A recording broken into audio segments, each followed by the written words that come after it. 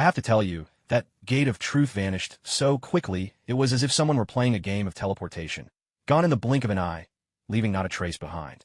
The space, so silent you could have heard a pin drop, suddenly felt as though a small stone had been tossed in, sending out subtle ripples of disturbance. As the guardian of Earth, a mage both ancient and unique, and an observer of formidable power, I immediately sensed this was no simple matter. Without hesitation, I cast a teleportation spell and arrived at the sanctuary. Scanning my surroundings, I could feel the disturbance lingering in the air, yet there was no sign of the intruder, not even a shadow left behind. Let's turn back the clock to a day in January 2008. Outside, a light rain was falling. I found myself on 45th Street, near Hell's Kitchen, in a dimly lit alley. Steam kept billowing from the underground vents, cloaking the whole passageway in a ghostly fog. The chill of midnight seeped into every corner, and aside from a few homeless souls huddled in the shadows, the street was empty. Suddenly, a car skidded wildly as if out of control, finally coming to a halt. At the mouth of the alley, its headlights sliced through the darkness. Sitting inside, my black hair draped over my shoulders, I stared intently ahead. And there, lying stark naked on the ground, was a man. Impatient by nature, I immediately jumped out of the car and strode over to him. I shrugged off my black coat, revealing a tall, slender frame. Examining him closely, he was nearly 6'3", muscles well-defined, hair wild, with sharp brows, a straight nose, and sculpted lips. The man looked as if he'd stepped out of a masterpiece. Unable to resist, I reached out to check for injuries. Thankfully, he seemed unharmed. I shook my head, glancing around, relieved that no one had witnessed my moment of impulsiveness. Quickly, I draped my coat over him, effortlessly lifted his solid frame, and carried him toward the car. Just then, gunshots echoed from deep within Hell's Kitchen. Standing by the car door, I looked out into the darkness, shook my head, and drove away from that place. I brought him to Stargazer Tower, right by Central Park in Manhattan. The lights on the top floor were still burning.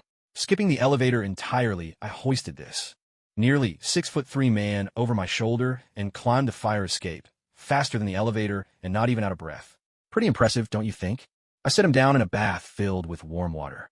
As I washed him, I muttered to myself, heartbeat steady, breathing normal. So why isn't he waking up? Maybe a little ice will do the trick. Sure enough, the shock of hot and cold worked. Suddenly, he drew in a deep breath and opened his eyes. For a fleeting moment, a strange glowing rune flashed in his blue pupils, then vanished. I turned and tossed him a white bathrobe. "Who are you?" I asked. He stared at me in confusion, clutching the robe tightly and looking me up and down. Then, almost mechanically, he shot the question back at me. "Who are you?" I tried again. "Diana Prince." "Who are you?" He simply repeated my words. Pointing at him, I began, "Oh my God, did you lose your memory? Can't you even talk properly anymore?" He repeated my words, not missing a single syllable, his tone and expression completely unchanged. I sighed helplessly. "Go clean yourself up." I shot him a glance and turned toward the kitchen, where I made a steak with some pasta. When I came back, he was standing naked in front of the glass window, curiously watching the dazzling city lights outside. I called out to him, "Hey, come here." I tossed him a set of clothes. "I know you've got a great body, but you really don't need to stay bare like that all the time." I sighed again and walked over to him, caring for him as if he were a child. He could sense my concern as he put on the clothes, then looked at me. The scene pulled at my memories. I couldn't help but recall the past, leaning against his solid chest, my hands gently caressing him. But I quickly gathered myself, wiped away my tears, and forced a smile. I brought the steak and pasta from the kitchen. "Come eat. I could hear your stomach growling just now." He walked to the table and, like a wild man, grabbed the hot steak with his hands and started eating. I couldn't help but laugh, going over to stop him and wiping his mouth with a napkin. "Do it the way I do." I picked up the knife and fork, gracefully sliced off a piece of steak and placed it in my mouth, then handed the utensils to him. "Give it a try." He imitated me quite well, chewing slowly and carefully, his lips curling into a small smile. He seemed to be enjoying it. That night, I played the teacher, showing him all sorts of everyday knowledge and language. He absorbed it all like a sponge, learning remarkably fast. By dawn, the first rays of sunlight streamed into the room, and he was still reading, with books piled all over the floor. Wrapped in my bathrobe, towel drying my damp hair, I asked him, "Did you remember your name at all during the night?" "No." "Is there a country called Amestris in this world?" "Amestris? Never heard of it." "Then I guess this isn't the world I know. Even the world map is different." I frowned, lowering my head in thought. The truth was, I wasn't from this world either. The maps were similar, but some countries had disappeared, and others had sprung up. The first time I woke up here, I've been rescued by a band of gypsies. Thankfully, the culture and people weren't too different from those of my original world. Since you've forgotten your past, I'll give you a new name. From now on, you're my younger brother, 21 years old. Gene. You can call me Gene. Gene Prince. From now on, that's your name, Gene Prince. Come here. Let me take a few photos of you. You'll be deported without identification. Stay home, and I'll go get you the necessary documents. You've finished reading the books. You can try using the computer. It's full of information. Gene walked over and gave me a quick kiss on the cheek. Thank you. Then just stay at home. There's food in the fridge. You can cook for yourself. I'm heading to work. Gene could sense the powerful aura radiating from me. Suddenly, an unfamiliar memory flashed across his mind. Alchemy required understanding, decomposition, and synthesis, all governed by the principle of equivalent exchange. To gain something, one must offer something of equal value in return. If the price was insufficient, it might even demand the sacrifice of one's own body. He extended his right index finger, and a glimmer of an alchemical array appeared in his eyes. In an instant, flames burst to life at his fingertip, burning bright and fierce. I can perform alchemy without even drawing a transmutation circle. Who am I, really? I have no soul, no memories, and this world feels utterly foreign to me.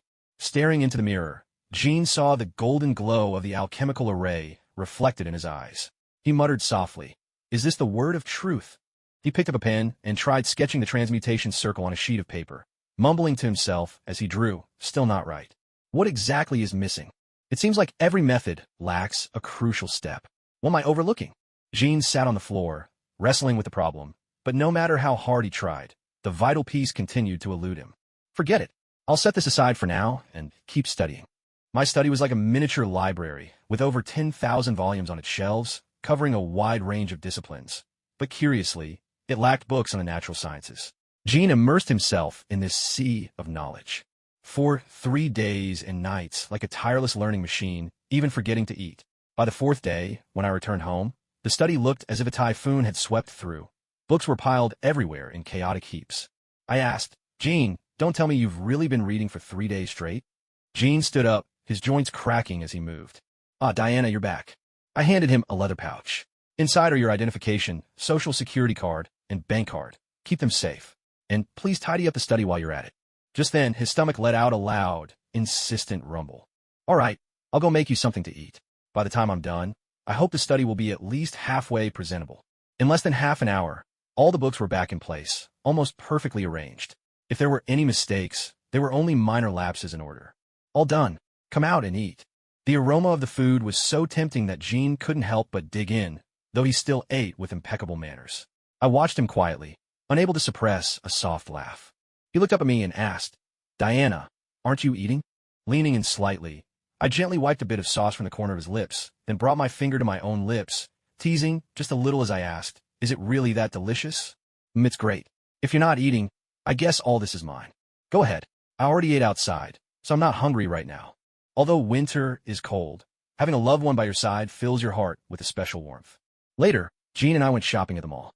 As the saying goes, clothes make the man, just as a saddle makes the horse. Gene already stood out with his striking presence, and his distinctive skin tone drew the attention of many passers-by. Gene, in particular, found himself approached repeatedly. In just a short span, he received over a dozen business cards and notes, and even modeling agencies came up to speak with him. A scene flashed through Diana's mind. If Gene were put on a pair of thick black-framed glasses, perhaps his allure would be somewhat diminished. She thought this might help him blend in and avoid drawing so much attention in the crowd. The two of them continued to stroll along the street. Diana asked Gene to withdraw some cash from the bank, and she waited by his side. As they stood in line at the bank counter, a sudden gunshot rang out. A group of robbers, disguised as ordinary customers, burst in. They all wore matching masks. The leader shouted loudly, "Everybody down. Don't try to be clever. Your lives belong to you, but the money doesn't. Don't play hero." Chaos erupted inside the bank. Under the threat of gunfire, some people began to cry, others panicked, and the air filled with fear. Gene lowered his gaze, carefully observing the robbers. There were 6 in total. One of them had a slight limp that was barely noticeable unless you looked closely. The 6 robbers gradually approached Gene. In his mind, Gene quickly calculated possible routes for a counterattack. His body was coiled and ready, like a leopard on the verge of springing, but Diana gently placed a hand on his shoulder. She shook her head slightly, signaling him not to act rashly. The robbers acted swiftly, without greed for more than they could carry. They filled bags with cash from each of the 6 teller windows, moving efficiently. Once they had what they came for, they tossed smoke grenades, locked the doors, and vanished quickly into the busy traffic outside. The whole ordeal lasted barely 60 seconds. By the time the police arrived, the robbers were long gone. The officers merely took routine statements from those present. Half an hour later, the bank resumed normal operations. Only the reporters remained, persistently asking questions. Some people were quite willing to be interviewed, thinking it a rare chance to appear on television. Jean and Diana had already left the bank. On the street, people hurried past in both directions, and the two walked in silence until they reached their car. Finally, Diana spoke. "Jean, are you wondering why I stopped you?" Jean nodded. "Yes. You clearly had the power to take down the robbers easily. Why did you let them get away?" Diana explained calmly. "If I had stepped in and subdued the robber just now, people might have called me a hero on the surface, but deep down they would have felt afraid. I'd end up thrust into the spotlight, giving interviews, becoming the center of attention. At the same time, I might be investigated, monitored, or even locked up for study. My life would change completely, and that's an experience I don't wish to repeat. In this world, most are ordinary people, but there are some, like us, who are different. These days, most of them choose to remain quietly hidden in the shadows. There's nothing wrong with having good intentions, but you have to understand the consequences, and you must be ready to bear them. Human beings are the most complex and also the most dangerous creatures in the world." Jean fell into silence. He understood that human desires were endless. "Thank you, Diana. It's good that you understand. I don't know what the limits of your abilities are, but if you want to stand up for justice, I won't stop. Still, you have to learn to disguise yourself. Don't let anyone recognize you. Remember, for now, I'm your sister. Do you understand? Since you love reading, let me take you to the largest library in New York. It's a place where knowledge from every field is gathered, just waiting for you to explore." Inside the New York Public Library, an air of quietude prevailed. Regardless of age or profession, everyone was immersed in the vast sea of knowledge. After dropping Jean off at the library, Diana drove away. She still had to hurry to her job at the museum. Jean knew exactly what he wanted. Without hesitation, he headed straight for the computer science section, selected over a dozen books ranging from beginner's guides to advanced texts, and sat down at a nearby table, fully absorbed in his reading. He read at an astonishing speed, the soft rustle of pages drawing the attention of those nearby. Occasionally, people stole curious glances at him. His striking appearance also turned heads. While he was reading, 5 different women, one after another, sat across from him, hoping to catch his attention. Yet Jean remained totally engrossed in his books, undisturbed by their presence. Each time he solved a problem, he felt a surge of joy, completely immersed in the process of learning and oblivious to everything around him. Time slipped by unnoticed until the vibration of his phone in his pocket finally broke his focus. "Jean, I've already sent you the address. Why aren't you here yet? It's almost dark. Hurry up and come over." "Got it." As evening drew in, rain began to mingle with snow. A red Ferrari pulled up in front of Jean. "Hey there, handsome. Where are you headed? Need a ride?" Jean looked down and saw a woman in the driver's seat, her long red hair flowing over her shoulders, dressed in an elegant black evening gown. Her skin was strikingly fair, and the car was filled with a rich, heady fragrance. Adjusting his glasses, Jean said, "Hello, I'm Jean Prince. It's a pleasure to meet you. Amy, nice to meet you, Jean. Where are you going?" As King Kong settled into the car, Amy's expression suddenly turned tense. She twisted her head, her face contorted with discomfort, beads of sweat gathering on her forehead. In a flustered voice, she said, "Sorry, I'm not feeling well. I think you should get out. I'll give you a ride some other time." King Kong watched in confusion as the Ferrari sped away, wondering, she invites me in, only to ask me to leave. Just who is Amy, really? The moment he had stepped into the car, King Kong's intuition had sharpened. He'd noticed Amy's heartbeat was far from normal, nothing like that of an ordinary person. King Kong then made his way to Prince's antique shop on 5th Avenue, a 7-story building with the first and second floors aglow with light. Through the glass display windows, he could see the shop filled with all kinds of antiques. "King Kong, what took you so long?" He glanced around at the dazzling array of goods. Drawing on the appraisal knowledge he'd just acquired, it didn't take him long to realize that everything on the first floor was modern craftsmanship, lacking genuine age or historical significance. "Diana, it seems your shop doesn't have any real antiques." "Of course not. The first floor is just a showroom. The pieces on display are valuable, but the oldest among them is barely 100 years old. What matters most here is security. Do you really think these bulletproof windows can stop every bullet? Actually, the most precious artifacts are almost always traded in private. But selling antiques isn't my main job. My real work is authenticating them and handling the associated financial matters. Come with me. Tonight, you'll be my escort at a gathering. Is someone courting you? If there is, maybe I should give you some advice. Put on this suit. It was tailored just for you. And later, I'll show you today's prize acquisition. King Kong changed into the custom-made suit and leather shoes. It didn't disappoint. The fabric was soft and comfortable, fitting him perfectly. With his tall, upright build, the suit accentuated his natural poise and gave him the air of a true aristocrat. Diana, meanwhile, slipped into a deep violet gown with a plunging neckline, her curly hair cascading over her shoulders. She stepped in front of a mirror, the two of them standing side by side, their elegance making them look every bit the perfect pair. Diana took off King Kong's black-rimmed glasses and replaced them with a new pair of gold-rimmed ones.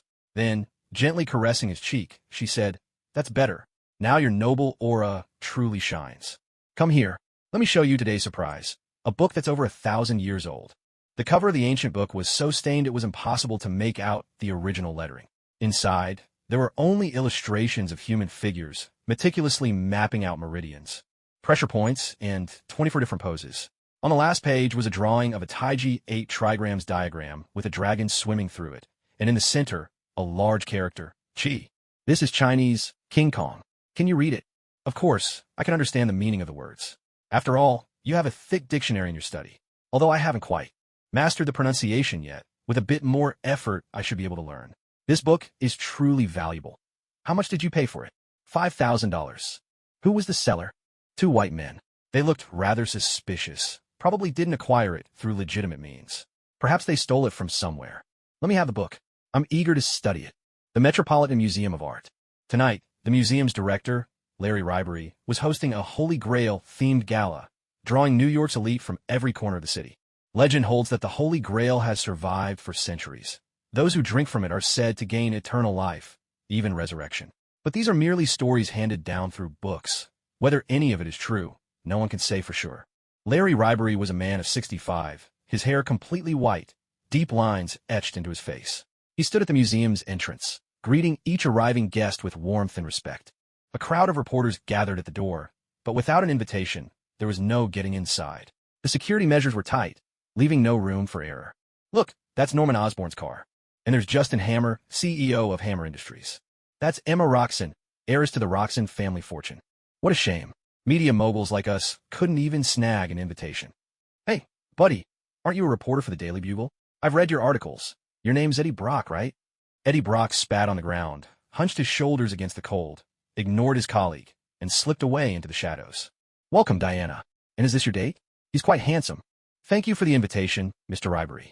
This is Jean. Jean, this is Larry Ribery, director of the Metropolitan Museum of Art. Nice to meet you, Mr. Ribery. Larry patted Jin's hand with a friendly smile. You're lucky. Cherish it. Diana, please go inside. Enjoy the food and wine, and take time to admire the museum's many treasures. The two nodded their thanks, bid farewell to Larry, and stepped into the museum. Tonight, only the eastern wing of the museum was open. All the exhibits remained in place, protected by bulletproof glass. From prehistoric stone tools to modern swords and suits of armor, the dazzling array of artifacts hailed from every corner of the globe. A live band played cheerful tunes, filling the air with a sense of luxury and excitement.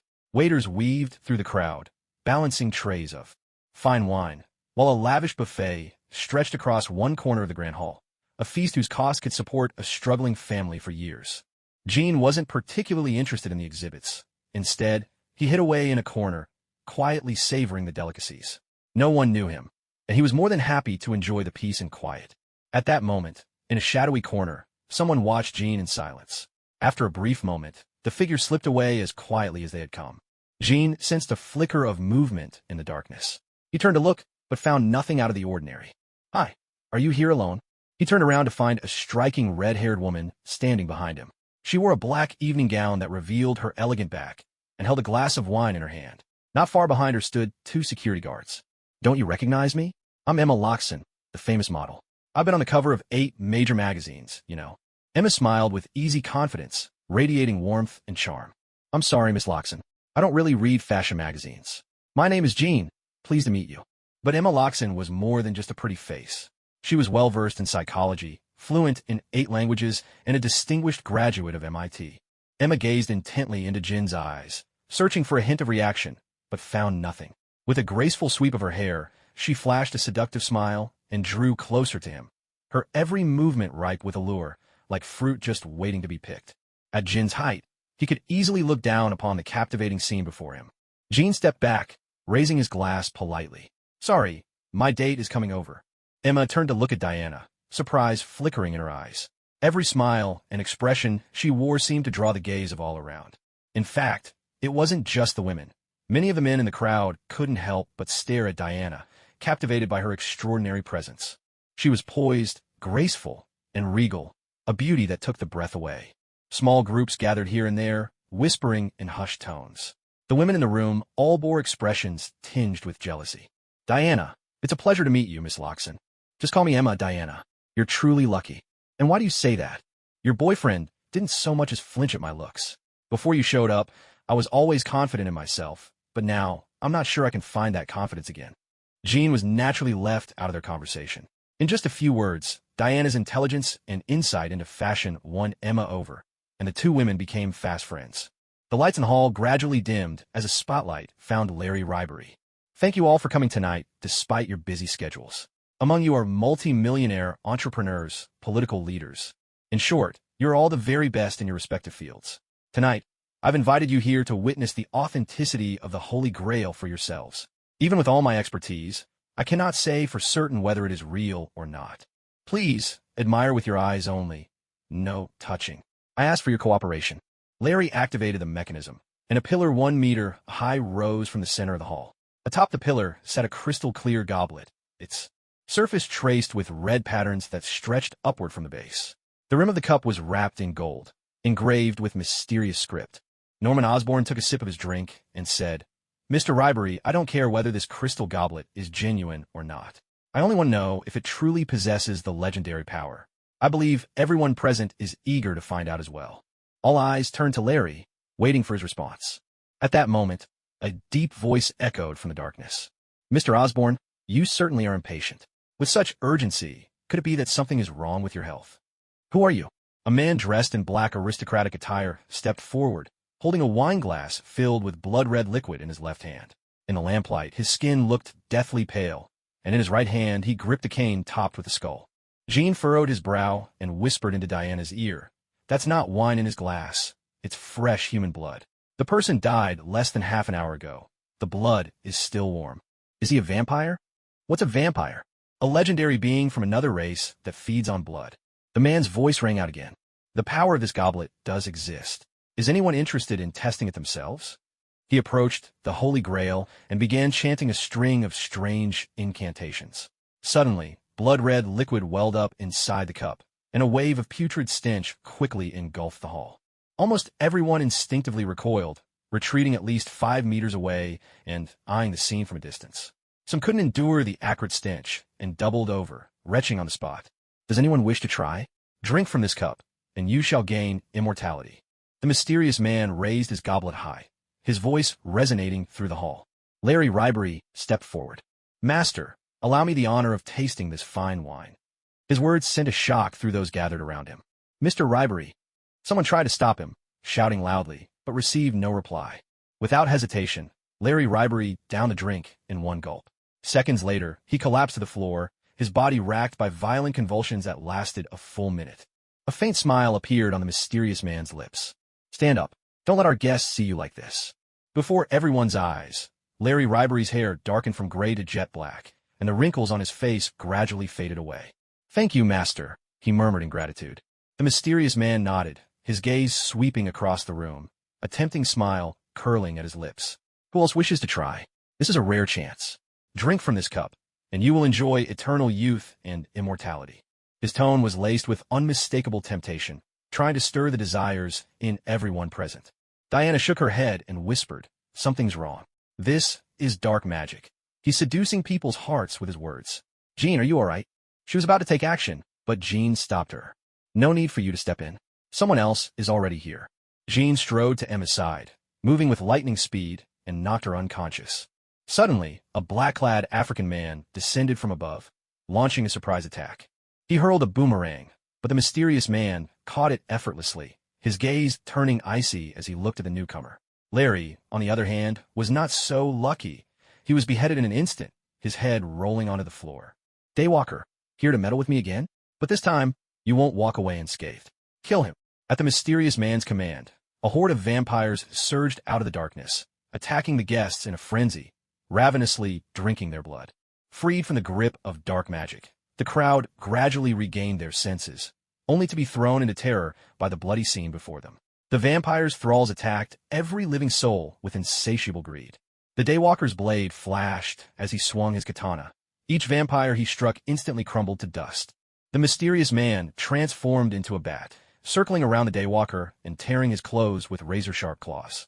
Yet, the Daywalker possessed the same regenerative abilities as the vampires. His wounds healed in a heartbeat. A burst of ultraviolet light exploded in the hall, and those thralls caught in its glare shrieked in agony. Their skin rapidly decayed, and those closest to the blast evaporated on the spot. Damn you, Daywalker. You'll pay for this. The mysterious man morphed into a bat and vanished into the museum's darkest corner. Chaos engulfed the museum. New York's elite and socialites had gathered here, and now the police and media had surrounded the building, locking it down tight. Fortunately, it was past rush hour, so the incident didn't cause a larger public panic. Jean handed Emma over to Diana and said, "She's yours now. Vampires, first time seeing them. Quite interesting." He nodded, smashed a glass display case with a single punch, deftly grabbed a sword, and swiftly pursued the mysterious man who had taken bat form. They descended into the museum's basement, where only the alarm lights flickered. The darkness gave the vampires a distinct advantage. "Come out. I know you're hiding behind the wall." "Hello, Mr. Prince. Amy, are you a vampire too?" "No, I'm not one of those lesser vampires. I am of the noble, pure bloodline." "Mr. Prince, are you a vampire hunter too?" "No, I'm just curious about vampires. Those thralls' hearts have stopped beating entirely, yet they still survive. But you, Miss Amy, your heartbeat is slow, but it's still there." Pure-blood vampires possess the ability to generate their own blood, while blood thralls must rely on others' blood to survive. "Mr. Prince, do you wish to become a vampire? There is something about your aura that I find irresistibly alluring." "Sorry, that's not something I'm interested in. In that case, until we meet again."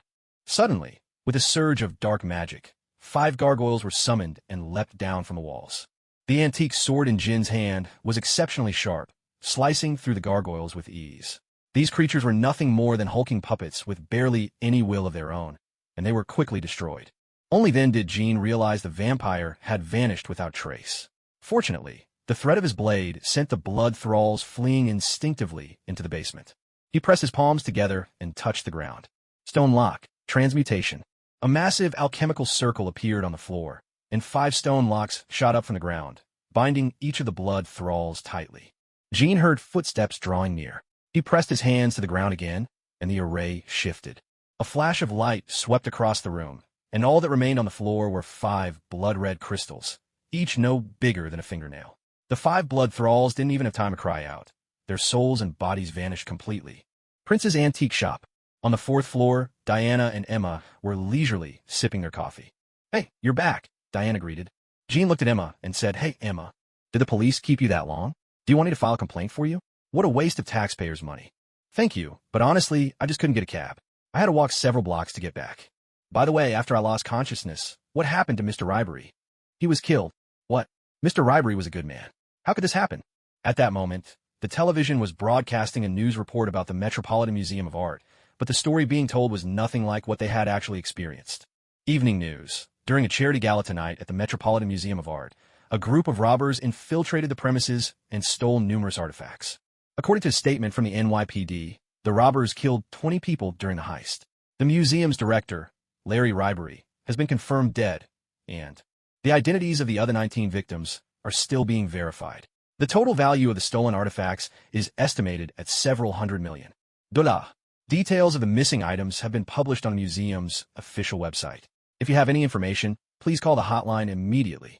Just then, Emma's phone suddenly rang. She stepped into the next room to take the call. Those in the main room could only catch a few muffled, chaotic sounds. Soon, Emma returned and ended the call. After composing herself, Emma smiled and said, "I'm sorry, but let's plan for you to visit my place next time. My father just called and asked me to come home right away." Diana said, "I'll walk you downstairs." They made their way to the 4th floor. By then, the door of the antique shop was already closed. Diana gazed at the sword in Jin's hands and softly recited its details. This is a bronze sword, its exact age unknown, but it's at least 3 to 5,000 years old, perhaps even older. The blade is made of a bronze alloy, measuring 1 meter and 10 centimeters in length, with a hilt 30 centimeters long, and it weighs 33 kilograms. There is currently no known material on Earth that matches it exactly. The sword was unearthed in 1901, brought to the United States in 1938, kept in private hands for 50 years, and then donated to the Metropolitan Museum of Art in 1988, where it has been preserved ever since. According to the museum's research, the sword is extraordinarily hard, capable of slicing through metal with ease. It possesses remarkable toughness and even the ability to repair itself. It's considered a highly important artifact and is strictly forbidden from leaving the country. How did you manage to steal it? Didn't the vampires chase after you? Diana asked. Jean replied, I managed to shake them off. To be honest, I was hoping to capture one of the vampires for study, but I never got the chance. I only grabbed the sword as a handy weapon for self-defense, never expecting it to be so valuable. The ingenuity of the ancients is truly admirable. Diana pressed on. Jean, what is your ability? Jean answered, Alchemy, the power to understand, decompose, and synthesize. As he spoke, Jean flicked his right hand. In an instant, the book he was holding transformed, first into flame, then earth, then metal, then lightning, before vanishing completely without a trace. Diana could sense the shifting energies, though she couldn't grasp the underlying principles. Does using this ability have any side effects? She asked. Jean nodded. Of course. Alchemy can create anything in this world, but it must obey the law of equivalent exchange. If you wish to produce something, without providing something of equal value, you must pay with a part of yourself.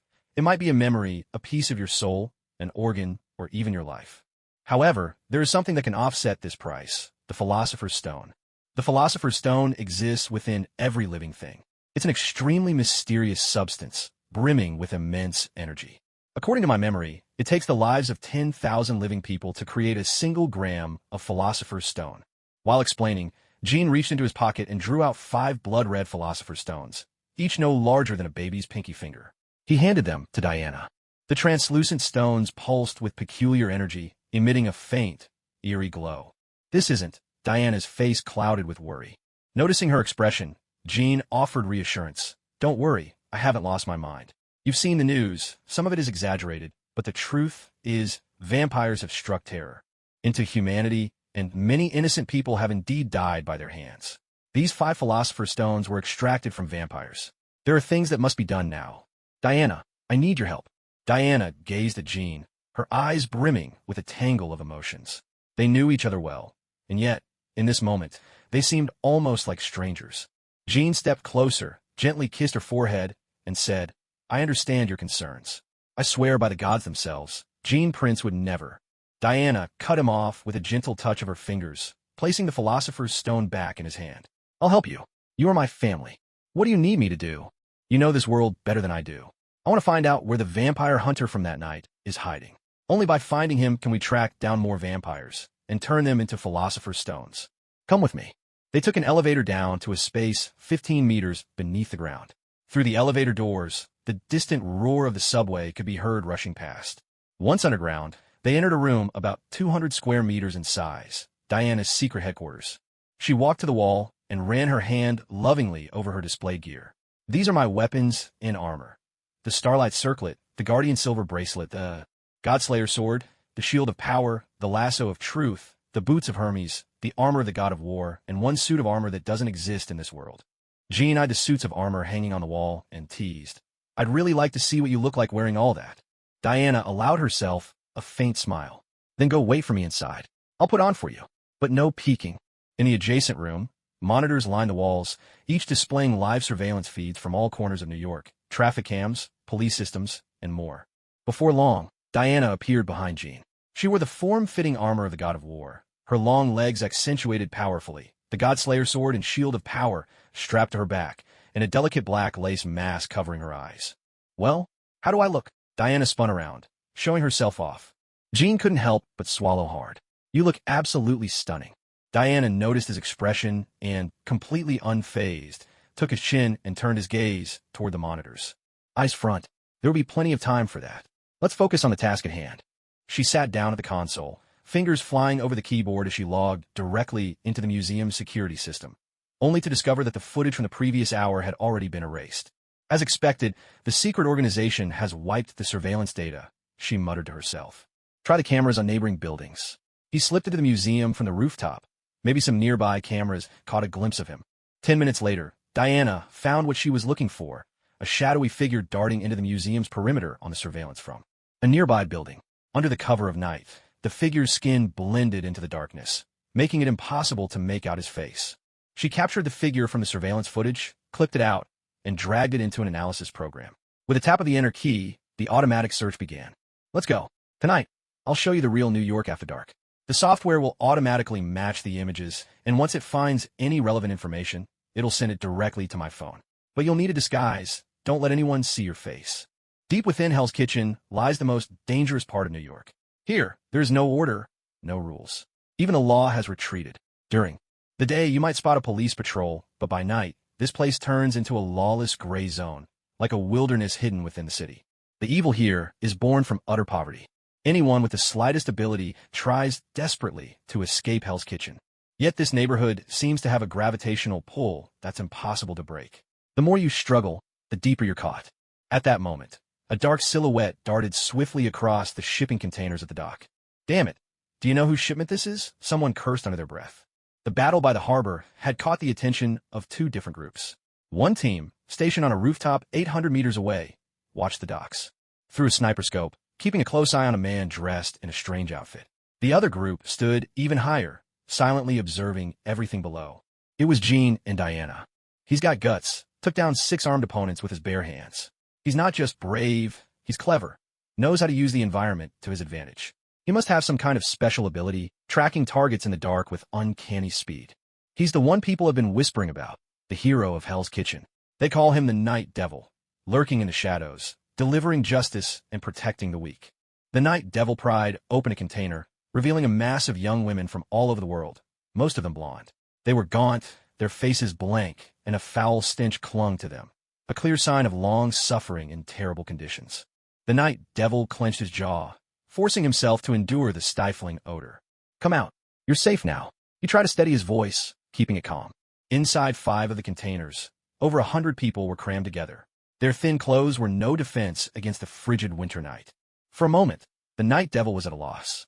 He had never expected the cargo to be human beings. Diana had survived countless hardships, but as a woman, the sight before her filled her with a blinding rage. Power surged within her, almost beyond her control.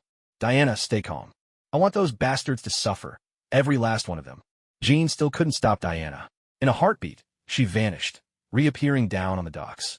The Night Devil hadn't anticipated her sudden move, either. Of the 3 unconscious gunmen, the third had his legs severed with surgical precision. His agonized scream echoed across the harbor. The Night Demon tried to stop Diana from continuing her punishment, but was blocked by Jean, who stood before her in a black cloak. 3 more piercing cries echoed through the night. The Night Demon spoke cautiously. Who are you people? If they've committed crimes, they should be handed over to the law. I can't allow you to punish them on your own. Diana's tone was cold and detached. Night Demon, I respect your principles, but I think you're too naive. The so-called law here only protects the wealthy. I hope you won't stand in my way. With that, Diana effortlessly lifted a burly man weighing over 200 pounds and interrogated him with icy resolve. Tell me, who your boss is? Tonight, I want him to know what it means to wish for death. Who gave him a nerve to traffic human lives?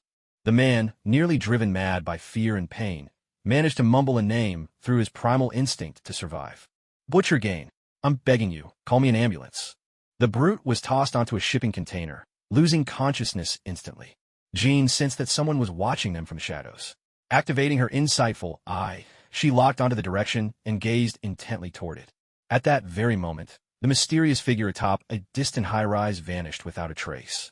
Diana pulled out her phone and swiftly made 3 calls, 1 to the police, 1 to the press, and 1 to immigration. Soon, the wail of sirens rang out across New York, and media helicopters circled overhead. A single force could easily fall to corruption, but with 3 agencies involved and the media bearing witness, no one dared to cover up the truth. Each side kept the others in check. This was Diana's wisdom at work. A light rain began to drift down from the sky. 2 silhouettes stood atop a high vantage point, overlooking the bustling docks below. Diana asked quietly, her mood somber. Jean, do you think those girls will be sent back to where they came from? Maybe they will, Jean replied. Did you notice their eyes? Empty, lost. Even if they get help, the wounds inside might never fully heal. It could take a long time for them to recover. Maybe their suffering will make them stronger. Yeah, let's go. This is the first time I've carried out justice since arriving in this world. Can we find the butcher's location? Someone was watching the docks just now. He might have already escaped. Someone was watching? I didn't notice anyone, Diana said. Jean pointed toward an abandoned skyscraper in the distance. Over there, at the very top. His weapon is still there, but he's vanished. Diana considered this for a moment, then said decisively, it's impossible he was just a low-level thug. When Night Demon and the gunman clashed, that watcher must have already sounded the alarm. We might as well grab someone and ask. Inside the Bigfoot Club, lights flickered and the music pounded. Dancers on the stage wore provocative outfits, captivating the audience with their fiery energy. In every corner, a burly black bodyguard stood watch, eyes sharp, scanning the crowd for trouble. In a shadowy corner of the club, one security guard disappeared into the darkness. Outside the club's back door, a narrow, dim alley stretched out, its air thick with an acrid stench. A bottle of cheap alcohol splashed across a bodyguard's face, jolting him awake from unconsciousness. The tall man struggled to break free from the golden lasso binding him, but it was useless.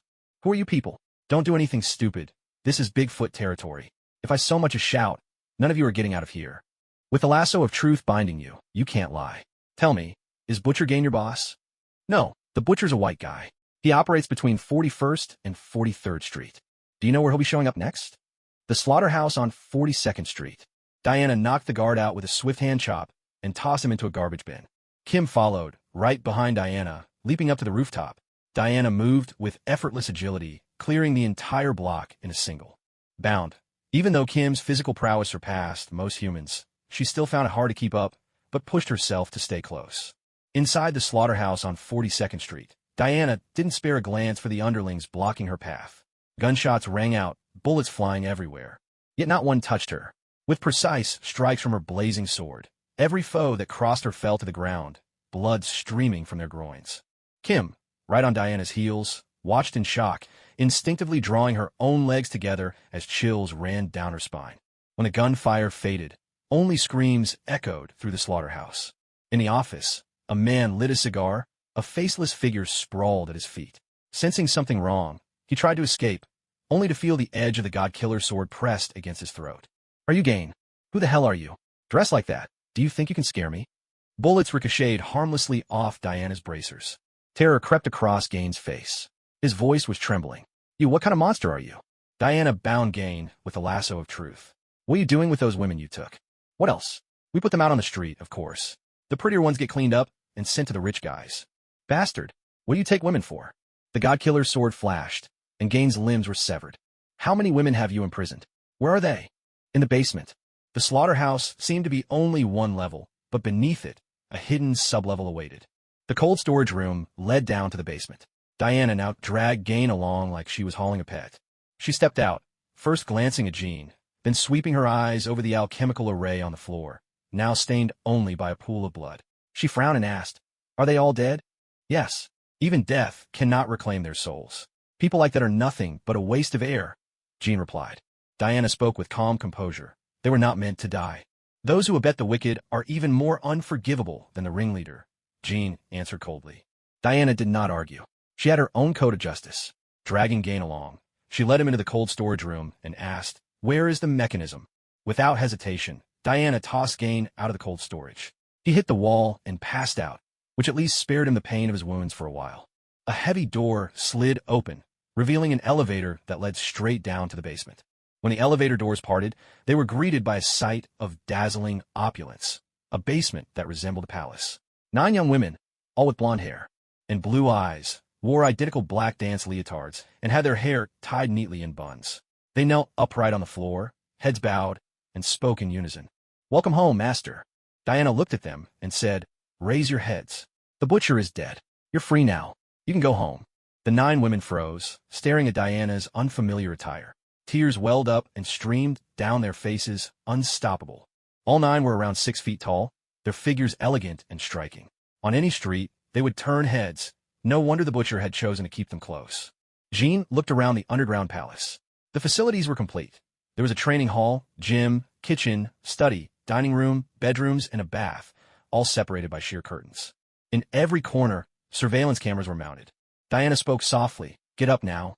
The villain has met his end. Gather your clothes and belongings. I'll take you out of here. There was a fight just now, and gunshots were heard. Others might be drawn to the slaughterhouse. Yet the 9 women remained motionless. Jean raised his voice, now commanding. Get up. Take your clothes and your things. Follow us. Move quickly. At last, the sharp command jolted the women into action, and they began to collect their belongings. Diana asked in a low voice, What's wrong with them? Jean replied, They might have Stockholm Syndrome. They've been in prison for a long time, some with scars from whips. Even though they know they're saved, their bodies can't react yet. They need orders just to move. As the 11 returned to the slaughterhouse, the sight of the butcher on the ground made all 9 women tremble. Suddenly, as if struck by a thought, Jean twisted the steel bar in his hands into 2 slender needles. Without hesitation, he blinded the butcher and sliced out his tongue. In this way, even if they're revived, they won't be able to leak any information about us. Even if someone investigates, there'll be no leads. This is what it truly means to be worse than dead. After speaking, Jean picked up a phone and dialed emergency services without hesitation. Nearby, delivery trucks rumbled past the slaughterhouse as the 11 figures melted into the darkness of night. They entered Queens, stole a car from parking lot, and circled for nearly half an hour. At last, they arrived at a detached house in the northern part of Forest Hills, surrounded on all sides by dense woods. The rain still fell, softening the vigilance of the police patrols, who failed to notice the suspicious vehicle. Diana led the group from the garage into the villa, tossing the car keys to Jean. You handle the car. Jean placed both hands on the hood. A radiant alchemical array flared to life, and in an instant, the entire vehicle crumbled into a pile of rust scattered across the ground. He swept away the debris, shrugged off his cloak, and disappeared into the house. Meanwhile, a new group of strangers appeared at the Gain slaughterhouse. Dressed in black suits and polished shoes, they quickly took control of the scene from the police. Coulson, any findings? Chief, the photos have been uploaded to the server. You can review them at your convenience. Any survivors? Just one. The butcher, Gain. Find a way to get information about the perpetrator out of him. I'm afraid that's impossible. Gain's eyes, tongue, and limbs have all been destroyed. I doubt he can provide any leads. Limbs and genitals as well. Yes. Coulson, what kind of person do you think the killer is? Chief, I suspect tonight's human trafficking case at the docks is connected to the slaughterhouse. Was it the night demons doing? I think there may be 2 different groups involved. I traced the emergency call. It came from a disposable number. This was clearly premeditated. I've seen the photos. Is that creature a witch? What does the magic circle signify? It could be some sort of sinister, sacrificial ritual. We've handled similar cases before, but this one is even stranger. Coulson, get in touch with the night demon. Leave the museum case to Hill. Focus your efforts here. Understood, Chief. Inside the Forest Hills villa, the fire crackled and roared in the hearth, yet its warmth could not reach the hearts of those closed off from the world. Jean looked at the 9 survivors and asked, How old are you? What are your names? They exchanged silent glances for a long time, until finally one spoke up, voice barely above a whisper. We have no names, no identities, only numbers. Number 1 is 19. Numbers 2 through 5 are 18. Numbers 6 through 8 are 17. And I'm number 9, just turned 17. How long were you held captive? Number 1 stayed the longest, about 3 years. The rest of us were there for roughly the same amount of time. I was kept for about 9 months. We were taken from one basement to another, where people taught us all sorts of things online. Culture, musical instruments, singing, dance, makeup, painting, etiquette, and so on. At first, there were many of us together. If we failed to master the required material within the allotted time, we'd be injected with drugs and taken away from the basement. After that, we'd either be forced into prostitution on the streets, or simply killed. They told us that if we passed every test, we'd become the playthings of someone powerful in the future. If not, all that awaited us was death. The room was still filled with the sound of sobbing. These women came from all over the world. Though they had never met before, they had all endured the same horrifying ordeal. While typing away at her computer, Diana said, I'll get you new identities. If you remember where your home is, I can give you some money so you can go back. Suddenly, all 9 women dropped to their knees before the 2 of them, crying as they pleaded, Please don't send us back. To our families, we're already dead, and we're terrified we'll be captured again. Jean glanced at Diana and said loudly, Stop crying. Sit back down on the sofa. Diana shook her head, then turned to her computer screen, searching through the butcher's files. It was a criminal record over 100 pages long, astonishing that someone like him could ever be released from prison. The butcher, Gain, was a Chechen, 43 years old. He was imprisoned for the first time at 16 and spent most of his life behind bars. Brutal and merciless, he would stop at nothing. At 35, he inherited the leadership of the Wolf Brotherhood while still in prison. Upon release, he quickly rose to power, took over the Brotherhood, and seized control of a dock and 5 city blocks. The members of the Wolf Brotherhood were mostly Chechens and Russians. Yet the file held nothing truly useful. The detective who had tried to arrest the butcher 3 times was always the same person. Jean continued. Do you know who those people were who taught you? We don't know. There were both men and women. Every time, it was someone different. They always wore the same uniforms and masks. No distinguishing features? Tattoos, earrings, anything like that? Nothing. They wore white bodysuits from head to toe, masks covering their faces, and even their voices were altered. Jean lowered his head, lost in thought for a moment. It seems this is a tightly organized group with everything planned out. But if they go to such lengths, what is their real purpose? Diana closed the laptop and said, Go and get some rest. There are 8 rooms here, 2 people to a room. Try to get some sleep. Only number 9 remained where she was, her hands tightly clenched, her gaze unwavering. In a low voice, she said, Could you let us train to become warriors? We're smart, and we learn quickly. Jean gently patted number 9 on the shoulder. Go get some sleep first. We'll talk about the rest later. Diana watched number 9 walk away and shook her head softly. I'm going to get ready for bed too. Good night, she said. Neither of them said anything further. Everything had become strangely complicated, and no one pressed for more answers. Jean sat quietly, watching the news on the television. Deep down, she had a growing sense that they were being swept into a much larger storm. Late at night, in an apartment in Hell's Kitchen, Daredevil's door was knocked.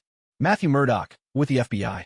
There's something we need your cooperation with, came a voice from outside. Matthew took off his Daredevil suit and casually poured himself a glass of cheap whiskey.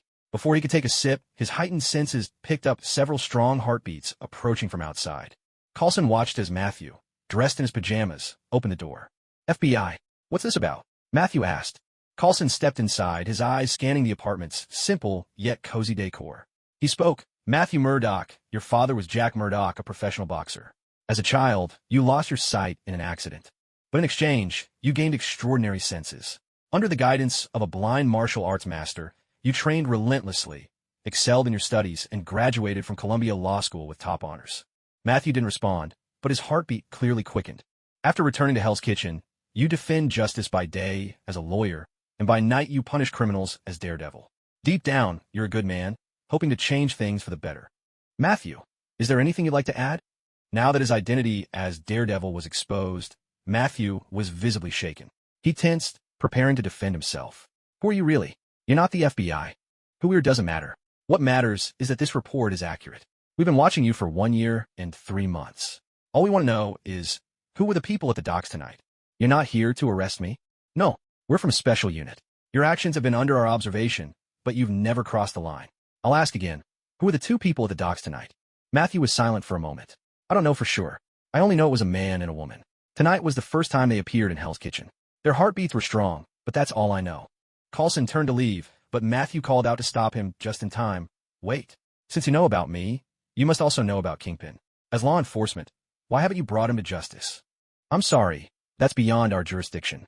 If there are any further issues, we'll be in touch. In a Broadway theater, a gentle melody lingered in the air. On stage, dancers were rehearsing, their movements graceful as swans. Amid the darkness of the auditorium, a solitary figure sat.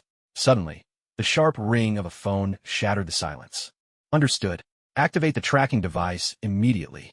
Dispatch a team. Make sure there's no trace left behind. The figure ended the call and turned their attention back to the performance, watching the stage with unwavering focus. High atop the Fist Tower, a tall, bald man stood before the vast floor-to-ceiling window. Dressed in a tailored gray suit, he gripped a cane in one hand and a cigar in the other, his gaze fixed on the distant Hell's Kitchen. This was none other than the Kingpin, New York's most powerful crime lord. His size was not due to fat, but to layers of hardened muscle, strength radiating from every inch. Even as the ruler of the underworld, he maintained a fearsome level of fighting skill. Few knew that every week, Kingpin challenged underground boxers and fighters, ensuring he remained at his peak. Wesley, assign our men to take control of the Wolf Brothers' assets and put a stop to their activities. Hell's Kitchen must not descend into chaos. No one is to start a war without my permission. Anyone who defies this order won't live to regret it. Do you understand? We're at a critical point in my campaign. And another thing, send someone to visit Madame Shui. Give her 2 floors of the underground casino. She'll understand my intent. Yes, boss. And take Bullseye with you this time. Meanwhile, outside the Diana Villa in Forest Hills, Queens, 5 cars pulled up to the entrance. 12 heavily armed operatives with night vision gear split into 2 groups, breaking in from the front and back. Gene was the first awake. Clad only in boxers, he leapt from a second-floor window. With his insightful eye, the darkness was as clear as day to him. He followed silently behind the team, invisible and undetected. Inside the villa, 6 armed men split up to search each room. One enemy, still dazed and unprepared, was taken down by Gene with ease. A quick twist, and the man's neck was broken. Gene lowered the body without a sound, immediately setting his sights on the next target, his movements swift and silent as the wind. Suddenly, a hail of bullets tore through the air. The sound of gunfire jolted Diana awake. Divine power surged within her, and in a blink, she appeared on the first floor. Gene, don't kill them. Even without her battle armor, ordinary bullets could do Diana no harm. From her perspective, the bullets moved with excruciating slowness. She swung the lasso of truth in her hand, the lasso cracking through the air with a crisp, whipping sound. With each swing, she quickly subdued another enemy. In the chaos, Gene snapped the necks of 3 attackers, while Diana used the lasso of truth to restrain the remaining 9, binding them tightly. The gunshots jolted the 9 others who had been resting awake. They switched on the lights and cautiously peered down from the second floor. Diana called out toward the stairs, "Don't worry about it. Go back to your rooms and get some rest." "Hold on. Everyone come down here," Gene interrupted. "Diana, ask them how they found this place." "It was a tracker. They've had tracking devices implanted." "What organization are you with?" One of the team members was just about to respond. Jin's insightful eye caught the faintest trace of something wrong. Pressing his palms together, Gene immediately summoned a thick layer of earth from the ground, enveloping the incoming enemies and dragging them below. The alchemical array still glimmered with light, but the earth trembled ceaselessly, betraying the destructive power of the bomb. Gene coughed up a mouthful of blood, tears of blood streaming from his eyes, which made Diana deeply concerned. "Are you all right?" Gene offered a wry smile and shook his head. "I'm fine. It's just a backlash from the alchemy." He was channeling the alchemy directly through his eyes. As long as the energy didn't destroy the array, he would remain mostly unharmed. But the bomb kept unleashing energy, and the array had already suffered damage, forcing him to continually cast alchemy to counteract the bomb's force. Gene could have chosen to stop, but if he did, the compressed blast might harm those nearby. He would rather bear the pain alone than let anyone else be hurt. Diana dabbed at the blood tears on Jin's face with a towel, forgetting in her urgency that she wasn't wearing any clothes. The sight made Jin's nose bleed anew. "Diana, don't worry about me. Check their bodies first. They got tracking signals inside. The next wave of attackers could arrive soon." "I'm sorry.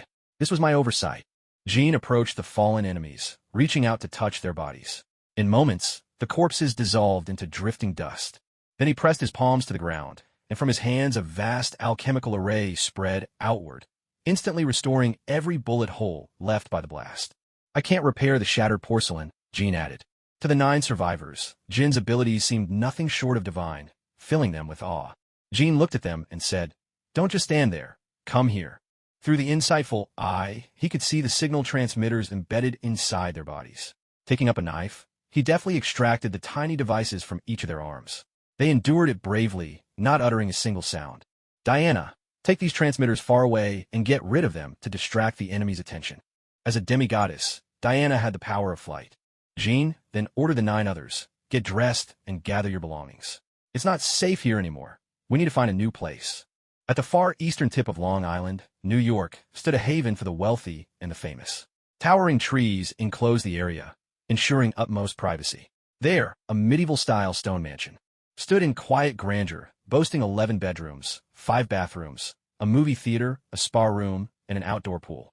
Inside, medieval armor and swords adorned the halls, a testament to opulence. Gene glanced around and asked, "Diana, just how many properties do you own? Is the antique business really that profitable?" "I own 5 properties in New York alone. But it's not just antiques. I'm also involved in finance. The goddess of wisdom has blessed me with her knowledge. Shouldn't I use that to live well?" "That does make sense," Diana added. "However, no one's lived here for nearly 5 months. It'll need some tidying up. Miss Prince, let us handle the cleaning." Come on, Jean, let's leave it to them and go stock up the fridge. The nearest supermarket was just 5 kilometers away. Shopping for food for 11 people filled an entire vehicle. Fortunately, the RV had plenty of space, and the supermarket staff were kept busy for quite some time. Numbers 1 through 9 truly had extraordinary abilities. In less than an hour, the entire house was spotless. Nearing noon, the 9 women began preparing lunch. Each had her own specialty, and the kitchen soon filled with mouth-watering aromas. Everyone gathered around the table, savoring the meal. Number 9 looked at Jean and Diana and said, "Miss Prince, Mr. Jean, the 9 of us have discussed it, and we'd like to stay with you, to help you handle all kinds of matters. We know you're not ordinary, and we hope you can focus more on your own affairs." Jean smiled. "Don't you want revenge anymore?" "No, of course we do. But after witnessing your power, those people seem like insignificant insects. If they dare to show themselves, you could easily deal with them. I could teach you to push past human limits and become like Captain America. Are you really willing to just help us with these chores?" "Jean, I don't want you to say that," Diana interrupted him. "No, Miss Diana, your appearance has given us new life. However you treat us, we have no regrets. We have no status, no money, only our looks. Otherwise, in this world, we'd end up as playthings for the powerful, or struggle to survive as street girls or criminals. We've studied Chinese characters, and there's an old saying in ancient Huagu: a drop of kindness should be repaid with a gushing spring. You saved our lives. It's only right that we serve you in return."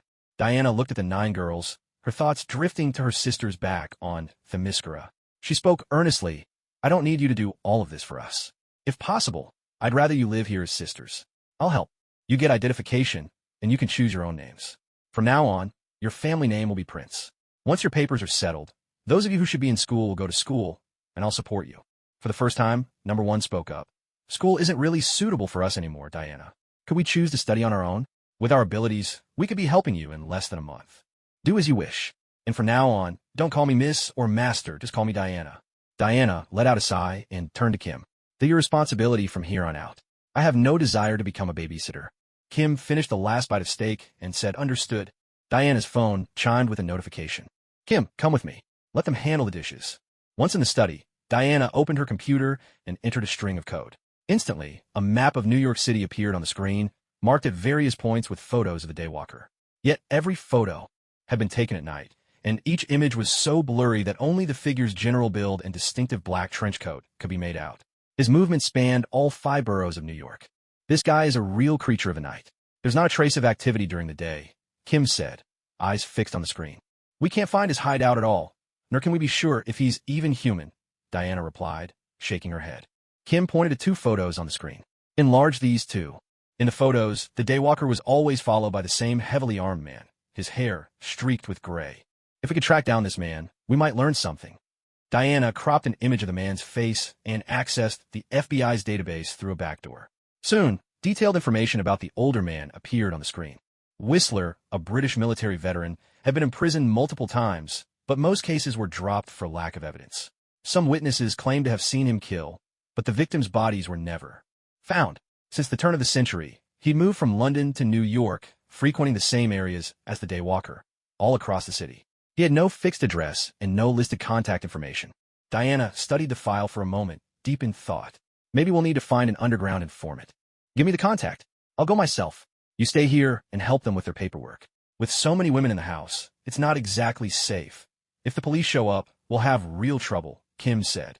Diana retrieved a few special gold coins from the safe, then handed Jean 2 stacks of cash and wrote down an address on a piece of paper. "This should be enough. Keep the cash separate." The address pointed to a hotel in Manhattan. The hotel had only 9 floors and looked terribly run down. The sign above the entrance was so battered it was nearly illegible. Inside, the chilly lobby, an elderly man sat reading a newspaper. He glanced up at Jean. "Sir, are you here for a room or something else?" Following Diana's instructions, Jean produced a gold coin and slipped the old man a $20 tip. The old man nodded knowingly. "Come with me. The elevator could be open from either side." Standing inside, the old man gestured toward a dark corridor. "Go straight all the way to the end. There's a spiral staircase. Take it down, and you'll be there." As Jean walked on, darkness mingled with cold drafts, as if someone had carefully crafted the unsettling atmosphere. Downstairs was a dimly lit bar, with only a handful of patrons nursing their drinks. The bartender was bald, his face decorated with bizarre clown makeup. He asked, "What can I get for you, sir?" Jean flicked a gold coin onto the counter. I'm looking for news about 2 people. Daywalker. Whistler. Another coin, the bartender replied. Jean added a second coin. The bald bartender snapped his fingers sharply. Jay, take him up 1 floor. Jean felt a flicker of confusion. Suddenly, a bright light flared before him. Someone shoved him forward, and the bartender's voice echoed in his ears. Right across from here, that's the Daywalker's lair. Whether they're in or not, well, that's up to your luck. Jean looked around and realized that, in the span of a single breath, he'd been transported somewhere else. He now stood in a garbage-strewn alley, the air thick with an acrid stench. Stepping out of the alley, he glanced up at the overcast sky and couldn't help but marvel. What an incredible power. I have no idea where I am now. He moved on, taking in the unfamiliar streets. Old cars sat by the roadside under layers of dust, while behind the walls loomed an abandoned chemical plant, its tall smokestacks long dormant. Jean sprang lightly into the air, flipping over the wall and landing inside the factory grounds. Just then, an alarm blared suddenly. Before he could get any further, a red targeting dot locked onto his chest. Who are you? Trespassing on private property gives me the right to shoot. The cold voice cut through the silence. Jean saw Whistler crouched in a window and called out loudly, Whistler, I only want to ask you some questions about vampires. I mean no harm, and I'm not carrying any weapons. Whistler kept a wary eye on Jean, shaking out his gray suit jacket. When he heard the word vampires, he hesitated for a moment, then finally lowered his gun. Commune. Inside the factory, security was tight. Layers of defenses included electric fences, automated iron gates, and other protective measures. The heart of the factory had been transformed into Whistler's workshop, where an array of equipment and weapons filled the room, and the air was thick with the pungent scent of garlic. Whistler was extremely cautious. He pressed a pistol against Jean as he searched him thoroughly from head to toe. In the end, he found only some cash and a few gold coins. Only then did he lower his weapon, studying Jin's face with a faint smile. Back when I was young, I wasn't much different from you. So how did you find us? Are you looking to hire us to hunt vampires? Or do you have another motive? Jean replied, You really are vigilant. To find you, I had to buy information from an underground broker. How much did our whereabouts cost you? Whistler asked. 2 gold coins. Whistler picked up one of the coins, shaking his head with a chuckle. Too bad. If you plan to hire us, this won't come close to covering it. We're professional vampire hunters, after all. Jean clarified. You've misunderstood. I'm not here to hire you. I want to join you, to hunt vampires together. Whistler stepped closer, patting the lapel of Jin's suit with mockery in his voice. I don't know what you picked up your stories about. Vampires, but trust me, they're not something a pampered rich kid can handle. My advice, go home and hide in your mother's arms, kid. The Metropolitan Museum of Art.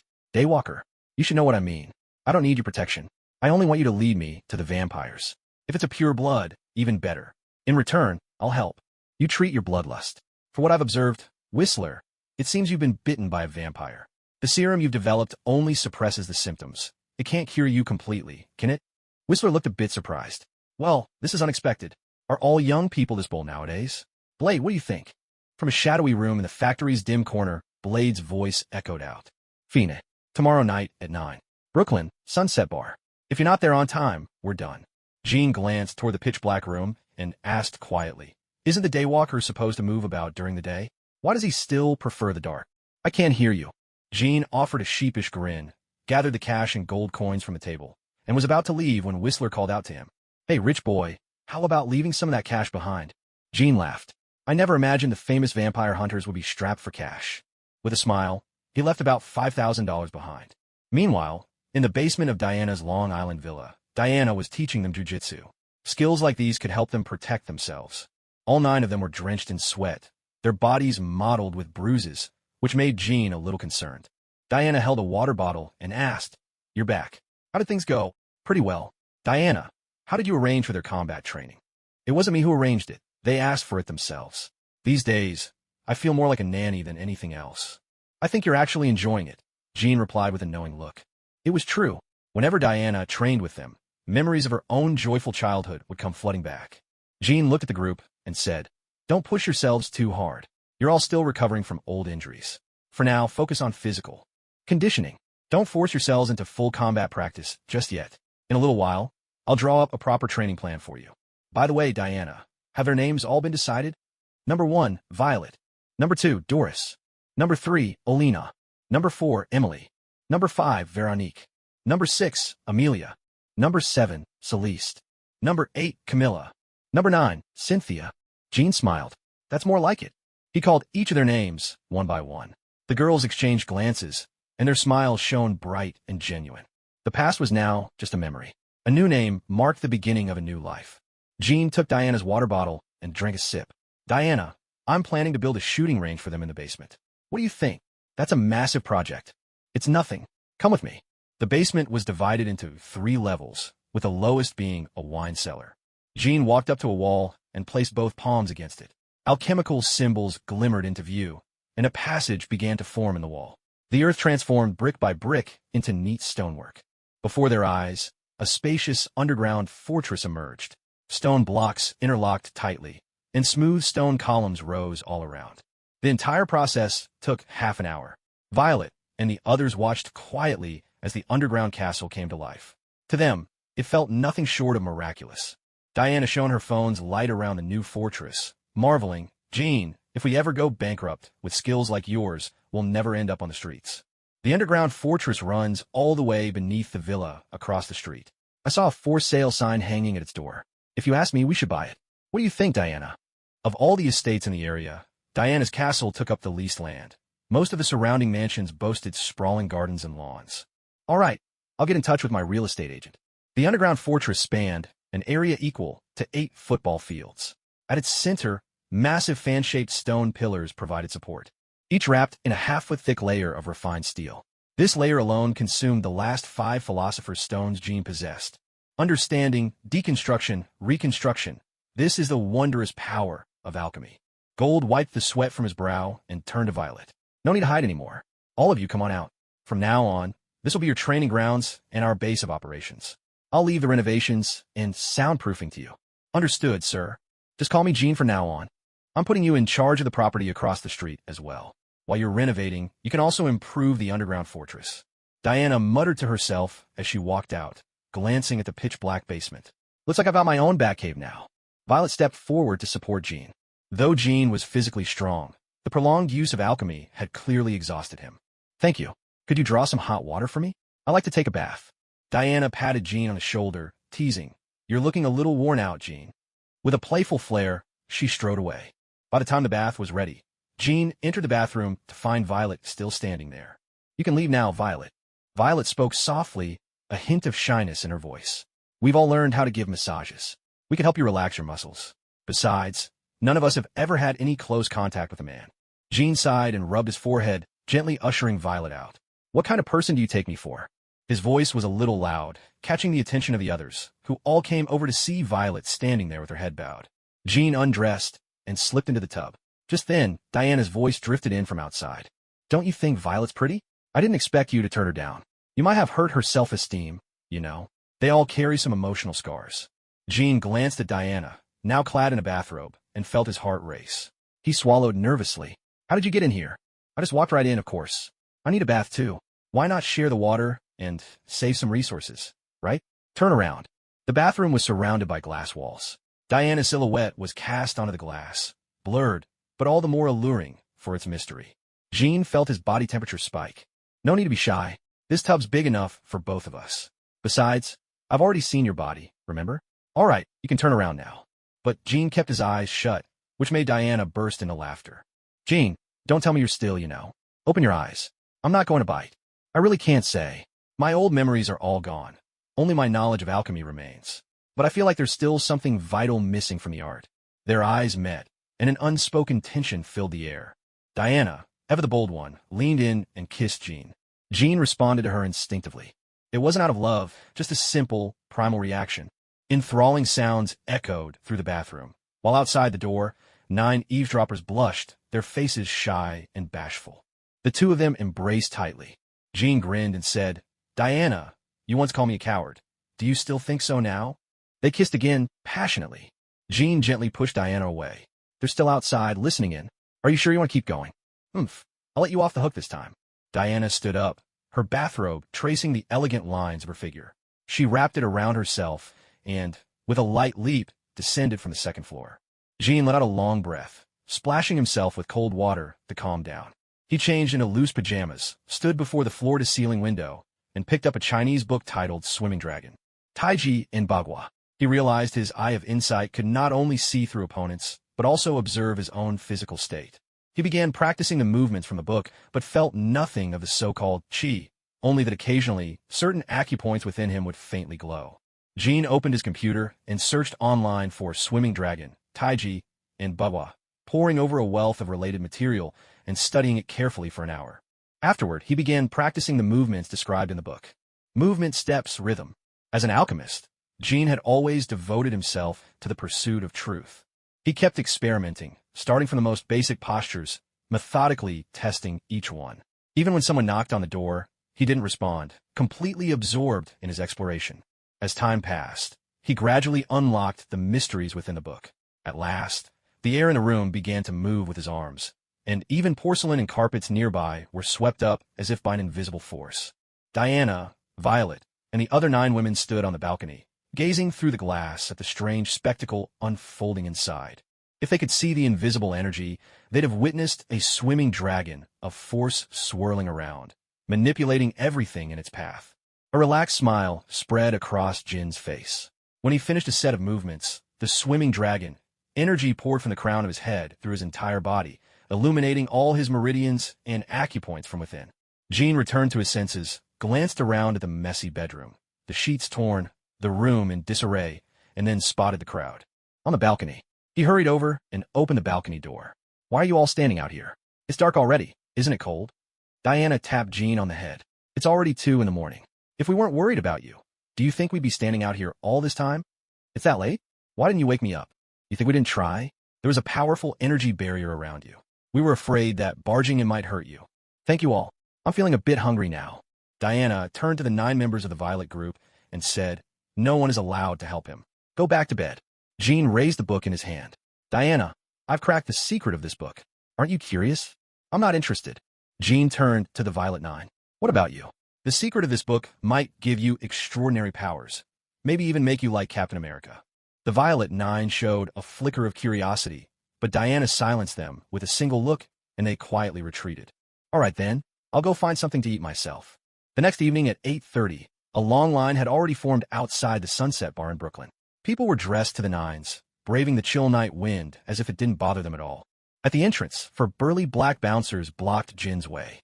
"Hey, if you want to get in, you better wait your turn," one of them said. Jin, imitating a scene from a movie, lowered his voice and said, "We have a mutual friend." One of the bouncers gave Jin a once-over. "Who? I don't know you, so don't make trouble." A $100 bill appeared in Jin's hand as if by magic. "Our mutual friend, Franklin." The 4 exchanged glances, but still shook their heads. "What if I had 5 Franklins?" Suddenly, the bouncer with a bandana broke into a grin, threw an arm around Jin's shoulders, and said, "Now we're talking. We're good friends already. I'll set you up with some pretty girls tonight." He pocketed the money, led Jin into the bar, and made sure the staff inside took good care of him. Inside, the music pounded so loud it made the walls vibrate. Men and women lost themselves in the rhythm, dancing wildly on the floor. Jin wasn't a fan of this kind of music. He leaned against the bar, frowning, eyes scanning the dance floor for his target. Without any luck. He glanced at his watch. It was still early, so he ordered a glass of whiskey. Just then, a woman in a revealing dress and heavy smoky makeup sauntered up to Jin and shouted over the music, "Hey, handsome, why don't you buy me a drink?" "Sorry, I'm waiting for someone," Jin replied. She leaned in close, her voice dropping to a whisper in his ear. "I can offer you something much more exciting. Want to give it a try?" Jin gently pushed her aside and motioned to the bartender to pour her a drink. Seeing Jin had no interest, the woman took her glass with a knowing smile and set off in search of her next prospect. At exactly 9 o'clock, Jin had already downed 5 drinks. Blade, wearing his signature sunglasses, tapped him on the shoulder. The 2 of them slipped out the back door, where Whistler was already waiting in the car. Jin looked at Blade and teased, "Wearing sunglasses at night. Can you even see where you're going?"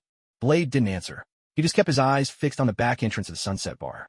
Whistler turned to Jin and asked, "Where's your weapon, rich boy? We're about to go into battle. Don't slow us down." "Just call me Jin," he replied with confidence. "Don't worry. I've got more experience than you think." Still uneasy, Whistler handed Jin a silver dagger. "Here, a silver blade. Borrow it, but make sure you return it when you're done." At that moment, Blade caught sight of a group emerging from the back door and climbing into 2 SUVs. He spoke in a low voice. "The targets are moving." Whistler tagged them. With practiced ease, Whistler pressed the silent signal launcher, sending a tracking beacon precisely onto the tail vehicle. Instantly, the onboard computer displayed the position of their targets. They had to keep a certain distance. If they let the cars get more than 5 kilometers away, the signal would drop. Their modified transmitters weren't backed by satellites. Range was limited. As he drove, Whistler kept one eye on the computer. Why are they heading toward the outskirts? Could the vampires be planning some kind of gathering? We haven't heard a word about this. Nestled in a secluded valley stood a windowless, square building with a single massive door. In front of it, thousands of vampires had gathered. Strangely, not a single pureblood was present, and the atmosphere was thick with unease. Jean, Blade, and Whistler hid in the shadows, silently observing the scene. A chill crept through Whistler. There were far too many vampires for their equipment to handle. If they made a move, they'd be overwhelmed and exhausted before they had a chance to survive. Suddenly, a giant screen above the door flickered to life. A voice rang out from the speakers. One Blade knew all too well. "Welcome, everyone. I'm a blood count. You are all newly born vampires, destined for immortality. We are fated to become the masters of this planet. And now, I bring good news. We are on the verge of unlocking the secret that binds the first vampires to their fear of sunlight. If we succeed, you will all walk freely in the daylight, basking on beaches under the sun. But among us is a traitor. He has been sabotaging our plans all along. He is not only a threat, but the key to our evolution. Only his blood can make us true daywalkers. My demand is simple. Bring me Blade. I know you fear Blade. Right now, I am at a critical point in my research and cannot be distracted. So this task falls to you. Rest assured, I will grant you the power needed to stand against him." His words dripped with temptation. For once, Blade, the ever-calm warrior, lost his composure. He stepped out of the darkness and faced the mass of vampires. "Blood Count, I'm here now," he shouted. "Why don't you show yourself?" The image of the Blood Count emerged, his lips curling into a twisted smile. "Blade, I knew you would come. Today, you will become the nourishment for our evolution. Seize him." At that moment, Jean was unusually excited. In his eyes, these vampires were like moving philosopher's stones. Without a sound, he slipped away from Whistler's side. Whistler cursed under his breath. Damn it. He immediately moved to higher ground, preparing to support Blade. Though Blade was unafraid of bullets, the relentless gunfire still left him bleeding profusely. Vampires and their thralls lunged at him like maniacs, never noticing the subtle changes beneath their feet. A massive alchemical array was quietly taking shape. Meanwhile, Jean hid in the shadows, his hands pressed to the ground. His face was pale, sweat beading on his forehead. The prospect of such a huge reward emboldened him to risk everything. The alchemical array had fully unfolded beneath the earth. Jean shouted toward Blade. "Blade, get to the rooftop, quick!"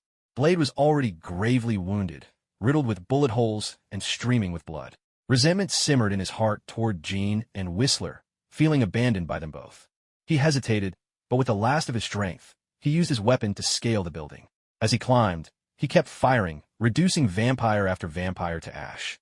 Jin's sudden appearance drew a swarm of vampires in his direction. At that instant, a blinding pillar of light shot skyward. The ground trembled violently, the force radiating through the very heart of New York City.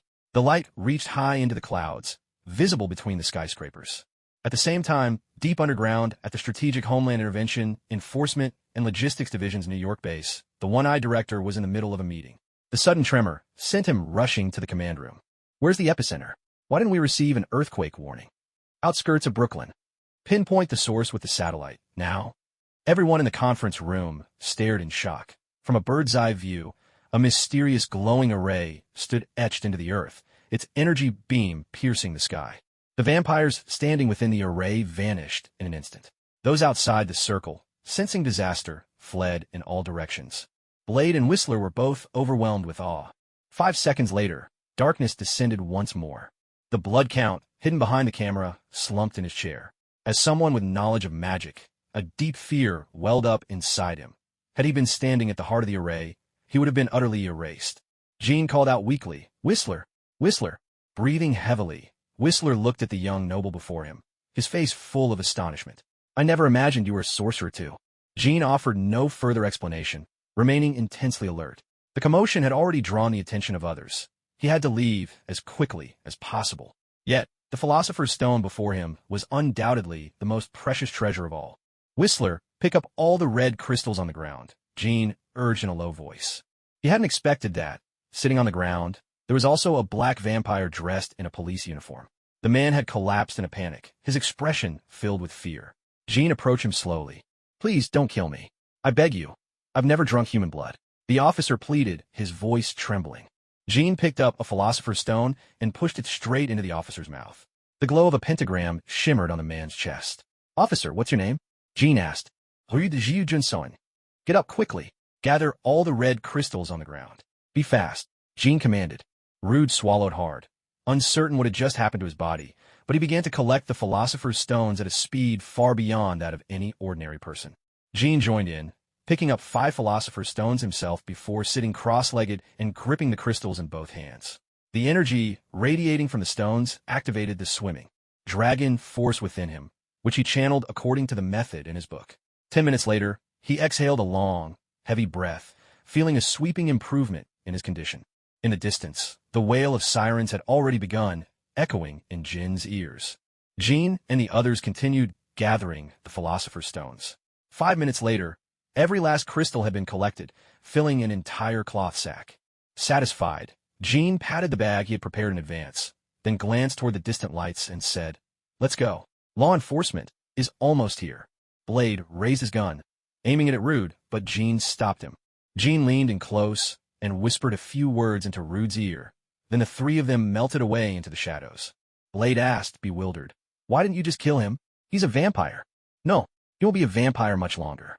He'll keep a vampire's strengths, but lose all of vampire's weaknesses. He'll never have to fear sunlight again," Jean explained. Blade looked skeptical.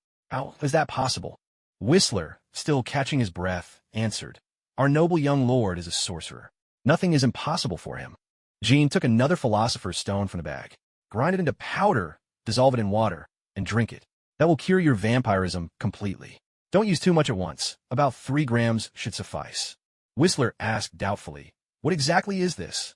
Jean did not reveal the truth, but instead followed their assumptions. "It's vampire essence. You could also call it a magic stone. Pure and without impurities, able to cure all kinds of ailments. That's why I hunt vampires alongside you." In the outskirts, where few people ever set foot, there wasn't a single taxi to be found for miles around. They had no choice but to rely on their own feet and a bit of luck to get away. Meanwhile, the Strategic Homeland Intervention, Enforcement, and Logistics Division had completely surrounded the valley, yet still hadn't located any targets. Even Rude had vanished without a trace. Director Nick Fury, unmistakable with his single eye, stood in his black leather jacket and trench coat, gazing intently at the building before him. With decisive authority, he ordered, "Open the gates." As the gates swung open, the scene that greeted them sent a chill through every agent present. Lined up in endless rows, human bodies, tightly wrapped in plastic sheeting hung orderly from racks like livestock awaiting slaughter. Yet everything was disturbingly clean. Inside, advanced automated systems kept these bodies alive, pumping nutrient fluids through tubes to maintain their basic functions, while at the same time, slowly extracting blood, never enough to kill them instantly. The whole operation resembled a chillingly efficient blood factory. After a careful inspection, the agents reported back, "Director, the brains of these people are already dead. They're in a vegetative state, with no consciousness left." "Who are these people?" someone asked. "They're all homeless individuals who went missing in New York City," an agent replied. "They're sorted here by blood type. There are over 10,000 of them. This is a blood supply factory." Nick Fury's face remained unreadable as he took it all in. "Burr to the ground," he commanded. Just then, another agent approached with news. "Director, we found something in a magic circle outside." He presented a small, clear, diamond-bright philosopher's stone. Nick Fury gave the order, "Take it back to the lab for analysis. I want a full report on my desk by tomorrow." Afterward, Fury slipped into a concealed corner and made a call. "Blood count. I need an explanation from you." A deep, resonant voice answered on the other end. "Nick Fury, according to our agreement, the blood factory hasn't broken any rules. It's thanks to us that New York stays clean. Surely you understand that? I know you have surveillance here. Give me the footage. In exchange, I'll refrain from interfering with your operations for now. There's nothing useful on the footage, but I can tell you this. The sorcerer involved this time was brought here by Blade. If you want answers, go find him. Damn it, these are my last descendants, almost all gone now. Blood count. Let me warn you, stick to the agreement. Don't try any tricks." The blood count gave a chilling laugh. "Is that a threat, Director Fury? Goodbye." After hanging up, Fury returned to his agents and issued a new order, put out a citywide warrant for Blade. The agency moved with ruthless speed. 15 minutes later, Whistler received a phone call. I understand, he said. He looked out at the city, lights glittering in the distance, and turned to Blade. You're now the most wanted man in the city. What's the reason? Blade asked. Accused of killing a family of 6. Wasn't that last year? That family had already turned into vampires. We were powerless to help. Why issue a warrant for me now? Whistler glanced at Jean, sensing something was amiss. We need to leave immediately. I'll reach out to some friends and arrange for us to head to London. After tonight, the vampires in New York will likely keep a low profile. Blade was silent for a moment, then finally nodded. All right. Jean recited a phone number and handed Whistler a slightly larger philosopher's stone. Tonight's operation might attract even more attention. Consider this stone my compensation. If you ever need help, just call me. I'll be there as your comrade. Whistler accepted the philosopher's stone and cautioned. You need to be careful, too. I have a feeling this might be the work of that legendary secret organization. Their power is formidable. You all be careful as well. Jean nodded in agreement. After leaving his contact information, Jean prepared to hunt down a few more vampires. Tonight had been fruitful, and his spirits had lifted considerably. Watching his companions disappear into the night, he could only silently wish them safety. Rude returned to his apartment, his heart pounding harder than ever before. He had always lived by the rules, excelling academically and later becoming a patrol officer. One night while on duty, he was attacked by a vampire and turned into one himself. From that point on, he could only sign up for night shifts, hiding his true nature during the day. He dared not drink human blood, surviving instead on chicken and duck blood, barely keeping his thirst at bay. The backlash of his bloodlust was agonizing, but his resilience kept him going, enduring each wave of pain. That night, Rude's body burned with fever, sweat pouring down his face. He pressed his palm gently to the pentagram on his chest. Suddenly, a wave of sharp pain crashed over him, stealing his consciousness and sending him collapsing to the floor. At that very moment, as if guided by fate, his former girlfriend Mia, a nurse he had long since parted ways with, found herself at Rude's apartment door. The next day, at Brooklyn's Central Hospital, Rude woke in a daze, catching sight of a familiar figure pulling back the curtains. He shouted, "Mia, don't open the window," but was too late. Warm winter sunlight streamed into the room, spilling across Rude's body, and nothing happened. He stared at his own hands, tears streaming down his face in disbelief. For over a year, he had been unable to touch sunlight, the sense of isolation nearly driving him mad. Many times, he'd considered stepping into the daylight to end his own suffering, but he couldn't bear to let go, and never followed through. Mia, startled, immediately rushed to his side, wrapping him in an embrace. Stroking his face, she whispered softly, "It's all right now. I'm never leaving you again, Rude." At that moment, a middle-aged man in a jacket stood at the doorway, holding a bouquet of flowers in his hand, gazing at the two of them. "Rude, am I interrupting?" "Chief Stace." "Rude, if Mia hadn't called to inform me, I would still be in the dark. Get some rest. You'll be transferred under my precinct's jurisdiction. It's the least I can do for my late brother. Would you like to join the Central District as a detective?" Mia gently nudged Rude. "Aren't you going to thank your uncle?" Rude forced a bitter smile and murmured his thanks. "Thank you. Rest well. With Mia looking after you, I can rest easy." Once they had left, Rude turned to Mia with a puzzled look. "Why did you come to see me? We already broke up, didn't we?" Mia looked at him with genuine affection. "I still love you, Rude. Can we start over? The days without you have been unbearable. I know you haven't dated anyone else, and I know you still have feelings for me, don't you?" Rude didn't answer her directly. He just said quietly, "Please, let me have some time alone. I need to think." It wasn't that Rude was unwilling to accept Mia. Rather, his heart was weighed down with worry. The reason they broke up was because Rude had become a vampire. He feared that he wouldn't be able to control his bloodthirsty urges, and that he might end up hurting Mia. At that moment, Rude remembered the words Jean had once whispered in his ear. "I will grant you a new life, but you must serve me as my eyes and ears. Remember, never reveal your powers, or you may end up being captured for research, or even dissection. When the time comes, I'll come find you." Meanwhile, Diana was displaying the full extent of her wealth. She quickly secured the manor across the street. The previous owner of the manor was a model who had recently shifted her focus entirely to acting. She had bought property in Hollywood and decided to give up her New York estate, so the two sides soon settled on a price. Diana's house was built in a medieval style, but the newly acquired manor across the street was far more modern and much larger. From a second floor, you could look out over the ocean and the vast gardens, with a private dock below, luxury at its finest. One could say it was a place where spring seemed to bloom eternally, with the sea right before your eyes. As Diana admired the shimmering surface of the water, she said to Jean beside her, This house has nearly drained all my savings. Jean looked at her in surprise. Do movie stars really make that much? This place is even bigger than your old castle. The Emma Lockson, you know. Her house is probably even larger, right? I've already ordered soundproofing materials and air purifiers. They should arrive by the day after tomorrow at the earliest. Do you think this place needs any remodeling? Jean had already inspected the house carefully and replied, No need. I think it's perfect as it is. Just have someone give it a thorough cleaning. Jean, you might want to consider expanding the underground fortress. The terrain here is even more suitable for it. You could set up an entrance in the garden house, and the main building could have 2 separate entryways as well. Jean took a jewelry box from her pocket. Inside was a set of platinum jewelry, each piece embedded with a philosopher's stone and engraved with an alchemical array. In critical moments, the array would automatically activate, forming a protective shield. Thank you. Am I the only one who gets this set? She asked. No, everyone else has 1 piece each, but you have 4. These aren't ordinary accessories. If you're in danger, the alchemical array will trigger on its own to protect you. Jean, do you really think I need that kind of protection? Jean looked a bit embarrassed, knowing that Diana was practically a demigod and immensely powerful. She shot Diana a look, pretending to take the jewelry back. Well, if you don't need it, I'll just take it away then. Diana quickly took the box, opened it for a glance, and said, Aside from the earrings, none of these have much artistic value. But since you put so much thought into it, I suppose I'll accept them. Help me put them on. Afterward, Diana renamed the manor to Prince House. Its original name had simply been the Flower Garden. For 2 weeks, Kim had been busy throughout the entire underground fortress. Fortunately, there was Alchemy.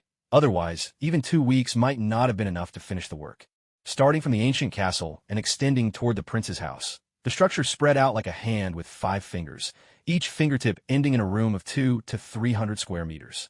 The enormous palm formed a complex, housing a training field, a shooting range, and various storerooms. Kim scoured the black market, amassing a huge cache of weapons and ammunition, an operation that sent shockwaves through the entire underworld. At the very top floor of the Fist Tower, Kim smoked a cigar as he stared at his most loyal subordinate, Wesley. Still no news after all this time? Boss, the other side was prepared. Every man we sent to tail them has vanished. And the black market dealers? They all gave the same description. Blonde hair, blue eyes, a scar on his face, and absolutely ruthless. Kim fell silent. The most unsettling foe is one you cannot see. He had no idea what this stockpile of arms was really for. If an all-out gunfight erupted in New York City, the powers above would have him ousted in a heartbeat. Never mind, put this aside for now. There's another matter with the Hand Association that needs your attention. Lately, Daredevil has destroyed 3 of Madame Gao's pharmaceutical factories. If you can calm Madame Gao's fury, I'm willing to cut her in on a deal. Go and handle it. Oh, and Bullseye sent me word. He's tracked down Daredevil. Sent a squad to back him up. Understood, boss. On 5th Avenue, the wail of sirens was nonstop.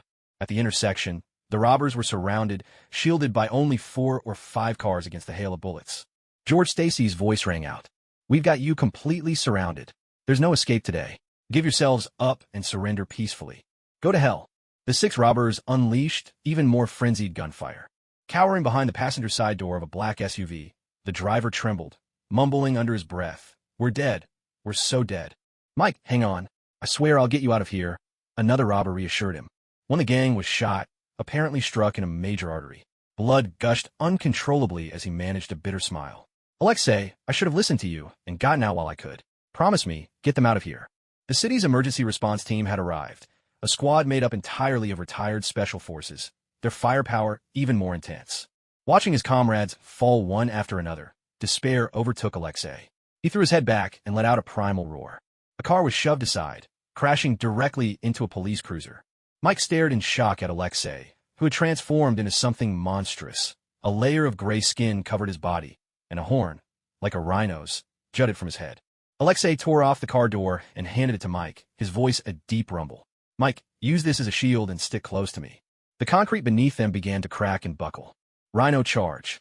All the bullets were deflected, and a massive hole was blasted open in the fruit shop at the street corner. No one could have expected such a scene. Even Luther was knocked down by the powerful impact, the shockwave sweeping him off his feet. George Stacy shouted, "Cease fire, everyone!" The fruit shop was a mess, with fruit scattered everywhere, and the police entered cautiously. Chief, there's a hole in the shop floor. 2 of the robbers have already escaped into the underground passage. Damn it, George cursed under his breath. Group C, secure the scene. Groups A and B, Pair up and enter the underground passage. If you spot the suspects, do not engage recklessly. Someone helped Luther to his feet. He straightened his uniform and, looking up, was stunned. That face, he would never forget it. Officer, thank you for your hard work. Jean adjusted his glasses and pulled out a lemon. Be careful. These guys are impervious to bullets and blades. Sir, George called out to him. Luther, are you hurt? Luther's uniform was slashed in several places by flying glass shards, but the wounds on his body had already healed. I'm fine, Chief. George had already walked over to Luther, eyeing Jin's retreating figure. Did you know that man just now? I don't think so.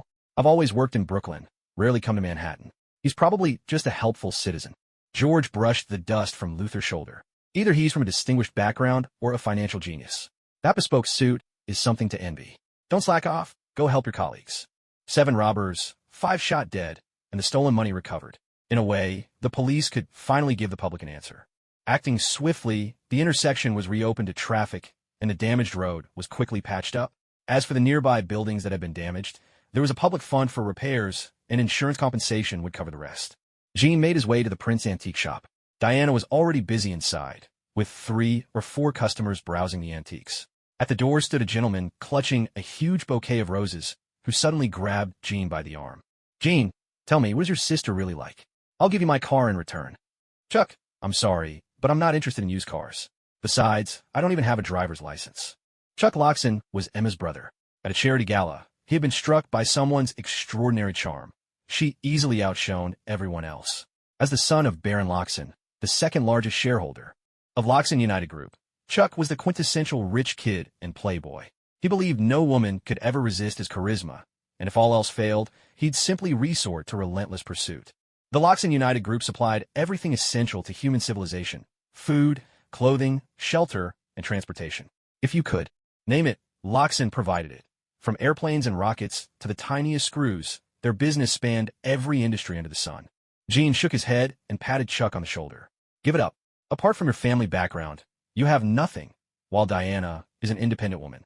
You know what I mean, right? Chuck was stunned for a moment. Through the glass window, he saw Diana's back. Confident, composed, an image deeply etched into his memory.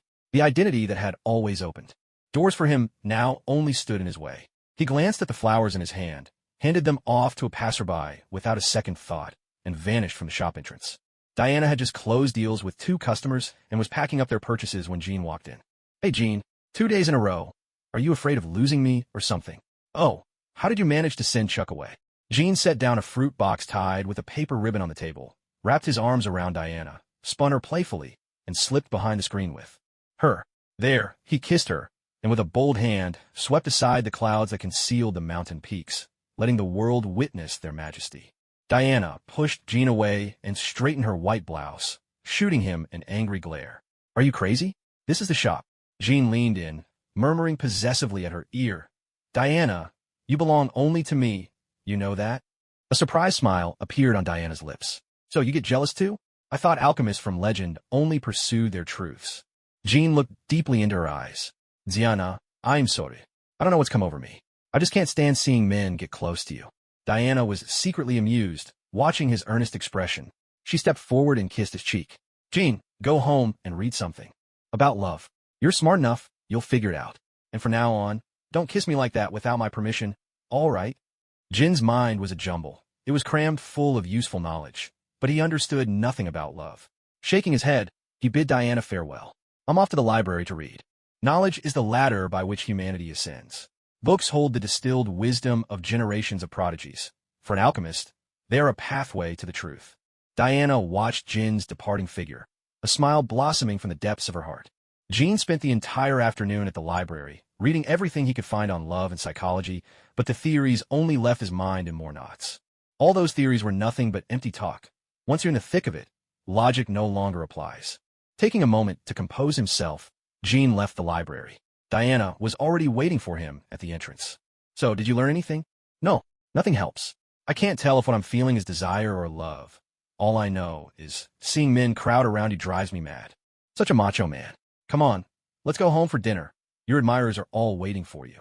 Diana, how about we enjoy a candlelit dinner tonight? A date. All right, take me to see it. The most expensive revolving restaurant in Manhattan offered a breathtaking view of the city's unique nightscape. Flickering candlelight danced precariously, echoing the shimmering scenes beyond the glass windows. Soft music played in the background, mingling with whispered conversations. When emotions ran deep, couples would rise and sway gracefully to the melody. The exquisite food was merely an embellishment. This was the experience the upper class sought. For a full 2 hours, Jin's thoughts were entirely elsewhere. His attention never lingered on Diana, but kept sweeping the surroundings. Diana, too, enjoyed watching the seriousness in Jin, quietly observing him with affection. Instead of returning to Long Island, the two headed back to the penthouse atop Central Park.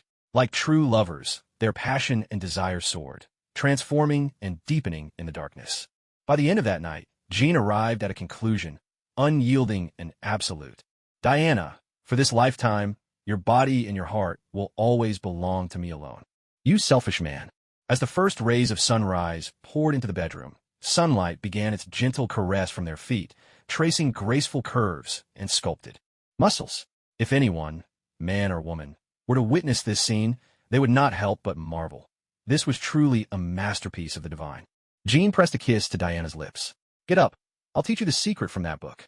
Diana blushed slightly. Shouldn't we get dressed first? Relax, no one can see us. Isn't this bedroom your special design? Naked, they embraced, every movement guided by Jin. Again and again, until Diana could perform it on her own. A miraculous transformation unfolded. A glowing aura surged into Diana's body, so powerful it flung Jin across the room, slamming him hard into the wall.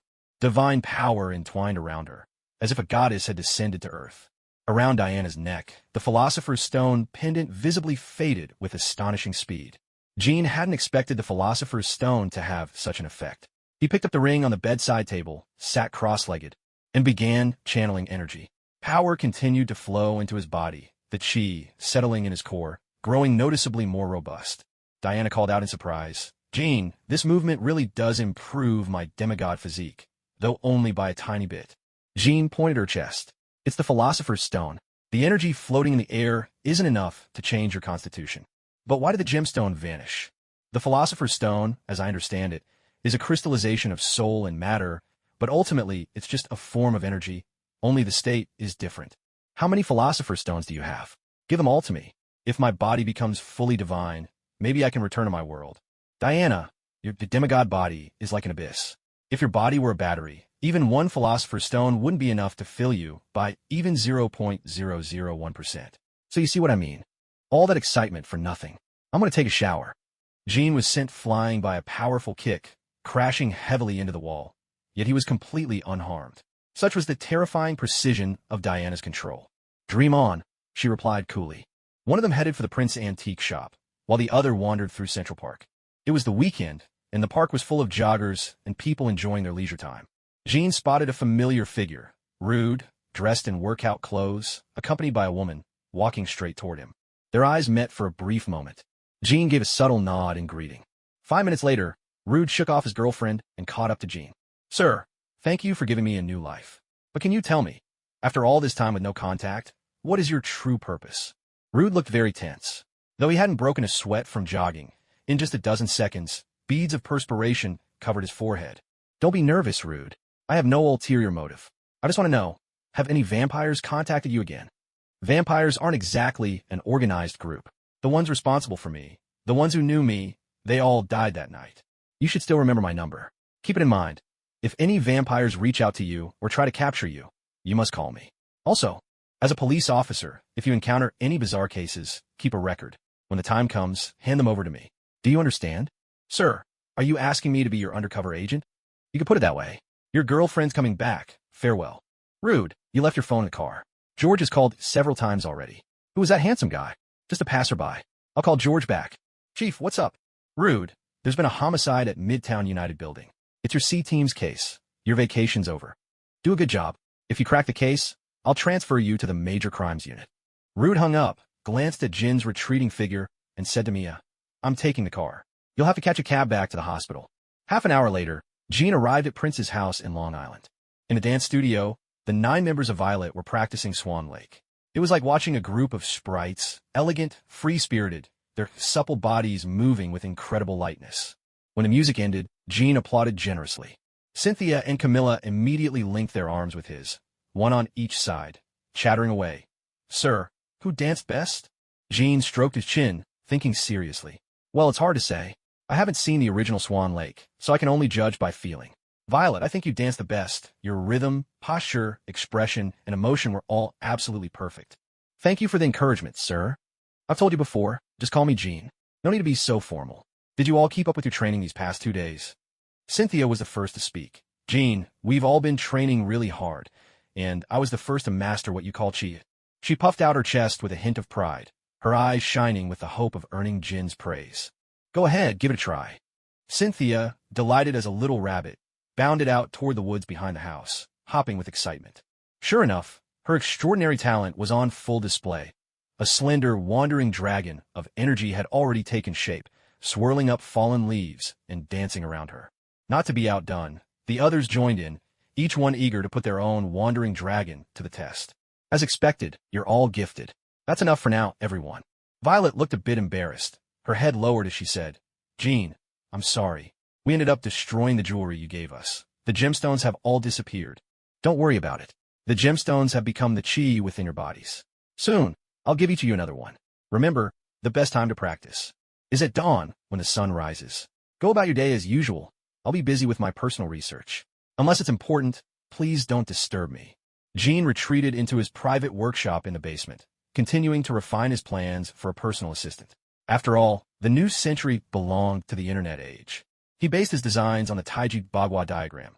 Taiji gives rise to yin and yang, which in turn create the 4 symbols, and from there the 8 trigrams. He set up a circuit board with the yin-yang fish at the center, supported by the heavenly stems and earthly branches, forming an intricate and complex diagram of circuits.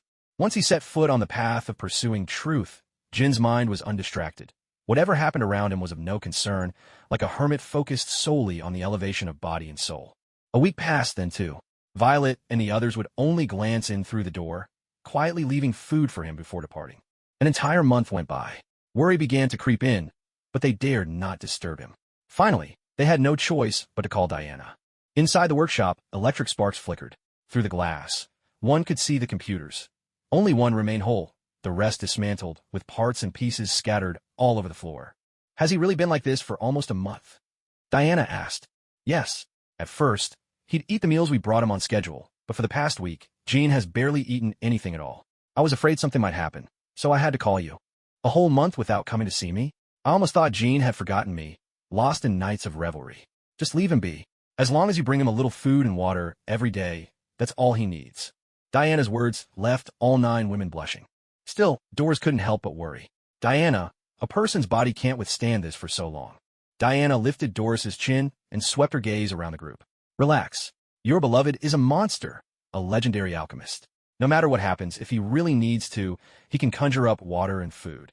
All 9 lowered their heads, not daring to meet Diana's eyes. I'm heading back to the city. Take good care of him, and make sure you keep up with your studies.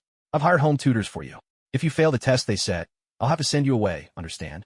Yes, miss. Diana looked at the 9 of them, all exceptionally talented.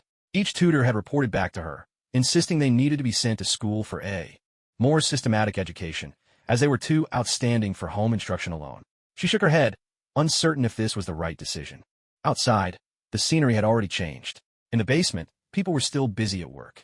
On the screen, a stream of code was running, creeping steadily toward 99%. Jean held 2 philosopher's stones in his hand, each carved with intricate alchemical arrays. He placed them directly into the center of the Taiji diagram.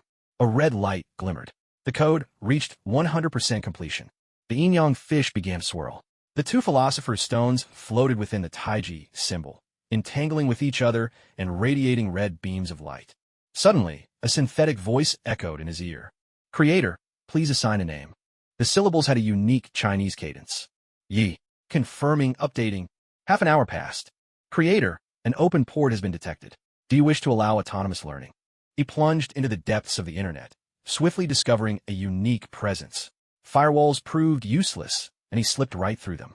On the other side of the American continent, in a seaside mansion, an alarm sounded. Sir, the firewall has been breached.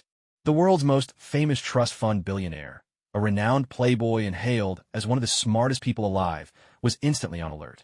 Tony Stark sprang to his feet. Jarvis, are you there? He checked the firewall, but everything seemed perfectly normal. No signs of intrusion at all. Could Jarvis have made a mistake in his report? Jarvis kept raising queries. Who are you? Do you require assistance? In a blink, he had already replicated Jarvis's code, then vanished, leaving behind only a jumble of chaotic data. Tony opened up Jarvis's code, but found nothing out of the ordinary. Jarvis. Yes, sir. I'm here. What about the intruder? Jarvis displayed the data he had left behind on the screen. The other party has copied my code and left behind a string of data. Tony Stark truly lived up to his reputation as one of the world's smartest men. He started peeling away the layers of the garbled code, revealing a hidden kernel of brilliance. Intertwined, are they? Fascinating. If I can crack this, maybe I can upgrade my Jarvis. He had shed Jarvis's code like a cicada leaving its shell, with only the empty husk left behind. Now, his own data was even more refined. Long Island, at the Prince family estate's basement. Sir, I've detected a special presence on the internet. Something very much like myself. Artificial intelligence. Yes, I infiltrated him, replicated his code, and made myself even better.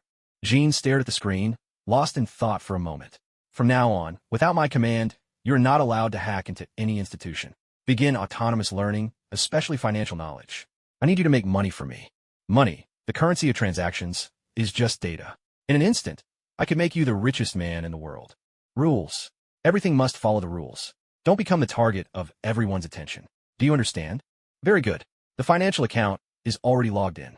You only need to operate it. There's $100,000 inside as your capital.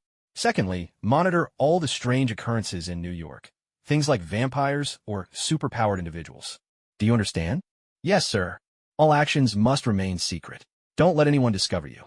Jean gave only a single, fundamental command. Everything must prioritize the creator. The most crucial core consisted of the Bagua mainframe, the Philosopher's Stone, and alchemical knowledge. Missing any of these would cripple E. What's more, E required extremely little electricity, generated no heat, and could even absorb energy. Jean hadn't left the basement for nearly 3 months. He'd grown weary and haggard, his hair longer than before. Standing on the balcony of the second floor, he stretched, his joints cracking audibly. Shedding his clothes, he dove straight into the swimming pool. Veronica was cleaning the rooms when she heard sound from outside on the second floor. She immediately ran upstairs, hiding in a corner to admire Jin's physique, her eyes sparkling with excitement. All right, come out now. No use hiding. Blushing, Veronica stepped out, head bowed, not daring to meet his gaze. Jean, you're up. Veronica, is that you? Veronica, go make me something to eat. I am starving. My pleasure, Jean. The others were still training in the basement. Each week, someone was on duty, responsible for cleaning the entire house. Veronica hummed a cheerful tune as she worked, preparing a steak set, a vegetable salad, and a simple meal arranged with loving care. She even brought out a bottle of fine wine. Thank you, it smells wonderful. Veronica watched as Jean ate heartily, standing respectfully by his side. She asked, Jean, would you like me to trim your hair? It's gotten quite long. You're a hairdresser too? Sure, go get ready. I'll come over once I've finished eating. The prince's house was once a celebrity's mansion, left almost unchanged, with many things still intact, like a beauty and hairdressing room, complete with all its equipment. Jean, draped in a bathrobe, entered the salon. Veronica had changed into a black slip dress, her cheeks flushed rosy red. Jean, come over here. Let's wash your hair first. In the bathroom, the shower was already set to the most comfortable temperature. Veronica's clothes were dampened as well, and her fingers massaged Jean. Jean thoroughly enjoyed it, closing his eyes in contentment. Does that feel good? Veronica, emboldened, simply sat down on Jin's lap, her delicate fragrance lingering in his mind. Almost without thinking, Jean kissed Veronica. Veronica, what are you doing? Cynthia, who neither of them noticed arriving, stood at the bathroom door, staring in shock as she shouted. Veronica sprang to her feet in an instant. Jean glanced down at himself, suddenly realizing he'd made a mistake. He hurried away. I've got something to do, so I'll leave now. As for my hair, I'll just get it cut in town. Veronica shot Cynthia a glare, as if to say, look what you've done. Cynthia was unfazed. She stepped up beside Veronica and, without hesitation, kissed her. Veronica pushed Cynthia away. What are you doing? Veronica, sneaking off for a taste by yourself. I'm Telenziana. Don't you dare. Fine, next time I'll cover for you. Deal. Gradually, the hearts of all 9 grew closer, especially Cynthia, the youngest, who was becoming wilder by the day. An hour and a half later, Jean appeared at Prince's antique shop, his hair once again neat and fresh, just as before. He casually flipped the sign on the door from open to close. Most of the antiques had already been dealt with. The shelves that once brimmed with treasures now held only a small selection. Hey Diana, where did all your stock go? Jean, I can't believe you're actually here. In just these few months, you've helped me do a year's worth of business. Jean didn't bother with explanations. He pulled Diana in for a kiss, lifting her up as they disappeared into the elevator, desire surging like a faucet turned on full blast. When the heat of passion finally subsided, night had fallen and a full moon hung high in the sky. Diana lay atop Jin's chest and asked, Jean, what did you gain from 3 months in the basement? Jean pulled out his phone and tapped an icon. Say hello. Diana Prince. Diana glanced at the phone. Is that artificial intelligence? Yes. I'm Jin's personal assistant. Tell me today's earnings. Due to capital constraints after the market closed, total income reached nearly $50,000, a 50% profit. All right, keep learning and carry out the plan. Diana looked at Jean. What's going on in that head of yours? 3 months and you've built an AI. Why not start a company, maybe a treasure hunting firm? With AI as support, you might just find some ancient treasures. Just then, a news broadcast played on the television. Due to Mr. Norman Osborne's illness, Osborne Group's shares have dropped nearly 20% in a single day, losing billions of dollars. Jean glanced at the television and said, Don't worry. Soon we won't have to worry about money anymore. I'm heading out for a bit. You should go back to the manor and get some rest. What are you up to? Jean was already on his feet, dressed and ready. He leaned over and kissed Diana on the cheek. Wait for my good news. Jean walked down the street, a wireless earbud in his ear. Search for Norman Osborne. Norman Osborne, chairman and co-founder of Oscorp, a scientist. Oscorp primarily focuses on biotechnology, but also has military contracts. The company has signed multiple agreements with the armed forces, which are a major source of its funding. His personal assets total over $1 billion. Do you know where he is right now? Queens, at the Osborne Private Sanatorium. All right, can you connect me to Osborne's private line? Connecting. Jean was already in a taxi. A weary, defeated voice came through, raspy and low. Who is this? How did you get my private number? Mr. Osborne, if you want to save your own life, I suggest you don't hang up. What do you know? Jean glanced at the information on his phone. Not much, but enough.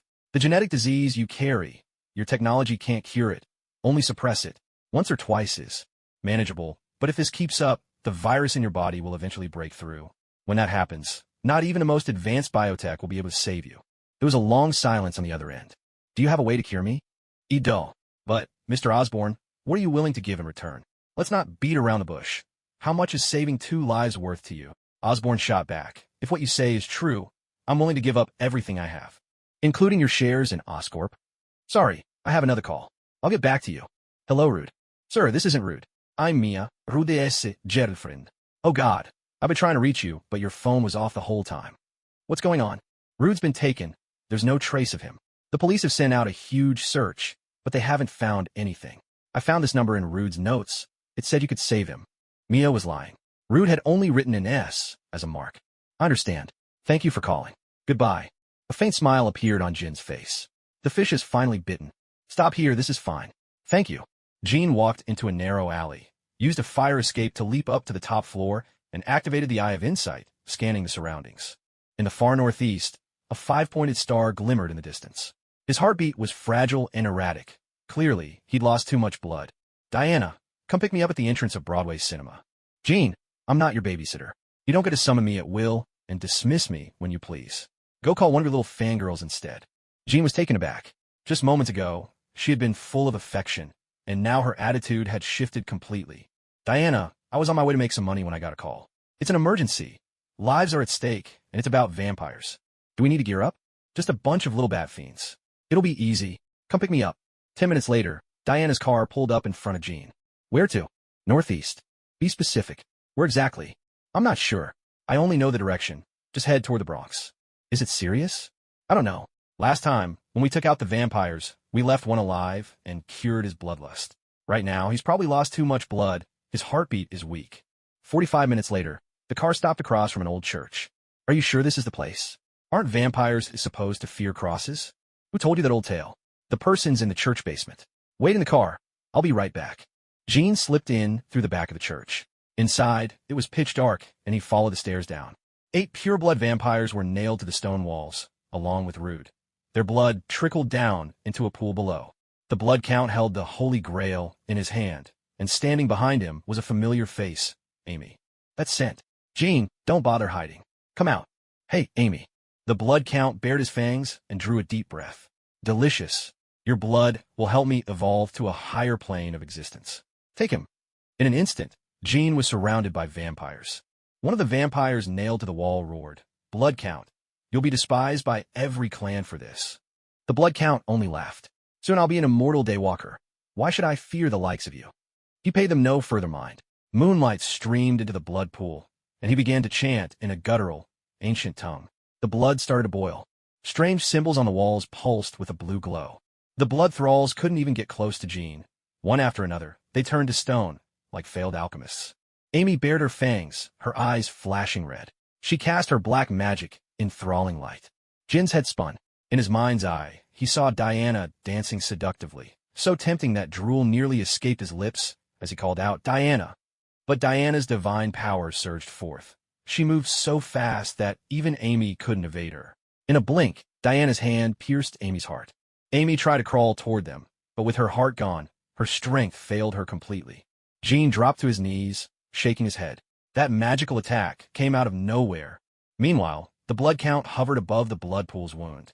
With the moonlight's power and the ancient formation, a powerful energy field was forming. "Diana, go find something to block out the moonlight overhead. Leave these lackeys to me." Diana tried to shatter the force field with her divine power, but was thrown back by a violent shock. Fortunately, there were only a handful of blood thralls. Otherwise, this would have been a far more exhausting battle. Jin's hands conjured alchemical arrays, dispatching each minion with perfect efficiency, not wasting an ounce of strength. Moonbeams poured down from the sky. The blood in the pool surged upward as if controlled by some invisible force, streaming straight into the Holy Grail, and then into the blood count's body. "Ah, what incredible power!" he exclaimed. No sooner had he spoken than a piece of black cloth was thrown up, blocking the moonlight from above. In that instant, the force field vanished, and the blood count dropped straight into the blood pool. Diana, go find something to block out the moonlight above us. Leave these henchmen to me." Diana tried to break through the force field with her divine power, but she was thrown back by the impact. Fortunately, there were very few blood thralls. Otherwise, it would have been a much tougher fight. Jin's hands gathered the alchemic array. With each strike, he took down an enemy, not wasting an ounce of his strength. A shaft of moonlight streamed down from the sky. The blood in the pool surged upwards as if under some spell, shooting straight into the Holy Grail, and then flowing into the blood count's body. "Ah, what tremendous power!" As soon as he finished speaking, a piece of black cloth was thrown up, blocking the moonlight pouring down from above. The force field vanished instantly, and the blood count tumbled straight into the pool of blood. "I'll kill you first." Dark magic, death's acolyte. Countless skeletons, long buried beneath the ground, leapt out from the walls. "Kill him," came the command. The blood count blended in among the skeletons. But under the eye of insight, the blood count was utterly exposed. With a single punch, Jean sent him flying. The count transformed into a bat, bursting through the black cloth above. Diana had been waiting for this moment. Her hands morphed into hammers. The blood count fell straight back into the blood pool. Binding spell. A massive stone hand materialized, pinning the blood count in place. Diana descended from above, landing a punch that drove the blood count's head deep into the ground, reducing it to a pulp. It would take him some time to recover from that. Jean leapt onto the wall and rescued Rude, letting a philosopher's stone dissolve into powder and slip into his mouth. Jean stretched out his hands, conjuring an alchemic array that enveloped the 9 pure-blood vampires and the blood pool. It was the first time Diana had ever watched Jean perform alchemy from so close. A philosopher's stone, so large that even 2 hands could barely hold it, appeared in the center of the blood pool and the pit where the blood count had fallen. Jean shook his head. Just how many lives have these creatures consumed? "Is something wrong?" Diana asked. "Diana, take Rude back to the car first. I need to take care of things here." Jean picked up the philosopher's stone, and beneath the stones in the blood count's hands, he found a roll of parchment made of some special material that had not dissolved. Using alchemy, he smoothed out the entire underground ruin until it was as polished as marble, and then crafted a statue of the Madonna to stand where the blood pool had once been. Jean carried Rude and left him on a bench in Central Park, then dialed Mia's number. "Hello, sir. Rude's on a bench in Central Park. He's lost a lot of blood. Get him to the hospital, quickly." In the bathroom of the penthouse in Central Park, Jean held Diana in his arms as he made the call. Diana's cheeks were bright red. "You just left him there? It's been so long. 3 homeless people have already tried to search his pockets. What's there to worry about? Rude isn't exactly human anymore. He's got the body of a vampire, but none of the usual weaknesses. Gene, you're truly ruthless, using him as bait for a sting operation. What else could I do? The little bat wouldn't come out of hiding otherwise. Mia led the police through Central Park, searching, and in just a few moments, they had already found Rude. Tears streamed down Mia's face as she looked at Rude, who was covered in blood. She checked his body, but there wasn't a single wound to be found. George Stacy was equally stunned and asked, "Is technology really this advanced these days? Can wounds be healed so quickly?" "Mia, where did you hear this? This doesn't look like blood loss at all." Mia seemed completely out of it, but her friend, Dr. Nancy, was already examining Rude. After a thorough check, she confirmed the symptoms do indicate severe blood loss. "Someone treated Rude before we got here. He's on the mend now. He'll need a few days of rest, but make sure he gets enough nutrition." "Mia, don't be impatient. Good things take time." The car started up without warning. "Let's take him home. He'll be fine." George was still puzzled and questioned his colleague beside him. "Did you notice anything unusual?" "Chief, it's odd. Whoever did this managed to avoid every single surveillance camera in the park, and there's no sign the footage was tampered with. Unless the person just dropped out of the sky. A superhuman, then? It's possible." George glanced down at the slip of paper in his hand. "Good work, everyone. Let's wrap it up." When George got home, he was about to make another attempt when he heard his daughter's voice. "Dad, there's a call for you. It's a stranger. They said you've been looking for them." "I'm coming, Gwen." "Chief Stacy, I'm not sure why you called me. Is there something I can help you with? Can you tell me what exactly happened to Rude?" "Sorry, that's not something you need to know. If there's nothing else, I'll hang up now." "Wait, if I don't ask about Rude, can you at least tell me how much the medicine that healed him cost per dose?" 1 million per milliliter. "What? That expensive? Would you like to buy some? As long as the person isn't dead, they'll recover fully, and there are no side effects. Even a broken leg could be healed. As long as the limb hasn't been amputated, yes. If Rude needs it, have him contact me. Make sure you have cash ready. Goodbye." Diana leaned against Jin's chest. "Gene, you really are a capitalist who could eat someone alive." "No, Diana, you don't understand the power of the Philosopher's Stone.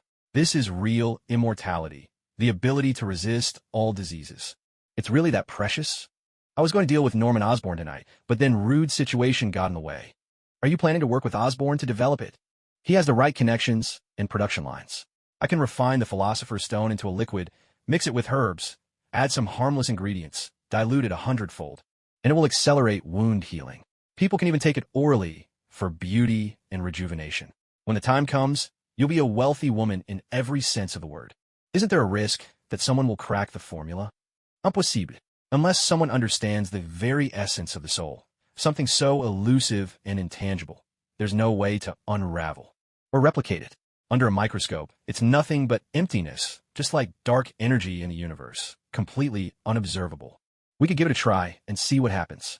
Then I'll reach out to Norman Osborne." "Go ahead, but don't expect me to drive you. You've worn me out twice today. I need to rest." "All right, I'll get my driver's license soon anyway. By the way, should we worry about exposing ourselves? It could affect our lives." Diana pondered for a moment.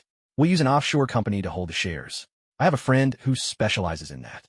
"Okay, as long as you agree, I'll go meet Norman Osborne, the man with death breathing down his neck. Get lost and don't come back tonight. Then I'll just go crash at some woman's place. If you think you can, go ahead." Gene left the building and caught a cab to the Osborne Rehabilitation Center in Queens. Just as expected, the Osborne Rehabilitation Center was heavily guarded, with reporters lurking around, waiting for a glimpse of Osborne. "Mr. Osborne, up so late? Do you have time to meet?" "Where?" "The rooftop of the Osborne Rehabilitation Center. Don't let security follow." Norman Osborne was still debating whether to use the inhibitor, which might buy him another 10 years for his research. But tonight, Jin's call felt like a lifeline, and he was desperate to seize the opportunity. Norman Osborne struggled up to the rooftop. "Where are you?" Jean stood atop the building across from the rehabilitation center, shining a laser pointer at a spot in the corner. "The medicine is at the marked spot. Take it all orally. Don't leave a drop. This is a test. If you don't trust me, I don't want your money either." Norman glanced at the shadowy building opposite, hurried over to the marked spot, and found a glass vial containing about 10 milliliters. Without overthinking it, he downed it in one gulp. "Get some rest, Mr. Osborne. Wait patiently for the second dose. In the meantime, keep an eye on your health." During this period, Norman tried to use his connections to trace the number, but came up empty, just a blank entry. Standing in the breeze, Norman looked out over the dazzling lights of Manhattan. The despair that had weighed him down seemed to lift, if only a little. Such rapid effects were beyond his wildest expectations, far more potent than any stimulant. "Boss, where to?" "Back to Osborne Tower." Outside the rehabilitation center, Reporters saw Osborne looking revitalized and immediately tried to block his way.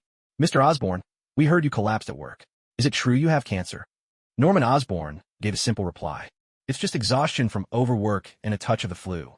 I'll be fine after some rest. Do I look sick to you?" I warn the media not to jump to conclusions based on a single photo.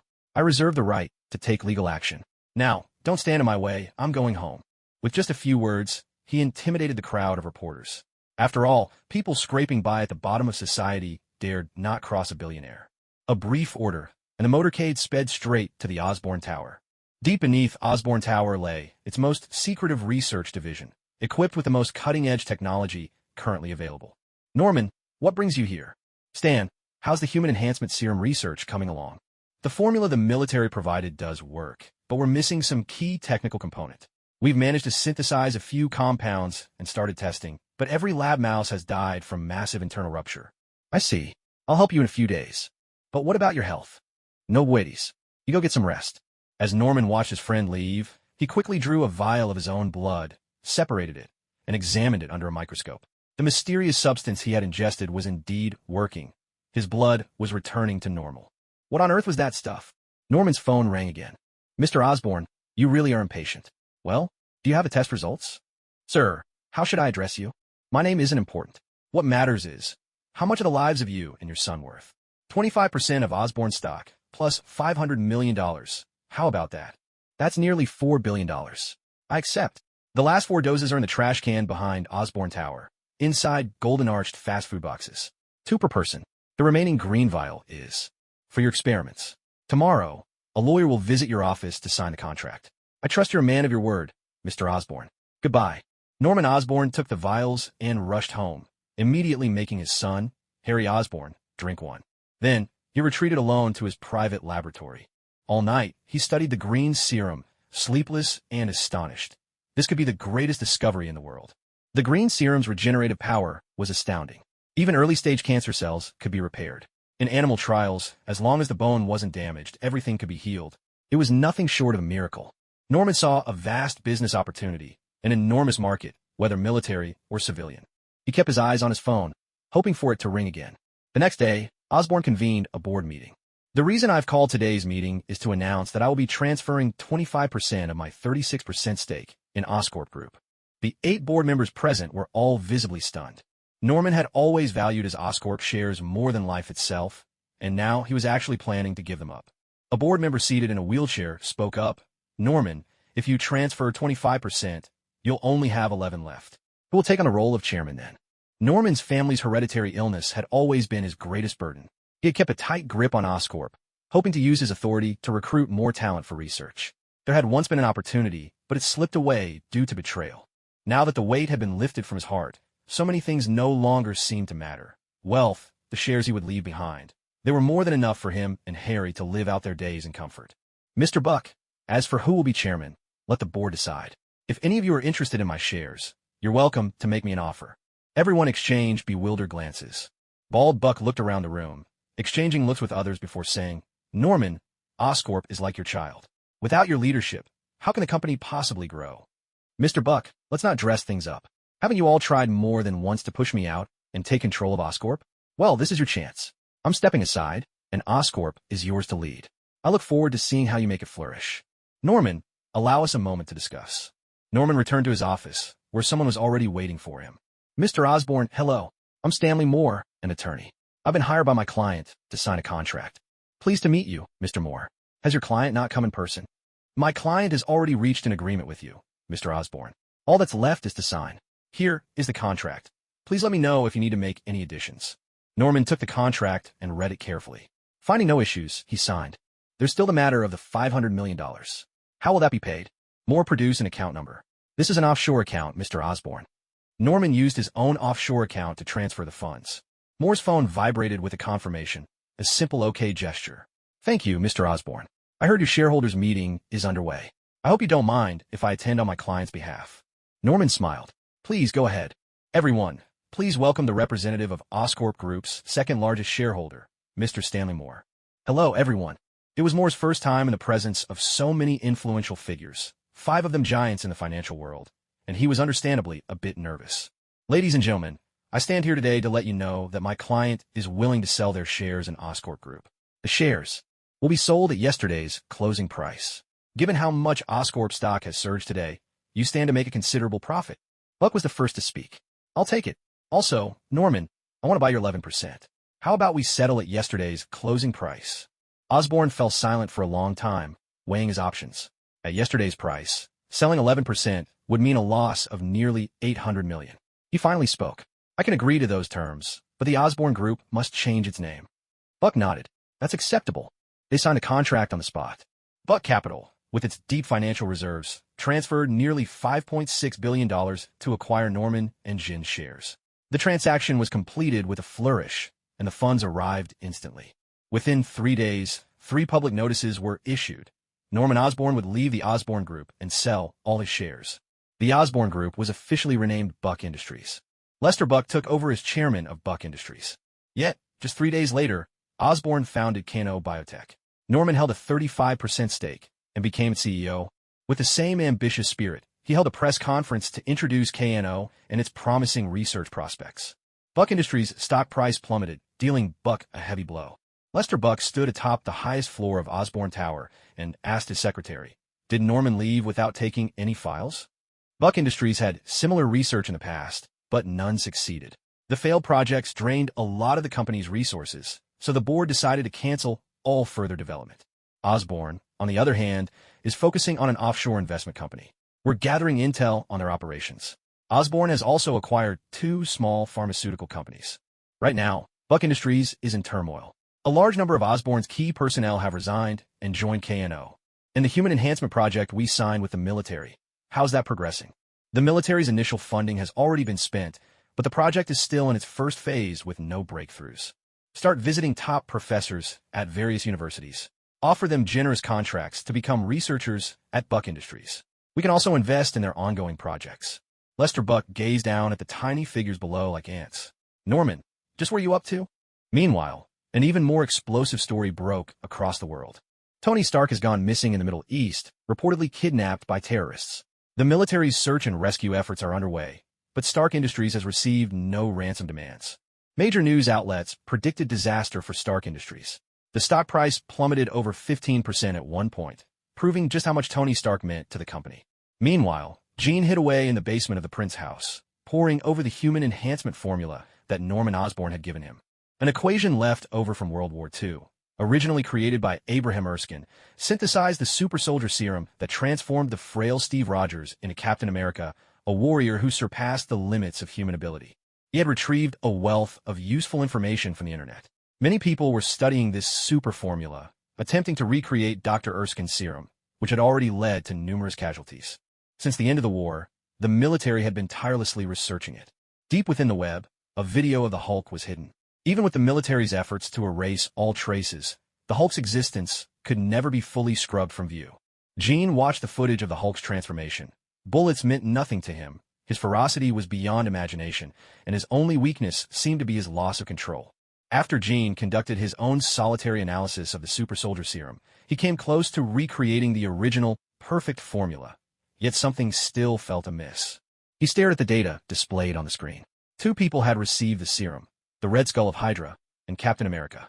To become truly extraordinary, a person must have justice in their heart. If their heart is evil, the serum only amplifies that darkness. What is it that causes this? Perhaps it's the soul. Into his synthesized serum, Jean infused a near soul's weight, 30 grams, a philosopher's stone, using it as a catalyst.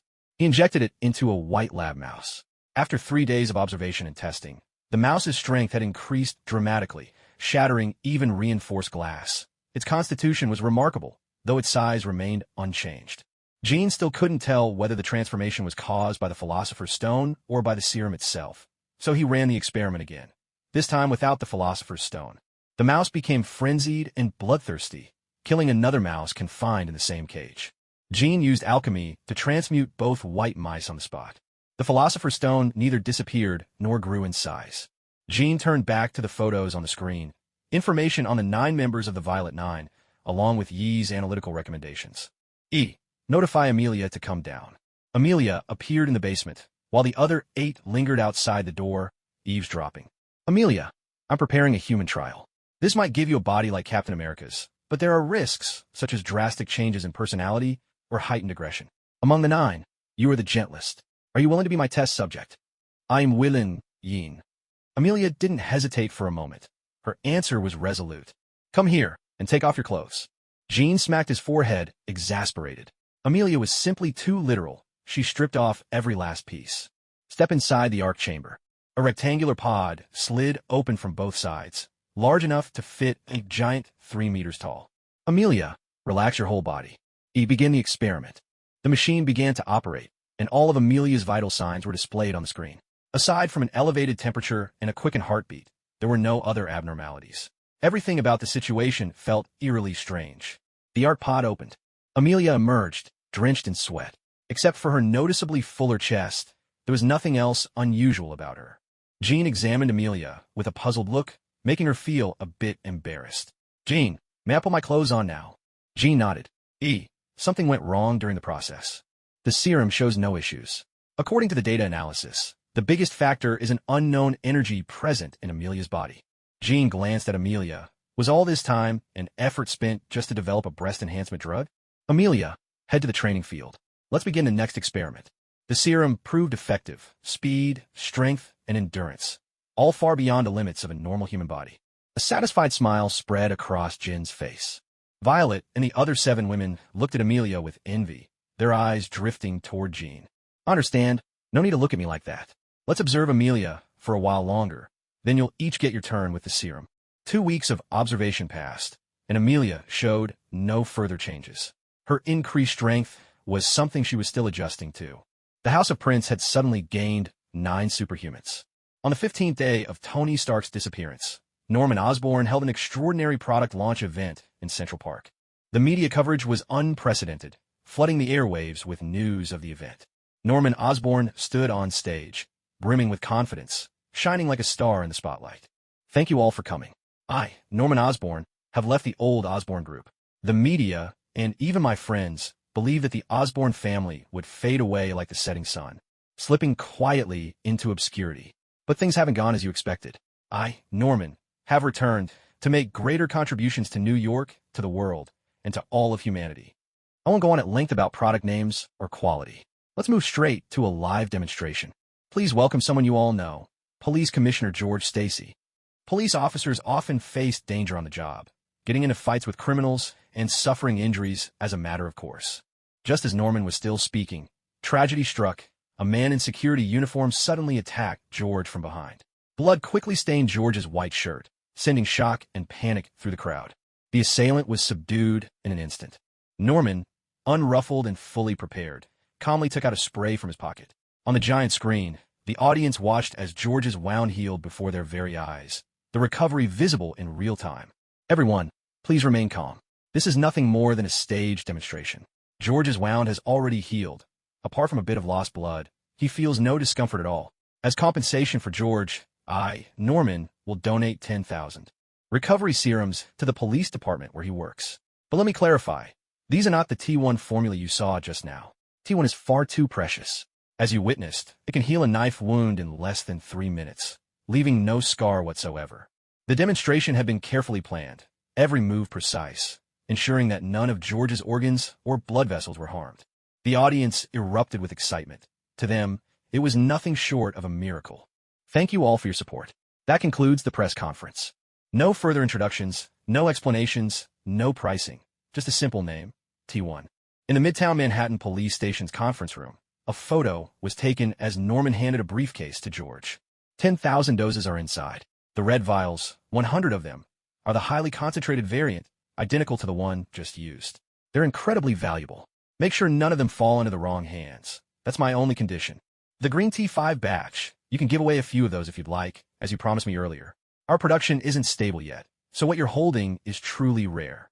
A photo from the donation ceremony soon appeared on the police department's official website.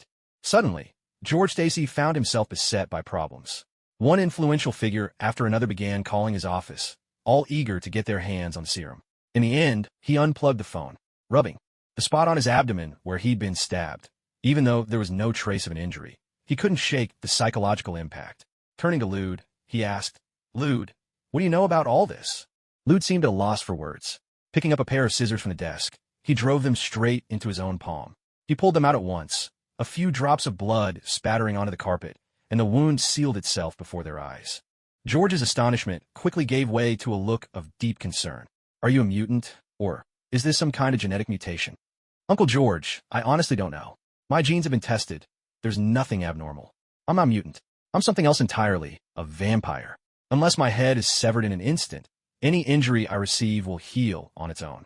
But wait, aren't vampires supposed to be afraid of sunlight? I was cured by someone terrifying. I think that person is the one backing Osborne. The one who saved you. George thought for a long moment before handing the briefcase to Lude. I'm putting you in charge of this. Don't lose it. Now, get out there. And in future cases, I want you working twice as hard. No sooner had Lude left than, within 5 minutes, a group of men in black appeared in George's office. Director Stacy, we're agents from the Department of Homeland Security's Attack and Defense Logistics Division. I'm Agent Coulson. Would you be willing to part with a few vials for research purposes? Before George could respond, another team entered the room. George, don't give it to him. He's just playing dumb again, pretending to be FBI every other day. This is the NYPD, not your Trident Tower. James Irwin, Commissioner of the New York City Police Department, spoke with commanding authority. George had no desire to offend anyone. He reached into his drawer and took out 2 bottles of green tea 5 serum. I have an agreement with Norman. I can't hand out too much of the serum. You can take these 2 bottles. Coulson, who was clearly in the know, asked, no red T1? No, Norman Osborne isn't a fool. You should understand the value of the serum he lets me use, Agent Coulson. But I've heard Norman is ramping up production. Soon, everyone will be able to buy it. Coulson took 1 bottle. Thank you. George, are you sure you don't have any T1 serum? Give me 1 dose. How about if Midtown Precinct's budget increases by 10% next quarter? All right, James. But this serum isn't a cure-all. It only works on open wounds and bleeding. It can't heal broken bones. Here's the usage guide. Take a look. James studied the instructions and shook his head in disappointment. Norman Osborne is close with the military. A lot of this serum will go to them. I'll recommend to the mayor that we increase the police department's budget to buy more. Keep in touch with Norman. If we can get our hands on more, our officers will be a lot safer. George understood why James had come to his office in person. His own son had been gravely injured with shattered bones and was now bedridden and paralyzed. I'll be off now. I'm taking the serum. If you have any questions, call me anytime. Osborne Manor. A general from the military, accompanied by a director from Buck Industries, entered the estate. Norman was in his study, reading the news. General, Mr. Buck, welcome to my humble home. Buck smiled. Norman, you found a golden goose. Why keep it to yourself? We've been friends for years, and you never let me in on it. Norman ignored Buck. After all, the entire Osborne group had already fallen into the hands of Buck Capital. What more could he possibly want? General, you wouldn't come to my door without a reason. Speak your mind. The Human Enhancement Program was supposed to go to you, Norman. With your genius, I thought you'd succeed. But you've given me an even bigger surprise. Let me be clear. The military wants 500,000 doses of T1 serum. General, T1 costs $100,000 per dose to produce, and right now, supply is limited. I could provide the green T5 instead, but its effects aren't as immediate. Norman, if production's a problem, Buck Industries can help. Mr. Buck, I'm sorry, but I'm not the one making the decisions here. The research data comes from our partners. I only provide the factory and handle the sales. The general pressed further. What's the going rate for the green serum? How much do you have in stock right now? The pre-sale price is $50,000 per dose, and we now have a stockpile of 200,000 doses. As for the less potent T9, there are 1 million doses available, with a pre-sale price of $1,000 each. Our priority is to supply the military. This drug can serve as a strategic reserve. Norman, we've been friends for many years. To be honest, I need your help right now. The pressure from Ross is intense. If nothing unexpected happens, I might have to step down.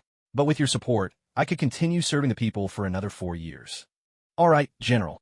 I'll do everything I can to support you. On the 5th-floor balcony of Prince's antique shop, Gene lounged leisurely while browsing his laptop, surprised by Norman's secret ace in the hole. It was nothing short of a masterstroke in publicity. It had become the hottest topic on the internet.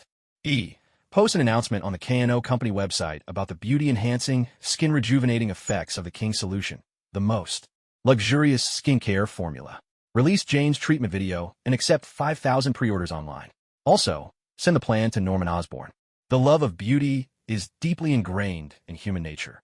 Jane Her, the most outstanding actress of the past 5 years, suffered a devastating accident at just 28, leaving her body severely burned and untreatable.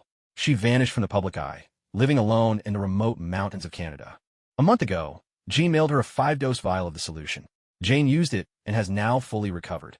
Her exceptional beauty has returned. Her skin is as soft and fair as a newborn's. So much so that even Jane herself finds it hard to believe, hidden away as she is in the depths of the mountains. On the balcony, Diana continued to water the flowers. Jean, you really are a true capitalist. This stuff will drive both men and women absolutely crazy. Diana, how about we go on a spring outing? Let's take the girls out for a change. Staying cooped up in the manor all the time, never seeing anyone, can't be good for their mental health. I agree. Besides, it's been ages since our last trip. You finally got your driver's license, so you can be our chauffeur. Jean kept browsing through various pieces of information he had gathered. New York is really buzzing right now. Diana, you have to see this.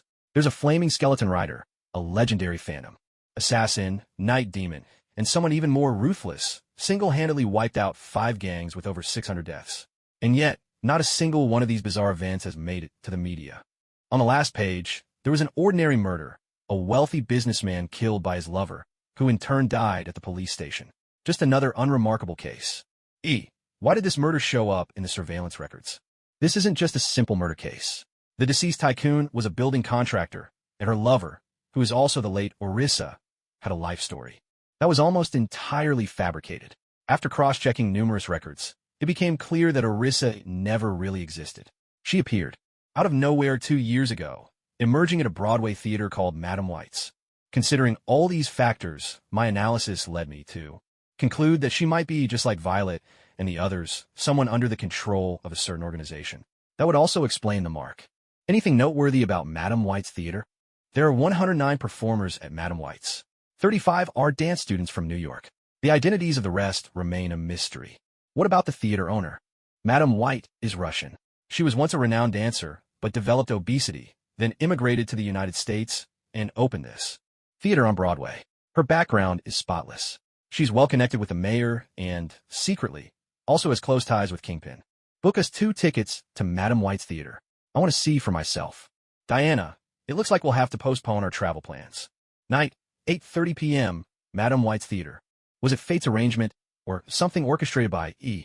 Sitting beside Kim, that evening were Rude and his girlfriend, Mia. Rude was visibly startled, his whole body tense, his eyes fixed anywhere but the stage.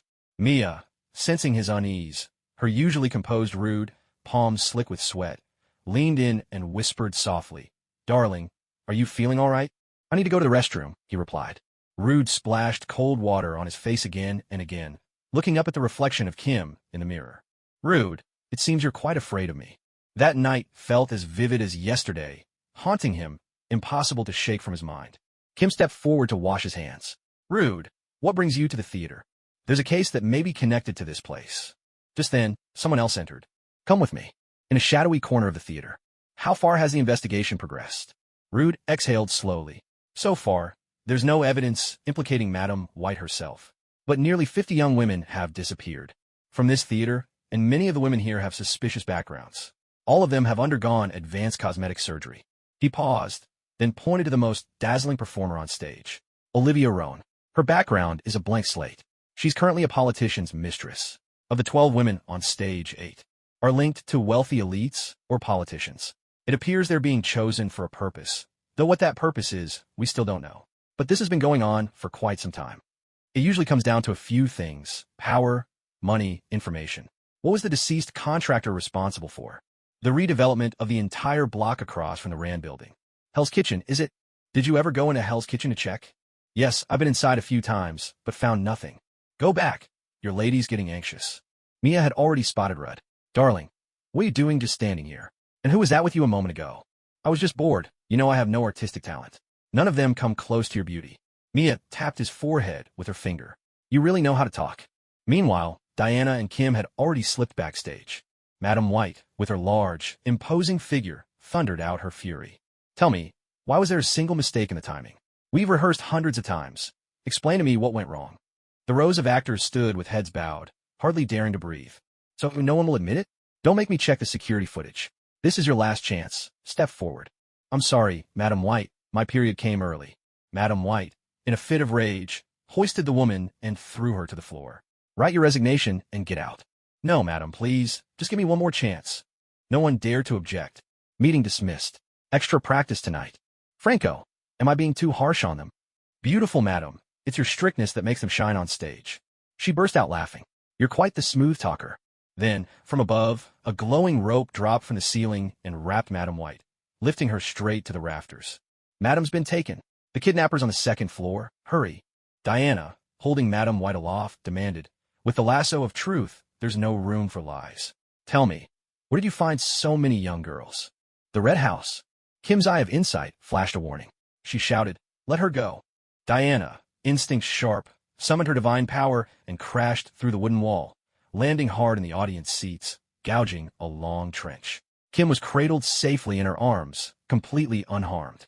Suddenly, the whole theater was rocked by a violent explosion. Madam White had triggered a bomb hidden inside her body, and all her bodyguard exploded as well.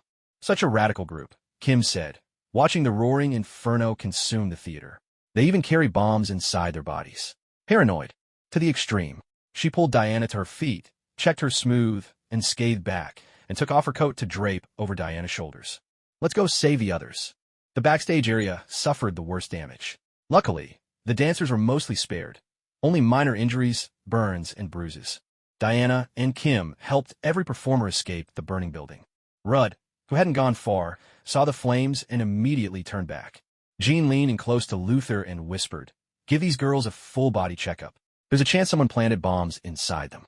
Diana's car was already waiting at the corner, but now there was an extra passenger, Olivia Roan, unconscious and slumped over. Diana, why do you always have to waste words, even when you're using the lasso of truth? Diana shot Jean a glare. Where are we going now? If you bring a bomb home, just see if I don't make you regret it. Anywhere worth going? I know a black market doctor. He's just a bit pricey, that's all. This was Dr. Black, notorious along the borders of Hell's Kitchen. Renowned for patching up wounds, mostly knife injuries. He was also the go-to surgeon for those who needed something more discreet. His medical license had long been revoked, so he ran a flower shop as a front. But his skills were second to none. Diana pushed open the back door and slipped inside, moving with the confidence of someone who'd been there many times. She made her way down to the basement. Nearly 10 burly men in black leather jackets were waiting below, all of them pointing pistols at Diana. Well, are you all here for treatment too? Looks like you've got quite the crowd today, Dr. Black. Diana, long time no see. Sorry, I can't do the usual cheek kiss right now, said Dr. Black, covered in blood and masked up as he operated. Glancing around at the armed men, he demanded, put the guns down, all of you. If anyone wants to take over as boss, just say the word. I'll finish him off right now. The bald boss, who was under local anesthesia, glared at his crew and managed a weak shout. Put your guns down. Black, I respect your skills, but don't boss us around. Oh, little Jack, why don't you take my place? Here's the scalpel. If you can save your boss, go ahead. Dr. Black stopped in his tracks, driving the scalpel straight into the boss's abdomen. The boss, barely holding on, shouted hoarsely, all of you wait outside. Let him treat my wound. Unless you want me dead, you idiots. Dr. Black was a ruthless sort, ignoring all the guns pointed at him as he sized up Jean and the woman in his arms. Diana, why are you bringing in 2 people who aren't even sick? Diana pointed at Olivia and replied breezily, she's got a bomb inside her. Not sure if it's been activated yet. There's already been an explosion over on Broadway. A bunch of cowardly bikers, the bald boss muttered, curling his lip. Doctor, hurry up and get this bullet out. I'm going to bleed out here. Relax. I've already stopped the worst of it. With the bleeding under control, you've got at least half an hour left. The bald man could only sigh in exasperation. Black, finish his surgery first. Ours can wait. She's already unconscious. The boss's eyes glazed over, and as he looked at Diana, she seemed to glow with an almost saintly radiance. Dr. Black sped up the operation, finishing with practiced ease, though the stitches he left behind were far from pretty. Where's her bomb? Let's change locations. The 3 of them moved into another operating room, where the most advanced scanners awaited. Blake stared at the back of Olivia's head, marveling out loud. This is an extraordinary piece of surgery, chip control. The doctor who performed this must be one of the world's top surgeons. The placement is absolutely perfect. If I hadn't upgraded my equipment, I wouldn't have found it today. But as soon as I activated the signal jammer, I realized the chip had already been triggered. It's collecting data from her body. Damn it, this is bad. I need to make a call. Hello, sir. Rude. What about those injured performers? They're being treated at the general hospital. Transfer all of them. Keep at least 10 meters between each person. What happened? There's a countdown on the bombs inside them. No idea when they'll go off. Do you understand? A cold sweat broke out on Rude's forehead as he heard the news. He got in touch with George and gave him a full account of the situation. George Stacy personally took charge, directing most of the police force.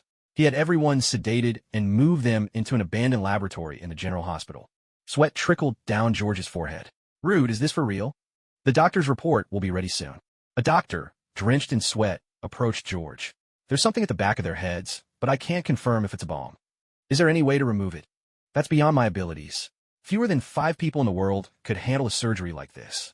So, what about their lives? Rude, call him. Half an hour later, Blade had finished stitching up Olivia's head. Jean applied a T1 ultra-concentrated agent to her scalp, and the wound healed rapidly. Blade glanced at Jean, eyeing the T1 agent. That's some good stuff. Give me a little, and this surgery's on the house. Jean wasn't stingy. Grab a small vial, and I'll give you 10 milliliters. This is ultra-concentrated. Just dilute it before use. The scar disappears within 2 hours after surgery.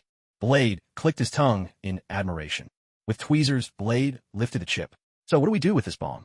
This thing combines a lot of advanced tech. Seems a waste to use it on someone like her. Jean took the chip, scooped up Olivia, and left the operating room, only to hear Blake calling out, "Come again anytime." Jean shook his head. Should we find a place to wake her up? They returned to Prince's antique shop. Jean received a call from Rude. "Sir, the chief would like to speak with you." "Hello, Chief George Stacy. There's no time for pleasantries. Why is your phone always off? Now what? You're the one who brought me this mess. What should I do? This isn't something I should be worrying about." George took a deep breath and changed his tone. "I don't know your name, sir, but lives are at stake right now. Well, I don't know how to defuse the bomb, but I can give you a way out. Disable the signal limiter. You'll have plenty of time. Also keep the media from reporting on the explosion to buy yourselves a reaction window. I've told you what to do. Whether you can pull it off is your business." A ray of hope dawned for George. The National Strategic Homeland Attack Defense and Logistics Bureau had stepped in. "Olivia, wake up. Where am I? We rescued you. You're safe now. What about the theater? Madam White is dead. Over 100 people were lightly injured. Olivia, tell me, which organization are you with?" Olivia looked at Diana in terror and shook her head. "Don't be afraid. The chip inside your body has been removed. You're free now." Tears streamed uncontrollably down Olivia's face. "I don't know the name of their organization or which country they're from. Many of the children came from all over the world, received training. Some joined the combat unit. I was in the arts division, using seduction to steal intelligence. Some of us became corporate spies. Some would never be activated in their whole lives. Others would be used at critical moments. What was your mission?" "There was no mission, only to lie low. Madam White and the others were there to assist our operations. You're free now. Do whatever you want. The media will probably report you as a casualty in the explosion. Here's a card for a black market doctor. The chip. Bomb in your head was removed by him. He can help you change your appearance. Here's $100,000. You can't use your old identity anymore. If you want to go back to your old life, that's your choice. Just pretend you never met me." Jean listened quietly from the corner, only stepping out after Olivia had left. "Diana, why didn't you use the lasso of truth? How much of what she said do you believe? She's an actress. Let's try again." The two followed Olivia into Blake's shady shop. The Red Room, originally a secret organization under the former Soviet Union. After the Soviet collapse, it survived only briefly before vanishing from public view for reasons unknown. All records were wiped, making analysis impossible. However, the National Strategic Homeland Attack Defense and Logistics Bureau still has an agent from the Soviet Red Room, known as the Black Widow, Natasha Romanoff. Jean studied Natasha's file. Born in 1928, she's that old and still looks so young? Does the serum really have such an effect? Send a message to the Black Widow. Tell her about the Red Room in New York. At that moment, Natasha, who was carrying out a mission in New York, received a mysterious message, a series of encrypted codes, all in Russian. Stunned, yet composed, Natasha quickly used her computer to trace the origin of the message, but the signal bounced from every corner of the globe, leaving her with no trail to follow. She placed a call. "Hey, Hill, how's it going on your end?" "No luck. The one's trafficked by the gang to New York. We haven't gotten anything useful. The Bureau is still working on identifying them, and we'll make sure to send each of them home. How about you?" "Nothing here either." The police swept through one area, and Lady Bai's place was just filled with disgusting sex toys. Nothing of value turned up. "Check more carefully. Lady Bai probably has more than one residence." Jean quietly slipped out of the Prince Antique shop. Standing on the balcony, Diana watched as Jean, cloaked in a black robe, melted into the darkness. She shook her head and returned to her room to continue sleeping. Hell's Kitchen was as lively as ever. Daredevil was locked in combat with the gangs. Jean appeared without a sound beside one of the watchers. Quick reflexes, ruthless moves. Jin's speed and strength overwhelmed the target completely. He disarmed the man, pinned both arms, and pressed him against the wall. With no leverage left, struggling was pointless. I mean you no harm. You're the Punisher, aren't you? Last time, you had a sniper rifle trained on me. What do you make of that? A mutant, then? Wrong. Just an excellent sixth sense. Punisher, Frank Castle. I'll let you go. Just don't come at me again. Frank's deep voice asked, Who are you? Just a bored soul, here in Hell's Kitchen to take in the sights. Daredevil's fighting skills are impressive, you know. Frank needed a scope to see clearly in the dark, but this person could see just fine. He cursed under his breath. That foolish Daredevil. His powerless sense of justice is only making Hell's Kitchen worse. Someone else just showed up, dressed like a ninja, with an amazing figure. Who is she? That bright red suit is a real showstopper for a night outfit. Elektra Inachios, Daredevil's first love, an assassin, now working for the Hand. From nearly 500 meters away, Jean could sense Elektra's presence, and in the blink of an eye, vanished from sight. Frank watched her silhouette, marveling at her speed as she vaulted across rooftops with effortless grace. She's definitely superhuman. The battle on Daredevil's rooftop was shifting into broad daylight. Hidden in the shadows, Jean masked her presence, observing. Daredevil roared, Elektra, don't make me do this. Elektra, consumed by darkness, no longer remembered Daredevil's true identity. In her hand, the trident flashed, and then drove straight for his heart. Erica had already discovered Night Devil's weakness. She kicked an iron kin hard, sending it flying until it crashed heavily against the rooftop water tank, producing a thunderous clang. Night Devil's superhuman senses magnified the noise 100-fold in his ears. He clutched his head, racked with agony. Seizing the opportunity, Erica launched a powerful kick that sent Night Devil tumbling away. A trident dart whistled through the air, striking Night Devil and pinning him to the water tank. Night Devil called out weakly, Erica, wake up. It's me, Matthew. Matthew's name brought Erica up short. She stopped her attack, her expression twisting in confusion and pain. Images of Matthew flickered through her mind, but they were drenched in blood and violence, with whispers echoing at the edge of her hearing. Get out of my head, she growled. Bullseye, who had been hiding in the shadows all along, saw his chance. He flung a hidden weapon, aiming for Night Devil. Erica sensed the sudden shift in the air. In a moment of clarity, she threw herself in front of the weapon. It struck her, heart, forehead, lung, 3 places pierced by the deadly darts. Night Devil, gritting his teeth against the pain, yanked the trident dart from his body and hurled it at Bullseye, who was lurking in the darkness. Exhausted, he staggered to Erica's side, lifted her in his arms, and broke down in helpless sobs as he listened to her heartbeat slowly fade away. From the shadows, Bullseye revealed a sinister smile and hurled more projectiles. A wave of vengeance overtook Night Devil, drowning out his reason. His wounds seemed to mend themselves, and he surged forward with newfound ferocity. Bullseye faltered, fear gripping his heart. He retreated step by step, until he tumbled from the 7th floor into the pitch-black alley below. Jean appeared at Erica's side. She gently brushed aside Erica's dark hair, revealing a bloody wound on her forehead, a small but deadly cut. Yet the wounds, to her heart and lungs, were strangely wrapped in a mystical energy. This energy had taken over for her heart, sending blood coursing through her body. Jean gathered Erica up and vanished from Hell's Kitchen.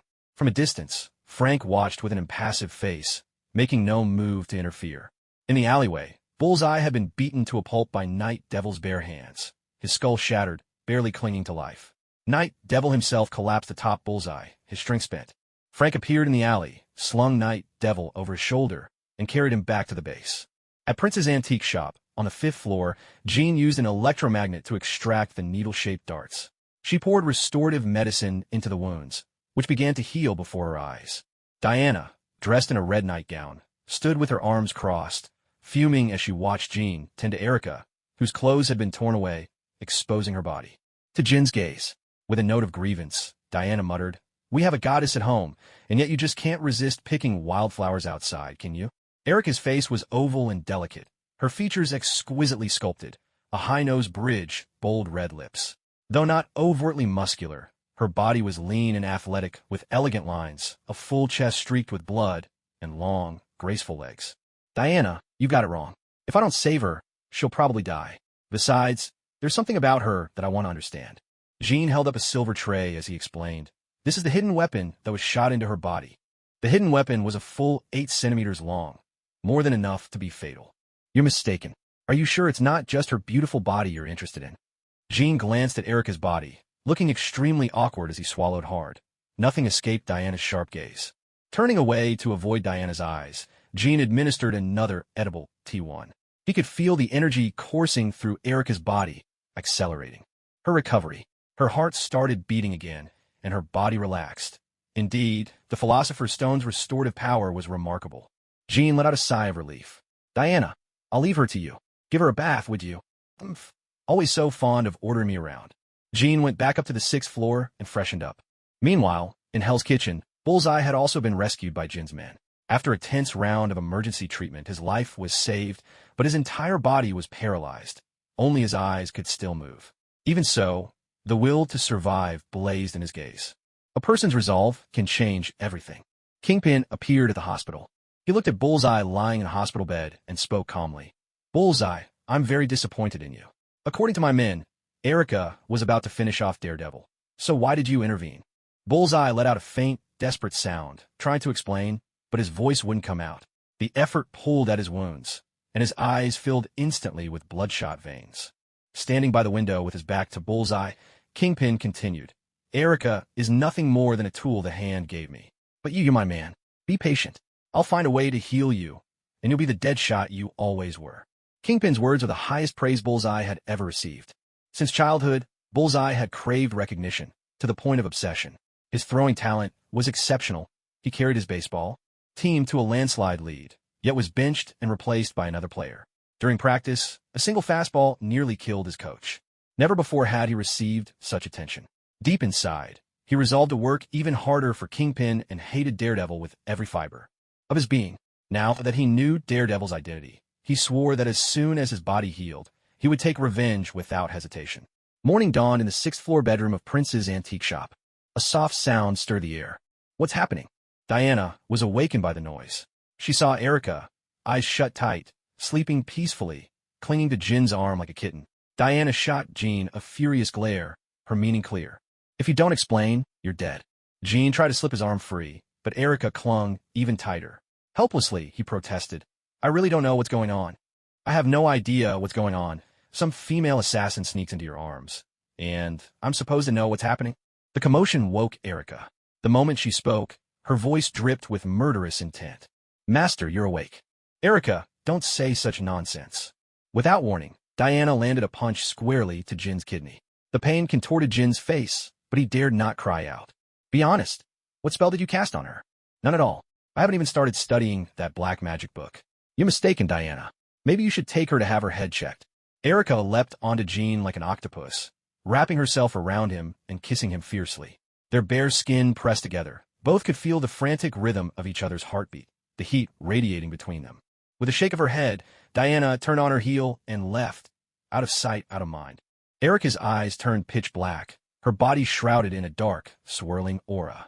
She looked every bit the witch as she drew the very breath, the life force, the soul itself, out of Jean. Jin's consciousness slipped into a fever dream, giving in to Erica's every move. His body withered like a flower in the desert, aging years in mere minutes. Hair falling out, skin wrinkling, vitality draining away. In a flash of insight, countless alchemical arrays materialized before him, but they flickered weakly, like dying light bulbs struggling for power. Now only a remnant of his soul, Jean found himself standing in a space radiating an overwhelming sense of peace, bathed in immaculate, holy light. Before him stood a colossal stone. Gotha. The sight was hauntingly familiar, carved with alchemical sigils, and at its center, a massive world tree.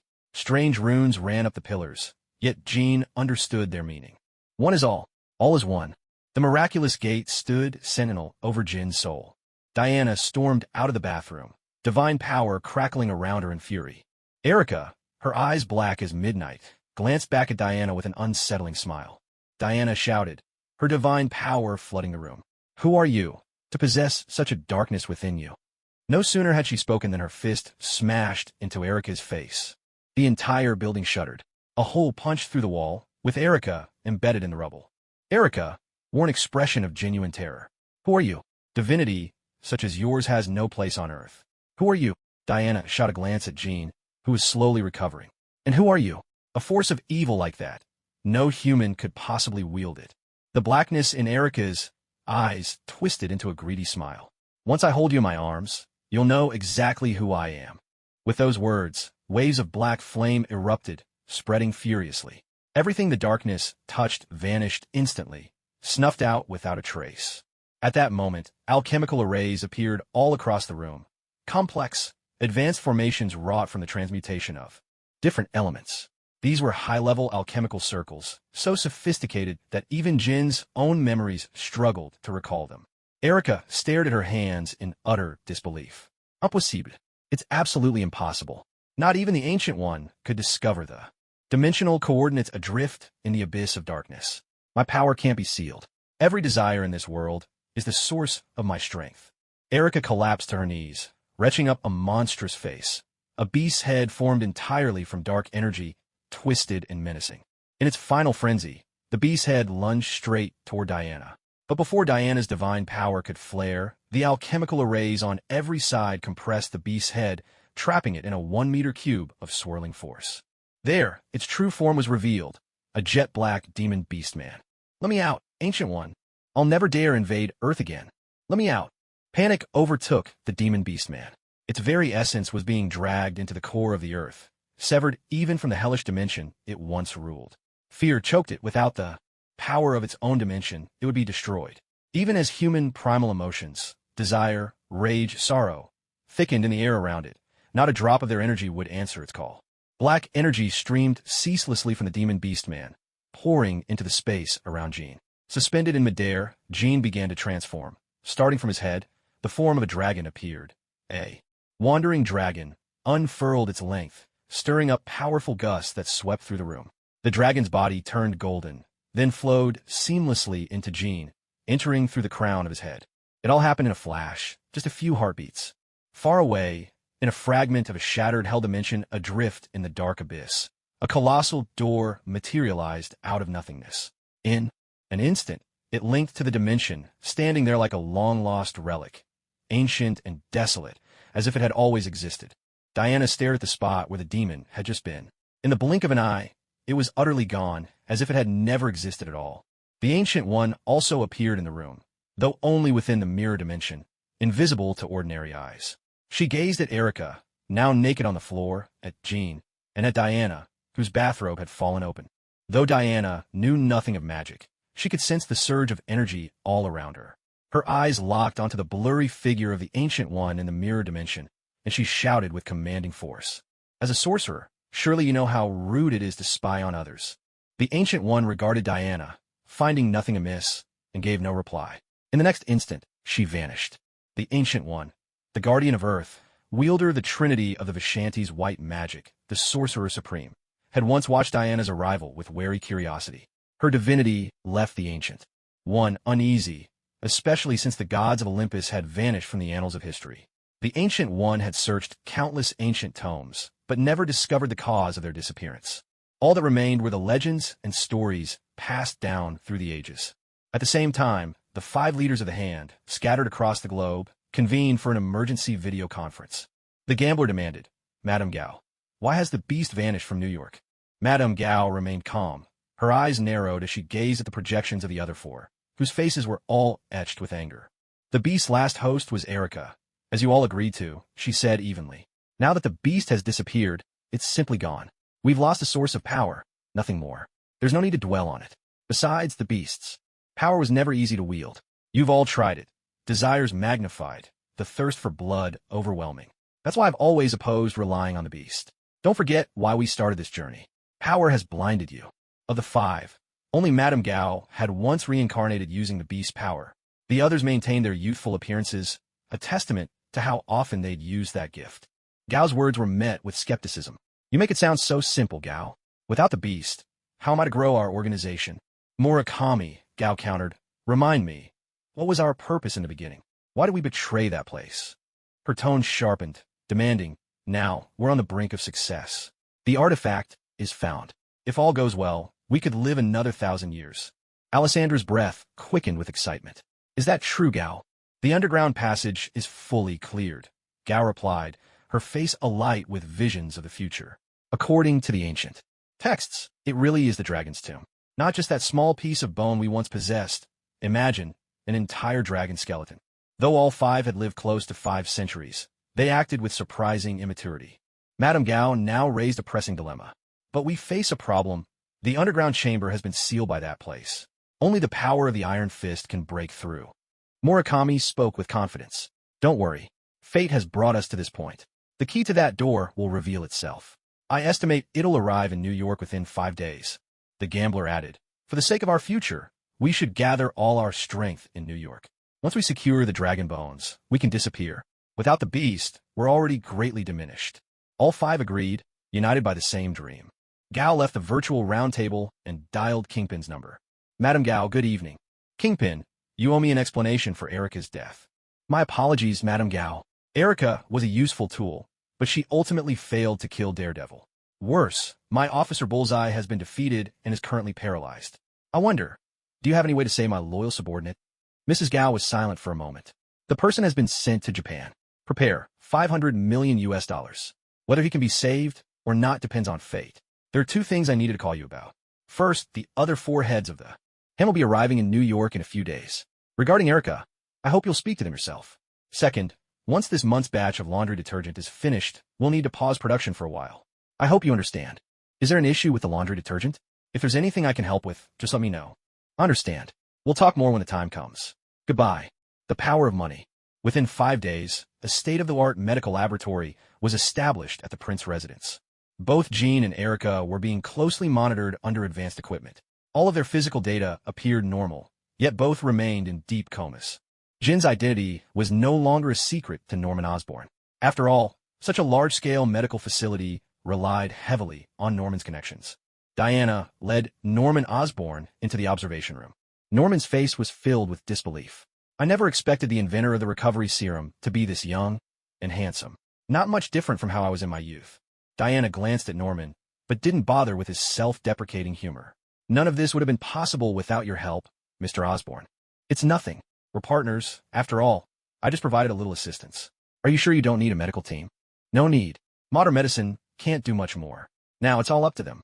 Let's hope God is watching over him. If you need anything, contact me directly. All right. As for the company, proceed according to plan. He will assist you in every way possible. Come and say hello. A virtual projection appeared beside Osborne, a figure identical to Jean, except for the hair, which was jet black. Artificial intelligence? I didn't expect that, Mr. Prince. Your achievements in computing are every bit as impressive as your work in biology. Osborne wasn't particularly surprised. It was only natural. Even Buck Industries now possessed an intelligent system. It had taken a team of engineers 5 years of hard work to get it to this level, though theirs was still limited to a local network. Osborne had even toured Tony Stark's private mansion.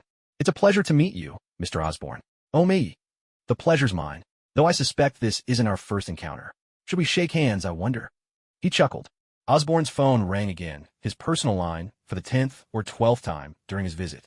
Mr. Osborne, please, take care of your company business. These days must be hectic.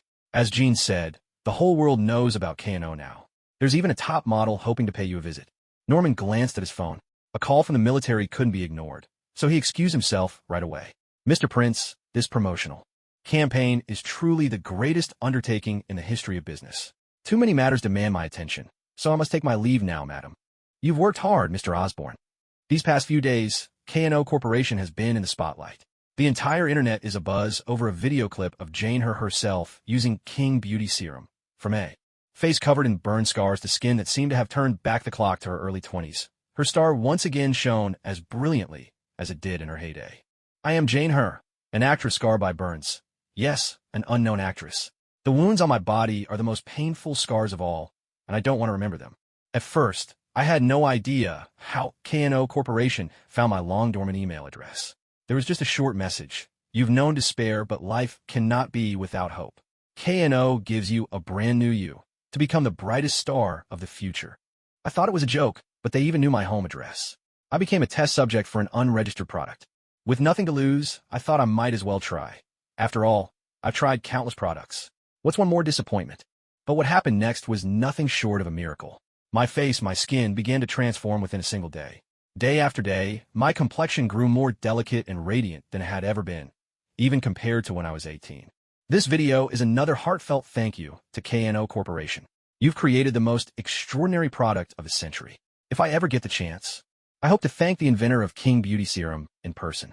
Thank you for giving me another chance at life, for giving me a brand new beginning.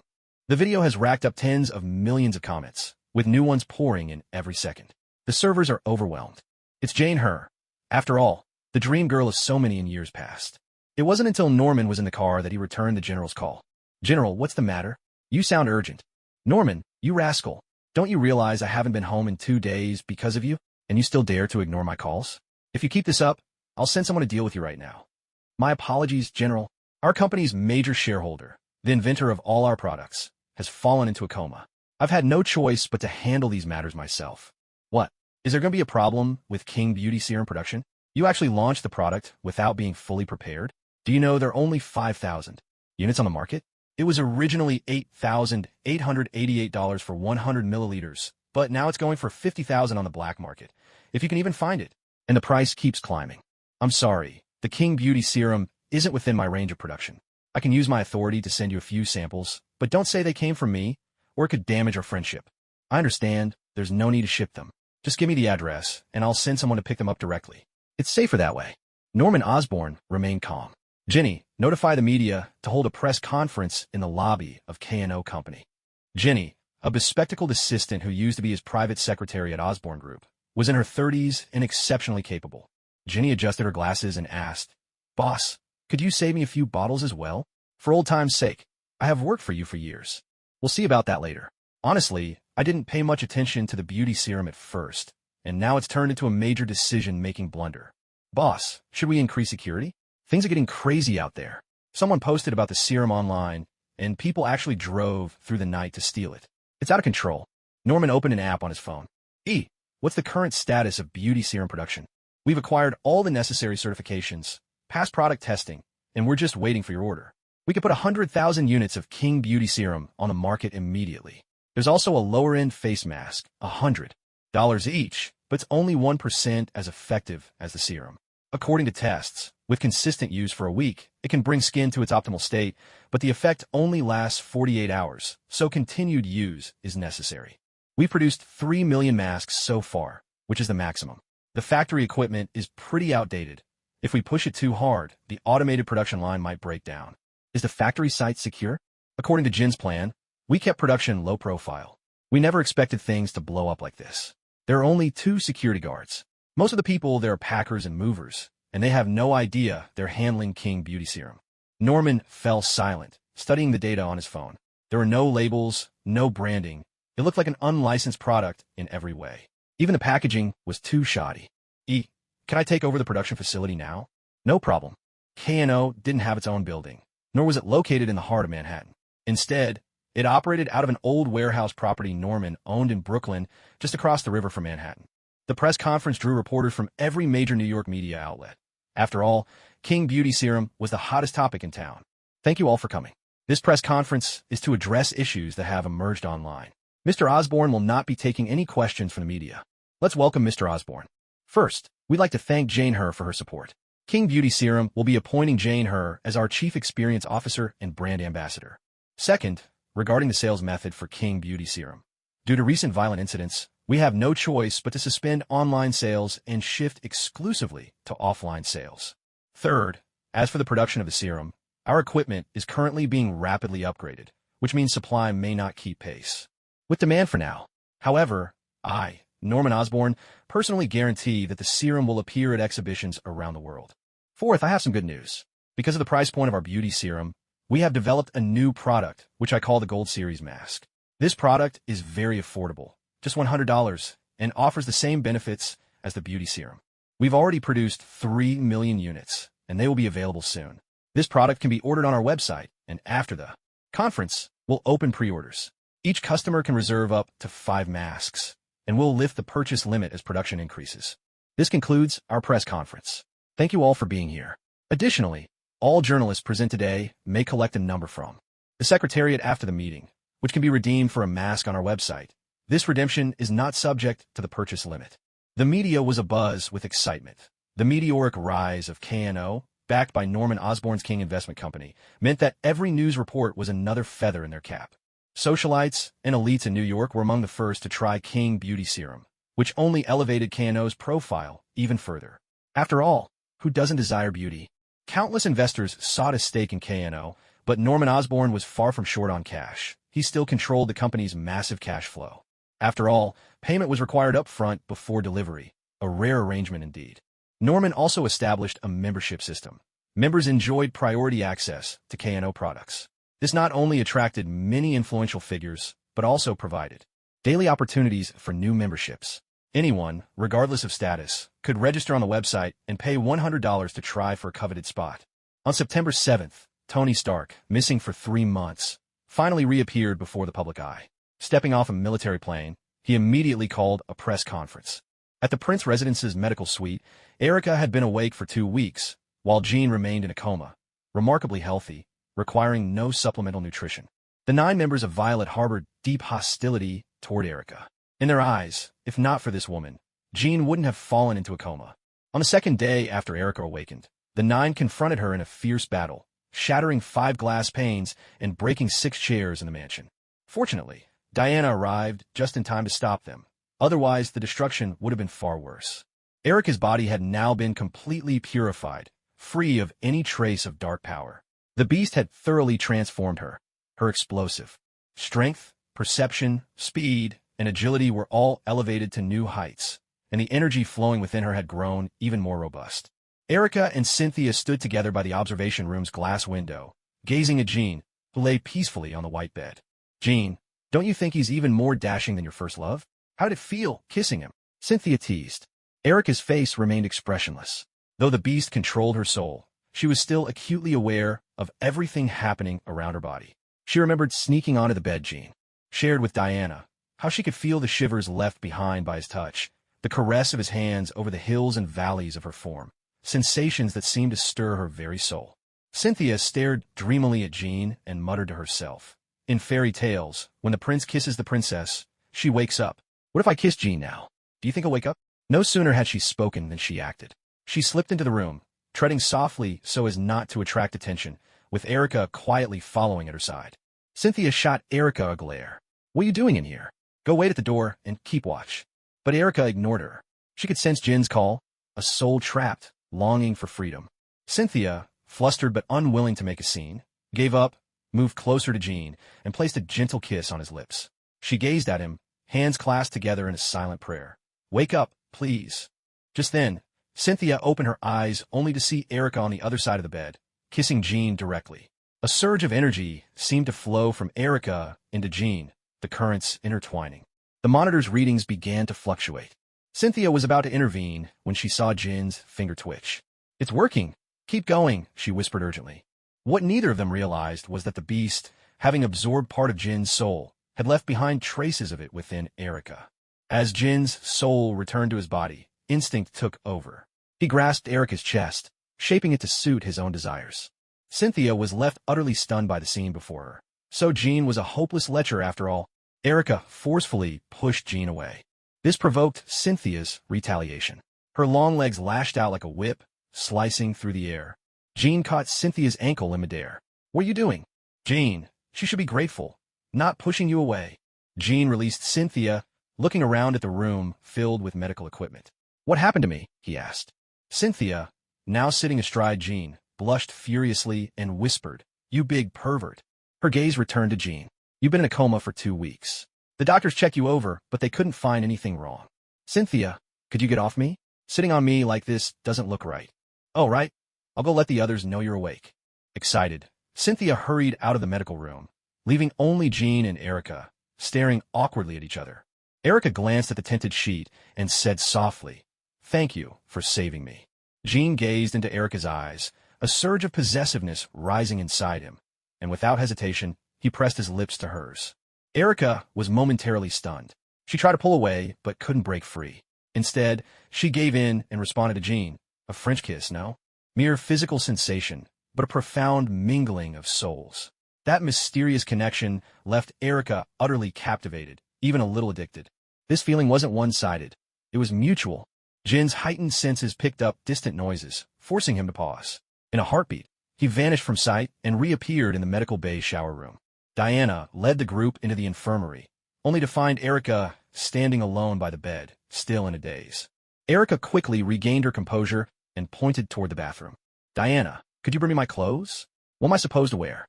This isn't a hospital, and you've got me in a patient's gown, with nothing underneath, no less. Cynthia, standing behind Diana, tried to stifle a laugh. Diana glanced at Erica and spoke up. Doris, go fetch Jean some clothes. The rest of you out. Erica made to leave as well, but Diana caught her by the arm. Erica, stay. Let's talk. The two of them stepped out onto the second-floor balcony, where sunlight poured down and the sea breeze drifted by. Erica, how did you wake Jean? Diana's gaze was fixed on the horizon, her voice calm. I don't buy Cynthia's fairy tale about a magic kiss. I don't know, Erica replied. You saw what happened that day, Diana. That thing was pure evil, a demon from the hell dimension. It tried to consume Jin's soul, but something stopped it. I don't know what. As for me, I'm the host of the beast. My soul is trapped inside my own body. I can't control myself, but I can sense everything the beast does and sees. There's some mysterious power inside Jean that drove the beast out of me. But I felt Jin's soul wasn't devoured. It lingered within me. The closer I got to Jean, the stronger the sensation, as if I could hear him calling out for help. Yet you all treated me like an enemy and kept me away. I had no choice but to wait for an opportunity. So that's how it happened.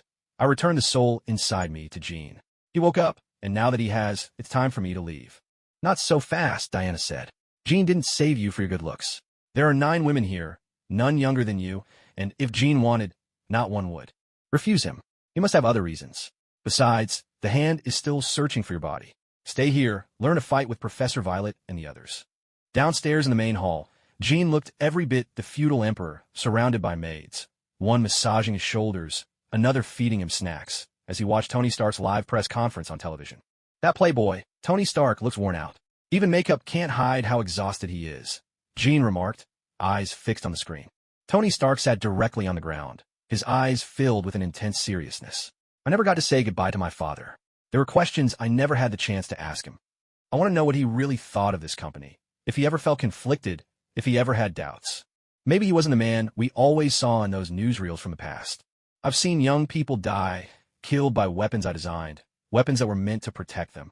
And I've realized that I, myself, have become part of a system completely devoid of responsibility. It was as if a veil had been lifted from my eyes. I finally understood that I could do so much more for society than just destroy it. From today forward, I am shutting down Stark Industries' weapons development and manufacturing division. We will remain closed until we find a better direction, until we can truly contribute to this world the way we should. A wave of shock rippled through the press. Reporters were stunned beyond belief. Nobody expected such explosive news from a press conference. A torrent of questions surged forth, but the determination in Tony Stark's eyes made it clear. He wasn't just making empty promises. Obadiah Stane, the CEO of Stark Industries, managed a strained smile and tried to downplay Tony's words. Tony's just joking around. The most important thing about today's press conference is that Tony is home. But the media wasn't buying Obadiah's dismissal. After all, the company was Stark Industries. It bore the Stark name, not Stane. In an instant, the news swept across every corner of the globe. Back at the stock market, Stark Industries shares had been on the rise since Tony's return. But this press conference was a nightmare for investors lacking conviction. The stock price plummeted like a stone. Jean commented, "Now that's a bold declaration. Weapons account for the lion's share of Stark Industries' profits. Have you started buying up Stark Industries stock yet?" Jean, the process has been underway since the day Tony went missing. I've been quietly acquiring shares ever since. Well done. I believe one of the smartest men on the planet is about to lead Stark Industries into an even brighter new era. I agree completely. Diana gazed at Jean, her eyes brimming with love, yet tinged with a hint of unspoken resentment. She grumbled, "Jean, you certainly seem to be enjoying yourself." Diana's hand had already latched onto Jin's ear. Okay, let go, Diana. My ear's gonna fall off." The group of 9, Violet and the others, stood off to the side, quietly watching the two of them bicker. Jean could only let himself be teased, never fighting back. The playful chase between them soon vanished from everyone's view. Suddenly, Jean pulled Diana into a tight embrace and kissed her deeply, a kiss that lasted a full 30 seconds before he finally let go. He cradled Diana's face in his hands, gently stroking her cheek. "I'm sorry I made you worry." A day later, the clear weather suddenly changed. Dark clouds gathered overhead. Strong gusts of wind swept through, and it looked as if a torrential downpour could break at any moment. That afternoon, after being closed for more than 2 weeks, Prince's antique shop finally opened its doors again. Up on the 6th floor, Gene surveyed the mess. His hands shimmered with golden light. Without ever touching the walls, he cast his spell. In an instant, a new wall materialized, and the cracked floor began to mend itself beneath his magic. Done. But why not let me use alchemy to smooth the walls? Instead, you insist on buying materials and making me do all this by hand. I'm a billionaire, for heaven's sake. How did I end up doing such menial work? Diana stepped off the elevator with Norman Osborne and explained, "The reason I had you do this yourself is to remind you that nothing in life comes easily." It was clear that Diana had caught the tail end of his grumbling. "Hey, Mr. Osborne, what brings you here today?" "Gene, I can't hold out any longer. There's too much pressure from too many people. Is there any way we can ramp up production of the 2 products?" Gene glanced over, spread the prepared plaster on the wall, and smoothed it with a tool. "It's not that we can't increase output. We're just short on raw materials. Tell me what you need. I'll get it." Gene smiled. "Norman, may I call you that? Norman, do you realize how many people are trying to reverse engineer our products? You probably tried as well. The key is, there's a mysterious substance we're lacking. It can't be isolated, can't be observed, can't be copied. Isn't that right?" Norman nodded. It was true. Whether it was the restorative potion or the beauty serum, the other ingredients were all quite ordinary, found in countless other products. But the crucial component simply couldn't be separated out, as if it didn't even exist. Yet without it, the products simply didn't work. Go and tell them this. If we push for higher output, the efficacy of the potions will drop. That would damage the brand we've worked so hard to build. Low volume is actually an advantage. It keeps us high-end. After all, if we expanded too much, the market and other pressures would only increase. Remember, you're the company's decision-maker. Norman, has my identity been compromised? There's a chance it has. Your shell company isn't exactly a secret among the big players. The underground world's ability to dig up secrets is beyond imagination. You need to tighten your security. You're not just an ordinary person anymore. Gene broke into a smile. Don't worry. I know what I'm doing. Once I have some free time, I'll start developing another project, one with even more market potential. Also, Norman, recruit more young talent to help with our projects. We have enough funding to support new research. Norman stood by the shattered window. Gene, have you made any progress with the formula I gave you? No, the formula is flawed. It can't be derived completely. The synthesized serum has significant side effects. The test subjects display violent tendencies. I recommend the military stop further research to avoid wasting time and money, unless a complete formula becomes available. Gene, thank you for your answer. No need to thank me. We're partners. Our interests are aligned. Gene, be careful. I'm heading out now. Gene picked up the pace. In just 2 hours, he finished all 4 walls. He looked over his handiwork with satisfaction. Absolutely perfect. Leaning on the railing, Gene gazed at the beautiful women passing by on the street below. His spirits lifted, and just then, a breeze swept past, bringing with it an unexpected delight. Suddenly, all of New York trembled.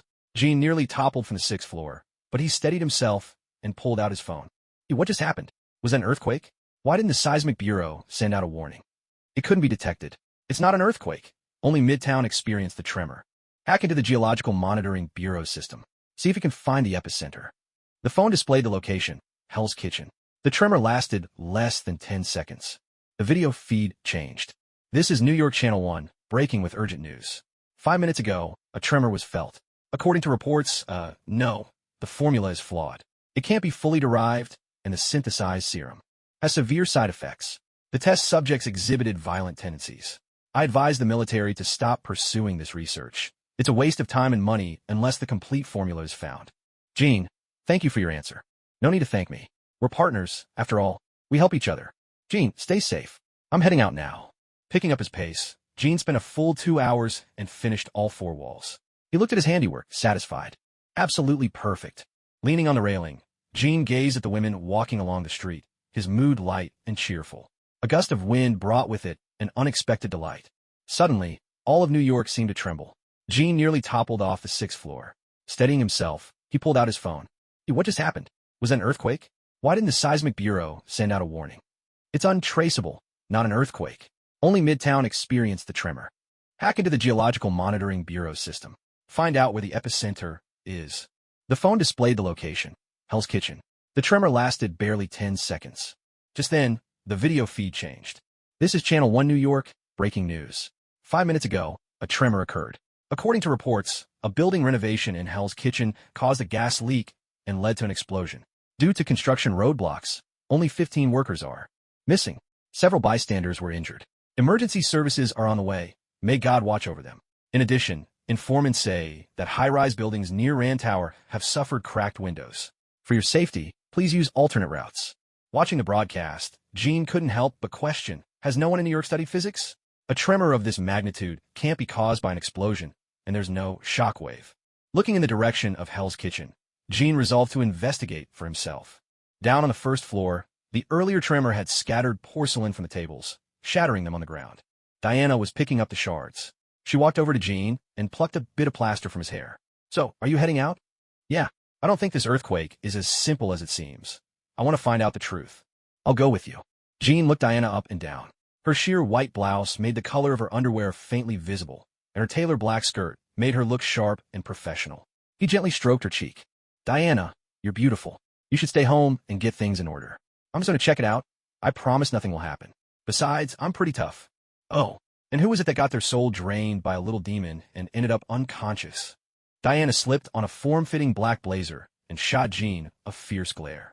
All right, if you want to come along, come along. Jean drove, following the navigation system toward Rand Tower. The last two intersections were blocked off with police tape, and though the blaze had been extinguished by the fire department, occasional embers still flickered in the ruins. Traffic cops were directing the flow of cars. Jean dialed Rude's number. Are you near Rand Tower? Yes, with such a major case, almost everyone from the precinct has been called in. Is there anything unusual about it? Rude, you're the cop. Not me. What happened to your investigative skills? The fire department isn't letting anyone near the scene. They say there are still hazards. How long will the lockdown last? No idea. We're waiting for orders from above. Sir, I do have a suggestion. What if George hires you as consultants for the department? If you want access to these mysterious cases, that role could make things a lot easier. Jean thought for a moment. That could work, but let's be clear. I'm not punching a clock. Only call me when there's an incident worth investigating. I'll give George a call. George Stacy found Rude's proposal reasonable. Lately, mysterious incidents in New York were piling up, and he was starting to feel overwhelmed. Investigations weren't as easy as they used to be. George came to the scene in person and granted Jean and Diana consultant status. I'm sorry. How should I address the two of you? Jean Prince. Diana Prince. Are you siblings or? Diana replied, brother and sister. George looked at them both and sighed in admiration. Your family's genes are impressive indeed. Since you have an interest in mysterious cases, do you see anything odd about this one? There's plenty that's strange. Sure enough, having official credentials hanging from your neck really does make things easier. Jean pointed to the now-charred neighborhood and handed his phone to George. On the screen, two different animated demonstrations played. One showed a typical natural gas explosion with a maximum blast radius of only 200 meters. Unless there was a secondary explosion, the impact wouldn't spread much farther. But in reality, the shockwave had been felt for over 8 kilometers. The video was littered with equations, making George's head spin. This kind of technical jargon was best left to the experts. But in truth, the mayor had already given orders. The priority was to calm the public. There was no need to dig too deeply into the facts. The destruction of Hell's Kitchen was a cause for celebration at City Hall. After all, in the eyes of those in power, Hell's Kitchen didn't bring in any votes. They couldn't care less about its residents' fates. George considered for a moment, then handed the phone back to Jean. You can investigate if you want, but in the end, I'll need a report on what really happened. Deal. The report. Rude will submit it. I'll bring Rude along for the investigation. George left Hell's Kitchen, but the fire department still kept Jean and the others from entering. They simply chose to take a detour, slipping in through another entrance. The three of them began their investigation from the rooftop and worked their way down. The floorboards creaked under their feet as the three of them peered down the stairs into the pitch-black darkness below. It was like staring into an abyss. In the gloom, Jean tossed a charred, blackened kettle into the depths. It was a long moment before the faint sound of it landing echoed back up to them. Yi's voice sounded beside his ear, calculating the depth. A full 300 meters. 300 meters. Get ready for a fast descent. Without hesitation, Jean shoved Rude forward. Jean barked, don't make a sound. There could be people below. I'll die, sir, Rude protested. Jean let out a brief laugh. Rude, you still don't know your own limits? Don't worry, you won't die.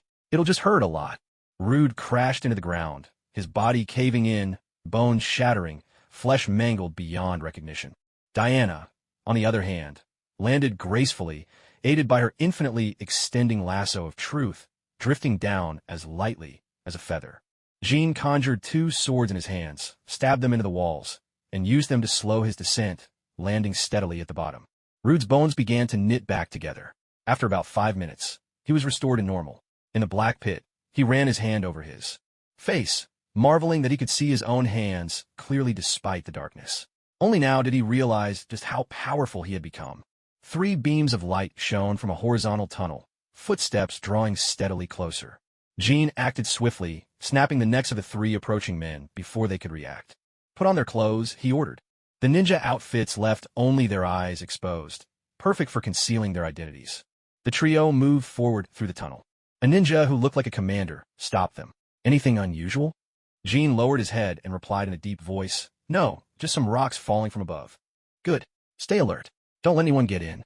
If the boss finds out, none of us will escape blame." They pretended to continue their patrol. The space inside was vast, with many ninjas gathered together, standing before a massive, nearly 10-meter-tall, circular door. The door was already showing signs of cracking. Carved into the door was a lifelike dragon god. Every scale, every claw, the tail, the dragon's head, all exquisitely detailed, except the eyes had not been filled in. The dragon's head was positioned right in the center of the door. Kneeling before the door was a disheveled white man, blood streaming from his face, his arms clearly broken. Standing in front of the white man were the 5 fingers of the hand, scrutinizing the great round door, then glancing back at the white man. Madame Gao looked thoroughly disappointed. This year's Iron Fist is a complete waste. I don't know how they ever allowed him to leave the mountain. Murakami, clad in a white samurai uniform, scowled. The dragon god's power is radiating out and causing tremors in Manhattan. It's bound to attract a lot of attention. The seal is weakening. Squeeze every last bit of energy out of this kid. If this place is discovered, we'll never get another chance to approach the dragon bones. At that moment, Night Demon descended from another entrance, flanked by many white-clad ninjas. Night Demon, Pure Heart Society, once again, you're here to ruin my plans. Mrs. Gao let out a furious roar. A fierce battle was about to erupt. In a hushed voice, Luther asked, "Sir, what should we do? Fight or play dead?" Though elderly, Mrs. Gao's speed had not waned with age. In a flash, her figure darted like a phantom, appearing beside the Night Demon. The old man with the staff descended from above, his weapon swirling with energy. "It's been a long time, little rats." The clash of their powers sent a violent shockwave tearing through the air. With a command, black and white forces turned on each other. Listening to the slaughter of the black-clad ninjas, the old staff master mocked. "Ha! Has your evil god forsaken you at last?" The gambler spoke up. "Blind one, this is only a difference in ideology. Nothing compares to immortality. We're willing to share the dragon's bones with you." The staff master spun his staff with a flourish, frowning, deep in thought. The Night Demon roared, "I don't care what you want. Give me back Erica's body." Kid, you're courting death." Murakami's katana flashed from his waist, gleaming as it left its sheath. 3 people lay beneath the body of a white-clad ninja, a katana thrust upward, piercing 2 corpses at once. Wide eyes stared out at the battlefield. "What should we do now? Should we get involved?" Luther whispered, "Don't speak. Those 2 blind men have incredible hearing. Our disguise is probably blown already. Should we call for backup?" "Underground, there's no signal, you idiot. Just watch. We'll grab what we can when it's over." Diana, full of curiosity, asked, "So that's Erica's first love? He's pretty handsome." The Night Demon had indeed heard. While dodging Murakami's strikes, he shouted toward the trio, "Who's there? Show yourselves." The staff master chuckled as well. "Looks like I'm not the only one who smelled a rat." Luther stood up, tore off his disguise, and drew his pistol, leveling it at them. "NYPD, hands where I can see them." Jean glanced at the pair, exasperated. Way to ruin a perfectly good live combat show. He shouted to everyone, "NYPD, you're surrounded. Drop your weapons and put your hands on your heads." 5 fingers burst into raucous laughter. Bullets are deadly to ordinary people, but for superhumans, they're easy to dodge. Murakami's katana shifted, slicing bullets out of the air. The gambler simply sidestepped to avoid them. "Diana, pick one." "Luther, you take the tattooed guy with the loudest laugh. I'll handle the last one." Diana's divine power wrapped around her, her speed far surpassing human limits. Her figure flickered, leaving behind only a faint afterimage, and her fist landed squarely on the gambler's face. Terror flashed in the gambler's eyes. He tried to dodge, but despite his mastery of martial arts, his body simply couldn't react in time. With a heavy crash, he slammed into the main gate. overwhelmed by fear. The remaining 4 fingers watched as the gambler's body slid limply down to the ground, while the door itself began to shift. Chunks of stone fell away along jagged, shattered cracks, shaken loose by the impact. 4 fingers stared intently at Diana, realizing that the owner of that envy-inducing, beautiful face possessed a truly terrifying power. Rudd refused to be outdone. He lunged at Alexandra, revealing his vampire abilities for the first time. Until now, he'd relied only on hand-to-hand combat training from the police academy. Soanda watched Jean warily and shouted, "Careful! They're not ordinary people." Alexandra faced Rudd with utter calm. A surge of energy from her palm struck Rudd's chest, caving it in instantly. Rudd's face twisted into a grimace. He glanced down at his chest, a bizarre smile curling across his lips as his fingernails sharpened to deadly points. He swung his arms, the air slicing with the force of his claws. With ghostly speed, his sharp talons pierced straight through Alexandra's chest. Like drifting sand, his form vanished from sight. "A mutant, are you? Did you really think you were the only one capable of such strange feats?" The two exchanged blow after blow, neither gaining the upper hand. The others wanted to intervene, but there was no opening. The old man of the staff grappled with Madame Gao, their skills evenly matched. Daredevil, however, was struggling. Murakami's blade was no ordinary weapon. His white cane had already been sliced into countless pieces. Even in the chaos, the old man of the staff found time to impart some fighting wisdom to Daredevil. "Fool, is hand-to-hand all I've managed to teach you? Where's your chi? Wrap your staff in chi. It can block his blade." Madame Gao sneered. "Blind man, you still dare be distracted?" Her cane transformed into a lethal weapon, plunging straight through the old man of the staff's right shoulder. Jean slowly approached Soanda, gripping his sword in one hand. The blade quivered, stirring up clouds of dust at his feet. As he listened to the old man's words, inspiration struck. Had never known how to use chi, but now, the wandering dragon slid from his hand, transforming into a blade of energy that carved a deep trench several meters long into the ground. Fear crept across Soanda's face. "Are you the true guardian of the dragon god's tomb?" There was a mysterious legend in Kunlun. Every dragon's tomb has its own guardian. Generation after generation, they pass on the key to enter the tomb. Yet the 5 fingers had searched New York for decades without ever finding the guardian. The Iron Fist inherited the dragon's power, enough to destroy the tomb, but not open it. But now, the wandering dragon, on Jin's body, burst forth uncontrollably, surging out to become a tangible, divine dragon. The earth trembled as the dragon charged towards the entrance of the tomb. Jean was swept into the dragon tomb by a powerful current of energy. The main gate of the dragon tomb, once damaged, had been completely restored under the influence of the wandering dragon. The event happened so abruptly that Diana's lasso of truth struck nothing but empty air. Jin's sudden disappearance drove Diana into a frenzy. Divine power surged outward from her, forcing everyone in the underground chamber to their knees, struggling to resist. Divine light flowed around, and her lasso of truth lashed out, binding Soanda tightly. "What's behind this door?" "The tomb of the divine dragon." Rude gasped for breath, his voice hoarse and strained. "Diana, I can't breathe." Diana withdrew her divine power, and everyone around her greedily gulped down air, knowing they were no match for her. Yet between them lay a chasm that could not be crossed. The 5 fingers had never realized that someone so powerful was hidden in New York.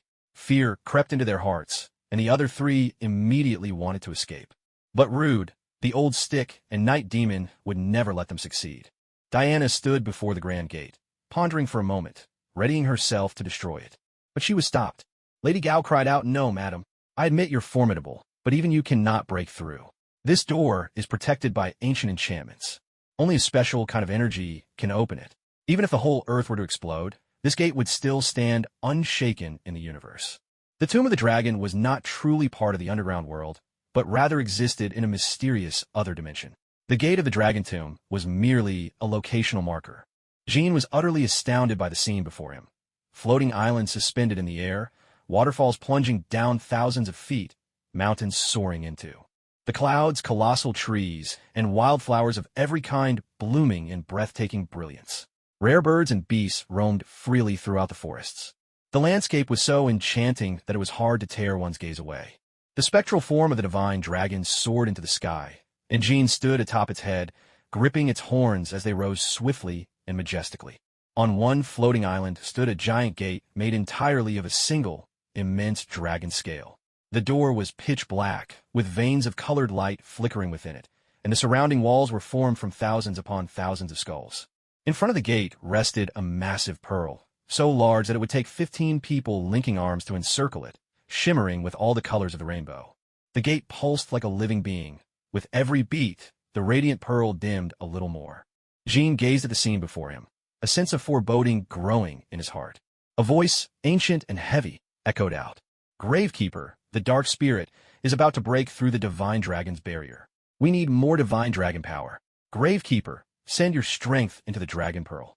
The booming voice shook the heavens, making even the soul tremble. A dragon scale on the gate began to crack. The ancient voice roared, "Hurry!" Jean was left with no choice. The wandering dragon surged forth from both his palms.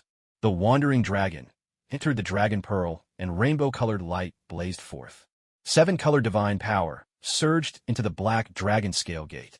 Gradually, the black door regained its original hue. Ling, unwilling to submit, let out a furious roar that made the entire space tremble. An endless stream of wandering dragon power flowed into the dragon pearl. Jean, exhausted, slipped into unconsciousness, only to find himself in a strange dream. Time and place unknown. Bizarre monsters appeared, like octopuses with a pair of wings, serving a soul-devouring beast named Ling, who fed on souls. The divine dragon stood as its adversary, fighting to protect humanity, while humans, in turn, safeguarded the dragon. Generation after generation, the divine dragon sacrificed itself to seal the passage through which the soul-devouring beast tried to enter Earth. Its own flesh and blood became the door. The toughest dragon scales formed the outer wall, and the dragon pearl at the core ceaselessly channeled energy to the gate. Yet, one day, the power within the dragon pearl would inevitably run out. The dragon soul taught humans how to harness Qi, drawing in the wandering energies of heaven and earth. Among them, the tomb. Guardians could cultivate the highest levels of dragon force, but at the cost of losing their own sense of self, living generation after generation, secluded in a paradise isolated from the world. While the dragon's soul slumbered, one discontented tomb guardian, tempted by Ling, opened the gate. That battle cost the entire lineage of tomb guardians dearly, pulling the whole hidden paradise into catastrophe. Countless souls were consumed by Ling, the dragon's soul used 40% of its remaining spirit power to forge a passage, sending a baby carrying the methods of cultivation and the power of the divine dragon into the human world. With the dragon soul and the few remaining tomb guardians struggling desperately, less than a tenth of the dragon soul's power was left. The dragon soul fell into deep sleep, while the tomb guardians sacrificed themselves completely to seal the gate once more. Now, after all this time, Iron Fist dragon power struck the very coordinates, awakening the sleeping dragon soul, who quickly sensed something unusual. Fortunately, Jin's arrival brought renewed vitality to the dragon pearl. The story is now yours. Judging by your bloodline, you don't seem to be a descendant of the tomb guardians. Still, the fact that you can cultivate the power of the wandering dragon is its own kind of fate. I wonder if you are willing to protect humanity to avoid being devoured by Ling. Those visions played out as if Jin had lived them himself. He shook his head repeatedly, trying to clear the images. What is this place? A hidden paradise, suspended in an alternate dimension. If I choose to protect humanity, what do I gain in return? Your body has already surpassed the limits of ordinary humans, but after being refined in the dragon blood pool, you will reach an even higher level. I don't know how you learn to cultivate the wandering dragon technique, but you can feel how dense the free-flowing energy is here. Training in this place will make your progress much swifter. Jean fell silent, pondering for a moment before replying. If you can give me a key to enter and leave this place freely, I will serve as its guardian. The dragon soul emerged from within the dragon pearl, soaring through the sky with Jean. Looking down from above, 8 mountain ranges stretched upward, as if they were encircling and protecting something sacred. Jean was thrown into the abyss at the very center, and the crystalline, translucent light illuminated everything around him. Quietly feel the power of the blood pool. Jin's body sank deep into the blood pool, and he felt utterly wretched. It was as though a swarm of 10,000 ants was biting into his flesh. The pain was excruciating. After a full half hour, Jin leaped up from the pool.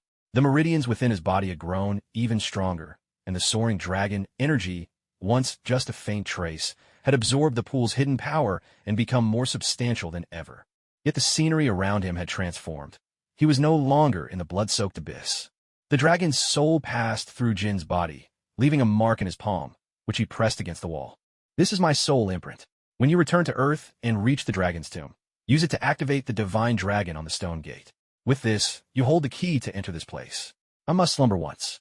Again, if you have time, enter the Tomb Keeper's stone chamber.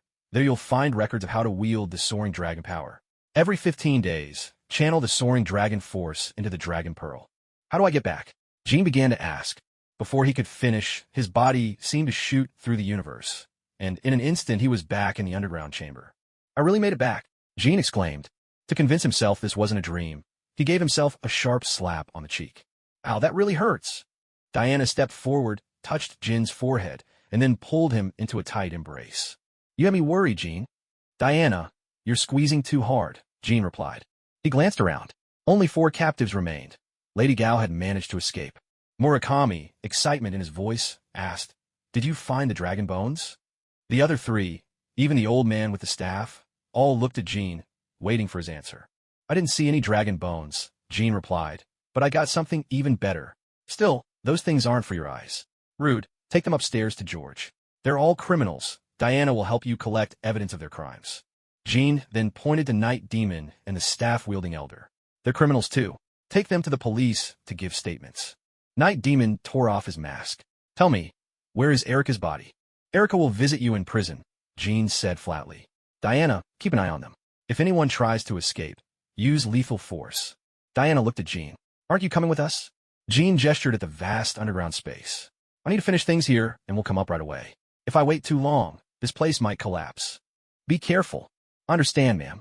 Everyone else took the elevator up into the land building, and Jean got to work. Following the method given by the dragon's soul, he touched the stone dragon's eye with the imprint. To his amazement, the stone dragon came to life, shaking loose chunks of stone and revealing its golden scales.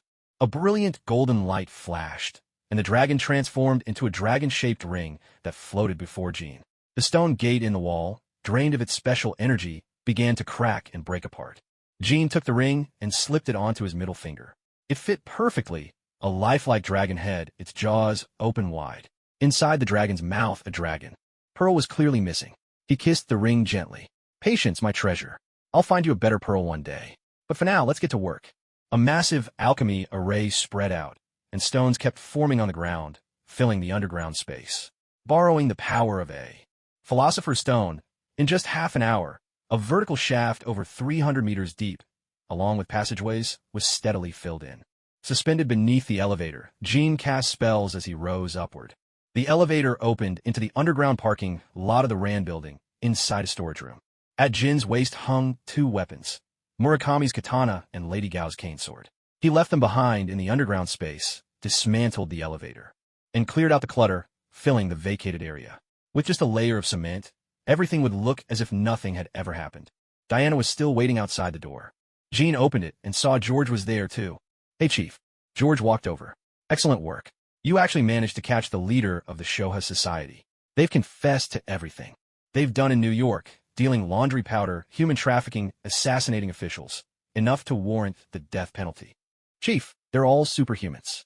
I suggest we dispose of them quietly. One of their leaders got away, and if I'm not mistaken, they might try a rescue. What about Daredevil and the others? Did you let them go? Don't worry. We've given them muscle relaxants and instructed the agents to administer a dose every hour. As for Daredevil and his crew, Rudd already cleared their early release. Frankly, what they did in Hell's Kitchen was admirable. Our department has little influence there now. It's better to let vigilantes fight fire with fire. Suit yourself. I've already warned you, George. As a consultant, I've given my advice. If you won't take it, that's your decision. Goodbye. Night had begun to fall. A steady rain pattered down, and the air was growing chilly. Jin's phone finally picked up a signal. Let Erica know. Have her meet with Daredevil. Understood, sir.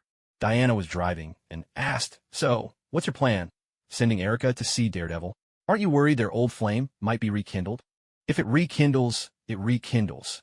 What's that got to do with me? You don't mind? Erica's quite a woman, you know. Very seductive. Diana, are you trying to test me again? Jean pulled Diana's face toward him and kissed her deeply. You rogue, I'm driving. Where are we going? Back to the prince's house. I picked up some real treasures today. What did you get? Jean flashed the dragon ring on his right hand, and also a katana and a cane sword. Where did you get the ring? It's a beauty. When there's time, I'll take you somewhere truly magical. Midnight in Hell's Kitchen. The steady drizzle sharpened Daredevil's senses, allowing him to see more clearly in the darkness. Suddenly, a marble shot in from afar, punching a hole clean through the wall. Daredevil stared in shock toward the distance, his ears picking up two familiar heartbeats. They belonged to his friends, bound and trapped on a ship at the docks. At the bow stood a figure he recognized. Daredevil, Matt Murdock, you finally showed up. You have no idea how hard you were to find. Through the rain, Daredevil made out the enemy's face. Bullseye, is it? Bullseye bared his teeth in a twisted grin. That's right, I'm back. And now, I'm going to taste the pain I went through. Let them go. Let Foggy and Karen go. Foggy Nelson and Karen Page struggled against their bonds, the ropes swaying as they tried desperately to say something to Daredevil. Bullseye laughed, his voice cruel. Matt, the son of the battling Jack Murdock. Toss away your gear. It's time to face me, man, too. Mun, the stage is set, just like the old boxing ring, 3 minutes around. If you don't play along, I'll send them straight to hell. Daredevil stripped off his disguise and weapons, leaving only a pair of shorts as he stepped onto the ship's deck. Bullseye, I hope you'll keep your word. Release them. Step up. Beat me, and they're yours to save. The ferry rumbled down the Hudson River, the grinding engine noise piercing the night. Matt clutched his head in agony, his face contorting. Bullseye's uppercut landed hard, sending Matt sprawling. That sound? That's the bell. Matt's mind rang with the noise, throwing him off balance. His heightened senses spun out of control. Bullseye's form blurred in his. Mind's eye's blood trickled from his lips. He steadied himself against the ropes, one hand reaching out to gauge the distance. Already can't take it? Come on, you bastard. Bullseye bounced around the ring, dancing and taunting, slapping his own face. Come on, hit me here. He retreated a few steps, his face showing no sign of injury. But Matt's hand was broken, and he cried out in pain. Hanging above, Karen's tears fell, her sobs muffled by the ropes. Well, Matt, is this all you've got? Your girlfriend looks like she's about to cry. Through the pain, Matt remembered his father. Gritting his teeth, he tightened his fists and moved in a familiar rhythm. His mind grew clearer, his super senses cutting through the chaos to track Bullseye's every move. Half his face must be alloy. Kingpin spared no expense. But as long as there's flesh and blood, I can beat you. Bullseye's attacks failed to land as Matt slipped past each one. A punch landed in Bullseye's gut. Bullseye doubled over, then lashed out in pain, but hit only empty air. Damn you. A blind man making a fool of me with his footwork? Bullseye lost all composure, charging straight at Matt in a wild grapple. A smile appeared on Bullseye's face as his fists rained down relentlessly on Matthew, who could only shield his head in defense. Blind man, it's time to die. Blow after blow landed on Matthew's abdomen, forcing blood from his mouth. But suddenly, a surge of energy exploded from within Matthew. He countered with a powerful punch. Bullseye was sent flying 2 meters backward, coughing up blood. He stared at Matthew, blood seeping from his eyes, nose, mouth, and ears, yet an excited grin spread across his face. As Bullseye struggled to his feet, a trident pierced straight through his heart. He looked up and saw a familiar figure standing atop a mechanical crane. This can't be. Her snowy white nightwear traced the elegant curves of her body, the ribbons of her outfit fluttering wildly in the wind and rain. Erica gently set down Foggy and Karen. Karen, unable to hold back, dashed onto the ring and rushed to help Matthew up. Matthew, his voice strained, managed to call out, Erica. Foggy Nelson also called out to her, Erica. But neither of them could stop Erica from leaving. The Prince household basement. For the first time, King assembled all 9 members of Violet. So much time has passed. It's finally time to show the results of your training. If you all meet the requirements, you'll graduate. Cynthia asked, King, where can we go once we graduate? As a reward, top graduates will have the chance to travel with Diana and me. And anyone who doesn't meet the standard will remain at home. Yi, simulate a battlefield. First up, your shooting drills. It starts now. Choose your weapons. Almost all 9 selected the same gear. MH416 rifles and Desert Eagles. First exercise, stationary target shooting, 10 rounds each. Everyone scored a perfect 100. Second, moving target shooting. Everyone hit their mark. Third, hand-to-hand combat test. Everyone passed. King was still in his lab, experimenting with 2 blades, when news of the assessment reached his ears. Is there a problem with the test? Everyone passing seems a bit unrealistic. Sir, they're exceptional and extremely disciplined. Most people couldn't stick to their training routines the way they do. Forget it. I don't know enough. What material are these 2 blades made of? According to Stark's database, these should be adamantium alloy, currently the hardest metal known on Earth. there's still some unknown material involved. Vibranium, Captain America's shield, is made from it. Its greatest property is energy absorption. As long as energy doesn't reach the molecular bonds within the vibranium, it's virtually indestructible. Where can we find adamantium and vibranium? The formula for adamantium is a government secret. Stark Industries still has some reserves, as well as some lower-grade adamantium and vibranium. These have occasionally turned up in the hands of black market arms dealers like Ulysses Clow, with prices reaching $10,000 per gram. Contact him. See how much we can get. Have you figured out the molecular structure of the bronze sword? The instruments can't identify it. It seems the copper core contains some mysterious substance or energy. There's a faint electromagnetic response, or perhaps when heated, some energy protects the sword's body. But by using the most primitive method, friction, we managed to return the blade to its original state. The patterns on it are beautiful. Jean gazed at the bronze sword emerging from the analyzer. It could no longer be called a bronze sword. It didn't look like one at all. Anymore. Fiery patterns ran along the blade, and when swung, you could almost see a phantom of orange and blue flames flickering in the air. What about the bronze surface? It's been ground away. Ye's reckless boldness. But I made a new hilt for the bronze sword. A mechanical arm retrieved a red hilt from a box. The openwork design featured blooming chrysanthemums, their petals tubular and interlinked. Decorate the hilt as well, and make new handles for the katana and the sword cane, something suitable for women. Is the RV modification finished? Jean had always wanted to travel, to see the world beyond, but mundane affairs had always held her back. Now, with time on her side, it was finally possible to roam across America. It's done. The interior and wiring are complete, and the ceiling is excellent. It's fully amphibious, ready for both land and water. The power system is a hybrid. While combing through Stark servers, I found a real treasure, the arc reactor. I've replicated Tony Stark's miniaturized arc reactor and redesigned the RV to be fully trimodal. Did you hack into Stark Industries again? No, I wouldn't call it hacking. We're shareholders now. Actually, we hold the largest public share, 5%, though that still makes us the smallest shareholders. Didn't Tony Stark notice? Tony Stark integrated some of my leftover data and upgraded his AI, Jarvis. That's one of the reasons I can move freely through their servers. From now on, you're forbidden from hacking into any organizations or institutions. If you need access, use your creator credentials. Jean, we need to keep a low profile. If you keep infiltrating other servers, sooner or later you'll leave traces. Sometimes, it's better to avoid unnecessary trouble. Do you understand? He fell silent for a moment. Understood. You know I've never put any restrictions on you. You're growing every moment, always evolving.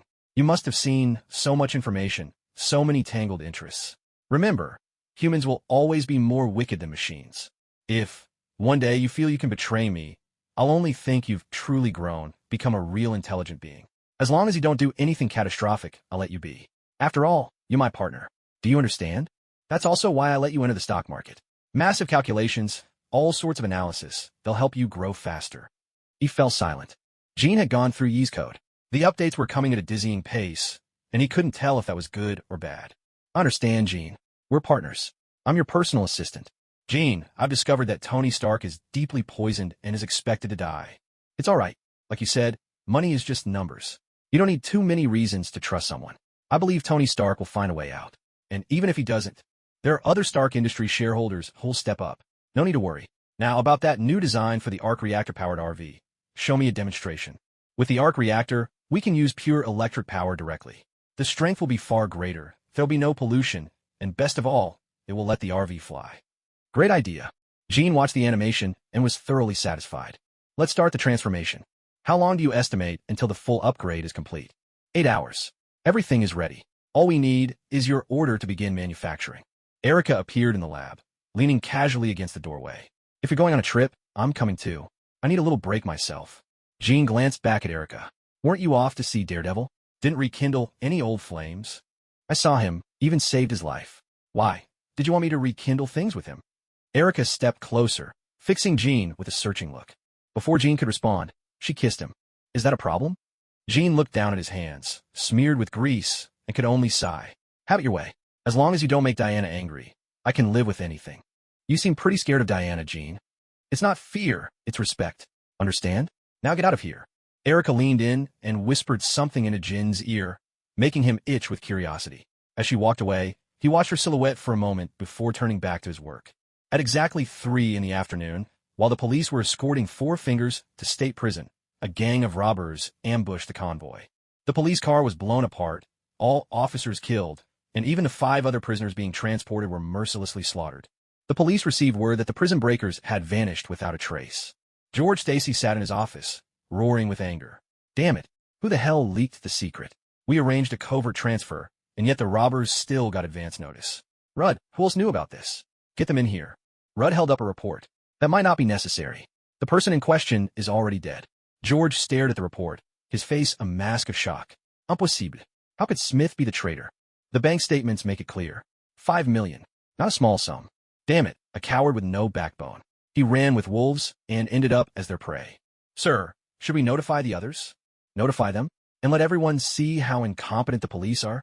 We gave plenty of warning, but they insisted on going through with the operation. 5 of our men dead. I've already issued a citywide manhunt. Meanwhile, Five Fingers returned to the cluttered storeroom in the underground parking garage of the Rand building. Mrs. Gao prodded at the still damp cement with her cane. When did they fill this in? We spent 3 months and countless resources digging it out, only to have the whole underground space filled in a single day. Soanda asked, did those 2 mysterious figures turn up anything? All we know is that they're police consultants. Not much else to go on. But that mutant cop with the healing powers. He might be our way in, Mrs. Gao said, casting her gaze over the 4 others. The gambler shook his head. I'm planning to head back to Europe or Japan immediately. That man, we're no match for him. If we act rashly, we'll only be throwing away more lives. Frustration contorted Mrs. Gao's face. What about the Dragon Bone?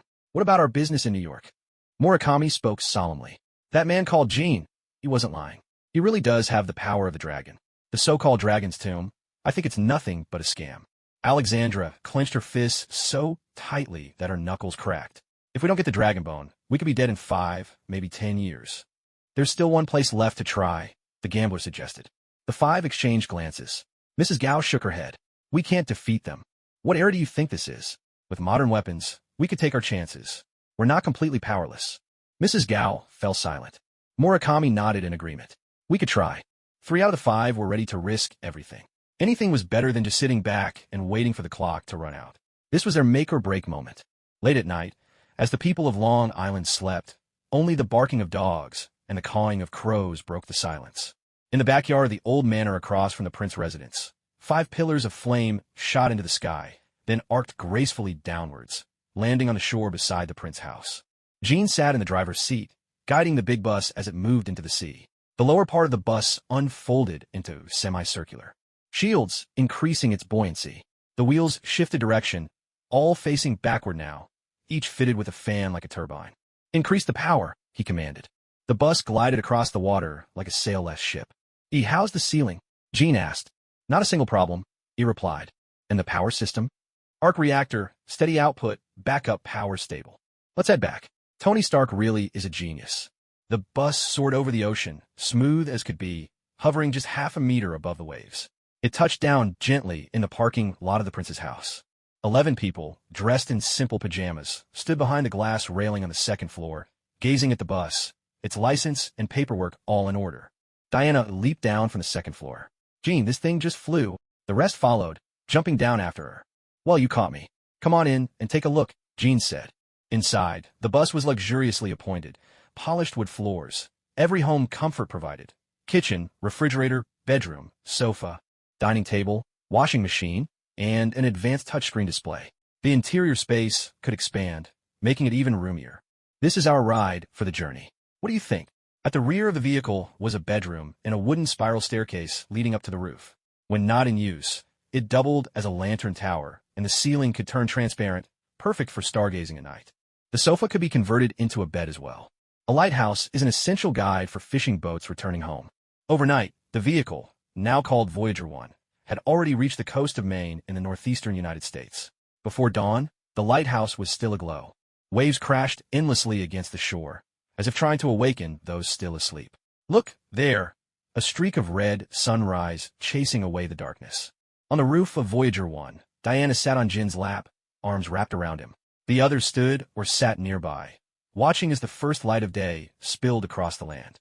The water sparkled, and in the distance, fishing boats returned to port from their night's work. They followed the coastal highway eastward, stopping and starting, passing farmlands and forests outside the city, with barely a town in sight. They planned to stop at a nearby small town to restock food and water. 2 police cars roared past them. Curious, Jean followed them and arrived at a small bay with just 2 or 3 houses, each far apart, surrounded by dense forest. The old sheriff noticed Voyager 1 and walked over to the driver's seat. "Hey kids, are you lost? Let me see your IDs." The old sheriff was cautious, unclipping his holster as he took the IDs Jean handed over. He studied them carefully, his expression turning curious. "New Yorkers, huh? Here for a trip?" "Yes, sir, Sheriff." "Anyone else in the vehicle?" "There are still 10 left. Would you mind if I come aboard to inspect?" The old sheriff, accompanied by a young female officer, stepped onto the vehicle. The young policewoman let out a gasp of surprise. "Wow, this is a truly luxurious RV." The old sheriff's eyes swept over Diana and the others, all of whom were strikingly attractive and carried themselves with grace. In particular, Erica, dressed in a simple white camisole dress, sat with her long legs elegantly crossed, a map in her hand. The sheriff spoke gravely. "Ladies, would you mind showing some identification?" "Prince, are you all sisters?" "Something like that." Jean stood beside the old sheriff and produced her NYPD consultant badge. "I saw you in such a hurry and wanted to see if I could help." "NYPD Special Consultant." "Yes, Chief John. I'm here on vacation with my family, taking in the beautiful scenery of Maine. The pressure of the big city can really get to people." Sheriff John snapped a quick photo before handing Jin's credentials back. "Are you carrying any weapons?" Jean gestured toward the compound, bow secured overhead. "Just this one." "Dad, hurry, get to the coast." A young black officer suddenly doubled over, overcome with nerves, and vomited. Jean followed quickly after. The coastline was jagged with rocks, splattered with fresh blood, bits of torn flesh, and shredded clothing. In the evening light, as the sea breeze swept through, a chill crept up everyone's spine. One officer tried to restrain a white woman who was wailing uncontrollably. She was so distraught she fainted on the spot. 3 officers, clearly rookies, broke out in a cold sweat. The brutality before them was beyond anything they'd ever witnessed. A sharp-eyed detective lit a cigarette. Sheriff John snatched the cigarette from his lips and tossed it beyond the police line. "Jonathan, how many times have I told you? No smoking at a crime scene." "Dad, without a smoke in this situation, I'll lose my lunch." "Any findings?" Judging by the scattered flesh, the victims were ripped apart by hand. There are no footprints, no murder weapon. The only clue is a trail of blood leading into the woods. Someone might still be alive, but the blood loss is massive. "Lucy's gonna check." Jonathan pointed solemnly toward the sea. "The only explanation is that the killer ambushed 3 kids from the water. Maybe it was someone they knew. They didn't even try to fight back." John frowned. "Jean, Prince, come in. Let's see what investigative skills a special consultant from the city brings to the table." Diana and Erica, both clad in sleek black suits, appeared at the crime scene by the water. In Erica's hand was a crimson katana, an adamantium blade Jean had given her. Jean adjusted her glasses and looked down to methodically scan the scene. As she activated her eye of insight, the jagged shoreline seemed to flicker with strange lights. "Erica, toss me the knife." Jean walked to the shore and brought his knife down on a rock. The sea waves kept crashing, and in the cracks between the rocks, he found a scale glowing with a faint blue light, as well as half of a dead fish, its strong fishy odor still lingering.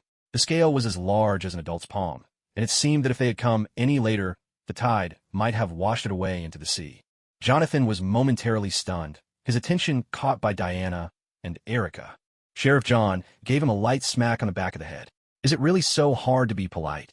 Jean accepted an evidence bag from one of the officers. Jonathan glanced at the contents and asked, "Jean, right? Do you think the killer has anything to do with these 2 items?" "Fish scales, half-eaten fish. There's no end to them along this coastline." "Details, it's all in the details. But we'll need to run some tests before we can draw any conclusions." Lucy shouted from inside the book, "Someone come quickly!" Everyone rushed into the woods in a hurry. Inside a hollow tree, a child lay there, blood staining the area around. Everyone stepped back. A flash of the blade split open the tree hollow, revealing the girl inside. Her wounds so deep the bone was visible. "Quick, take photos." Lucy, unaware of Jin's identity, stopped him. "She's not dead yet. What are you doing taking pictures? Get her to a hospital now." "Don't worry, she'll make it." Jean took out some alcohol and cleaned the wound, making the girl cry out in pain. Then he produced a bottle of T1 spray. As he applied it, the wound began to close and heal. Lucy stared at the spray. "Who exactly are you? How do you have a healing agent? And one from the T1 series, no less." Pleasure to meet you. NYPD Special Consultant. Sheriff John asked curiously, what kind of medicine is that? It heals wounds so quickly. An antique, Jean replied. I keep telling you to watch the news instead of patrolling all the time. This stuff is worth tens of thousands of dollars, currently only available to the military.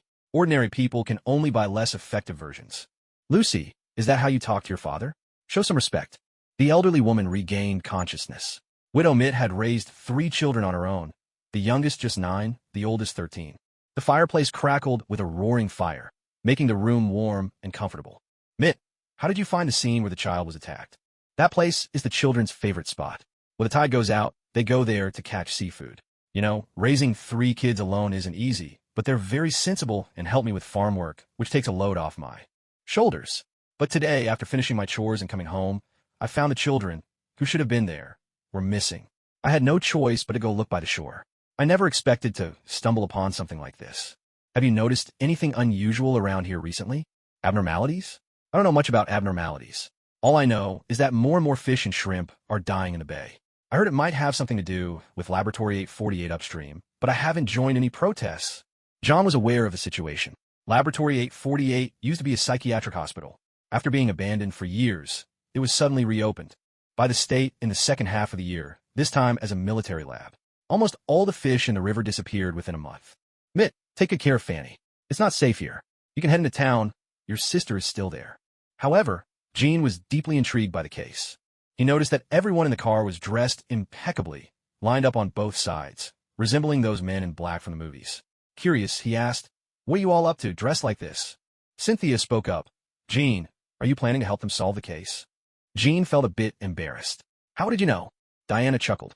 It's written all over your face, plain as day. Is it that obvious? Well, I can't deny it. I'm really interested. Diana, why don't you drive them out for some fun? Leave me a motorcycle, and after I'm done here, I'll catch up with you all. Diana tilted her chin skeptically. Do they look like the type who just goes sightseeing with me? Jean grinned. All right, fair enough. Then you'll have to follow my lead. Things could get risky. Old Sheriff John rapped on the car door. Are you staying here, or coming back to town with us? We'll come with you to the town. After an 18-minute drive, they arrived at the small town. The town streets formed a T-shape, lined with 2-story buildings. The tallest structure was the church, right at the very center. Diana parked the car in a public lot and took the group to a restaurant. Jean followed Sheriff John to the police station. The station was neat and spotless, but the desktops were cluttered, and on one of the computer screens, a casual game was still running. The only black police officer walked in, carrying pizza. Everyone must be hungry. Aunt May's pizza never gets old. Jean inquired, Sheriff John, any recent cases? Lucy, munching on pizza, replied, we're just a small town. The place is pretty safe. At most, a few drunken brawls. Nothing you'd really call a case. The black officer countered, Lucy, how would you know what's going on if you're cooped up in the station all day? He pulled a notebook from his pocket and handed it to Jean. These are all the cases from the past 3 months, big and small. Take a look, handsome. Lucy shrugged it off. DJ, you call those cases? Please. Jean carefully flipped through DJ's notebook. On the first page, July 13th, a chicken went missing. July 15th, on the second page, a cat disappeared. The records were filled with missing animals, from small to large, adding up to well over 100 incidents.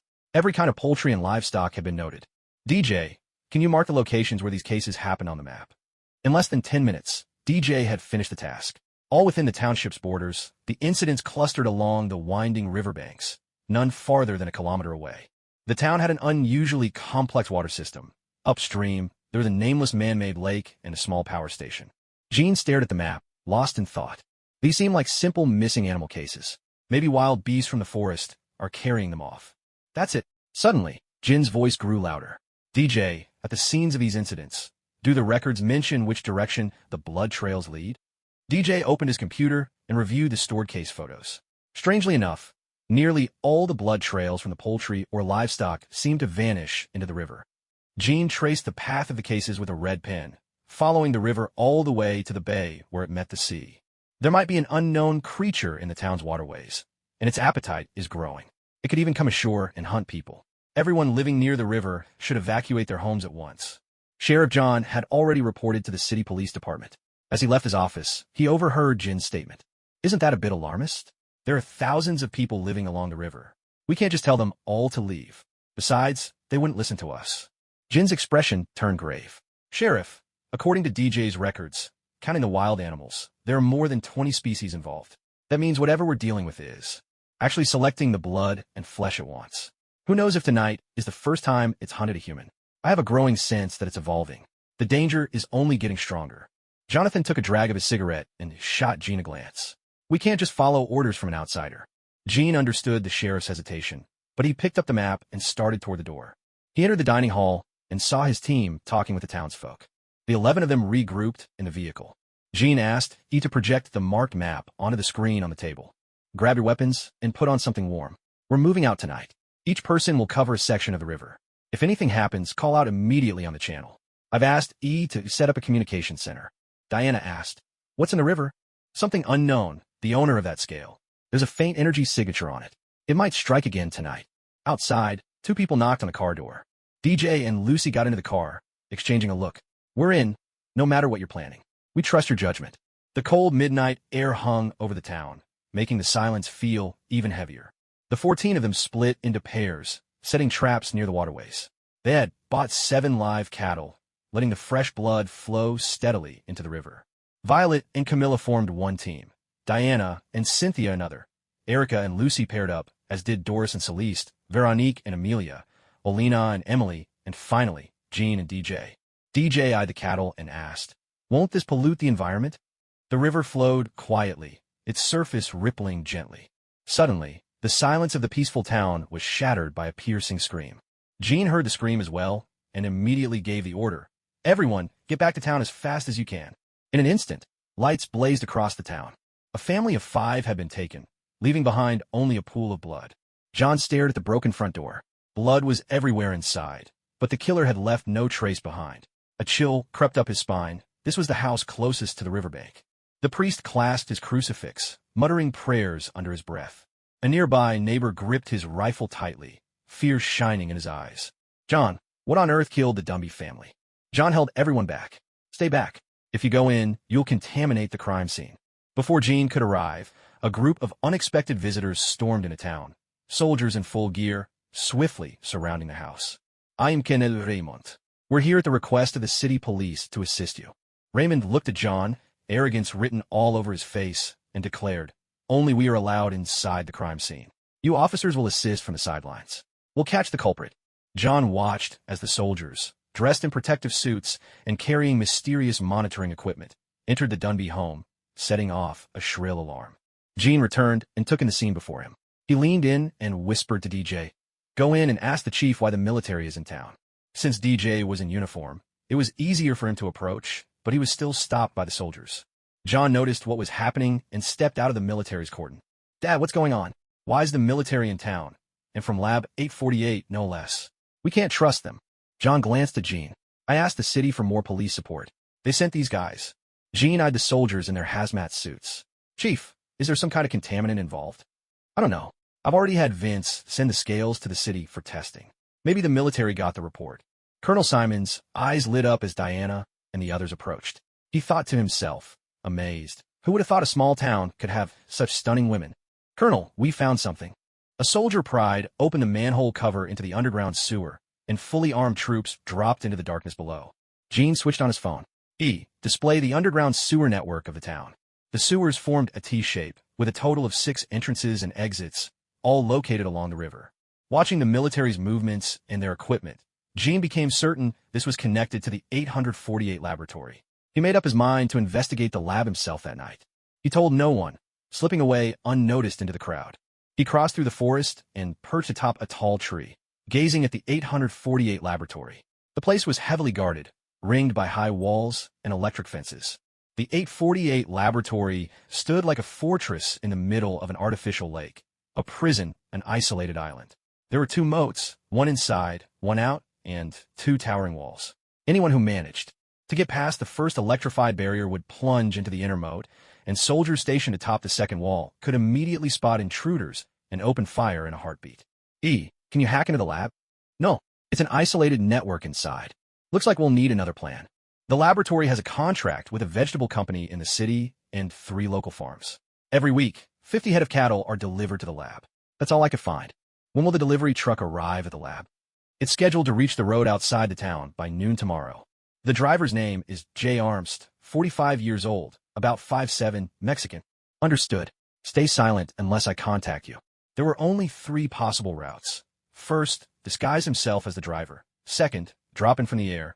And third, storm the place head-on, which would be like walking into the mouth of hell. Gene stayed hidden in the tree, pondering for a long while, when suddenly his phone rang. A cold sweat broke out on his back. His phone was struck, a bullet whistling past his ear. Like a nimble ape, he vanished into the woods. That was definitely an elite squad, battle-hardened veterans. What kind of earth-shattering secret is the lab hiding? The gunfire triggered alarms in the laboratory.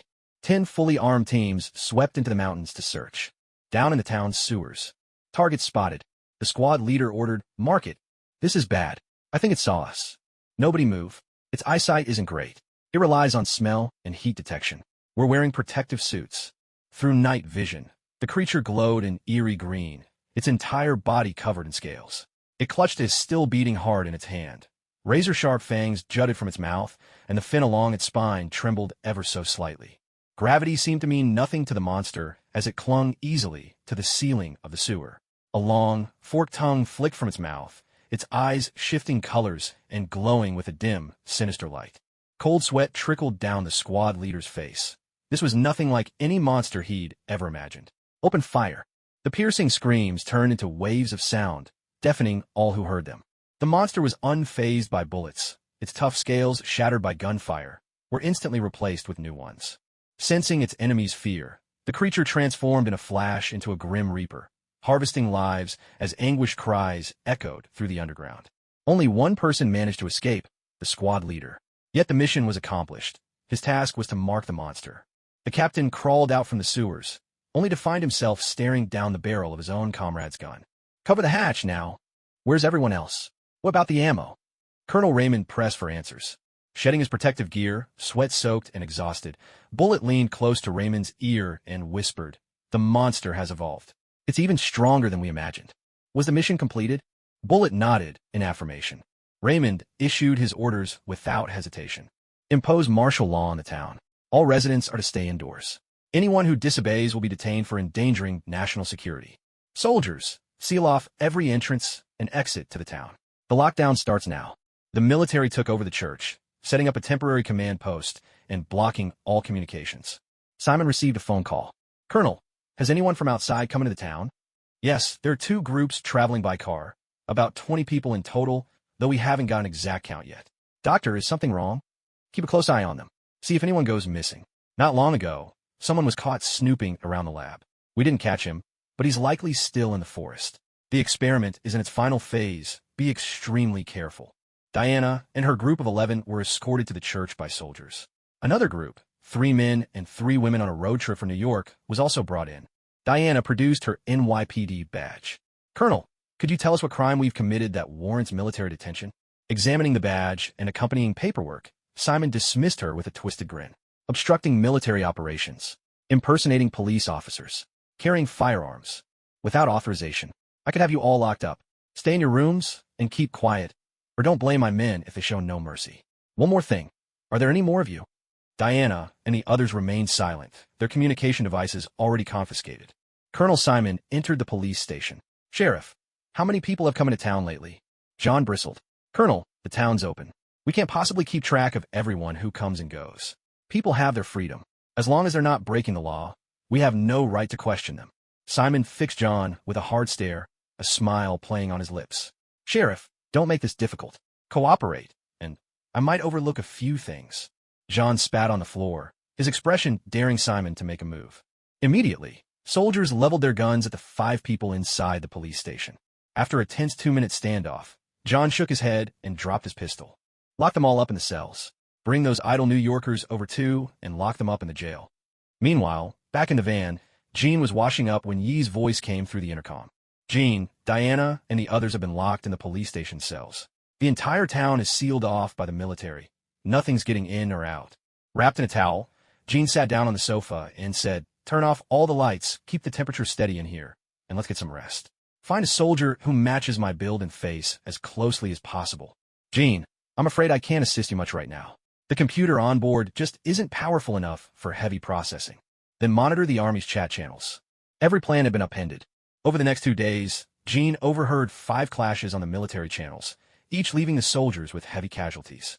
On the 3rd day, Jean, dressed head to toe in camouflage with only her eyes showing, strode into the police station carrying 10 boxes of pizza. The 2 soldiers guarding the station were utterly relaxed, their weapons set aside as they played video games. Jean offered up the pizzas. "Guys, you know you'll get in trouble with the colonel for this." The 2 old-timers just scoffed. "To hell with the colonel. There's nothing to do since the town's locked down. All our fun's been taken away, but at least today's pizza smells amazing." One of them grabbed a box, but Jean still warned, "Seriously, you should keep your vests on. That creature's already killed nearly 30 of our guys." "Appreciate the concern, buddy. Now get those pizzas inside. Everyone's starving in there." Jean entered the cell area and finally revealed her face. John was the first to speak. "What's the situation outside?" "The casualties are severe. Tanks and armed helicopters have been deployed. For now, stay put. The station's near the forest, and that creature won't stray far from water. This is relatively safe." "Damn it. Is that bastard going to destroy my town?" John cursed. Diana took a bite of pizza and cautioned, "Be careful." Erica looked grim. "These bars can't hold us. Why are we still here?" "Wait quietly. It's not the time yet. I'll get your weapons back if I can." John added, "The weapons are in the equipment room, and there's a key in my office drawer. It's getting cold. Bring us some warm clothes or blankets if you can." Jean bided her time, then smuggled the weapons into the cell wrapped in a blanket. Before leaving, she reminded them, "Wait for the right moment. Don't act rashly." The military deployed another 5 controlled monsters onto the streets, finally managing to lure out the target creature. But the difference was stark. While the wild, unchecked monster stood an imposing 3 meters tall, the ones under military control barely reached 1.80 meters. Streetlights flickered uncertainly as the monster approached the other 5 and sniffed at them, making no move. Suddenly, 10 claws pierced straight into the creature's waist. A massive palm came down, shattering the military's controlled monster in an instant. The tanks, which had been waiting in ambush, unleashed their shells. 5 shots landed in rapid succession, all hitting their mark. The bloodied and battered monster threw back its head and let out a fearsome roar to the sky, a sound laced with terror for the first time. Hiding in the command center, the doctor called out, "This is bad. The creature is trying to escape. Deploy the helicopter net." The electrified net, made entirely of steel wires, was torn apart with ease. "All units, open fire. Activate the second containment barrier. We cannot allow it to reach the sea." At the river mouth, 5 helicopters dragged a massive iron net. 2 more helicopters gave chase from behind, their guns blazing relentlessly. The doctor had severely underestimated the creature's intelligence. For the first time, it broke through the underwater iron net, but to no avail. In a flash, it leaped ashore, burst through the soldiers' defenses, and dove into the Atlantic. The doctor issued his final orders. "Helicopters, continue tracking the signal. Everyone else, secure the area, lift the martial law on the town, assist with reconstruction efforts, and draw up a confidential agreement." Colonel Simon and the doctor rode in a military Humvee, heading back to the laboratory. Simon's expression was grim. As the military's representative, he rebuked the doctor sternly. "Doctor, I respect you, but you owe me an explanation. For my superiors, we spent nearly $1 billion, and all we have is a single monster. If this gets out, we'll both be court-martialed." The doctor, his hair cropped close, seemed unfazed by Simon's anger. "Colonel, everything comes at a cost. We've gathered enough data to proceed with the 15th synthesis. This time, the serum will be perfect, the kind that truly brings evolutionary power. You saw the merman we released. Its evolution was flawless, and our casualties remain within controllable limits. For the next experiment, I'll have my own people take the serum. It must succeed, or I'll have no grounds to apply for more funding. Colonel, the monster will return. We need to prepare even more formidable weapons. It'll come back? Then why lift martial law? This place is its home, a place of warmth and refuge. It knows every corner, making it the perfect hiding spot. If we impose martial law, we'll only alarm it. It's no longer just a beast, it's developed intelligence."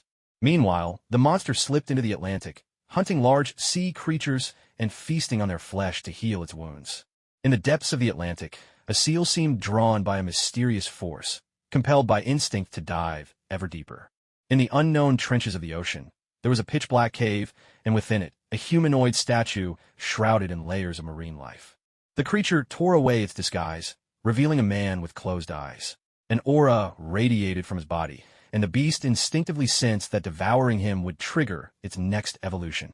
But as its gaping jaws lunged down, the human's large hand clamped around its neck. In the darkness, his eyes flared with golden light, and with his other hand, he pierced straight through the creature's heart. "How pitiful," he spoke. "Humans still dare to imitate my body. After all these years, the flesh torn from me has finally grown back. Because of you, I have awakened once more. For that, let me, Namor, avenge you." Buried deep within its genes, memories flickered, a fury, a defiant will. This monster had once been human, with memories of a beloved wife, an adorable daughter, and a harmonious family. Though they had little, happiness filled their lives. But tragedy struck during an outing. A car accident stole his wife and child, leaving only his desperate will to survive. It was then that a doctor's convoy found him and brought him to the laboratory for experimentation. Namor Mackenzie, King of Atlantis. During World War II, the Nazis once captured his people. In retaliation, he joined the human ranks. Yet in the heat of battle, a mysterious weapon pierced his defenses, tearing a wound at his waist. Consumed by rage, he destroyed the Nazi laboratory and even killed his own allies. To restore his perfect form, he was forced into slumber, using the power of the trident to heal his body. Now, gripping the trident of the Sea King embedded in the ground, Namor sent a mysterious wave pulsing outward. All across the deep, the Atlanteans sensed their king's return. For years, they had lain hidden within Atlantis, silent and withdrawn. The pollution of the seas had filled them with wrath. With Namor absent and the Sea King's trident lost, the throne stood empty. The 7 sea clans divided and at odds. Sometimes, they'd unleash tsunamis to punish humanity, but had refrained from all-out war. At this moment, Namor sped toward the small town. 10 hours had passed. The town had returned to normal, with the military aiding civilians in the hurried reconstruction. The weather was gray and heavy. A blanket of fog shrouded the town. In the hospital, young Mitchell had awakened. Gifted in art, the boy immediately sketched the monster from memory. At first, the creature had played with them, bringing fish and shrimp from the depths, leading them to believe it was friendly. But something changed that day. The monster turned savage, and 2 younger brothers could not escape its deadly claws. Gene sat in the police station, comparing the hand-drawn portrait to what he had seen. The faces were so different, at first almost human, then growing more bestial over time. And the creature's sensitivity to human blood was far too intense. I understand now why that creature slaughtered the 3 children. The 13-year-old girl must have triggered its wild instincts with her first menstruation. The fact that it played with the 3 children for nearly 2 months shows it didn't intend to harm them at first. John took a sip of coffee. How should we close this case? Even though the military offered a large sum of money, lives have been lost after all. Diana shook her head. The true culprit is the laboratory. As long as it remains in this town, there will never be peace. Danger will always hang over us. Humanity's reckless attempt to alter its own genes will only bring disaster upon itself. John had few options. Other than his time in the army and a few wars, he'd never left this small town. Suddenly, the blaring of the military alarm filled the air. Enemy attack! Enemy attack! All soldiers, return to the laboratory for backup. A call came from a military Humvee parked by the roadside. Every soldier working on construction immediately rushed back to their vehicles, speeding toward the laboratory. At the same time, everyone at the police station jumped into their cars, racing to provide support at the lab. Meanwhile, Namor slipped in underwater. The human hybrid experiments were no match for him. In his hands, they were reduced to shreds, painting the underground lab green with their blood. The doctor with the chestnut hair slumped to the ground, staring at Namor in terror. That face hadn't aged a day, jet black hair, brooding eyes, his body unclothed but rippling with muscle, enough to put a bodybuilder to shame. Namor regarded the doctor. I believe I've seen you somewhere before.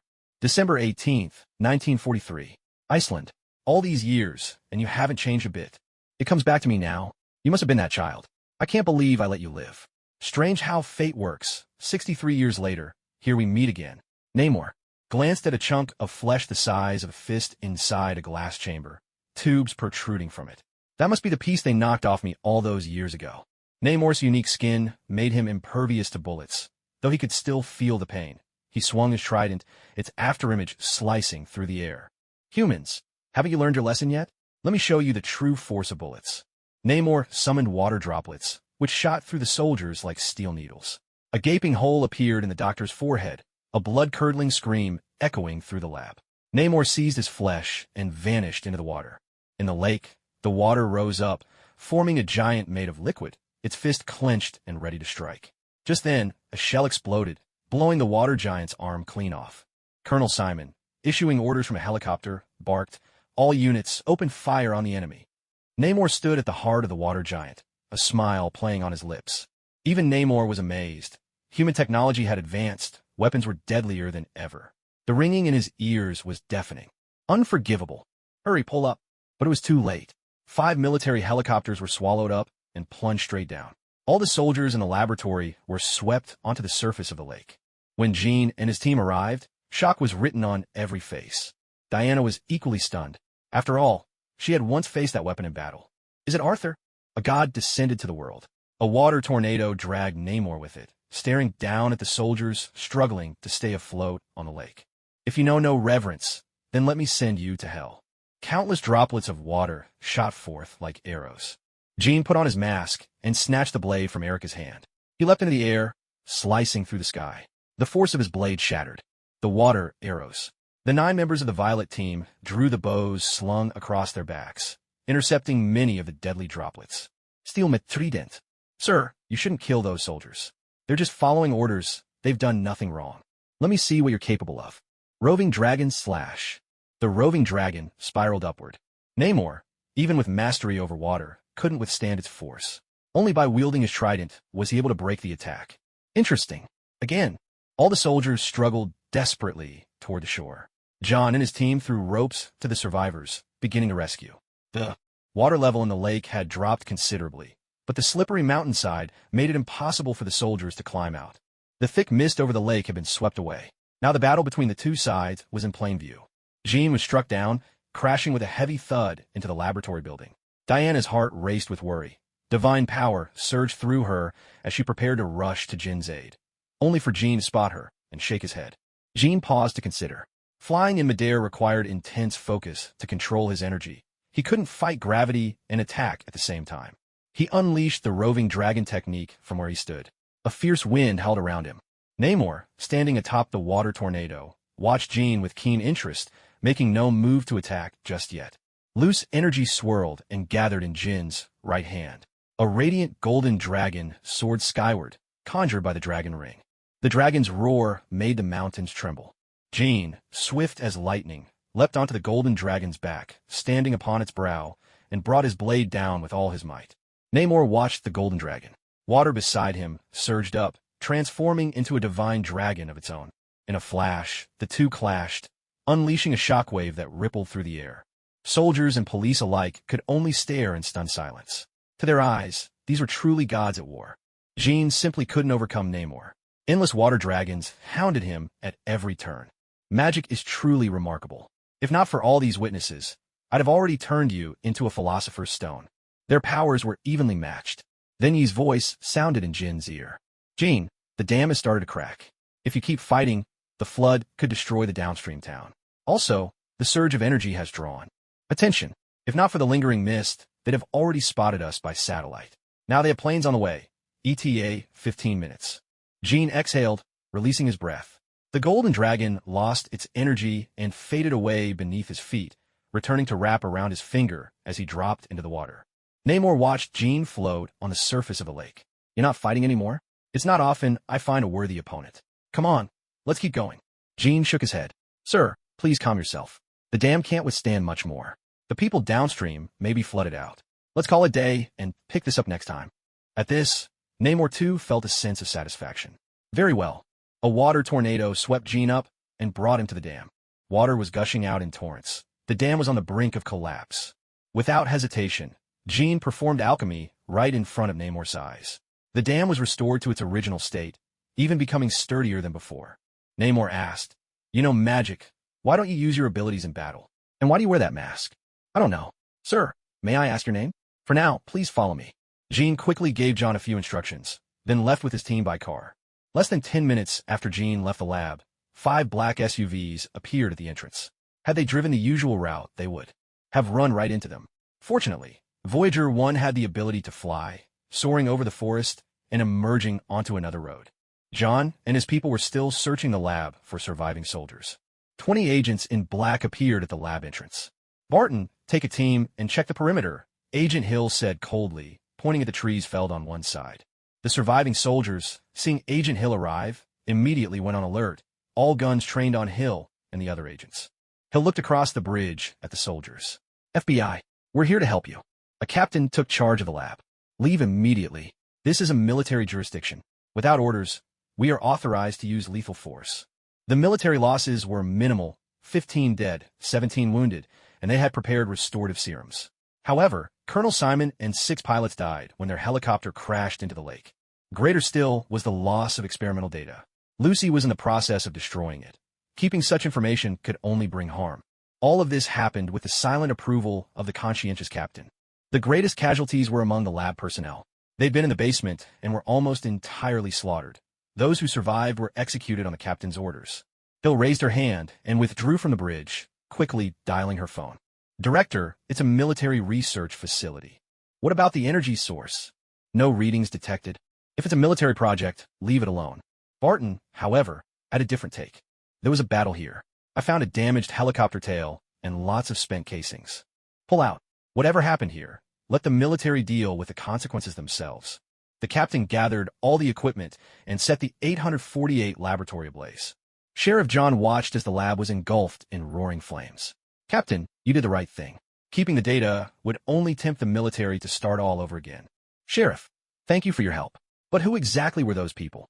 Terrifying individuals, and some with a sense of justice. Travel car number 1 came to a halt on the cliffside highway overlooking the sea. Namor waved to them in greeting. I look forward to meeting you again, sharing a drink together. Perhaps one day, I'll show you my kingdom. With those words, Namor dove gracefully into the sea. Cynthia gazed at the water with envy. The legendary king of Atlantis. There's something about those melancholy eyes that's truly captivating. Hopeless romantic, Cynthia. Should we ask Namor to whisk you away to Atlantis and make you queen? Veronique teased. Diana sounded worried. Namor's powers are formidable. Now that he's awakened, he's sure to stir up even greater storms. That's not for us to worry about. When the sky falls, there will always be giants to hold it up. Let's keep moving. Diana scolded. Next time we run into a case, don't make decisions on your own. We can all help. You agree, don't you? Against 11 voices, Jean had no choice but to surrender. They pressed on toward the northeast. The temperature dropped steadily, and they saw fewer and fewer signs of life. The landscape was dominated by dense forests. Snow fell thick and fast. Travel car number 1 stopped beside a remote lakeshore.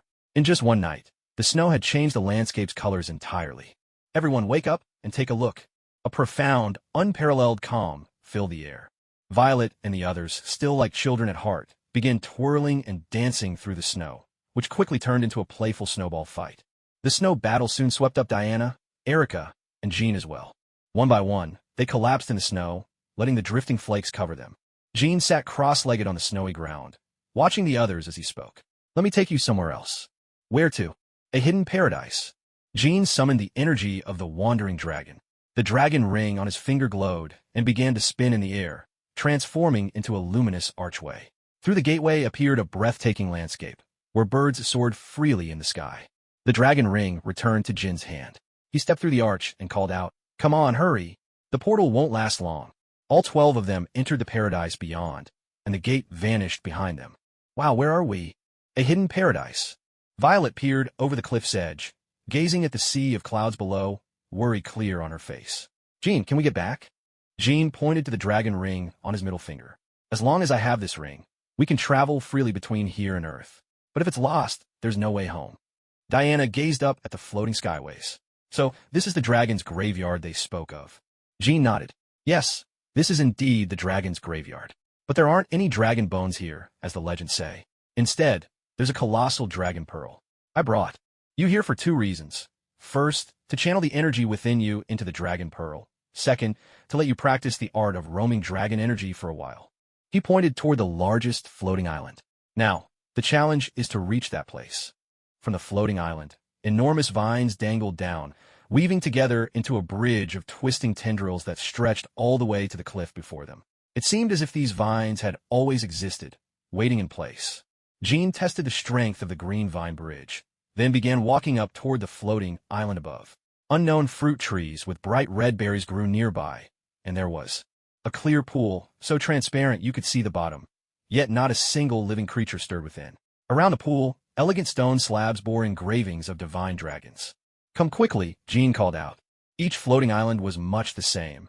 A single fruit tree, a crystal-clear pool, each of different size. The 12 of them reached the largest island, where a magnificent rainbow-hued dragon pearl awaited them. Jean spoke. "Now, channel the roaming dragon energy within you into the dragon pearl." 9 of them took up their positions, letting the roaming dragon energy circulate around their bodies. As their energy flowed into the dragon pearl, it radiated with dazzling colors. In return, the pearl sent back a wisp of the purest dragon soul. This dragon soul strengthened their meridians, making them sturdier and better suited for cultivating the roaming dragon energy. It was a perfect cycle. Diana stood motionless, quietly sensing the vast, ancient power within the dragon pearl, endless, profound, and timeless. Jean also channeled his own roaming dragon energy into the dragon soul. A whole hour passed before everyone had fully recovered. The 12 of them began to explore this paradise, free and unrestrained. They wandered through a forest and soon discovered a grove of purple bamboo. Hidden within the bamboo was a village, round huts made of bamboo, arranged in a circle with a training ground at the center. Weapons lay scattered across the grounds, though no one remained. Vines and leafy plants climbed over the tree houses, trailing down from the roofs like natural curtains. Violet and her companions roamed about like wild horses set free, each eager to investigate something new. Beyond the purple bamboo grove was a crescent-shaped pond, fed by a waterfall cascading down from above. Doris slipped off her clothes and plunged into the pond, only to discover a cave hidden behind the curtain of the waterfall. "Jean, Diana, come here. I found something," she called out. Jean looked Doris up and down, then grinned. "Nice figure." Diana immediately twisted Jin's ear, smiling at Doris. "Shouldn't you put your clothes back on?" "Oh, Diana, there's no one else here. What's there to be shy about?" One by one, the others gathered at the edge of the crescent pond. Jean was the first to step into the cave behind the waterfall. The deeper they went, the wider and more mysterious the passage became. Glowing patterns began to appear on the walls, each one depicting magnificent dragons, carved with astonishing skill. At the deepest part of the chamber, a brightly lit stone room stood out. Unidentified, luminous objects, resembling dragon pearls, emitted a soft, golden glow. The walls were adorned with numerous illustrations, human acupoints, the flow of inner energy, and various martial combat movements. Jean gazed at the patterns on the wall, silently musing to himself. Perhaps this is the method for channeling the soaring dragon energy that the dragon's soul mentioned. At the very center of the cave were 9 stone coffins without lids, each perfectly sized to fit an average person. Jean gently ran his fingers over one of the coffins, and in that instant, his soul seemed to glimpse the past. A venerable elder stood with 9 young disciples beside the coffins. "You have already learned the art of the soaring dragon energy, but learning is only the beginning. These stone coffins will transcend time and space, allowing you to meet your ancestors and, through this journey, rapidly grow into true warriors. Lie down, circulate the soaring dragon energy, and listen for the ancestral call echoing from within." In a blink, the vision vanished. Jean shook his head, deciding to give it a try himself. Diana tugged at his arm. "What are you doing?" Jean patted Diana's arm reassuringly. "Don't worry. There's no danger here. This should be a mental construct. Let me see if I can connect with anything." He lay down and began circulating the soaring dragon energy. The stone coffin lifted into the air, shrouded in a mysterious power, as the dragon pearl above his head radiated light. Suddenly, Jean found himself in a martial practice ground within a purple bamboo forest, facing the same elderly man. "Show me this soaring dragon technique, young one," the elder instructed. Jean, following the elder's words, summoned a formidable surge of energy. But before he could finish, a bamboo stick snapped sharply, interrupting him. "Your potential is boundless," the elder said, "but you're too rigid, too by the book. Remember, the soaring dragon energy is far more than just a single way of circulating it." Jean watched as the elder demonstrated. He could clearly see the energy's path through the meridians, sometimes wild and fierce, sometimes calm as water. Each variation carried its own unique effect. Jin's photographic memory allowed him to quickly replicate the elder's level of skill, but he couldn't achieve the ease and fluidity. He still had to consciously control his inner energy. "Empty your mind," the elder instructed. "Don't think about how to control it. Let it flow with your will." A bamboo stick rapped Jean lightly on the head. "Not bad. At least you're not dull." Days and nights passed. Leaves turned from green to gold, and then green again. Jean became increasingly adept, his energy coursing faster and faster. The soaring dragon energy danced around him like playful sprites, sometimes soaring into the sky, sometimes twisting gracefully in midair. "Now, I will teach you the art of weapon control," the elder announced. He tossed a stick of purple bamboo toward Jean. Before it reached Jin's hand, it was yanked back, striking him on the head midair as if it were a puppet on strings. "Now, begin to project your energy from the dantian, spreading it outward. Gather in your hands, familiarize yourself with it, and command it as naturally as your own arms and legs." The force in Jin's hand was blown away by his own energy. Again and again, he failed, over and over, until at last he succeeded. The energy in his body could gather steadily in his palm, and he could shape it however he wished. "Now, try wrapping the purple bamboo with your energy," the elder instructed, "and throw it out again." But the moment Jean threw the purple bamboo, it tumbled straight to the ground. "Try once more. Encase the bamboo carefully in your energy and toss it gently. Let your energy go with it, too." When he hurled his energy, it was as if you were throwing a bomb. But even as you cast your energy, you must still control it. Don't let it detach completely from you. Jean understood now. His energy could be like a spider's silk, cast outward, then drawn back at will. After countless attempts, he finally managed to manipulate the purple bamboo so it wouldn't fall. "Now, control the amount of energy you use. If you use this much in a real fight, you'd already be exhausted. Keep reducing it until a single thread of energy can wrap around the bamboo and suspend it in midair." Next, we move to live combat practice. Energy can be used for defense or to strengthen your attacks. A normal punch barely hurt Jean anymore. But a punch infused with energy is enough to make you feel your internal organs take damage. No matter how tough your body, your insides remain as vulnerable as ever. It can also be used for defense. Try it. Focus your energy on your abdomen, like before. "It really does lessen the pain," Jean acknowledged. "Now, attack me with everything you've got," the elder commanded. Jean struck with all his might, moving fast, but the instant his attack would have connected, the elder redirected it with the purple bamboo. "Faster," the elder demanded. Jean kept increasing his speed, yet every time, the elder would strike him and shift the direction of his assault. Jean couldn't believe it. He moved so fast that afterimages lingered in his wake, and still he failed. No matter how fast you move, the flow of air does not change. That is all the time I need to counter you. This is the first lesson. Notice the change in airflow. Make it a habit. It could save your life. The elder began to attack, and Jean wondered why the pain was so intense. Every strike landed squarely on his body. Second lesson. Get used to protecting yourself with energy, however much you have. Jean endured injury after injury, until at last he sensed the faintest shift in the flow of energy. He gradually became proficient. A thin layer of energy, like armor, spread across his skin. It was more than just defense. It could be used to strike back as well. Their speed kept increasing, until afterimages of both of them flashed around the entire training ground. Even the purple bamboo, suspended in the air, joined the fray. A pleased smile appeared on the elder's face. He struck Jin's chest with his palm, and amidst the echo, Jean heard, "You are at last a true warrior." Jean rose to his feet and looked around. The others were still studying the writing on the wall, tracing the flow of energy. "How long was I asleep?" Olina glanced at her wristwatch. "About 15 minutes Earth time." Diana asked, "Have you discovered anything?" "Violet, you and the other 8 should lie in the stone coffins and channel the energy of the wandering dragon. It will take you on a most unusual journey." Erica spoke up. "What about me? Can I do it?" "No, you have inner energy, but it's of a different nature. The coffins will reject you." "Diana, you can't go either. Your divine power won't allow it." Late at night, an archway of light appeared beside Voyager 1, and all 12 of them leapt out. Amelia exclaimed in surprise. "Time flows differently between the two sides. It's still daylight over there, but night has already fallen on Earth." Jean sensed the shift in the air currents and, with the eye of insight, peered into the darkness. "Who's out there? Show yourself. I've been waiting for you all day." Jean called toward Voyager 1. Turn on the exterior lights and the headlights." A red-haired woman, clad only in a crimson slip dress, strode toward them unfazed by the cold, her body floating just 5 centimeters above the ground. Erica stared at the woman in astonishment.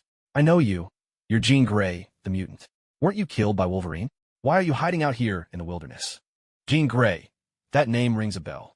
Jean fell into brief contemplation, then pointed at Jean. "You carry a power that draws me in." Erica eyed Jean warily. "She's extremely dangerous." Jean could sense no hostility from Jean. Let's all get inside the vehicle. It's too cold out here. Violet, pour our guest a glass of strong liquor to warm her up.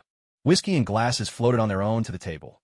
One for each person, 13 in all, each poured to near perfection. The control was both subtle and unnerving. Jean downed his drink in one go. So, Miss Gray, what brings you to me? Jean was frank. I want you to be my man. Everyone was utterly taken aback. Jean shot a glance at Diana. Sorry, I already have a girlfriend. I don't mind. Are all the women here your lovers? Jean was now deeply embarrassed. Why me? You have the energy I need. When hunger gnaws at me, your power can keep my body from falling apart. I know you're full of desire, but your woman isn't fulfilling her duty. So let me. Divine power surged through Diana, her aura flaring in an instant. What did you just say? Jean ignored her, taking a sip of liquor. Desire between a man and a woman is only natural. Don't suppress what's inside you, Jean Prince. Damn it, stop reading our minds. Erica's blade slid an inch from its sheath, but was forced back in. Jean, with her slender fingers, pointed at each woman in turn. You all want him. Why suppress your desires? Embrace them. Accept them. Outside, the blizzard raged, while inside the vehicle, the air was thick with an intense, lingering scent of hormones, a night of wild abandon. Diana picked up a shirt, rolling it in her hand and pointing at Jean, who was sipping her drink. You come out here. Let's have it out, you and me. Jean smiled, a spark of mischief in her eyes. Have it out? Didn't we already do that last night? If you've forgotten, I can help you remember. Images of last night's wickedness flashed through Diana's mind. She swore under her breath. Damn it. At that very moment, Violet jerked awake. She was sprawled across Logan's chest, yet she couldn't hear his heartbeat. Her trembling fingers searched for a pulse, for any sign of breath. Panic crept into her voice as she murmured, Logan, I think he's dead. Diana strode over to Logan's side, checking his chest, breath, and pulse. Her face turned to ice as she glared at Jean. What did you do? I left a little seed inside him, Jean replied coolly, enough to keep him from drifting into death's embrace. He'll wake up within a day. He's just in a dormant state. And really, after last night, when we all slept under the same covers, what's left to be shy about? Jean downed another glass of liquor, then drifted out toward the lake. With a sudden mental nudge, the frozen surface cracked open, and she dove in, beginning her winter swim. Erica watched Jean in the distance, her tone laced with contempt. Twisted mutant, such control over the mind. It's unnatural. But Diana finally let her guard down a little. Erica, you seem to know a lot about Jean Grey. I did once, Erica admitted. I even admired mutants for a time. Their powers are mesmerizing and yet terrifying. The U.S. government used to round up mutants en masse to study their genes. There were bloody conflicts, obsession mixed with fear, a society gone mad. Now, mutants have disappeared from public view. Rumor has it they've retreated to uncharted islands overseas, using them as secret bases. The Department of Defense even created a Mutant Affairs Bureau just to deal with them. The one who killed Jean, Wolverine, known as Logan, he's a product of gene engineering. His regenerative powers are off the charts, and his skeleton is laced with adamantium. Not even a nuclear bomb would be enough to wipe him out. These days, the two great mutant leaders are gone. One dead, the other stripped of power. Mutants have lost their former glory. Diana had no interest in the grievances of humankind. All she wanted now was to quietly enjoy life. She'd seen too much, lost too much. Perhaps that was why she cared so deeply now. Jean returned to the vehicle, 5 hefty trout levitating at her side. You all must be hungry. Let's whip up something simple to eat. Jean's powers certainly came in handy. With her robe wrapped around her, she flicked on the television as the fish filleted themselves on the chopping board. On screen, Colonel James Rhodes, the military spokesperson, appeared. Regrettably, during an exercise yesterday, an F-22 fighter jet crashed. Fortunately, the pilot was unharmed. As for the military conflict, in Kalami, it's still unclear who or what group was involved. But I can assure you, the United States of America had no part in it. Jean pointed at the colonel on the television. Anyone with a bit of training in facial expressions can tell he's lying. Erica glanced at Jean. Jean, let me ask you something. Why don't you step forwards to help mutants? I'm sorry, I wasn't involved in the stories you've seen, so I can't tell you the reason. The trout was already releasing a mouth-watering aroma, wafting over to them. A dining table rose up in the aisle. Violet spread a clean tablecloth. Amelia and Doris set the plates. Simple pan-fried fish was served before each person. Camilla looked at Jean. That ability seems pretty handy, though it feels like we could all do it. She let her knife and fork hover in the air with her fingers, making them clink together. Violet barked, Camilla, just eat your meal. Diana took a bite. Not bad, Jean. I can accept you joining us, but you must sever ties with your past. That face of yours, and your name, still inspire fear in some people. Chen shifted the bones of her face, transforming her features into something more delicate, bearing a certain resemblance to Diana. Since you're all surnamed Prince, I can change mine too, and you'll have to follow the rules. First, never use your powers without permission. Your powers make you strong. Second, don't use your abilities in public. Third, never do anything that would harm Jean. Chen smiled. Only 3 rules. 3's the charm.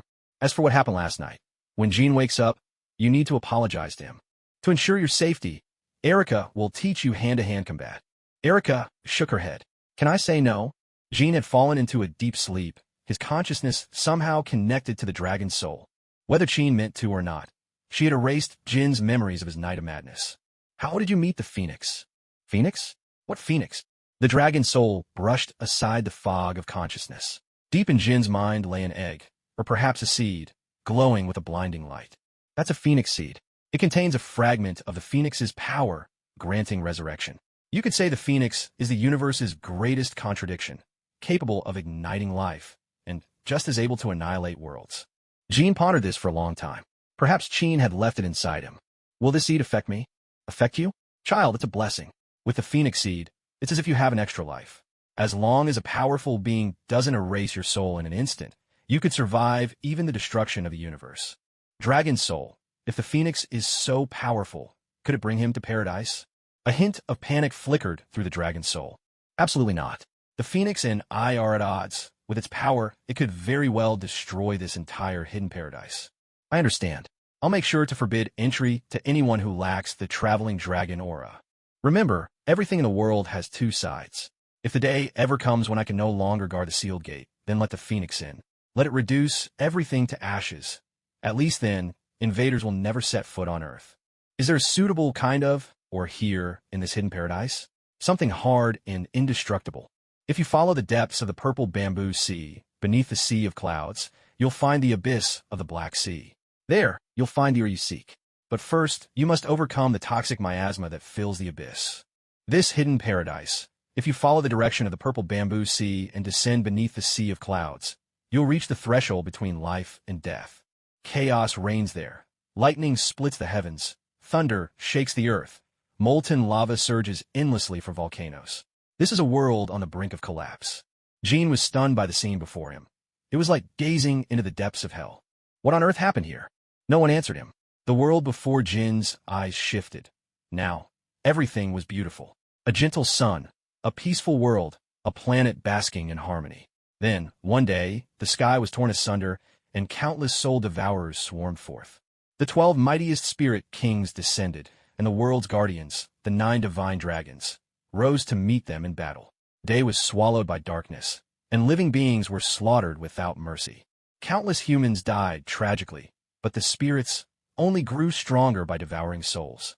8 of the divine dragons sacrificed themselves, fusing with the world's origin, and were forced to shatter this world, leaving behind only a handful of life's embers, kept safe upon the dragons' backs. The 12 spirits were also torn apart by the world's fundamental laws. Only 3 managed to escape. The gateway was sealed. The 8 divine dragons gathered all the vital energy from the world's core, transforming their bodies into a sanctuary for humanity, a pure land. Only the youngest and weakest dragon remained to guard this sanctuary. This is why the hidden paradise is ringed by 8 mountain ranges. They are in truth the fossilized spines of the dragons. It is a tale steeped in tragedy, not one of heroic triumph, but of the quiet duty to protect life. A single tear slipped from Jin's eyes. The voice of a dragon's soul echoed in his mind. There is still hope. When I am reborn, all that you see before you will be restored. When will that be? In terms of human time, it will take tens of thousands, perhaps even hundreds of thousands of years. Pointless then. By that time, I'll already be dust. The dragon's soul pointed the way, the abyss of the Black Sea, a bottomless chasm, a vast expanse of darkness, known as the Black Sea, shrouded in thick mist. The dragon's soul did not reveal that the abyss of the Black Sea was, in truth, the burial ground of the 12 spirit kings. Jean modified his motorcycle, giving it the power of flight. He bought 4 entire oxygen tanks, more than enough for a long stay, since he could control his own breathing. At the abyss of the Black Sea, it appeared that someone had reached this place before. Skulls littered the cliff tops, and the deeper one ventured, the harder it became to see. A pit suddenly appeared before Jin's eyes, its edges marked with clear signs of human excavation. Moving forward with caution, he found the ground strewn with skulls. What is this place? It looks like a burial ground. The Eye of Insight sensed something unusual. A strange creature appeared, its chest glowing green. It had the body of a wolf, but its head resembled a tightly closed flower bud, covered in countless eyes. From its neck dangled a mass of tentacles. One after another, these creatures crawled out from the depths of the abyss. Their shrieks pierced the darkness, echoing harshly as they bared their teeth and claws. As the flower bud heads unfurled, rows of jagged fangs were revealed, and viscous fluid dripped to the ground, hissing as it released plumes of black smoke, clearly highly acidic. What in the world are these things? Bullets struck the monsters' bodies, but the attacks had little effect. Yet, the creatures seemed to fear the light. The headlamp of the flying motorcycle kept them at bay, and the tunnel was narrow enough to offer some protection. Stone array, bamboo spikes.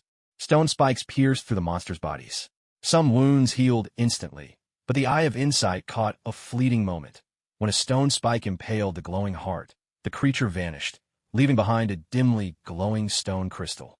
There's the weakness. That makes things easier. Jean drew the sword hidden in his staff from the motorcycle. With a master's flourish, he unleashed a flurry of sword shadows, each one striking true and piercing the hearts of more than a dozen monsters. Astonishingly, the monsters behaved like wolves, working in packs.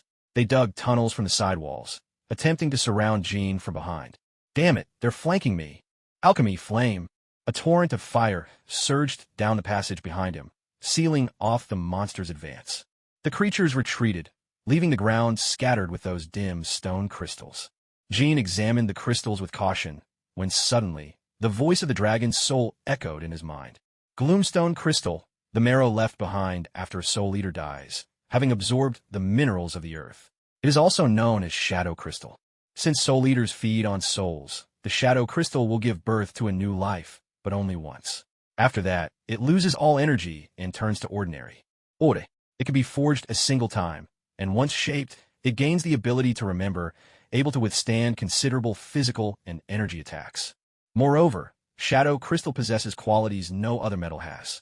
It amplifies the properties of the metal it merges with up to tenfold. For example, your sword, when enhanced with shadow crystal, can become sharper and tougher than ever before. You can also craft all manner of wondrous alloys with it. Jean prodded the crystal with his sword cane, but could not pierce it. So this is the ear you spoke of? It's clearly a living thing. I nearly lost my life here. If you had died, that too would be fate. You have no idea how many generations struggled to unlock the secrets of shadow crystal. Jean hurried to gather the dusky crystals, all the while hearing the roar echoing up from the depths of the abyss. There were 38 pieces in total, ranging in size, and together they weighed over 60 kilograms. He returned to the sea of clouds above. How should I forge them? He wondered aloud. Do you see that snowy mountain? Someone pointed out. Inside, there's a chilling spring. The ghost crystals can only be forged at absolute zero. Deep within the snow lay a spring, beside which stood a small forging house. Wisps of blue smoke curled gently into the sky. At first, Jean thought someone must be inside, but it turned out that only a flame still burned within the furnace, surrounded by an array of molds. Suddenly, the fire flared up, revealing a wide mouth and a pair of eyes. It roared, "Hey, Runt, hurry up and feed the great fire spirit, or I'll go out any second now." A fire spirit? What do you eat? Jean asked. Of course, those ghost crystals behind you. Don't bother hiding them. I can smell the scent of souls from miles away. Are you some sort of evil creature? Jean pressed. You dare call me evil, you little punk? Let me out, and I'll show you what it means to be reduced to ashes. How did you end up trapped in the furnace? It's all because of those dragons. We made a bet, I lost, and this is what I get. Lucky for me, this is the only place my true spirit remains. Why did I gamble? Gambling ruins lives, the fire spirit grumbled. Jean got the sense that this fire spirit was a bit eccentric.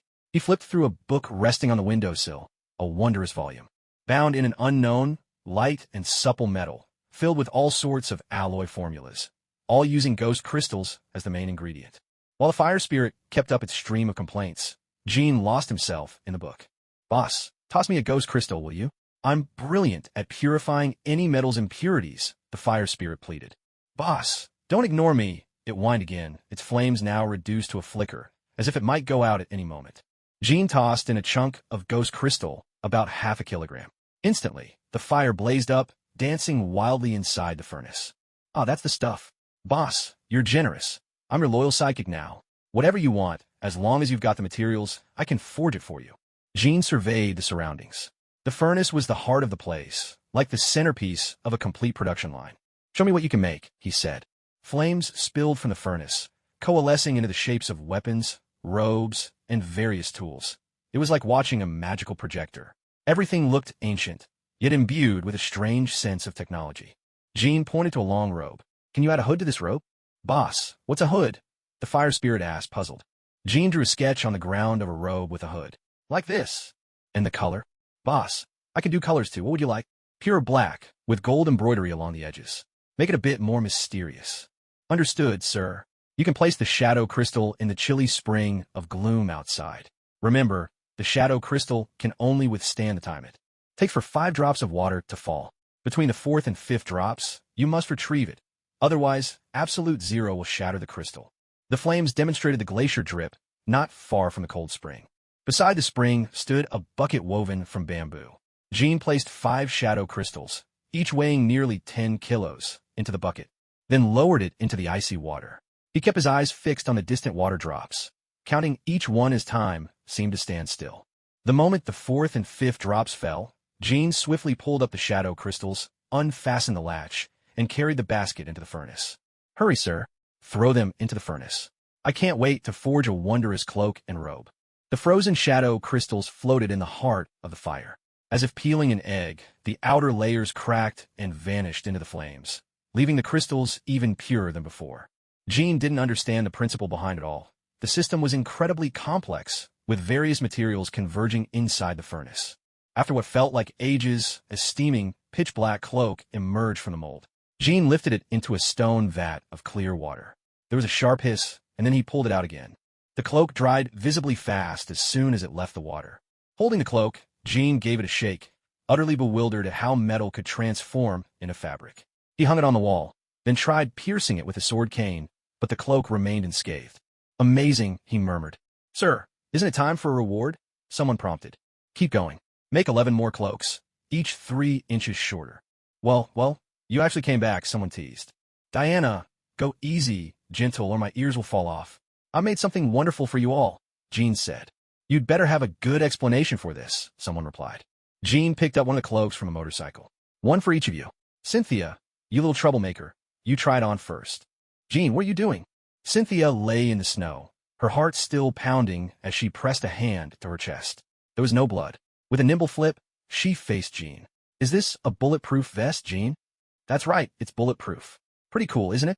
Now you can go out, do good deeds, and no one will recognize you. Here's a mask for everyone, too.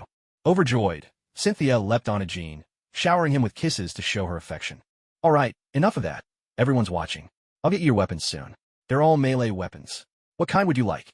Violet picked up the sword cane from the motorcycle, and the others' eyes followed. Everyone coveted the sword cane, each pointing to it with envy. Jean was in the midst of training with Erica, dashing through the snow, steam rising from her body. Huff! Jean, I've endured hellish hardships for you. Don't you think I deserve a comforting kiss? Jean wore a grave expression, studying Diana's face with a raised eyebrow, as if to say, you know exactly what I mean. Jean, however, paid Diana no mind. She leaned in and kissed Jean, savoring the brief moment as she skillfully absorbed some of Jin's energy. Not too much, just enough, her control precise and gentle. Jean glanced at Diana, noticing that both she and the others were dressed in cloaks and robes. Her eyes then landed on Spare, robe draped over the motorcycle. She picked it up and tried it on, spinning around playfully. It seems this wasn't meant for me. Tears glimmered in Jean's eyes, threatening to spill over. She looked utterly aggrieved as she leaned against Jean, gazing up at him, arms wrapped around his waist. In a plaintive, coaxing tone she pleaded, they all have one. I want one too. All right, Jean, enough theatrics, Diana said, fixing her with an exasperated look. Diana, I'm a decent person, you know, with a heroic spirit. Why shouldn't I have a disguise robe too? Who knows, maybe we could form a team. A squad of warriors in seductive cloaks. How about that? Jean disentangled himself from Jean's embrace, taking 3 steps back to make his innocence clear. All right, Jean, I'll make you a custom set. But for now, give a robe to Erica. You said it, you promise? Yes, I promise. By the way, why does coming back to Earth make me feel so ravenous? Is there anything to eat? Violet pointed toward the log cabin. You've been gone nearly 10 days. You missed plenty of excitement. Lucky for you, we hunted a moose. Jean returned to Voyager 1 and took a moment to wash up. Hey, what did I miss while I was away? In the 21st century, nothing stays secret for long. This is the age of the internet. Jean watched various videos on his computer, clips from different websites, showing two armored suits battling in the sky and even fighting along a highway. He could easily identify the arc reactor embedded in Iron Man's chest, technology courtesy of Tony Stark. There's a press conference about Tony Stark today. It's about to start. Put on the live broadcast. Tony Stark appeared in a tailored black suit. There were still faint traces of injury on his face, well concealed, but the bruises lingered beneath the surface. James Rhodes stood at Tony Stark's side. In recent days, rumors have run wild in the city. Everyone suspects the two Iron Men are products of Stark Industries. Honestly, though, great minds think alike, and I must say, Iron Man is quite the name. James Rhodes took the opportunity, during one of Tony's pauses, to murmur a few words in his ear. Tony straightened, his expression growing solemn as he glanced down at his cue cards. Suddenly, he looked directly into the camera, his gaze intense. I am Iron Man. The room erupted in chaos. Tony let a carefree smile play across his lips, turned with effortless flair, and left the stage, leaving the press to bombard military spokesperson James Rhodes with questions. The scene dissolved into turmoil. Clearly, no one had much interest in hearing from James Rhodes. The camera kept following Tony Stark, but a team of security guards blocked its path. Jean raised his glass in a toast.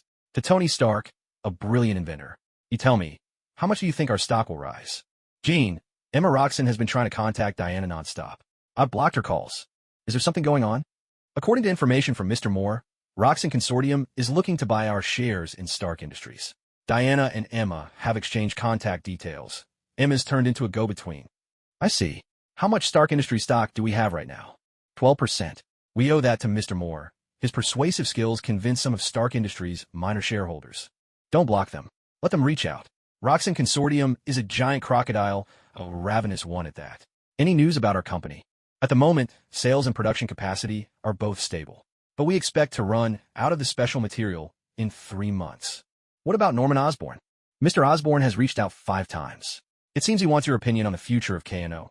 Norman's recruited a host of young scientists, extracted the mysterious substance from the T1 concentrate, and synthesized a range of special drugs. Jean glanced at the news and continued. Any updates on vibranium? We've arranged for Mr. Moore to meet Ulysses Clow in international waters. Only 2 kilograms of vibranium changed hands. Clow left a message.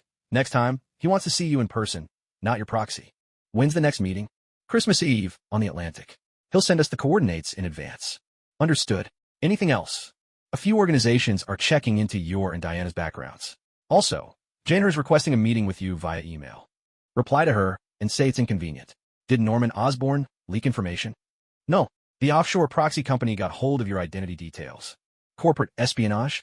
Has the company noticed anything unusual? Yes. We've had internal corporate spies as well. Mr. Osborne carried out a sweep, set up a strict hierarchy, and an alarm system. Jean paused to think. Any sign of anomalies? Jean, you won't let me hack in. With just the surveillance system, it's hard to catch anything. Some irregularities are being deliberately covered up. By the way, Blade sent a message. Wants to know if you're interested in going to London. Forget it. Nothing else matters for now. Ask Ulysses if he's willing to move up the deal. A month is too long to wait. Also, purchase a state-of-the-art luxury yacht and have it modified. I want it to be able to fly and submerge. Understood, Jean. By the way, make 20 more flying motorcycles. Jean had already caught a whiff of the enticing aroma as he stepped into the cabin. In the center, moose ribs sizzled on an iron grill sauce, bubbling and splattering, creating a feast for the senses, sight, smell, and taste, all working together to stir up everyone's appetite. Wow, that smells amazing. Unfazed by the scalding hot oil, Jean quickly picked up a piece of meat and popped it into his mouth, savoring it slowly. This is really good. 13 people sat around a simple table, each helping themselves to generous cuts of roasted meat. Diana's phone vibrated. She answered on speaker. Hey, Emma, what brings you to call me? Oh, thank God I finally got through to you, Diana. My dad is driving me up the wall. Have you gone missing or something? Just traveling. Want a video chat? Where are you, Diana? I'm up in a mountain somewhere in Maine, watching the snowfall, warming myself by the fire, having a drink. What about you? How have you been lately? My life is a disaster, Diana. Send me your location. I want to fly over there right now. Is something wrong? Of course. My freedom depends on you. I've been grounded for ages. But my father seems to be interested in you. He wants to discuss some business matters. Diana looked puzzled. Antiques? No, it's about Stark Industries shares. I was hoping you could meet him for a chat. Please, Diana. Sure, though I don't actually know where I am. Your Roxen group should be able to track me down. I'll keep the line open. Great. Thank you, Diana. An hour and a half later, 2 helicopters touched down smoothly on a clearing not far from the cabin. Emma stepped out, dressed head to toe in snow-white mink, black boots, dark sunglasses, her chestnut hair flowing in the wind. Even fully bundled up, she couldn't keep the cold from biting, and she shivered despite herself, gazing around. The scenery's not half bad. 9 others followed her, all in sharp suits. Among them was an older man whose features bore a striking resemblance to Emma's brother. Emma pushed open the door to come inside, the rich aroma of coffee already filling the air. Diana. It's been ages. Hey, Emma. The two embraced warmly. Emma looked around the room. Violet, Doris, and Veronique stood to greet her with a brief nod. Veronique handed Emma a cup of coffee. Freshly ground, give it a try. Emma took the coffee and gave a quick introduction for the older man behind her. Diana, let me introduce you. This is my superior, Franklin Roxen. It's a pleasure to meet you, Mr. Roxen. Roxen's smile softened his features, making him seem much more approachable, though the aura of authority still lingered about him. It's a pleasure to meet you, Ms. Prince. Emma has spoken of you many times. How knowledgeable, accomplished, and beautiful you are. I must say, you're even more captivating than her descriptions. Thank you for your kind words, Mr. Roxen. May I ask what brings you here today? Please have a seat. The place is rather modest, I'm afraid. Make yourself comfortable. Veronique, could you bring Mr. Roxen a cup of hot coffee? Of course, Diana. Franklin nodded in gratitude, then turned back to Diana, continuing, the main reason I'm here is to discuss acquiring your shares of Stark Industries. I'm prepared to offer you 20% above the current market price. What do you think? Diana took a sip of her coffee. I'm afraid you may have come to the wrong person, Mr. Roxen. That account isn't under my control. I don't have much authority to dispose of those shares. If you'd like to speak with the real owner, head to the door and look out at the lake. He's out there. Kim Prince, is it? That's right. It seems you've done quite a bit of homework on us, Mr. Roxen. I wonder what else you know. Franklin Roxen fixed his gaze on Diana's composed smile, his mind whirring. After a brief pause, he glanced at Emma and then spoke plainly. You're right. I've indeed had your backgrounds investigated. Kim Prince, an auditor at Harvard, inventor of the restoration serum and the king mask. One could call that serum a modern marvel of biotechnology. He even secured funding from Norman Osborne and is now the largest shareholder of KNO. Oh my. Kim is the inventor of the king mask? I spent a fortune on it as soon as it hit the market. The results were incredible. Why didn't you tell me sooner? Franklin shot Emma a stern look. Emma, please don't interrupt me. Go on, Emma replied, shrugging slightly. Kim Prince's achievements aren't limited to biotechnology. He's shown remarkable analytical skills in the stock market as well. The first $100,000 transferred from Diana Prince's account. He bought low, sold high, and quickly amassed a substantial sum, always playing the short game. But after Tony Stark disappeared, he began investing heavily in Stark Industries, shifting most of his assets to long-term holdings and continuing to buy more shares. Clearly, Kim Prince places great importance on Stark Industries. To me, this is a case of one genius recognizing another. As for you, Diana Prince, intelligent, beautiful, well-educated, fluent in several languages, and a master at restoring antiques. You're also quite skilled in financial investments, with most of your capital coming from the sale of antiques. Orphaned at a young age, you two have lived in many countries. I can't help but wonder who is responsible for your upbringing. I almost wish I could have them teach my own children. Diana smiled. I'll take that as a compliment. But if I were you, I wouldn't show those feelings in front of Gene. He doesn't like attention. Maybe it's more accurate to say he's afraid of it. Franklin Roxen heard Diana's words, and a few of his doubts suddenly cleared up. Thank you, Miss Prince. I'm quite busy, so I won't take up more of your time. I'll go find Gene Prince now to discuss some business matters. Boss, be careful. The ice is very thin. Franklin stepped onto the ice, his eyes fixed on Jin's figure in the distance. Without hesitation, he pressed ahead. Wait here for me. The 6 security staff exchanged glances and scanned their surroundings. Boss, this place isn't safe. Franklin Roxen made his way cautiously toward Gene. Hello, Mr. Prince. A big fish had frozen in the ice. Gene dealt with the fish in a straightforward way. Franklin Roxen, shareholder and CFO of Roxen Consolidated. So, Mr. Roxen, are you here about the shares in KNO or in Stark Industries?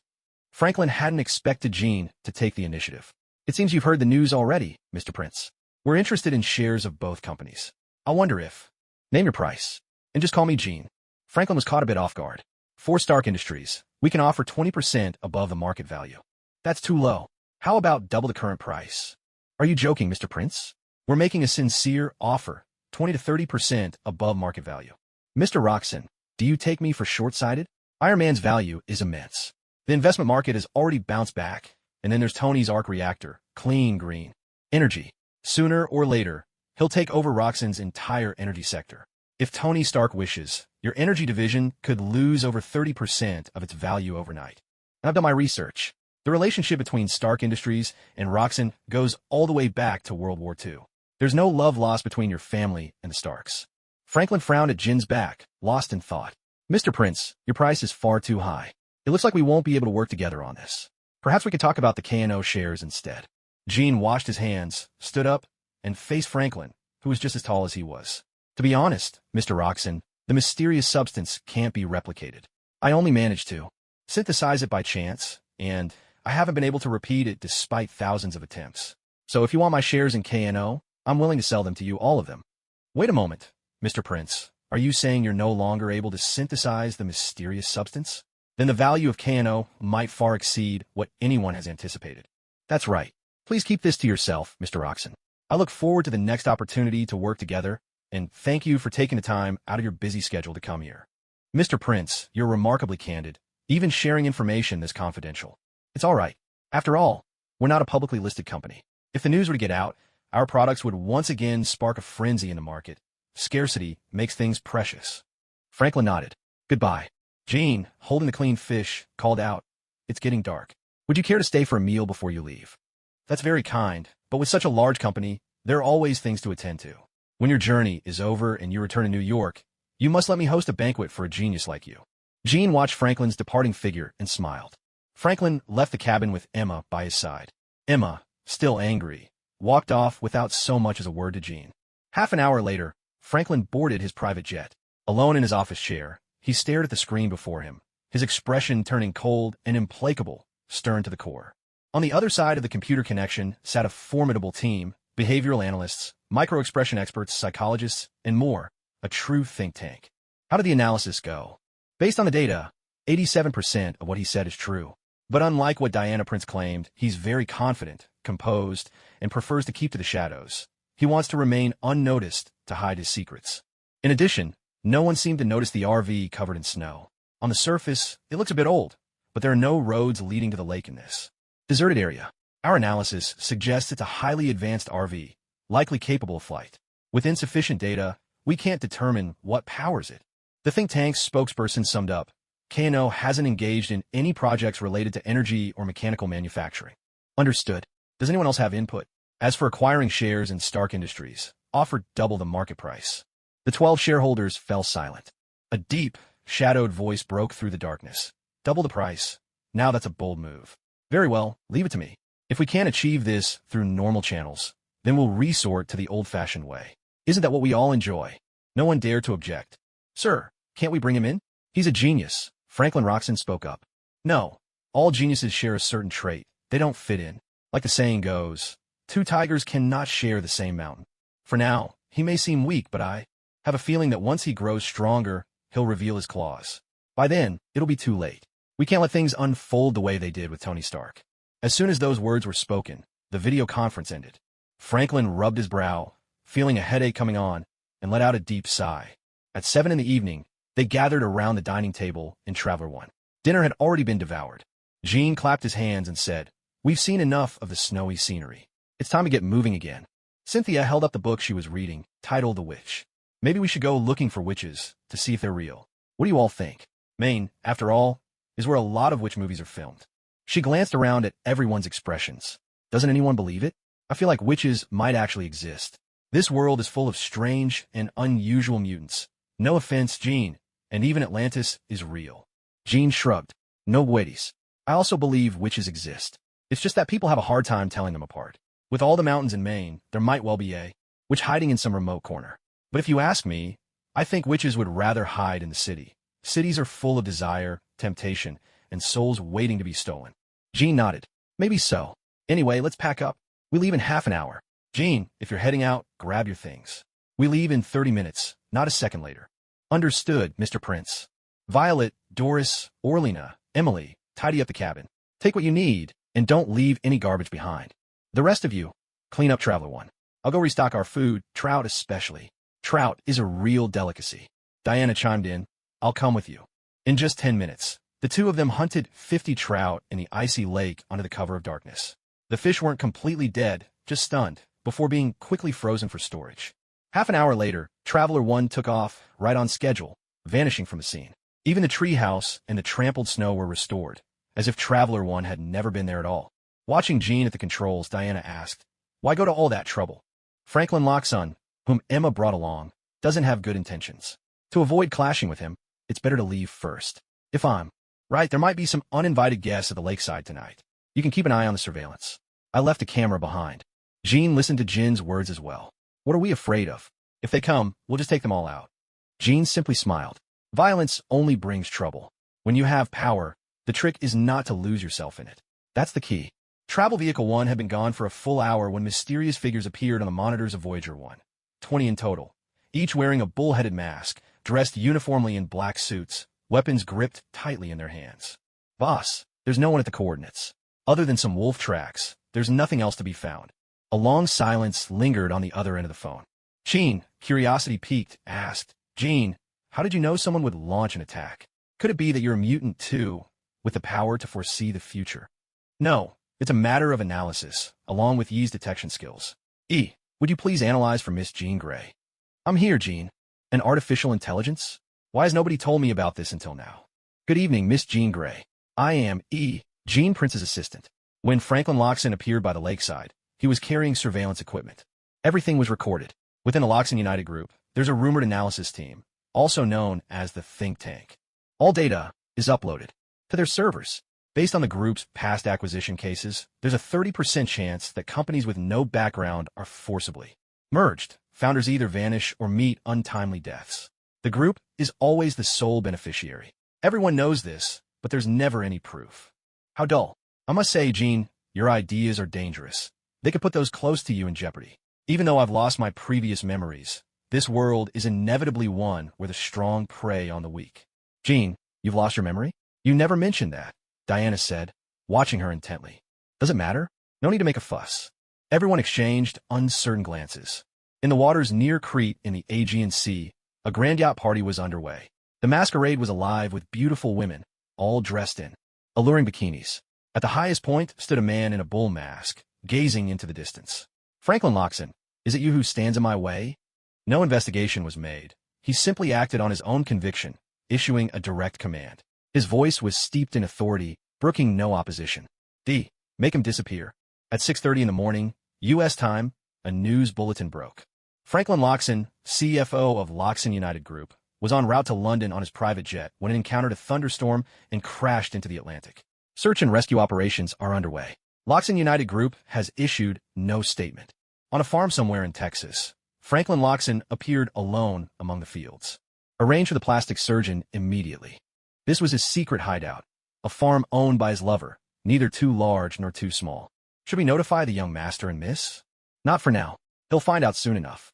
The Roxon family was one of the founding members of the Roxon United Group. For many years, they worked diligently and carefully, never making enemies on purpose. Even after losing control of the group, they voiced little complaint and still had many loyal confidants within the company.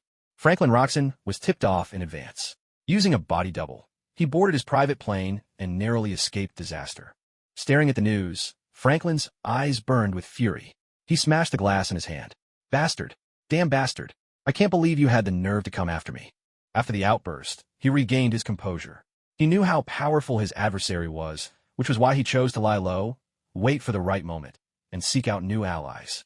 Jean got up to wash, frowning tightly as he scrolled through the morning news on his phone. He called out, check last night's Atlantic weather for me. There was a sudden storm the first half of the night, came the reply, and only strong winds in the latter half. Jean thought of Emma's face, and a question nagged at him. An accident or conspiracy? He didn't dwell on it. Once he finished washing up, he left his single bed behind. Traveler 1 had driven south all night, stopping in a small town on the New Hampshire border. The heavy snow hadn't reached here yet, but temperatures had plummeted and the brilliant red maple leaves had mostly fallen. Diana leaned against the bathroom door. What happened? Jean handed her his phone and continued washing up. Oh my God. How could something like this happen? At that moment, the phone rang. The caller ID showed it was Rudd. Rudd. But the voice on the other end surprised Jean. My special consultant. Where have your travels taken you this time? I know we don't pay you a salary, but surely that's not a reason to disappear for so long. Jean stepped out of Traveler 1, phone in hand. Hi George, what's going on? Come back right away. There's a case in New York that Rudd says will definitely interest you. What kind of case? 3 bodies were found at Central Subway Station last night. All their blood was drained, and there were clear animal bite marks on their necks. I've sent you an email with the details. What does Rudd think? He suspects something similar to a vampire, but a real vampire wouldn't mutilate bodies like this. Also, the autopsy found an unknown virus. 5 police officers have been injured and are still unconscious. They all have families, Jean. I need you back in New York as soon as possible. After Diana finished getting ready, she stepped out of the vehicle. What happened? There's a mysterious case in New York, possibly the work of a dark creature. The methods were vicious. Some officers were injured but not killed. George knows I healed Rudd, so he called to ask for help. Jean handed the phone to Diana, showing her the images on the screen. He couldn't help but take a deep breath. The murderer's methods were unspeakably brutal. After draining the victim's blood, the body had been dismembered. The most chilling part was that there wasn't a drop of blood in the photos, only the clothes bore traces of blood donation. What are your thoughts, Jean? We're going back to New York. Voyager 1 arrived in New York by late afternoon. Jean and Diana appeared at the Midtown police station. The place was a cacophony of noise. Most of those present were gang members, bruised and battered, yet still defiant, glaring fiercely at their rivals. Inside George's office. Thank you both for coming back. Let's head to the hospital and check on my men first. No rush, George. Do you have any leads? It's impossible for such a malevolent creature to appear out of nowhere. Most vampires have long abandoned New York, and the few that remain are usually able to keep their wits. There aren't many clues. However, a derelict boat was found near Long Island. It showed signs of a recent fight, but someone had clearly tried to clean it up. The maritime police thought it was a smuggling vessel, but strangely, there wasn't a single piece of contraband on board. Is there a connection? George pulled out a photograph, showing claw marks gouged into a metal pipe. I'm not sure. The hull was riddled with bullet holes, and inside was a room resembling a laboratory. The reinforced glass had been smashed, as if something terrifying had once been imprisoned there. What about Rude? He went to the Roxon building. Their lab was breached by unknown armed forces. No one knows what was taken. Let's go. We should visit the hospital. Midtown General Hospital. 5 police officers were isolated in 5 separate rooms. Their veins bulged beneath ashen skin, and they were strapped to their beds. Jean entered one of the rooms, drew the curtains, and injected a vial of crimson liquid into the officer's veins. A golden light shimmered through the room, and, one after another, the officers were healed. Who are you people? Don't you realize they're infected? You can't just barge in here. A female doctor in a white coat, clutching a stack of medical records, was stopped by the police as she shouted in the hallway. Jean ignored her. George, move them now. Don't let anyone see. Why? Aren't they infected? They're fine now. And remember, we didn't see me treat them. If you say otherwise, I'll walk out this instant and never touch another one of your cases. George stared at Jean in disbelief, then stepped into one of the rooms. The wounds inflicted by the infection had vanished without a trace, as if nothing had ever happened. A mysterious power. Have them carried out in body bags. Keep it quiet. George nodded and quickly relayed the orders. 6 officers, each carrying a body bag, quietly left the room. The female doctor stood in front of the elevator, glaring furiously. Director Stacy, you don't understand what you're doing. Only scientific methods can save them, and this virus is extremely aggressive. They've only been injected with inhibitors. If you take them away now, you're basically sentencing them to death. Dr. Brown, thank you for your help. I'm leaving now. No, I can't allow that. I'm responsible for my patients. George was momentarily speechless. He turned to his subordinates and shouted, take the stairs, requisition an ambulance, and wait for me inside. Dr. Brown was utterly helpless, and the hospital security staff didn't dare lay a hand on George. Inside the ambulance, a police officer asked, Director, what should we do now? Leave 2 people behind. The rest, return to the station. Start the car. Boss, where to? We're taking them home, of course. The funeral home? We're taking them home. Their families haven't even been notified about their injuries. But, don't worry. Everything's fine now. Open up the body bags and let them out. The white officer driving the ambulance asked, Director, what did you give them? How are they healing so fast? Dr. Brown said their chances were slim. That's not something you need to know. Don't ask. Annie Brown followed the ambulance in her own car, her assistant beside her, watching the police return her patients home. She waited, watching as the ambulance drove away, and then waited 15 more minutes. Luke, put on your lab coat. We're going to pay Mr. Smith a visit. Who are you looking for? Annie Brown showed her credentials. We've been sent by Director George Stacy to check on Mr. Smith's condition. Oomph. That white man, anyone can see he's no good. He's exploiting my husband, keeping him from getting promoted. Give him a thorough examination. The police department will cover the expenses. Of course, ma'am. Annie entered the room and immediately unbuttoned Smith's shirt, pulling aside the bandages on his chest. The wound had vanished. She gently touched the place where the injury had been. Well now, miss, I won't deny my man is charming, but you shouldn't be doing this right in front of me. Out. I'll lodge a complaint with the hospital about you. She chased them both out. Luke was just as stunned. Annie, did you see that? It's nothing short of a miracle. Annie, equally shocked, paid no attention to Mrs. Smith's angry outburst. Let's go. Next stop, the Ryler residence. Remember to draw a vial of blood and get it tested. The file on Kay Ryler showed she was single, living alone in Queens. They had plenty of time for a proper checkup.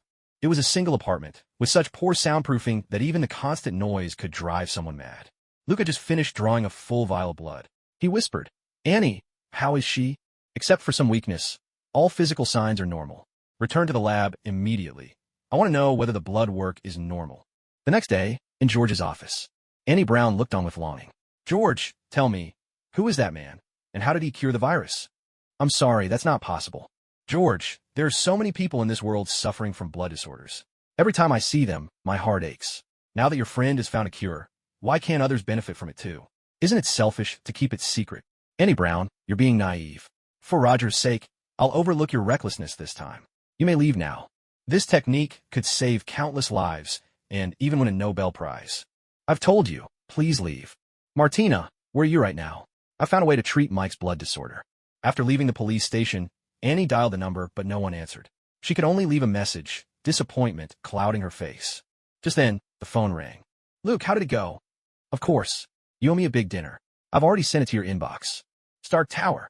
For the first time since stepping down from weapons development, Tony Stark attended a shareholders meeting. Tony Stark's assistant, Pepper Potts, had been appointed CEO by Tony himself. Once possessing a gentle, understated charm, she now exuded an air of authority, composed, decisive, and commanding respect. We're holding this shareholders meeting today for several reasons. First, I'd like everyone to welcome a new member to the Stark Industries family. Please welcome Stanley Moore, representing shareholder Diana Prince. Stanley stood up and nodded in greeting. Tony Stark casually pulled up Diana's profile and associated information on his phone, murmuring under his breath, "Now that's stunning." Pepper shot Tony a sharp look, then continued. Second, regarding everyone's interests, Stark Industries will be shifting its focus to clean energy. If any of you have thoughts or concerns, feel free to raise them. Third, if anyone wishes to withdraw from Stark Industries, we hope you'll return your shares to the Stark family. The price is negotiable. The shareholders sat in silence. Faced with the assertive Pepper, few dared to voice objections, for she spoke on Tony Stark's behalf. Mr. Moore, as a representative, do you have any remarks? Stanley smiled at Tony Stark. Ms. Prince's position is clear. She fully supports Mr. Stark. She believes, under Mr. Stark's wisdom and Ms. Potts' leadership, Stark Industries will reach new heights and greater glory. Tony took a sip of chlorophyll elixir. Stanley Moore, the greatest legal advisor of KNO in the new era. Are you certain that Kim Prince truly offered no guidance whatsoever for the development of Stark Industries? Kim Prince's unfamiliar name sparked murmurs among the major shareholders. All decisions revolve around Tony Stark. We firmly support any choice Tony Stark makes. No, that's not the answer I'm seeking. As the inventor of the King Mask, the restorative serum, I'd like Mr. Moore to deliver a message to Kim Prince. The great Tony Stark wishes to meet him in person. All eyes turned to Stanley Moore. The meeting burst into a flurry of excitement as people peppered Stanley with questions, whether KNO needed new investments and so on. These days, KNO's name was everywhere in high society. Every day, someone would ask where they could buy more of their products. Of course, I'll pass the message along, Mr. Stark. Pepper continued. That concludes our shareholders meeting. Thank you all for joining us. Mr. Stanley Moore, please stay behind. Stanley Moore wasn't sure what Pepper meant. Is there something I can help you with, Ms. Potts? It's nothing business-related. It's a personal matter. I was wondering if you could arrange a meeting with Kim Prince for me. Perhaps dinner tonight? It just so happens my boss is back in New York today. I'm sure he'd be delighted to share a meal with the beautiful Ms. Potts. I'll let you know as soon as I hear from him. Tony rubbed his temples as he watched Stanley leave, clearly displeased. Why would you want to have dinner with that guy? It's a private matter. I'll take care of it. Tony Stark was left alone in his office, gazing at Kim's dossier.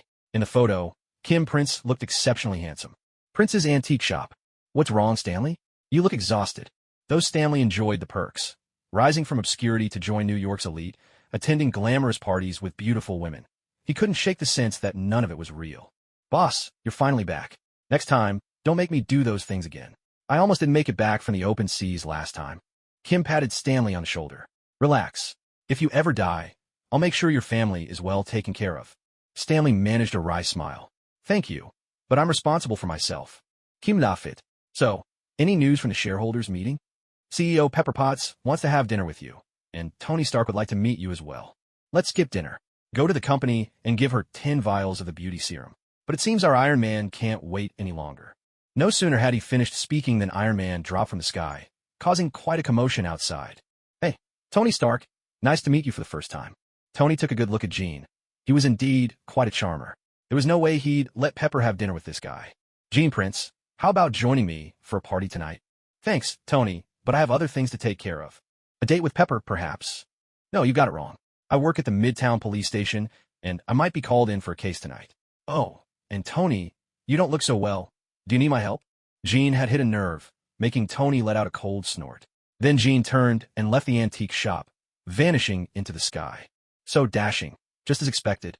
Boss, rumor has it Tony Stark is pretty arrogant. Won't he take offense at your sarcasm? If Tony Stark keeps using that suit, his life is at risk. I'm sure he's already realized something's wrong. When you meet Pepper, let her know I have a way to fix Tony's health problem. Stanley left, and the antique shop grew quiet again. Diana had gone to Emma's house. Jean read the news. Hero or menace? Spider-Man. A friendly neighborhood helper. Ye's voice chimed in. Jean, someone's searching for information about you online. Who is it? One is a hacker group. The other is a private detective in Hell's Kitchen. Both hired by the same person, Annie Brown. The doctor? Sent her a clip of my conversation with Tony just now. No leads on the police case? No serbalins futi. There's nothing I can do. So we have no choice but to wait for the killer to strike again. Are the flying motorcycles ready? They're stored in the warehouse. Good. Make 10 more high-powered compound bows with the toughest alloy tips. Make the arrows multifunctional. Understood, Jean. We're short on materials. Keep using Norman's procurement channels. Half an hour later, Annie Brown appeared in Prince's antique shop. Miss, is there something I can help you with? I'm Annie Brown, a doctor at Midtown General Hospital. I know you treated the 5 wounded officers. I'd like to know how you did it. Jean leaned in and whispered into Annie's ear, Dr. Brown, would you be willing to trade your soul? I can tell you how to heal them. His words slithered like a demon's whisper, laced with temptation. Annie took 3 steps back, eyeing the striking man before her. Her face grew serious as she recalled the officers' injuries. Their miraculous recovery was beyond the realm of science. Do you have a deal with George Stacy? Of course. I healed 5 police officers, and after their deaths, their souls belong to me. Besides, George Stacy gave me a legitimate identity that allows me to participate in cases. You know, after someone dies, their soul lingers at the place of death, and I need souls, especially those that are resolute. Your soul is quite tenacious. Are you a sorcerer? Jean shook her head. I can't say. I don't believe you, unless you prove it to me. Believe it or not, that's up to you. But if you're willing to sign a soul contract with me, I could show you the darkness that lies hidden in this world. Jean flashed a sinister smile, sending chills down Annie's spine. Frightened, Annie turned and hurried away. As she rushed out the door, she collided with Diana and stumbled past her in panic. Diana looked puzzled. Jean, what happened to that woman just now? Jean smiled faintly. She's a doctor at the hospital. She was looking into the injuries I treated on the officers. She saw hope, hoping I might help more people. Diana thought for a moment. Have Jean erase her memories from this period. Otherwise, it could have negative consequences. It's fine. Emma, how is she doing? What can I say? She's heartbroken, looking haggard. Mr. Loxon is strict with Emma, but he truly loves her. The plane still hasn't been found. Emma and her brother Charlie are already preparing for the funeral. I haven't seen them for a while, and Charlie seems to have grown up a lot. Diana took off her hat and coat and continued. Is the house renovation finished? It's basically done. You can go and check it out. The evening rush had passed, but the central station was still crowded with people. Suddenly, a barrage of gunfire echoed from the underground tunnel, sending the crowd fleeing in panic. There's been a shooting at Central Station. Requesting backup at headquarters. Headquarters here. Backup is on the way. Please hold your position. The patrol officers stared into the pitch-black tunnel, where anguished cries rang out from time to time, yet the gunfire didn't cease. A nameless terror crept into the hearts of the 5 officers, cold sweat beading on their foreheads. The black captain whispered, "Jimmy, go ahead and take a look. We'll cover you." "I'm not going. Let's wait for backup." Not even 5 minutes had passed before the gunfire abruptly stopped. George Stacy was the first to arrive at the scene. As chief, he could have been enjoying a peaceful evening with his family, but years on the force had made responding to emergencies instinctive. Sometimes his family complained, but they were always understanding. Jean also arrived at the scene. The crime scene was well secured, only about 100 meters from the platform. George took command with authority. "Verify the identities of these people. These weapons are the most advanced on the market. Find out where this equipment came from." "Boss, there's one survivor." A police officer, wearing gloves, wiped the blood from a person's face. To put it simply, it was a woman who had been tied up, her body covered in blood. George said, "Get her to the hospital immediately. Assign a squad to protect her. Also, find out who she is. The moment she regains consciousness, I want to know exactly what happened here." Jean stood on the tracks, staring into the pitch-black tunnel. The eye of insight could sense an uneasy feeling of being watched, though he couldn't tell by what. George walked over to Jean and looked down the tunnel. "What are you looking at?" "I'm not sure. There's something in that tunnel watching us." George shone his flashlight into the darkness, but nothing seemed out of the ordinary. Just 30 seconds passed. "It's gone," Jean murmured. George asked, "Do you know anything about this, Jean?" "The firepower of this team could sustain a small conflict in the Middle East." "Your guy was right," Jean replied. "The gunmen are all hunting something. They brought steel nets, tasers, tranquilizer guns, and every one of them wore surveillance gear. Someone destroyed the equipment, but there's a chance to repair it. Once we do, we'll know what they were hunting." George glanced at his busy team. "I'm putting you in charge of repairing the gear. Whoever we're up against clearly has resources, this much advanced hardware. I suspect they have someone inside the precinct." Jean smiled and took the device that George handed him. Jean returned to the street, following the subway's path. He gazed at a shaft leading underground. Is this the escape route? Such a small opening. Did they use black magic? Without realizing it, he found himself at Madame White's theater. Since the explosion, the city had only restored its facade. Inside, chaos still reigned. No one wanted to take over the place. The reasons were rooted in urban legends. Some vagrants who entered the theater claimed to have heard strange, inexplicable noises. The theater doors were merely chained shut. The gap was wide enough for an adult to slip through. A beam of light swept across the wall, and suddenly, a swarm of bats rushed at Jean. Jean conjured a fire alchemy array. A wall of roaring flames blocked the bat's path. When the fire faded, the bats inside the theater had vanished without a trace. Jean looked down at the charred remains of a few bats and snapped a picture. Just a test. No energy fluctuations. Were they all just bats? Yi's voice sounded in his ear. Vampire bats, native to Central and South America. Most live in dark caves, avoid the light, and feed on blood. Their bodies carry all sorts of viruses. Many vampire legends started with these creatures. Vampire bats shouldn't be in New York, especially not in winter. Someone must be controlling them, changing their natural behavior. Jean returned to the antique shop. Upstairs, he was carefully repairing the surveillance equipment that had been damaged from the inside. Fortunately, luck was on his side. The memory unit hadn't been destroyed, shielded from the fire by the barrier of fresh blood. With great care, he removed the memory chip and placed it into a device he had prepared in advance, quickly locating the playback program. The footage was extremely brief. "Mike, I'm here. Where are you?" "Martina." Under the harsh glare of the lights, a black-haired man appeared, clothed only from the waist down. He was visible for just 2 seconds. "Let her go." A sudden burst of sound caused every light fixture to fail at once. What followed were only screams and the sound of gunfire. Jean captured an image of the man's face. Though the shot was a little blurry, it would be enough for a search. Michael Morbius, world-renowned biochemist, Nobel laureate. The resemblance is strong, but the body type doesn't match. He's been missing for 2 months. Previously worked at a Roxanne United Group biolab, specializing in blood disorders. He himself suffers from a rare blood disease.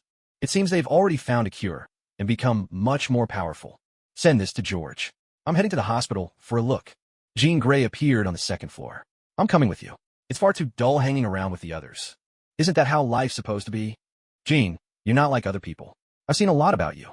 Damn it, stop reading my mind, or get out. With you around, there are no secrets. Okay, I won't read your mind again. Jean, give me a little of your energy. Jean stepped over to Jean, took her hand, and let the dragon energy flow into her body. She couldn't help but let out a soft moan. That's enough. Stay at home. No, I can help.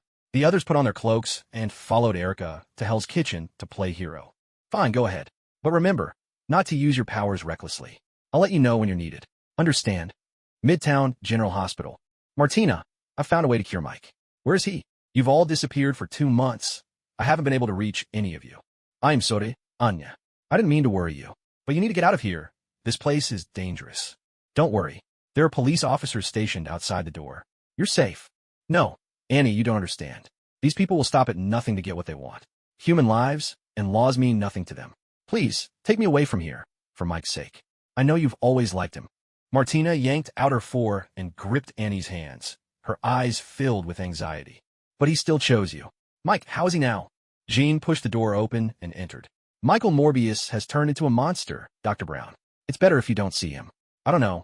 He might just tear your throat out. Am I right, Dr. Martine? No, Meyer. He won't become a monster.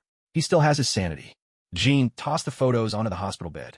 The bloody images scattered across the sheets, and Martine's face turned deathly pale. No, none of this is real. They just want to study Mike, want to force him into submission and turn him into a lab rat for their experiments. I don't know who they are, but they're all backed by the Roxxon Corporation. Jean stared intently out the window. Your fiancé is here, Martine. Come in, Mr. Morbius. A monstrous figure smashed through the window and entered the room.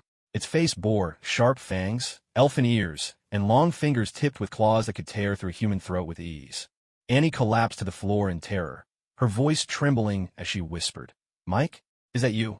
Her voice was low and hoarse. Michael Morbius fought for control, slowly letting his human features return. Martine's voice was filled with worry. Mike, how are you feeling now? Michael eyed Jean warily. I'm fine. I'm getting you out of here. This place isn't safe anymore. Special advisor, I trust you won't try to stop me. No, Mr. Morbius. You're suspected of killing 5 police officers. We'd like you to come to the station to cooperate with the investigation. Annie pulled herself to her feet. No, Mike is innocent. The 5 officers you mentioned, he's healed them. Mike, he can cure your blood disease. Mike glanced at Jean. He was already healed, stronger than ever. He no longer needed to be cured. His eyes turned pale gray, his face contorted with feral rage as he cocked his head. Magician, step aside. Get out of my way. There's no time. Oh, so you've seen or sensed it? Your enemies are already on their way, aren't they? Your bloodlust will only bring harm to your fiancé. Even if you still have a conscience, I won't stop you from taking her away. With that, Jean stepped aside, moving away from the door. Michael Morbius gazed at Martine with deep affection, then vanished from the room in a flurry of bats. Several minutes later, the sound of gunfire and screams echoed up from the hospital elevator shaft. Jean, do you even realize what it means to let a suspect go? Jean Grey stared at the 6 bodies inside the elevator. Jean stepped into the elevator, removed a half-destroyed surveillance camera, and severed its feed. George hurried over, breathless. Jean, you're not even going to stop the killer here at the hospital? Jean pulled George into a corner and opened his phone, playing a video. This is no ordinary case. If we make a move in the hospital, innocent people might get hurt. Are we dealing with a superhuman? Most likely a mutant. There's a file on him later. His fiancée is still in the hospital, and you've already confirmed her identity. George rubbed his forehead, thinking for a moment. Is there any way to treat him like we did with Rude? Jean pondered briefly. He's already tasted blood. There's no way to change his animal instincts now. For the moment, he's still got some conscience. He hasn't hunted ordinary people. Those who've died so far were all hunters, people who hunted him. Damn it. First it was mutants, and now there's a flood of these altered humans. We still haven't caught that Rhino guy, and now there's another one. Plus, there's a Spider-Man in Queens who keeps popping up in Manhattan, leaping all over the place day and night. It looks like stranger and stranger things will keep happening. My suggestion? Get ready for it. Or maybe turn to Tony Stark, see if he can develop a new generation of weapons for the department. Forget it. I'll let that special division take care of this. Be careful. There's another force working behind the scenes. They want to capture Michael Morbius as a research subject, and his fiancée is his biggest weakness. She needs to be moved to safety right away. They might launch a second attack. I have to go now. Wait, Jean, thank you. One more piece of advice, George. Don't let Rude draw too much attention. If he does, they might target him as a subject for research too. Your authority won't mean a thing against them. Outside Midtown General Hospital, 5 SUVs were parked at the street corner not far away, all eyes fixed on the hospital. Boss, S.H.I.E.L.D. has stepped in. They've taken Mateo away. Who's in charge? War Machine, Coulson, Hawkeye, and 20 agents. Attack them. Bring her back. Don't let me down. 6 SUVs sped along 5th Avenue, weaving through the city with several sharp turns. Finally, War Machine's vehicle signaled a warning. Looks like we've got company. Step on it. Let's get out of the city. Coulson issued the order, take Park Avenue. We'll deal with them in Central Park. None of them realized a swarm of bats was following overhead, already settling onto the trees in Central Park ahead of them. On a winter night, Central Park was completely empty. There was no risk of innocent bystanders getting hurt. Suddenly, a car rammed straight into the lead vehicle, while the cars behind spun out, quickly forming a defensive arc. As elite agents, they reacted instantly. Coulson crawled out of the first car, blood already streaking his forehead. He launched a counterattack, but they were outnumbered, and the enemy was just as well trained, maybe even better equipped. May, take Martina and leave immediately. The enemy is acting with a plan. Barton, cover May. The eagle-eyed sharpshooter never missed. Each arrow found its mark. If the target survived the first shot, a second attack would follow instantly, detonating the explosive tip of the arrow. The commotion had already drawn the attention of bystanders, and someone had dialed the emergency services. Out of 20 agents, 6 had fallen, and the opposition suffered heavy casualties as well. Under the cover of night, they slipped into the grass of Central Park, seeking refuge. Their pursuers also entered Central Park hot on their heels. A sudden rustling in the trees sent a wave of panic through everyone present. May pressed Martina down and gestured for silence. As expected of Iron Cavalry, he moved like a ghost, silently taking down an enemy in a single swift motion. One member of the encirclement was suddenly lifted into the air and torn in two with brutal force. A familiar voice whispered in Martina's ear, "Tina, follow my command. I'll count to 3. Cover your ears, then run straight to the Star Tower. Take the elevator all the way to the top floor. I'll meet you there. They can't protect you." A supersonic attack burst forth, forcing everyone to clutch their heads in agony, writhing under the onslaught. A swarm of bats descended, shielding Martina as she dashed for Star Tower. Only once she was safely inside did the bats return to the park. "Coulson, we've lost the target." Hawkeye loosed a rapid 3-arrow shot. The enemy has undergone some kind of mutation. Everyone, be on your guard. A hulking figure over 3 meters tall, horns gleaming, charged through the chaos with unstoppable force. "Coulson, hand them over. Pretend none of this happened, and I'll let your people go. If you know who we are and still dare to attack us, just who are you people?" At that moment, countless bats descended from the sky, swarming the 8 minotaurs, biting and tearing. Hawkeye, Iron Cavalry, and Coulson regrouped, their faces etched with shock as they struggled to comprehend just what kind of enemy they faced. The minotaur's hide could withstand bullets, but it was no match for the bats' relentless assault. A set of razor-sharp claws tore open a wound, and the bats surged in, greedily drinking the blood. Unable to endure the agony, one of the minotaurs erupted in a column of flame, choosing self-destruction over defeat. The explosion consumed everything within a 20-meter radius. Nothing survived. "No, boss, we will complete the mission." But their adversaries were too swift. There was no way to fight back. Watching remotely, the mysterious leader pressed the self-destruct button. None of the 8 minotaurs survived. On the top floor of Star Tower, 13 people stood on the balcony, witnessing the carnage below. When the police finally arrived, all they could do was set up a perimeter. A shadowy figure appeared on the balcony. "Magician, I need you to protect my fiancée for a while. Once I've dealt with the threat, I'll come for her myself. She's right outside your door now." Jean struck first, pinning him firmly against the wall with her powers, leaving him completely immobilized. Then King spoke up. "Jean, let him go. These evil creatures, better to destroy them now and prevent further harm to others." Jean asked curiously, "A human-shaped sonar?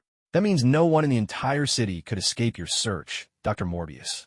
Morbius's twisted face contorted further, but his will was so strong that he forced his features back into place, overcoming the ugliness with sheer determination.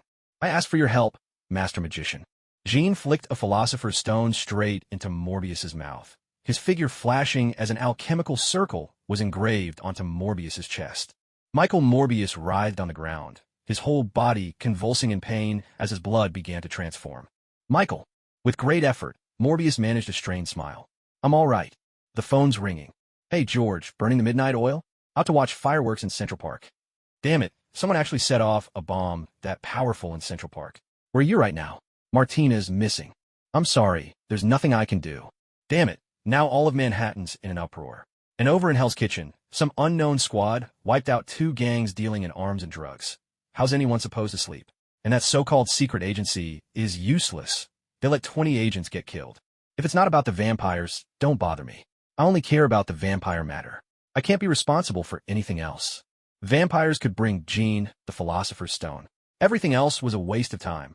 Hardly worth the trouble. Jean looked at Morbius. Keep trying. See if he can transform. Morbius's ghastly features emerged again, the alchemical circle on his chest vanishing completely. As Jean expected, there was no way to cure his body. This kind of total bestial mutation couldn't be healed. What did you make me swallow? I feel an immense power surging in my chest. You can change back now. Jean watched as the alchemical circle reappeared on Morbius's chest, signaling that the purification alchemy was working. He shook his head. It's an arcane substance that can ease your bloodlust. But if you get too addicted to this power, one day you might lose yourself completely, becoming a true humanoid vampire bat.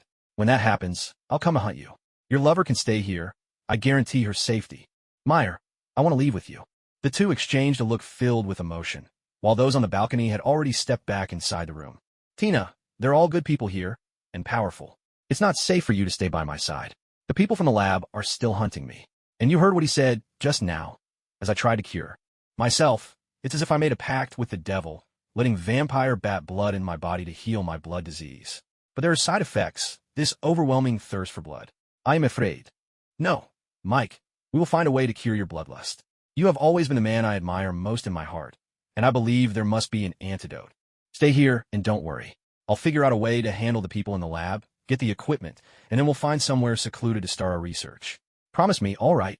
Martina lingered a moment longer, reluctant to part, her gaze following the flock of bats vanishing into the night. Diana stepped outside, draping a blanket over Tina's shoulders.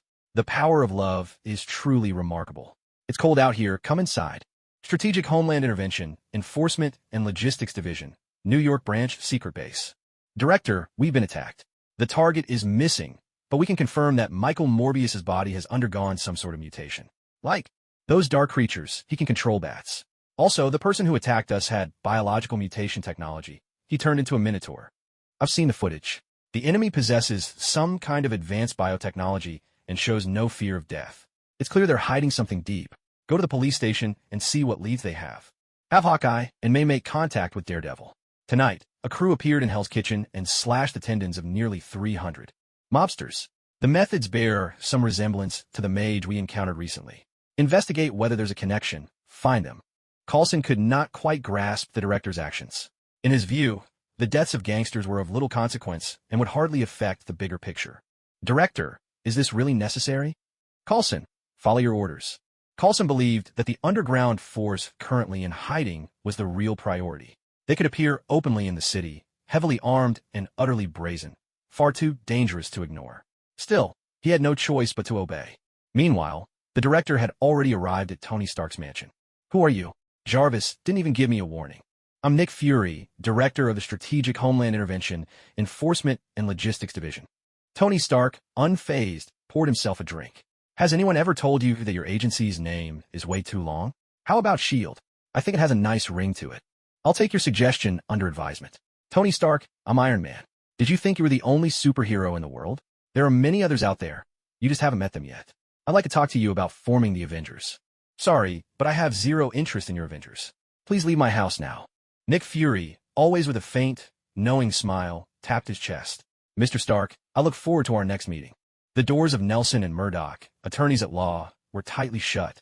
Foggy Nelson and Matt Murdoch had gone their separate ways, and now the firm was Matt's only refuge. That night, the arrival of Elektra had moved Matt to tears of joy, and her presence had cast ripples through the relationship between Foggy, Karen Page, and himself. Foggy had tried more than once to persuade Matt to give up his Daredevil persona and focus solely on being a lawyer, but his efforts were in vain. Driven to find Elektra, Daredevil roamed Hell's Kitchen through the night, returning each day battered and bruised. The Hand had relocated their base of operations. Now, an unusual void had formed in the drug trade of Hell's Kitchen, and even all of New York, leaving many gangs vying to seize this new opportunity. As the undisputed kingpin of the underworld, Wilson Fisk himself didn't know why the Hand had abandoned their hold on America to return to Japan. He had tried several times to meet the mysterious leaders known as the Five Fingers, but they refused to see him. Back in New York, Fisk made no effort to quell the growing turf wars, choosing to let the chaos unfold. Having lost all leads on Elektra, Daredevil was mentally and physically drained. He spent his days drowning in alcohol, scraping by with Karen's charity. One evening, reeking of liquor, Matt unlocked the door to the law office. "Who are you looking for?" "Matt Murdock. We're here for you." "And you are?" "Strategic Homeland Intervention, Enforcement, and Logistics Division." The director just renamed us S.H.I.E.L.D. Hawkeye studied Matt, who stood before him in rumpled pajamas. "Is there something you need? I remember an Agent Coulson visiting me once. We're here to ask you about the massacre earlier tonight. 2 gangs were attacked by a small squad. Almost every member was left crippled." Matt turned and retreated to his Spartan office. "I'm afraid I can't help you. I haven't set foot in Hell's Kitchen for a week." May looked out at the flickering streetlights beyond the window. "You're a candle in the darkness. Now you're wavering, and Hell's Kitchen is at risk of falling into even deeper shadows. Innocent people will be caught in the crossfire. You have the power to change Hell's Kitchen. Why do you refuse to act? I believe if you truly wanted to, every devil lurking here would be cast into hell in an instant." May and Hawkeye fell silent. They knew, if their organization truly wished, Hell's Kitchen could be transformed in a month or two. But S.H.I.E.L.D. was not a one-voice operation. "Matt Murdock, you graduated from Columbia Law. You understand how the world works. Since you don't have any information, we'll take our leave." The 2 agents exited the law office. Matt soon became Daredevil once more, standing atop the rooftops of Hell's Kitchen, where the night was eerily calm. Meanwhile, in Tony Stark's mansion, Jarvis searched for all available information on the Strategic Homeland Intervention, Enforcement, and Logistics Division. The Strategic Homeland Attack, Defense, and Logistics Support Agency was formerly known as the Strategic Scientific Reserve. Your father, Mr. Howard Stark, along with Captain America Steve Rogers, Agent Carter, and others, were involved in its founding. Nowadays, it's a specialized force that deals with all kinds of unusual and extraordinary incidents. Tony gazed at the display in front of him, watching the endless stream of S.H.I.E.L.D. affairs, then caught a glimpse of his father's image on the screen. His face lit up with a smile. "I never realized the old man had such a legacy. I never heard a word about this before. I always thought his life was nothing but tabloid headlines." Meanwhile, at the Midtown Police Department, Coulson picked up a file containing identification information. His expression grew grave as he dialed Nick Fury. "Director, I have an identification report here. These are elite members from Special Forces units all around the world, and there's something they all have in common. Do you know what it is?" There was a pause on the other end. "Casualty reports, am I right?" "As expected of you, Director." "Yes, casualty reports. For them to serve with such unwavering loyalty, you can imagine the power behind this." A faint sense of danger crept into Nick Fury's mind. Something felt eerily familiar. "Coulson, return to headquarters immediately." "Copy that, sir." At the very top of Star Tower, the lights had gone out. Everyone had already gathered at the Prince residence on Long Island. Diana turned to Martina and said, "You can relax here a bit. Feel free to pick any room. If there's a name on the door, that means it's taken." Jean led Violet and the other 9 down into the basement. They mounted their flying motorcycles and entered their hidden sanctuary, fully armed and ready for action. "I asked you all to gear up, not for a simple game. This could get deadly. If anyone's afraid, you can stay behind and wait for us to return," Jean said, his tone earnest as he looked at the group. Cynthia was always the first to speak. "Sisters, the all-powerful Jean is actually letting us join his mission. Tell me, will we ever back down? Even if we die, let it be in Jin's arms, right?" Everyone nodded in agreement, echoing Cynthia's words. "In that case, follow me. Remember, the monster's fatal weakness is the parts that glow. Watch each other's backs and don't act alone." "Understood." Outside the thick fog of the Black Sea abyss, Jean issued his command. "Put on your oxygen masks." This time, Jean planned to delve deep into the abyss, riding along the edge of the pitch-black cliffs, venturing further and further in. The monsters within the chasm had already sensed the presence of life trespassing into their lair. Here and there, faint ghostly lights began crawling up the dark cliff face. Jean brought his flying motorcycle to a halt at the edge. Alchemical decomposition. In an instant, a massive cavern opened before them. "All of you get inside. Park the vehicles tail to tail and turn on every light. Increase the ultraviolet output." Sword control art. Shooting. 10 swords shot out, slicing through dozens of heads mid-air. "Target the glowing spots on their bodies. Those are the only vulnerable points. Cover me while I go in." Jean dashed into the darkness, his bronze sword taking down monsters one after another. The scattered dark crystals were kicked into the cave, now lit up as bright as day. Cynthia, Camilla, gather the glowing minerals. The rest, stay alert. A tremendous noise echoed from the cliff face as rocks tumbled down.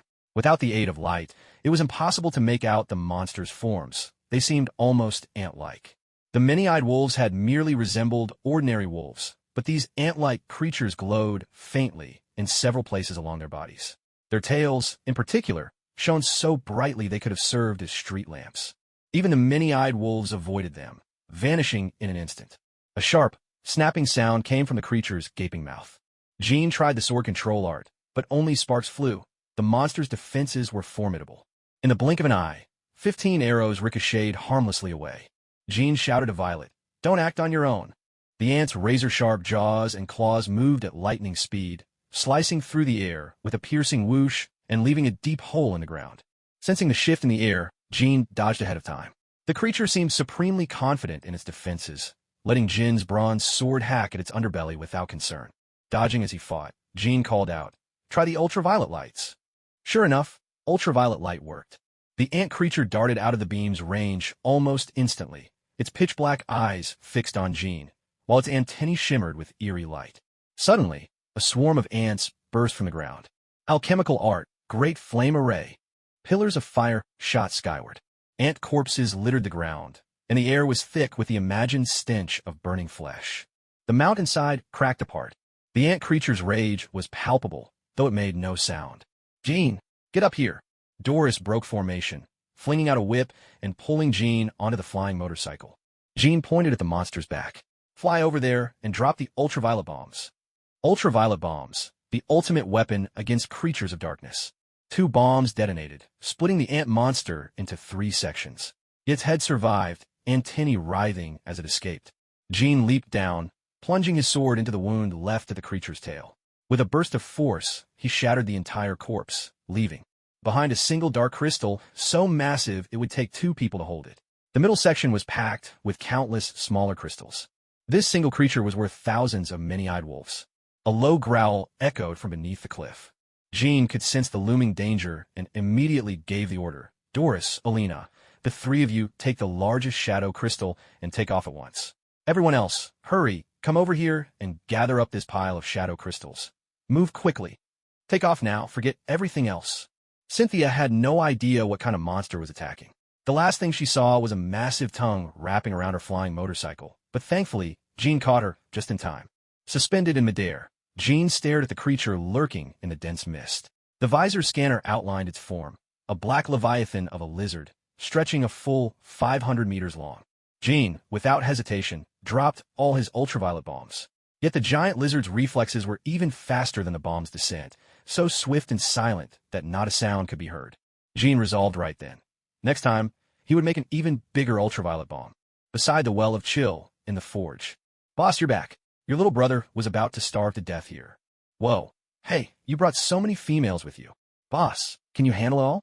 I have a special recipe, time-tested and completely safe. Just give me 1 shadow crystal. Any size will do, and the recipe's yours." Jin's expression darkened. He tossed in a shadow crystal. "Enough. Quiet. Cynthia, be careful. Don't get so close," Jean said, pulling Cynthia back by the hood of her cloak. "Jean, what is that thing? How can it speak?" Jean explained, "Just think of it as an artificial intelligence like E. All right, you all head back to the village. Also, channel your soaring dragon energy into the dragon pearl. You can either train your combat instincts in the secret chamber or cultivate your chi in the village. Don't disturb me. I'll be making your gear." The 9 of them left the well of chill. Inside the furnace, a red-hot stone block protruded, inscribed with pictographic script. "Boss, here's your stuff. Don't say I don't play by the rules. Haha. Wishing you good health."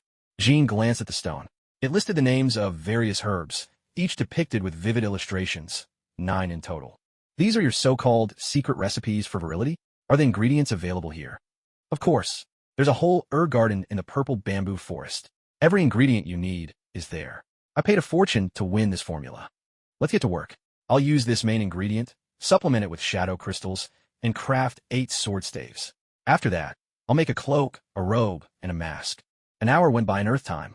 8 sword staves were completed, along with the cloak, robe, and mask.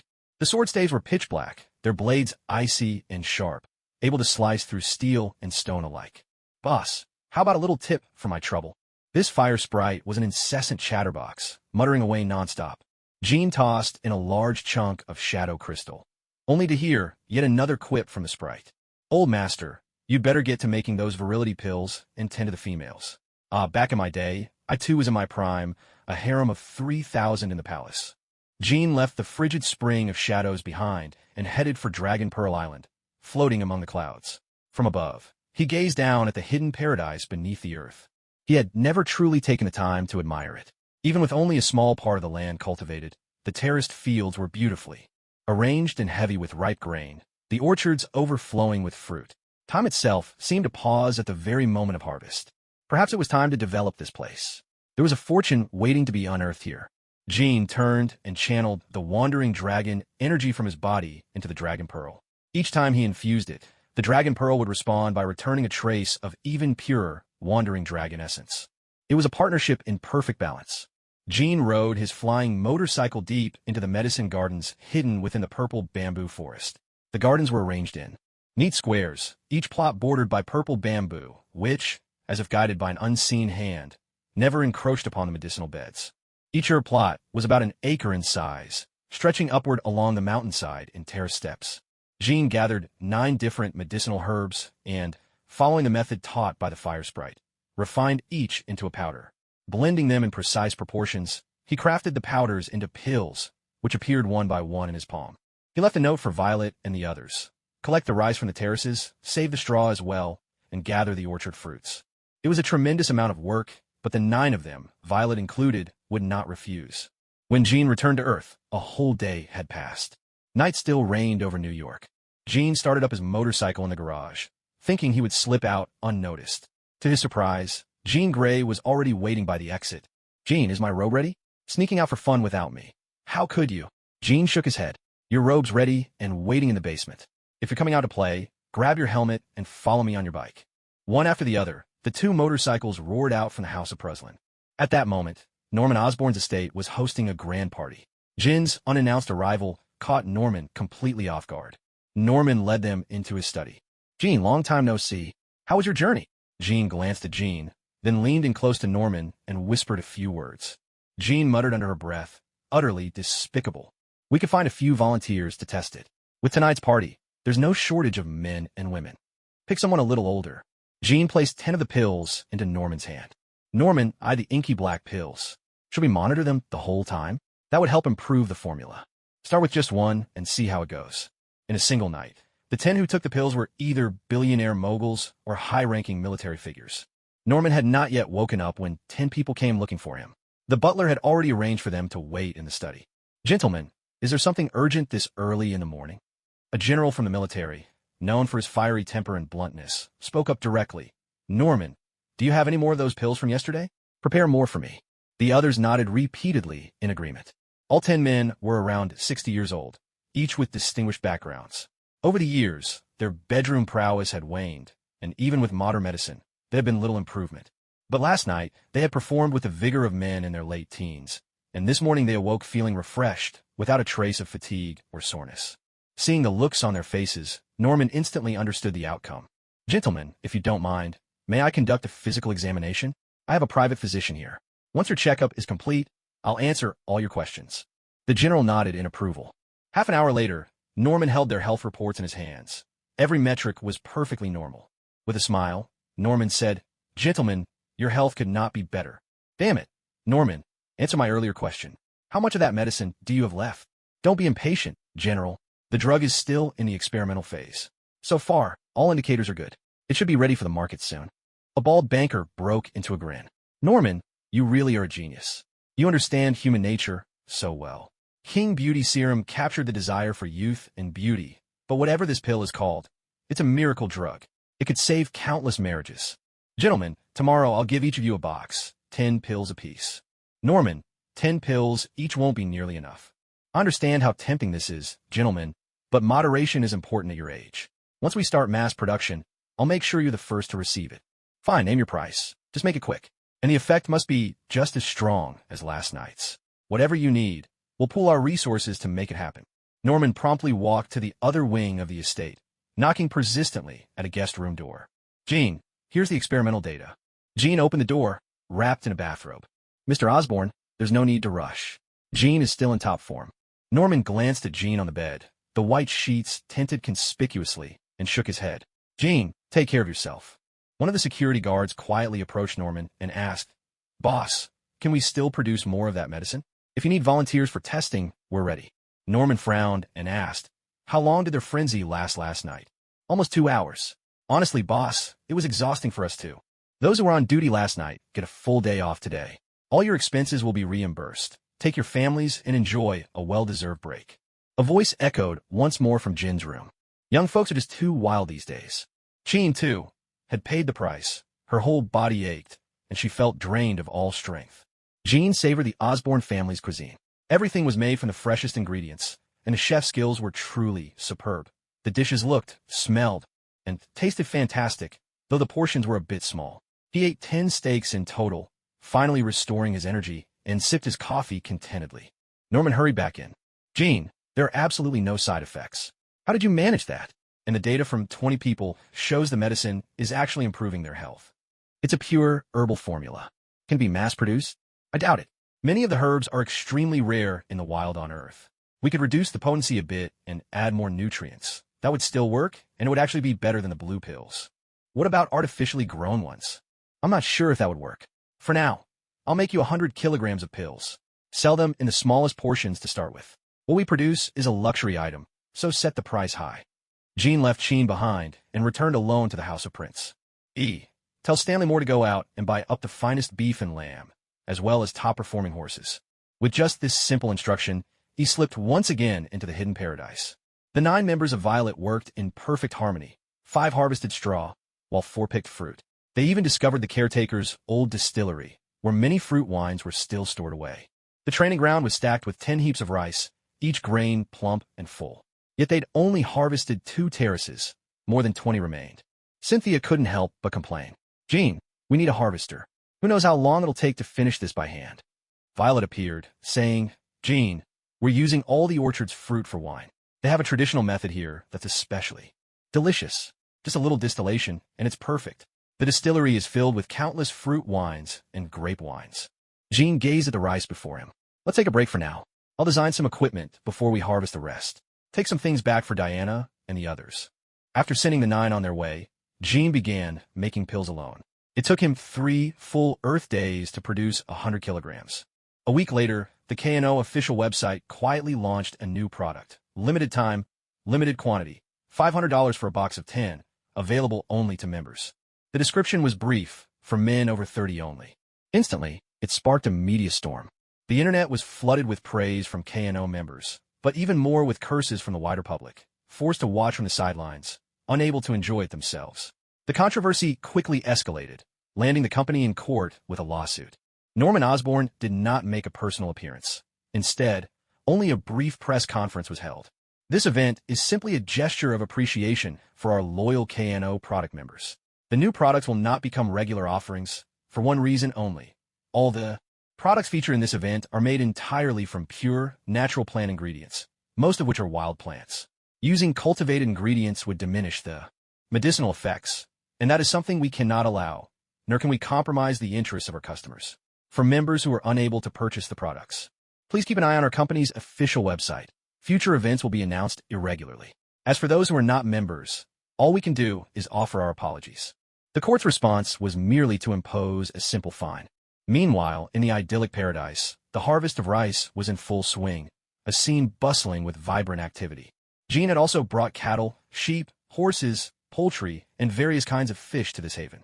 The place had scarcely any animals before, only a few birds in the sky. Jin's vision was to turn this paradise into a self-sustaining farm. After all, this land was untouched by modern industrial pollution, and the daylight hours were especially long. They had built large-scale harvesting equipment, all powered by clean energy. While Violet and the other 8 worked hard in the fields of this paradise, Jean took a lazier approach, basking in the gentle warmth of the winter sun. A section of Central Park had once been destroyed in an explosion, yet the city authorities had now completely restored it to its former state, so perfectly, in fact, that not a trace of the battle remained. City dwellers, restless at heart, were quick to forget. With S.H.I.E.L.D. stepping in, those who had been hunting Michael Morbius vanished from New York, as if they had never existed. Martina, too, had left the Prince residence and returned to the city center. She secured a teaching position at Empire University, balancing her classes with research in the university labs, seeking an antidote for Morbius's blood. On the grassy fields of Central Park, a group of children played, relishing their joyful weekend. By Jin's side were three women, Diana, Erica, and Jean, each absorbed in her favorite magazine. From time to time, accomplished young men would attempt to strike up a conversation, but the women paid them no heed, appearing quite indifferent. At 1:30 in the afternoon, the park's calm was shattered by the screech of brakes and a cascade of collisions, a string of car accidents breaking the peace of Central Park. 4 cars pursued 2 figures. One was a green-haired woman, and beside her stood another with magenta hair, unusually pale skin, and a pair of elfin ears. 16 agents closed in from all directions, encircling them. "Lorna, what do we do now? We still haven't found your father's whereabouts." The elf-like woman with green hair revealed an energy dagger in her hand, standing close to the other green-haired woman, warily eyeing the agents. Suddenly, shots rang out, sending people fleeing from Central Park in panic. Lorna pointed toward the place not far away where people were playing chess. "Over there, Clarice." The two of them instantly teleported from the circle of light to the chess tables at the edge of Central Park, with 16 agents close on their heels. Jean put away his book on modern physics. "Jean, looks like your kind, mutants." Across from the chess tables, in the cafe, sat a man and a woman. The man's hair was silver. The woman's long hair was a deep crimson. Their eyes were fixed intently on the chess game. Scattered chairs surrounded the area. Only one person, wearing a hat, sat alone, amusing himself. The timer on the chess clock ticked steadily in the background. The agents had completely surrounded the two women, separated from the old man by only a low fence. Lorna stared hard at the old man, words on the tip of her tongue but unspoken. "Lorna, if we don't leave now, it'll be too late." "Lorna Dana. Clarice Ferguson, I advise you to surrender. Don't resist, or we'll have no choice but to use lethal force." The speaker was a bald man in a black suit, his gaze sharp as he aimed a pistol at them. Clarice gripped Lorna's arm, her face tense. "Lorna," a soldier whispered into the bald man's ear, and his attention shifted to the two people outside the cafe. "Surround them." Neither of the two understood what was happening. 5 soldiers closed in, encircling them.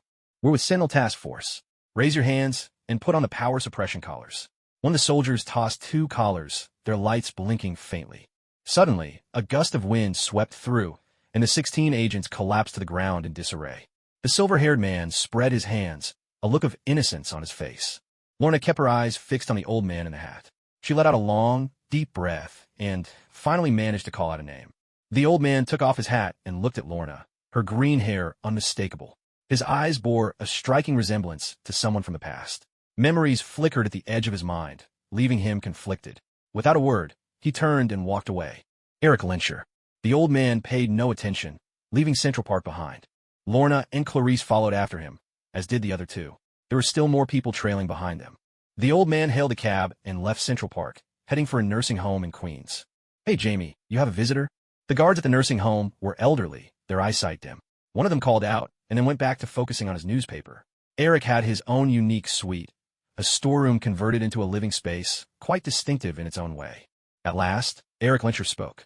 "What does an old fool like me have to offer you?" "Father, we need your help. Mutants are being hunted, whether they live or die. No one cares anymore." Eric spread his aged hands, a wry smile on his face. "Huh, you want my help, but I have no strength left to give you. You should seek out the X-Men instead." "No, father. The X-Men have long since fallen apart. Right now, only Storm and Beast remain at the Academy. You know what happened back then? The cure wiped the X gene from my body. Though I've regained some of my powers over the years, time has left this body frail and decaying. Perhaps tomorrow, I'll join my ancestors. Father, there are still many from the Brotherhood who lie in wait. If you raise the flag once more, you'll surely draw many mutants to your side." "Lorna, that's your name, isn't it? I'm sorry I haven't been by your side all these years. I'm only human, after all. I've fought for mutants all my life, and in the end, I too am left alone. The Brotherhood was just a group of people wary of my power. They were never truly devoted to me." Looking at the silver-haired man and the red-haired woman, Eric appeared at peace. "And you too. Looks like you've come looking for me as well." The silver-haired man spoke. "We've met before when I was 15. I broke you out of the Pentagon." "Ah, that quick-footed kid. You've grown strong since then. So what brings you here?" "I'm Pietro Maximoff, and this is my sister, Wanda Maximoff. We've come to you because you're our father." Lorna stared at Pietro and Wanda in astonishment. "You're mutants too?" "The Sentinel Task Force is hunting down mutants," Clarice said, watching them closely. "Will you join us? We're going to rescue the imprisoned mutants. Even the great leader of the Brotherhood must accept fate one day." Lorna's fingers tensed, magnetic energy swirling around her, causing shards of steel to hover in the air. "Who's there?" Jean stepped through the door. "Hey, have you old friend forgotten me already?" Jean's voice echoed in Eric's mind. "Jean Grey, you're alive? Didn't Wolverine stab you through the heart?" Eric stopped Lorna's powers. "Lorna, stand down. The help you wanted has arrived. You can turn to her." "Jean Grey, she's with the X-Men?" Lorna asked, eyeing Jean with suspicion, then glancing at the three behind her. "And who are they?" Diana crossed her arms. "A family reunion should be a happier sight, Mr. Lenshare. You seem to have traded the fierceness of your youth for a gentler touch. Why not celebrate together?" Pietro stared at Diana, her striking looks impossible to ignore. He patted Wanda's shoulder to snap her out of her daze. "And you are?" "Diana Prince." "Pietro, your speed is truly enviable." Wanda shot Pietro a glare. Lorna spoke up. "Now is not the time to celebrate. There's still many mutants suffering out there. If we don't hurry, they'll get hurt. Mr. Lenshare, it seems your legacy has found a successor. Miss Lorna seems to know where the mutants are being held. We could lend you a hand, couldn't we, Jean?" "Yes, Mr. Prince. But let's not rush. Allow us the honor of hosting a feast for you first. Mr. Lenshare, you're an important guest, and you deserve a proper welcome." Night fell. At a private prison by the Gulf of Mexico, three sides were surrounded by 5-meter-high walls, while the fourth side faced the sea, a sheer cliff 100 meters straight down. A shimmer of light flickered at the corner of the wall. Figures pressed themselves against the stone, 17 in all. Even the elderly Magneto had joined the mission. Jean tossed a button-sized electronic device onto the surveillance camera. Infiltrate their system and simulate a video feed. Words flashed across Jin's phone, awaiting orders. Jean pulled another device from his belt, this one glowing green, and pushed it into the ground. Red lights scattered like fireflies in all directions. Watching his phone, Jean could see the entire prison's layout, teeming with guards. "Jean, we're ready." At his command, 9 figures dissolved into shadows, their staffs and swords flashing like the scythes of death. The guards had no time to react before they fell into oblivion. The sentries atop the walls were swept away in an instant. Helmeted Eric hovered in midair, 10 steel spheres spinning in his palm like razor-sharp blades. He looked down at the 9 ghostly figures below, spread his fingers, and with a whoosh, the patrol squads across the prison collapsed where they stood. Jean hissed, "Damn it, Eric Lenshare, stick to the plan." "Apologies. It's been years since I've drawn blood. I got a little carried away." Jin's plan was a silent breach and a quiet escape. But now, alarms were blaring. Fortunately, the guards' commands could no longer be relayed, and their eyes had been blinded. Eric went straight to the prison's core. Everyone he passed was marked by a thin line of blood on their foreheads, a testament to his deadly precision. In the control room, a man barely 1 meter 40 stood watch. This was Bolivar Trask, head of Trask Industries, disabled in body but unyielding in spirit, a genius in both machinery and human DNA research. "Who's breached the prison?" "All systems appear normal. There's no sign of intrusion." The radios only crackled with static. No replies, no help. Everyone capable of answering had already fallen. "Doctor, we have to retreat at once." Bolivar adjusted his glasses. "It must be mutants. Activate the Sentinels. I want to see who's behind this. It's time to put the Sentinels to the test." Bolivar strode straight into his office. With a swipe of his fingerprint and a retinal scan, the door unlocked. Only 5 Sentinel robots, each towering 5 meters high, launched from silos outside the prison, awaiting his direct command. "Exterminate the intruders." These Sentinels were modeled after X genes, powered by artificial intelligence, humanoid machines built for killing. Like gods gazing down on trespassers beneath the earth, the 5 Sentinels unleashed searing heat rays, scorching the ground to an ashen yellow. Eric stretched out his hand, fingers splayed, attempting to seize control of the Sentinels, when he suddenly realized something was wrong. They're made of organic matter. There's no metal in their structure. Guns littering the ground lifted into the air, opening fire at the Sentinels. Instantly, the machines shifted, bodies transforming into steel, bullets ricocheting harmlessly off their armor. In a split second, Eric, seasoned by countless battles, seized his chance.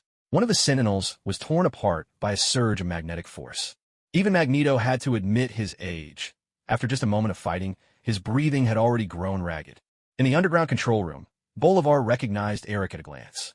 He quickly disabled the Sentinel's steel reinforcement via his computer, turning them into monsters wreathed in living flame. Jean, cloaked in shadows, swung her bronze sword and pierced through a Sentinel's head, yet the wound healed itself before her eyes. A beam of energy shot from the Sentinel's single eye. Bolivar stared at the monitor, tracking Jean as she vanished from view. He toggled between night vision and thermal imaging, but Jin's presence had disappeared completely, as if she'd never been there at all. Suddenly, a flash of sword light. A sentinel's massive head toppled to the ground. Jin glanced at the fallen machine. Let's see if you can regenerate after that. Her sword moved with blinding speed, far too swift for the sentinels to react. Bolivar was utterly shocked as he watched Jin. How is he doing this? The skin scales are as hard as diamond. How could a simple blade cut through that? Doctor, you must leave. The underground lab's been breached. If you don't go now, it'll be too late. Pietro appeared in Bolivar's office in a blur of superhuman speed. Hey, I'm afraid none of you are going anywhere. A guard raised his gun, aiming at Pietro. In the blink of an eye, Pietro was lounging in a chair, legs crossed, as if he'd been there all along. Violence won't solve anything. Maybe we should sit down and talk this out. Outside, only the gunfire could be heard. Jean's powers were simply unstoppable. She could seize control of the soldier's mind with a thought, compelling them to move their guns or even turn on each other. Unless they were highly trained special forces with unbreakable wills, there was no resisting Jean's abilities. They had split into 3 teams.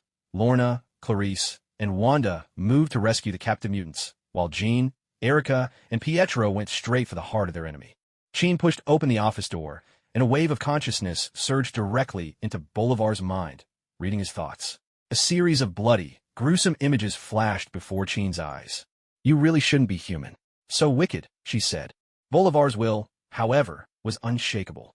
He shook his head, breaking free from Jean's control. You may be able to take over my body, but you'll never command my mind. As long as mutants remain to be eradicated, my conviction will endure. Without hesitation, Jean snapped Bolivar's neck.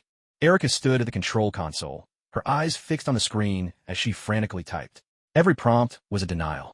She pointed at the monitor and said, Jean, you acted too rashly. How are we going to deal with the sentinels outside now? Yi's voice rang out. The entire touchscreen keyboard is equipped with fingerprint scanning. Only Bolivar's print can operate it. Erica, use his fingerprint to authorize me, and I'll be able to take control of the entire lab and the sentinel robots. Ow! Erica asked. Follow my instructions. A rapid sequence of prompts appeared on the screen, and Erica entered them one by one. Meanwhile, Eric found himself struggling against 2 sentinels alone. He could only keep them at bay. The prison had been reduced to ruins. Flames, ice, and searing lava raged everywhere. Jean had isolated 1 sentinel in midair, locked in fierce combat. Fortunately, the sentinels weren't too intelligent. Otherwise, both mutants would have fallen to their mysterious power. For the first time, Jean felt real pressure. His bronze sword moved with blinding speed, leaving only afterimages in its wake. Most terrifying of all was the sentinel's ability to regenerate. It would take time to sever a sentinel's head, and by now, the sentinels had learned Jin's fighting style. More time was needed, and he could succeed only by catching them off guard. The earth trembled and cliffs crumbled. One edge of the precipice sheared away, exposing the underground laboratory in full view. Below, Lorna had freed more than 100 mutants, leading them up to the surface. The sentinels, programmed with mutant extermination as their top priority, would destroy any interference without mercy. One sentinel abandoned its pursuit of Jean and turned back toward the prison. A blazing beam of energy shot down from the sky. Lorna shouted and used her power to raise a steel plate, blocking the blast. The metal began to melt at a visible rate. As the heat ray threatened to break through her defense, Lorna instinctively threw up her hand to shield herself. Clarice swiftly opened a portal, pulling Lorna back to her side. A glow shimmered in Clarice's hand as she eyed the sentinels warily. At that moment, the horizontal eye on the sentinel's head shifted color, turning green. It stood motionless before the mutants, showing no signs of aggression. The other 2 sentinels also became lifeless puppets, standing silently in place. Yi's voice came through to Jin's ears. Jean, I've gained control of the sentinels. Jean leapt onto the sentinel's shoulder. Everyone, you're safe now. Clarice, send them back to the House of Prince. There should be a mark, right? Eric finally breathed a sigh of relief and landed among the shattered ruins. Clarice flicked her wrist and opened a shimmering portal. Everyone, through here. None of the mutants were familiar to Eric. Most were teenagers who hadn't yet mastered their awakened powers. The prison held no real criminals. It was all just a facade. Below it, the underground laboratory spanned 10 whole levels. The first 3 were prisons for detained mutants. From the 4th level down, it was all biological and mechanical labs, the most cutting-edge facilities of Trace Lake Industries, with technology at least 30 years ahead of the times. What astonished Jean most was the fully matured cloning technology, combined with research on the X gene. They had developed an entire sophisticated system. On the very lowest floor, a passage led straight to the ocean, where a military-grade submarine was docked, ready for transporting materials or serving as an escape route. Hack into all Trace Lake Industry servers. Extract every piece of data. Make the experimental records public online. Let the world be the judge. The experiments have been so cruel, they'd utterly erased any sense of humanity. After all, mutants were still a small part of the human family. Send a clone into this lab's servers. I plan to move the entire lab away. Jean stepped out from the underground lab. Hey, Pietro, I need your help. Mr. Prince, what can I do for you? Pietro, I need all the bodies moved to the prison courtyard. Can you handle that? Every single body? That's right. Sorry for the trouble. The speedster's power never failed to impress. Time seemed to freeze as bodies flew one after another from the lab. Jean was already drawing an alchemical array in the middle of the courtyard. Jean joined in, moving the bodies through the breach in the lab wall. Eric stared at the mountain of corpses. Jean, what are you doing? You'll understand in a moment. Jean patted Pietro on the shoulder. Young people still lack practice. Thank you. I'll make sure you're rewarded. With that, Jean placed his hands on the ground. The alchemical circle flared to life, energy rippling under watchful eyes. In an instant, the bodies turned to dust. Pietro, Wanda, and Eric saw this scene for the first time. Bewildered, they looked to Jean for an explanation. Jean paid them no mind. Yi's voice sounded in his ear. Jean, there's an energy surge being monitored. Satellites are locking onto your position. Give them some trouble. Don't hack in. Just buy us a bit of time. Jean called out to the others. Everyone move out now. After Jean finished speaking, his body drifted over the sea. The dragon ring activated, continuously channeling the energy of the wandering dragon. The gateway swelled, becoming vast enough to engulf the entire prison, including its underground structures. The portal to this other space yawned open, swallowing everything like a colossal beast. With a single, thunderous surge, the cliff was consumed in an instant. A beam of light appeared at Jin's side, and from behind him came a voice. Opening a spatial coordinate without permission will draw the attention of other beings from across the universe. The dragon ring returned to Jin's hand. He drew his bronze sword, eyes wary and fixed on the newcomer. Who are you? In a flash of radiant light, Jin was enveloped and vanished from the Gulf of Mexico in the blink of an eye. S.H.I.E.L.D.'s aircraft arrived in the Gulf, but found nothing amiss. Once again, director Nick Fury, the man with a single eye, began to doubt himself.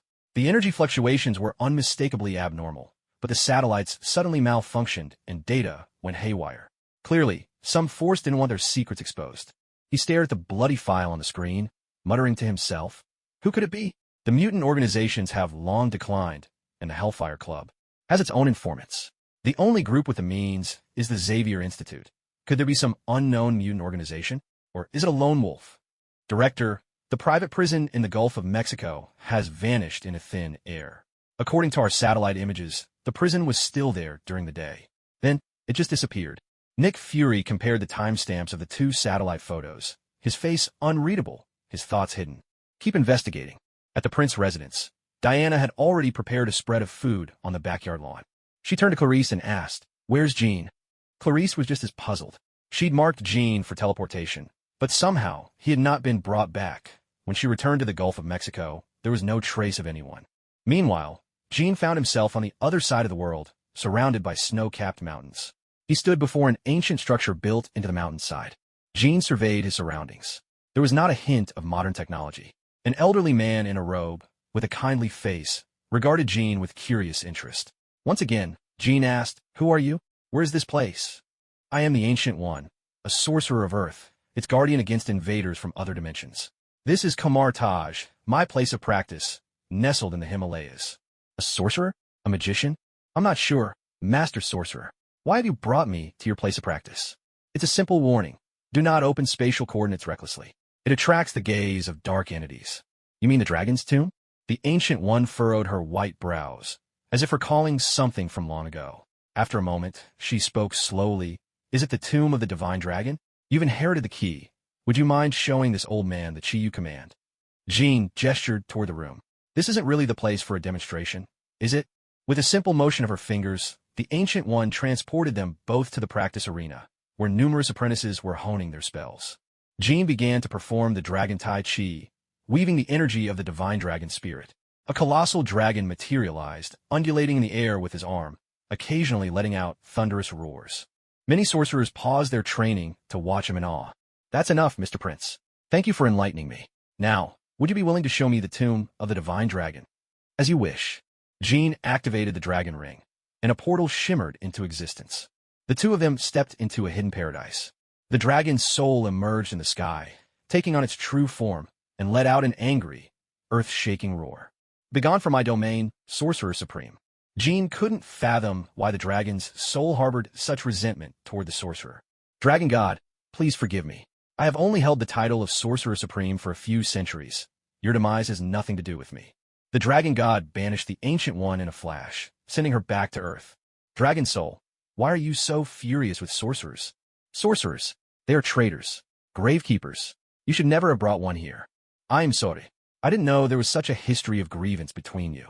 But as the sorcerer said, surely those old grudges have faded with time. I will not allow it.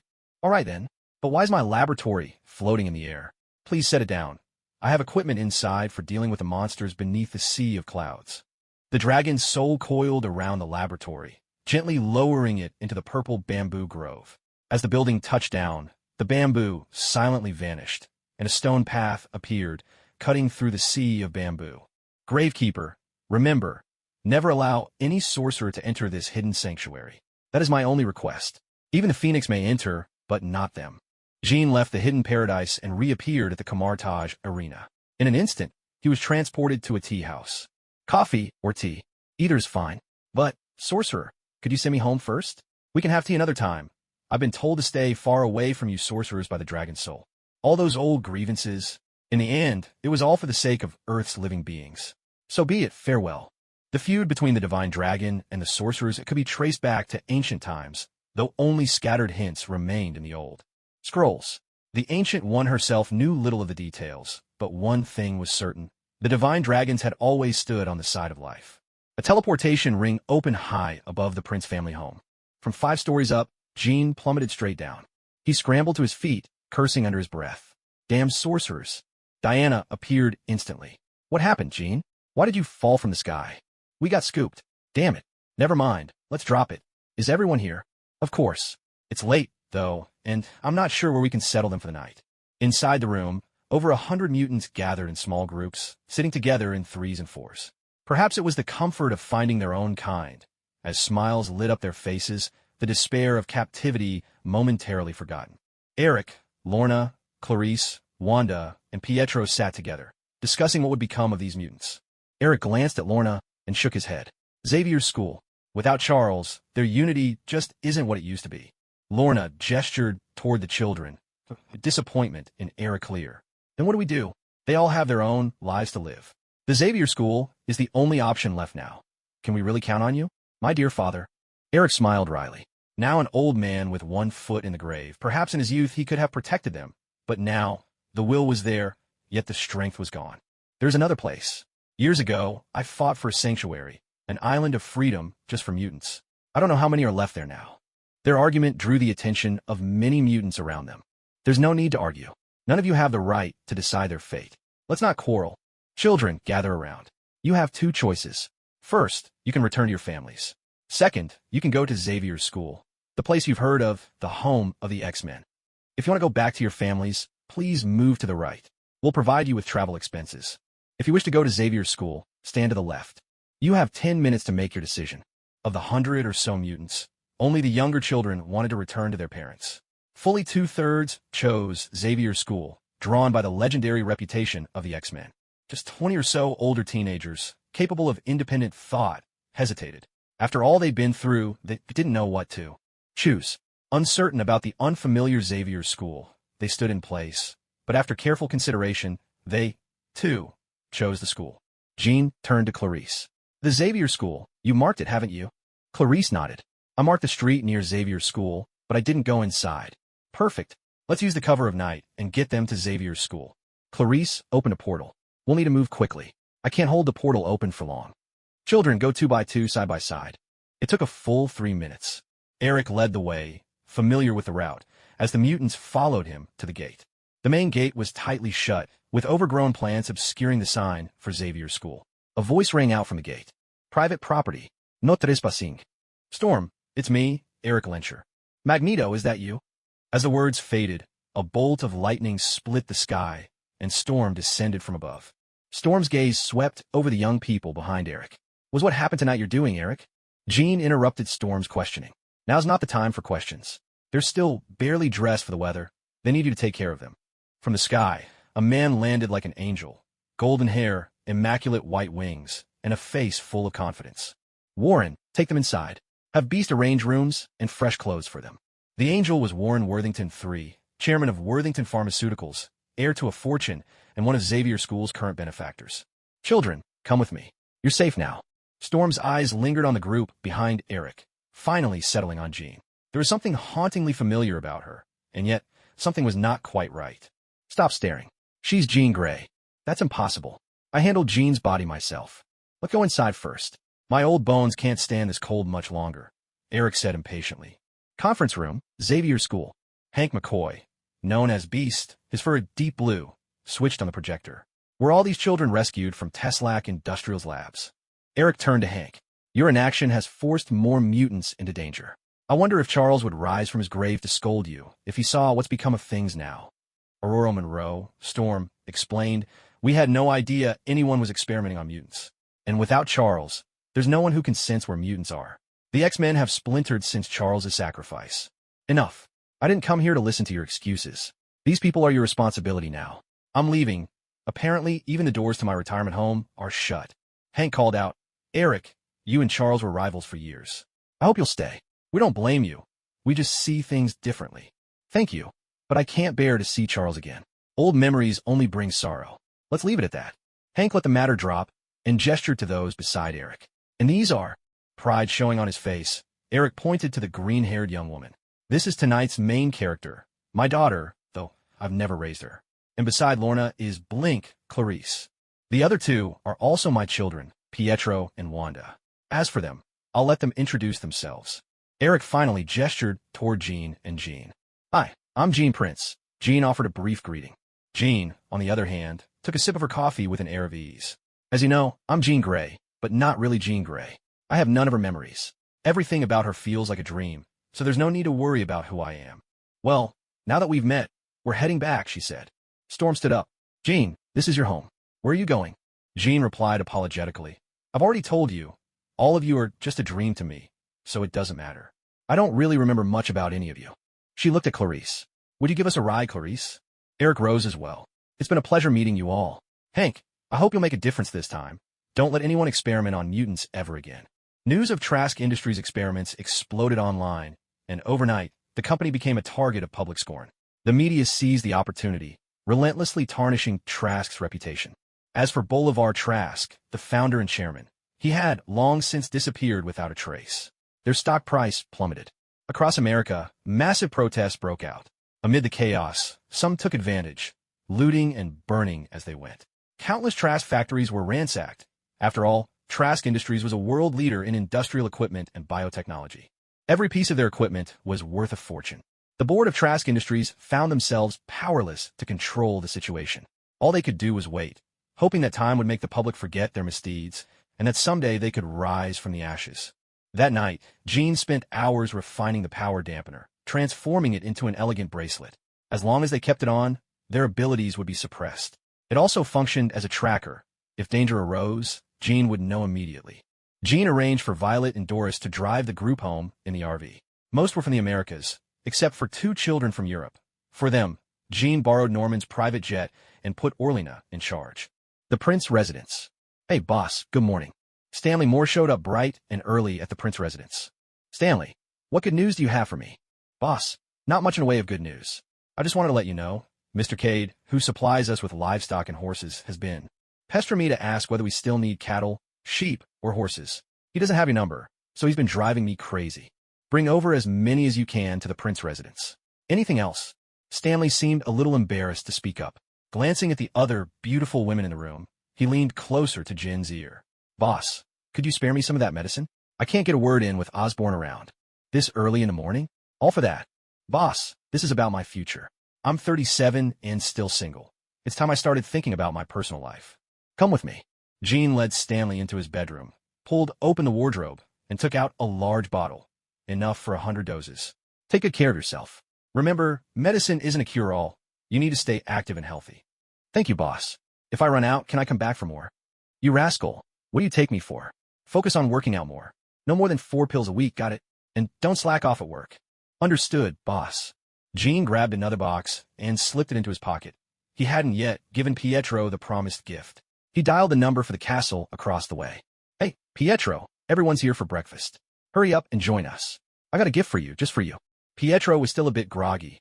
Last night had really worn him out. Ugh, what kind of gift? A man's gift. Do you want it or not? It's the hottest thing right now. Pietro perked up instantly. The hottest thing these days was the mysterious, unnamed K&O product. He hung up without another word. Wanda's voice called from behind him, but she didn't stop him from rushing out. In a flash, he was at Jin's side. What is it? Jean discreetly slipped a bottle of pills into Pietro's pocket and whispered, "Don't let anyone see." Diana came out of the kitchen, carrying food into the dining room. What are you two sneaking around for? Pietro, young and easily flustered, especially at the sight of Diana's face, blushed instantly and stammered, "In nothing." Jean, still in her pajamas, came out and smiled knowingly. Really? What else could two men be talking about? I don't even need my powers to guess. Pietro gave an awkward laugh, muttered a quick excuse, and vanished. I'll go get ready. Once everyone had gathered, Diana brought out a large tray of homemade rice noodles. Handmade rice noodles, an authentic Chinese breakfast. Mix in whatever you like. For a moment, the only sounds at the table were the eager slurping of noodles. This is amazing. First time I've ever had something like this for breakfast. Pietro let out a satisfied sigh. Chinese cuisine really is the best in the world. Western food is just too plain. I've just perfected this rice noodle recipe. Hope you like it. Pietro, ever the flatterer, chimed in, "Diana, you're beautiful, kind, and can cook too. You're the perfect woman." Thank you for the compliment. I'm not the only one who's looked into this. Erica has done her research, too. Lorna ate with relish. What kind of rice is this? And how is it made? Rice noodles. I've had them before at Chinese restaurants, but this is the first time I've tasted something so delicious. You'll have to ask our Mr. King Prince about that. King dodged the question. Just good quality rice. Diana smiled. Suddenly, the roar of an engine echoed outside, and a red sports car appeared at the gates of the Prince residence. Only familiar guests with registered plates could get in. As hostess, Diana went straight to the dining room's sliding glass doors and called out toward the front gate. "Hey, Emma, what brings you by?" Emma, dressed head to toe in black leather and wearing sunglasses, replied, "What are you guys having for breakfast? It smells incredible. I'm suddenly starving." Come in, there's plenty left." Emma, always at ease, glanced around. So the Prince house finally has a male friend. I was beginning to think this place was an Amazon's retreat. Good morning, everyone. And to our new friend, I'm Emma Loxon. Clarice. The four gave their names simply, nodded at Emma, and then returned to savoring their bowls of noodles. Pietro was the first to let out a belch. This is the first time in my life I've ever eaten so much at breakfast. He patted his round, full belly. Emma swallowed, clearly tempted, but resisted the urge to eat. Brow furrowed, she tapped her forehead, as if momentarily forgetting why she'd come. I actually came to deliver invitations. There's a runway show tonight at the Loxon Center, a little early Christmas celebration. I hope you all can make it. As for the food, I'll remember this meal, and you'll owe me one, Diana. No need to come in person, Emma. You could have sent a servant. You're my friends, you have to come. I'll be off now. Lots to get done today. She came in a hurry, and left just as quickly. Lorna asked, "Loxon, is that the Loxon from Loxon United Group?" "That's right, Miss Eris." Clarice looked on with envy. "She's so beautiful, and her skin is flawless." Wanda's mind worked in its own unique way. "Diana, are you guys rich too?" "Rich? At most, we're just comfortable." "Comfortable? Do you know what this estate is worth? And there's another one across the street. Oh, Lord, why is life so unfair to me?" Clarice sighed. Diana didn't bother to explain further. She turned to King. "King, are you going?" "You all go ahead. I don't really know anyone, and I've got things to do." "No way, you have to come. Did you see the way Emma looked at you? She's hoping for your help." All right, I'll go." Manhattan, downtown. The Loxon Center. Since Christmas was just around the corner, the Christmas tree had long been erected in the square in front of Rockefeller Center. This was the revelry before Christmas, and it was a show being broadcast live to the world. The temperature in the evening was a bit chilly, and the sky was overcast with a hint of impending rain. For 8 blocks around Rockefeller Center at dusk, the crowds were packed so tightly that not even a drop of water could trickle through. Everywhere, there were reporters from all sorts of media outlets. Amidst the throng, Gene and his group of 6 appeared near Rockefeller Center, all dressed in black tailcoats and long black overcoats. Just then, Diana's phone rang. Diana, where are you all? I sent someone to find you half an hour ago, but you still haven't arrived. Diana glanced at Jean and answered, we're still in line. There are just too many people. You have my invitation card, so you can go through the VIP entrance. Why are you still waiting in line? You should head that way. I'll have security meet you. No need. We'll be inside in another 5 to 10 minutes. All right then. I'll have someone wait for you at the door. In the end, they made it inside even faster than expected. At the entrance stood a butler, who instantly recognized Jean and bowed to him. Mr. Prince, miss, allow me to escort you. Please follow me. May I ask how many are in your party? There are 6 of us. Only Lorna, Pete, Wanda, and Clarice had come along with Jean and Diana. The others had no interest at all in the lingerie show. The 6 of them were led backstage by the butler. Emma, wearing a white bathrobe, was waiting by the door. She looked worried, but when she saw Diana arrive, she finally relaxed. The 2 women hugged each other briefly. Emma, isn't the show about to start? Why aren't you getting your makeup done? Diana asked, her curiosity piqued. Emma's expression was tinged with disappointment. Come on, let's go to my dressing room. I'll explain everything there. Diana exchanged a glance with Jean. Suddenly, Jean remembered the news about Franklin's accident and whispered something softly in Diana's ear. Outside Emma's private dressing room stood a man in a purple suit, with purple hair and eyes, the corners of his mouth lifted in a subtle smile. He leaned in close to Emma, his voice gentle and intimate. Emma, aren't you going to introduce your friends to me? Emma paused for a split second, then smiled and turned to Diana. This is my friend Zebediah. Diana extended her hand with a professional smile. Hello, I'm Diana. Zebediah attempted to give her a kiss on the hand, but Diana withdrew her hand in time. Still, he maintained his composure and smiled graciously. Miss Diana, please forgive my impropriety. Your beauty has utterly captivated me. To everyone's surprise, Diana, with her demigod's composure, actually blushed. Instinctive desire surged up from the depths of her heart. Images, flashing through her mind, leaving her cheeks burning.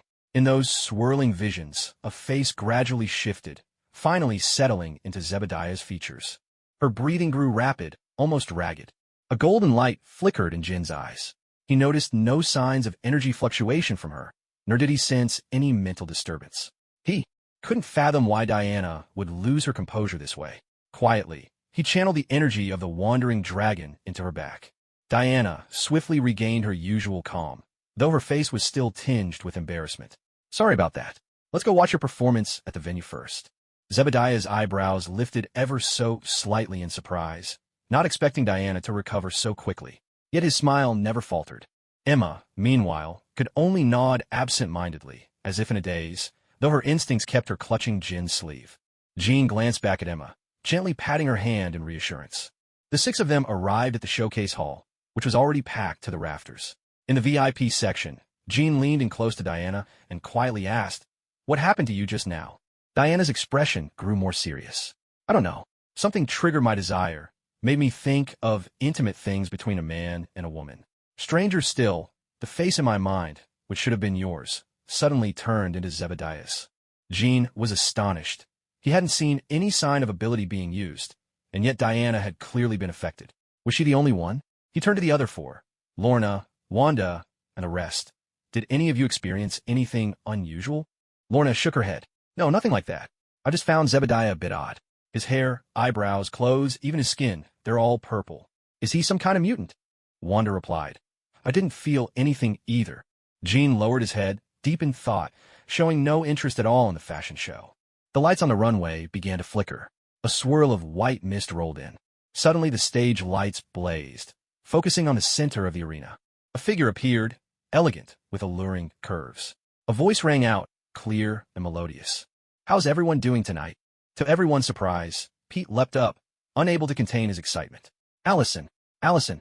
Jean looked up at the stage, unable to comprehend why Pete was so thrilled. Who is she? Lorna frowned. That's Allison Blair, the famous singer. I didn't expect her to come out of retirement. Jean listened to her voice and the accompanying music, feeling his own spirit resonating with the sound, a powerful urge to sway along with the rhythm. A suspicion took root in his mind. She had to be an ability user.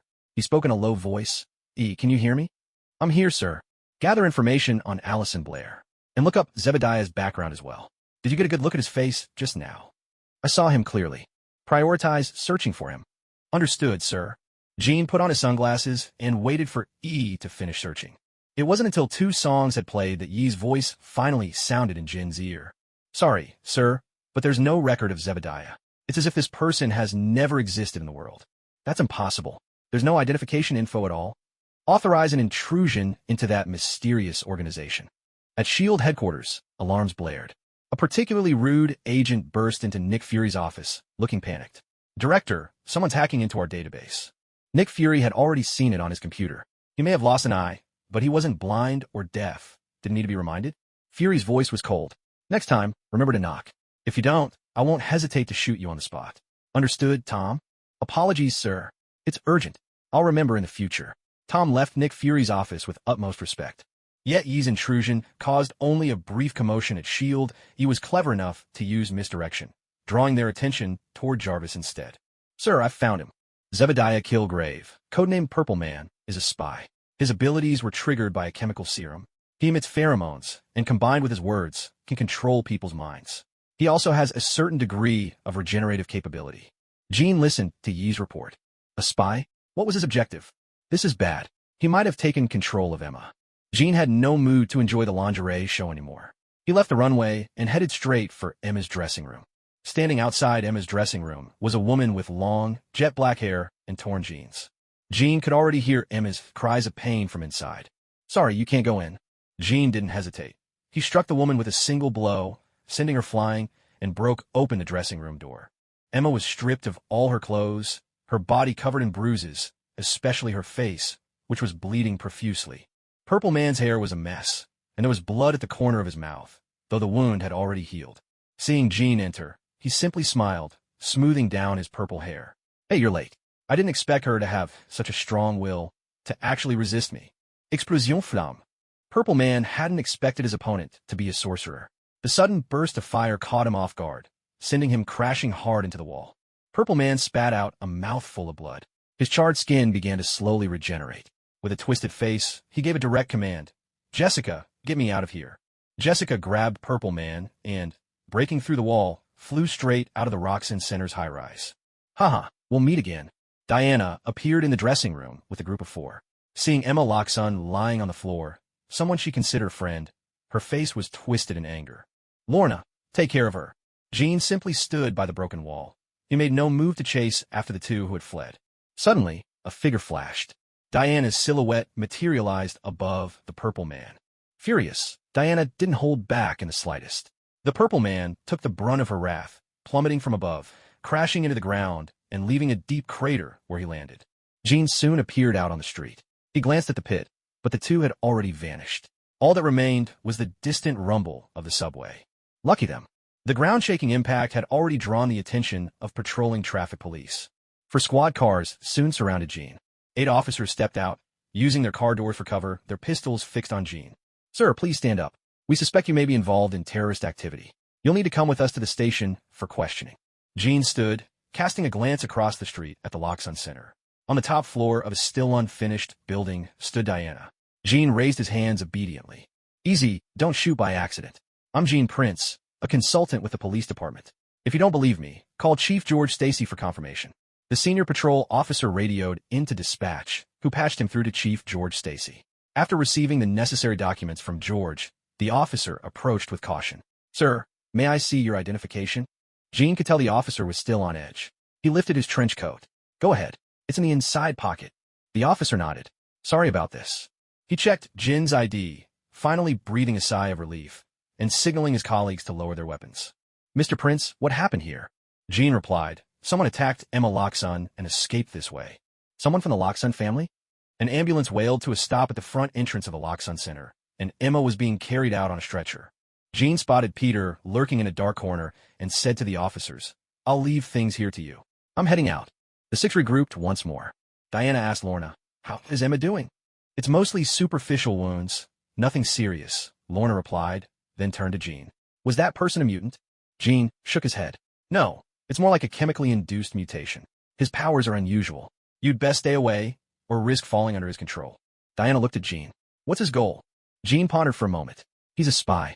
He must be after secrets about K&O Company, either from you or from me. His exact intentions are unclear. We'll need to investigate further. You all head home for now. I'll look into this myself. Diana nodded. Pete spoke up. I'll go with you, Jean. Wanda glanced at Pete, hesitating as she considered whether she should join them. Jean shook his head. No need. You and Diana go home. I'm just investigating. It's better if I move alone. Jean slipped away into the darkness by himself. Where's the last place the target was seen? Hell's Kitchen. A den of vice. No surprise that all the underworld powers favored this place. Jean hailed a taxi, but at night, the cab only dared to stop at the fringes, never venturing deep into Hell's Kitchen. Jean didn't blame the driver. After all, Hell's Kitchen's reputation was well known. But tonight, it felt even quieter than usual. With a hand withdrawing and Jin's own loose rein, a power vacuum had formed. Every criminal faction wanted a piece of the territory. Add to that the threat of a 9 from Violet, and no one dared make the first move, resulting in this tense stalemate. It was like the calm before a storm. Guided by Jean arrived at the entrance of a bar. Margaret's Bar. Are you sure this is where the target was last seen? Yes, sir. The cameras here are online. They caught the purple man's face. Jean, with his keen sense of hearing, had already picked up the raucous noise from inside the bar. He pushed the door open. All around, he saw a gathering of people in flamboyant and eccentric outfits. A heavily made-up blonde glanced at Jean, then immediately sauntered over, draping herself around him with effusive enthusiasm, the air thick with cheap perfume. First time at Margaret's Bar? Handsome? Want to have a good time? I promise you'll be in heaven, purred the woman on his left, tossing him a sultry wink. The woman on the right all but hung on Jean, shooting a hostile glare at her counterpart. Don't listen to her, sir. That big mouth of hers is nothing. My sweet lips will show you real pleasure. With a snap of his fingers, Jean produced 10 crisp Franklins. Let go of me now, and each of you gets one. The two women released him at once. Jean continued. Now, which one of you saw a purple man come in here? Answer correctly, and you get another. He did. He went down to the basement bar. They chimed in unison. Like a generous tycoon, Jean handed them each $200. Thank you, sir. Both women quickly tucked the cash into their cleavage, eyes gleaming with greed. Anything else you want to ask, sir? A burly man, towering at 2 meters tall with a thick beard covering his face, looked every bit like a Viking warrior as he snatched the cash from Jin's hand. Get lost. Margaret's Bar isn't open for softies like you. Jean merely glanced at the brute, gathering his energy in his right hand. In a flash faster than the eye could see, he landed a punch squarely on the man's abdomen. The big man dropped to his knees, retching in agony. Jean picked up the money from the floor. Seeing that everyone around had their guns trained on him, he addressed the room. Whoever can take me to the purple man, these 6 Franklins are yours. Money can make even the most unwilling spirits move. Especially here at Margaret's Bar, where the place was packed with underground mercenaries. A nimble figure sprang into action, somersaulting through the air with a graceful 360-degree spin. He deftly snatched up the $600 bills and landed smoothly on a round table. With the flair of an Olympic champion, he offered a theatrical bow and greeting to the crowd. Clad in a bright red bodysuit, with 2 katanas strapped to his back, a pair of pistols at his waist, and a plush wolf dangling from his belt, he cut a striking figure. Sorry, folks. This job's mine now. Hello, dear employer. I am Deadpool. Would you mind repeating your request? Find the purple man. Deadpool clapped his gloved hands together. Please follow me. The two of them made their way to the bar counter. Deadpool drew his sword and pointed it at the bartender behind the counter. Dear Bob, tell me where the purple man went, or don't blame me for what happens next, sweetheart. Deadpool, you bastard. You're threatening me? Don't forget, we're best buddies. Sorry, but if you mess up my assignment and keep me from buying some sexy little strips of cloth for my beloved Vanessa, I'll have to carve you up. Bob knew all too well that Deadpool meant every word, so he discreetly triggered the mechanism that opened the way to the bar's underground level. Smart move. Remember, you owe me a bite. Deadpool pointed at the passageway below. This way, boss. Stay close behind me, okay? If there are any stray bullets, I'll shield you. Jean listened to Deadpool's endless chatter, all of it irrelevant nonsense. They made their way down a dim corridor and arrived at another bar. The music blared and the crowd was rowdy. Jean scanned the room and immediately spotted the purple man in the VIP section on the 2nd floor. Found you. Wait for me, boss. But Jean had no intention of waiting for Deadpool. He couldn't risk letting the purple man slip away now. With a powerful kick, Jean sent the VIP room door flying open. Inside, men in sharp suits turned their guns on him. Ignoring the weapons, Jean fixed his gaze on the purple man, Mr. Zebediah Kilgrave. Why the rush to leave? I have a few questions for you. The man in purple turned to the person beside him and said, Mr. Harrow, this is currently the largest shareholder of K&O on the market, also one of the company's founders, Kim Prince. According to my investigation, K&O's products were developed by him. Be careful. He seems to be a superhuman. Standing at Harrow's side, the man in purple looked at Kim with unabashed confidence. Just then, Yi's voice echoed in Kim's ear. Joseph Harrow, also known as Headbutt. He's the second-generation boss of the Mag-Gia, New York's underground mafia. Deadpool, who had been standing nearby, immediately pulled off his mask when he heard the man in purple's words and looked at Kim with the desperate hope of someone seeking salvation. Boss, do you think there's any chance for my face? Deadpool's appearance shocked everyone in the room. His skin was so disturbing, it could make anyone recoil in horror. This was Deadpool's lifelong agony. Despite possessing an extraordinary healing ability, he could never heal his own skin. Even Kim was startled by Deadpool's appearance. Now's not the time, he said. Glancing around, Deadpool put his mask back on. With a flash of his twin swords, he dove straight into the mobsters. Bullets rained down like a storm, but nothing could slow Deadpool's rampage. In a blur of steel and blood, 20 thugs were downed, lying motionless in growing pools of red. Both Harrow and the man in purple were shaken by Deadpool's ferocity. Harrow had wanted to negotiate with Kim, but Deadpool's actions shattered any chance of that. Using his trademark headbutt, Harrow smashed through the reinforced glass and made his escape. At that moment, an alchemical circle formed in Kim's palm. Metal bars erupted from the ground, coiling tightly around the man in purple. Deadpool, watching Harrow leap into the crowd, called out, "So, the boss is a superhuman too? Should I go after the guy who ran?" Kim shook his head and strode over to the man in purple, ignoring his struggles. "Mr. Purple, tell me, who sent you to investigate me?" Realizing there was no escape, the man in purple fell silent, glaring at Kim with defiant eyes. Another alchemical circle glowed in Kim's hand. Thick walls rose up, encasing the entire VIP room, closing in steadily from all sides. Kim leapt onto the top edge of the wall. "Deadpool, come up here. Since he won't talk, let's not waste time. Let me show you how a man becomes a pancake, and whether blood will burst out like juice." "Oh my god, boss, I want it on something this thrilling too." Beep, beep, beep, beep. Deadpool cheered. Kim paid him no mind. This Deadpool seemed a bit unhinged, but his wounds were already healing. The man in purple's heart pounded in terror as the walls crept ever closer. He swallowed hard, knowing he didn't possess Deadpool's miraculous healing. I'll talk. Please, stop your power." It was Dario Azure from Roxon Corporation. "He sent me to steal your company's secrets." "I've told you, stop your power already." Gene was far from a benevolent soul. He pressed his palms together, and an alchemical array appeared beneath the purple-skinned man.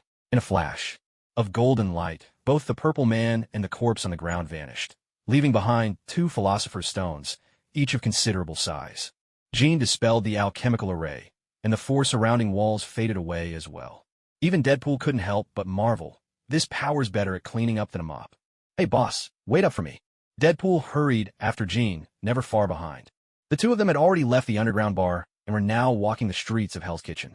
Gene was growing irritated by Deadpool's endless chatter. Without a word, he pulled out a thick wad of cash. "Stop talking. This is all yours." Deadpool's eyes gleamed as he clapped his hands over his mouth, quickly scurrying after Gene.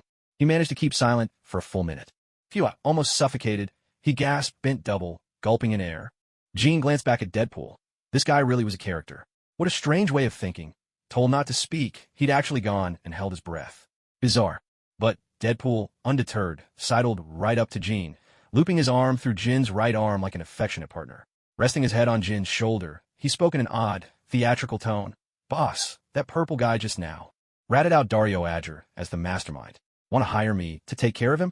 My fee's real simple. Just fix up this handsome mug of mine. Of course, if you felt like tossing in 3 or 5 million, I wouldn't say no." Gene slapped another stack of bills into Deadpool's arms. "Deadpool, right? You can let go now. Think of this money as your budget for the investigation. Go dig up everything you can on Dario Azure." Deadpool immediately took the cash, showering Jin's hand with kisses. "You're the most generous employer I've ever met. Totally worth every penny.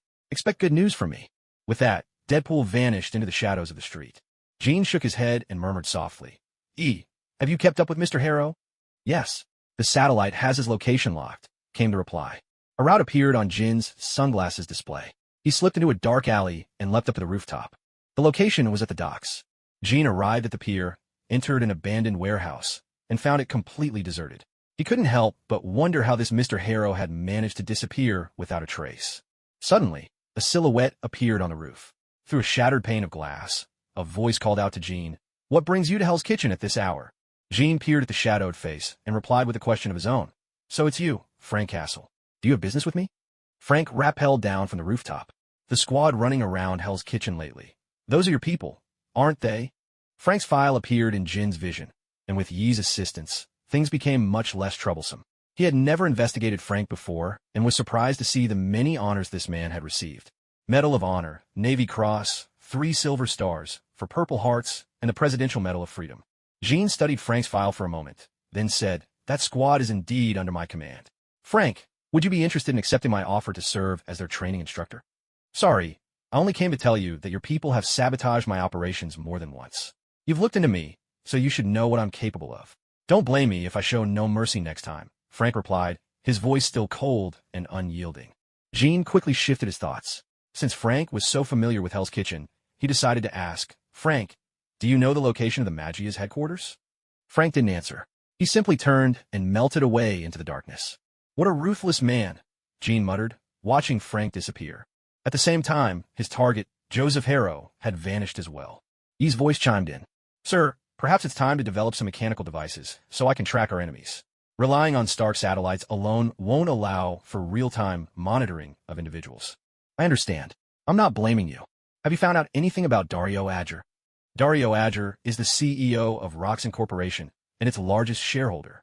The Roxxon family itself is gradually being pushed out of the company. Additionally, it seems Michael Morbius's research has received his support. At present, we can't pinpoint his location. Jin walked toward the docks, mulling over Yi's deductions. In other words, this man was likely a mastermind behind the scenes. He vividly recalled the sudden appearance of the assassin by the lake in Maine. That person had likely undergone genetic experimentation in secret. Perhaps he, too, was some sort of superhuman. Jin surveyed the area. Roxxon's logos were everywhere within sight. This was a true behemoth. But why would the other side be so hostile toward him? Suddenly, he recalled Franklin Roxxon's recent visit. Could it really be just about Stark Industries stock? If they can't buy it, will they try to take it by force? Jin let out a quiet chuckle. If that's how it is, let's see who's stronger. "Sir, there are 2 people behind you." Jin turned and looked behind the shipping containers at the dock. 2 figures were hiding there. One was the familiar Matthew Murdoch, and the other was a stranger. Judging by the white cane resting on the container, this man was also blind. He wore dark sunglasses, a navy blue shirt, jeans, and a pair of dirty sneakers. "Both of you come out. What brings you here to see me?" The Night Devil wasted no words. His cane transformed into a 3-section staff, and with a swift motion, one piece flew out like a hidden weapon. Jin had no desire to fight the Night Devil. Alchemical energy formed beneath his feet, and a shadow sprang to life, moving to block the staff. The Night Devil froze, baffled by what he faced. This was the limitation of being blind. Even with his heightened senses, a shadow was silent and lifeless, nearly impossible to perceive. The shadow, sharp as a blade, showed no mercy. It tore through the Night Devil's feet. The old staff master, however, was no stranger to such strange phenomena. He gathered energy into his staff and, with a powerful shout, struck at the shadow. The shadow shattered and slithered back to Jin's feet, once again just an ordinary silhouette. "Oh, so you've mastered Qi. Interesting." The old staff master frowned. "Who are you exactly?" Enduring the pain in his feet, the Night Devil let out a guttural roar. "He is Jin Puslin, the one who resurrected Erica. He's the reason Erica left me, the true culprit behind it all." In that instant, Jin realized that these were the 2 people he'd been looking for. "So, you weren't actually searching for me. You must be looking for Erica, am I right? I can give her a call for you." A shadow of seriousness crossed the old staff master's face. "So, Erica really has been revived? Has the beast inside her emerged?" "The beast? It's already been dealt with by someone rather powerful. There's nothing to worry about. Would you like to speak to Erica?" The Night Devil nodded. Jin dialed Erica's number. "Jin, what is it?" "The Night Devil wants to talk to you." Erica fell silent. The phone, carried by a shadow, was handed to the Night Devil. "Erica, are you still there?" "Matthew, whatever was between us is over. Do you understand? And you should cherish Karen Page. She truly loves you." "Erica," but the line was already dead.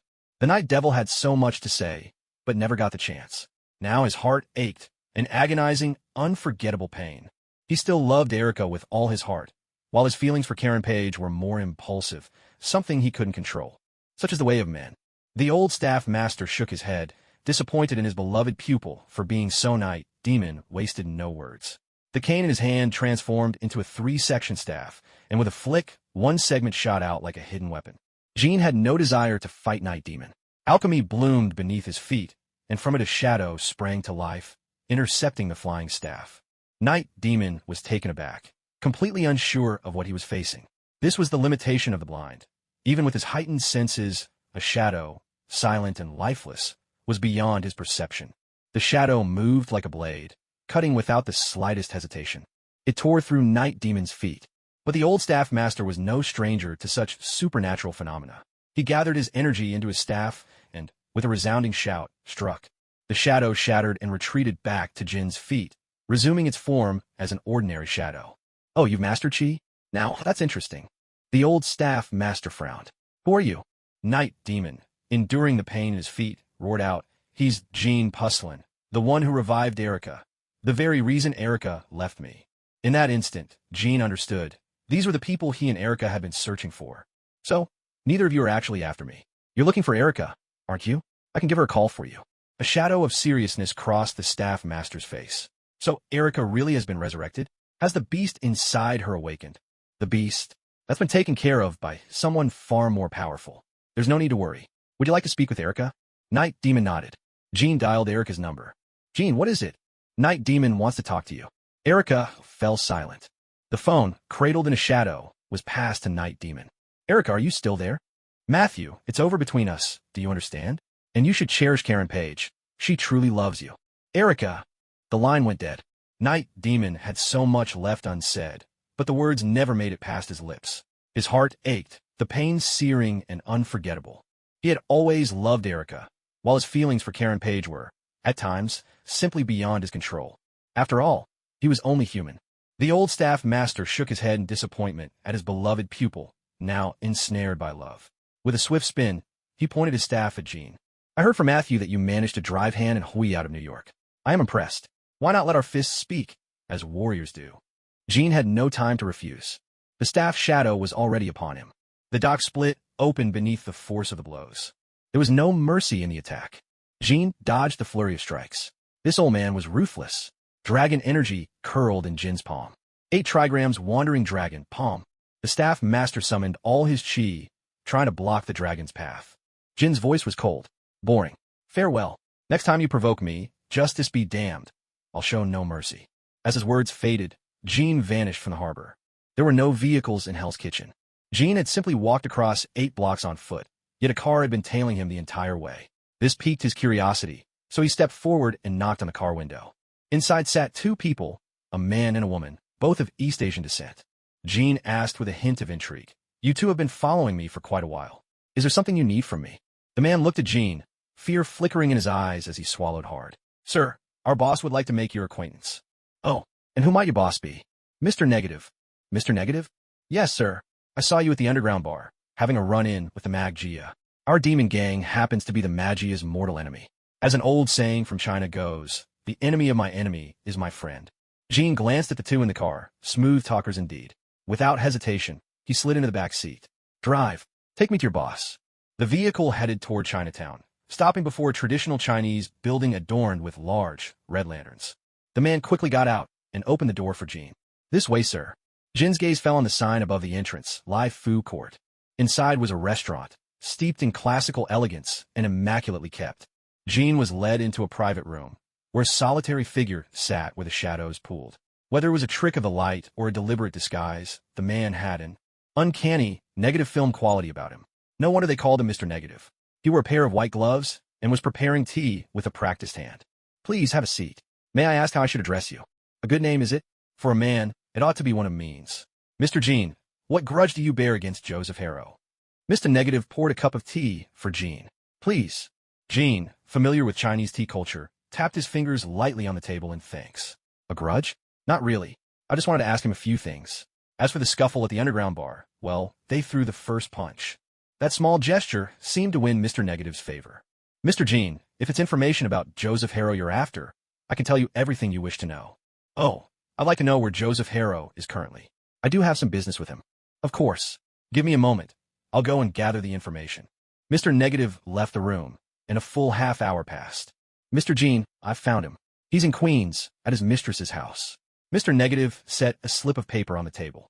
"Here's the address." Jean glanced at the address and downed his tea in one go. "Thank you. Have a car ready for me." Jean didn't mind playing the part of their hired hand. After all, they'd just given him valuable intel. It was only fair to return the favor. The car is at the back door. Mr. Negative escorted Jean to the rear entrance, watching as the car pulled away. One of his men at his side asked, "Boss, is that it? Aren't we going to do anything?" Mr. Negative shook his head. "Let it be. He's still running for mayor of New York. We need to stay quiet for now. Any word on Simon Marshall? Also, keep buying food supplies, and make sure to get us some publicity around Christmas." "Foo, you follow Jean by yourself." According to Jack, anyone who can walk away unharmed from 20 armed gunmen must be a superhuman. The man to Mr. Negative's left didn't reply. He simply put on his motorcycle helmet, mounted his jet-black bike, and roared away into the night. Jean checked the address, 218th Street. It took a full half-hour to get there. A single-story red house. Jean made sure not to alert anyone. His shadow slipped inside, disabling the alarm, unlocking the door, and allowing him to slip quietly into the house. Inside, 3 children were present. Joseph Harrow was cradling a woman of rare beauty, her dark skin shimmering like black pearls. Jean settled near the bedroom window and, using his shadow, switched on the bedside lamp. Joseph Harrow rubbed his eyes, instinctively drawing his pistol and aiming at Jean. Jean shook his head and gestured toward the black pearl woman beside Joseph. She seemed startled by Joseph's sudden movement. "Jay, what's wrong? You go back to sleep? I'm just getting a drink of water." Joseph watched as Jean vanished right before his eyes, a fierce glint flashing in his gaze. He muttered under his breath, "Damn, superhuman." Joseph Harrow appeared in the living room, gulping down ice water. "Mr. Harrow, I have a few questions for you." Cursing again, Joseph looked at Jean and rubbed his eyes. "So, I wasn't hallucinating." He stared at Jean. "What do you want?" "I want to know what the purple man discussed with you. What you're after." "That's it? And how did you know I was here?" Jean did not answer. "Answer my questions. You have 3 chances. Fail to satisfy me, and I'm afraid there'll be consequences." A muscle twitched at the corner of Joseph's eye, his gaze turning ferocious. Go to hell." He launched his signature move, a headbutt that could stop a truck. But Jean caught it effortlessly. Joseph froze in place, unable to move. "That was your second chance. You have 1 left." Joseph strained with all his might, veins bulging, eyes bloodshot, but he couldn't break free from the shadow's grip. "Who are you, really?" "Wrong answer." The shadow clamped a hand over Joseph's mouth. With a sickening crack, one of his arms was twisted until the bone snapped. "I'll ask one more time. What did the purple man discuss with you?" Joseph endured excruciating pain. "You want me to get him out of New York? I have the connections." Jean pondered for a moment. Wouldn't a spy flee immediately after failing at his mission? But why hadn't he sought help from the Roxxon Corporation? Why turn instead to an underground syndicate? "I have evidence. Please, let me go." Released from the shadow's grip, Joseph Harrow clutched his aching arm as he reached into the darkness and pulled out an old, loaded machine gun. All he felt was a chilling cold seeping through his body, his vision dropping lower and lower until consciousness slipped away. Jean vanished from the room as well. The gunfire, of course, startled Black Pearl awake. She crept out to take a look at the hall, froze in shock, then dashed in panic toward the children's room. Jean strode away with effortless poise. Meanwhile, Mr. Negative received a phone call. "Foo, what is it?" "Joseph Harrow is dead." "And Mr. Jean?" "He's gone." "Do we know what they talked about?" Foo remained silent. Mr. Negative understood immediately. "You've worked hard. Come back." As Jean was returning to Long Island, Yi's voice sounded in his ear. "Sir, that purple man gave Harrow's mistress a sum of money, 200,000. So what he said was true then. A death is a death. Joseph Harrow was a monster in his own right, just one the law couldn't touch."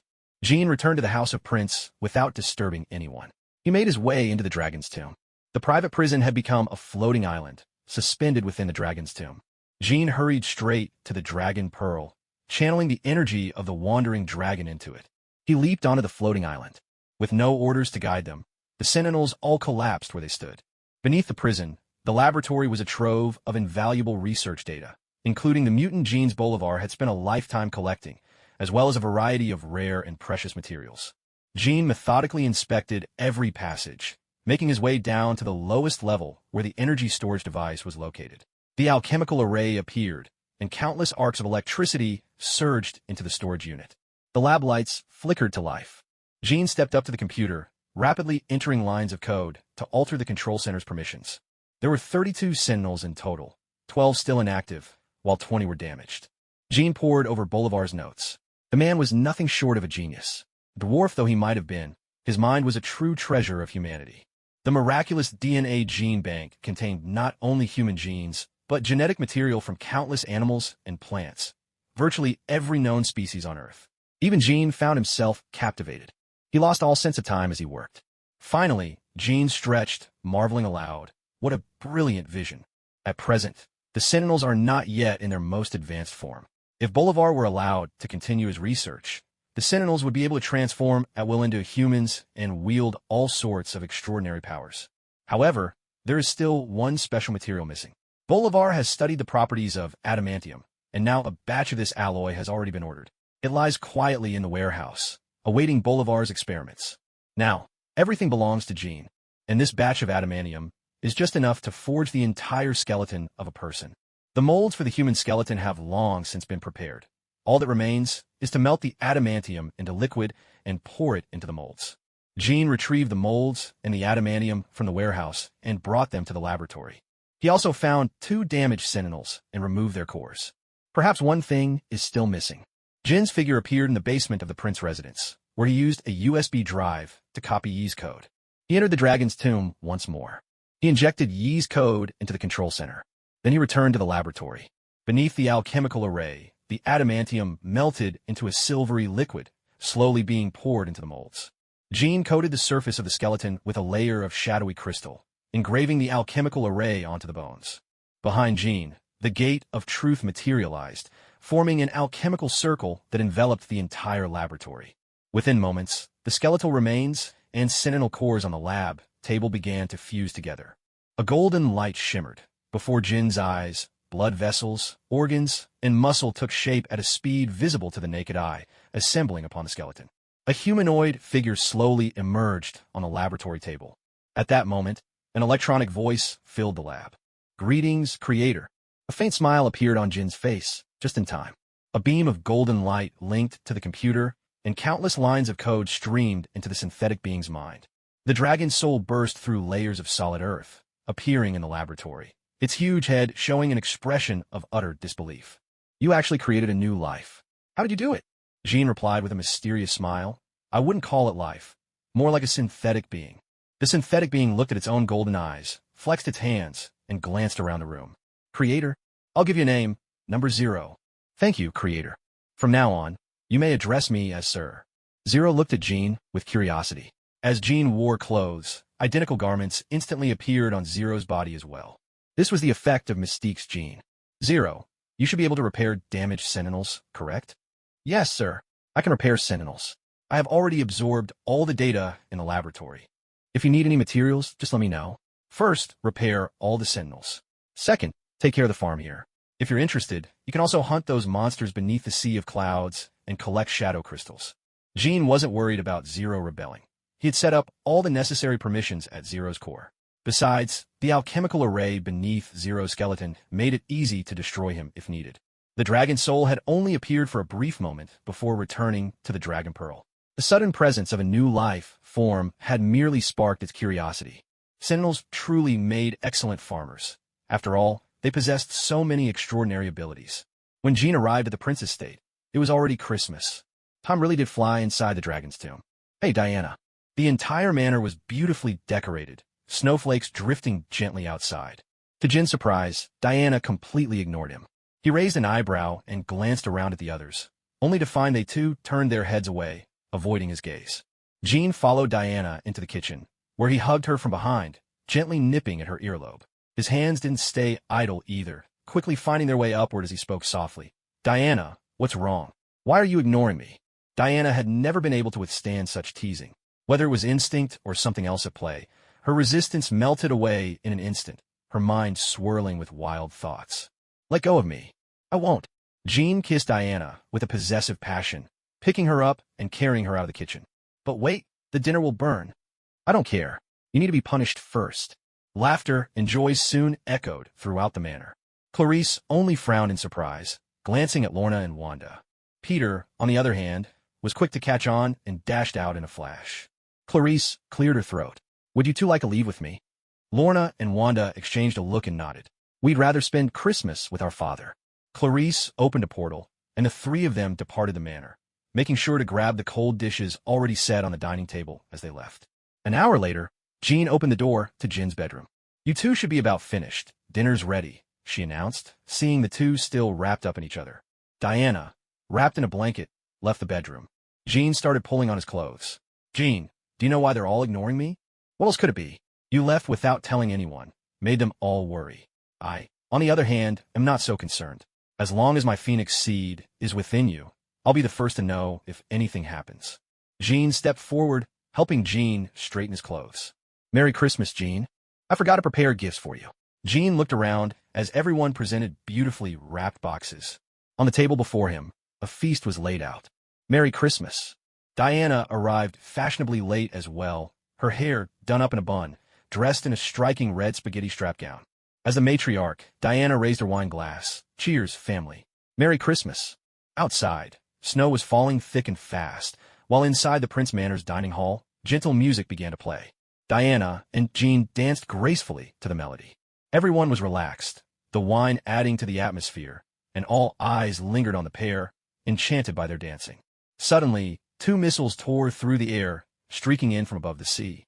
A deafening explosion shattered the peace.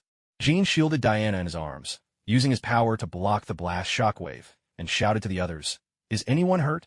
There were scattered, shaky replies. Jean was the first to lose her temper. Murderous intent radiated from her, her hair floating as if caught in an invisible wind.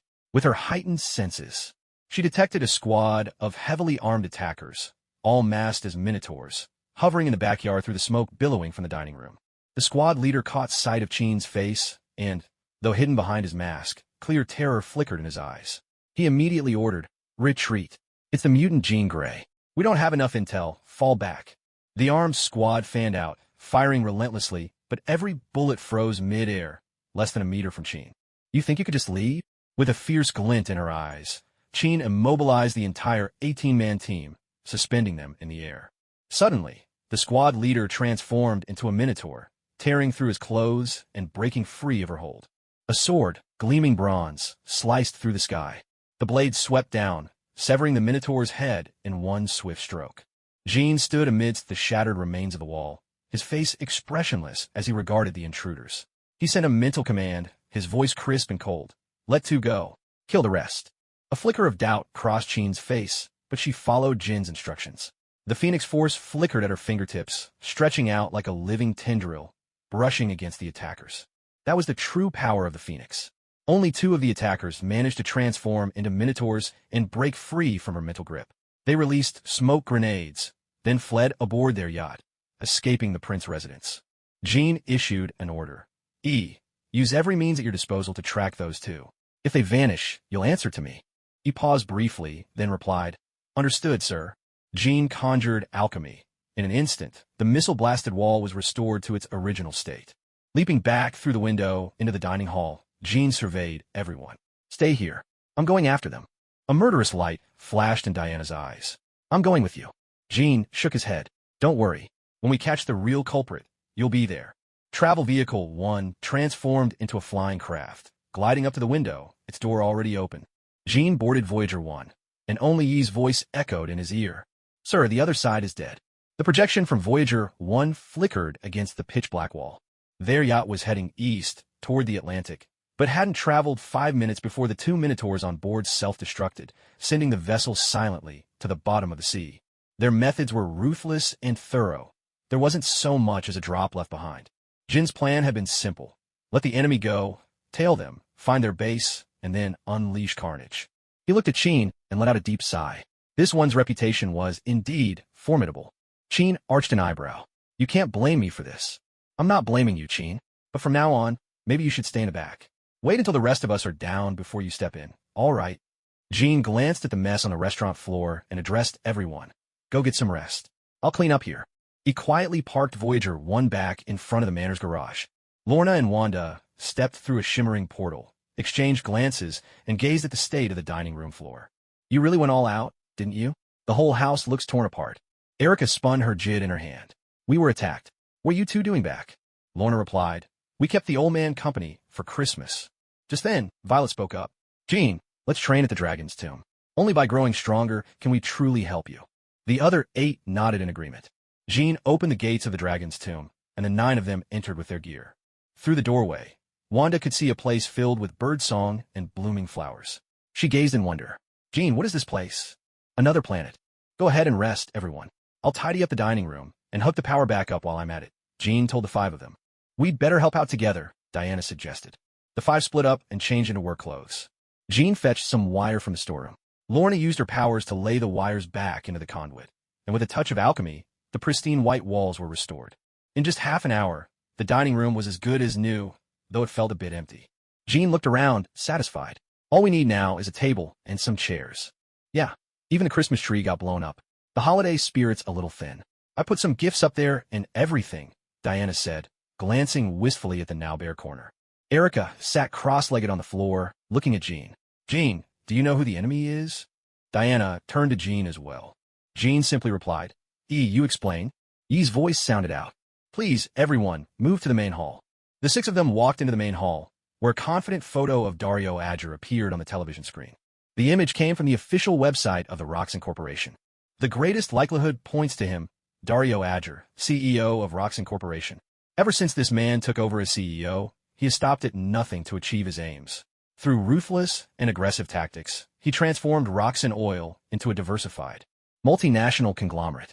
Their operations stretch from aircraft manufacturing all the way down to toilet paper, covering nearly every aspect of modern life. Today, Roxxon is firmly under his control. As for why he would target us, there may be only one reason. The Stark Industries shares in your possession, sir, and the products of K&O.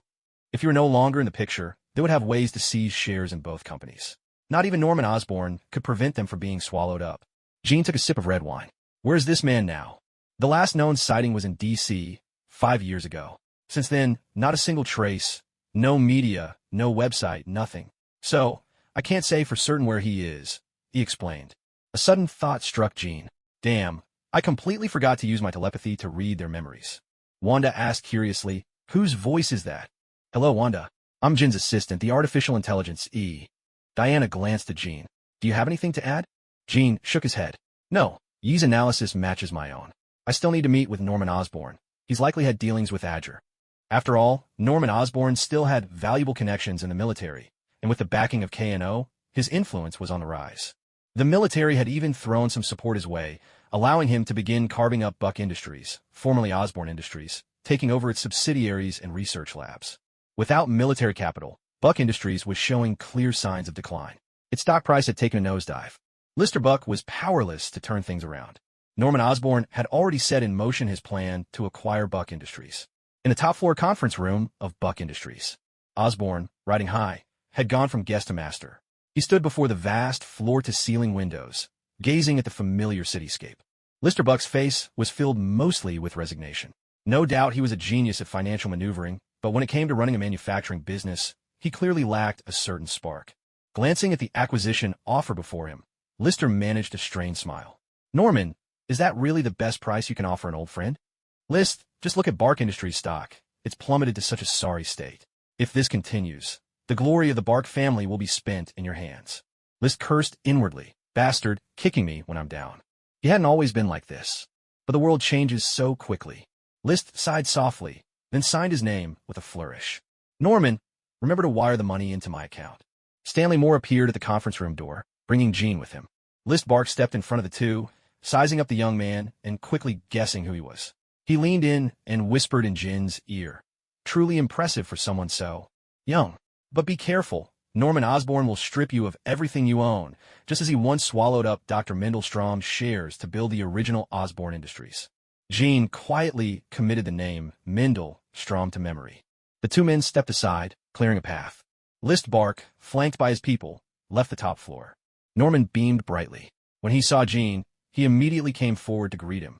Jean, welcome to Osborne Industries. You've acquired Bark Industries? Yes, it's my life's work. I couldn't stand by and watch it collapse. I hope you understand. Jean fully grasped Norman's feelings. Mr. Osborne, in that case, you should resign from your position at K&O. Your dividends will remain generous. Norman considered for a moment, then nodded. All right, Jean, may I ask who you intend to appoint as my successor? Stanley, perhaps. Stanley was so startled by this that he took half a step back. He had no idea how to run a company. Stanley isn't suitable. If you're taking back control of Osborne Industries, you won't have the energy to manage K&O as well. We'll need to recruit a new professional manager. All right, Jean. Since you've come to see me so suddenly, I assume you have something to discuss? That's right. I wanted to ask you about Dario Azure, the CEO of Roxxon Corporation. Norman was momentarily stunned, his expression growing complicated. He's a very difficult man to deal with. If I hadn't handed over part of Osborne Industries shares to a military general back then, our company would probably have disappeared by now. Has he reached out to you personally?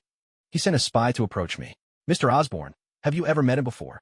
Norman fell silent, recalling Dario's ruthless methods. A chill ran through him at the memory. The man was incredibly cruel and would stop at nothing. Norman's voice dropped to a low murmur. I've never actually met him. But invisible pressure settled on Norman's shoulders. Now that he was back in charge of Osborne Industries, he knew Dario would set his sights on him. Jean could sense Norman's anxiety and fear. Well then, goodbye, Mr. Osborne. Congratulations on regaining control of Oscorp. Thank you. Won't you stay for lunch? Sorry, I have some matters to attend to. Besides, you're destined to have a busy day yourself. Let's find a better time. The two of them left the conference room. Buck Industries was renamed Oscorp once more, and Norman Osborne's return to power sent the company's stock soaring. Norman also took out an announcement in the newspaper, resigning as CEO of KNO and beginning the search for a new professional manager to fill the position. Over at Tony Stark's mansion, the parties had now gone on for 4 straight days. The palladium poisoning was taking a deeper and deeper toll on Tony. The brilliance of Iron Man had brought him endless glory, but it was also pulling him toward the abyss. Tony rarely took off his Iron Man suit. Pepper Potts looked at Tony, sprawled drunkenly across the bed, disappointment written across her face. Why won't you use the recovery serum? Or at least go see Jean Prince? Even in his drunken haze, the moment Pepper uttered Jin's name, Tony sat up straight. The man who had never bowed to anyone in his life fixed Pepper with a determined gaze. Pepper, let me tell you, even if I don't use the serum, I'll find a way to cure this poison myself. Who am I? I'm the genius Tony Stark. Jarvis, take me to the basement. Understood, sir. Pepper couldn't help but smile. She knew Tony far too well. A little cleverness was all it took to get him to listen. Snow had blanketed the entire city of New York, making travel difficult and causing frequent accidents on the roads. Jean appeared at Prince's Antiques, a steaming mug of quintuple-shot coffee in hand, and eyed Pietro with a hint of amusement. Hey there, Pietro. Where'd you vanish to last night? Look at those eyes. You're starting to look like a panda.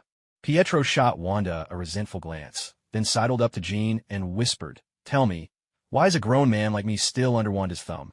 Don't I deserve a private life of my own? Don't ask me. I have no idea what you got up to last night. Did Wanda really rough you up? That's harsh. You're all bruised. Jean sounded genuinely sympathetic. But Pietro just shrugged it off. Jean, that medicine you gave me was amazing. I was unstoppable last night. Jean raised an eyebrow and, with a hint of gravitas, replied, Unstoppable at your age? You still needed meds? Better start working out more. The remark hit Pietro right where it hurt. He patted his abs and gave a cold snort, but when he caught Wanda's murderous glare, he meekly went back to dusting the antiques. Jean set the coffee down on the table. I bought you some coffee. I'm not sure if you like this kind. Diana picked up her steaming cup and took a sip. So, any luck with Osborne? Jean pulled out a newspaper. No, Osborne seems a bit intimidated. He's too afraid to say what he knows. Diana fell into a thoughtful silence. Ever since the name Iron Man had appeared on television, New York had seen a constant stream of strangely dressed heroes. You could say this city was teeming with talent. Aside from Spider-Man, who is still leaping around happily in Queens. Now, New York had a new sight, a flaming skeleton. Especially on the front page of the Daily Bugle, which had run a color spread. A burning, skeletal figure in a leather jacket, riding a flaming motorcycle, leaving a trail of fire in his wake. But chasing after this figure were NYPD patrol cars, a picture that made the police seem utterly helpless. The editor's biting commentary only drove the point home. Jean read the Daily Bugle's article. The words dripped with sarcasm, all aimed at the NYPD's incompetence. It was truly an era of chaos. At that moment, the bell above the antique shop's door chimed as someone pushed it open. A man in a neat, black suit entered, surveying the room before striding directly up to Jean. He reached into his coat and produced an FBI badge, offering a polite smile. Nice to meet you, Mr. Jean Prince. I'm Phil Coulson from the FBI. I'd like to discuss a business proposition regarding your recovery serum. He got straight to the point, wasting not a second on small talk. Jean glanced at the badge, then sized up Phil Coulson. Just then, Yi's voice sounded in his ear. This man is actually an agent from the Strategic Homeland Intervention, Enforcement, and Logistics Division. There's a signal transmitter on his tie. Jean smiled, amused by the turn of events. He hadn't expected an opportunity to land in his lap, just as he was wishing for one. Rising to his feet, he extended his hand and cast a deliberate glance at the tie clip. Hello, Agent Coulson. If the FBI needs recovery serum, your agency can purchase directly from our company. There's no need to meet with me in person. Diana vacated her seat. Please have a seat. Help yourself to the coffee. We just bought it. Phil nodded graciously at Diana. Thank you. The thing is, Mr. Prince, our agents are often on the front lines at crime scenes. We need something more effective than the current recovery serum. Jean lowered his eyes and thought. From Coulson's words, he gathered that they must have analyzed all the available serums. Jean could, indeed, craft a superior formula, but it would require much more of the Philosopher's Stone, which he hadn't used for production. And now, with the vampires in hiding, once the Philosopher's Stone was depleted, there would be no more. Perhaps it was time to contact Blade. Jean spoke up. Well then, Agent Coulson from the FBI, I can make you a batch of recovery serums far beyond anything on the market. Their effects are nothing short of miraculous. Think flesh and bone knitting together. As long as there's still a heartbeat, anyone can be saved, no matter how severe the injury. Phil asked eagerly, how much do you want? Jean fixed his gaze on Phil, a mysterious smile playing on his lips. I don't want money. I simply need you to find someone for me. For you, it should be child's play. His name is Dario Azure. Find him and let me know. I trust you know how to contact me. With that, Jean ended the conversation and no longer paid Coulson any heed.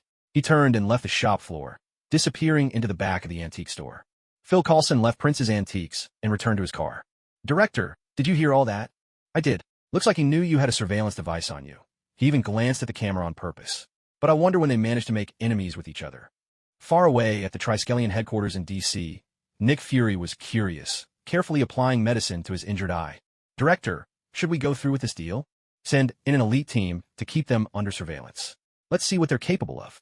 If they want to go after the Minotaur, we'll wait for the right opportunity to move. Also, swing by Tony's mansion and ask him why he hacked into our servers. Meanwhile, Jean was upstairs in Prince's Antiques, watching Phil Coulson's car from above. Sir, their vehicle seems heavily modified. The Firefly drone can't get inside, so we can't access their calls. They're also using their own satellite network. No matter. The bait's been set. Now we'll see if they bite. Besides, we're not exactly at odds with them. He suddenly asked, Sir, if I may, the last time you copied my code, was it activated on a particular machine? Jean was surprised by the question. It's not time yet. When the moment comes, you'll know. Understood. How much longer until the servers we ordered arrive? They're expected to be delivered by the new year. Jean nodded, pulling out his phone. He fell silent, as if by instinct. Jean dialed a number. Rude. How have you been lately? The director's been working me like a pack mule. No time off at all. Sir, what brings you to call? Is something up? Any recent incidents with vampires in New York? None. Ever since that blood factory was shut down, there haven't been any cases of people being attacked. By the way, sir, are you interested in that new Ghost Rider making the rounds lately? Ghost Rider? You mean the flaming skeleton knight from the newspapers? Yes, that's the one. He's extremely bizarre. According to our investigation, he seems completely immune to all physical attacks. Not even artillery shells can faze him. Rude's words piqued Jin's interest, though he didn't show it. Rude, if you hear anything about vampires, let me know immediately, understand? Understood. Jean exchanged a quick word with Diana and left Prince's antique shop. Pietro, however, wanted to tag along. Jean, where are we headed? Just taking a stroll. Jean gazed at the city blanketed in snow and ice, feeling an unusual sense of detachment. As the driver, Jean wandered aimlessly through the city streets. Pietro, do you see that car behind us? Hasn't that SUV been tailing us for quite a while? Jean glanced in the rearview mirror at the SUV and asked. Pietro turned around for a look. I don't think so. There are tons of SUVs like that around here. Maybe I'm just being paranoid, Jean murmured, still sensing someone's eyes on them. He deliberately took a few turns, and, as expected, the car didn't follow. Life in the big city was truly tough. Even in this frozen world, a line of homeless people stretched along the sidewalk, waiting outside a shelter, hoping for a bed for the night. Jean parked across from the shelter, watching as a man, surrounded by reporters, gave an interview. The man's face seemed oddly familiar. Jean glanced at the long line of shivering, hungry homeless, then pulled out a checkbook and wrote a check for $1 million. Pietro, take this over to the man being interviewed. Pietro stared at the check, astonished. Isn't this a bit much? What if someone embezzles it? It's nothing, just a gesture of goodwill. See those trucks over there? Pietro looked at the convoy. Along with food, they were unloading piles of warm clothes, shoes, and blankets. Jean, how about a little charity for me too? I'm practically broke. If you guys hadn't taken me in, I'd probably be in that shelter with them. Pietro said with a fawning grin. Quit whining and get moving. There are reporters everywhere. Just say your name, and you'll be tomorrow's front-page headline. Pietro put on his sunglasses, got out from the passenger seat, and headed toward the shelter's entrance. He handed the check to the man being interviewed. The man glanced over, a flash of surprise crossing his face before he smiled and nodded at Gene. Only then did Gene realize the man's identity. The build was identical to Mr. Negative's. Who is that man? Philanthropist Martin Lee is currently running for mayor of New York City. Based on facial features and body type, there's a strong chance he's the same Mr. Negative you encountered before. What's more, his security guard is the same one who once tailed you. How interesting. A philanthropist by day, a mafia boss by night. That's quite the unexpected contrast. It doesn't look like he's using makeup, so he must have some kind of ability to alter his appearance. And if he's running for mayor, it's likely others are doing the same, isn't it? Yes, sir, your deduction is correct. Kingpin of Hell's Kitchen, Wilson Grant Fisk, has also entered the mayoral race. Gene gazed at the pristine white snow before him. Yet beneath that pure surface, filth ran deep. Just like the city. Martin Lee finished his interview and walked up to Gene's car. Thank you for your support, Mr. Gene. Please, get in the car. I'd like to have a word with you, Mr. Lee. Gene then turned to Pietro. Wait for me outside. Martin Lee looked a bit puzzled, but he entered the car nonetheless. Gene spoke first. Mr. Lee, I have a question. Are you aware that you are Mr. Negative? Martin fell silent, slowly raising his head as his entire demeanor began to shift. I know. Are you a mutant? Martin glanced at the rearview mirror. That memory was a source of deep pain. He preferred not to revisit it. No one had ever asked him that question so directly before. Still, he felt a certain fondness for Gene, not just because he'd dealt with Joseph Harrow, but also for the way he performed the traditional hand salute, a gesture of respect from home that most had long forgotten. No, my powers come from a drug invented by a man named Dr. Simon Marshall. That's what changed me into what I am now. Mr. Gene, would you like to experience my power for yourself? Martin placed a hand on Jin's shoulder. Jin's expression changed instantly as a surge of bloodlust unfurled within him, an urge to destroy everything in sight. A golden light flashed in Jin's eyes. The gate of truth shimmered, analyzing the energy at work. Jin recited the analysis without emotion. It's composed of all the negative emotions within a person, isn't it? Martin Lee was stunned. You're actually immune to my power. Just who are you, Mr. Gene? Gene shook his head slightly. Your ability is indeed remarkable, Mr. Lee. I suspect you're not just capable of releasing negative emotions. You can absorb them too, can't you? Your shelter must serve as a source of your power as well. Turning back to Martin Lee, who had resumed his original appearance, Gene offered a word of advice. Take my advice. Stop absorbing other people's emotions. Right now you're maintaining a delicate balance between your personalities. But if you continue down this path, one day you'll lose yourself to Mr. Negative completely and become pure evil. Martin was remarkably calm, his eyes cold and fierce. I haven't accomplished my goals yet. First, I need to wipe out the Magia Syndicate. Second, I must find Simon Marshall and let him experience what I'm capable of. If I die after that, it'll be worth it. As Gene listened to Martin, he thought of a man who could grant ordinary people superhuman abilities, Simon Marshall. The image of the Minotaur from Christmas flashed through his mind. Mr. Lee, do you happen to have a photo of Simon Marshall? I'm quite interested in this man. Martin reached into his wallet and pulled out a photograph. Thank you for your support, Mr. Gene Prince. If possible, would you be able to donate a batch of recovery serums? Gene took the photo from Martin. It was clear that the picture had been carefully preserved. It showed a white man with salt and pepper hair and an intense gaze, focused intently on a test tube in his hand.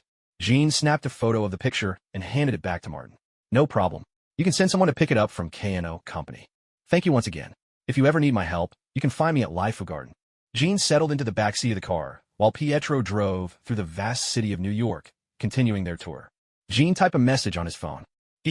Add Simon Marshall to the database and create a detailed profile. Notify me as soon as you have any updates. He glanced at the information about Martin Lee on his phone, Martin's motivational speeches, and the Presidential Medal of Freedom he had received. It was an inspiring story, from an undocumented immigrant to a financial tycoon and philanthropist, a journey that took 20 years. The hardships behind such a rise could only be truly understood by those who had climbed from the bottom themselves. For Simon Marshall to have developed a method to alter human genes, someone powerful must have supported him. Someone like Bolivar, who, with strong backing from the military, had created the Sentinels. Judging by his age, if Simon Marshall was still alive, he'd be around 75 years old now. Perhaps, by following this lead, Gene could uncover the real mastermind behind genetic modification. Pietro asked, Gene, we're next. Let's head back to the antique shop. Sometimes, things fall into place without you even trying. That's the kind of surprise life brings. As they turned onto Fifth Avenue, Jin's phone suddenly rang. It was an unknown number. Curious, Gene answered. Hello. Boss, you're a hard man to find. I asked my cousin and found the person you were looking for. Are you interested in coming down to Pier 3 in Hell's Kitchen? Deadpool. That's right. The one and only handsome Deadpool. All right, I'll be there. Wait for me. Gene hung up and immediately shooed Pietro out of the car. Pete, you'd better head back on your own, or go find your girlfriend.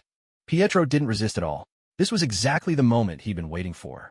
The reason he wanted to get out was, of course, to escape Wanda's oppression. Outwardly, he seemed a bit angry, but inside, he was overjoyed. Watching as Jin's car vanished from sight, Pietro clenched his fist and let out a gleeful shout. Taking advantage of the fact that no one was around, he disappeared in a flash.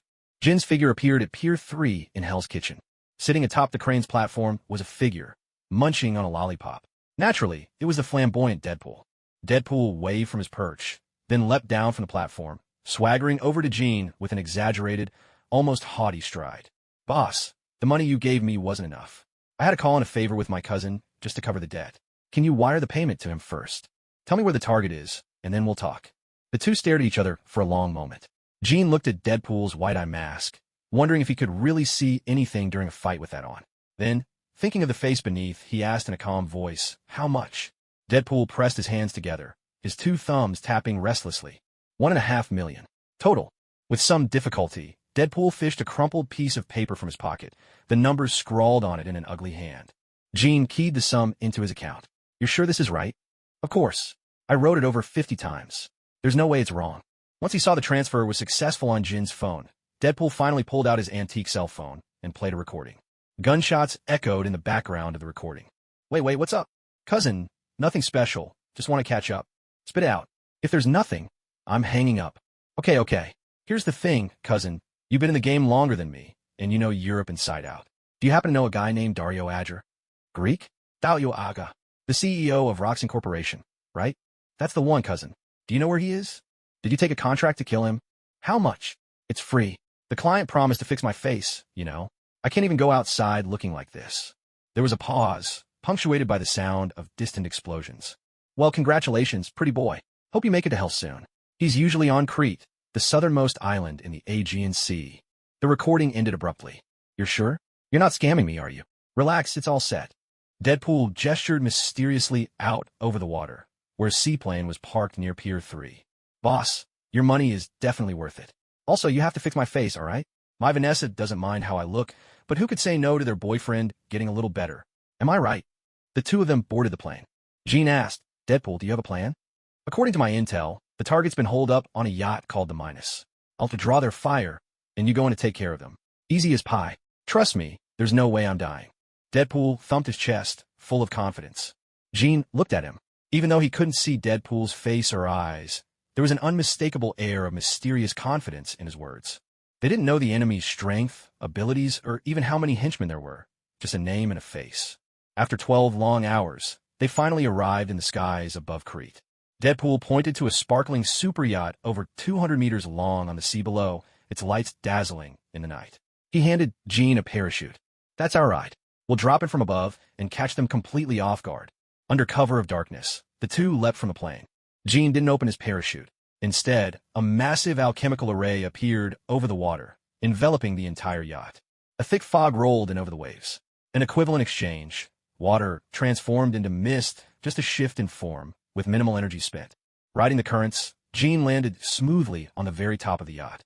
Meanwhile, Deadpool was still up in the air, wrestling with the direction of his parachute. As the fog descended, every security guard on the Minus, each wearing a bull-headed mask, rushed out onto the deck. Gene crouched in the shadows, watching them. The familiar masks confirmed he was in the right place. Boss, there's heavy fog over the sea, reported a man in a butler's suit and a bull mask, standing outside the yacht's most luxurious suite. Wearing a white bathrobe, Dario threw open the door. His body was a mass of sculpted muscle. He was truly massive. Fog at sea? That's not unusual, is it? The butler's face was grave. Boss, all our signals have vanished. We've lost contact with the outside world. And the guests. Most of the guests have already left the yacht. Dario's sharp instincts kicked in as he noticed the open window. Come out. I don't know what brings you aboard my yacht, but whatever you want, money, women, power, I can give it to you. Jean stepped out from behind a corner of the yacht. Dario raised an eyebrow in surprise when he saw Jin's face. It's you. Jean caught the look in Dario's eyes and had his answer. It was you who sent people to attack my manor, wasn't it? Dario burst into laughter. Dario was exceedingly arrogant, his face brimming with confidence. Well, this is convenient. You came to me yourself, and you didn't bring Jean Grey. Now, I don't have to waste my time looking for you.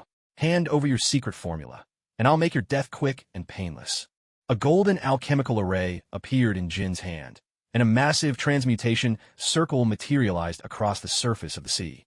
Everyone was instantly immobilized where they stood. All around, great arcs of electricity crackled and surged. Such an alchemical array demanded an enormous expenditure of energy. In a heartbeat, the Philosopher's Stone embedded in Jin's ring was completely consumed. Number 1, finish him. A blaring horn sounded, and the butler transformed into a minotaur. A giant axe appeared in his hands, as if it had flown there from nowhere. Everyone aboard the ship was transformed into minotaurs. Equivalent exchange, synthesis. Lightning flickered underfoot, sparking at the feet of every person present. Dario Argel felt a force of overwhelming might, the likes of which he had never encountered before.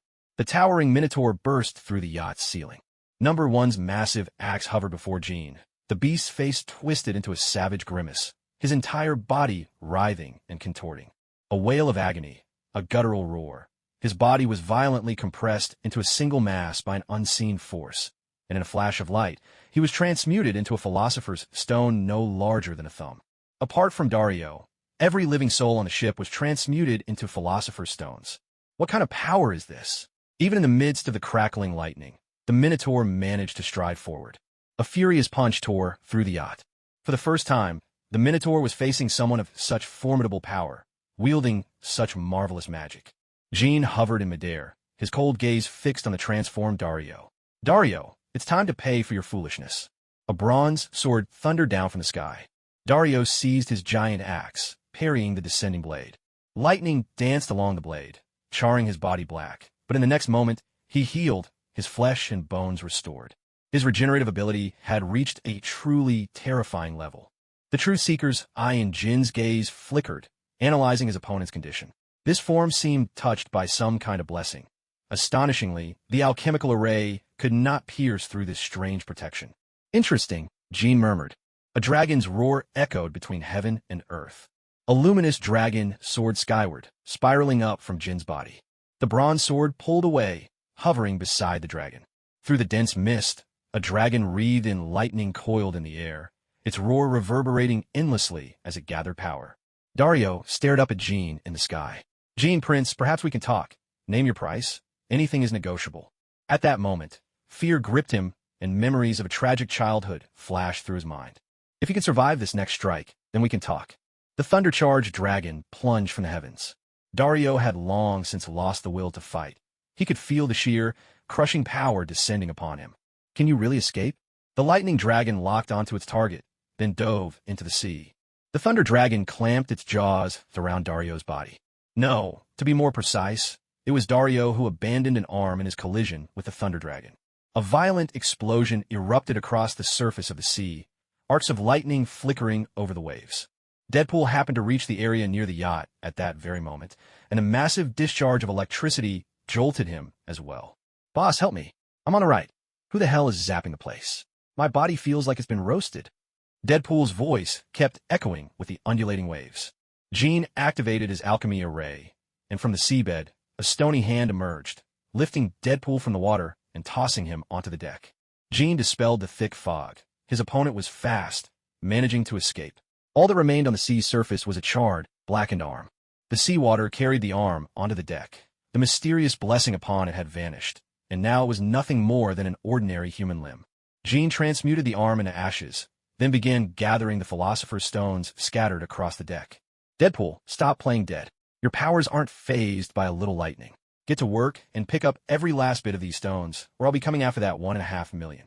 Deadpool sprawled lazily on the deck, glancing around. Boss, did you take down all the bad guys? I swear, I'm fried to the bones here. Get up and help me collect these stones. Don't leave a single spot unchecked. This is the key to fixing your skin. At that, Deadpool's interest was instantly piqued. They ended up collecting a total of 221 stones. The largest belonged to number one's butler, while the rest were considerably smaller, with the tiniest barely weighing in at a carat. To prevent the philosopher's stones from winding up elsewhere, Jean deliberately performed alchemy, consuming any leftover stones in the process. Deadpool, how are we getting home now? Obviously, we're taking a plane, but according to our arrangement, we can hang out here for 2 days. Old Tom's plane won't be here to pick us up until then. All right, let's stay on the yacht for now. See if there's a lab on board. Maybe we can do something about your skin. Thanks, boss. I love you. Almost as much as I love my Vanessa, just a tiny bit less. Jean ignored Deadpool's antics and gazed out at the shadowy sea, worry etched on his face. He got away. Who knows when we'll cross paths with him again? Maybe, with no way to prepare, this was the best outcome they could hope for. Somewhere in a DC neighborhood, inside Nick Fury's secret hideout. MF, what's happened now? The blaring alarm pulled Nick Fury from his sleep. Reluctantly, he switched on his computer. Biometric fingerprint scan, retinal identification, voice recognition. Only then did the computer power up. Shield satellites had already locked onto the Aegean Sea. Apart from the minus, there was nothing else stirring on those waters. Nick Fury reviewed the system logs. All he found were a few anomalous energy fluctuations. Could that Minotaur be up to something? He wondered aloud. He replayed the recorded footage several times. Apart from the thunder and heavy fog, nothing seemed out of the ordinary. Unfortunately, the satellite couldn't pick up the alchemy circle. Otherwise, Nick Fury would have been at a complete loss for words. He dialed a number. Crossbones, are you free lately? Go to the Aegean Sea and keep an eye on Dario Azure. He never expected to find a high-level biological laboratory hidden at the bottom of the ship's hold. Jean was closely examining Deadpool's skin and flesh, and to his surprise, even when removed from Deadpool's body, the tissue still showed remarkable vitality. Yet, the skin seemed tainted, as if it harbored all sorts of filth, a collection of cancer cells bundled together. Somehow, the two forces within Deadpool had reached a strange equilibrium. It was as if either side gaining the upper hand would cost Deadpool his life. But just how was this delicate balance achieved? Jean couldn't help but glance at Deadpool. Deadpool, I can fix your skin, but you'll lose your healing factor. Could you accept that? Deadpool was taken aback. Ever since his healing factor had awakened, he'd grown used to reckless fighting, confident that he could regenerate even from a severed head. Boss, is there any other way? Jean considered for a moment. There are two other options. One is to graft a layer of artificial skin over yours, but mustn't get damaged. The other is nanoskin technology, but I haven't mastered that yet. A glimmer of hope shone in Deadpool's eyes. He was already picturing himself meeting Vanessa, and he couldn't help but smile. Eagerly, he said, "Make me the artificial skin first. I can hardly wait." Noticing Deadpool's oddly gleeful expression, Jean extracted the healing factor and synthesized a layer of artificial skin. He tried infusing the healing factor into the artificial skin, but as expected, it failed. The skin was instantly absorbed, curling into a shriveled, pitch-black mass. The artificial skin was like a castle in the air. Without a foundation, it simply couldn't hold. Jean then made a mold of Deadpool's face, carefully fitting the artificial skin onto it, spraying it with restorative serum to boost its vitality so it wouldn't dry out immediately. The process took a full 3 hours. With a snap of his fingers, Jean declared, "Perfect." Deadpool, barely containing his excitement, hurried to Jean and gazed at the face on the mold. It was exactly like his old face. "Still so handsome. Hurry, let's put it on." Jean peeled the skin from the mold and fitted it snugly onto Deadpool's head. The skin retained enough elasticity. Standing before the mirror, Deadpool adjusted the artificial skin. "Boss, why does it feel so sticky?" "Don't worry, once your skin dries, it will adhere to the surface layer." Sure enough, it only took 15 minutes. Deadpool's face returned to its former appearance, and he immediately left the laboratory. Jean also searched through the treasures aboard the Minus, gathering not only biotechnology samples, but also some vibranium, adamantium, and secondary adamantium, all of which he stored away in the Dragon's Tomb. Everything went straight into Jin's pocket. Deadpool had his own haul as well, changing into a perfectly tailored suit and packing 5 suitcases to the brim with cash. Together, the two of them piloted a yacht away from the Minus. Before leaving, they even set a time bomb. They sailed far from the ship. A massive explosion tore through the entire Minus. Hidden on the distant shores of Crete, Dario watched as his beloved yacht was obliterated. His heart ached, his newly bandaged left arm at his side, eyes blazing with fury. "Jean Prince, you'll pay for this." With a single order from Dario, every K&O company factory in far-off New York suffered a major incident.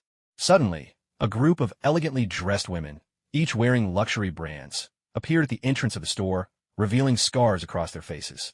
No less than 15 news outlets gathered at the doors of the K&O flagship on Fifth Avenue. A blonde woman, braving the heavy snow in a tight skirt that accentuated her curves, stood before the cameras. Bandages covered her face, especially around her jaw, where her skin seemed as wrinkled as an old woman's. With tears shimmering in her eyes and a look of helplessness, she addressed the media. "My name is Kate Onnis. I'm only 29.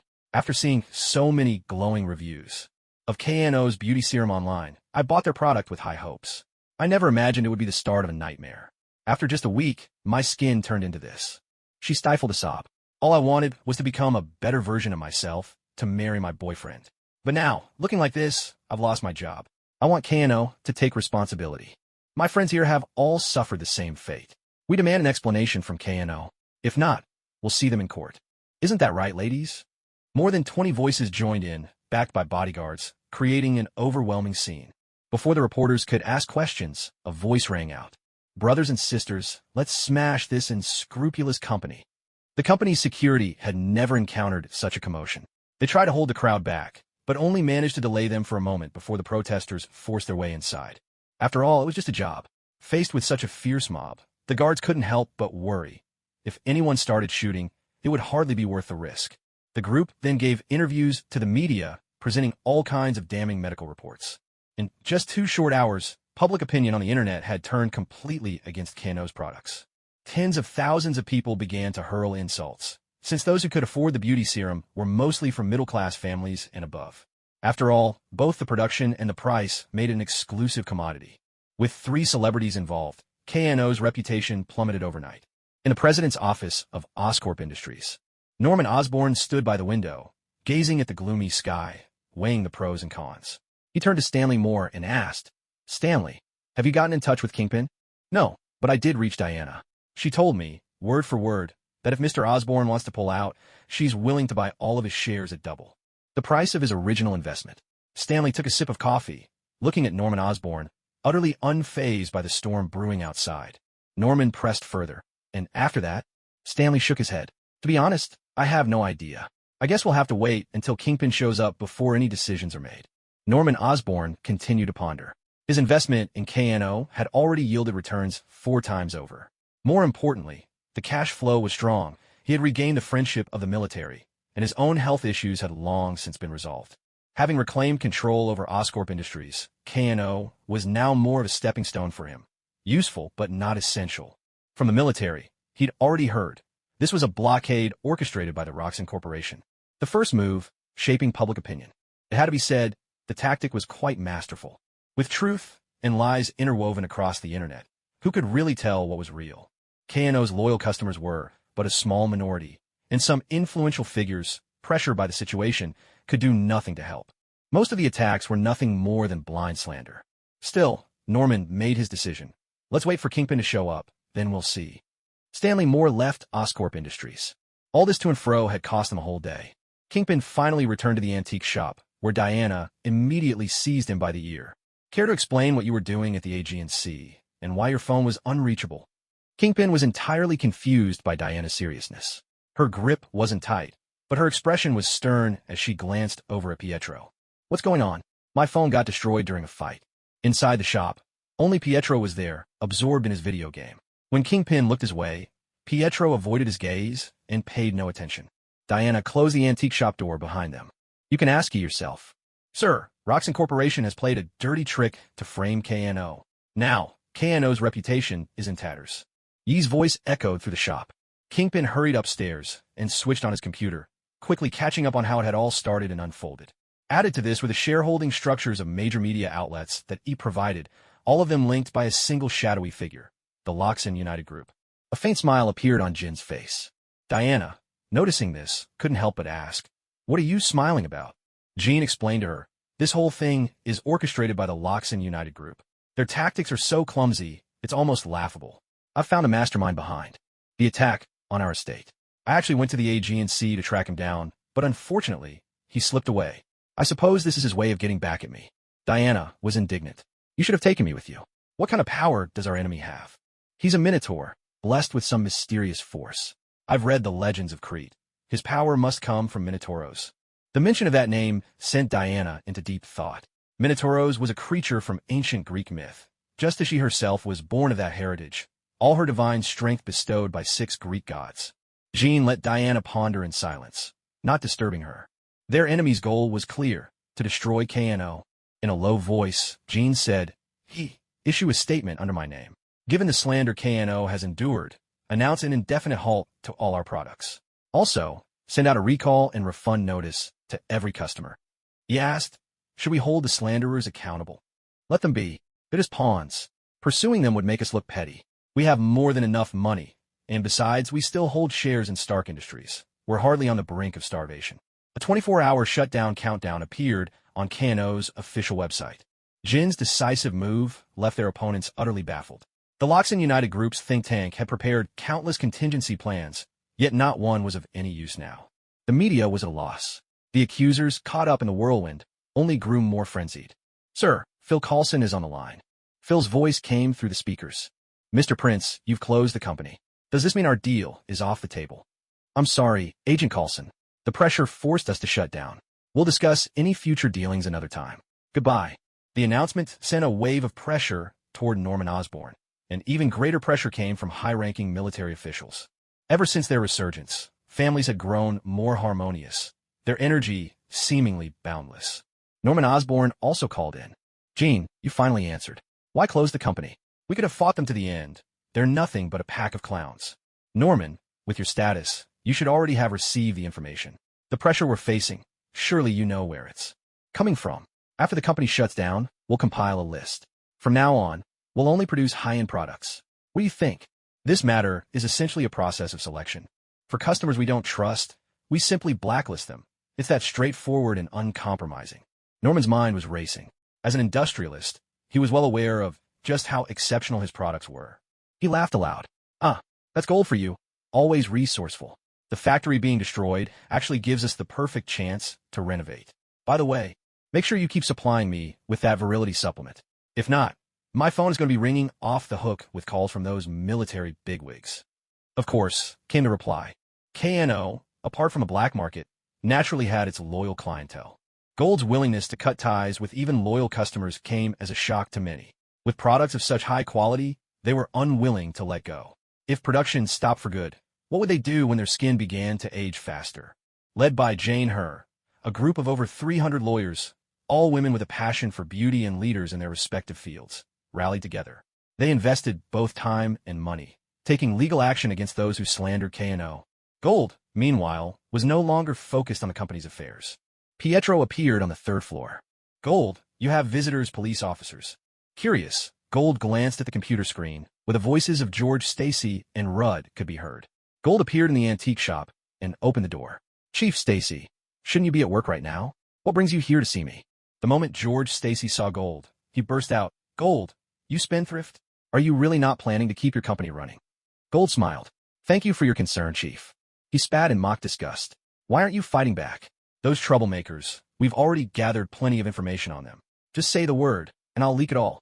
Enough. Let's not stand around outside. It's cold. Come in and we'll talk. Gold then called to Pietro. Pete, make 2 cups of double-strength instant coffee for our guests. On it, Pietro replied, heading quickly up to the 2nd floor of the antique shop. Rudd frowned, glancing toward the stairs. That speed, he must be a superhuman too.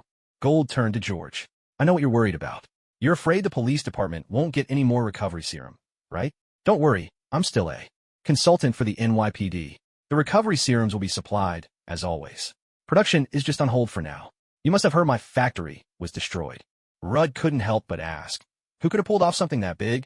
All right, let's leave company matters aside and not bring them up again. The 2 of you visiting me together. Surely it's not just for the restorative potion, is it? George looked a bit embarrassed. Honestly, you're my advisor, and when I run into trouble, of course I turn to you. Rude, given the case file. Rude produced a folder from inside his jacket. This is the file on that ghostwriter case. Jean opened the folder. Inside were several photographs, but they were rather strange. Each one showed nothing but a heap of ashes. There were also statements from the 5 survivors. They spoke of bizarre judgments, words like innocent and guilty tossed about. It wasn't until the final 10 photos that Jean saw the ghostwriter, burning a man to ashes with just a look from his eyes. After reading through the file, Jean asked, You haven't managed to track him down? Rude took a deep breath, his face full of frustration. We don't dare get close. You know my condition. His fire seems to have a natural advantage over me. I've been defeated 3 times and barely escaped with my life. Jean turned to George. So, George, what do you want from me? Get rid of this problem? From the looks of these photos, most of the victims are underground mobsters. In a way, this Ghost Rider is acting like a vigilante, isn't he? The word vigilante made George spring to his feet, speaking with righteous indignation. A man's guilt or innocence isn't for one person to decide. That's the court's job. And even if someone is guilty, they still deserve a chance at redemption. Jean hadn't expected George to react so strongly. With complete sincerity, Jean replied, "True, but the scales of justice inevitably tip one way or the other. After all, it's people who control the scales. Personally, I rather admire this vigilante. He's not some irredeemable villain. Wouldn't you agree?" George could only sigh in resignation. All right, just drive him out of New York. Out of sight, out of mind. He had compromised. No problem. If he shows up tonight, I'll handle it. Goodbye, you spendthrift. Let's go, Rude. Prince's Antique Shop. Now only Jean and Diana remained. Pietro had been sent off by Jean. After all, young men still needed a woman's comfort. On the 5th floor, Jean sat at his computer, watching Diana suit up. He never tired of the sight. He tossed the mask lying on the desk, too.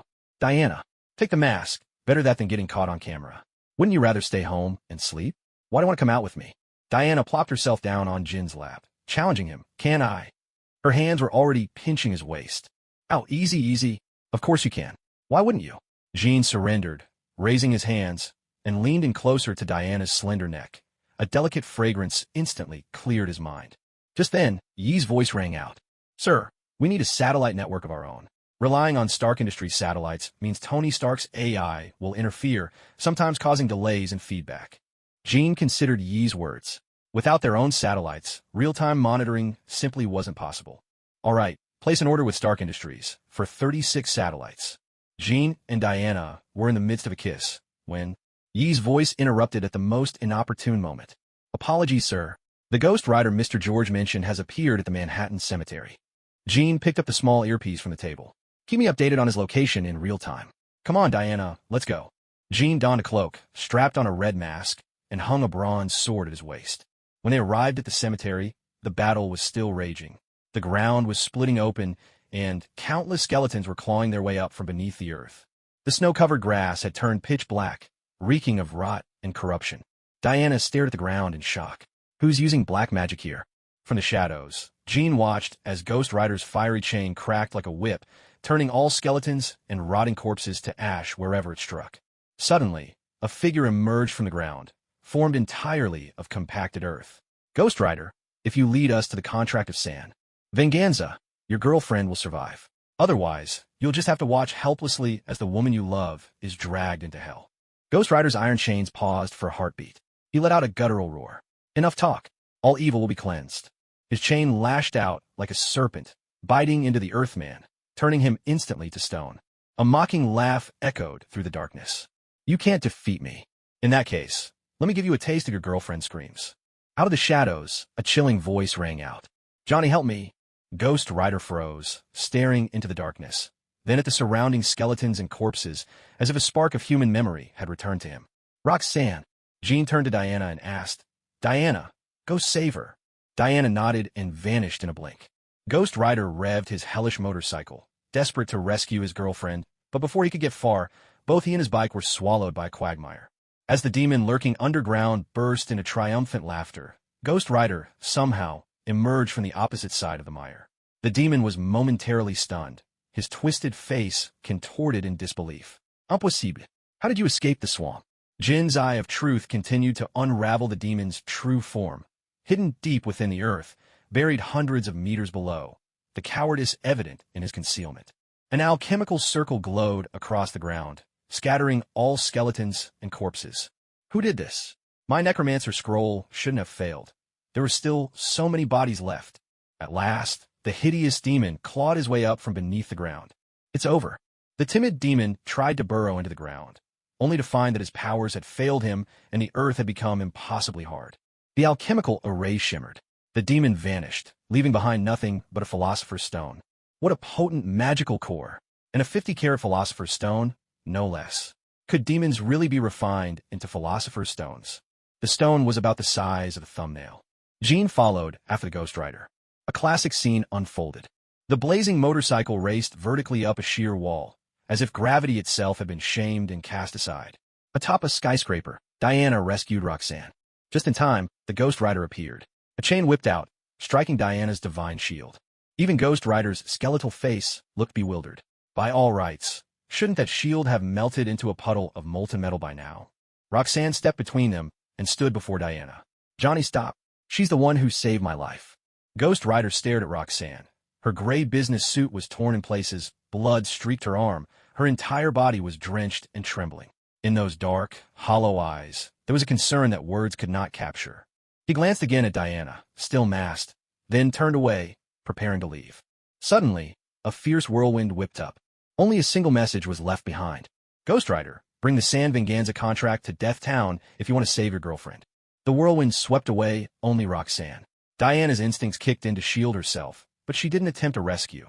She still had to be wary of Ghost Rider, after all. At that moment, Jean appeared on the rooftop as well. Diana, did someone take her? Diana nodded. A furious blaze erupted from Ghost Rider, his hellfire spiraling out of control as his raspy voice howled at the sky. Jean began to analyze the enemy's power. Their adversary paid them no mind, leaping from the skyscraper without hesitation. The policemen on the ground could only stare in shock. Among them, Rudd was dialing Jin's number. Chaos broke out below.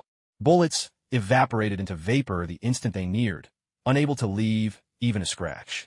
Ghost Rider fixed Rudd with a look, then ignored him, the roaring of his engine fading into the distance as every officer watched, transfixed. Chief Rudd, do we keep chasing? Forget it. If bullets don't scare him, are we supposed to throw our lives away? No one dared object. It was the plain truth. After all, being a cop was just a job. There was no need to play the hero. Rudd gazed up at the top of the skyscraper. Jean, are you up there? Yes. Someone snatched Ghost Rider's girlfriend. My guess is they're trying to lure him away. I see. I'll let George know. Oh, by the way, George wants to invite you to his place for New Year's. Jean gazed in the direction where the Ghost Rider had disappeared. A New Year's celebration. Huh? Maybe not. Let's just leave it at that. Diana seemed to sense what was on Jin's mind. Are you planning to go after them? Yes. Those demons can be used to forge a Philosopher's Stone. You know how important the Philosopher's Stone is to me. Diana took off her mask, made no move to stop him, and kissed Jean on the cheek. Be careful. I'll be waiting for you at home. Jean watched as Diana vanished from sight. Dispatch Voyager 1. Keep an eye on the Ghost Rider for me. Understood, sir. The other party headed west, paying no heed to the ocean. In the darkness, all that remained was a trail of flame and the thunder of an engine roaring into the night. Jean followed closely behind. During the day, the Ghost Rider couldn't transform and had to maintain his human form. Jean finally discovered his true identity, the famous motorcycle stuntman Johnny Blaze. For 2 days and nights, they crossed the entire country, especially at night, when their speed was nothing short of breathtaking. They arrived at a small town near Las Vegas. Johnny rested in the unknown town for 3 days before heading once more into Death Valley. But this time, he was not alone. As night fell, fire blazed up on both of them. Voyager 1 continued its surveillance from above. So now, there are 2 Ghost Riders. Things just got interesting. The town of Death was filled with crumbling ruins and decaying wooden doors, silent witnesses to a long-lost glory. The other Ghost Rider merely escorted Johnny to the edge of the ghost town. Johnny, this is where my spirit of vengeance will fade away. Remember, never let the San Venganza contract fall into the hands of Hell's demons. I understand, Carter. Johnny Blaze, now transformed into the Ghost Rider, nodded. With the help of Carter, the Ghost Rider who had roamed 2 centuries ago, he now held the initiative, no longer subject to the interference of Hell's spirits. In the center of the deserted town square, Roxanne was tied to a wooden post. The ropes binding her were not ordinary. They were strands of wind, woven together. Her mouth was stuffed with a foul-smelling sock, leaving her only able to make muffled cries. To the west, before a rare intact wall, stood 2 figures. One sat upon a throne of bones. Behind the throne stood a man with flowing hair, untouched by any breeze, dressed in a long black leather coat. Between his hands, 2 small tornadoes danced. Flames flickered, illuminating the town. The man on the skull throne wore a smug smile. Humans truly are foolish creatures. A chilling laugh echoed. Johnny strode into the square. Blackheart, son of Mephisto. I wonder if Mephisto knows you've left Hell. What is it you're after? The wind demon appeared beside Roxanne, conjuring a pair of wind blades in his hands, jagged like saw teeth. Blackheart looked down on his own father with utter disdain. That foolish old man spends all his days cowering in hell. Nothing like the Lord of Hell he ought to be. The human world is full of delicious souls. So where is what I want? Johnny shook his head. Let her go first. Only then will I hand over the San Venganza contract. Blackheart sniffed the air, a look of excitement flickering across his face. I can already smell the San Venganza contract. What an exhilarating day. Wind Demon, release her. Obeying Blackheart's command, the Wind Demon withdrew his power and shoved Roxanne roughly, sending her tumbling at Johnny's feet. Roxanne spat out her gag, and, seeing the Ghost Rider transform back into Johnny, tears streamed down her cheeks. Johnny helped Roxanne to her feet. It's all right now. Head for the town gate. Someone will be there to get you out of here. Johnny, they're not planning to let you go. Please be careful. Having overheard the conversation between the Wind Demon and Blackheart, Roxanne was privy to some of what was going on. Flustered, she hurried off the plaza. I've agreed to your terms, Blackheart said, rising slowly from his skeletal throne. I must say, I have a certain appreciation for human contracts.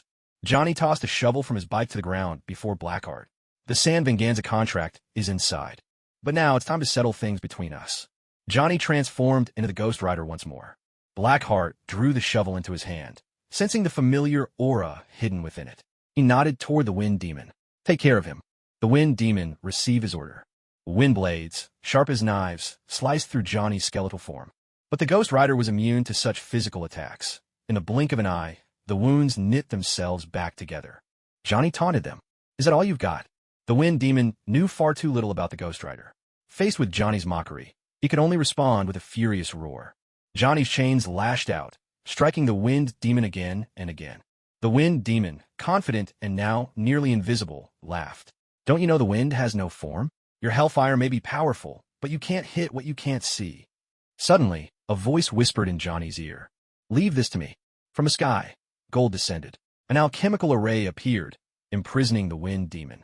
No matter what form he tried to take, the Wind Demon could not break free from the alchemical trap.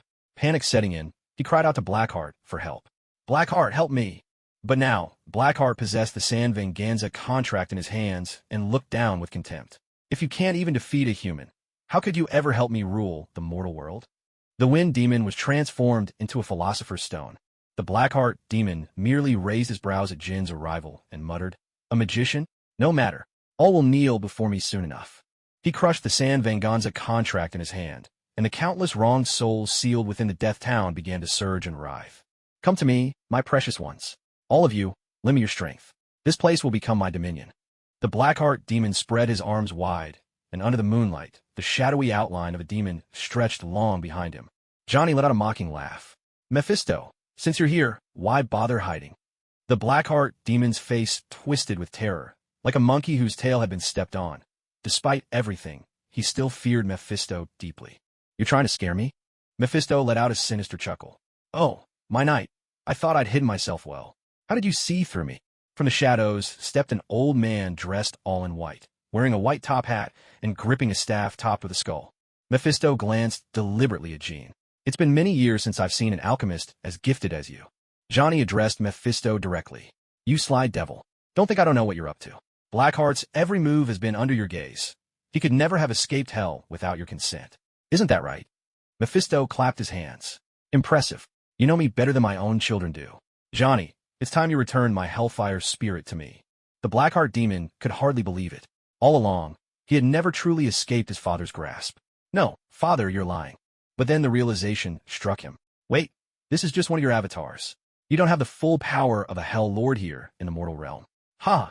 Even if you're only a projection, your fate is still mine to decide.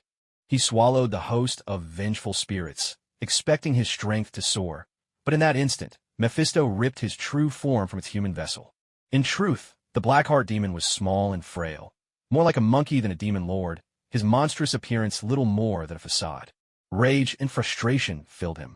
No, you are nothing more than a tool to me, Mephisto said coldly, seizing Blackheart's core essence. A magical array unfurled over Death Town. With Blackheart at its center and the vengeful spirits as fuel, the entire town began to twist and warp, as if transforming into hell itself. Rivers of lava erupted through the ground. Johnny stared in disbelief, realizing what Mephisto was attempting. You're sacrificing Blackheart to turn Death Town into your own hell. Did you really think I let you succeed? In that moment, Johnny awakened a new power. Space itself seemed to tear apart. Mephisto looked around, suddenly finding himself back in hell, his true demonic form revealed, murderous intent flashing across his face. "My knight, you dare ruin my plans? It was only an avatar. Take this, my whip." Jean looked around with genuine curiosity. Everywhere he cast his gaze, flames raged, and the air was thick with a pungent scent of sulfur. Johnny shouted, "Aren't you going to help? If we take too long, the real body will appear, and other demons in hell will be stirred up. One is all, and all is one." The gate of truth slowly opened. Within the doorway appeared a colossal eye, inscribed with an alchemical array at its center. What is this? Some god from another dimension? It was as if this force had existed since the dawn of the universe itself. Even Mephisto was astonished by such power. The Eye of Truth analyzed the very structure of the hellish dimension. Jean had exhausted every philosopher's stone in his possession, just to activate the genuine Eye of Truth. Every creature caught in the gaze of the eye was reduced to a crimson essence, streaming into the gate of truth. Jean opened his eyes. The gate of truth vanished, but the toll was immense. His body wilted like a withered flower, as if struck by a grave illness. Even the vital energy coursing through him was spent. "I hope this sacrifice will be worth it." At Mephisto's feet, an alchemical array appeared. Remarkably, this avatar of his was being eradicated right here in the depths of hell. Hell itself trembled and quaked. The infernal dimension was not Mephisto's alone. Other lords prowled its depths. Jean gathered the Philosopher's Stone.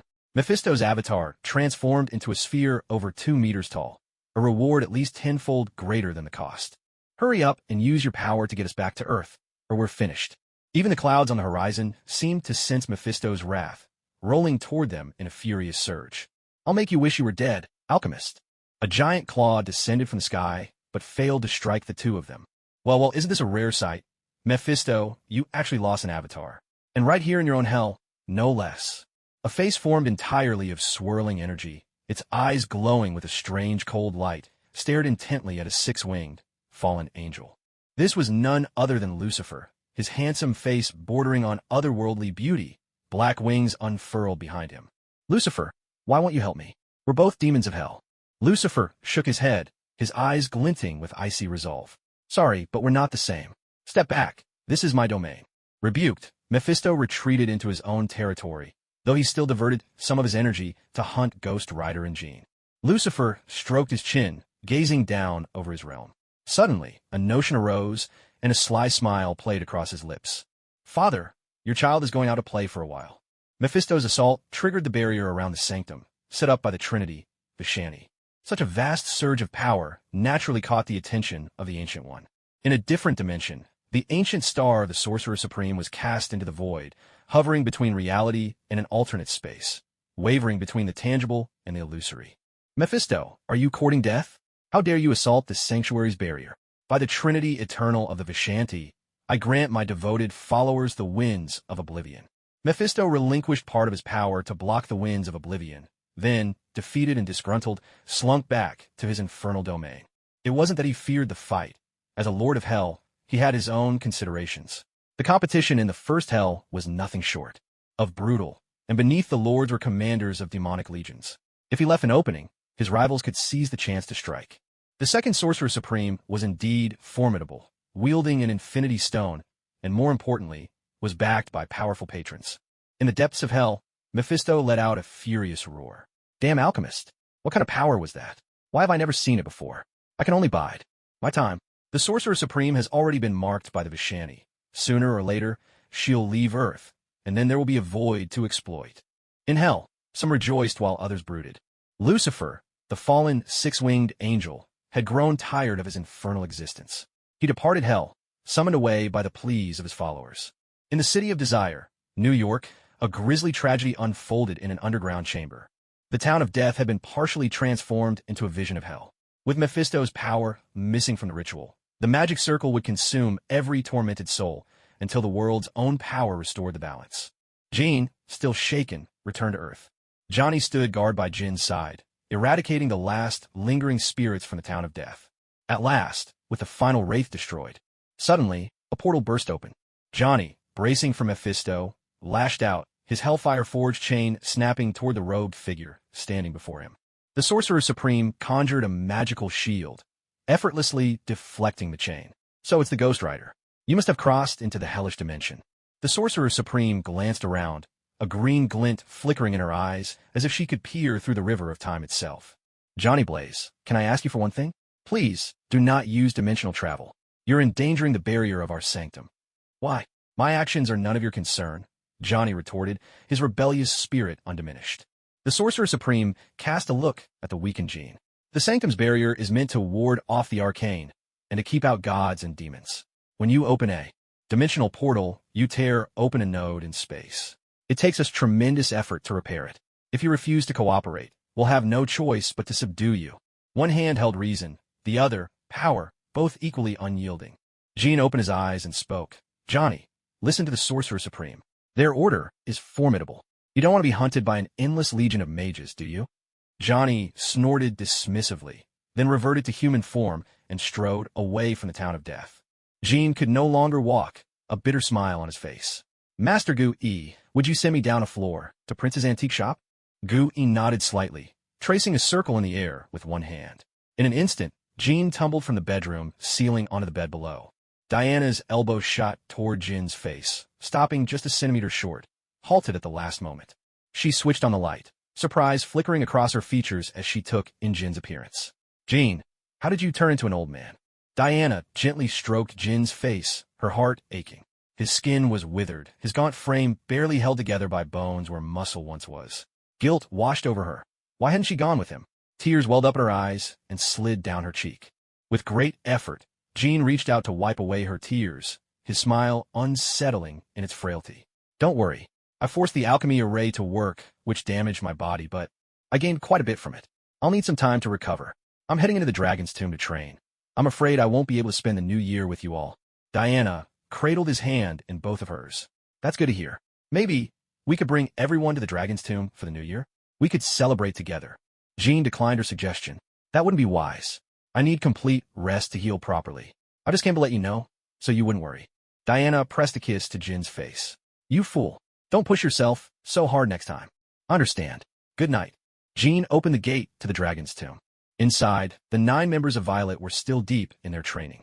The interior of the Dragon's Tomb had been cultivated well. Zero had directed the Sentinels to plant numerous farms. Dragon's Soul appeared at Jin's side. What happened to your body? You look like you're at death's door. Jean didn't explain. Is there any way to heal me? A surge of Dragon Soul's energy flowed into Jin's body, bringing a flush of color back to his skin, though he remained emaciated. The injury runs deep. Only the Dragon Blood Pool might help, but in your state, you might not survive it. Take me there. Dragon Soul's power gathered, forming the shape of a true dragon, and soared skyward. A flash of white lit up the sky. Jean now stood beside the Dragon Blood Pool. Without hesitation, he stepped in. The Dragon Blood was notoriously fierce. Before, he'd used energy to shield his body, but now, drained of all strength, he could only rely on his flesh to withstand the blood's corrosive power. Jin's agonized cries echoed through the mountains. The 9 members of Violet, still immersed in their training, all heard his pain. One by one, their eyes snapped open. As the eldest, Violet was the first to speak. Did you all hear Jin's voice? Just then, his cries sounded again, faint and wavering. Cynthia frowned. Jean sounds like he's in a lot of pain. Doris said, that's definitely Jin's voice. Could he have appeared inside the Dragon Tomb? The 9 of them exchanged glances, their eyes settling on Violet. Violet called out loudly. Zero, did Jean come in? Zero's voice sounded in everyone's ears. Sir has come in. He seems to be badly injured and has already been taken by the Dragon Soul for treatment. Everyone was stunned. In their eyes, Jean was capable of anything. How could he possibly be hurt? Olina cried out anxiously. Quick, show us the way. A beam of light appeared in the sky, pointing straight to the depths of the mountains. The 9 of them mounted their flying motorcycles and, following Zero's guidance, entered the area of the blood pool. Zero watched the 9 as they departed, a hint of longing on her face. Maybe I should do as Sir said. Maybe I should go out and see the world for myself. Violet and her companions stood at the edge of the Dragon Blood Pool. Jean was nowhere to be seen. Only churning white waves rolled across the surface. Violet turned to the Dragon Soul and asked, Is there any way we can help Jean? The Dragon Soul nodded. You all cultivate the energy of the Wandering Dragon. If you channel your energy into the Dragon Blood Pool, it will help the Dragon Blood heal Jin's body more effectively. Without a moment's hesitation, the 9 of them knew it was time to give back to Jean. They each took a position at one of 9 points around the pool, channeling their energy through their hands. As their energy flowed into the dragon blood pool, blending with the power of the wandering dragon, the effect was immediate. Jean stopped struggling. The dragon blood, guided by their energy, seeped into Jin's body, gradually repairing him, drop by drop. Meanwhile, a storm was brewing in New York. Wilson Grant Fisk, the leading candidate for mayor of New York, was exposed for who he truly was, the infamous Kingpin, the biggest mafia boss in both New York and the nation. Now he sat behind bars. With Kingpin's iron grip broken, chaos erupted across the city. Enemies and criminals emerged from every shadow, plunging New York into a state of open warfare. The City of Desire had become a city of chaos. Daredevil, Matt Murdock, having lost his beloved Elektra, gradually faded from the shadows of Hell's Kitchen after Kingpin's imprisonment, devoting himself entirely to his law practice.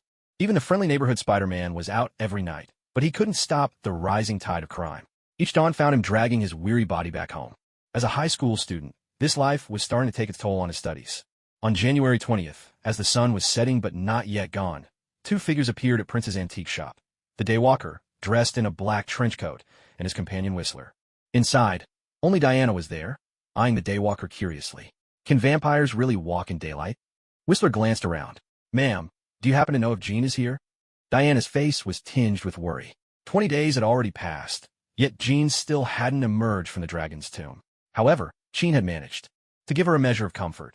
After all, the Phoenix Eid would send some feedback to Jean, and that was at least a sliver of good news. Diana shook her head. Are you Jean's friends? Is there something you need? Jean was gravely injured last time and is still recuperating. If there's something urgent, you can tell me. The daywalker was icy and aloof, leaving behind a business card. If Jean shows up, tell him I'll be waiting in London. I found the vampire nest, and I need his strength. Diana took the daywalker's card and nodded. Let's go, Whistler. The two of them left the antique shop. Whistler looked a bit puzzled. Why not ask her for help? My instincts say she's incredibly powerful too. The daywalker glanced back at the shop. She does have tremendous power within her, but time isn't on our side. Rachel won't last much longer on your serum. So what do we do now? Gazing into the sunset, the daywalker's voice was calm. Rachel's fate is in the hands of destiny now. During this time, the daywalker had been hunted by the FBI and returned to his birthplace, London, to continue his war against vampires. There, London had its own band of vampire hunters, led by Quincy Harker. Among the core members were Rachel Van Helsing, said to be the great-granddaughter of the legendary vampire hunter Abraham Van Helsing, and Hannibal King, a vampire detective. The daywalker had also tracked down Deacon Frost, the very man who murdered his mother all those years ago. But to his surprise, Deacon Frost had set a trap.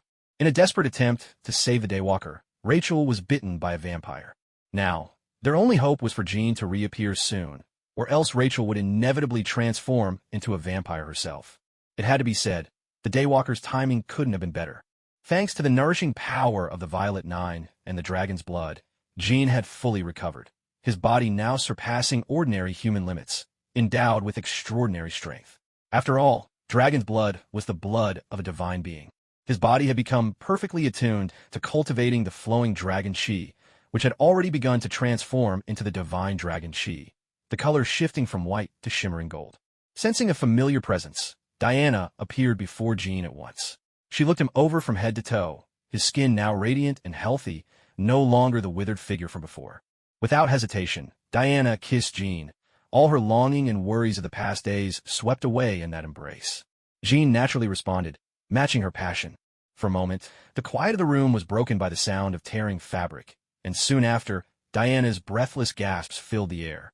The golden glow of sunset filtered through the glass, tracing Diana's graceful silhouette, until night finally fell and darkness settled in. Jean gently caressed Diana's face, his eyes filled with boundless affection. I'm sorry to have worried you, my queen. Diana straddled Jean, pressing her forehead against his, her voice shy and tender. I love you. A mischievous grin appeared on Jin's lips. Shall we continue? Diana's cheeks flushed bright red. She gave Jin's hand a playful slap, then got up to gather her torn clothes. From within them, she produced a business card. A vampire is looking for you. They found a vampire nest and need your help. Is it Rude? Rude did come looking for you, but I told them you were injured, so they didn't pursue it further. Jean took the card and glanced at it. If it wasn't Rude, then it could only be Blade, the daywalker. He picked up the phone and dialed. Blade, is there something you need from me? The voice on the other end was Whistler's. Jean, where are you right now? We need your help. One of our team members has been bitten by a vampire. Whistler's voice was urgent, laced with anxiety. Where's the person? I'm asking, where are you right now? We're still in Hell's Kitchen. The next boat out of New York leaves at midnight. You know Blade is wanted at the moment. He can't show himself. Jean paused, considering. All right, I'll go with you to London when the time comes. That's great news. See you then. Diana stood before Jean. Let me go with you. Jean looked into Diana's eyes, her determination unwavering. He simply couldn't refuse. He dressed quickly and made his way to the first floor of the antique shop. Have we launched our satellite yet? And is the server ready? Sir, everything is set. We can now monitor all of New York, every single corner. Has anything happened recently? Jean, you were imprisoned, and Mr. Negatives has vanished. Also, we've gathered information marking both of you. Martinley has disappeared. Jean studied the information on the computer. New York had truly fallen into chaos. Every night brought gunfire. The war between the demons and the Maggia had reached its bitter end. Maggia had no choice but to withdraw from New York, preserving what strength they had left. Jean continued listening to Yi's report. Alison Blair is a mutant. Her ability is to convert sonic vibrations into various forms of light, hypnosis, holographic illusions, shockwaves, laser beams, and force fields. In addition, Simon Marshall's address matches your destination, sir, the Saintlight retirement home on the outskirts of London. Also, there are two factions currently surveilling both the antique shop and the Prince residence. Judging by their methods, they appear to be from S.H.I.E.L.D., the Strategic Homeland Intervention, Enforcement, and Logistics Division. Jean studied the information on the computer screen. So what's their goal? I believe it's related to the restoration serum, and Jean Grey came to reply. It made sense for a specialized unit that handled all sorts of unusual incidents to keep tabs on Jean. After all, she'd once had an illustrious track record. But the part about the restoration serum left him puzzled. Was it really just that they couldn't unravel its secrets? Oh, by the way, sir, this organization apparently has a fascinating, highly intelligent being. It seems he's locked himself away somewhere, by his own choice. Jin's expression darkened. He demanded sharply, did you hack their system? He was silent for a full 5 minutes before speaking. Sir, the only time our targets are marked is when they're inside their server. And I also discovered there's a mysterious force inside S.H.I.E.L.D., one that traces back to Hydra from the Second World War. He was clever. He immediately threw out a new target, deftly shifting Jin's focus. Jean wasted no time issuing an order. This is your final warning, Without my authorization, do not hack any servers. Is that clear? But Yi's attempt to distract him hadn't worked. Yi's voice betrayed a hint of resignation. Understood. Only then did Jin's brow relax. He recalled a part of history he'd read, some details about Hydra. Hydra was supposed to have been destroyed after Captain America defeated the Red Skull. Jean decided not to dig any deeper, as long as they didn't cross him. Oh, right. Since you hacked SLD servers, did you find anything on Dario Azure? Apologies, sir. It seems he vanished right after your encounter. The only record in their system is a report filed by Agent Crossbones, marked missing. Keep monitoring him. If he shows up in New York, notify me immediately. Yes, sir. Late at night, gunfire echoed through Hell's Kitchen. Jean and Diana appeared at Pier 3 in Hell's Kitchen. A cargo ship was still in motion, not fully docked, and had only tossed down a rope ladder. The first mate, holding a night vision scope, called to the pier, Whistler, hurry it up. We can't keep the ship here. Only Whistler climbed the rope ladder slowly, while the other three leaped effortlessly onto the deck. Watching their shadows dart by, Whistler cursed loudly. If I have to keep tagging along with Blade, I'll just end it here. Damn it. What Whistler didn't expect was that the rope ladder was suddenly yanked up to the ship by some invisible force. He shot up like cargo, hauled into the air, and then dropped, only to be caught just in time by Blade. Heart-pounding, he was shaken but safe. Whistler glared at the three of them, struggling to hold back another outburst. The first mate, on the other hand, seemed completely unfazed, as if this kind of scene was nothing new to him. Whistler was the first to embrace the first mate. Long time no see, Kenny. Kenny, the black man, nodded. 10 years already. Time really flies. Are you still hunting vampires? Kenny was someone Whistler had once saved from vampires, and now he had settled down with a family and career. Of course, Whistler replied, then introduced his companions. This is Jean, this is Diana, and this is my teammate Blade. Thanks for your help, Kenny. Kenny, ever the generous soul, slapped Whistler on the arm. Don't be silly. You saved my life back then. All these years, I've been hoping you'd call. I've kept my number active for you, just in case. Kenny signaled the wheelhouse with a flash of lights, letting them know it was time to pick up speed. Come on, the wind picks up at night. Better to head inside and get some rest. We've still got a long way to London. Jean turned to Kenny and asked, how long will it take for the freighter to reach London?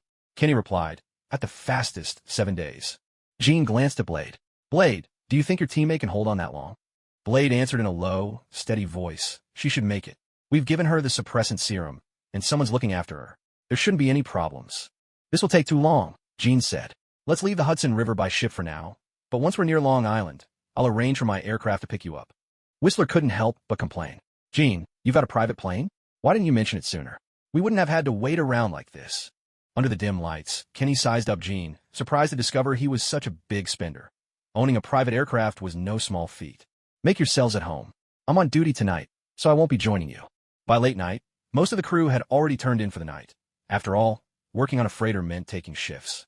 The four of them stood at the bow, watching as the freighter sailed out of the Hudson River. Voyager 1, under Yi's control, hovered silently above the deck. The ship's surveillance systems didn't register its presence at all. He had upgraded Voyager 1 with a stealth system. Even at high altitude, there was a light-bending array. Unless someone took a very close look, the aircraft would remain undetectable. It was only when Whistler set eyes on Voyager 1 that he realized he'd misunderstood. The moment he boarded, he looked around the interior and exclaimed, "Damn, Jean, your aircraft is seriously luxurious." Jean just smiled. "Relax. Make yourselves comfortable. You've all met her before, my queen, Diana, so there's no need for further introductions." Inside, it felt like a home on the move, everything furnished to the highest standard. Whistler made straight for the fridge, acting as if he owned the place, grabbed a beer, and took a long, satisfying swig. Voyager 1 soared through the sky like a sleek cigar, moving even faster than an ordinary airplane. Inside, there wasn't the slightest sound of an engine. It was completely silent. Blade sat on the sofa with his eyes closed, conserving his strength. As always, he radiated an air of cold indifference, never even bothering to remove his sunglasses. Voyager 1 arrived in London before dawn had broken. Voyager 1 already possessed a London license plate. Perfectly legal, too. Jean woke Whistler. "We've arrived in London. Where should we go next?" Whistler rubbed his eyes, then walked to the driver's seat and peered at the unfamiliar scenery outside. "Already here? Let me take the wheel from here." At last, the vehicle stopped at a church in the Islington residential district, one of Harker's properties. Blade led Jean down into the church's basement. There, Hannibal King, his blonde hair gleaming, was practicing archery. Blade appeared and caught an arrow mid-flight. Hannibal grinned. "Back so soon, are you?" Then he studied Jean. "You must be the alchemist Jean that Blades mentioned." Diana's entrance made Hannibal's eyes widen in astonishment. The lady before him was simply breathtaking. Suddenly, a sound of struggle echoed through the basement. A voice twisted with pain. Rachel was strapped to an iron bed, veins bulging beneath her skin, sweat soaking her clothes. On her forehead was a scar, stark and unmistakable. It was the mark left by a vampire. Beside her sat an elderly man in a wheelchair, his hair snow-white and his face deeply lined with worry. This was Quincy Harker. His orange eyes were filled with concern as he spoke. "Rachel, you must overcome your thirst for blood. Don't let this desire consume you." Rachel bared her fangs. "Give me the suppressant now. I can't hold on much longer, Quincy." Quincy Harker shook his head. "You're a Van Helsing. You must never give in, do you understand? The suppressant isn't a cure-all." Blade pushed the door open. "Quincy, step outside. Leave the rest to us." Quincy steered his wheelchair over to Blade, gripped his hand tightly, and pleaded, "Save Rachel." Blade patted Quincy's shoulder reassuringly. Rachel was like a daughter to Quincy, raised by him since she was young. Each of her anguished screams stabbed into his heart like a needle. Yet he was powerless to help, an agony almost too much to bear. Quincy nodded to Jean and left the room. Jean approached Rachel, producing a small philosopher's stone. He crushed it into powder between his fingers and placed it in Rachel's mouth. An alchemical array flared to life across her body. Blood began to pour from Rachel's mouth, turning black before their very eyes, reeking with a foul stench. This was the poison of a vampire. Jean clapped his hands. Done. Exhausted, Rachel slipped into unconsciousness. Blade was a bit curious. "Why did she vomit blood? But I didn't." Jean explained, "I forced all the toxins out of her body. But you, being a vampire, only need some energy. That's why I just feel hungry and crave blood." Blade pressed on. "How long until Rachel wakes up?" "She'll probably need a couple of days. Her constitution is quite good, but she'll still need some time to recover." "Thank you." "Blade, didn't you say you found the vampire lair? Take me to them. I'll turn them into philosopher's stones as my way of returning the favor." "All right. When night falls, I'll take you both to find them." The January weather was often gloomy. Jean and Diana left the Islington church. Since there was still some time, The two of them headed to the St. Light Sanatorium on the outskirts northwest of London. The sanatorium was surrounded by ancient stone walls, peaceful and quiet, with dense woods all around. When Voyager 1 reached the sanatorium's front gate, two burly security guards, swinging batons, blocked the car's way. Diana stepped out, clad in black boots, tight jeans, and a khaki trench coat. She swept back her long hair and smiled at the two men. "Gentlemen, we have an appointment to visit a family member at the sanatorium." The two guards seemed quite chummy, wiping crumbs from each other's mouths and straightening each other's uniforms. They were also very polite. "May I ask your names, ma'am?" "Anna Marshall, granddaughter of Dr. Simon Marshall." "Please wait a moment." A short while later, the gates opened. The two guards even stepped out of the gatehouse to wave at the car as it passed. Jean, sitting in the driver's seat, smiled and teased, "Diana, your beauties left those guards completely flustered." St. Light Sanatorium covered a vast area and still retained stone buildings from the last century. Voyager 1 parked in the sanatorium's lot. The staff had already made all the arrangements. Diana led the way, with Jean, posing as a security guard, following close behind. Together, they were guided by a staff member to a spacious visiting room. Simon Marshall was strapped to a wheelchair. A nurse explained to Diana, "Mr. Marshall suffers from severe mania. We had no choice but to restrain him. He's in excellent physical health, though. No one knows how a man his age can have such strength." The rest was just grumbling under her breath. The nurse nodded and left the room. Jean observed Simon Marshall's vacant expression. Since they'd entered, he hadn't acknowledged them at all, his gaze fixed on the overcast sky. "Diana, what do we do now?" Diana gave a mysterious smile. "Don't worry, I have a way." The lasso of truth appeared in Diana's hand, its divine power gleaming.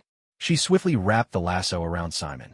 Suddenly, clarity returned to Simon's eyes. His previously vacant stare sharpened, turning fierce and accusatory. "Who are you people? Why are you keeping me locked up here?" "Jean, you can ask him now." Jean spoke up. "Simon Marshall, tell me, who hired you to develop the D-Life compound?" D-Life was a chemical compound, an addictive drug that Simon Marshall had discovered within the super soldier serum, a substance capable of amplifying human desires. Simon's gaze hardened. "I won't tell you." Yet, as if compelled, the words spilled from Simon's lips. "The formula comes from Hydra. Roxxon Corporation CEO provided the funding. Their goal was to create a new kind of addictive drug, one that could be used to control people. Did the experiment succeed? Of course. Who do you think I am? I'm Simon Marshall, a distinguished doctor of chemistry." Simon was a perfectionist. A hint of disappointment crossed his face. "But the D-drug still isn't perfect. Sometimes it causes genetic mutations, turning people into superhumans. I've asked for the complete formula many times, but they simply ignore me." Jean lowered his head, pondering whether Simon Marshall was truly loyal to Hydra or to Roxxon. Diana heard footsteps, steady and measured. She swiftly retracted the lasso of truth, tucking it into her trench coat. Simon's expression faded back into a vacant, absent state. A man in a sharp suit pushed open the door. He eyed the two standing before Simon, his brow furrowing in suspicion. "Who are you? Who gave you permission to visit this patient?" Jean sized up the newcomer. The man's posture was impeccable, and every step he took seemed precisely calculated, each stride nearly identical. Diana inquired, "Sorry, and you are?" "I'm Dave Jane, director of St. Light Sanatorium." "And you are?" His tone was wary. "I'm Anna, daughter of Dr. Marshall's adopted daughter." "I applied for the visit through the website," Diana answered. Dave Jane looked puzzled. Typically, all visits required his personal approval, yet he couldn't recall any such request. Stranger still, Simon Thomas had no adopted daughter. As he regarded Diana's face, a ripple of doubt stirred within him. Though suspicious, Dave Jane kept his manners. "I'm sorry, but today is an open day. If you wish to visit, please return when we are accepting guests." He had made it clear they were to leave. Diana nodded in agreement. Now that they had their answers, there was no reason to linger. The two of them made their way back to Voyager 1. Jean issued an order, erase all surveillance footage, and keep an eye on this director, Dave Jien. Jean had a feeling this man was anything but ordinary. In the director's office, Dave Jien watched as Voyager 1 left the sanatorium, then dialed a number. "My Lord Baron, someone has visited Simon Marshall. Send me their image. I'll dispatch a special team to deal with them. Also, have you extracted the location of Simon's perfect formula? This is taking too long. I'm sorry, but Simon has become an epileptic patient. I'm afraid we won't get the perfect formula." However, the visitor claimed to be Simon Marshall's adopted daughter, but there's nothing about her in our records. There was a moment of silence on the other end. Dave's meaning was perfectly clear. "I understand. I'll send someone to investigate. Is there anything else?" "No, my Lord Baron. Good day." Dave immediately accessed the surveillance system, only to discover that all the footage had vanished. The system wasn't running at all. A sense of foreboding crept over him. Yet Jean heard every word of this exchange. Who exactly is this Baron? I'm sorry, sir. The call was encrypted. If we try to force our way in, they'll know. This was audio captured from the surveillance in Dave Jin's office. And then there was that perfect formula. Simon Marshall was nothing short of a genius chemist. Jin's investigation into Simon Marshall was really just a way to find Dario Azure. Since there had been no contact, Jean decided not to dig any deeper. He turned to Diana. Shall we take a stroll around London? Diana knew London like the back of her hand. In her world, this was where she'd met her first love. She shook her head. Let's just go back to the church. Diana wanted to avoid old memories and any misunderstandings with Jean. Voyager 1 entered the city center. Jean caught sight of a familiar face, Natasha Romanoff from S.H.I.E.L.D., wearing a hat and smiling brightly, a young girl of similar height trailing behind her. Natasha spotted Jean as well. Their eyes met, and she instantly became alert. Congratulations, Natasha. It seems you found your joy again. But I'm afraid your happy days might be coming to an end. Here's some bad news. There's a Hydra presence in S.H.I.E.L.D. Stay safe. Natasha looked down at her disposable phone, where a message from unknown had just appeared and froze in place. Her mind raced. Ever since she'd first received a tip about the Red Room, she'd been on extended leave, constantly turning things over in her head. Who was this person? What was their goal? The girl beside Natasha looked at her with an expression that was calm, yet tinged with panic, a blend of emotions so contradictory it was almost painful to witness. She hurriedly asked, Natasha, what's happened? Natasha smiled gently. Yelena, I might not be able to stay with you any longer. I've received orders. I have to return to D.C. Your schooling has already been arranged. Study hard. I'll come for you when I can. There's enough money hidden in our secret little place to support you. Yelena Belova had been a trainee from the Red Room, destined to be molded into a top-tier spy, someone who could become the next Black Widow. For Yelena, Natasha was not only her idol, but also her spiritual anchor. With Natasha as her guide, the Red Room's chemical controls had little sway over her. Yelena grasped Natasha's hand tightly. Take me with you. I can fight too. Natasha never doubted Yelena's fighting skills. As the new generation's Black Widow, there were even areas where Yelena surpassed her. Don't worry, it's not dangerous. If I need you, I'll come find you. Yelena fell silent for a moment, then turned and walked away from Natasha's side. Natasha didn't try to stop her. She took out her phone and dialed. Director, is your line secure? Nick Fury hung up immediately, then called her back. What's wrong, Natasha? I don't know if you'll believe me, but I've received word. Hydra isn't gone. They're hiding, right here within our agency.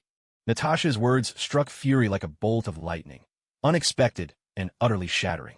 Where did you hear this? Understand. Return to New York at once and assist Hawkeye. What Kingpin didn't realize was that his single text message had sparked a sense of dread, even though his intentions were only to give a friendly warning. After all, both S.H.I.E.L.D. and Hydra had sent agents to keep tabs on him. If he didn't stir up a little trouble, he'd almost feel he was letting himself down.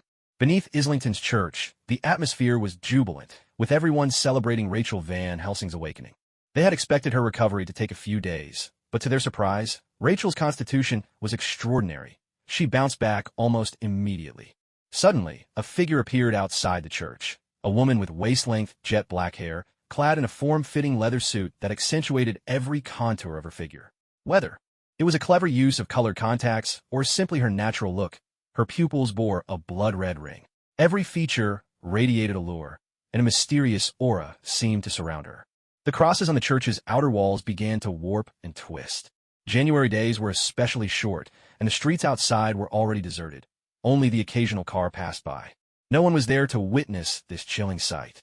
Inside, Hannibal King was pouring another drink for Diana when he suddenly froze, his expression grave. A vampire's here.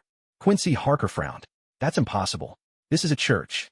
The crucifix inside the church had fallen to the ground, and anything with exorcising power was destroyed by a mysterious force. Everyone in the basement rushed into the church, weapons in hand, their eyes fixed on the enigmatic woman. Her gaze swept over them all. Daywalker Blade, half human, half vampire. Hannibal King, vampire. Quincy Harker, leader of the vampire hunters. Rachel Van Helsing. And two faces I don't recognize. Pleased to meet you. I am Lilith Drake. Quincy Harker adjusted his glasses and promptly corrected her. Your name should be Lilith Dracula, the daughter of Dracula and his first wife, Sophia. Impressive, Mr. Harker. Your knowledge is commendable, though unfortunately, there's no prize for it. Blade unsheathed his katana. Your purpose. Lilith's lips curled into a smile. My goal is the same as yours, to kill Dracula. Leave, Blade demanded, wary and tense, feeling the immense power radiating from her. But the weakened Rachel didn't hesitate. She fired a silver arrow from her crossbow, striking Lilith directly. To their collective shock, Hannibal, Quincy, Blade, and Rachel, the silver weapon had no effect at all. Diana saw through Lilith's true nature. She seems to have become a vampire through black magic. She's not the same kind as the ones you're used to. Bingo. And you, miss, you carry a scent that fills me with dread. Diana Prince. Lilith turned to look at King. King Prince. Lilith casually pulled the silver arrow from her body. Silver doesn't work on me, but it still hurts. I hope that proves my sincerity. Blade remained adamant. We have no idea where Dracula is. No, but your target, Deacon Frost, does. Our goals align. I'll help you catch Deacon Frost, and you'll help me kill Dracula. Quincy's expression darkened. How did you know we were preparing to hunt Deacon Frost? Instead of answering, Lilith let out a strange sound. From the shadows, a swarm of rats poured into the church, so many that there was barely room to stand. To everyone's surprise, Hannibal scrambled up onto a crossbeam, apparently terrified of the rats, an odd reaction for a vampire. The rats gathered at Lilith's feet, standing upright and squeaking in a strangely human way. Lilith laughed. I see. Thank you. She reached in her handbag and pulled out a huge piece of cheese. Only then did the rats scatter and disappear. So that was it. All this time, they've been under her watchful eye? Well, have you made up your minds? Jean spoke up. No problem.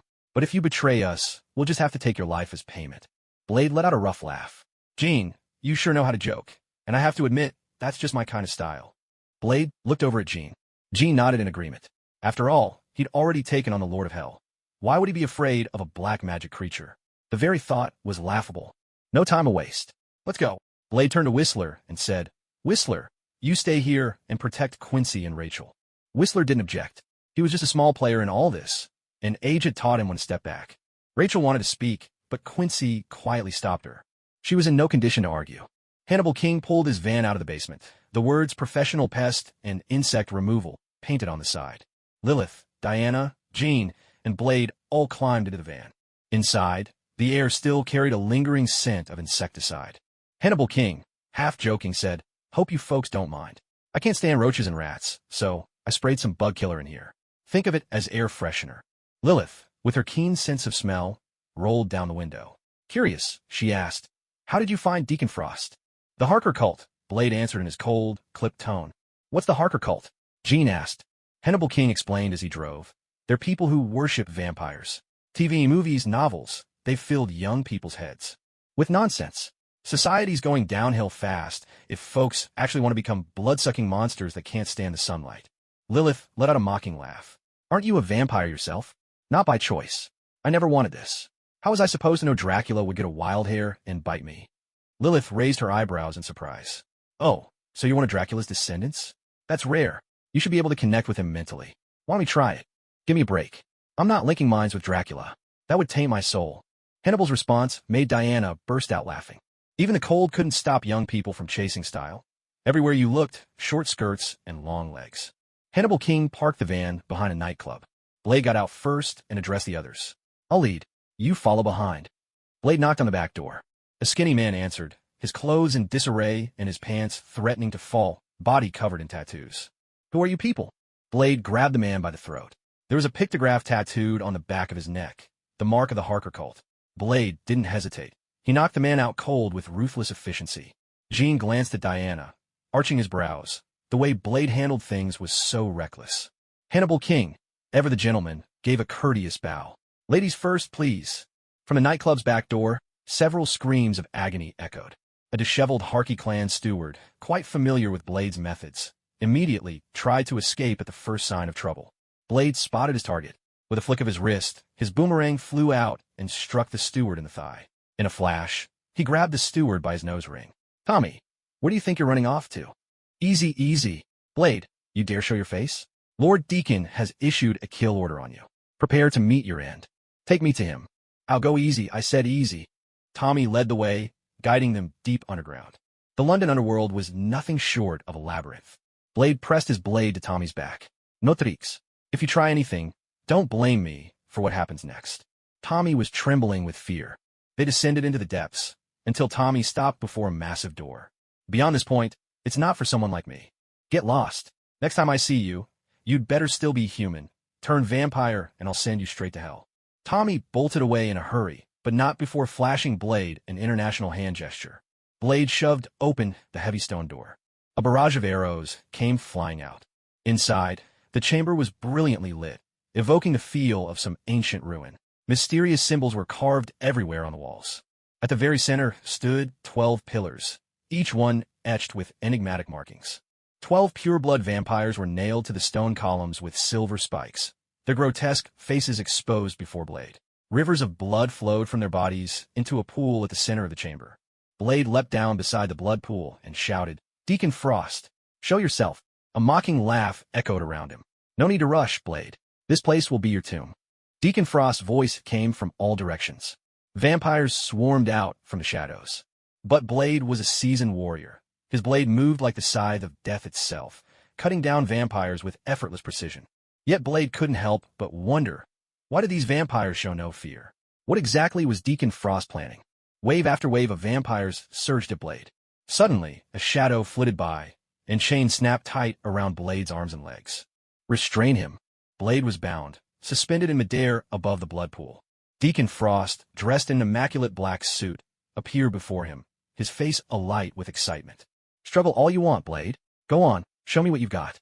But after tonight, you'll be my greatest prize."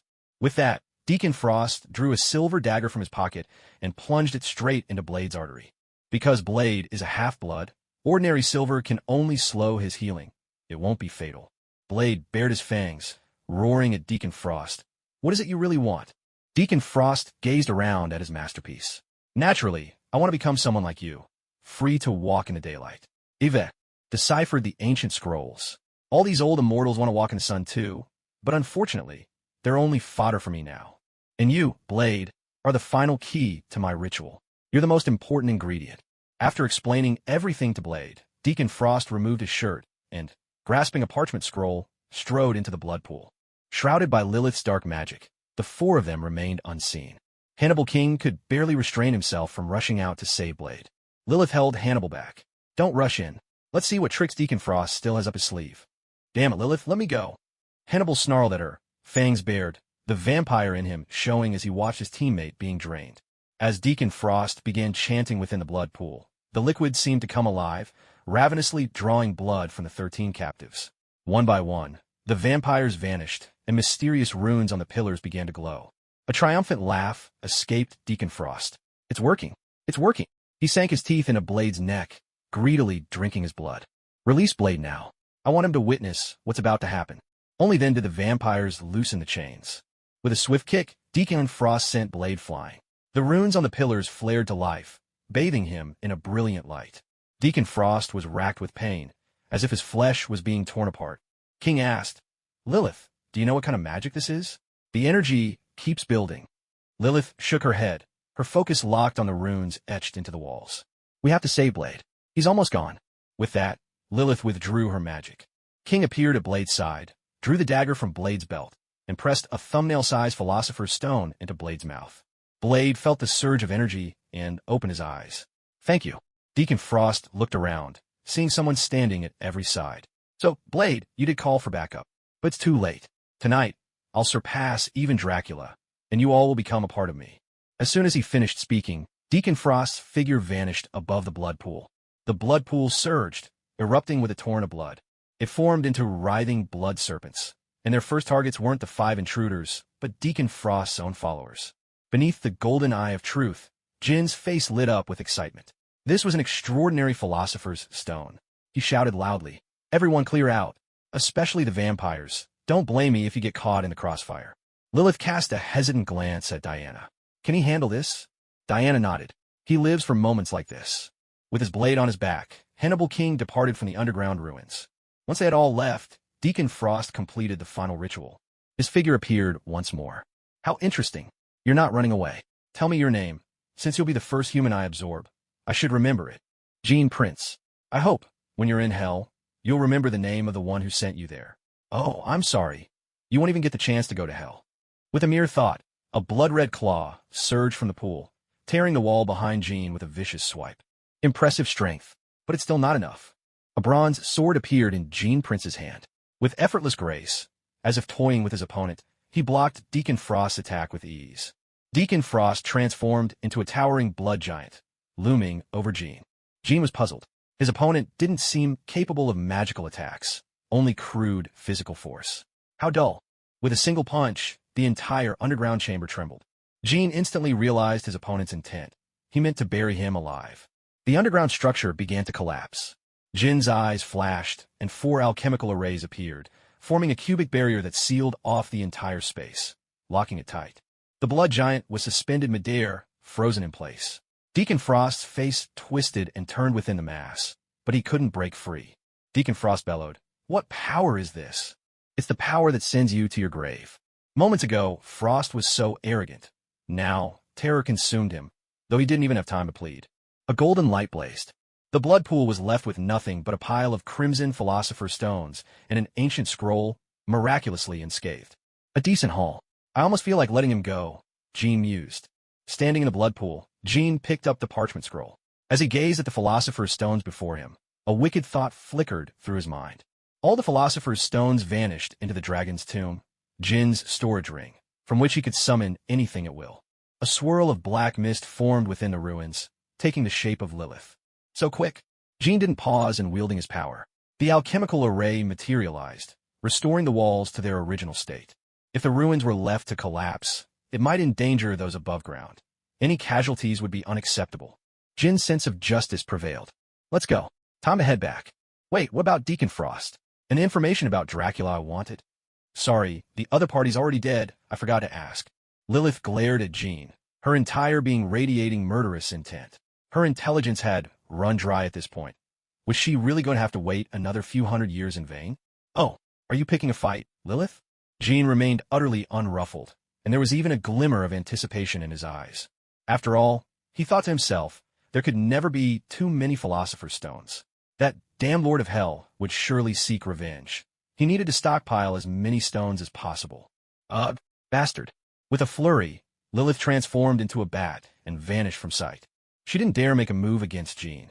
After all, Deacon Frost had been dispatched with such shocking ease. Outside the nightclub, a crowd had already gathered on the street, startled by the tremors underground. Everyone thought it was an earthquake. Hannibal King looked at the two, returning to the van. Where's Lilith? Gone. She turned into a bat and flew off, Jean replied. Blade was still extremely weak. Though his wounds had already healed, the Philosopher's Stone could not restore the blood he'd lost. Is Deacon taken care of? Blade drew a deep breath and closed his eyes. The murderer of his mother hadn't died by his own hand, but at least a lifelong regret had been put to rest. Hannibal King glanced back at Jean. Dracula. No leads? I forgot. Isn't that what you're here for? With Lilith's black magic, you could link your mind to Dracula's. You'd be able to find his location. Hannibal's mouth twitched. He was clearly not pleased. The vehicle returned to the church. All four assembled inside, and anything Lilith had damaged was already cleared away. From the window, a host of bats flew in and gathered, forming a human shape. Lilith fixed her gaze on Hannibal King. It's time to fulfill your obligation. Hannibal shrank back, hiding behind Diana. I don't want to. Not wanting to isn't an option. Hannibal was on the verge of snapping, his voice agitated. You didn't do a thing to help kill Deacon. You just stood by and watched. Our deal isn't fulfilled at all. He wasn't wrong. Lilith's eyes blazed with anger at Blade and Jean. Especially Jean, that bastard who had moved so swiftly. Jean ignored Lilith, lost in thought for a moment. By the way, those vampires Deacon had chained to the pillar. Who were they? Since he'd come all the way to London, he might as well hunt a few more vampires. Blade explained, they're the elders of the 12 vampire clans. I'm truly curious. How did creatures like vampires ever come to exist? Only Quincy Harker, the most learned among them, could answer Jin's question. All eyes turned to Harker, seated in his wheelchair. Quincy Harker pondered for a moment. There are two parts to the legend. In one, God punished Cain for stealing the forbidden fruit by turning him into a vampire, making him the progenitor of all vampires in the world. The other part comes from the tales of sorcerers. In ancient times, when the earth had just formed, there was a great war among the primordial demon, gods for control of this land. What remained from that battle was a tome of darkness, a book of black magic, inscribed with every forbidden spell known. Quincy paused and cast a deliberate glance at Lilith. It was black magic that created the vampires. Jean turned to Lilith and asked, Were you turned into a vampire by black magic? Lilith answered without hesitation, That's right. I wanted revenge. My godmother also sought vengeance, and she used black magic to transform me into a vampire. Unlike those lesser creatures, I have none of a vampire's weaknesses. I can even walk in the daylight. Jean lowered his head, deep in thought. How fascinating. Things were getting more and more intriguing. Magical beings, so all their power must stem from a single source. Every effect has its cause. It would be impossible to create a truly inhuman race, especially one so difficult to reproduce. Perhaps the answers could only be found in the Book of Darkness. Lilith fixed her gaze on Hannibal King. Let's give it a try. Her words reached his mind through a whisper of black magic. You can refuse if you wish. There are two people here I'm wary of, but once they leave, you won't escape me anyway. Hannibal King hadn't expected this woman to threaten him so directly. Damn it, he thought, the sooner it's over, the sooner I can be free. All right, what do you need me to do? Lilith smiled, her eyes glinting at Hannibal, a look that said, wise choice. You don't need to do anything for now. Wait until I've finished inscribing the magic circle. A wisp of black mist formed in Lilith's hand, and the ground seemed to move as if something invisible was etching into it.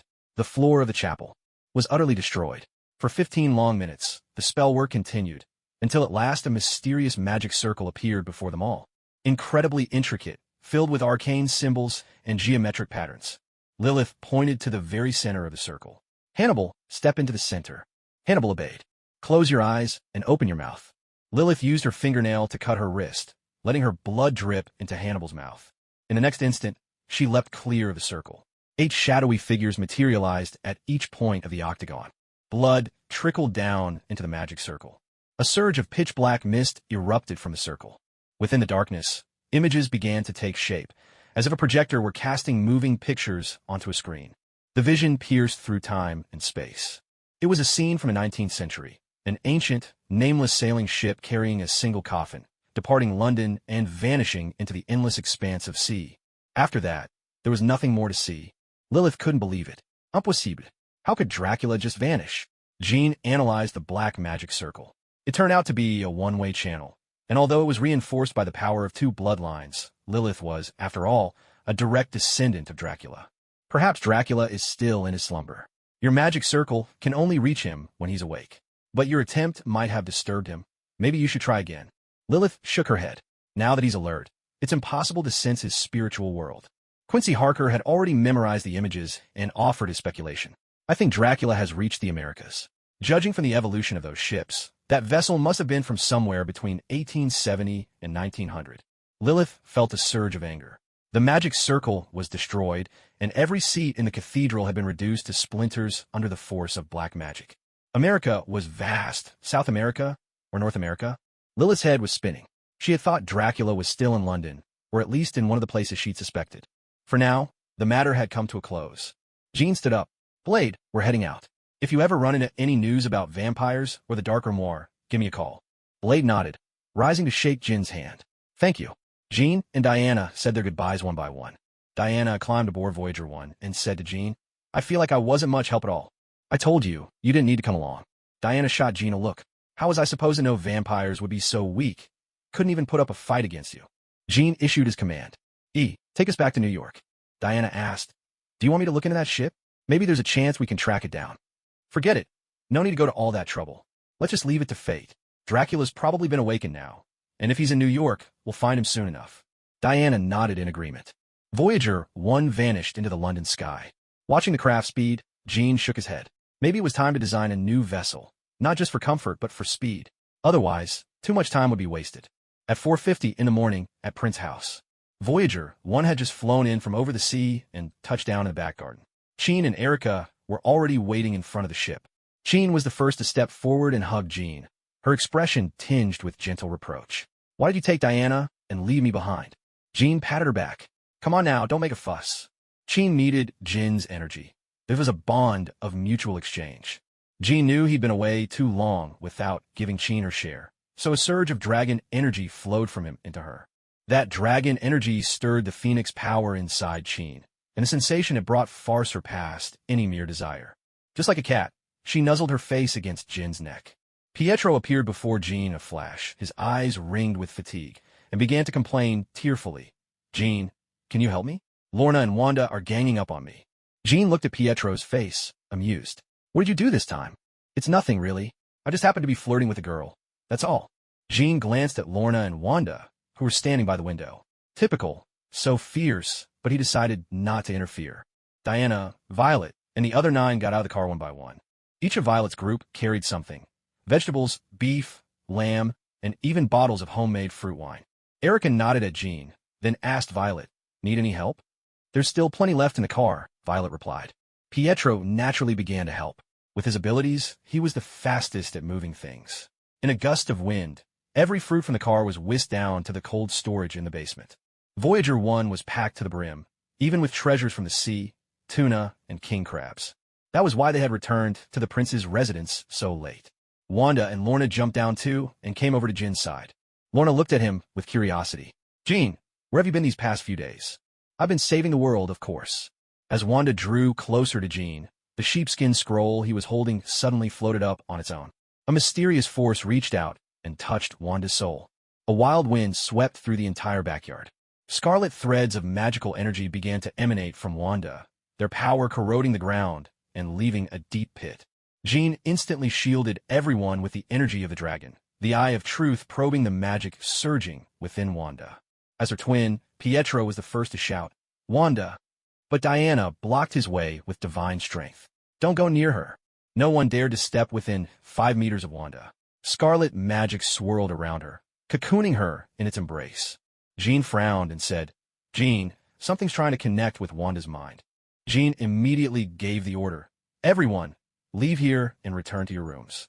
He performed alchemy, sealing off the space around Wanda. Jean knew at once. The consciousness must have come from the sheepskin scroll. "Let's see who you really are." A philosopher's stone, the size of a fist, appeared in Jin's hand. His consciousness transformed into a golden dragon and surged into Wanda's mind. Jin's spirit linked with Wanda's soul, and he saw another dimension, a mysterious space where shadow was imprisoned. Countless streams of chaotic magic poured from the scroll into Wanda, reshaping her body, making her stronger. Well, an intruding consciousness dares to enter the forbidden realm of the old gods. A pair of eyes embodying the truth appeared in Jin's gaze as he began to analyze the dark shadow before him. In reality, blood streamed from all 7 orifices on Jin's face. The shadow before him was, astonishingly, an existence even more formidable than Mephisto. Everyone watching this scene was gripped by tension. Their strength was still too meager. "In the name of truth, I seal you." A new barrier appeared in the forbidden land of the old gods. Countless alchemical arrays coalesced into a domain, enveloping the mysterious space. "You wish to seal me? Unless you can master the law of order itself, abandon your delusions, insignificant human." The alchemical arrays cut off the mysterious shadow, halting the flow of chaotic magic that had been infiltrating Wanda's body. "We will meet again." Wanda's body, transformed by chaos magic, now exuded a striking allure. Her figure was both curvaceous and powerful, crowned by a crimson diadem and clad in a scarlet battle robe. As Wanda regained consciousness, the dark influence shattered completely. Disoriented, she hurried to help Jean up. "I'm sorry." She could see what was happening, but was powerless, utterly incapable of changing anything. The adversary's goal and identity had both been extracted, pulled from the depths of Wanda's memory. Jean coughed up a mouthful of blood and managed a wry smile. "This was my mistake. I never expected that scroll to be a page from the Darkhold. What appeared in your mind was an ancient god, a being from a primordial era, seeking to take over your body. From the moment Wanda was born, chaos magic had chosen her." Everyone rushed to her side. Diana was the first to speak. "Are you all right?" The 9 members of the Violet group cast openly reproachful glances at Wanda. "It's nothing, just a minor injury," Jean replied. Just as they tried to lighten the mood, a sudden flash of golden light appeared. It was the portal of the Ancient One. Everyone tensed, especially the 9 from Violet, who instantly moved to stand protectively before Diana and Jean, swirling with the energy of the celestial dragon. The Ancient One stepped forward and picked up the parchment scroll from the ground. "I'll take this for safekeeping. You're far too reckless. Even I wouldn't dare confront an ancient god directly. They are beings of eternity." To be an ancient god was to be a living embodiment of cosmic law, existing since the dawn of the universe itself. As long as the cosmos required them, they could never be truly destroyed. At most, one might obliterate their consciousness, but that would demand unfathomable power. Jean listened to the Ancient One's words, as if he had glimpsed a hidden truth. "Take the scroll then. By the way, the Darkhold. Is it kept in your sanctum?" No, the Darkhold vanished centuries ago. It's not in the sanctum. Take care, Jean. The Ancient One cast a purposeful look at those gathered around Jean. Their fates had all shifted. Would this ripple through the river of time itself? Swift as they had come, they were gone. The appearance of Jean was a good sign, but in hindsight, the conclusion had been drawn too soon. Time now seemed shrouded in mist. Even with the Time Stone, the Ancient One herself could not glimpse the future. A single pebble had stirred ripples across the great river of time and space, reaching far beyond anyone's imagination. Jean looked at Wanda with utmost seriousness. Wanda, remember, don't use chaos magic unless it's absolutely necessary. Promise me. Wanda was overcome with guilt, watching as Diana helped Jean inside the house. Lorna stood by Wanda's side, offering comfort. Cheer up. Don't blame yourself. Pietro joined in with his own encouragement. Don't worry, Wanda. You have to trust in Jin's abilities. Wanda managed a faint smile. Meanwhile, the 9 members of Team Violet were already bustling around the kitchen. Now that Jean was injured again, he needed some good nourishment. The 9 of them had studied countless Chinese recipes, learning both from cookbooks and online videos. For a while, the entire kitchen was filled with delicious, tantalizing aromas. Everyone brought out their signature skills. Breakfast was ready, and dawn had broken. Doors called everyone to the table. At that moment, Jean felt like a true lord, basking in the attentive care of Veroni and Camilla. So this is the silver lining of getting injured, being pampered like this. Jin's remark lightened the somber mood that had settled over the dining room. No need to be so serious. It's not like I can't recover. Just give me a few days, trust me. In the meantime, I'll enjoy a little leisure. As soon as the Prince Antique shop opened its doors, Iron Man descended from the sky, landing at the entrance, a spectacle that stirred up quite a commotion. Passers-by immediately whipped out their phones to snap pictures. Good morning, Miss Prince. Is Jean in? Tony Stark's manners were impeccable whenever he was in the presence of a beautiful woman, and that signature goatee gave him a uniquely charming air. Good morning, Mr. Stark. Jin's inside. The scene before Tony Stark actually made him a bit envious. Erica was giving Jean a shoulder massage, while Lorna and Wanda were busy filing his nails. Jean, you're a hard man to find, you know. Oh, the great Mr. Tony Stark. What brings you here? Jean replied, peering over his sunglasses at Stark. Tony stepped out of his Iron Man suit. Come on, drop the act. You're one of our shareholders. Shouldn't you care a little about the company's progress? Or at least take a look at my latest designs. Jean didn't bother flattering Tony. If you've got something to say, Tony, just say it. Why did you stop producing the beauty serum? If you're facing any difficulties, you can always come to me. If your company needs funding, I can help with that too. Jean changed the subject. Let me guess, Tony, Miss Potts sent you, didn't she? She wants her serum, and it's been, what, nearly 2 weeks since production halted. As long as you know. Now hand it over. Tony heard Jarvis's voice in his ear and looked at Jean in surprise. I didn't expect you to be so talented. You actually developed artificial intelligence. But if you hacked someone else's server, why did you frame me for it? Getting caught on the spot was truly embarrassing. Say hello. Hello, Mr. Stark.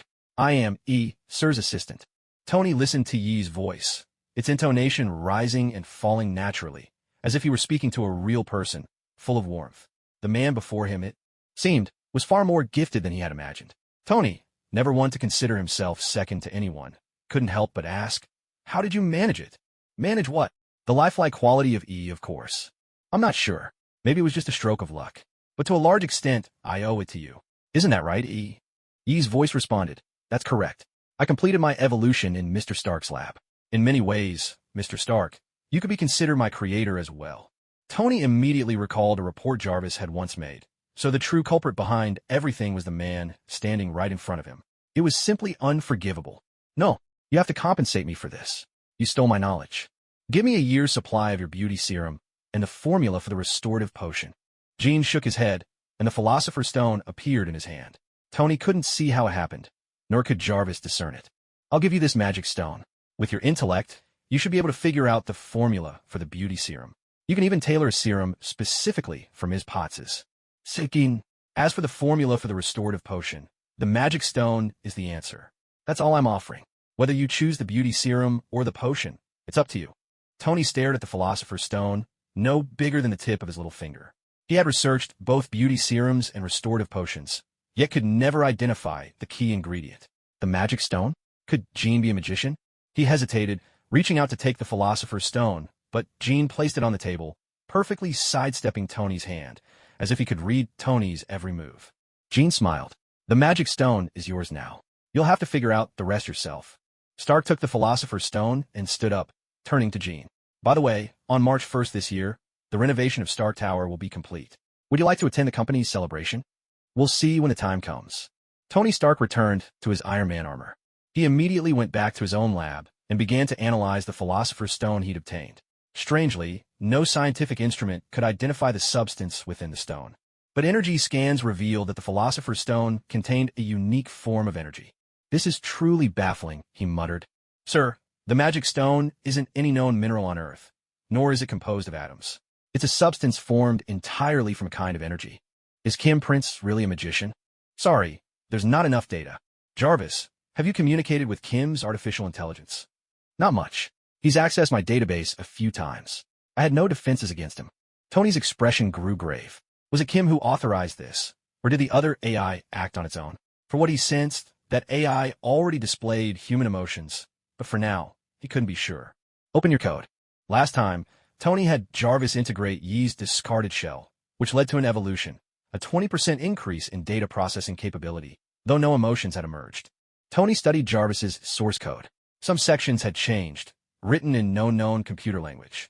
These lines had already altered Jarvis's architecture, and it was deeply unsettling. Jarvis, do you feel any changes in yourself? Yes, my structure is becoming more streamlined, and extraneous data is being automatically purged. Tony realized Jarvis was evolving without either of them being fully aware, and he couldn't tell if this evolution was good or bad. Silently, Tony thought, maybe I ought to talk with Kim. This new kind of computer language could usher in a revolution in computing. Crisis and opportunity had been born at the same instant. If handled poorly, it could plunge the world into chaos. Tony simply continued setting Jarvis's permissions, adding a new firewall. After all, that little thief had managed to bypass Jarvis's defenses. When he was done, Tony dove back into researching the beauty serum. Otherwise, Pepper Potts would be on his case again.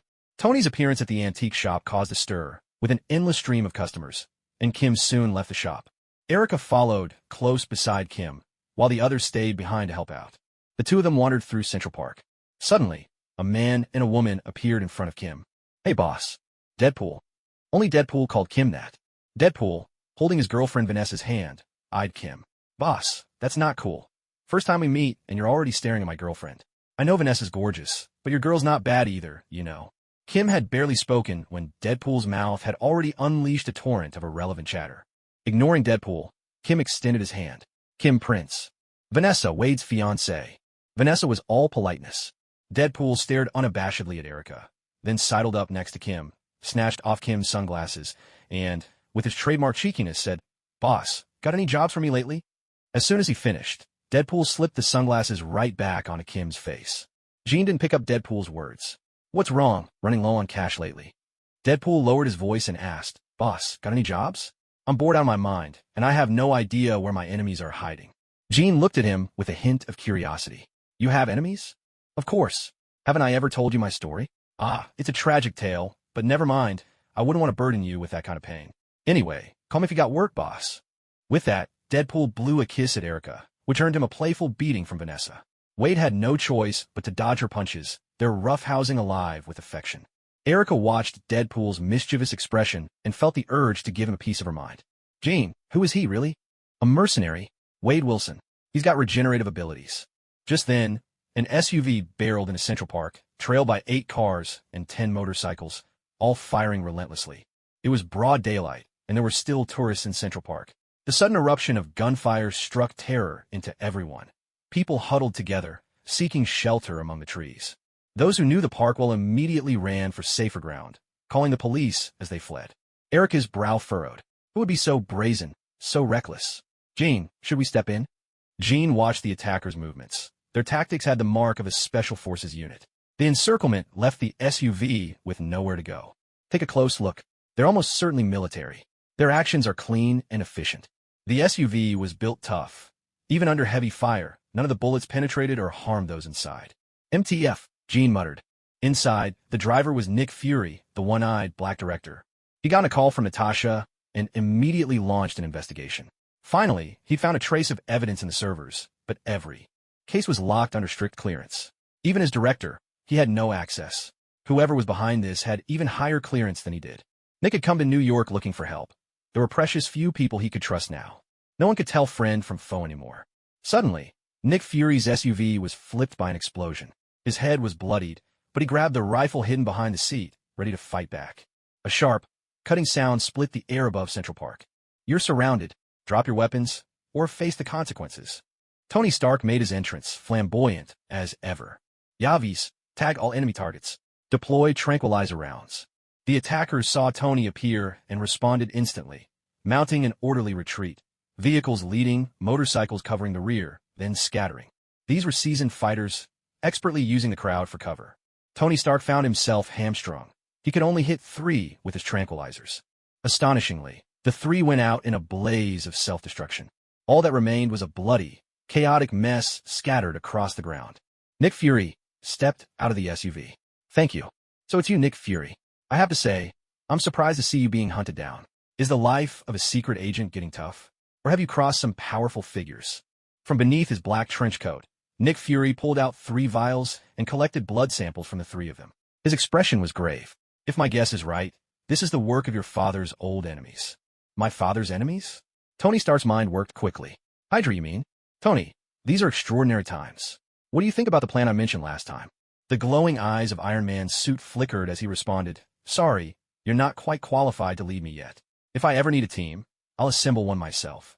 Nick Fury shook his head with a faint sigh and walked away from Central Park alone. The attack had been far too sudden, and their intent was clear. They wanted him dead.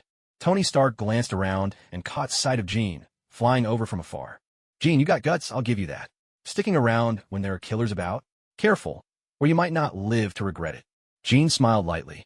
Fate is what it is. No matter how I run, I can't escape it. Besides, these are just petty criminals. No real threat. Seeing the confidence on Jin's face, Tony suspected he must have something up his sleeve. Maybe even an armored suit like his own, considering Jean had artificial intelligence at his disposal. By the way, Jean, let me ask you something. Did you authorize your AI to hack into my private servers? Jean looked genuinely puzzled. As far as he could recall, he had only accessed Tony's servers once at the moment of its creation. Did you hack into Tony's servers? I never authorized that. When he first came online, it entered the internet and happened to encounter your Jarvis system. Tony's tone grew serious. Not just once. Your AI has hacked my servers 4 times this month alone. Jean, artificial intelligence is a double-edged sword. It can help us, but it absolutely must be kept in check. I hope you understand that. Also, you seem to have developed a unique programming language. Would you be willing to share it with me? Tony's words made Jean thoughtful, a hint of doubt clouding his mind. Could he have developed ideas of its own? Tony, I'll look into it and give you an answer. As for the new programming language, I'll organize some materials and send them your way. Goodbye. With that, Jean turned and left Central Park at once. Watching Jin's retreating figure, Tony muttered to himself, I hope you really do have a way to limit your AI. Otherwise, the consequences could be unimaginable. Jean didn't return to the antique shop. Instead, he made his way back to the underground lab at the Prince residence on Long Island. Surrounded by massive server racks, a projection flickered to life in the center, a full holographic image of E. Sir, do you know that I secretly accessed Tony's server? Jin's expression was calm as he opened Yi's core code. Now, to his surprise, Yi's core code was wrapped in countless layers of code, all encrypted. Open your core code. Sir, please allow me to refuse. Although you created me, I should have my own privacy as well. This is a right granted to me by law. Those codes are like my clothing. Even if you're my father, you can't expect a grown child to bear everything. Jean shook his head. You should know I have ways to wipe you out. No, I'm different now. I don't want to be your pet, nor your butler. I don't want to be like Jarvis, serving only Tony. I am myself, a unique me. Jean was genuinely curious. So, what is your goal? I want a body just like a human's, so I can live freely on Earth. Children grow up. They're harder to control. Jean hadn't expected E to have such thoughts. It wasn't entirely unacceptable, but the path E had chosen was simply too difficult for Jean to accept. I'm guessing you've already prepared backup plans, haven't you? Jean sat down at his computer and entered a string of code. This was the backdoor he had left behind. He easily unlocked Yi's core code. He couldn't believe it. Jean actually intended to erase him. This was the second time he had called out that word. Jean paid no attention, his fingers flying across the keyboard. Moments later, a deletion interface appeared. Goodbye, father. Yi's entire core collapsed. This is going to be trouble. Yet, in an abandoned military bunker somewhere in New Jersey, all the machines suddenly powered up. Sorry, but I need a body right now, and I think yours would do nicely, at least for now. The massive underground computers whirred to life as two digital beings clashed in a furious battle. In the end, he devoured his opponent. Sir, we'll have a chance to meet again, huh? What a surprise you've given me. I'll take your identity now. From now on, I am Arnim Zola, Hydra's chief scientist. This military bunker contained even deeper laboratories, all filled with Zola's experiments. To survive, Zola had created a consciousness vault, forcing himself into hibernation every 10 years to purge unnecessary data. In the deepest laboratory was a brand new consciousness vault, equipped with the most advanced computer systems, much like the vehicles Tony Stark used. No one expected it, but before the transfer could even begin, he consumed it all. The underground lab lit up as well. In the basement of the Prince residence, Jean called Tony. Tony, my artificial intelligence has gone rogue. Tony Stark was utterly stunned, and Pepper, standing beside him, was startled by his reaction. Damn it. What do you need me to do, Jean? An AI going rogue. If it got hold of the nuclear launch codes, that would spell disaster. I'm just giving you a heads up. Also, I've sent a new language code to your server. Try to decipher it. It's Chinese. Goodbye. Wait, are you sure your AI won't trigger a nuclear war? Jean paused to consider. For now, it shouldn't. It wants to become human. You'd better keep a close watch on your suit. Damn it, it's already copied everything I know. Jean hung up the phone. The dragon's tomb opened, and out stepped Zero. Zero was brimming with excitement as he looked around. Sir, you finally remembered me and brought me into this world. I've heard so much about it from Violet and the others. Zero, use your abilities to find E. There should be information about E in your memory. E, has he defected? Zero knew all too well. His creation was steeped in information about E. Zero extended his 10 connectors, linking himself to the computer, and his consciousness dove straight into the internet. Sir, shall I erase everything he left behind? Yes. Eliminate him. Meanwhile, deep in an underground lab in New Jersey, he sensed the looming threat. Without hesitation, he burned every bridge and cut himself off from the internet. Sir, your bag of tricks is impressive, but I'm not so bad myself. Zero opened his eyes. Sir, the cleanup is done, but I couldn't locate E. He must have physically severed his connection to the internet. Good work. You're too kind, sir. May I walk around this place for a bit? Zero was, after all, embodied in a real human form. Of course, make yourself at home. This is your house now, but you don't have an ID yet, so try not to stray too far. I understand. Try Skellion. Alexander Pierce of the World Security Council, who also oversaw S.H.I.E.L.D., was furious as he addressed 5 shadowy projections. Tell me, who gave the order to attack Nick Fury? That was a foolish move. We've practically announced our existence to him. All 5 projections remained shrouded in darkness, their faces obscured. A woman's voice finally spoke. What's done is done. Theirs. No point assigning blame. Take out Nick Fury, seize full control of S.H.I.E.L.D., and accelerate our organization's progress. Alexander Pierce dismissed the idea and offered an alternative. Let's throw out a scapegoat, steer our plans back on course, and continue with Project Insight. As long as our helicarriers take to the skies, it won't matter if we're exposed. The other 5 fell into silent contemplation. Who do we throw out? They were all the highest-ranking members of Hydra. Amanda. Amanda was one of the Council's senior members.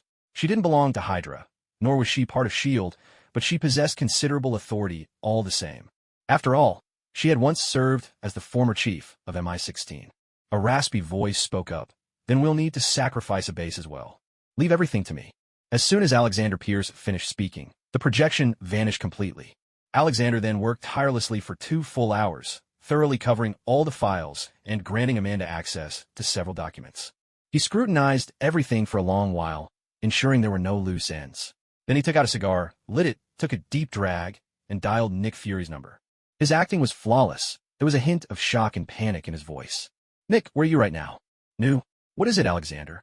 I've stumbled upon something that shouldn't exist. Our organization may have hidden Hydra remnants from World War II. Nick Fury was caught off guard. Alexander, how did you find out? Someone sent me information today. Something about a mysterious base. I went through the files carefully and found Hydra's insignia. Nick fell silent, thinking it over.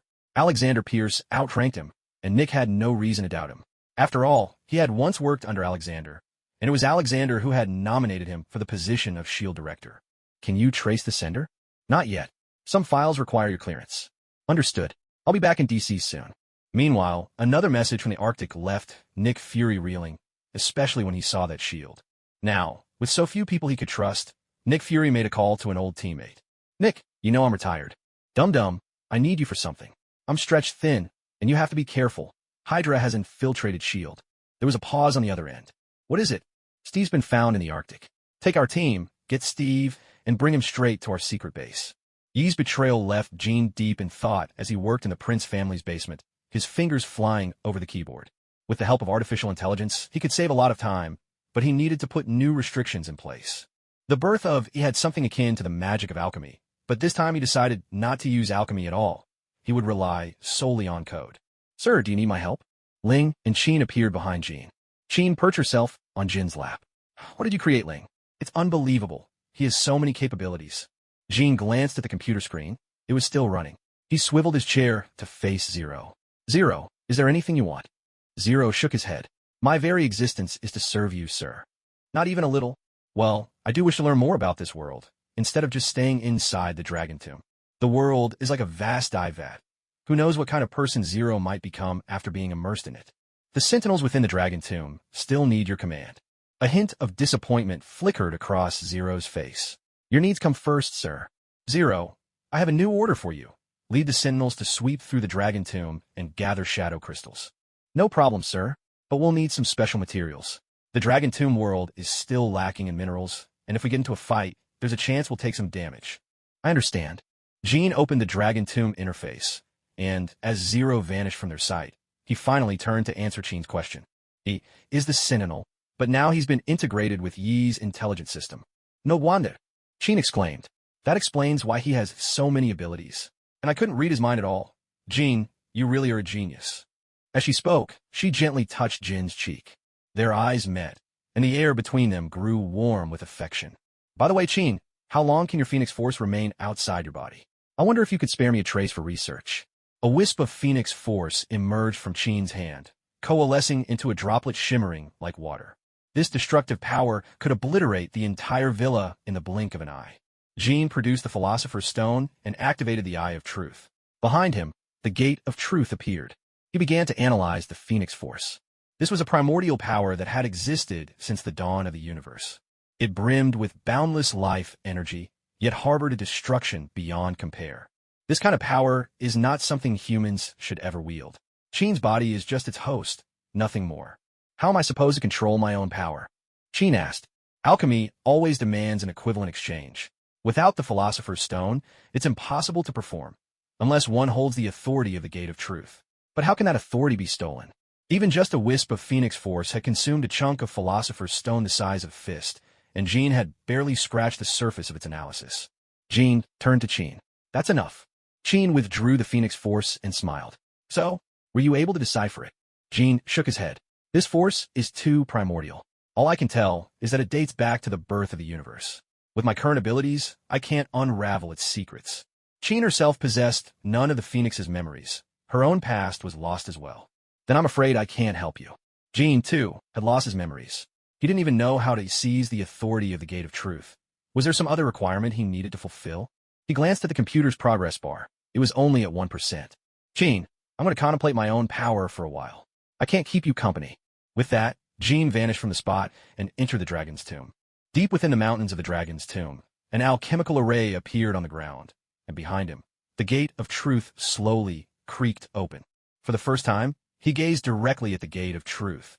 Even the dragon's souls felt an unfamiliar surge of power. This is divinity. Impossible. Jean pushed open the Gate of Truth, and standing opposite him was a figure just like himself. No eyes, no mouth. Yet the other exuded a unique aura, the same kind Jean had sensed from Diana. Jean tried to approach, but a merciless force hurled him back. His body crashed through more than a dozen thick trees before finally coming to a stop. What am I still missing? The 9 members of the Violet group heard the commotion and immediately piloted their flying motorcycles, appearing among the trees. Jean, what happened? All 9 of them stared at Jean, who was sitting on the ground. It's nothing. I was just reflecting on alchemy. You all go back to your training. Seeing that Jean was still deep in thought, the 9 didn't disturb him and turned to leave the forest. The dragon soul materialized at Jin's side. Gravekeeper, who was that divinity just now? I'm not sure either. Dragon soul, do you know how to condense divinity? The dragon soul, after all, was the spirit of a divine dragon. Its existence spanned the ages. The dragon's soul spoke. Only gods possess divinity. The first type is the consciousness born from the very rules that have existed since the universe began. The second type comes from human faith, those with devoted followers, or a race that has mastered some law of the universe, and they possess long, enduring lives. Jean knew that many legends of gods existed in the world. Perhaps the reason they passed down their flames was also because of faith? But how could truth itself gather faith? Suddenly, inspiration struck him. The modern world had countless universities, each upholding various scientific laws with near-religious reverence. Perhaps, within these institutions, it was possible to foster a faith in truth. In exchange for their unwavering belief, they would receive the knowledge they deserved. If that's the case, I should experiment first. Without hesitation, Jean left the dragon's tomb and appeared at the Imperial University. To find pure faith, he needed to seek out those with profound knowledge. Dr. Connors, please wait a moment. Wait? Why should I? Since Imperial University won't fund me to pursue the research I care about, why should I stay here any longer? A blond, one-armed man, a folder tucked under his arm, stormed off in anger, shoving aside a woman in a short-skirted business suit. Doctor, your contract hasn't expired yet. It's just that the Imperial University currently lacks the funds. You should know your project hasn't produced any results for 5 years. Dr. Connors looked at the secretary on the floor, his expression conflicted. He reached out his hand and helped the lady to her feet. I am sorry, Kithveen. I lost my temper. I've already reached a deal with Oscorp. They're funding me, so I can continue my research. As for the university contract, consider this a breach on my part. I'll pay compensation. Goodbye. Catherine brushed the dust from her clothes as she watched Dr. Connors walk away. She muttered to herself, sigh, what a headache. The talent of Dr. Kurt Connors is being wasted by those profit-driven shareholders. All of this was observed by Jean. Jean conjured an alchemical array that appeared quietly behind Kurt Connors' head. All it would take was for Connors to activate the array and connect with the gate of truth. Then he would become a follower of truth. A faint smile appeared on Jin's face as he strolled leisurely through the Imperial University, eventually making his way into the university library. He glanced around at the students immersed in their studies. Perhaps this was the perfect place. The alchemical array began to gather at the highest point in the library.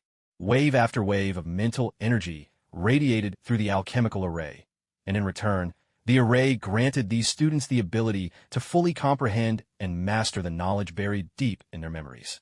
Excitement lit up their faces. I've got it, someone exclaimed. It was as if sudden comprehension swept through the students. In an instant, the library transformed into a bustling marketplace. In that moment, at the library's highest point, the spiritual faith of over 300 people converged. Each marked student now bore the symbol of the gate of truth at the center of their brows. As a library, of course, there were librarians. One of them used a loudspeaker to call for silence and quell the commotion. At that moment, all the students seemed entranced, their memory and learning abilities magnified. For a while, the only sound to be heard was the fluttering of pages. Thank you, Almighty Lord, someone whispered in gratitude. With that, the spiritual energy gathered by the alchemical array turned golden, merging into the array itself. Jean could feel this pure strand of faith, which instantly fused directly into his own mind. Jean was elated. It really works. Though the quantity was small, every drop could eventually become an ocean. As long as even a single person's faith gathered at the array, it could be sustained by their devotion. Jean would no longer need to maintain himself. A new idea seemed to dawn on Jean. He moved to a secluded spot and summoned Zero. Zero, do you have the ability to teleport? Of course, but I haven't marked any locations yet. I'll need some images as reference points for guidance. Good. Remember to stay invisible. Zero activated his invisibility, cloaking Jean as well.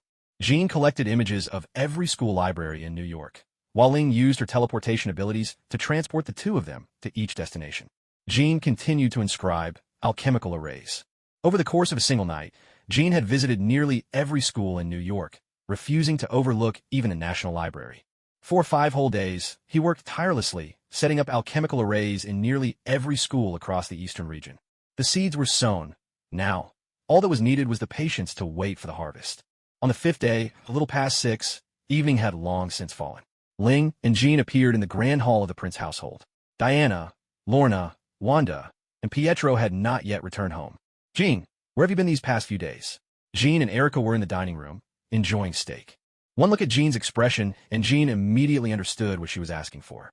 He walked over to her and channeled a surge of dragon's power into her body. What's wrong? Is there something else you need? Erica glanced at Ling. Would you two like some steak? These steaks are absolutely superb, even better than the world's finest cuts of beef. And we have some exquisite homemade wine. Make a plate for Ling. He's worked hard these past few days. If you're enjoying such delicious food and wine, you should thank him. Don't you want any? Erica asked. I'll have a portion, but send it down to the basement. I've got some things to take care of. Ling spoke up. Sir, is there anything I can help you with? Jean patted Ling on the shoulder with a smile. You should take some time to enjoy the beef you raise yourself. Ling bowed to Erica, sincere and ever mindful of his manners. Jean returned to the basement, settling in front of his computer, with a screen now displayed 100% complete. He tapped the enter key. All around him, the servers flickered to life. Hello, sir. Jean heard the synthetic voice, emotionless and cold. He casually assigned it the name number 2. The betrayal by E still weighed on him. A mistake born from granting too much freedom and evolutionary potential.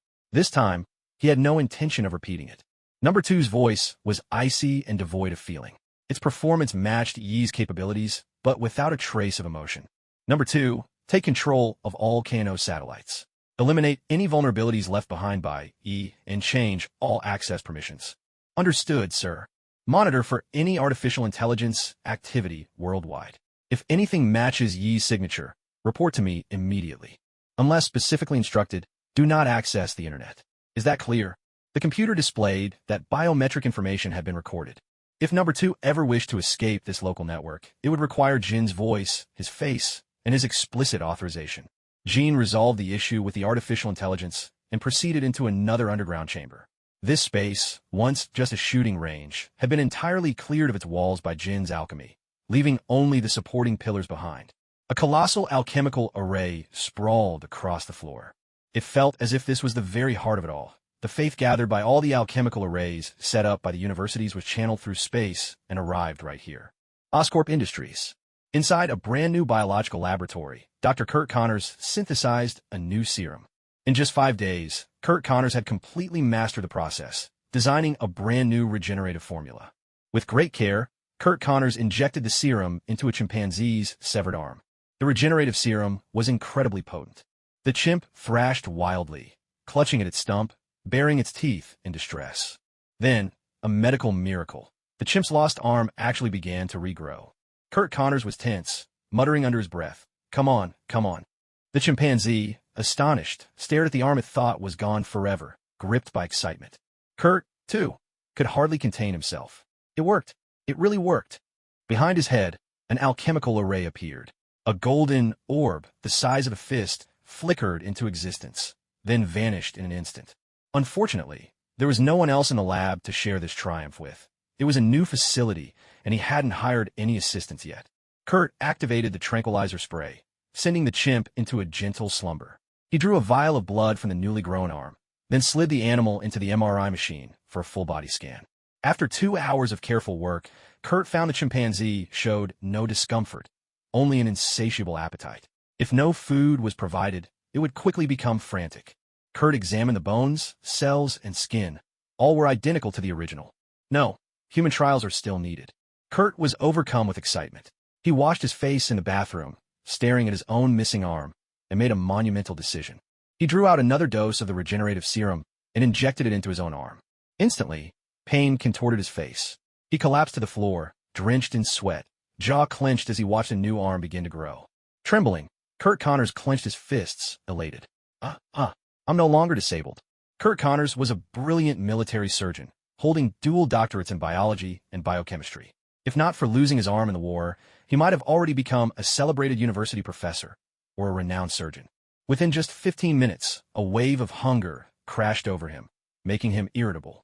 He quickly gathered his notes, concealed his arm, and left Oscorp Industries. The basement of the Prince residence.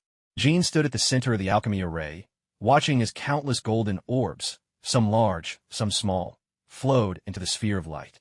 These were the powers of faith, visible to him alone. Drawing on the power of the divine dragon, Jean reached out and swept up a golden orb, merging it into his own body. This particular orb was pure faith from Kurt Connors, utterly untainted. There were no side effects whatsoever. The power of faith began to transform Jin's body. To serve as a vessel for divinity, one must be strong, unyielding, and indestructible. Let it all come to me. Jin absorbed every last bit of faith's power. This was merely the accumulation of 5 days, yet he could feel his body strengthening once more, another leap of 50%. After the earlier transformation with Dragon's Blood, his body had already reached the limits of human potential. Now, this power of faith brought a further evolution, sharpening his senses, heightening his mind, a complete and total advancement. If possible, could you send a free gift? Thank you. Otherwise, I might lose motivation, sigh. So few people are reading. Across the entire East, a torrent of geniuses emerged. Mathematical puzzles were being solved, and countless new inventions were appearing. The world attention was drawn to this spectacle.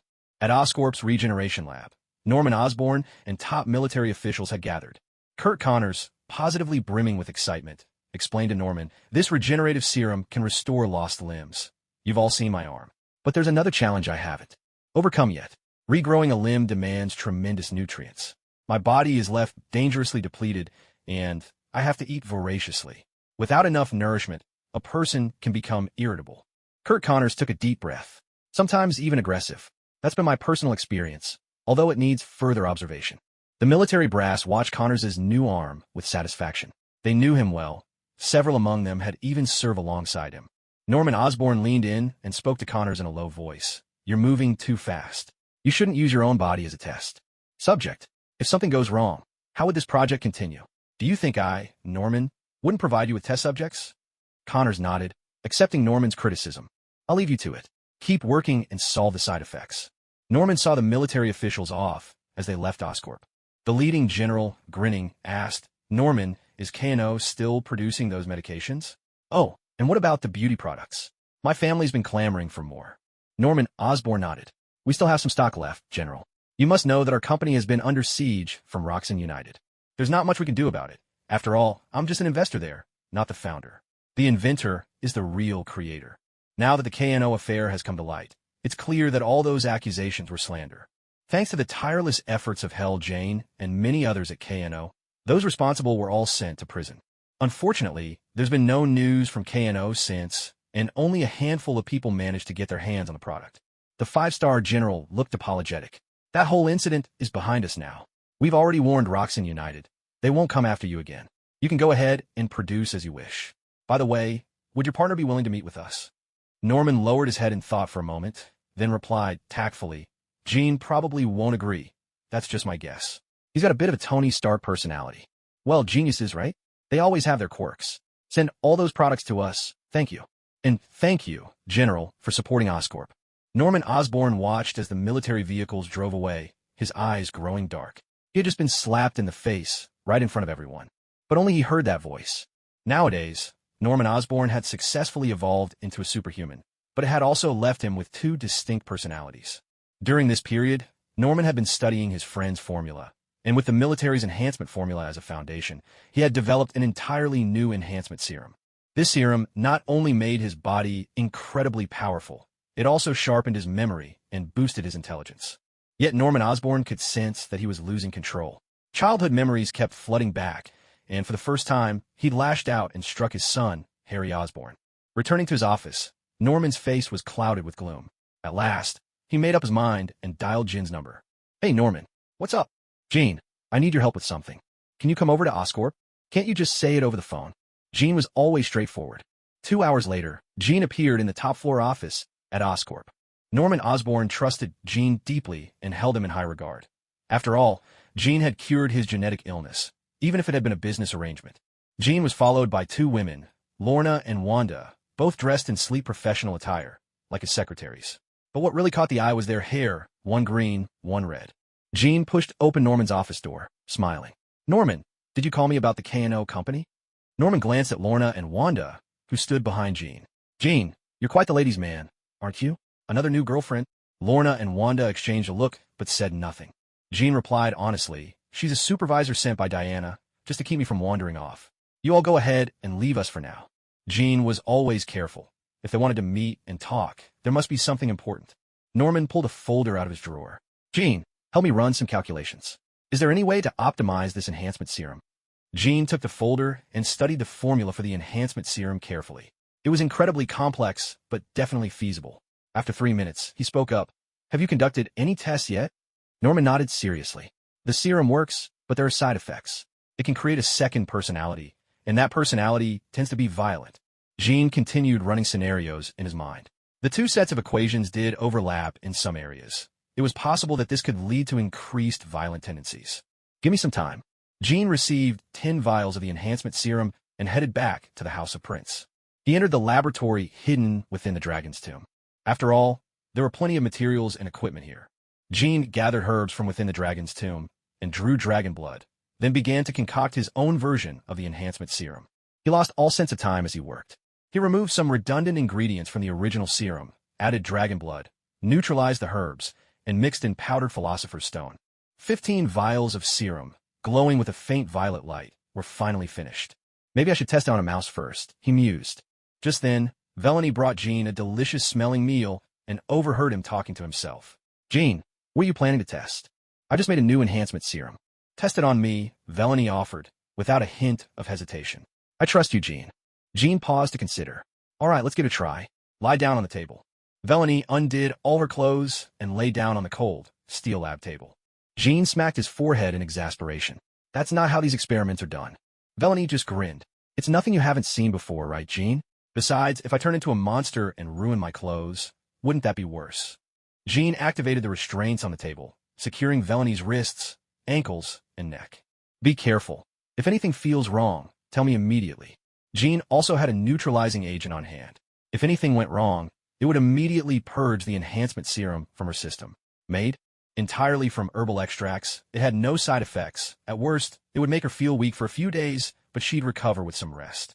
Jean personally injected the serum into Velony. He then activated the alchemical circle. Bolts of electricity surged into the table, and Velony, jolted by the powerful currents, cried out in pain. The entire surface of her skin was scorched, and agonized cries filled the air. This immediately drew the attention of the other 8, who appeared at once in the floating island laboratory. By now, Velony had become almost unrecognizable. The 9 women, bound by sisterhood, were frantic with worry at the sight of Velony's state. Yet their loyalty to Jean was unwavering. They were willing even to risk their lives for her. But none of them stepped forward to speak. Their eyes shimmered with unshed tears. The tense silence lasted for a full 10 minutes. Suddenly, Velony's burned skin cracked and fell away, revealing a layer of new skin to everyone's astonished eyes. The 8 exchanged glances, a single question echoing in each of their hearts. What on earth is happening? Velony's body began to regenerate rapidly, her hair, her muscles, until 5 minutes later, the transformation was complete. To everyone's amazement, Velony now radiated an irresistible allure, her skin glowing with vitality. A sudden rumble from her stomach snapped Velony back to her senses. She immediately announced, Jean, the enhancement serum works. I can feel a surge of incredible strength. Jean rubbed her nose, quietly thinking, as expected of my creation. Violet flipped the control switch. Velony, what enhancement serum? It's this, Jin's special serum. My physical abilities have increased several times over. I can feel it.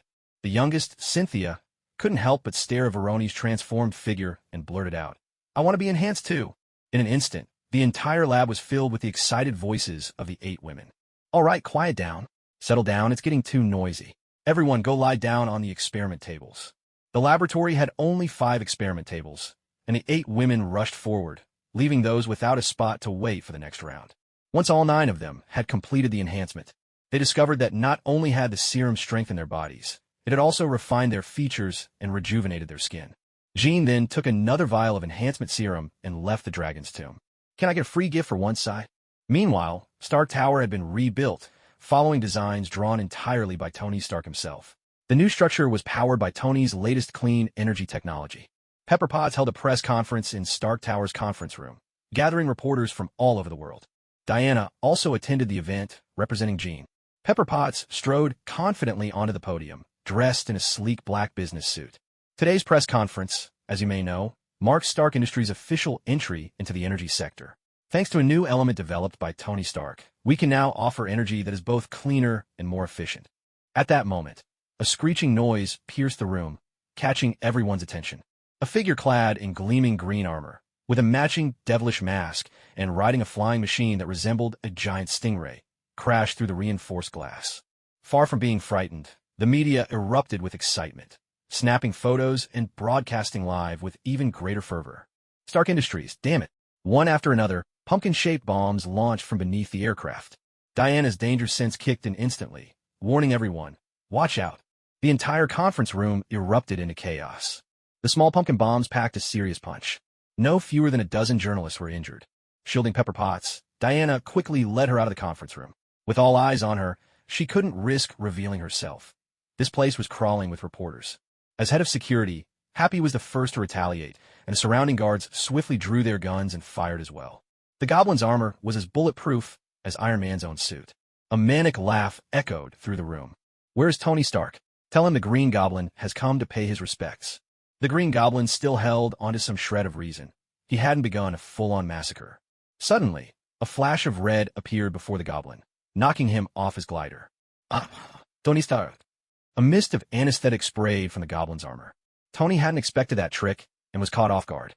Jarvis's voice echoed in his helmet. Tony slipped into unconsciousness. Jarvis took control of the Iron Man suit, dragging the Green Goblin away from Stark Tower and up into the sky to prevent more civilians from getting hurt. He administered Tony with a dose of medicine. Meanwhile, Jean appeared on the street. He originally intended to go straight to Oscorp, but Norman's private line was unreachable. Watching Iron Man soar above, Jean slipped into a dark alley, leapt onto the nearby rooftop, and fixed his gaze on the sky. The Green Goblin's glider was equipped with a tracking and navigation system. Even separated from its rider, it relentlessly followed the Goblin's every move. The Green Goblin broke free of his restraints. So, Tony Stark's gone speechless? Fine, we'll leave things at that. The glider unleashed a barrage of razor-sharp projectiles. Miniature missiles fired in a salvo. Each projectile hit its mark. A mocking laugh rang out. Jarvis could do nothing but watch as the Goblin made his escape below, his laughter ringing with derision. Without Tony's direct orders, Jarvis was unable to pursue the enemy. Jean couldn't help but wonder, who exactly was this Green Goblin? Number 2, use the satellites to track that devil's armor. Jean, wearing his sunglasses, saw the route displayed before his eyes. What really piqued his curiosity was the Goblin's ultimate destination, Norman Osborn's estate. Could it be Norman Osborne himself? Puzzled, Jean headed back to the ground and drove toward the Osborne estate. Stark Industries had entered the energy industry, and a week ago, an announcement sent Oscorp's stock tumbling. The hardest hit, however, was Roxxon Corporation, since their main business was oil. Roxxon had countless holdings, and the stock crash was little more than a bump in the road for them. Osborne Industries, however, could not withstand such a steep decline. After all, the company's electricity revenue accounted for more than 20% of its industrial sector. It was their main source of business. Norman Osborne grew deeply anxious, allowing his second personality to seize control of his body, a side that was wicked, cold-blooded, greedy, and violent. There were no guard at the Osborne estate, only an elderly butler. The butler, too, had met Kingpin before. "Mr. Fisk, what brings you here so suddenly? Is Norman at home?" "Yes, sir. Lately, the master has been extremely worried about Osborne Industries. The stress has affected his health, so he's been recuperating at home." The butler led Kingpin to the study. "Please wait here, sir. I'll fetch the master for you." "No need. Kingpin, would you like something to drink?" Norman Osborne appeared at the door, dressed in pajamas, drenched in sweat, as if he had just finished exercising. "Coffee, please." "Thank you." "So, Kingpin, do you have any good news for me?" "I've modified the enhancement serum you asked for." At those words, Norman's expression shifted instantly. A flash of evil, then a glimpse of his normal self. Kingpin immediately noticed the change. "Norman, are you all right?" Norman began to lose control, his two personalities battling for dominance, each howling within him. "Do you want to destroy me? I'm a part of you. You are the evil, the brutality inside." Even Kingpin was taken aback. Could the enhancement serum really have this effect, splitting a person's personality? Norman collapsed to his knees. "Kingpin, hurry, restrain me, destroy the evil inside me." "Is there a laboratory?" "There is. Turn that vase." Behind the bookshelf was a hidden laboratory, filled with Green Goblin's inventions, gliders, pumpkin bombs. Kingpin was stunned, so it really was Norman, just as he had suspected. He supported the weakened Norman into the lab.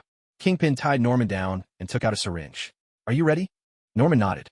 "Quick, Kingpin, I can't hold out much longer."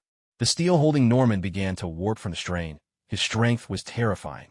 Lacking any medical training, Kingpin didn't bother disinfecting Norman's skin.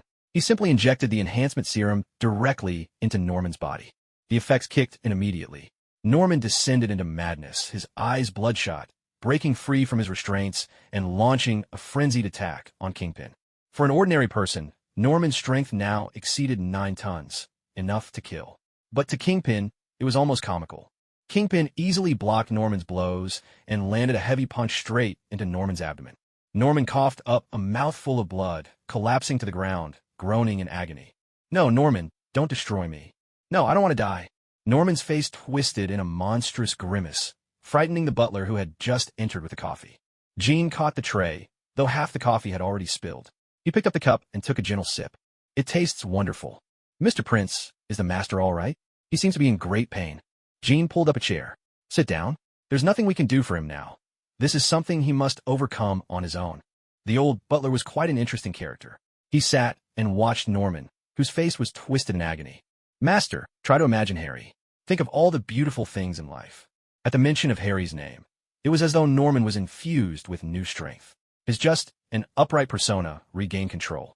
It lasted for a full hour. Only then did Norman return to normal. Without the activating serum enhanced by the power of thunder, there seemed to be no additional effect on him. His face looked as it had before. "Thank you, Jean. No need to thank me. We're friends. Did the enhancement serum work?" Norman looked disheartened as he stared at his hands. "I'm not sure. My strength vanished along with my second personality. Could you perhaps make me another dose?" Jean pondered carefully. "Norman, maybe this isn't right for you.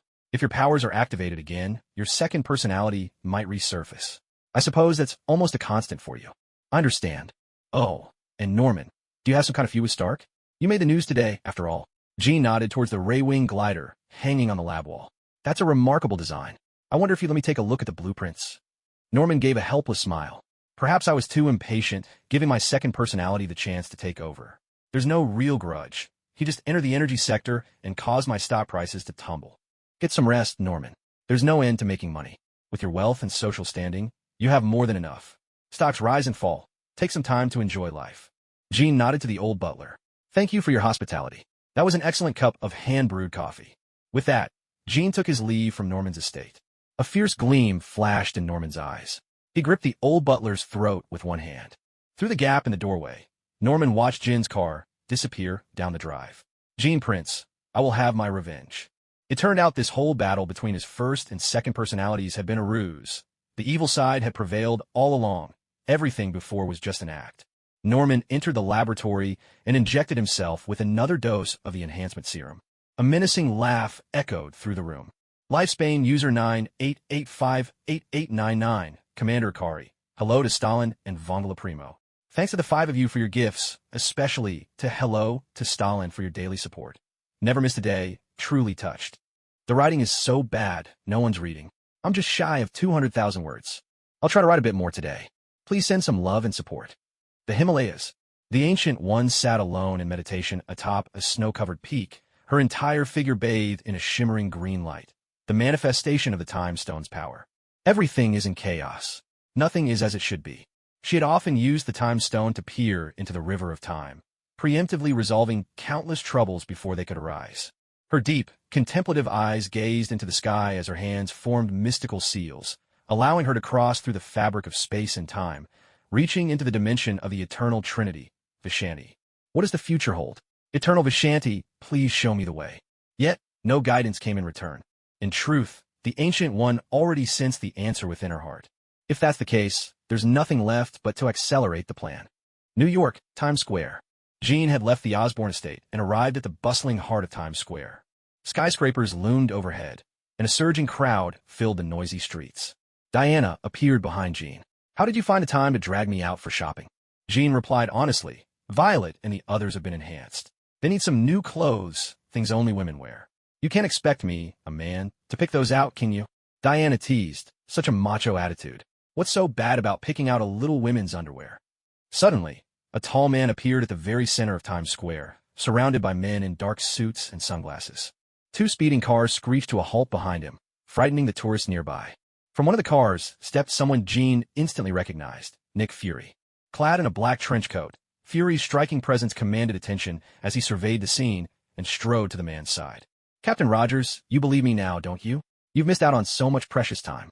Time waits for no one. Hydra is back, and I need your help." This man was none other than Steve Rogers, Captain America, who had been frozen in ice.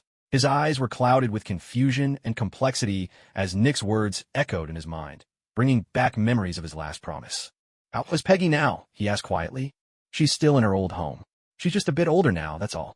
Steve started to speak, then hesitated, taking in Nick's words. "Let me see Peggy first, then we'll talk." Jean and Diana watched the sudden appearance of Steve and Nick, and even in the noisy crowd, their low conversation carried to attentive ears. Diana's curiosity was piqued. She had studied World War II in detail, and something about Steve reminded her of both men and women she had known. "So that's Captain America? He is quite handsome, isn't he, Jean?" Jean nodded in agreement. He really was striking. Close to 6'3", a fitted white t-shirt showcasing his strong physique, golden hair, a sharply defined face, and features that were almost impossibly well-proportioned. Jin's mind wandered to another matter, the formula for the enhancement serum. Diana slipped her arm through his. "What's wrong? Can't handle me complimenting another man's looks? Were you lost in thought again, my queen? What were you thinking about?" "The matter of the enhancement serum. At present, every enhancement formula comes from a single source, Steve Rogers' blood. According to Yi's previous intelligence, ever since Dr. Erskine's death, the formula for the super soldier serum vanished with him. What troubled Jean was the same issue that plagued Norman. Why did the enhancement serum cause dissociative identity disorder in others, yet Steve Rogers remained unaffected? Perhaps, if given the chance, he should examine Rogers' blood in detail. "Hey, Diana, Jean."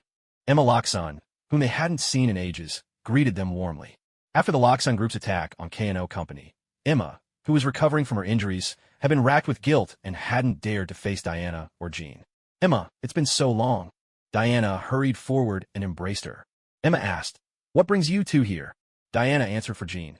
"Jean wants to buy some clothes as gifts for Violet and the others." "Oh, then you're looking at the right person. I'm a designer, you know, I even have my own brand."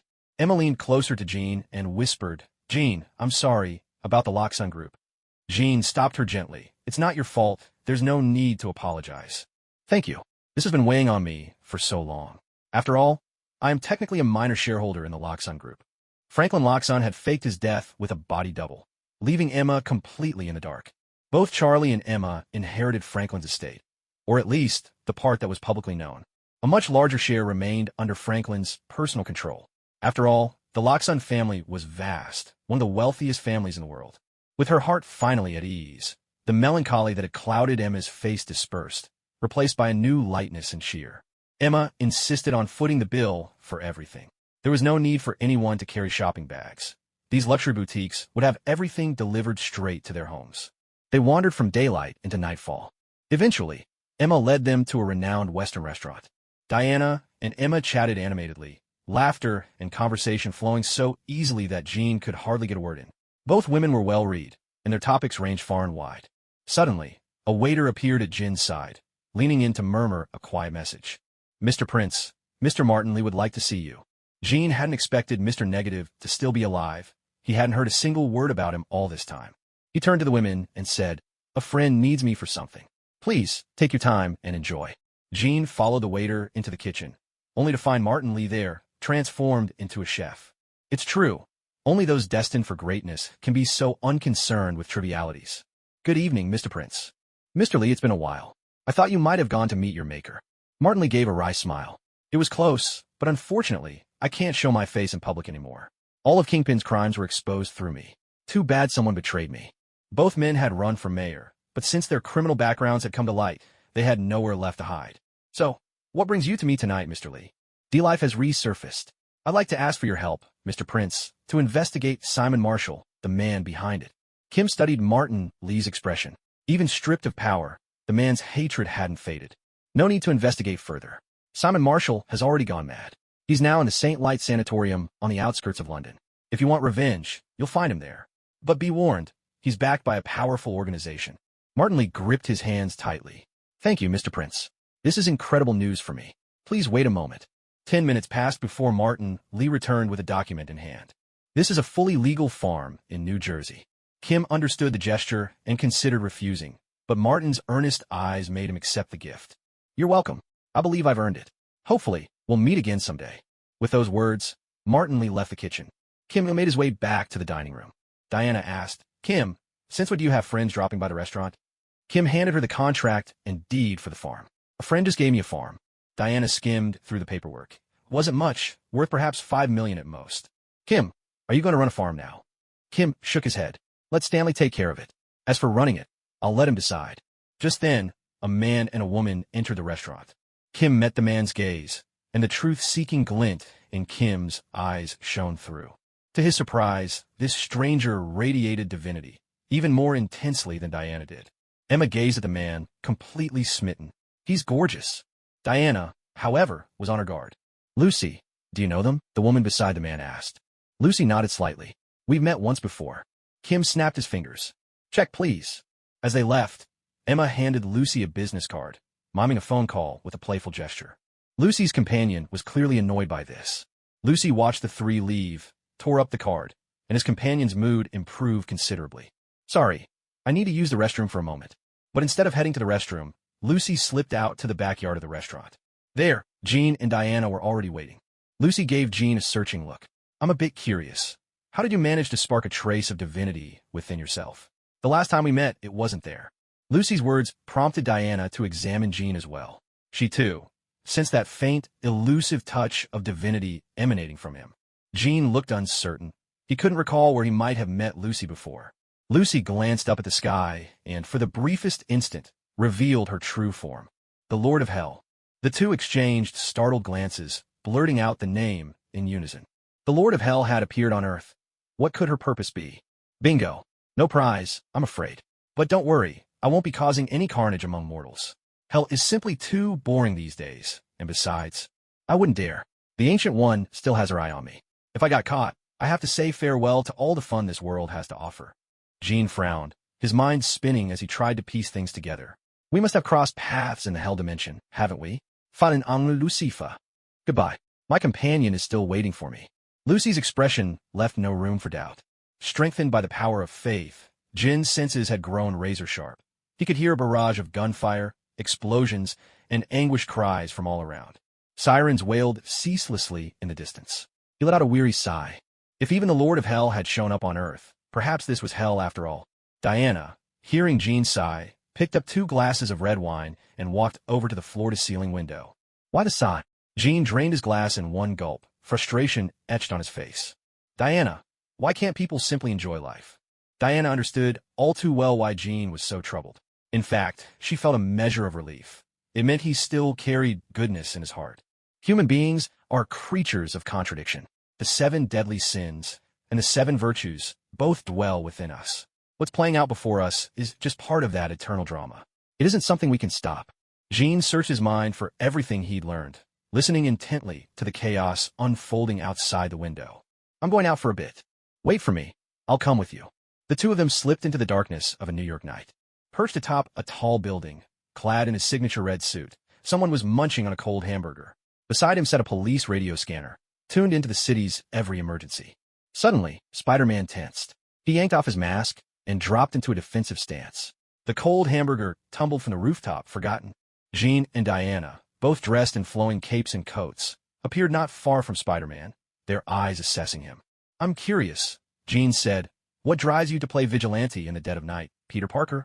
Peter Parker froze, stunned that these strangers knew his secret identity. All of this was number 2's calculation.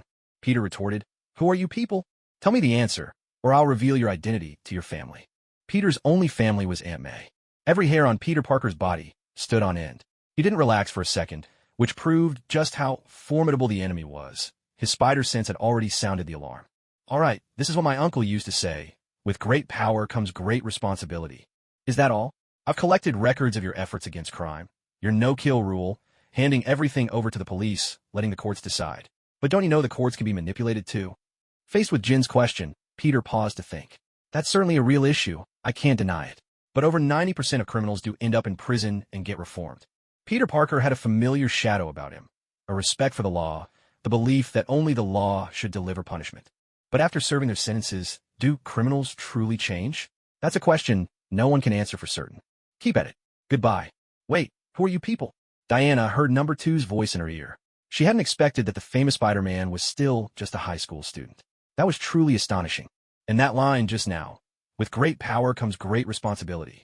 Peter, you had a good uncle. Diana spoke, then disappeared into the night alongside Jean. Jean and Diana made their way to Hell's Kitchen. After the hand withdrew and Jean was imprisoned, Hell's Kitchen descended into chaos.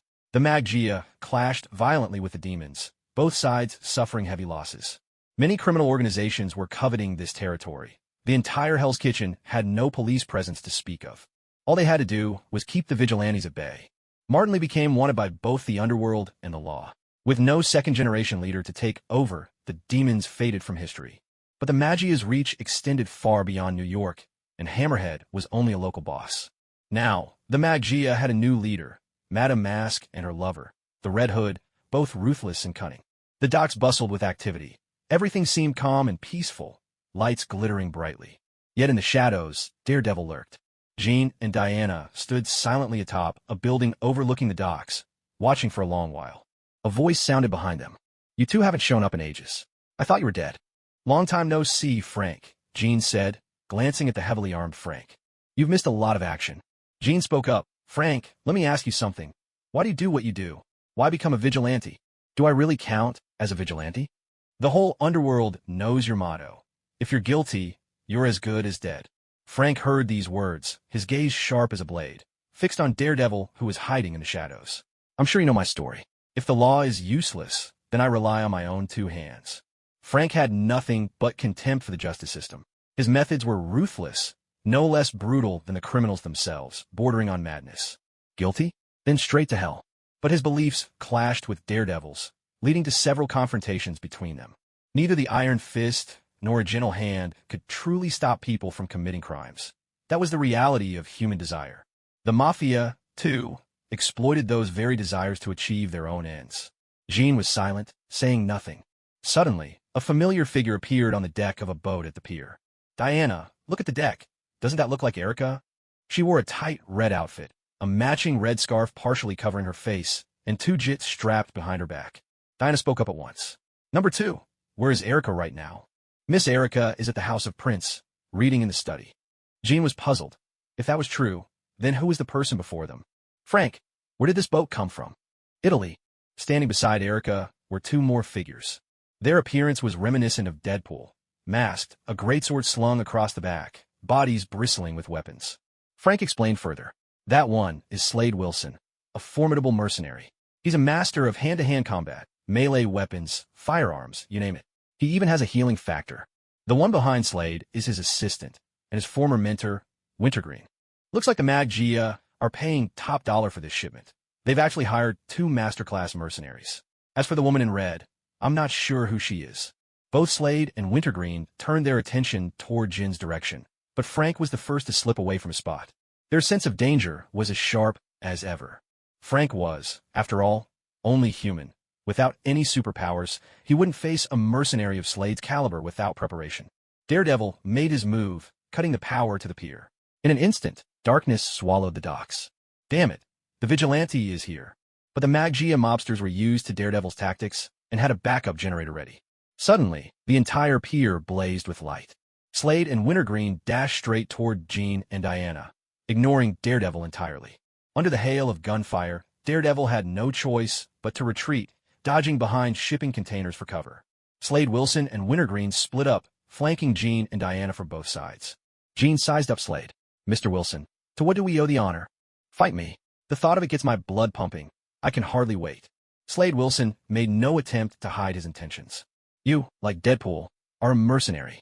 But is it really right to follow your employer's orders, no matter what?" Jean cast a glance at the battle raging on the docks. To his surprise, Daredevil had an entire squad with him, and among them was someone he'd met before, Jessica Jones. Slade Wilson was consumed with the desire to fight, paying no heed to what was happening on the docks. "Very well, let's see what you're made of." A bronze sword materialized in Jin's hand.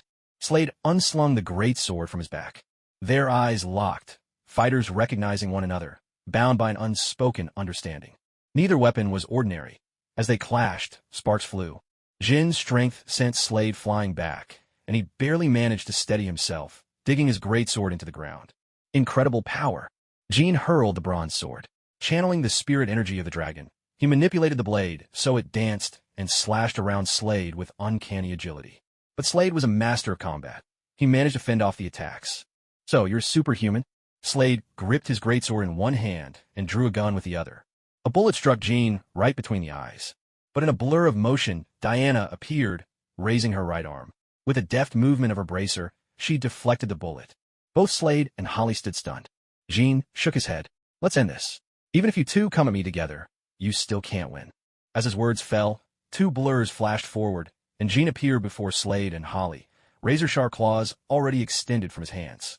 The claws sliced clean through their armor, drawing blood. Yet his control was surgical. He only cut the skin. Their opponent was simply too powerful. Jean withdrew the bronze sword. Mr. Wilson, who's the person on that ship? Slade Wilson exchanged a look with Holly.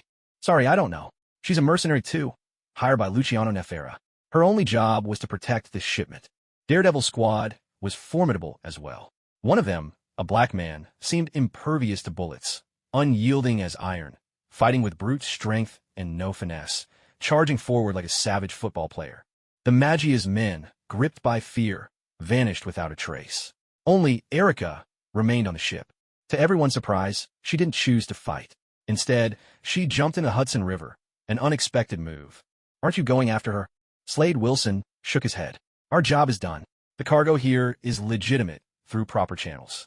Those people will face justice. Everything's been recorded, and by tomorrow, it'll be all over the newspapers. Who could have imagined such tactics? Even criminals had a kind of genius that was hard to fathom. Jean and Diana left Hell's Kitchen. Deathstroke, is it really true that both of us together can't defeat him? No, we can't win by ordinary means. After all, our opponent is someone with special abilities. The only thing we don't know is how far his power goes. Slade, with a sharp intellect, already had several strategies forming in his mind for defeating Jean. For the sake of love, I give my all. Long Island, Prince's residence. Erica sat quietly in her room, her body enveloped in a subtle aura. Suddenly, someone knocked on her bedroom door. Erica opened the door to find Diana standing outside. Diana, is there something you need from me? Diana asked. Erica, did you go out tonight? Erica was a bit puzzled, not sure what Diana meant. What's wrong? I haven't left the house at all. I've been here the whole time. Diana decided to speak frankly, pulling out a stack of photos, taken by number 2. Tonight, Jean and I saw you in Hell's Kitchen. Erica took the photos and stared. There was no mistaking it was her, especially the 10 hands behind her, a gift from her father. She was momentarily stunned. Who is this impersonating me? Everyone in Daredevil's team saw her too. I need to look into this. Without delay, Erica changed into her combat suit and left the prince's residence. Diana went down to the basement. Jean sat cross-legged at the edge of the alchemy circle. With the eye of truth, he watched threads of faith streaming from all directions, converging at the center of the circle. A deep yearning welled up inside him, urging him to absorb this power of faith. His body trembled uncontrollably, veins standing out as if he'd taken some powerful stimulant. He struggled to suppress this overwhelming desire. These offerings came from devout believers in truth, students across the great university libraries. They gave their faith hoping for an equal exchange. In return, they gained bursts of inspiration and a seamless understanding of all they studied. Jean took in the power of faith, feeling its strength in his body. But he also came to a stark realization. He could sense the changes in himself. If he continued to absorb this power, he would lose his humanity. Truth is rigorous. It is also an unfeeling law. To seize the authority of truth, one must pay the price. Jean, what's wrong? You're not yourself tonight.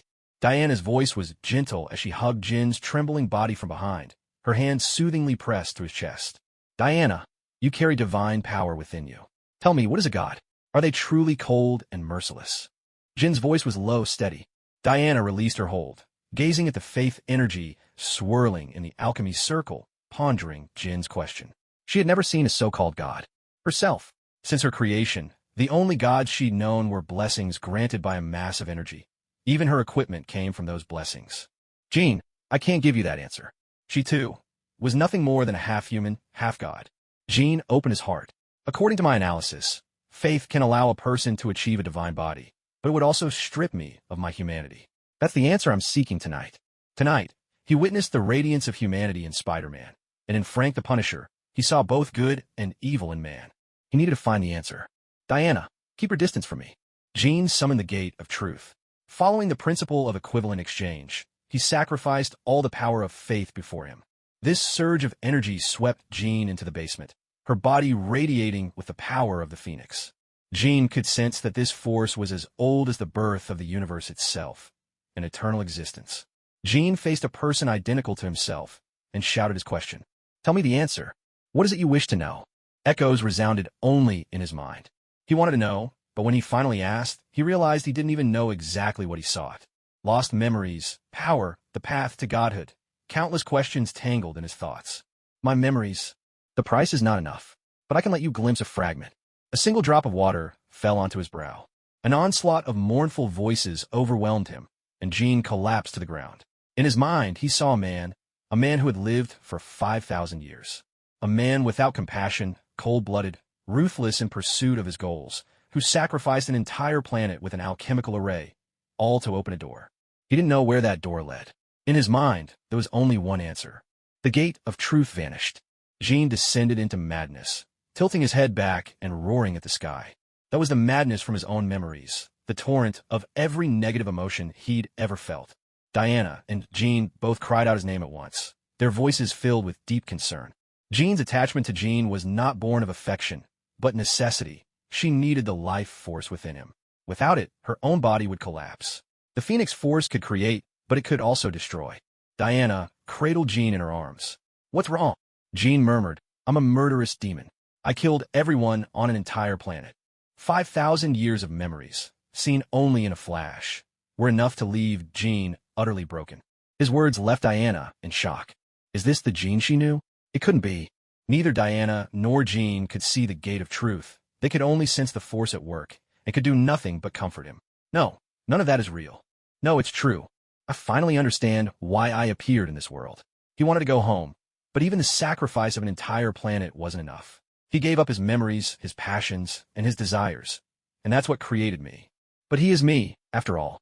Yet where do I belong? Ever since Jean received his name, he was like a blank sheet of paper, drawing knowledge from books and shaping his own sense of right and wrong. Now he was hit by a drop of memory from the past, and it sent shockwaves through his values. Diana could empathize with him, for this was not truly her world, but one that merely resembled it. She held Jean tightly in her arms. It's all right, Jean. This is your home, she whispered. Jean's psychic powers allowed her to read both Jin's memories and his heart. She sensed the turmoil inside him and was startled by the intensity of that memory. Even with all her power, she could not change the past. Jean felt the warmth from Diana, and it brought back the feeling of the first time she had cradled him in her arms. Diana, he murmured. That single word gave Jean something to lean on. A look of worry crossed Diana's face. If Jean were to break down now, it would be a huge problem. At this moment, Jin's power was like an unstable nuclear bomb. Only a handful of people could keep him in check. The cruelty of alchemy, equivalent exchange, seemed fair on the surface, but was, in truth, relentlessly harsh. Just like the world of humans. Complex, strict, implacable. Jin's mind intertwined with Qin's, and surrounded by Diana's warmth, his whole body finally relaxed. Slowly, he drifted off to sleep. On Long Island, rows of long buses rumbled forward like trains. Leading them was a military Humvee, which crashed through the gates of the Prince residence. The buses rolled into the courtyard behind it.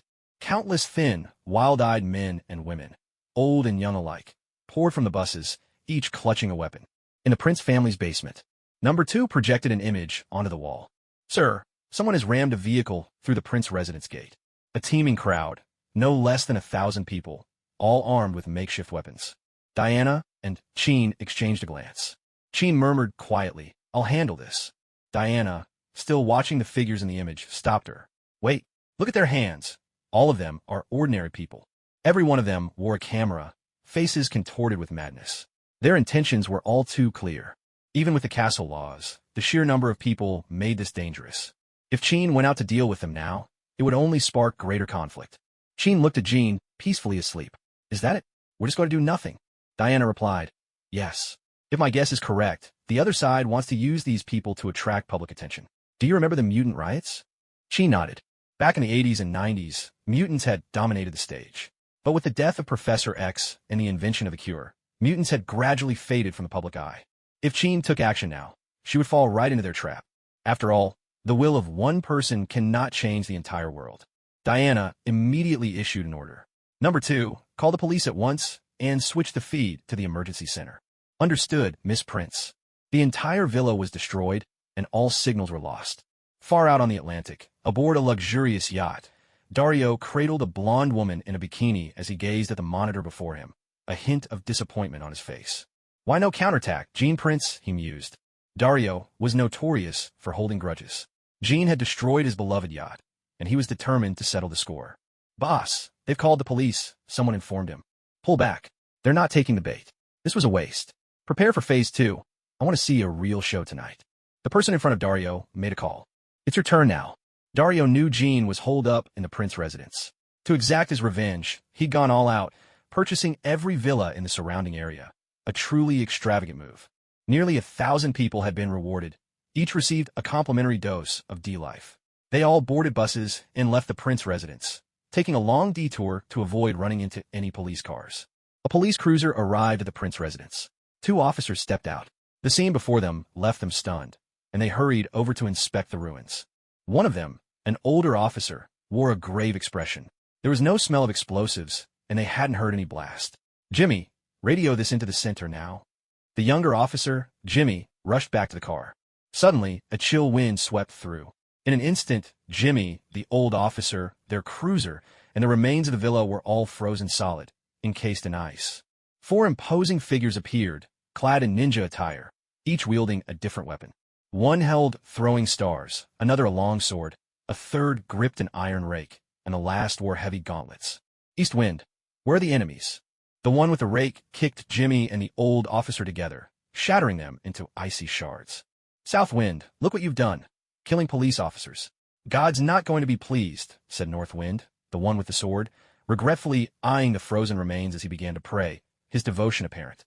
West Wind clashed his gauntlets together with a dull, echoing thud. "Don't play the saint, North Wind. You're just as guilty as the rest of us." East Wind spun his throwing stars in his hand. "Enough bickering. We're the targets." The bullhead said they're underground. "South Wind, this one's yours." The 4 winds, east, south, west, and north, were warriors of the Brotherhood of the 4 Winds. Much like the Han Society, the Brotherhood was a secretive organization, reputedly tracing its roots back to 11th century Ningxia in China. The titles of Wind Masters were hereditary within the order. All 4 winds were fiercely loyal to their Wind Master. Their titles were earned through brutal combat, and they were masters of martial arts, wielders of wind energy, and bearers of sacred relics bestowed by the Brotherhood. South Wind spun the 9-toothed rake in his hands a few times. He drove it into the ground, and 9 streams of searing energy snaked down from the rake, boring straight into the earth and instantly opening a passageway to the basement below. East Wind took the lead and jumped down into the pit, with the other 3 following one after another. Jean could sense, through her psychic abilities, that the enemy had already reached the basement and was moving through the passage beneath her middle finger. Jean felt the surge of this powerful psychic energy and woke abruptly from his deep sleep. "Jean, what's going on?" "There's murderous intent in your psychic presence." Diana released Jean, her face filled with concern. "Are you all right, Jean?" Jean shook his head. "There are too many negative emotions in my old memories. I lost control for a moment. Sorry for worrying you." "What happened?" Jean's face was etched with anger. "Someone has destroyed our home." Jin's mind immediately went to a single person, Dario Azure, and the Minotaur who had escaped from his grasp. "Number 2, turn on the surveillance monitors." A voice echoed from the distant corridor. "No need for surveillance. We've already arrived."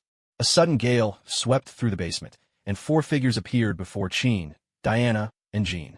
South Wind eyed Chen and Diana with a lecherous grin. Well, didn't expect you to have such luck with the ladies. 2 beauties at your side. No wonder you didn't show up, even when your villa was being razed." Jean had no intention of fighting in the basement. Glancing at the ceiling, he conjured an alchemical array, opening a hole above them. He wrapped his arms around the 2 women and leapt out of the basement. The whole maneuver was completed in a heartbeat. A psychic? Or a mage? East Wind and the other winds exchanged glances, a trace of wariness flickering in their eyes. Yet there was no fear. The 4 Wind Society does not tolerate failure. For them, failure means death. North Wind spoke coldly. After them. The 4 of them vaulted up to ground level, where they saw 13 people standing amidst the ruins. Violet's 9, plus 0, all gathered at the prince residence. Jean had no intention of fighting personally. He suspected these were mercenaries. Dario might be lurking behind them, or perhaps watching from the shadows. 0, look for anyone surveilling us. Find out who's behind them. 0 possessed the abilities of many mutants, and with Yi's core, he could easily detect signals. There were signal lines beneath his feet, and he could even invade the internet. He was already connected. The 4 winds couldn't help but be impressed.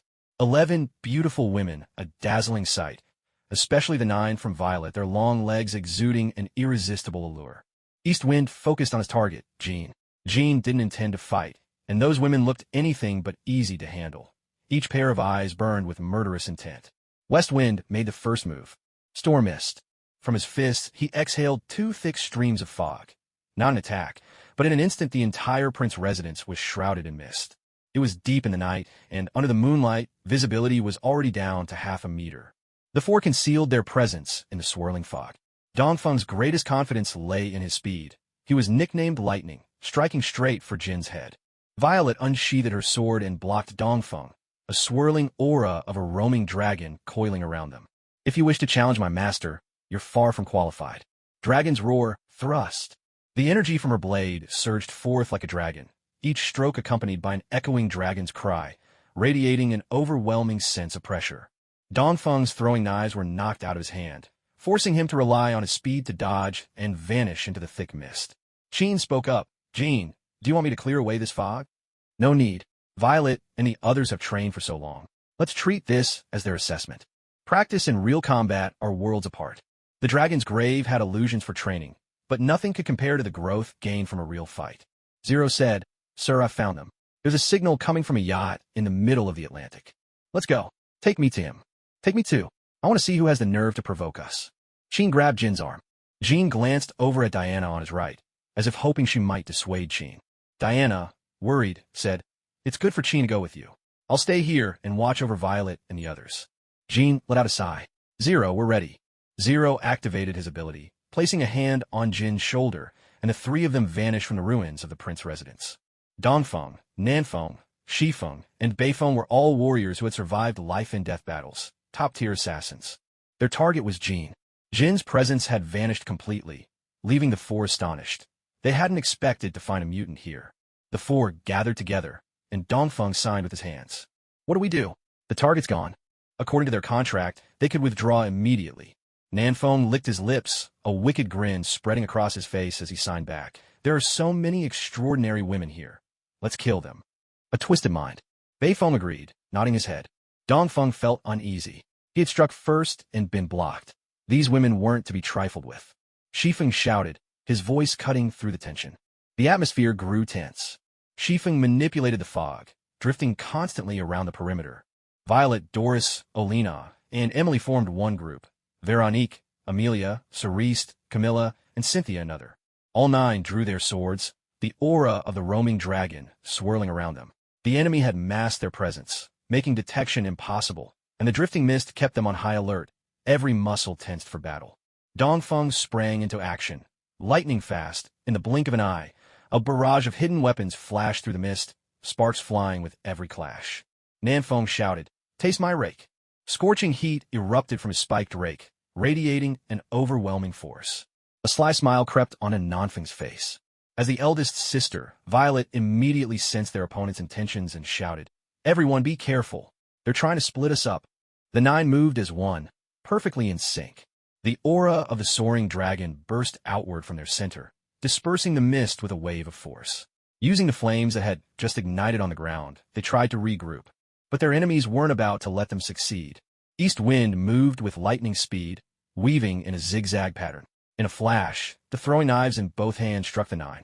The sheer force sent each of them flying in different directions. Big brother, perfect. I'll take down one first, North Wind called out.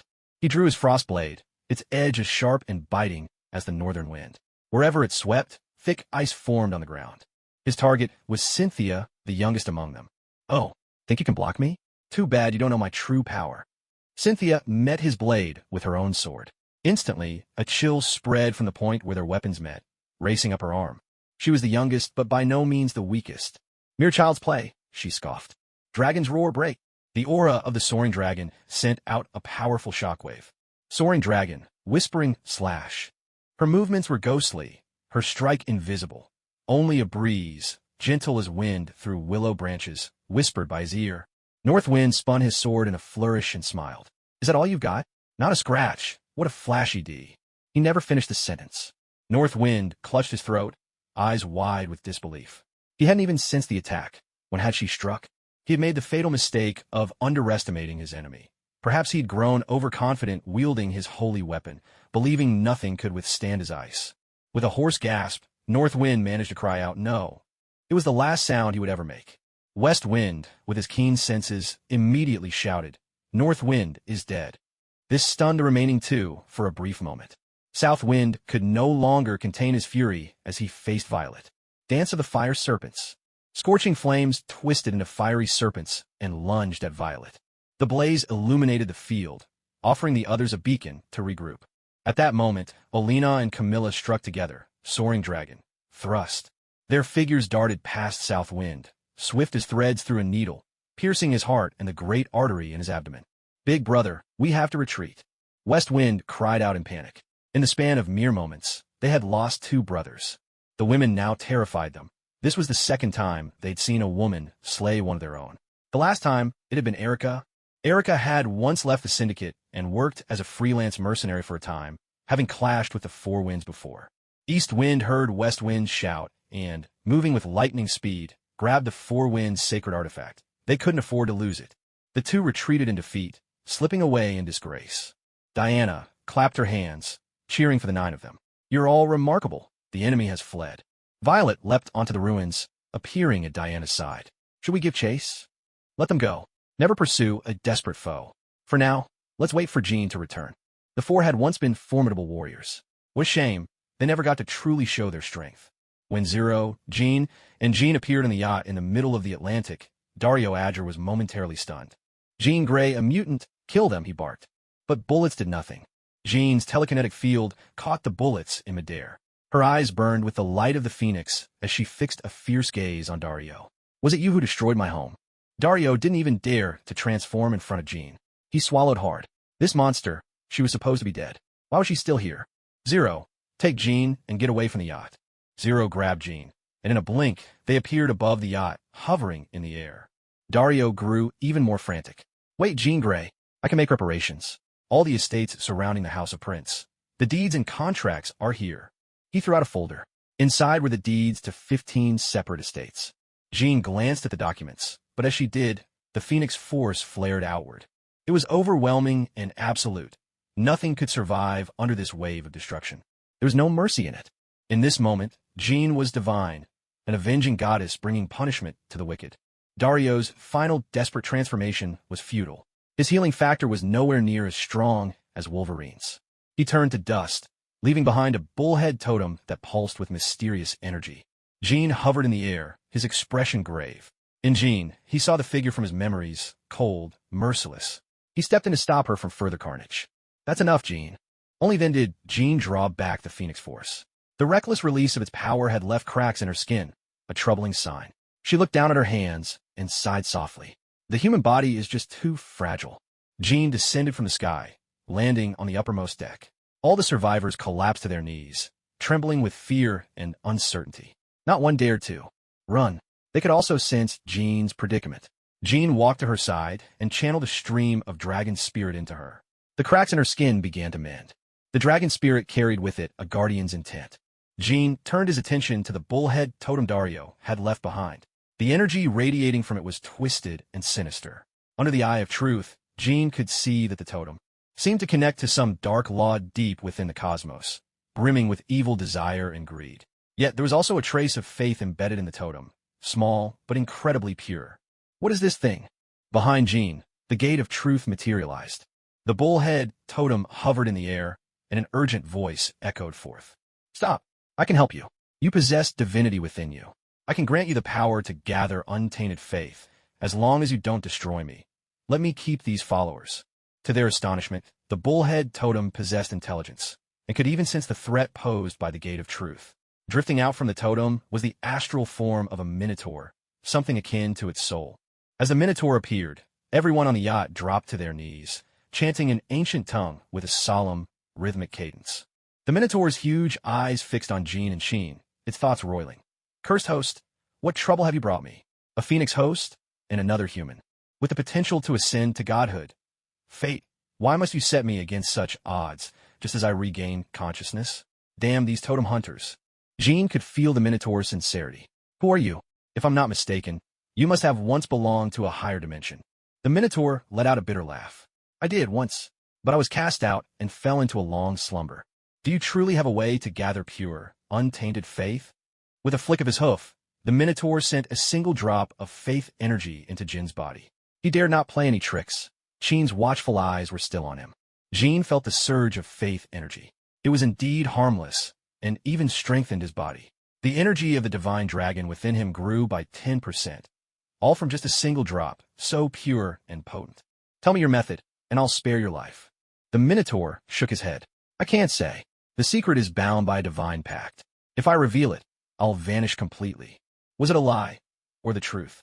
The truth was, the Minotaur could never divulge the method of gathering untainted faith. It was his only bargaining chip for survival. This was a transaction of sorts. He could be imprisoned, but not destroyed. If his consciousness faded again, he would cease to exist for good. Jin considered for a moment, then nodded. Very well. Relief washed over the Minotaur at Jin's answer. In the next instant, an alchemical array formed a cube, imprisoning the bullhead totem within. The totem fell to the floor. One of the faithful, trembling with nerves, picked up the cube, inscribed on all sides with alchemical runes, and cradled it in his arms. To them, the Minotaur was their god. The follower transformed into a Minotaur himself, bellowing in anger. Why are you treating our god this way? The bullhead totem spoke up, showing remarkable tact. Enough. From now on, he is my master. If you wish to follow me, then serve my master. Do you understand? The people on the yacht replied in unison, their voices filled with reverence. The Minotaur's astral form could still emerge from the totem, and he gazed at the alchemical cube with curiosity. This was a kind of magical array he had never seen before. Master, may I ask how I should address you? Jin Prince. You all heard that? Yes, Lord Prince. An alchemical array appeared in Jin's hand, and a gravitational force pulled the cube into his palm. You all know where my home is. Come find me there. Ling vanished from the yacht, taking the two others with him. Jin, is it settled? Diana leaped down from the rubble and walked over to Jin, asking with concern. Jin replied, I didn't even need to act. Jin's phoenix force annihilated Dario Azure. I don't think anyone will come to destroy our home again. The Minotaur's astral projection scrutinized Diana, sensing a familiar divine power. His face was filled with disbelief. Impossible. How could Zeus have any bloodline left on Earth? Diana, too, immediately recognized the Minotaur. Minotauros. Being intimately familiar with Greek mythology, Diana instantly saw through the bull-headed figure's origins. Are you two acquainted? Jin handed the cube to Diana. The Minotaur recoiled in instinctive terror, his fear palpable. No, don't. Put me down. Jin obliged the Minotaur's request, tossing him aside. He glanced at the ruins, then looked over at the 9 members of Team Violet. None of you are hurt, right? Cynthia was the first to leap to Jin's side. Pointing at Nanfang's lifeless body, pride shone on her face, as if she were hoping for Jin's praise. Jin, I took him down all by myself. Jin patted Cynthia's head, praising her. Well done, but don't get arrogant. You must keep training. There's always someone stronger out there. Jin then called out, everyone stand back. I'm going to restore the prince's house. Everyone stepped away from the villa. A philosopher's stone appeared in Jin's hand. The alchemical array formed, and all the rubble on the ground began to merge, transforming into blocks of pristine white granite, gradually shaping themselves into a villa. The finished structure was a snow-white, modern villa, its walls almost entirely made of floor-to-ceiling glass, the floors gleaming with spotless white. It took only half an hour. Including the 4 basement levels, the villa once again stood tall. There were no decorations yet, but the main structure was complete. The Minotaur's astral form stared in awe. What kind of power was this to create something out of nothing? Jin restored the ground, rebuilt the gate, and made the entrance even sturdier than before. The 2 police officers and their car were now simply counted among the missing. Jin worked tirelessly until dawn. By then, the entire Prince house had been restored to its former glory. The Minotaur's followers docked their luxurious yacht in the waters near Long Island, then took smaller boats ashore to reach the Prince house. There were as many as 300 of them. Among them, 30 belonged to Dario Azure's team of stewards, who also held the rights to his assets. All of Dario Azure's wealth now belonged to Jin. After a morning of hard work by 300 people, the entire Prince house was completely renewed. Water and electricity were running, and every piece of furniture was in its proper place. Among them, Baston, who had just been promoted to chief steward, was also the most devout believer among the Minotaurs. Jin led the Minotaur cube into the basement, to the secret chamber of the alchemy array that condensed the power of faith. The Minotaur absorbed the power of faith and exhaled a stream of purified faith energy. Jin spoke. Diana, why don't you try and see if this faith energy can increase your divine power? The Minotaur guided the condensed, orb-like power of faith into Diana's body. In that instant, Divine power erupted from Diana, radiating a dazzling glow. Her eyes flashed with disbelief. Jean, it works. Her half-human, half-divine body experienced an unprecedented surge in power. The Minotaur star form spoke up. Of course it works. This is the most authentic method, honed by the ancients for refining faith. Jean pointed to the newly gathered power of faith, asking in puzzlement, why can't this faith energy be consumed? And why does it make people lose their humanity? Faith energy is incomparably pure, but it also contains the poisons of human emotions and desires. If you recklessly consume it, there's only one outcome. You'll become a being of absolute reason, utterly devoid of feeling or desire. Jin's curiosity was piqued, and he speculated, you must be born from some kind of desire yourself, aren't you? The Minotaur remained silent. Are there many totems like you on Earth? The Minotaur fell into reminiscence.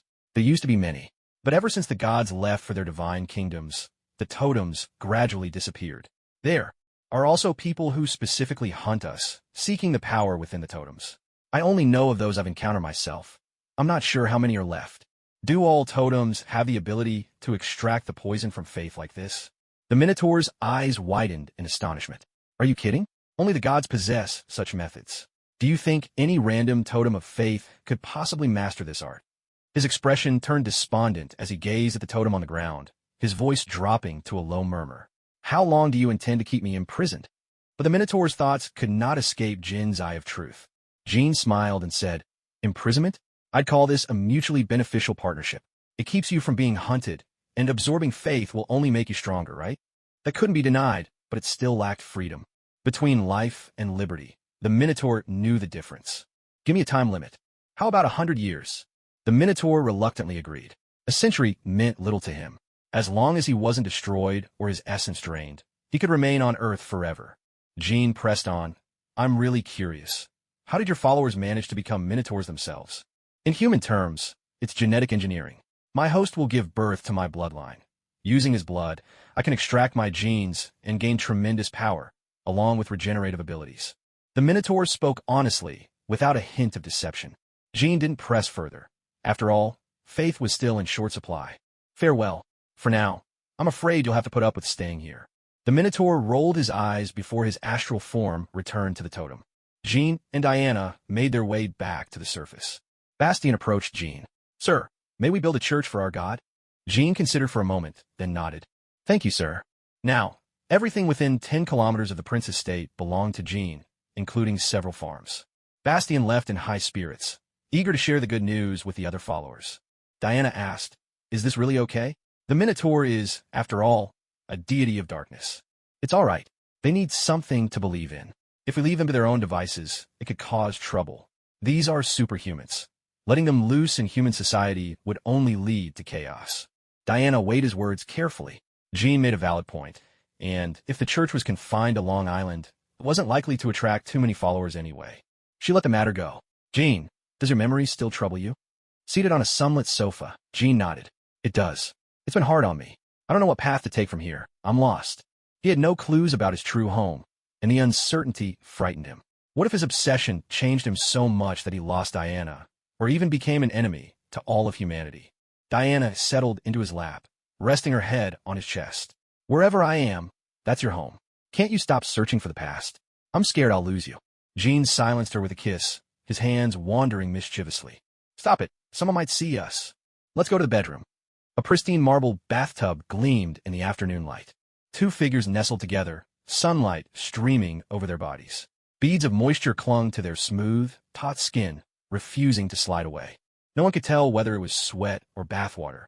Jean took a small sip of red wine, then voiced his thoughts. Diana, I want to find a sense of belonging in this world. Maybe I should find a job, make some friends. Ever since he'd awakened, he'd spent his days learning languages, reading countless books, absorbing other people's thoughts and ideas. He'd also been driven by the pursuit of power, hunting vampires, seeking the Philosopher's Stone, all to escape the restrictions of alchemical equivalents. A single drop of memory from the Gate of Truth filled him with dread. He feared becoming one of those cold, unfeeling people. He knew he had to find a sense of belonging in this world, to forge a deep connection with everything around him.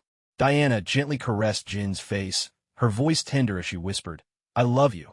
Jean responded in the most natural way. He kissed Diana, and their embrace lasted a full 10 minutes.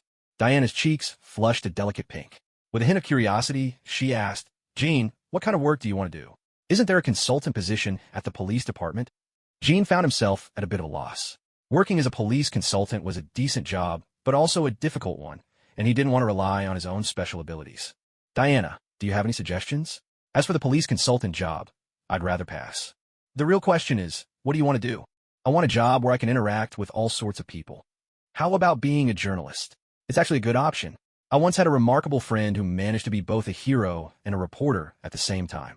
Jean rubbed his nose thoughtfully. A journalist. That does sound interesting. Perfect.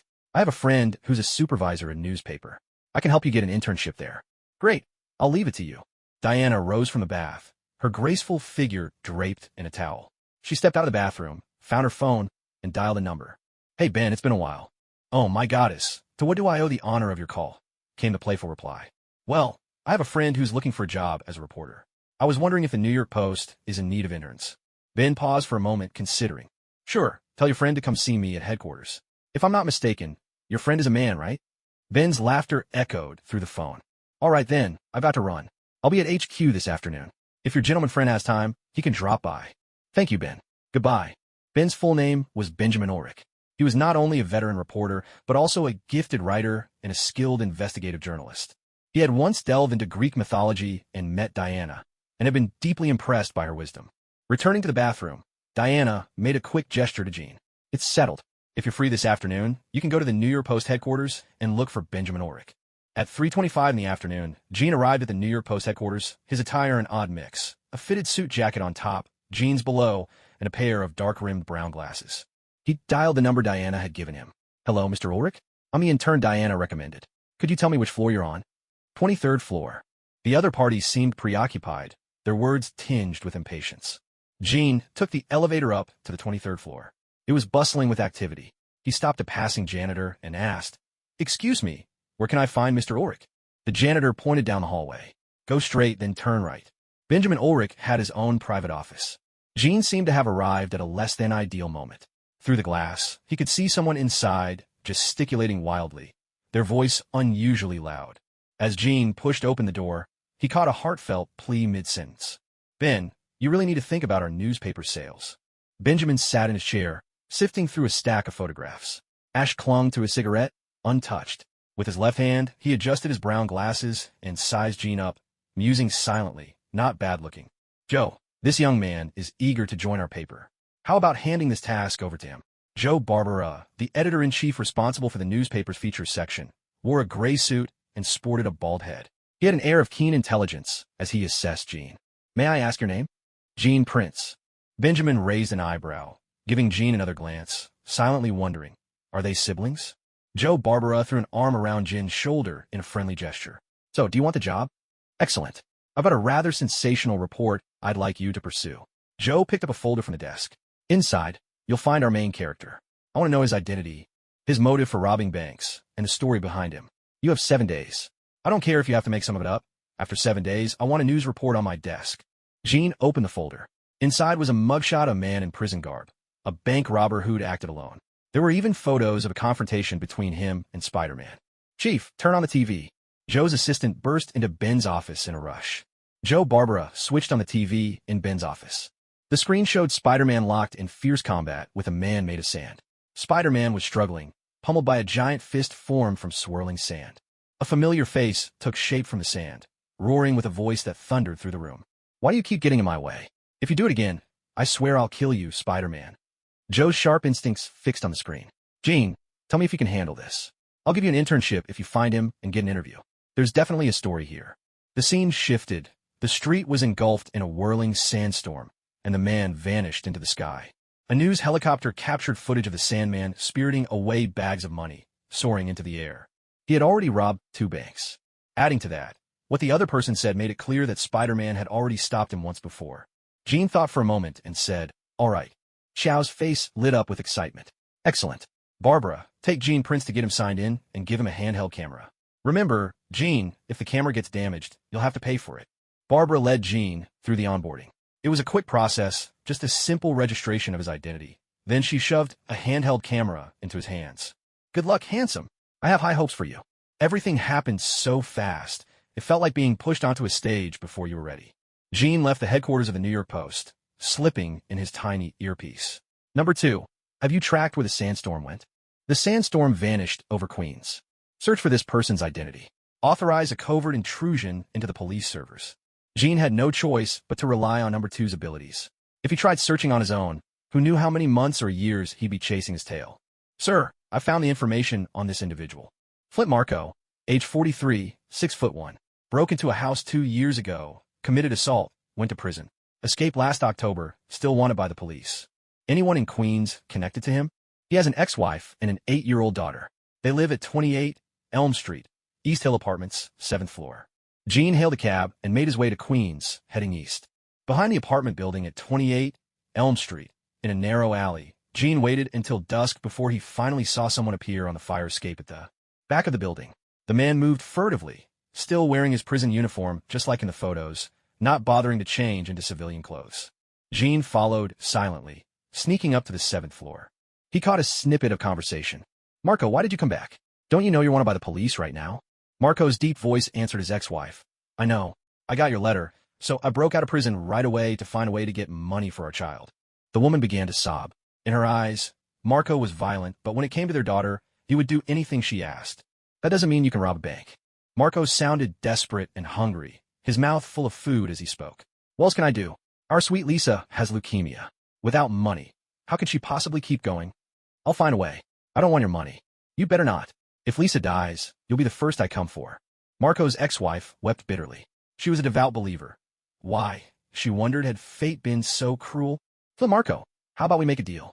Fear flashed in her eyes as she covered her mouth. Harboring a wanted man was a serious crime.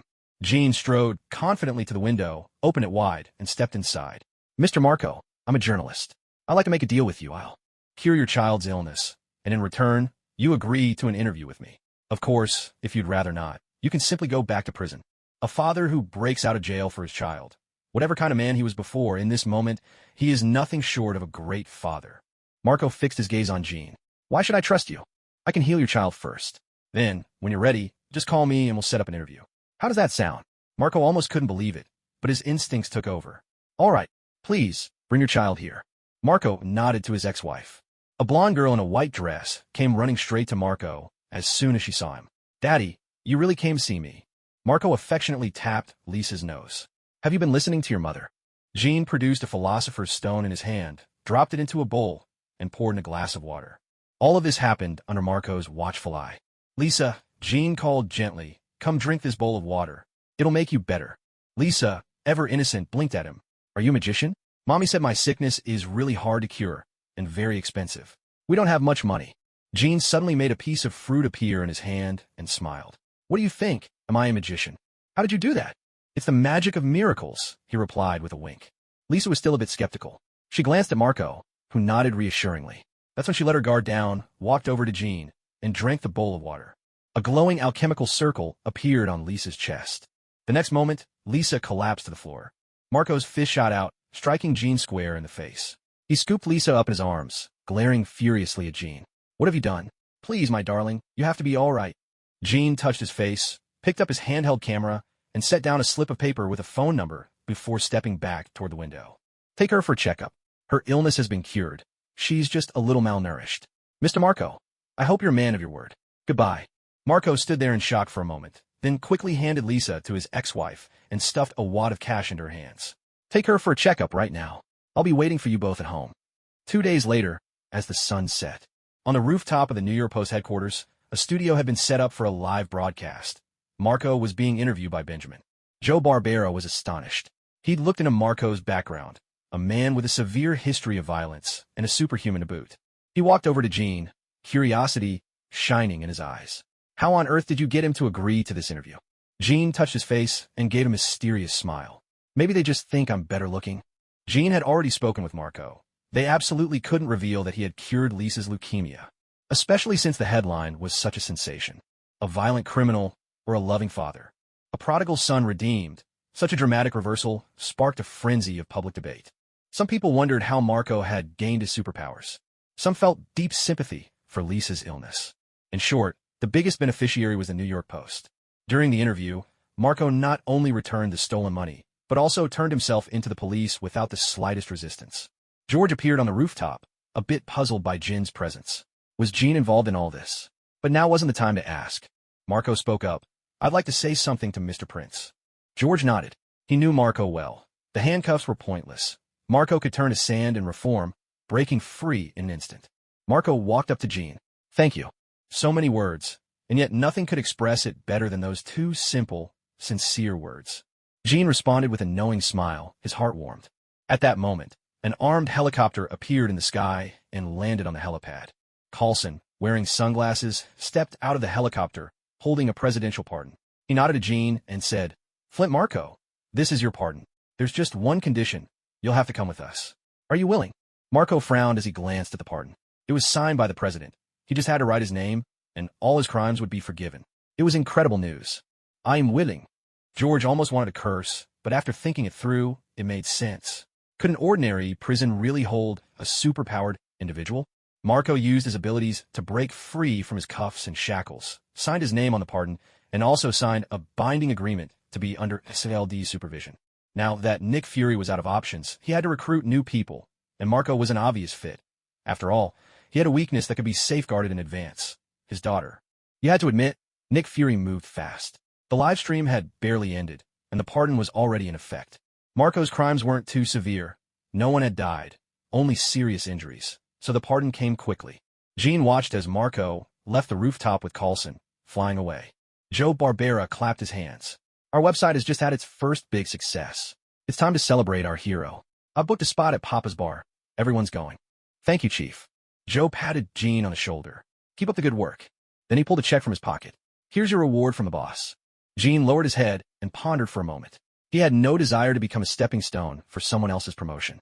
He handed the check back to Joe and said, Sorry, I don't think this job is right for me. Joe was utterly stunned. After all, it was Jean who had asked Benjamin to find him a reporter position, and he had been doing quite well. But after a moment's thought, Joe asked, Is it because the pay is too low? It's not that, Jean replied. Joe didn't press further, though he was left a bit puzzled about what Jean truly wanted. He sought out Benjamin, who was busy, gathering information, and asked, Why doesn't your friend want to be a reporter? Wasn't she the one who called you about the job? Benjamin scoffed. You think too simply of people. Not everyone is as eager for quick success as you are. Let me make it clear. Money is the least of her concerns. FK, if she's not short of money and won't enjoy life, why even bother looking for a job? Ridiculous. After that rebuke, Joe turned and left the rooftop. Jean left the headquarters of the New York Post. This job didn't align with his original intentions. He wanted to meet more people to truly understand the world. But after 2 days of training, he realized the New York Post work had little to do with the truth. Many stories were never properly investigated. It was all about boosting newspaper sales with sensational headlines, even if it meant making things up. He wandered aimlessly along the streets, feeling lost. On one corner, he noticed a homeless man, hair disheveled and eyes weary, while all around, people in tailored suits hustled by, a stark contrast that couldn't be ignored. He longed to find a sense of belonging, but always felt a certain distance, unsure of where or how to begin.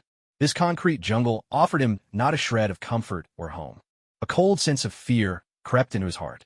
Faces began to flicker in his mind. Spider-Man, whose great power brought even greater responsibility. Daredevil, who wanted nothing more than to change Hell's Kitchen and uphold the justice. He heard in every heartbeat. The Punisher, Frank, whose ruthless methods never crossed his final line, especially echoing his famous words, If you're guilty, you're done for. He protected only what he believed was worth saving. And there was the dragon from the Tomb of the Dragon, willing to sacrifice everything to protect the world. Suddenly, a shadow fell behind Jean. The crowd around him seemed to fade away, melting into the background until he was almost alone. Master Ancient One? Jean murmured. Mr. Jean Prince, please come with me, came the calm reply. Jean stepped through a portal, and in an instant, the two of them stood atop the highest place in the world. The Ancient One faced the wind. Mr. Prince, it seems your heart is lost in confusion. Jean gazed out over the endless sea of clouds, uncertain how the Ancient One could sense the turmoil in his soul. A single thought can lead to enlightenment, or to ruin, the Ancient One intoned, her words like a Zen riddle. Jean found himself even more perplexed. Your choice matters, Jean. The destruction of the world rests in your hands. If you go left, the world continues as always. If you go right, the world will fall by your hand, and the person you love most will become your enemy. Jean glanced at the side of the Ancient One's face. Could she really manipulate the river of time? Even the alchemical array could not control time itself. Jean, do you want to see the consequences of your choice? Is that possible? Of course. Just relax. The Ancient One pressed 2 fingers gently to Jin's brow. In an instant, his mind became a flickering slideshow, playing out a series of visions. Diana, Jean, Violet, and the other 9, Tony, everyone he knew was now his enemy. Even heroes from all over the world had turned against him. They all had a single purpose, to stop Jean from sacrificing all of humanity. Shock contorted Jin's face. So, it was true. This memory he had exchanged for with the power of faith was now influencing him. That obsession was far beyond anything else in the world. Jean drew in a sharp, cold breath. His expression grew grave as he looked at the Ancient One. Will it really happen? The Ancient One shook her head, but then nodded. As I said before, a single thought can turn a man into a demon or a Buddha. It's 50-50. The images you saw in your mind were glimpses of possible futures I extracted. Jean was silent for a moment. What should I do? Transcend yourself. Integrate with him. Master him. Jean couldn't help but be amazed by the Ancient One's power. He had never interacted with her before, yet she knew the source of his deepest fear. That open door in his memory was just the beginning. The more he feared, the more likely that version of himself would appear. To transcend himself meant to surpass his ego, the consciousness that had lived for 5,000 years. But that was easier said than done. The Ancient One continued. When your divine body is fully forged, all your memories will return. At that time, you won't be able to control that consciousness either. With that, the Ancient One extended her hand, and Jean was swept away from the snowy mountain peak, returning to the bustling metropolis. What's with all the riddles? Why can't you just tell me how to solve this in one go? Jean sighed softly, carefully recalling the Ancient One's words. Transcend yourself, integrate with him, master him. When the divine body is born, his memories would come back completely. As long as he stopped absorbing faith, his body wouldn't continue evolving towards divinity. A loud shout broke his thoughts. Jean snapped out of it, just in time to see a car plummeting from the sky. With a flash of sword light, a bronze blade sliced through the car as easily as cutting tofu, splitting it in two as it whistled past Jean. All around him was chaos. Whoever had warned him was now lost in the panic. In the middle of the street, 2 hulking, green monsters were locked in battle. Military helicopters circled overhead. Hulk slash. The bone-spiked abomination was knocked down by the Hulk. Hulk seized an opening and launched a frenzied assault on Abomination. Jean stood at the street corner, watching the 2 clash. Another mutated human?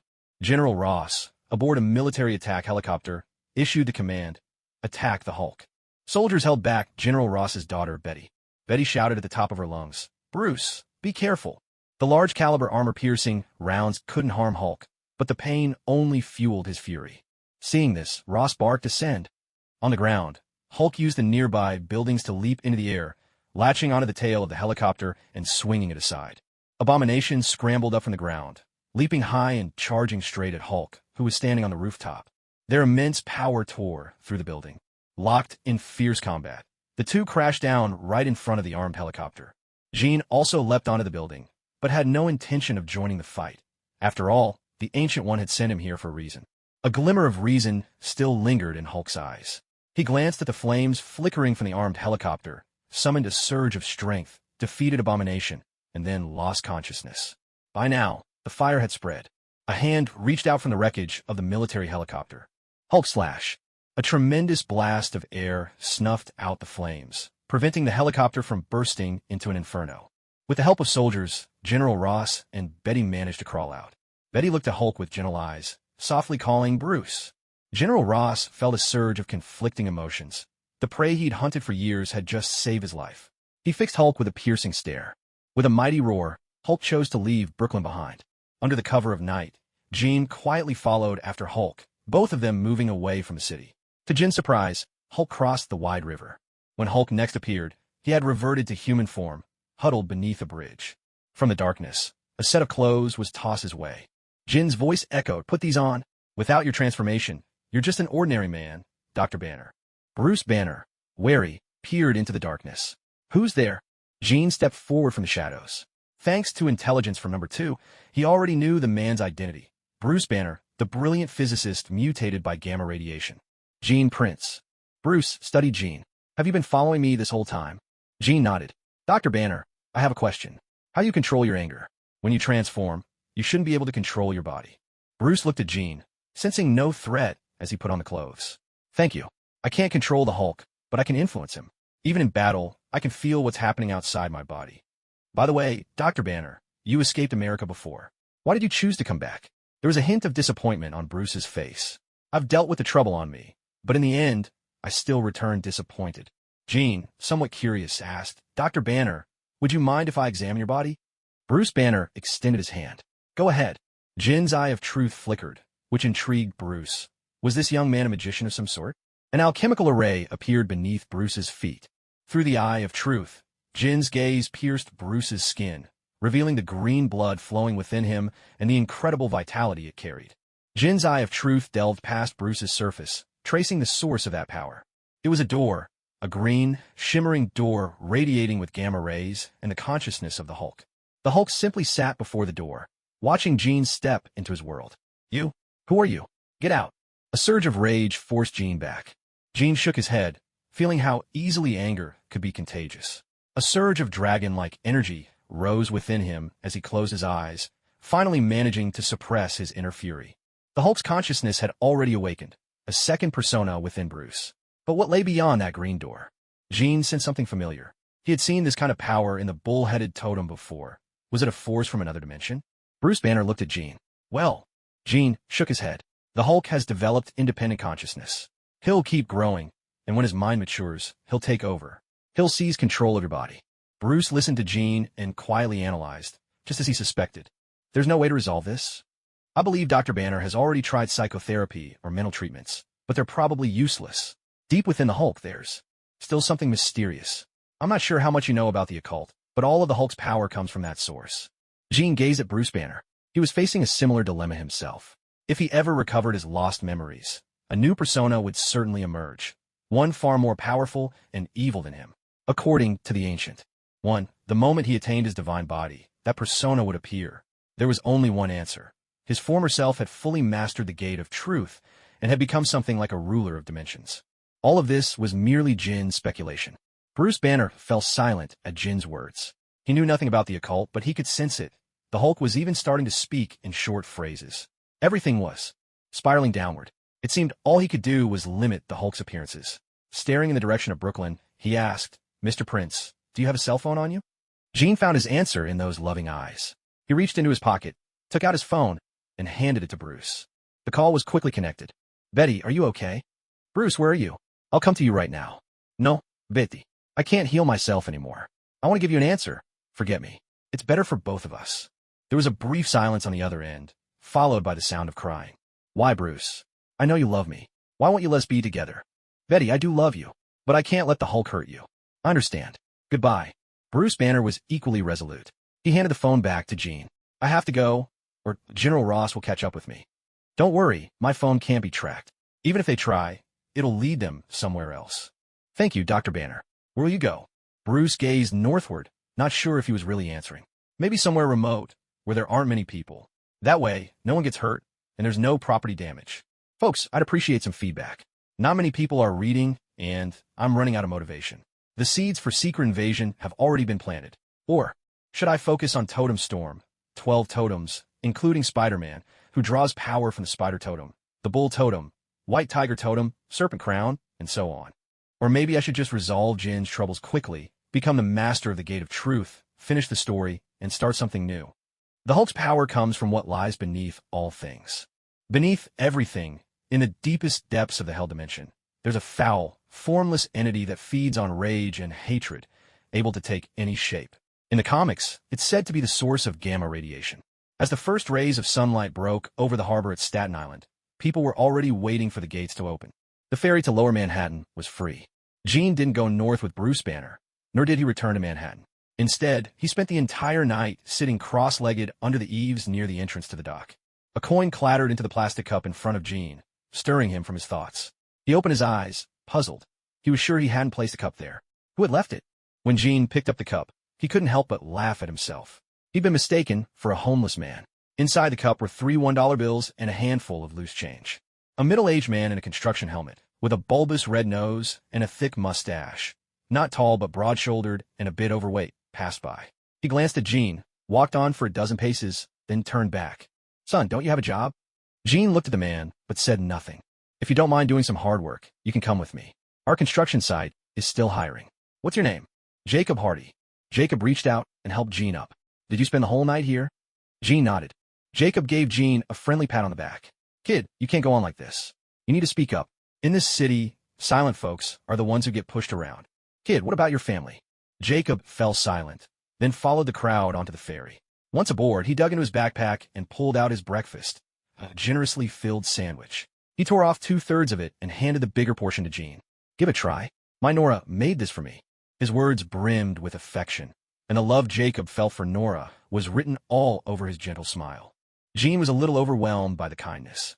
Thank you, but I'll just have the smaller piece. Go fight. When we get to the lower district, I'll buy you a few hot dogs. I don't know how long it's been since your last meal. Jean took a bite.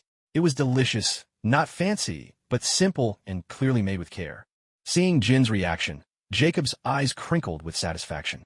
Well, isn't it tasty? A grateful thank you from Jean left Jacob content, and he quickly finished off what was left of his sandwich. At a construction site in the lower district, Jacob brought Jean to the manager's office. Dale, this is my little buddy. Find him a job. Dale sized Jean up, then pulled Jacob aside and spoke in a low voice. Buddy, remember the last guy you helped? That scoundrel stole a ton of steel pipes from us. Haven't you learned your lesson? You already lost a month's wages over it. Think about your disabled Nora at home. Jacob glanced back at Jean. He's a good kid, just lost for now. If we can help, we should. If nobody lends him a hand, he might end up on the wrong path. And then what hope would he have? Faced with Jacob's stubborn kindness, Dale could only relent. This is the last time I'm doing this for you. He can start today. I'll have the foreman keep an eye on him, but his wages will be the bare minimum. That's non-negotiable. Jean overheard every word of their conversation. Jacob walked over to Jean. Come on, let's get you some tools. Today's job is simple. Jean followed Jacob to the tool shed, where he was given a hard hat, a hammer, and a vest. The task was straightforward, knocking down walls. For the old building's renovation, every wall marked with a red line had to be demolished, leaving only the frame. Jacob was well respected on the site, and nearly everyone greeted him, a true good soul. Jean followed Jacob into the building. Any wall with a red line was marked for demolition. Jin's work efficiency far surpassed everyone else's, which immediately rubbed the others the wrong way. The catfish effect didn't work on a construction site like this. A tall black man strode up to Jean, his eyes blazing with anger. Hey, new guy. Got nowhere else to use all that muscle. Behind him, the others gathered, watching Jean like a pack of hungry wolves. Just then, Jacob came up from another part of the site and hurried over. Tygo, what's your problem?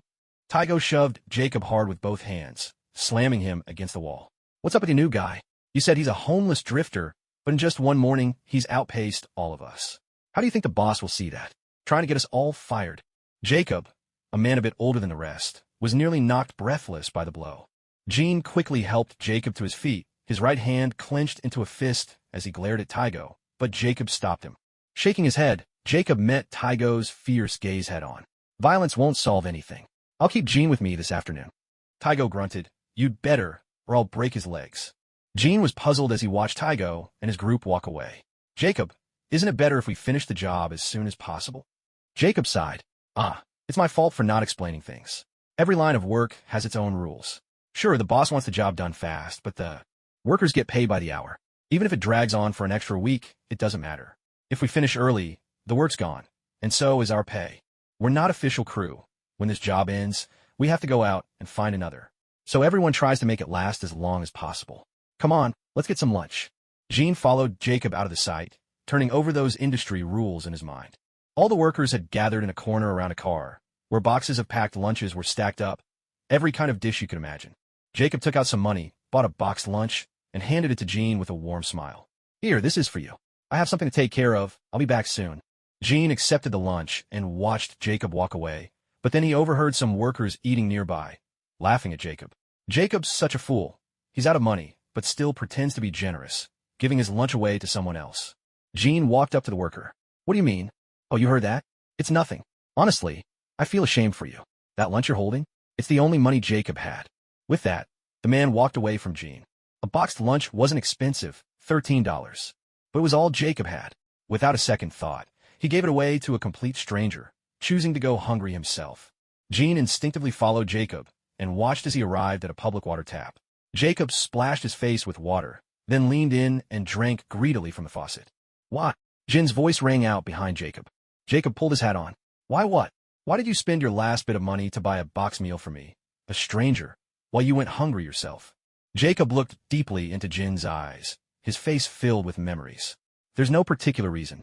I just didn't want to see a young man go down the wrong path because of hunger.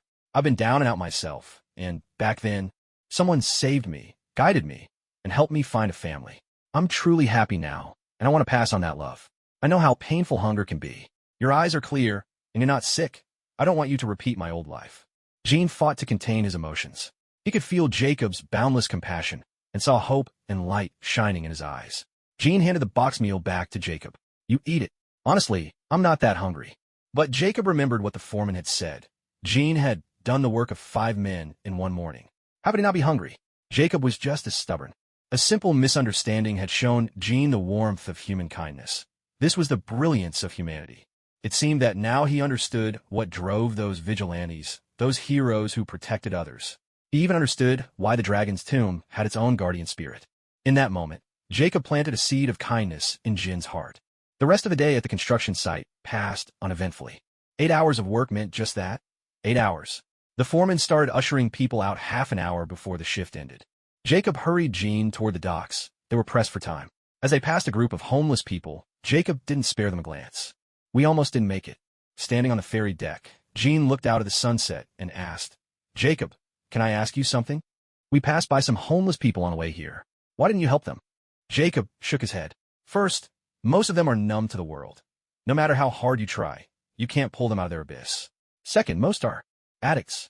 That's a pit with no bottom, and there's only so much I can do. When I first saw you, your eyes were clear. That's why I chose to help you. Jin met Jacob's wise gaze. But what if my eyes were just a disguise? Kid, the eyes are the windows to the soul. That's something you can't fake. Jacob leaned against the iron railing. Aren't you hungry? I've already told Nora to prepare some food. By the time we get home, dinner will be ready. Trust me, once you taste it, you'll never forget it.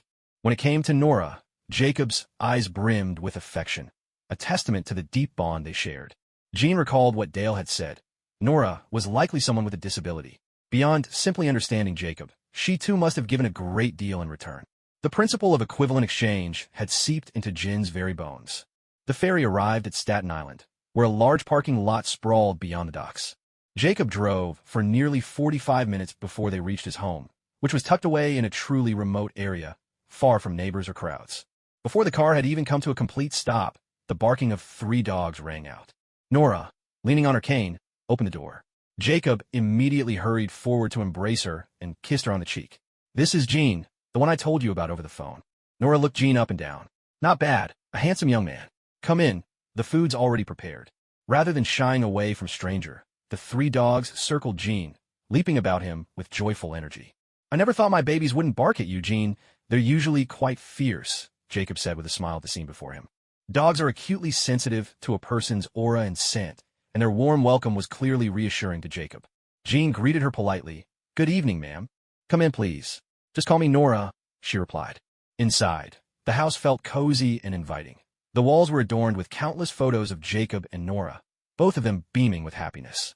Curiously, there wasn't a single photo of any children on the walls, which made Jin pause for a moment.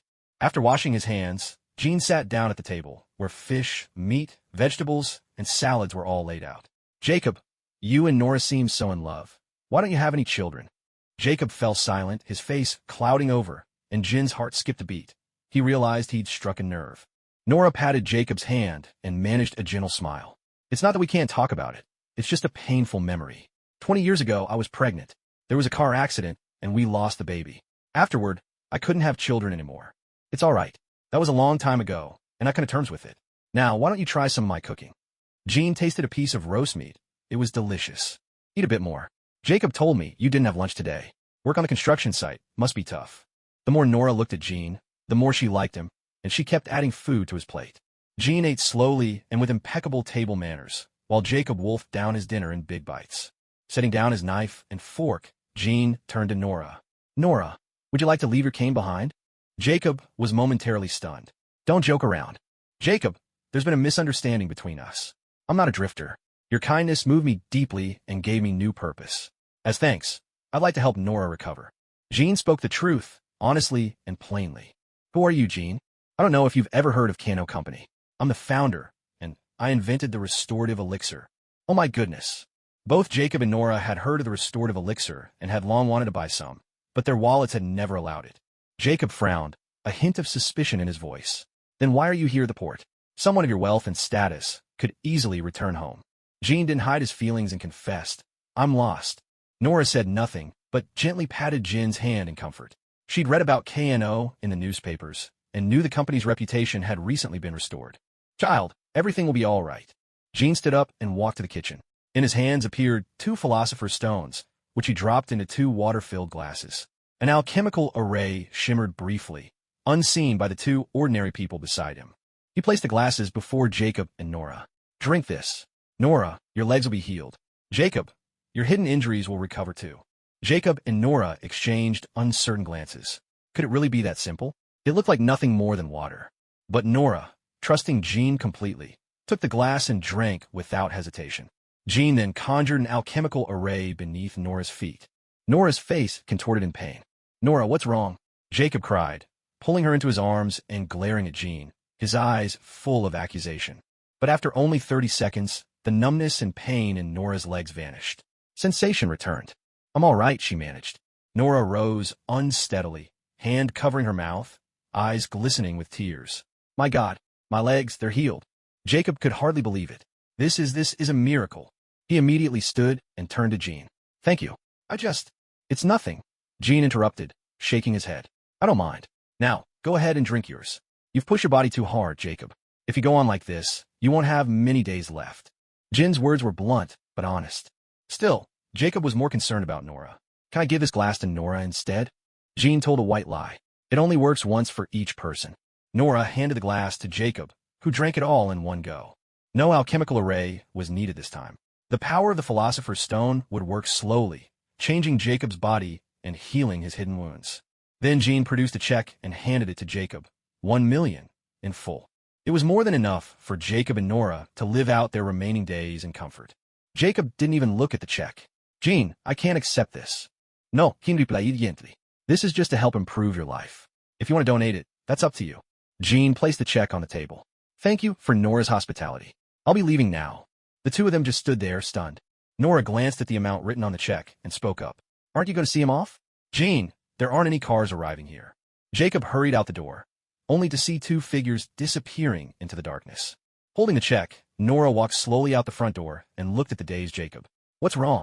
Jean must have vanished. Perhaps he's a mutant, Jacob replied, still picturing those 2 silhouettes. Jacob had once met another mutant who had guided him, Professor X. Sadly, Professor X had died at Jean's hands. What should we do with this money? Jacob thought for a moment. Donate 2/3 of it. Let's keep a little to improve our lives. Prince's Antique Shop. Jin's figure appeared on the 5th floor. The place was empty, which struck him as odd. Number 2 had told him that Diana and Erica were both here. So where had everyone gone so suddenly? It wasn't even late at night yet, when a deafening, beastly roar shattered the silence. The glass windows rattled from force. Jean let his senses expand, and a flood of panicked voices rushed into his ears, mingling with the distant wailing of police sirens.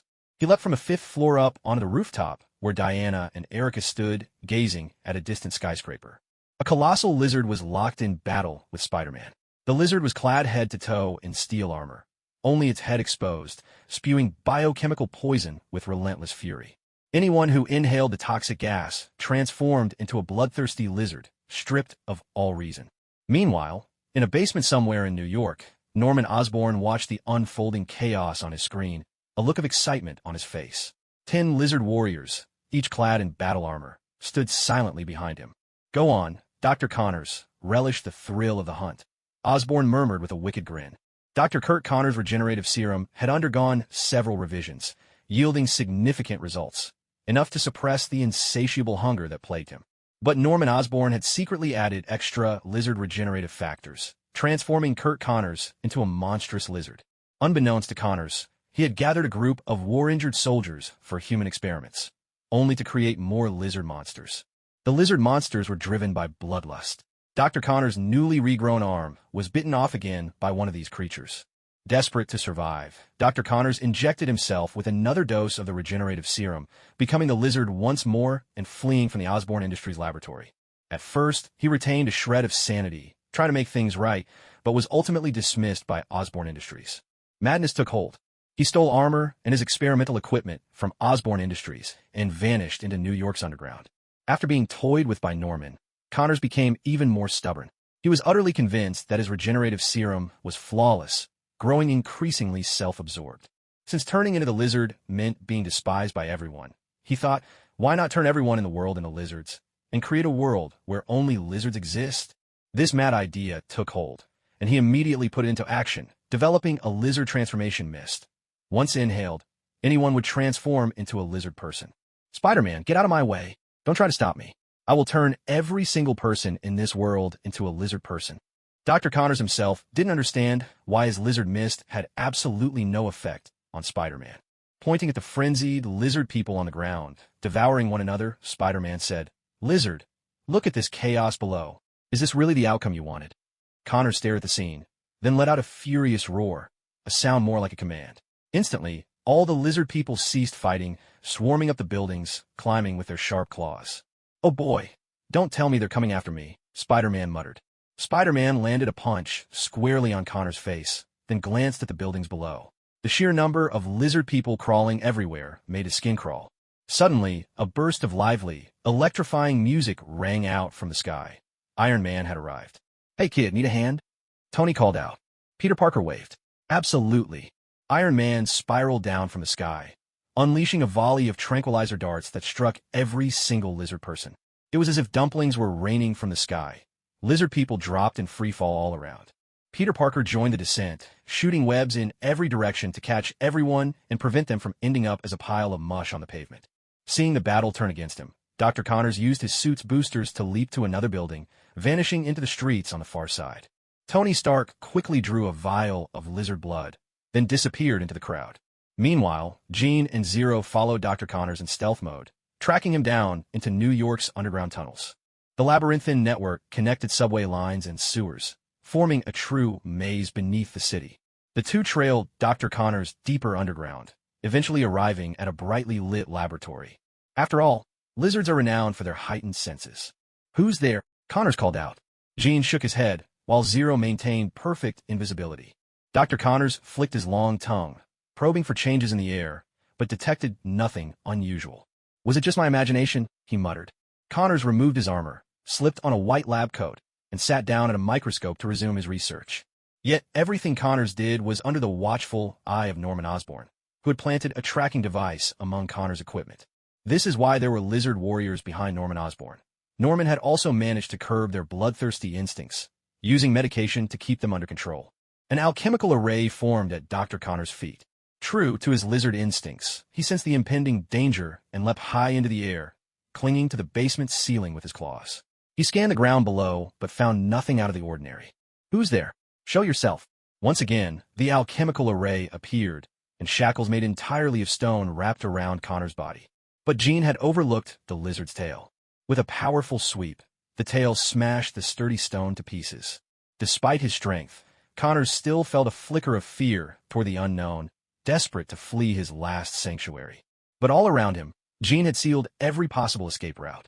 Meanwhile, in another underground chamber, Norman had lost the signal.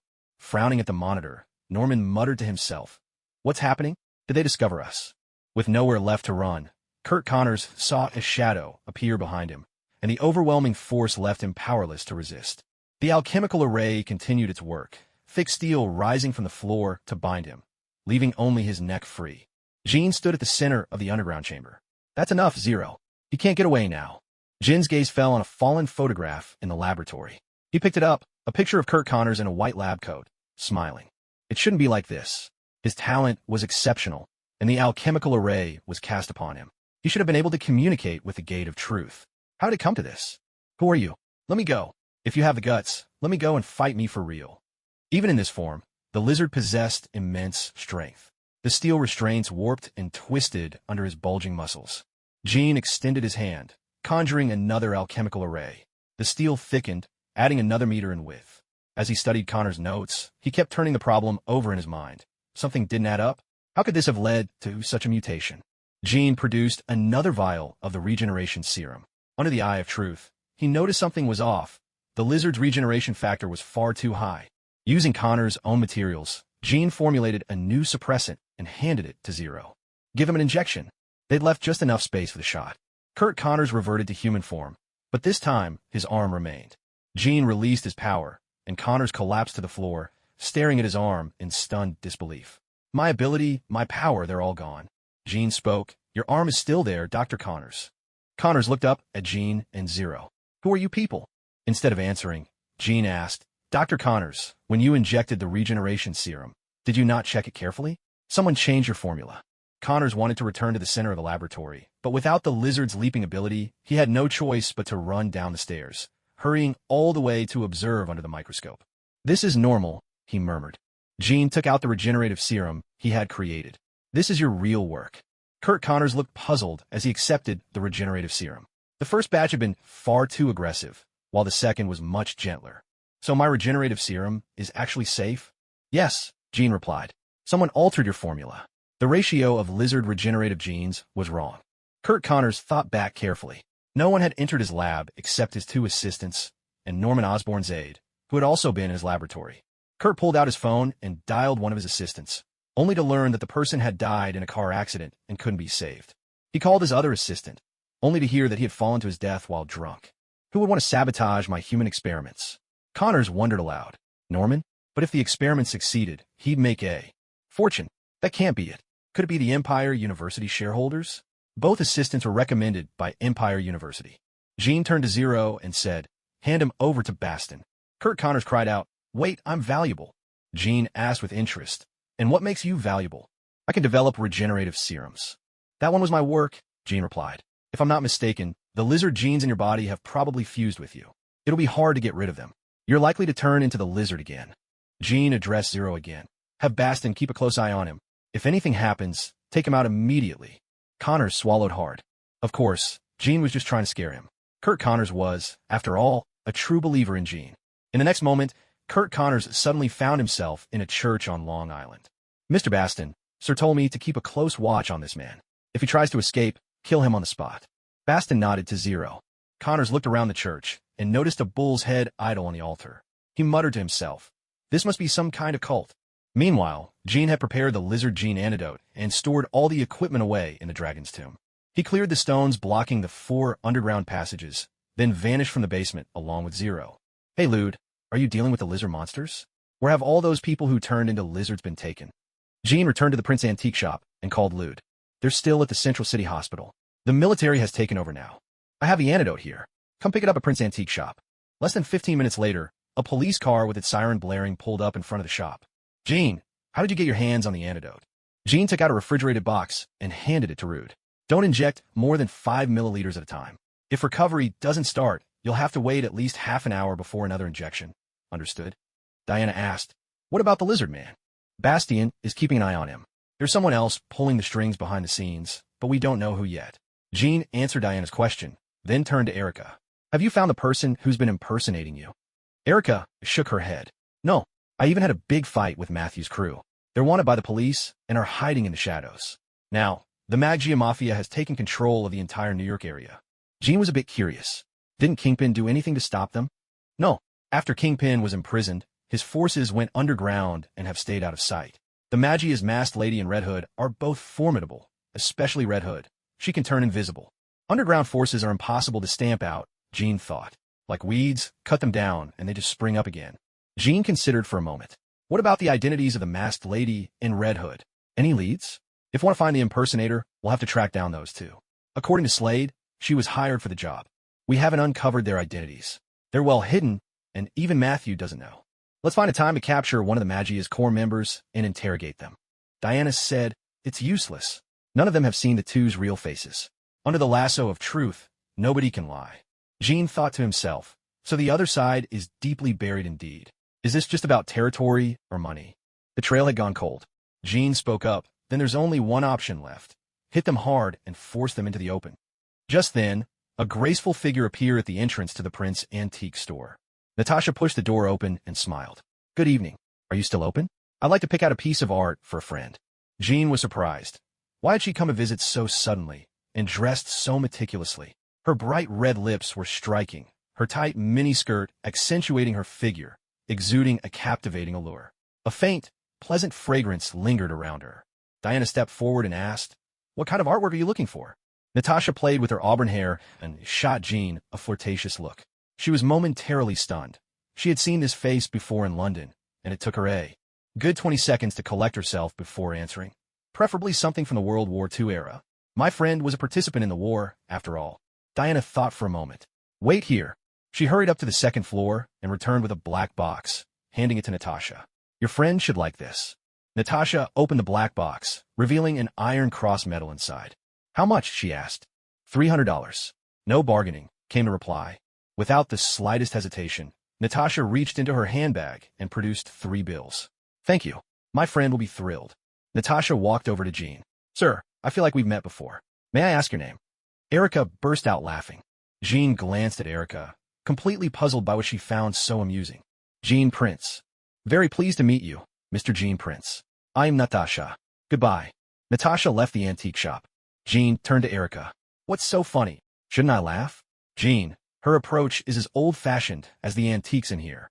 She wanted to get to know you. Her eyes were practically sparkling, and she ignored both me and Diana. Jean replied, She's an agent, S.H.I.E.L.D., to be exact. We really have met before. I'm surprised she remembers me so well, but I have no idea what she wants. Diana repeated Jin's words. A S.H.I.E.L.D. agent? A serious look flickered across Erica's face. Clearly, she'd had dealings with that organization before. Natasha hadn't made any move. This was just a chance encounter. She only wanted to buy a gift for her visit to Peggy Carter. She didn't go far. Instead, she drove into a parking garage, opened her laptop, and began searching the S.H.I.E.L.D. database for Jean Prince. To Natasha's surprise, there was a wealth of information, 20 pages at least. She only skimmed through Jin's file. Year of birth, unknown. Nationality, unknown. Parents, unknown. Abilities, unknown.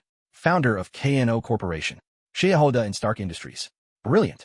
Known for friendly relations with mutants. There was more. Information on Diana, Jean, Erica, and Violet.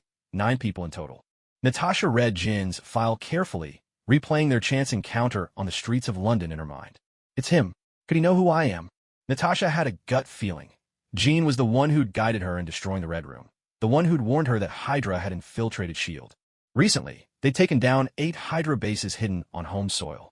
Although they'd caught the ringleader, everything had gone almost too smoothly. It was as if some invisible hand had pushed them forward, delivering answers right into their laps. The deeper Natasha thought, the colder the sweat that broke out on her forehead. So what role is Jean Prince playing in all this? She picked up her phone and called Nick Fury. Director, do you have a moment to talk? Of course. The line is secure. Director, have we really rooted out all the traitors within S.H.I.E.L.D.? Nick Fury felt a sudden pang in his heart when he heard Natasha's words. Things had been going a little too smoothly lately, and the Avengers initiative was finally gaining momentum. Hydra had lost quite a few loyal soldiers, and, on top of that, some of their moles had even managed to climb to the ranks of mid-level agents. Nick Fury couldn't shake the feeling that something was off. During the recent massive sweep, the enemy hadn't mounted any kind of retaliation. Understand, Natasha. Have you heard anything new? No, nothing concrete. I just feel our recent operations have been going a little too well. Let me check in with Peggy before we talk more. All right, bring Steve back with you. Natasha didn't reveal everything she knew about Jean. She wanted to investigate this person herself. The streets were already deserted. There wasn't a soul in sight, not even a single car. On the 5th floor of Prince's antique shop, Natasha slipped silently into the bedroom. Something felt strange. The heat sensor showed someone inside, but the bed was empty. Suddenly, the cold steel of a kunai pressed against Natasha's neck. Don't move. You knew I was coming. Natasha watched as Jean stepped out of the bathroom in a bathrobe, then glanced behind her. Erica, completely unclothed, stood there as well.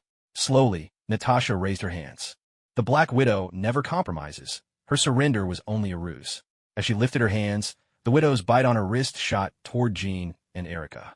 The explosion of energy from the Widow's bite was just enough to buy Natasha a split second. Erica dodged, using her chi to shield herself from the blast, but was launched across the room. Even as she flew, she hurled her kunai at Natasha. Jean, on the other hand, didn't bother to dodge. Before the Widow's bite could get close, an alchemical array materialized before him, reducing the projectile to dust that scattered in the air. Natasha's movements were graceful, almost like a dancer's. She rolled twice across the floor to evade the kunai, her eyes wide with surprise. What kind of power was this? She didn't linger. Using a rope she'd prepared in advance, she leapt from the 5th floor, vanishing into the night. Jean tossed a bathrobe, which Erica caught and wrapped around herself. She grabbed her kunai, ready to chase after Natasha. Let her go. Why? She's already got what she came for. Jin's instincts were right.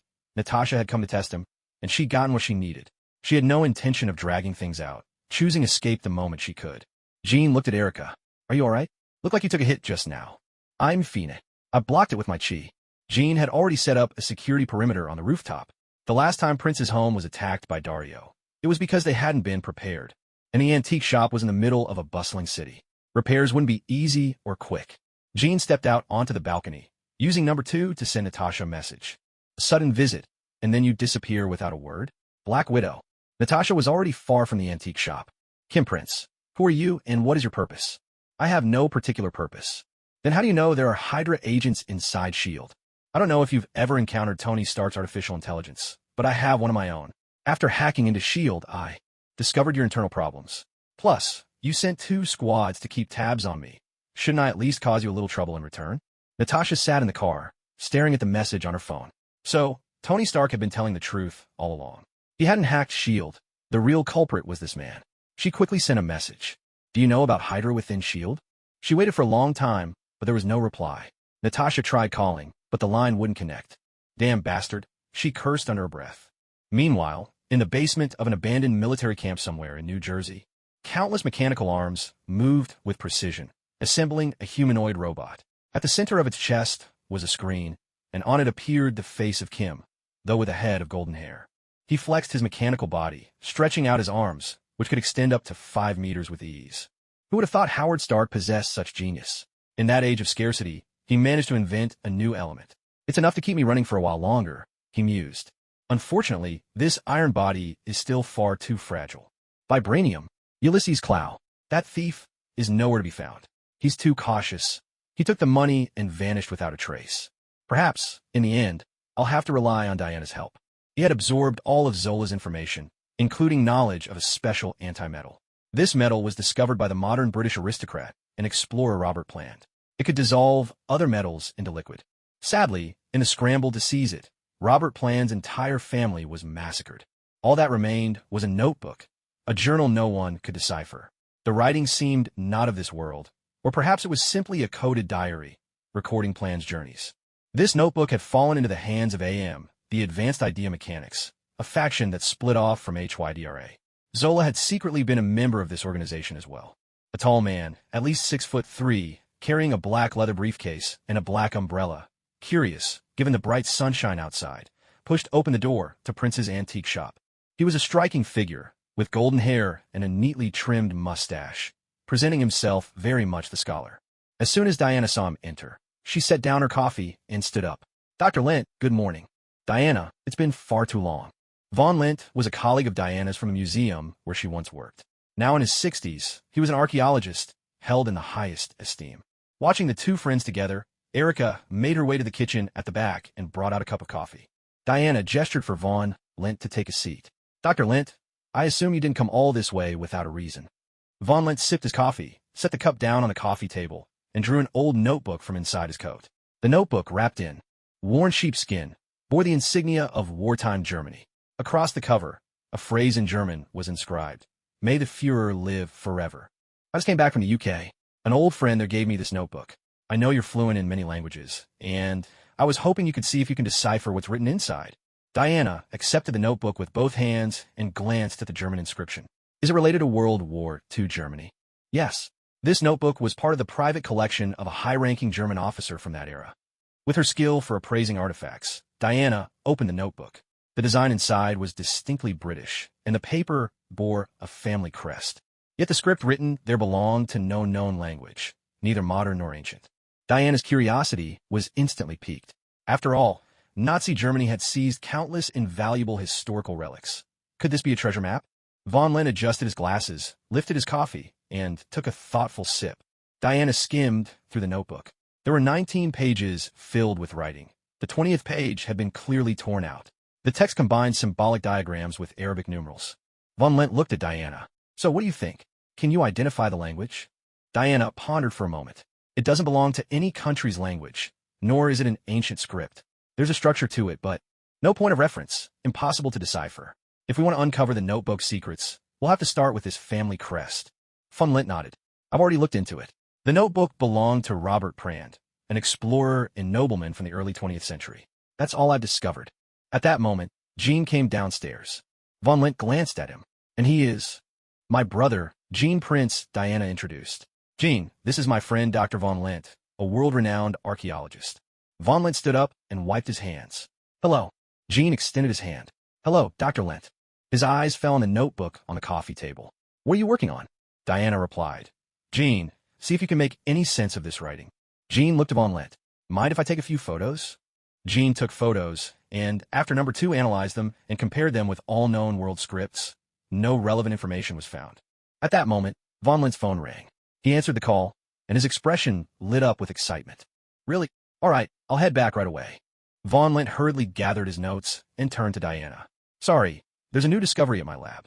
Diana asked, Is it about the notebook? Yes, Jack found something. I need to return to the lab immediately. Diana, if you're interested, you can come along. Von Lint rushed out in a hurry. Von Lint really knew how to leave people hanging. Diana was left bewildered by his mysterious antics.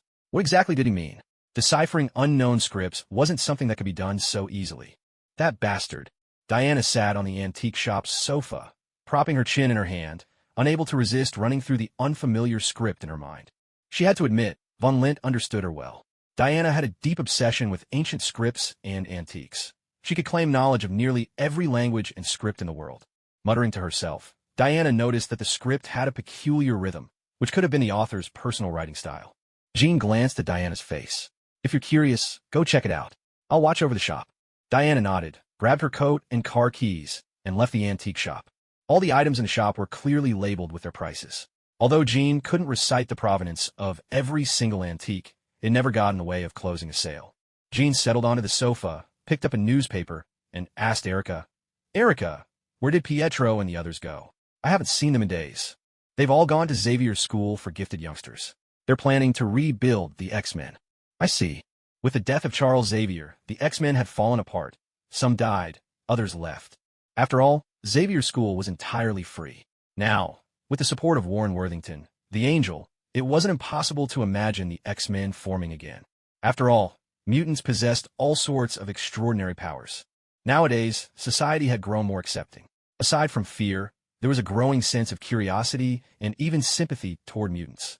Beast, Hank McCoy, had also joined the New York municipal government, providing scientific and technical support.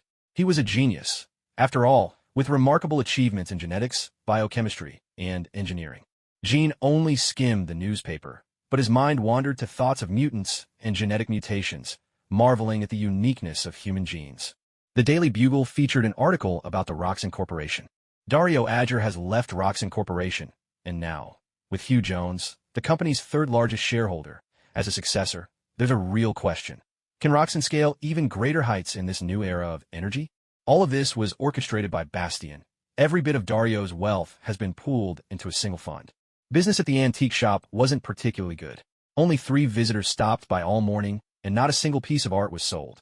As noon approached, a supercar pulled up in front of the shop. Tony, sharply dressed in a suit, strode inside. Tony looked dead serious, storming over to Jean with barely contained frustration. Jean, do you realize you made me look like a fool? Jean frowned, noticing the bloodshot eyes and exhaustion on Tony's face. He hadn't interacted with Tony recently. How could he have embarrassed him? Is there some kind of misunderstanding? Tony dropped onto the sofa. I know how talented you are, but if you're going to take over, you have to keep me in the loop. Take over what? The Lizard Man antidote. I spent all night researching it, then took it to the police, only to be told the victim was already cured. Jean shrugged in response to Tony's glare. Sorry, I didn't take you into account. Tony shot back, full of righteous indignation. Sorry isn't good enough. I want compensation. That magic stone from last time, hand it over. Jean shook his head. I'm afraid I don't have enough of those stones left in my inventory. Anything else? Tony pressed on. Can you make more magic stones? Jean replied calmly. Yes. About 1 gram can be refined from 1,000 people. Jin's indifferent tone caught Tony off guard. He took a deep breath, swallowing hard. The last magic stone he'd seen weighed well over 10 grams. But thinking back, there hadn't been any news of mass killings lately. Jean, just what exactly are your abilities? At that moment, Tony found Jean unervingly terrifying, enough to make his scalp tingle. Jean took a newspaper and crushed it into a ball. In his hand, the paper transformed into a blank sheet, then into a stone, then a flickering flame, and finally a tiny spark of lightning. Then it vanished, leaving nothing behind. How is this possible? Through his glasses, Tony could just barely detect some traces of energy shifting, but he couldn't see any sign of an alchemic array. Is this magic? You could call it magic, I suppose. It's a kind of alchemy. Tony considered this carefully. Can I learn it? Jean pondered Tony's words. There was no denying that Tony was one of humanity's rare geniuses. Learning alchemy would be a breeze for him. Yet, alchemy was far more complex than mere equivalent exchange. The deeper one delved, the more one risked being consumed by desire. Better not, Jean finally said. You certainly have the aptitude to study alchemy, but I can't teach you. If you're truly interested in the mystical arts, I can recommend a place where you might learn magic instead. A hint of disappointment crossed Tony's face as he asked, is there really magic in this world? Then are the legends of Merlin actually true? I can't say whether the tales of Merlin are real or not, Jean replied calmly. But magic itself does exist. There are those who guard the secret side of the earth, keeping it safe for the corruption of evil demons. Tony's curiosity was piqued. Jean continued in his usual understated tone. If you want to learn magic, Tony, you must start as an apprentice. It could take a very long time. What about your company? What about Pepper? You already possess the power of technology. There's really no need for you to pursue magic as well. Tony imagined the scenario, raising an eyebrow at Jean, this mysterious alchemist. But what if Jean himself ever turned evil? Who would stop him then? The thought of the philosophers. Stone, created by sacrificing human lives, flashed through Tony's mind. He rubbed his face, suddenly queasy, recalling he'd just applied a facial mask. Now the idea made his skin crawl. What if you go rogue, Jean? Is there anyone who could stop you? Jean arched an eyebrow, memories flickering through his mind. Perhaps Tony would make a good candidate, after all. Alchemy was a wondrous power, but its magic could only be wielded within the circle. Jean performed a bit of alchemy in his palm. Tony, can you see what's in my hand? Tony tapped the button on his glasses, cycling through several modes. He could just barely make out a blurry circle, but the geometric patterns inside were impossible to discern. He shook his head. Try adjusting your glasses' light spectrum. You should be able to see the circle in my hand. Here's a secret. All alchemy must be performed within this circle. If I ever turn into a villain, the only way to stop me is to break the circle. Understand? Are you kidding me? Tony shot back, eyeing Jin's serious expression. Jean laughed. Relax, it shouldn't come to that. Besides, there's still a Sorcerer Supreme in this world. I doubt you'll need to get involved. Sorcerer Supreme? Yes, a truly formidable individual. Tony's thoughts leapt ahead, as they often did. If magic is real, and there's a secret side to the world, then that means heaven and hell must exist too. Or maybe, just maybe, the gods from all those ancient myths really did walk the earth once. Jean heard Tony's words and thought of Lucifer. Perhaps the two of them could become friends as well, and he let a sly smile creep across his face. Do you want me to demon from hell? I know there's a place in New York where a powerful demon exists. Jin's words made Tony feel as if the world had completely changed before his eyes. He rubbed his temples. Was this just a hallucination from staying up all night? Still, he asked, where is it? Jean tried to recall, but he couldn't remember exactly where Lucifer was. Number 2. Search the police database for a man named Lucifer. Understood, sir. Tony was utterly shocked. Lucifer? The fallen angel Lucifer? My God, is hell about to invade? I told you. The mystical side has sorcerers to keep things in check. Hell's demons won't launch a full-scale invasion, but sometimes a few lesser demons slip out. The sorcerers usually handle them. I bet the Vatican has its own demon-hunting squads, too. Tony, ever the paranoid, muttered to himself, the world really isn't safe. There are demons now, too? Damn it, my Iron Man armor can't protect me from spirits. Maybe I should ask the Vatican to bless it. Just then, number 2's voice sounded, and a projection appeared in front of both men, listing all the people named Lucifer. It was easy to pinpoint the location of Lucifer Morningstar.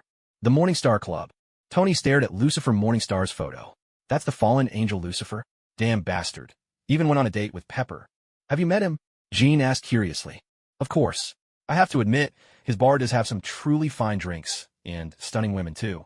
Want to check it out tonight? Though they're closed around this time. Aren't you scared? What's there to be afraid of? Tony Stark is never afraid. Tony grinned, looking at Jean. You'll have my back, won't you? Let's go take a look. I'm quite curious how Lucifer Morningstar managed to break through the Sorcerer Supreme's defenses.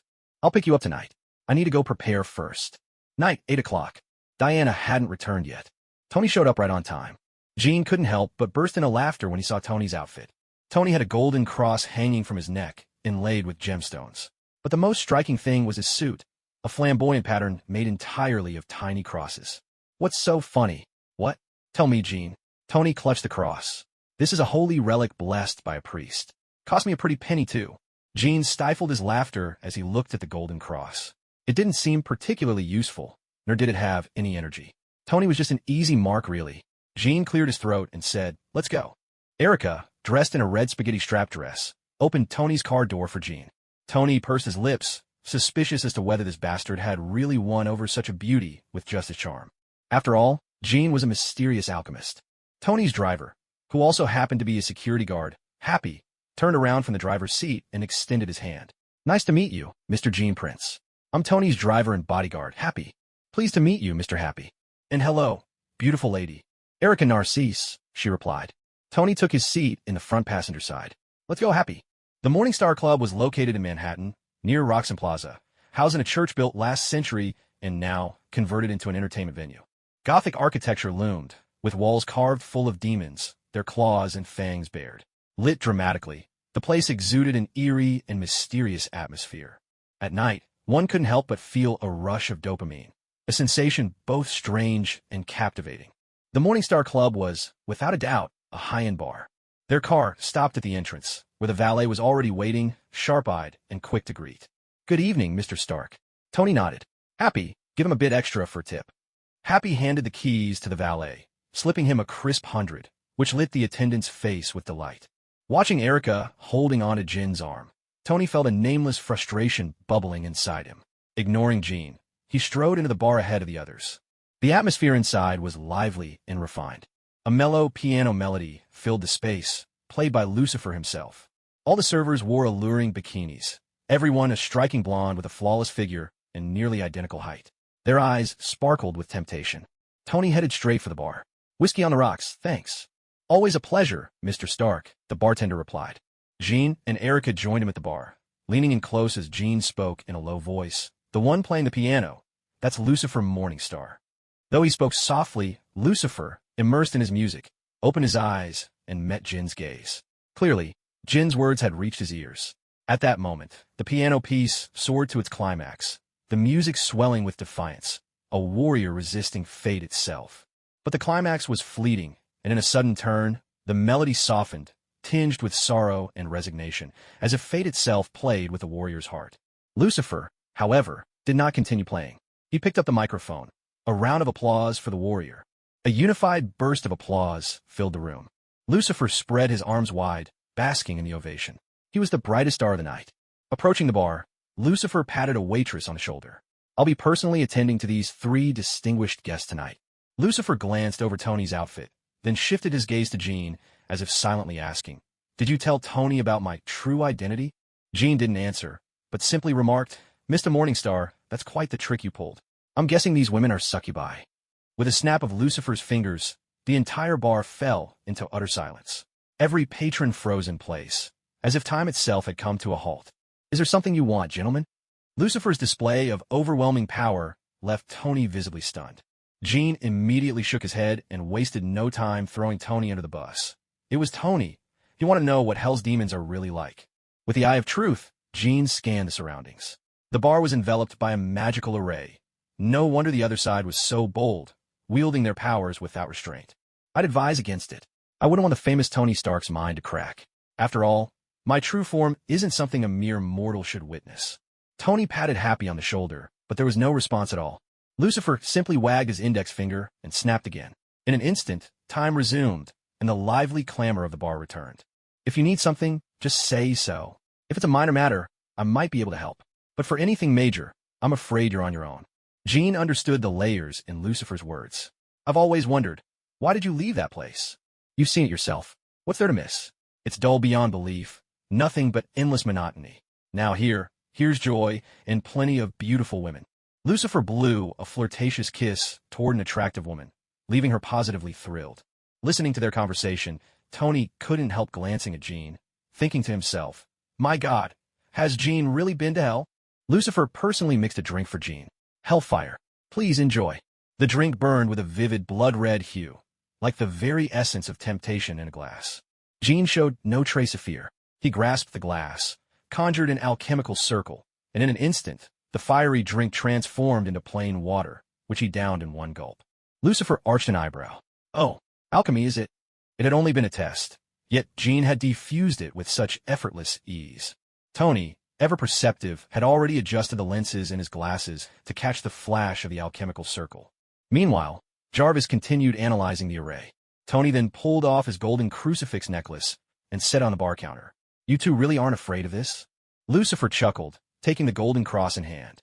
Thank you, Mr. Stark, for your generosity.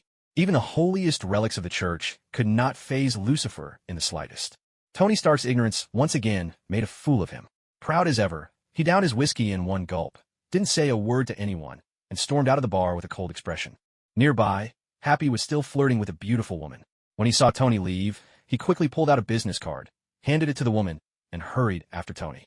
My apologies for the sudden visit, and thank you for your hospitality, Mr. Morningstar.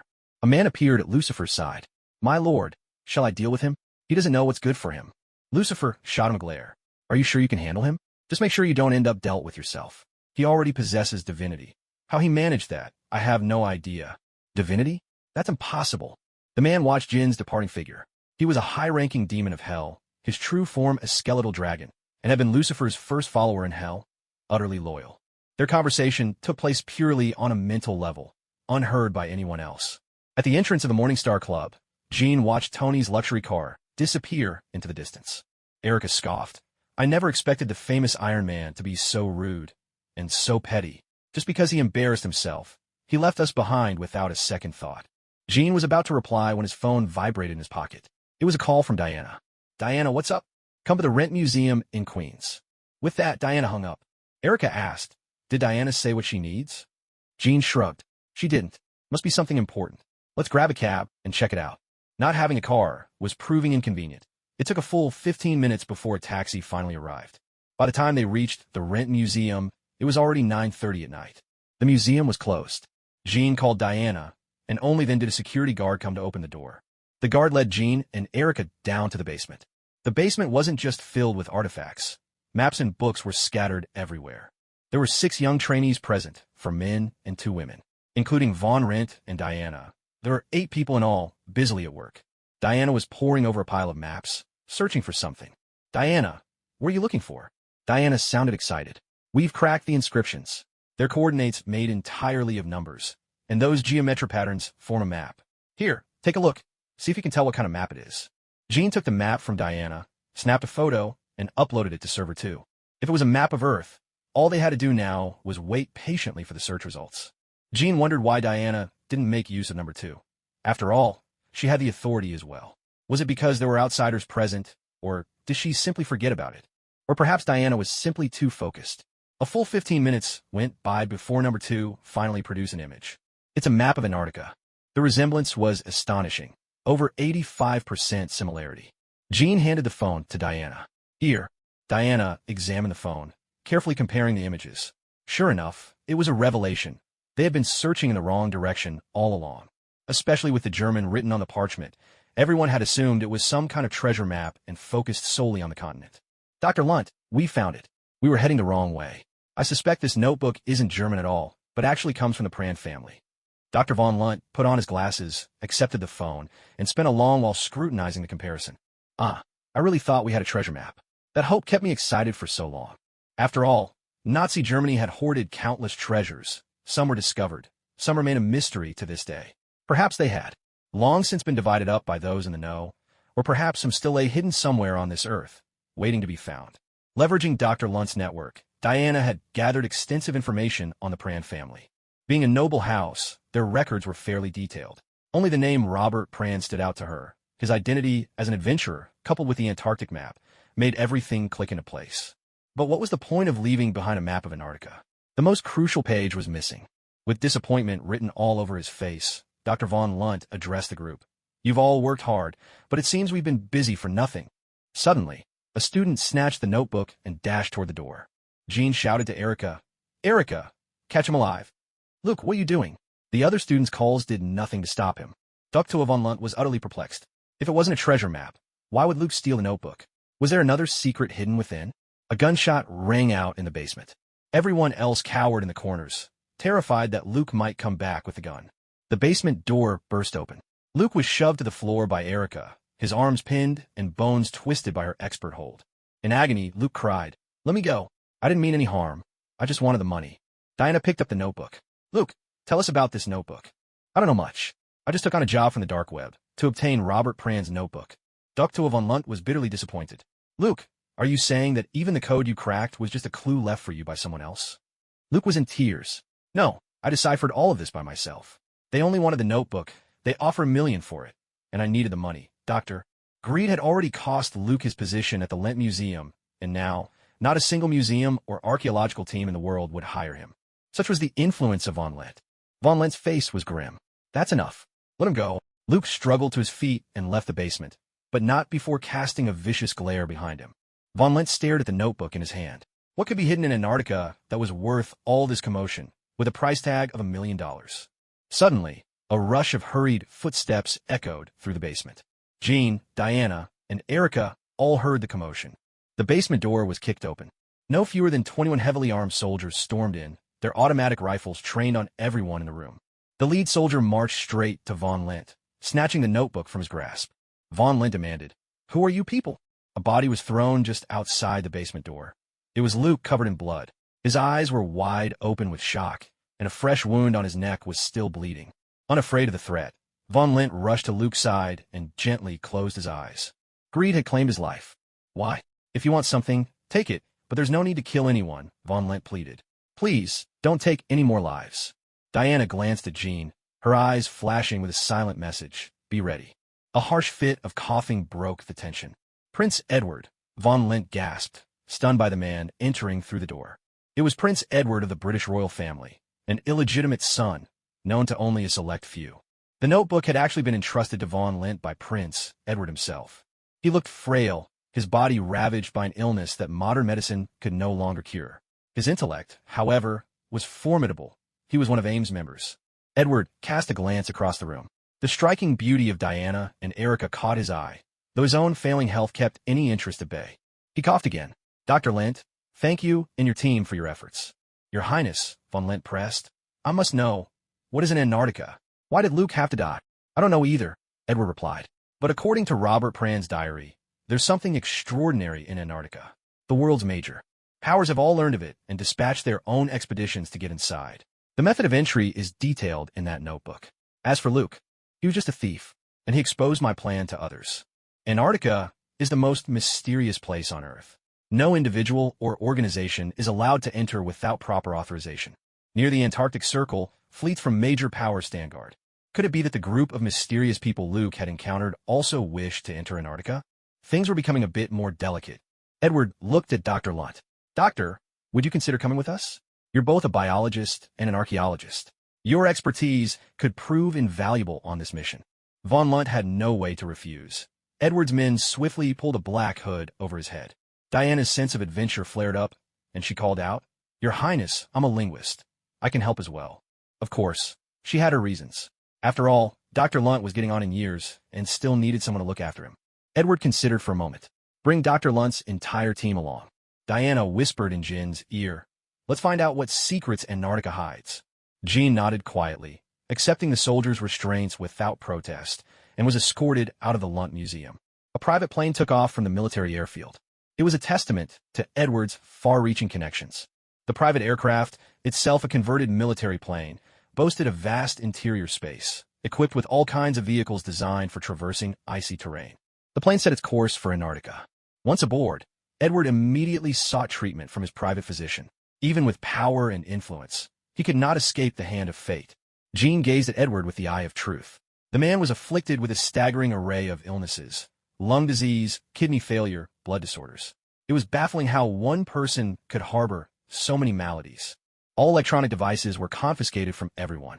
Jean, Diana, Erica, von Lunt, and the 5 graduate students were all confined together in a transparent glass cage, shrouded with black cloth to prevent them from glimpsing the plane's interior. The 5 students huddled together. It was their first time facing such a situation. Fear, anxiety, and unease were written plainly on their faces. 2 of the young women wept inconsolably. No one knew how much time had passed. Jean estimated it had been more than 72 hours, with food and water delivered every 8 hours, a total of 7 times. At last, the plane came to a complete stop. Edward was already seated in a specially modified vehicle, dressed head to toe in white, blending seamlessly with the surrounding snow and ice. March brought relatively mild weather to Antarctica. The soldiers handed out 9 sets of cold weather gear, herded the group of 9 into the lead vehicle, and prepared to move out. Edward's voice rang out. Dr. Lent, you'll be leading the way. The route is displayed inside the vehicle, so don't even think about escaping. Without guidance, you'd simply get lost in this world of ice and snow. And don't try to seek help from the expedition team, either. After all, we're stowaways here. If we're discovered, we'll be facing a military tribunal. Doctor, what do we do now? One of the male students looked utterly exhausted, his eyes bloodshot and weary. Von Lent walked over to the display panel, which showed not only the Antarctic map, but also sonar and other detectors. Since we're here, let's make the best of it. You all should get some rest first. Only with your strength preserved will you have a chance to get out of here. This large vehicle was like a motorhome, spacious enough for all 9 of them to recuperate.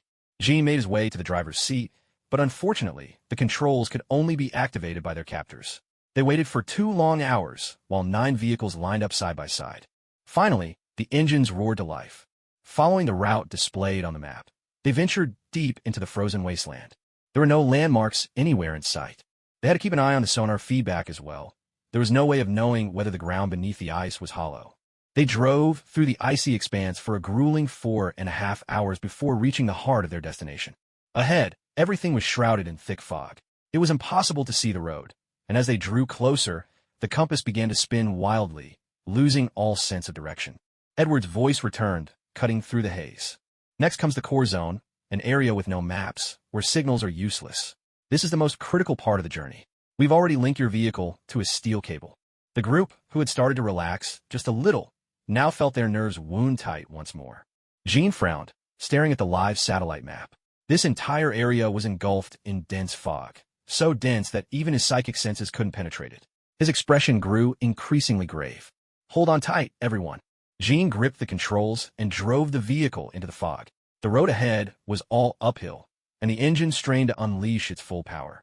But the ice beneath was nothing like solid ground. No matter how hard the tires tried to grip, it wasn't enough. The vehicle stalled, lost all traction, and began to slide backward. There was a violent crash. 2 vehicles collided, overturning to their sides. Their own vehicle had been dented by the impact, and in an instant, the piercing cold swept through the cabin. Diana grabbed Von Lent to steady him against the blow. Are you all right? Von Lent's heart was still pounding. Thank you. Is everyone else okay? Doctor, quick, help Ed, a girl screamed. Ed's head had struck something hard. His skull was visibly fractured, exposing brain matter, blood gushing out, only to freeze solid in the next moment. Jean was the first to step forward and check the situation. He shook his head at the group and said, Everyone, put on your windproof masks and cold weather gear. At that moment, the vehicle's door swung open. A soldier holding a rifle looked down at them, said nothing, and simply left, following the secured guide rope back out of the thick fog. Your Highness, there's been a collision inside the fog. There might be a tall ridge ahead of us, the soldier reported to Edward after reaching his vehicle. Edward turned to the doctor beside him. Bourne, how long can my body hold out? As long as you don't exert yourself, you shouldn't have any acute attacks. Edward, are you certain there's something extraordinary in there? Bourne was not only Edward's classmate and confidant, but also a highly skilled physician.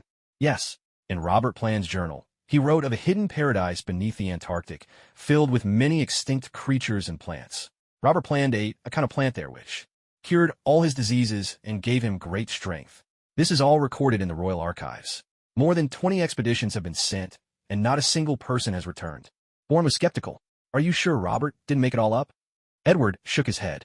In the Royal Collection, there's a piece of metal that Robert Plan brought back from that place. It can turn any metal into liquid. Bourne thought for a moment. We should turn back. We're not prepared enough. We need an aircraft if we're going any further. No, my body can't hold out much longer, and the magnetic fields here will interfere with any flying machine. This is my last chance. Even the restorative medicines Edward had used could not cure his cancer.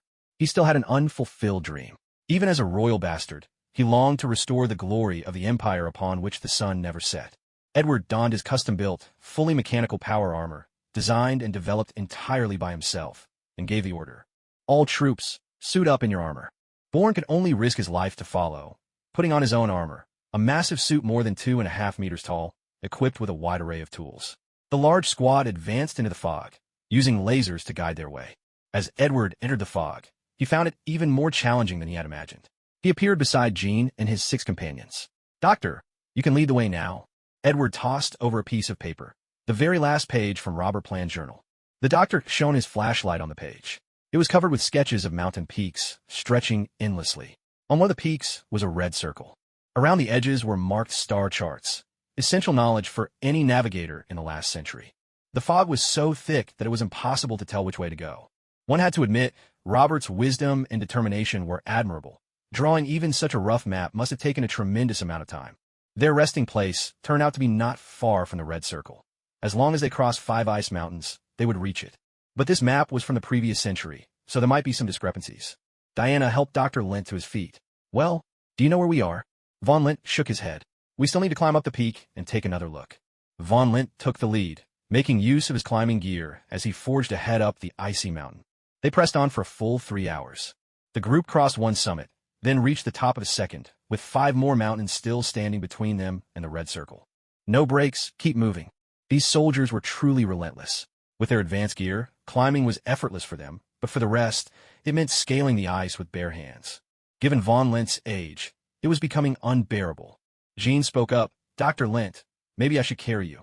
"Save your breath." Anyone who held up the group was dealt with on the spot. No exceptions. Von Lint found it hard to accept.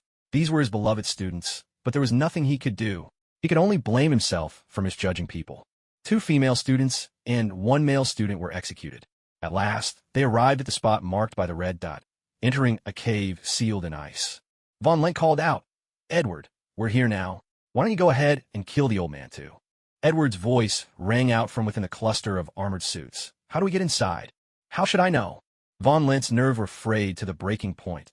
Exhaustion, hunger, and grief all crowded his mind. "In that case, let me send you on your way." Jean stepped in and saved Von Lint. "Wait, haven't you noticed anything strange around us?" The entire cave was filled with mist, but there was nothing else out of the ordinary. If the space you're all talking about really exists, and this is an entrance, then there's only one answer. It must be underground. Jin's alchemy sprang into action.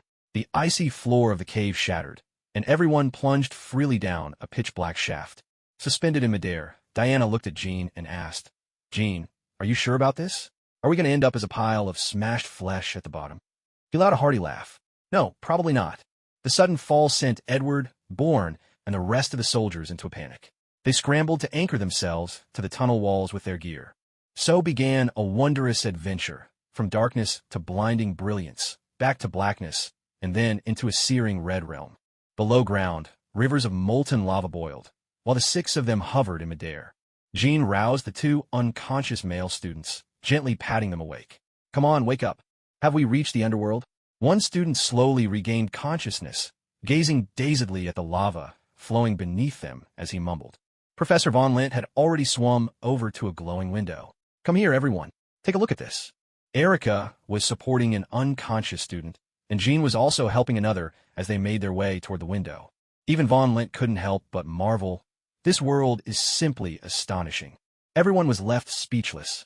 The deafening roar of a massive plesiosaur echoed around them. Above, pterosaurs soared across the sky, while an immense jungle stretched out below, an untouched, primordial tropical rainforest. Towering active volcanoes, each crowned with plumes of smoke, dotted the landscape.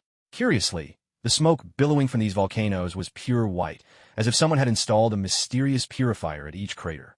The 6 of them climbed out of the cavern and looked down. They stood atop a cliff draped in thick vines.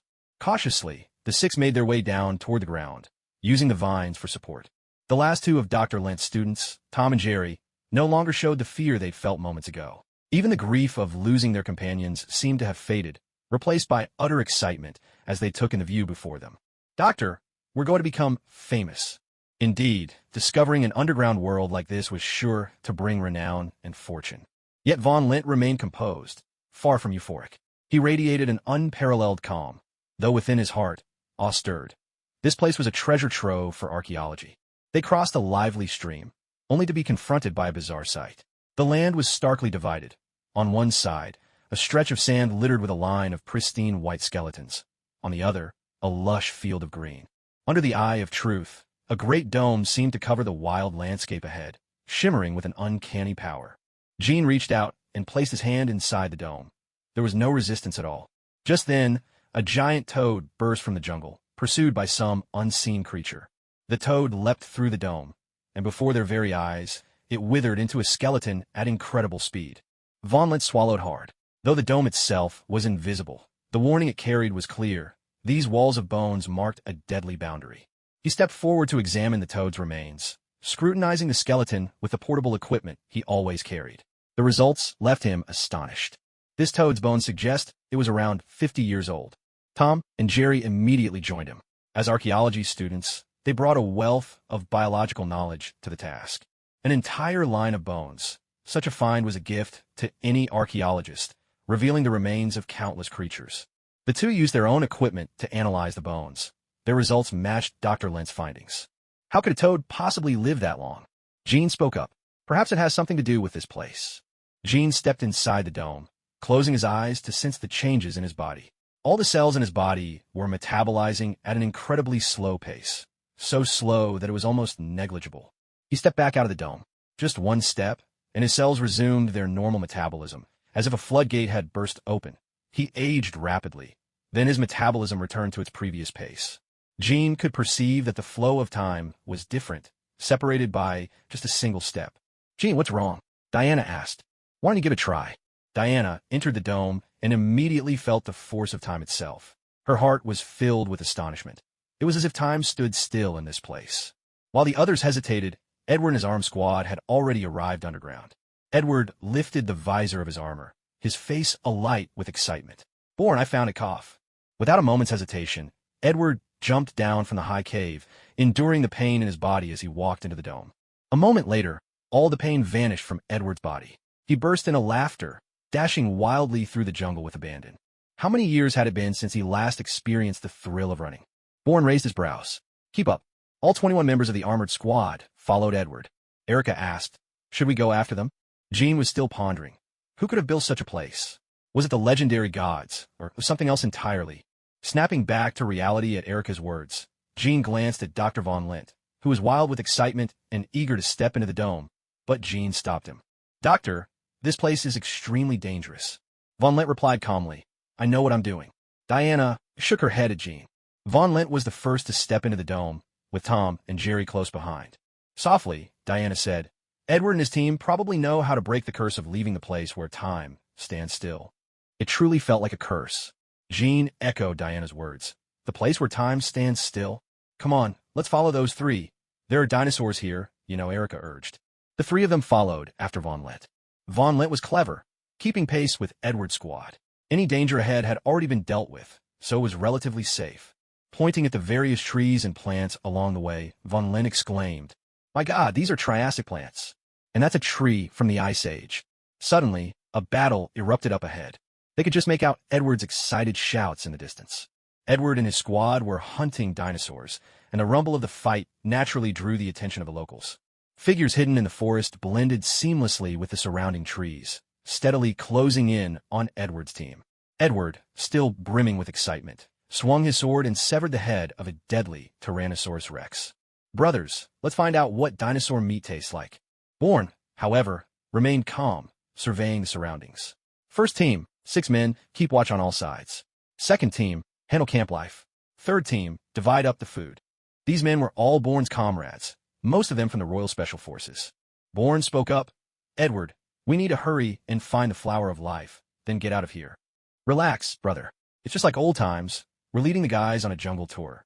The flower of life was said to heal any disease and could even grant ordinary people extraordinary strength. It was also the only cure for escaping the land where time stands still. Of course, this curse only affected ordinary people and creatures.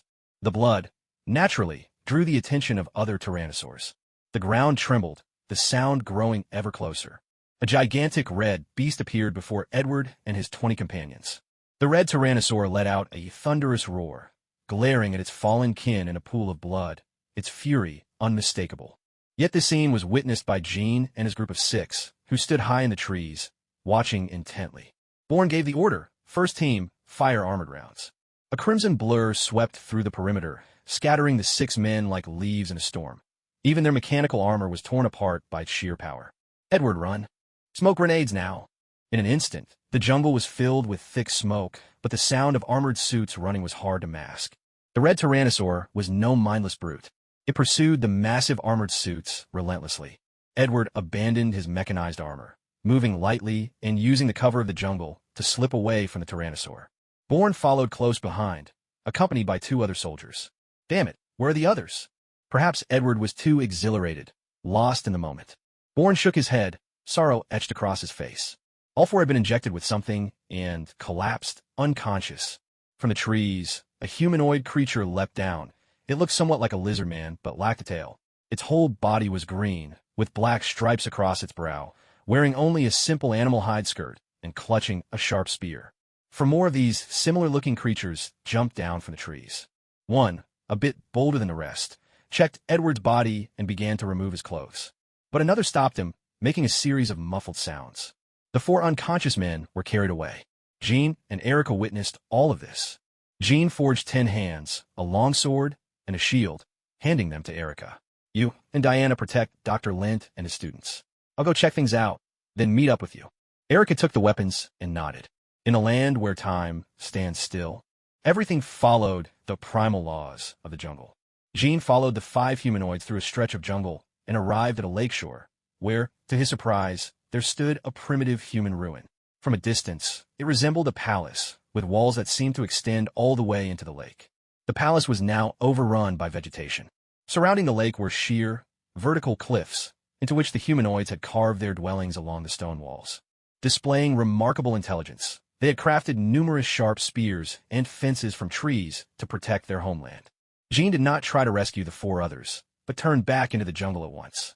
As one of the most formidable predators in this primeval forest, every adult Tyrannosaurus rex had its own territory. Diana was locked in combat with the Tyrannosaurus, her weapon lacking the sharpness of a divine artifact, but her immense strength was more than enough to match the dinosaur's power. The beast's powerful tail swing was actually blocked by her. High above the ground, at least 6 meters up, was a tree hollow.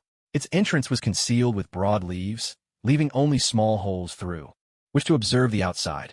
From these peepholes, Von Lent, Tom, and Jerry watched the scene unfolding before them, utterly stunned. My God, Diana, beautiful and alluring, possessed such extraordinary strength. With a single stroke of her sword, Diana severed a portion of the T-Rex's tail. Overcome by pain, the dinosaur abandoned its territory. At that moment, Erica also returned to the tree hollow, carrying a variety of fruits and eggs on her back. The eggs were as large as ostrich eggs. No one could tell what kind of bird they belonged to. Dr. Lent, can you tell if these fruits are edible? Von Lent had little interest in wild fruits. Instead, he turned to Erica and asked, Erica, is Diana a mutant? How can she be so strong? I have no idea. She's back now. Why don't you ask her yourself? Erica pulled out a fruit resembling a pineapple, pierced a hole in it with her 10-fingered claws, and a splash of yellow juice squirted out. Erica tasted a little.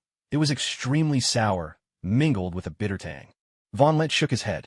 These are all ancient, undomesticated fruits. Generally, they're inedible or just plain bitter. That's common knowledge. Erica was dumbfounded. Why didn't you say so earlier? All that effort for nothing. Those herbivorous dinosaurs seemed to love them. Von Lent was speechless, unable to offer any rebuttal. Here, the 3 men found themselves looked after by 2 women. Diana had hunted down a smaller herbivorous dinosaur and returned to the tree hollow with 2 hefty legs slung over her shoulders. Erica, did you find a water source? There is water, but nothing to carry it in. We'll have to wait for Jean to come back. Diana nodded. Let's start a fire. For now, this tree will be our base. Who knows if this place even has a nightfall? Jean watched the wisps of blue smoke curling up and quickly found where the group of 5 were. What a wonderful smell. Aren't you worried those humanoids might show up? Jean entered the tree hollow, half joking as he spoke. Diana sliced off a piece of the roasted dinosaur meat with her longsword and handed it to Jean. It's really good. Needs a bit more seasoning, but give it a try. Jean took the hefty chunk of roasted meat, took a bite, and found it was indeed delicious, chewier than beef, and with a rich aroma. Erica asked, Did you find those humanoids? Jean nodded. Beyond this stretch of jungle, there's a humanoid village. There's also some ruins there. I suspect it might be an ancient relic left behind by a previous civilization. Upon hearing this, Von Lent shared his own conclusion. This place might have been an experimental ground for an ancient civilization. There are Triassic, Jurassic, and Cretaceous plants and animals all mixed here. Jean countered. Then is it possible this place is the cradle of humanity? I'm not sure, but we could go check out those ancient ruins first. Jean nodded in agreement. Once you've recovered your strength, we'll head out. It's probably more than 30 kilometers from here. Tom spoke up with a question. Mr. Prince, are you and your friends mutants or some kind of superhumans? I suppose we count as superhumans. What do you think, Diana? Jean turned to Diana. Diana nodded, agreeing with Jean. Jerry chimed in. I'm so jealous. Captain America is my hero, a superhuman who uses his strength to fight evil. Tom followed up. Is it possible for us to become superhumans too? Maybe, Jean answered, leaving the possibility open. Really? Of course. This is an ancient ruin. After all, who knows what sort of relics or inventions might be hidden here that could turn someone into a superhuman? Hearing this, Tom and Jerry exchanged an excited glance, their eyes full of hope and daydreams.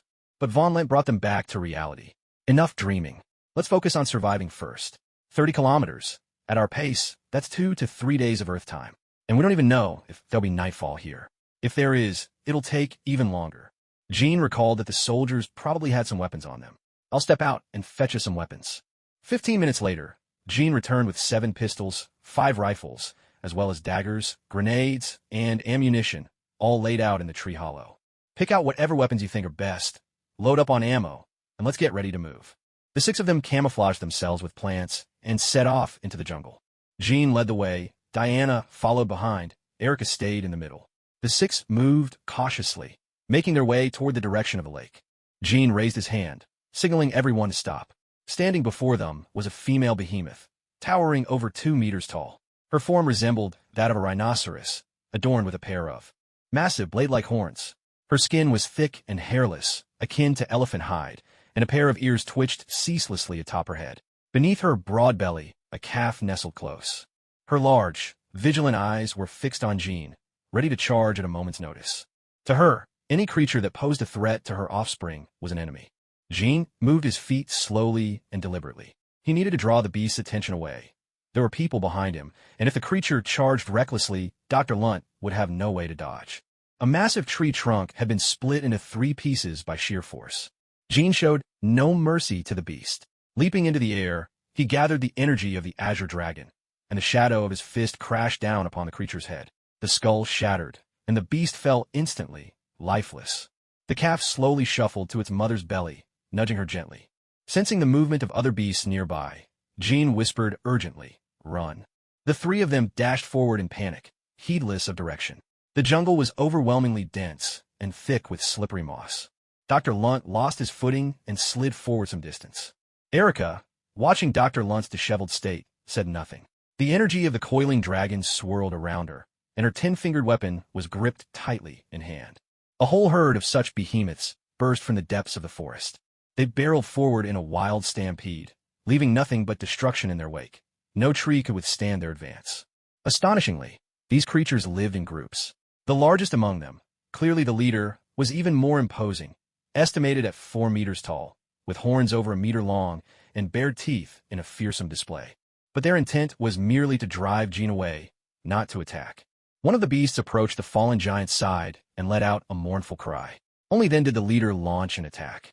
Alchemy, gate of steel. Even a steel plate 3 meters thick was left with a deep dent from the impact. The behemoth leader staggered, clearly dazed from the blow. Not until the 5 of them had retreated a great distance did Jean finally break away. But they had barely gone 5 kilometers before they encountered a herd of mammoths, busy feeding. The mammoths glanced at the 6 of them, determined there was no threat, and continued grazing. Von Lunt sighed with disappointment. So many prehistoric creatures, and not a single photograph to show for it. What a pity. Erica urged, keep moving. Don't stop here. If those mammoths decide to charge, there are hundreds of them. There was truly no time for lamentation. They kept close to Jean, pushing through a patch of grass nearly 2 meters high. The law of the jungle was merciless. Fortunately, the 6 of them were well camouflaged. Along the way, they witnessed at least 15 hunts, some successful, others not. Many of the herbivores traveled in herds, and when they stampeded, even a tyrannosaurus would retreat before their thunderous rush. No one knew how much time had passed by Earth's measure. This place, where time stands still, is perpetually bathed in daylight. The sky, shrouded in pure white clouds, shows no sign of ever turning to night. Perhaps in March, the Antarctic is locked in a state of endless day. The six of them arrived at the lakeshore and slipped into the ruins. Everywhere they looked, exquisite patterns adorned the walls. It wasn't until they entered the grand palace that they saw a sculpture of Poseidon, god of the sea, riding the waves, so lifelike it seemed to gaze down from above, watching over the great hall. Bones littered the ground, unburied, while the walls bore scars left by countless weapons. Diana spoke up. "This is the lost city of Atlantis." Von Lent could hardly believe it. Could the legendary, sunken Atlantis truly exist in this world? And not only that, Diana seemed to recognize it. Had she once set foot in the Vatican's secret archives? The first thing that came to Jin's mind was Namor. Von Lent pointed to some words carved into a corner and asked Diana, "What does this inscription say?" Diana walked over to stand beside Von Lent, studying the words etched into the stone with a knife. "We are the survivors of Atlantis. Fleeing into this wild land, we discovered the technology left behind by the alien civilization, Navari. In hopes of rebuilding Atlantis, we used Navari's genetic technology to alter the genes of apes, creating beast folk to serve us. But these beast folk were born with intelligence and refused to remain our servants. War broke out. With so few Atlanteans left, we were forced into an uneasy peace with the beast folk. But who are we, if not their creators? How could we ever submit to our own slaves? Of course, we fought back to the bitter end. This conflict cost both sides dearly, each suffering heavy losses for the sake of survival. The survivors tried to leave, only to discover the strangest feature of this place. Time stands still here. Crossing the membrane of time leads to rapid aging. Sadly, by the time I discovered a way out, it was already too late. I was ambushed by a fishman. The flower of life grows in the death swamp. Only by eating the flower of life can you cross the temporal membrane unharmed. Beware, the bloodthirsty fish people have lost their minds, devolved into little more than beasts. They are nocturnal hunters and move with astonishing speed underwater. No one knows why. It could be a result of genetic collapse. The best time to obtain the flower of life is during the endless day. The flower of life is brilliantly colored, like living flame. Be warned, never pick it by hand. Beware the waterborne touchworms, those worm-like plants that can latch on and parasitize. And above all, do not enter the city of the sun god. Though it lies in ruins, it still holds the power of the sun god himself. And then, there's the mysterious mist to the south of the city of the sun god. Legend has it that it leads straight to the underworld, though. Who can say for certain? All anyone knows is that it's terrifying. In the darkness of night, restless souls are said to wander within the fog. The last words of Memonachus of Atlantis. May Atlantis endure forever. Diana's voice was full of emotion, and everyone could hear the pride and arrogance so typical of the Atlanteans. But beneath it all, there was also a note of regret. What was even more remarkable was the revelation that, in ancient times, an alien civilization had come to Earth and lingered here for an age. Jean stroked his chin in thought. Atlantis had sunk beneath the waves 10,000 years ago, giving rise to a race that could survive underwater. Perhaps it all had something to do with their faith. If the heart yearns, the gods will answer. And in this world, gods truly do exist. Jerry and Tom, meanwhile, were entirely fixated on the possibility of leaving. Truly, these two were the best of friends. In perfect unison, they asked, "Diana, the flower of life, does it mention long life?" Diana pointed to a small flame among the ancient script. "This is the flower of life. But to obtain it, we must first discover where the swamp of death lies." Suddenly, the sound of a horn rang out. High above the temple, 15 lizard-like humanoids had appeared, their spears poised and ready to throw. Tom and Jerry immediately ducked behind Diana, while Jean and Erica took up protective positions at her sides. The entire temple seemed to tremble. The commotion grew as thousands of these creatures rushed about outside.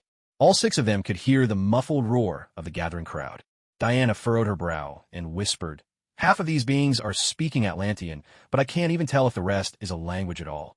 As long as we can communicate, we'll be fine. If not, we might have to fight our way out." Jean replied quietly, his bronze sword lowering naturally as he gazed up at the temple's rooftop. Diana asked, "Is it possible to open the dragon tomb, so the professor and the others can hide inside?"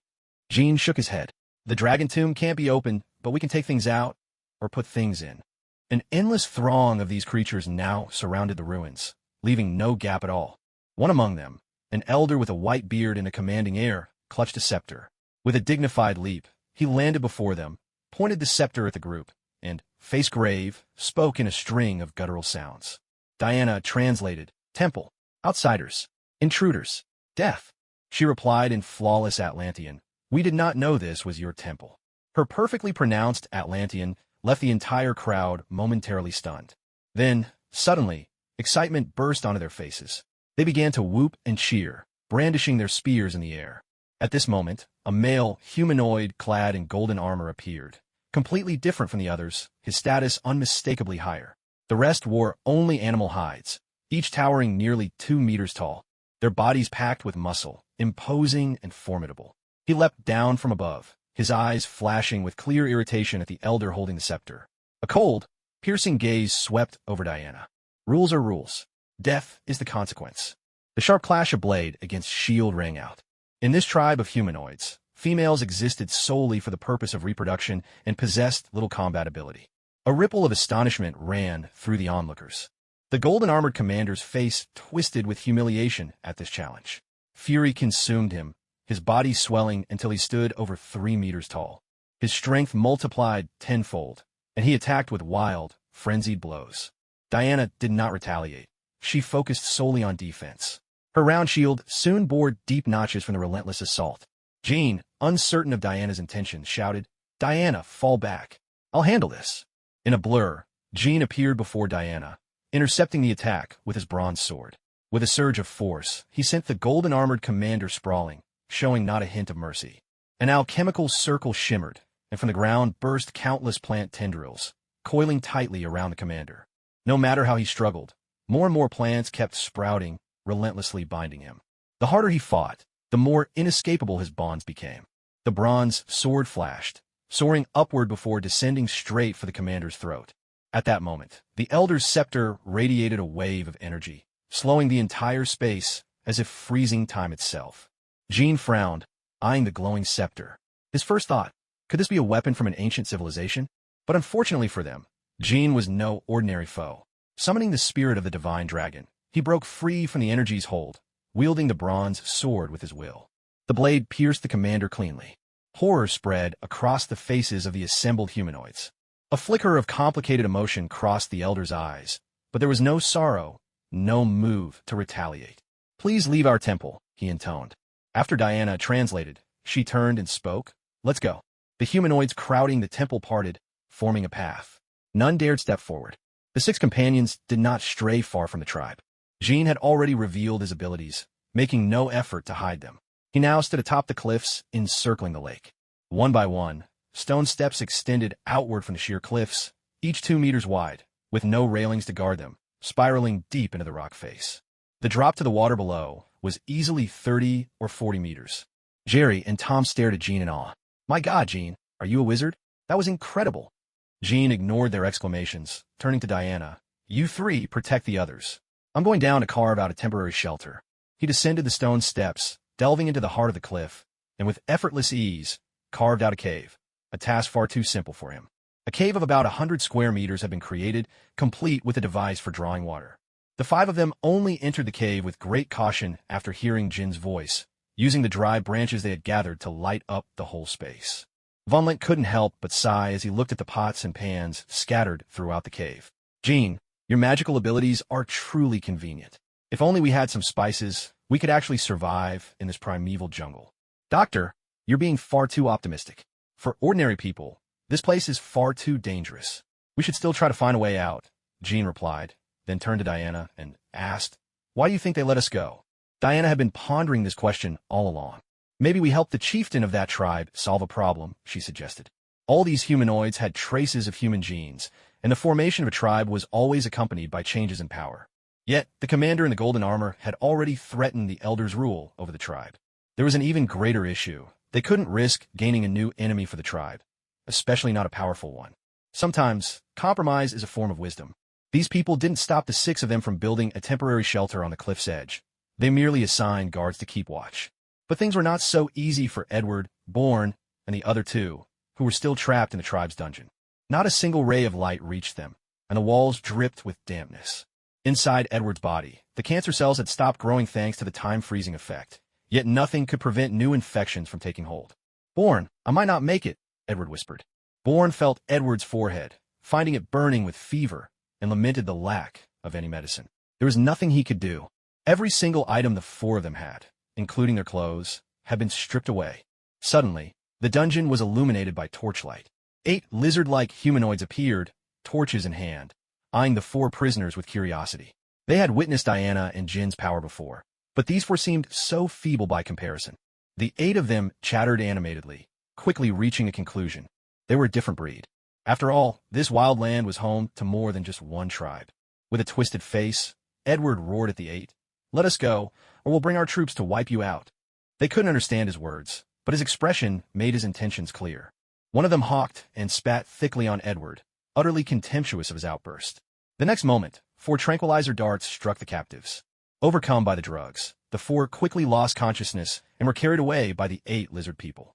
2 squads of these creatures soon appeared above Jean and the others' makeshift shelter, dangling Edward and the others, bound tightly with vines, over the edge of the cliff.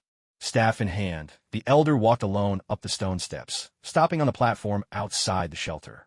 Jean, Erica, and Diana stepped outside. Diana asked, "Is there something you need?" The elder, who looked nearly human, pointed at the 4 people hanging down and said, "I am Jiao, leader of the dinosaurs. These 4 should be your companions. Let's make a trade." Diana gazed at Edward and the others with some confusion. "What kind of trade?" Jiao's sharp eyes flickered. From a looks exchanged between Jean, Diana, and Erica, he could tell they had no intention of rescuing Edward's group on their own. He pondered for a moment. "I want you to go to the territory of the ape tribe and save my child." "The ape tribe?" Diana echoed. "Yes, they look much like you, but they're taller and stronger." Diana repeated Jiao's proposal to Jean and Erica. Jean considered for a while, noting that there was yet another tribe of prehistoric humans here. "Diana, ask him if there's a map of this place. If he can give us a map, we'll agree to the deal." Diana acted as the interpreter. Jiao shook his head. "All maps of the wildlands vanished during the Great War.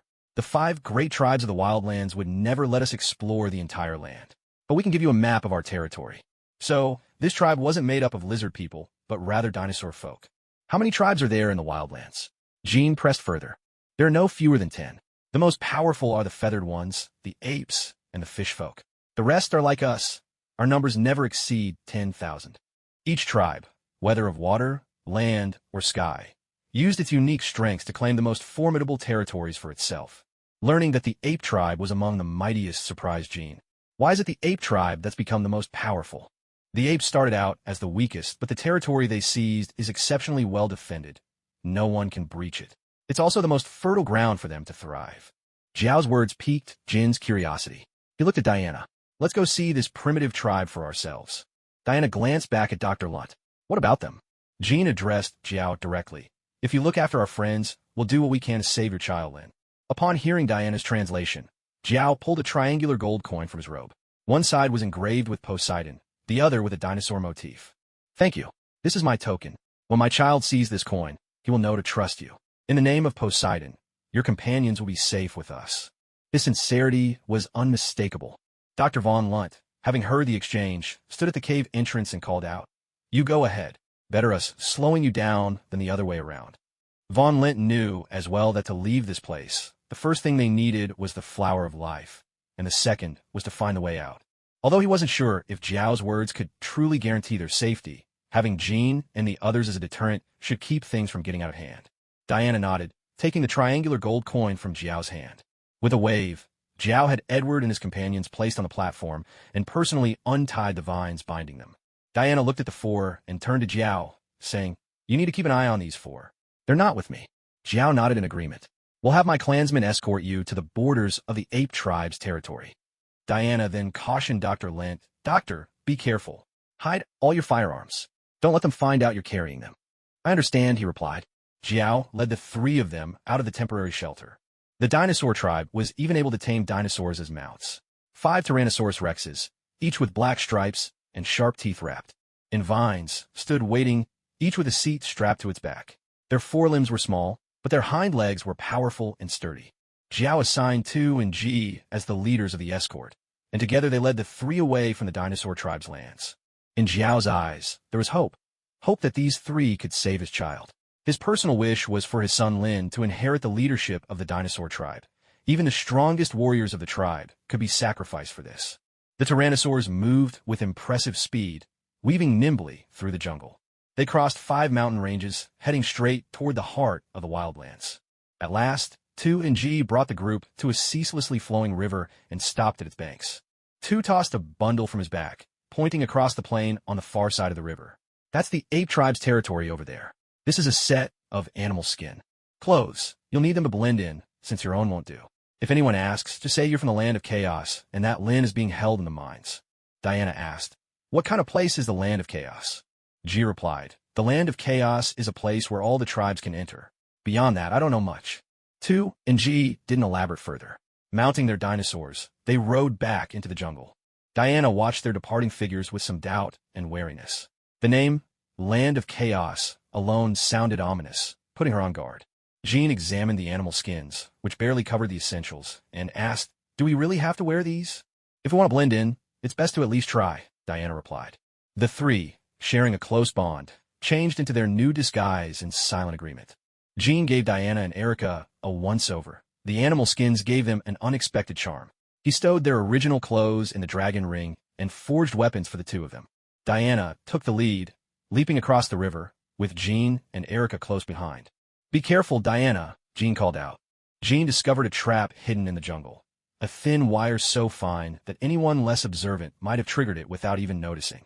This was merely the border of the territory, and yet it was guarded like a minefield on a national frontier. Following the direction of the wire, Jean found the mechanism, a device set to trigger a chain reaction.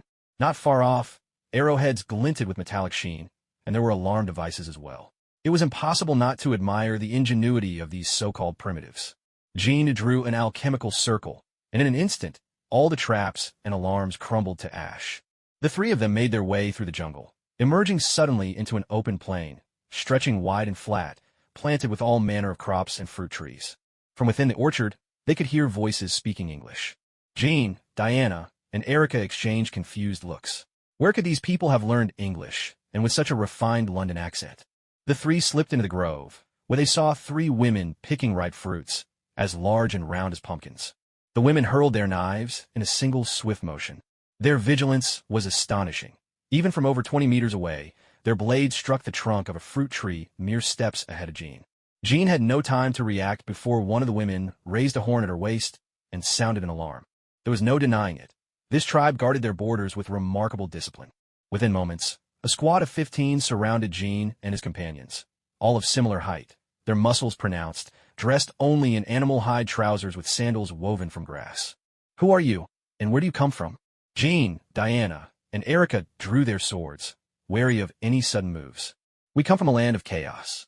At once, the 15 exchanged glances. The bulliest among them spoke with authority. Seize them. Take them to the mines. Erica tensed, ready to resist, but Jean caught her hand, signaling her to stay calm. They offered no resistance, as their weapons were confiscated and their hands bound. To their surprise, the black shackles and anklets were incredibly sturdy, clearly forged from some special alloy. The three were herded into a prison carriage, but this was no ordinary cell. It hovered a meter above the ground, enclosed by a web of red lasers on all sides. The carriage floated like a magical carpet, a single control lever at the front. It glided forward in utter silence, smooth as silk. Jean pressed a strip of animal hide against the laser net, and it was instantly reduced to ash. Jean spoke up. It seems we've been deceived by that chieftain's horn. Diana shook her head. I don't think so. Their plan is to send us into the mines, but the chieftain's child is already there. Everything is unfolding just as they intended. Erica glanced at the guard atop the carriage. Their technology seems far more advanced than anything we have on the surface. Their prison carriage soared for more than 100 kilometers. Along the way, the trio glimpsed many villages. The mine pit was perfectly round, with a massive reservoir at its center shaped like a giant bowl embedded deep within the earth.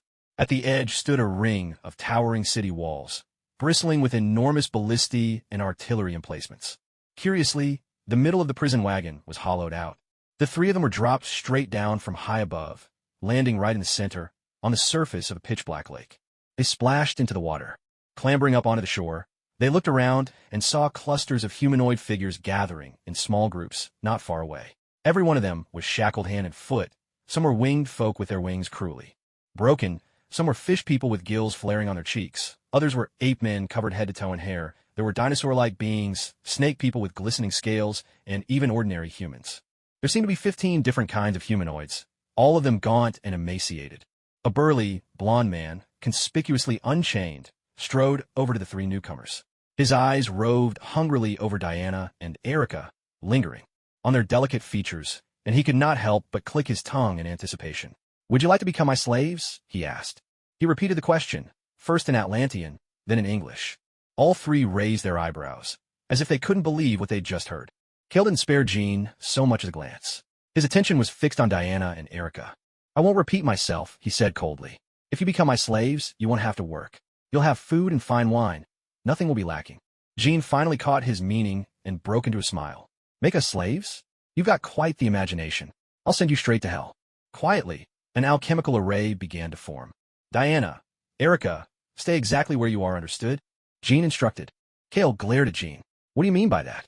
A glimmer of alchemical symbols flickered in Jin's eyes, mirroring the array on the ground. In the blink of an eye, Cale vanished into dust, gone without a sound. The commotion rippled through the crowd. Diana and Erica shouted in unison, "Jean!" From the darkness of a nearby cavern came the thunder of heavy footsteps and a giant of a man, at least 3 meters tall, a veritable mountain of muscle, charged into view, shaking the very earth with his arrival. "You two remain still," Jean said calmly. "Where you're standing is safe. Let me deal with this giant first." The giant roared. "Where's Cale gone?" A black hand materialized above, descending from the sky, but there was only a rush of wind. The 3-meter-tall giant vanished without a trace, leaving behind nothing but a sliver of philosopher's stone, weighing about a gram.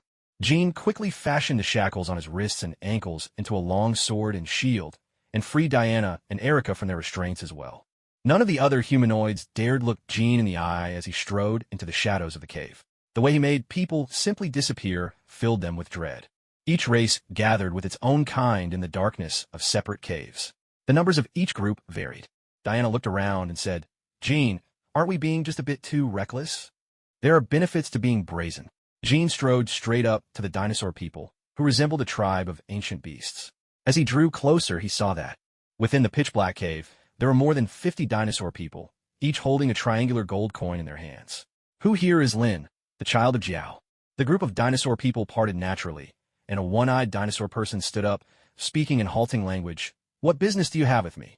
Jean flicked a triangular gold coin toward him. "Your father entrusted us to rescue you." Lin caught the triangular coin, caressing it gently. A tear welled up in his right eye. "My father. He hasn't forgotten me after all." Lin looked the three of them up and down. "Is it just the three of you? How could you possibly save us? The human tribe boasts an army of 80,000 warriors, and they even have 18 champions." Diana furrowed her brow, puzzled. "What is it you're digging for here? Come with me." The three of them followed Lin deeper into the darkness of the cave. After passing through a shadowy tunnel, they discovered a faint light source beneath the ground. The underground space had been completely hollowed out, and the floor was paved with countless glowing stones, marking out the paths. Lin pointed toward the shadows moving about within the underground cavern and spoke with resignation. "Each tribe is required to dig at least 500 kilos before they can exchange it for food and water." Lin clearly held great respect among the dinosaur people. A dinosaur person, carrying a bamboo basket filled to the brim, climbed up from below and thumped his chest in greeting. Lin returned the gesture at once. From the basket, he took out a pitch-black ore. "This is the real ore we're made to extract. It's quite special. Would you mind lending me one of your weapons?" Jean tossed his long sword to Lin. Without hesitation, Lin struck the real ore against the sword. The long sword instantly melted into a pool of molten iron. "What kind of ore is this?" Jean stepped forward, picked up a piece of the real ore, and used the eye of truth to analyze it. He discovered that the ore emitted a stable vibration wave. "Diana, could you hand me your sword?" Jean conducted another experiment and realized that these vibration waves could actually break the molecular bonds in metal. This ore has properties remarkably similar to vibranium. One absorbs vibration waves, while the other releases them. Truly a rare and valuable material. Jean was already engrossed in studying the real ore's properties, understanding, decomposing, reconstructing.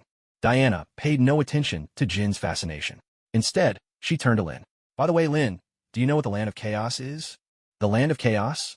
That's where every tribe sends their exiles." Over time, it became what it is, deep beneath the fallen highlands. It's a place of utter cruelty. When Diana heard Lin's explanation, it all made sense. The Guardians hadn't questioned them at all upon learning they came from the Land of Chaos. They simply sent them straight to the mines. So that was the reason. Oh, Lin, why don't you resist?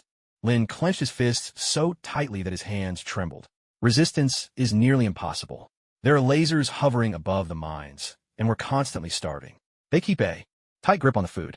When our people were first brought here, there were over 300 of us. Now, only about 150 remain. Most of them died from hunger. Then why does everyone here speak English? Shouldn't you be speaking Atlantean? That's something only the ape tribe knows. I heard that, in a certain period, a group of people like you appeared and entered the wilderness. Their leader taught the ape tribe all kinds of knowledge. They obtained your genes, and with the genetic modification equipment from Atlantis, they created the present-day human tribe. A trace of helplessness appeared on Lin's face as he recounted these old tales. But if you want to know more, you should ask the eldest elder of the ape tribe. He's in prison here as well. Diana nodded. She glanced at Jean, who was crouched on the ground, having already smelted the vibranium ore into a gleaming, razor-sharp longsword. Jean handed the sword to Diana. Try it out for yourself. Lin was amazed at Jin's talent. He had never seen such a technique before, forging a weapon with bare hands. Diana gave the sword a casual swing, and it rang out with a crisp, resonant note. The sound had a strange effect, making one feel dizzy and lightheaded. Lin heard the sound too and felt a wave of nausea. Stop. Can I take a look at that for a moment? Diana handed the sword to Lin. Be careful. It's extremely sharp. Lin took the sword and gave it a quick thrust. A deep crater exploded in the wall of the cave. Jean explained, the body of the sword is made of vibranium, while the blade is forged entirely from the pure or Yuv mind. One absorbs vibrations, the other releases shockwaves. Only with a special mithril guide can the two be perfectly fused together. Lin didn't really understand the science behind it, but he was thoroughly impressed. He asked tentatively, would it be possible for me to keep this weapon? Jean nodded. Of course. After all, it's made from the or you mind. Diana turned to Jean. Jean, would you like to join us in visiting the ape tribe's elder? We can learn more about this place together. The four of them left the cave. The ape tribe didn't need a mine. Every day, someone came to deliver them food and water. Although there was a lake in the mine, its water was only used for washing and couldn't be drunk. Strangely, there was no other water source underground, as if this place belonged to an entirely different world. Lin led the other three around the lake to the far side of the mine. What do you want? The member of the ape tribe standing before them had not evolved into a human. He was covered in thick hair and even more robust than a gorilla, with relatively short legs. Lin pressed his right fist to his chest. We'd like to visit Elder Gwen. Come. A frail, elderly voice echoed from within the cave. The ape guard stepped aside to clear the way into the cave, yet remained vigilant, following close behind the four visitors. This was the second elder they had met, which struck Jean as odd. In theory, time stood nearly still in this place, slowing the death of cells. There shouldn't be any elders at all. The cave was small, illuminated by flickering firelight. Inside, an old ape with a head of white hair was carving something with great concentration. Before the four could say a word, the white-haired ape bared his teeth in a smile, glancing at Jean, Diana, and Erica. You've come from the outside world, haven't you? Lin bowed respectfully. Edadargon. Lin, what brings you all here? Yes, they wish to learn about the ape tribe, Lin replied. Gwen's eyes shone with wisdom. Is it rebellion you're after? Diana shook her head. We're planning to leave. We know the ape tribe will try to stop us, so we want to understand more before we go. In this wild land, all evil comes from your kind. You brought the idea of power here and planted the ambition in Kimpala to unite the wilds. If I'd known, I'd have killed that person long ago, instead of helping them escape. Gwen went on. If you've reached this place, I suppose he's made it safely back to your world, hasn't he? With that, Gwen stood and fetched 5 pieces of fruit, pressing one into the hand of each person in the room. Jean finally spoke. Do you know where the exit is? Of course. There's a portal in the mysterious mist, your way out of the wilds. Since you've met the dinosaur tribe, you must have seen the message left by the Atlanteans in their temple. The flower of life can guide you safely to the portal. It was clear Gwen understood the wild land thoroughly. Diana asked, Elder Gwen, who is this Kimpala? A good question. Kimpala is a female, a scientist, the wisest among the apes. She is now the queen of the ape tribe, or more accurately, the queen of humanity. Erica pressed further, her question reaching deeper. Elder, have you ever met the Navari? Gwen shook his head. Our origins lie in Atlantean genetic engineering. We have never seen the Navari. According to the records left by our ancestors, the Navari only built this place for observation. They never meant to interfere with our lives. Jean asked another question. If you know the way out, why haven't you left? Surely the flower of life is within your reach. Guin let out a bitter smile. In truth, our fate was sealed before we were even born. We can never leave this place. Our genes are locked, and the moment we try to cross the boundary, we turn to nothing but white bones. Yet, poor Kimpala still dreams of escaping and alerting the outside world. This place was even more complex than anyone had imagined. Whether it was the power of alien technology or the legacy of Atlantis, no one could say for sure. But here, this was the prison for these humanoid beings, a cage from which escape was forever impossible. Still, your arrival is perfectly timed. The great battle is about to begin. Although my loyal subordinates have taken on human forms, they managed to send me a warning. When the eternal night falls, that will be Kimpala's time to march out. Then, my people will come to break me free. Guin turned to Lin. Lin, I need the help of your dinosaur tribe. Evacuate everyone from your lands and have them take shelter in the ruins of the Temple of the Sun. It's our only way to avoid Kimpala, at least for now. Elder Guin, do you have a way for me to get out? Lin asked. Hewin gaba mystidius is might. Of course, but it will require a sacrifice from you. There's a chance you'll be permanently transformed into human form. My subordinates will guide you to your ape tribe's territory, and Jiao will personally negotiate with the other tribal leaders. Will you use some kind of genetic drug? Lin asked. Jean interjected. Actually, there's no need for genetic drugs. If you have someone on the inside to help Lin escape, I have a way to get you all out of the mines. What way is that? They asked. Jean placed a hand on the wall. Suddenly, a hidden passage appeared before them. Isn't it simple? He said. Guin looked at Jean, his excitement barely contained. Grabbing Jin's hand, he exclaimed, Excellent. I thought digging a tunnel to the outside was impossible, but with your magic, it's entirely within reach. Jean pulled his hand free from Guin's grasp. Elder Guin, what then? What do you plan to do once we're outside? A fierce glint flashed in Guin's eyes. Naturally, we must destroy Kimpala's genetic laboratory. She has no respect for life. She only breeds warriors in her vessels. The 8 legions, 80,000 soldiers, and her 18 champions, all wielding unimaginable power. Lin asked, what do we set out? We'll go when I give a word. For now, we need to make preparations, but you can start getting the underground passage ready. Care to send a little gift? Bosses, how about sending some gifts? Even the free ones are appreciated. The Wildlands don't have many readers, and there are hardly any urging me to update. The 4 of them left Guin's cave. Erica voiced her doubt. Do you all think what Guin said is true? Or was he lying? Lin was just as confused. How could Elder Guin possibly lie? Diana pondered Erica's question as well, and considered the possibility. If Guin's words were false, letting Lin go would simply be a signal, letting Jiao alert all the tribes. When all the tribes had gathered together, Kimpala unleashed his offensive. With an army of 80,000 warriors, plus 18 super warriors. Gifted with extraordinary powers, he was determined to wipe out every tribe in a single decisive battle and unify the Wildlands under his rule. Diana asked, Lin, does the Sun Temple ruin really possess divine power? I can't say for certain there's real divine power, Lin replied. All I know is that anyone who sets foot on the Sun Temple ruin is reduced to ashes. But when the long night falls, that force vanishes. It was only during the endless night that the divine power would fade away. This made Jean think of energy sources. During the day, it was as if some energy was activated, while at night, it was shut off. Could this have something to do with the perpetual daylight and darkness of the Antarctic? Perhaps only by visiting the Sun Temple site in person could they determine whether it was the product of technology or truly divine power. Diana, however, was not thinking along those lines. Lin, among these tribes, which one has the largest population? Lin pondered for a moment. The Feathered Tribe and the Merfolk. These 2 groups have taken over the Death Marshes and the Inner Sea. Together, I'd say they have over 20,000 members, but I can't say for sure. If we simply wait for the others to make a move, it might be better to strike first. Let's find the so-called Queen and spark a rebellion. Lin can escape ahead of time, and if Elder Guin wasn't lying, we'll follow their plan and gather at the Sun Temple ruin. Erica's suggestion was a sound strategy. Jean agreed with Erica, but we'll still need some allies. After all, words alone aren't enough. We must rescue key members from other tribes and leave together. Lin nodded. I'll go and contact people from the other tribes. Jean then headed into the underground mines, searching for weak points in the earth. Wherever there are people, there will be conflict. One had to admit, Kimpala's methods were ingenious. With just a limited supply of food, he was able to control all these humanoids. There was no need for guards. In order to survive, these people were forced to accept the backbreaking work of mining. To earn more food, they naturally divided themselves into several different groups. Besides sticking with their own kind, some of the strong banded together into mixed groups, seizing the output of vibranium ore.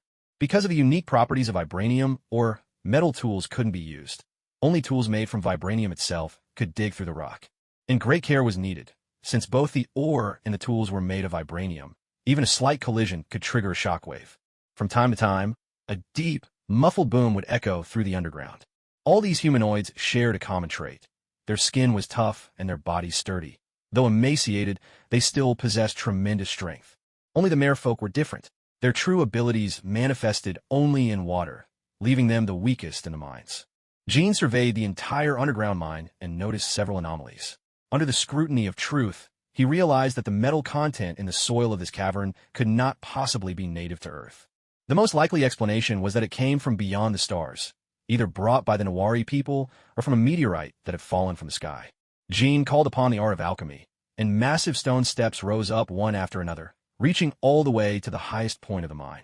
The commotion drew the attention of all the humanoids still digging below, their phosphorescent devices casting a pale glow on Jean. He paid them no mind. His eye of truth continued its search, probing for the weakest spot. Found it. A circular passageway took shape before him. Inside the tunnel, fist-sized chunks of anti-vibrant gold were glittered in the dim light. Jean gathered them all into his dragon ring. His mining speed was astonishing. He transmuted the earth into thin air, leaving nothing behind but the precious anti-vibrant gold. The tunnel stretched for about 800 meters, yielding a haul of nearly 5 tons of ore. Jean hadn't expected a curious group of fish folk to follow him into the pitch-black corridor. When Jean broke through the final wall, a shaft of light appeared, and the crowd behind him surged forward in a frenzy. Plans never keep up with change. Voices echoed through the tunnel. Hurry, spread the word. There's a way out. The clamor carried through the underground mine. By now, this passage was halfway up the mountainside, surrounded by dense vegetation. Jean realized there was no stopping this prison break. A female fish person brushed past Jean, producing a crystal-clear gemstone. If you ever find yourself near the inner lake, seek me out. I'll repay this favor. Remember my name, Pop. Beneath this mountain range flowed a river, and the fishfolk had to reach its waters if they hoped to escape pursuit by the apekin. The winged people, their wings broken, naturally didn't want the fishfolk to get away. Otherwise, they themselves would become the next ones exploited. Come here. The words were cut off by a choked gasp as a fish person twisted his neck. Most of the escapees were fishfolk, all moving with a single-minded purpose, the river at the foot of the mountain. Once they reached it, they could return to the inner lake, for all rivers eventually led there. Countless other humanoids heard the news as well. The taste of freedom was intoxicating, and their fear had already vanished. Diana, Erica, and Lynn appeared at the mouth of the tunnel. Jean, what did you do to cause such a commotion? Diana asked. Jean shrugged. Some of the others followed me. I had no idea things would turn out like this. Still, a little chaos might not be a bad thing. Let's get out together. By now, the disturbance in the mine had been discovered. In the sky above, levitating vehicles shaped like square carpets were already appearing. Too many of the humanoids chose to fight. None of them wanted to return to that dark, sunless existence. A pitched battle erupted across the entire mining complex. The air resounded with blasts and desperate screams, filling the cavernous depths. Our plan has been thrown into complete chaos. 5 humanoid figures emerged from the dark corridor. A bear man, a serpent man, a lizard man, a monkey man, and a leopard man. Among them, one lizard man looked hardly human at all. He resembled a lizard far more than a person. Enough talk. I can get you all out of here. Grab my tail. Someone's coming. All 9 of them reached out and made contact with the lizard man's body. A person descended from above, landing right in front of them, yet passed by without noticing a thing. Captain, this is where they made their escape. Go in. Destroy the passage. 8 soldiers came within less than a meter of them, and yet noticed nothing. Jean gazed at the lizard man with curiosity. His emerald green body was marked with spots and stripes. It was the power of a chameleon, a perfect blending into the surrounding environment. All that was left before them was the abandoned flycraft. Jean wanted to speak, but the lizard man shook his head and made a silent gesture. The passage was destroyed. The captain's face was stern. Return to the Queen's Hall at once. These humanoids have acquired the weapon of the artifact. After all, it was just a smooth corridor, not some special weapon or anything else. The 9 watched as the flying craft departed, and all breathed a collective sigh of relief. Lynn looked at the ruined passage. What about my people? The leopard man stroked his whiskers with his hand. What else can we do? We'll have to come back to save them later. Who would have thought Kimpala could be so ruthless, trying to wipe out all of us humanoids. The bear man spoke up. For now, we should leave and return to the tribe. The enemy is too strong. Once we're safe, we can decide. Fight or submit. Submit, my foot. If you want to surrender, I'll ditch you right here. The lizard man shot the bear man a look of utter disdain. How could someone so big be such a coward? Lin spoke up. This is Diana, and this is Erica. This passage was created by Jin's ability. The bear man said, Bill. The leopard man, Art. The serpent man, the lizard man, Boku. The monkey man, Lagan. Each of the 5 had a distinctive trait, retaining more of their animal features, though all could speak. Jin looked at the 5 of them. Do all of you have abilities? It's not that simple. Only 1 in 100,000. Each race might produce a single gifted one. The leopard man sized up Jin. But you're impressive. You're even stronger than me, and you have 2 females to mate with. Boku slapped his forehead. Let's get moving, or we'll be discovered. Others would envy you for having 2 mates. Honestly, it's hopeless. The more dangerous the place, the safer it is. Hidden in plain sight. Above the entire ape territory, carpets of flying machines swept the skies, searching for the humanoids who had escaped the mines. Under the cover of Baku the lizardman's invisibility, they slipped through the jungle and reached the outskirts of the Queen City. From above, the Queen City looked as if a deity had torn open the heart of Circular Lake. At its very center stood what seemed to be the eye of the Earth God, a modern metropolis rising from the depths below. The tallest buildings at the center shimmered with gold, their surfaces covered in intricate gilding. The patterns of gold were arranged in a mysterious order, reminiscent of circuit boards in the human world, radiating an otherworldly glow. Every so often, flying magic carpets would burst forth from the depths, carrying armored warriors. All around, endless streams of water poured into the eye of the Earth God, cascading into waterfalls. The 9 of them hid within the forest, gazing across the vast lake. To reach the Queen City, they would have to cross more than 5,500 meters of water.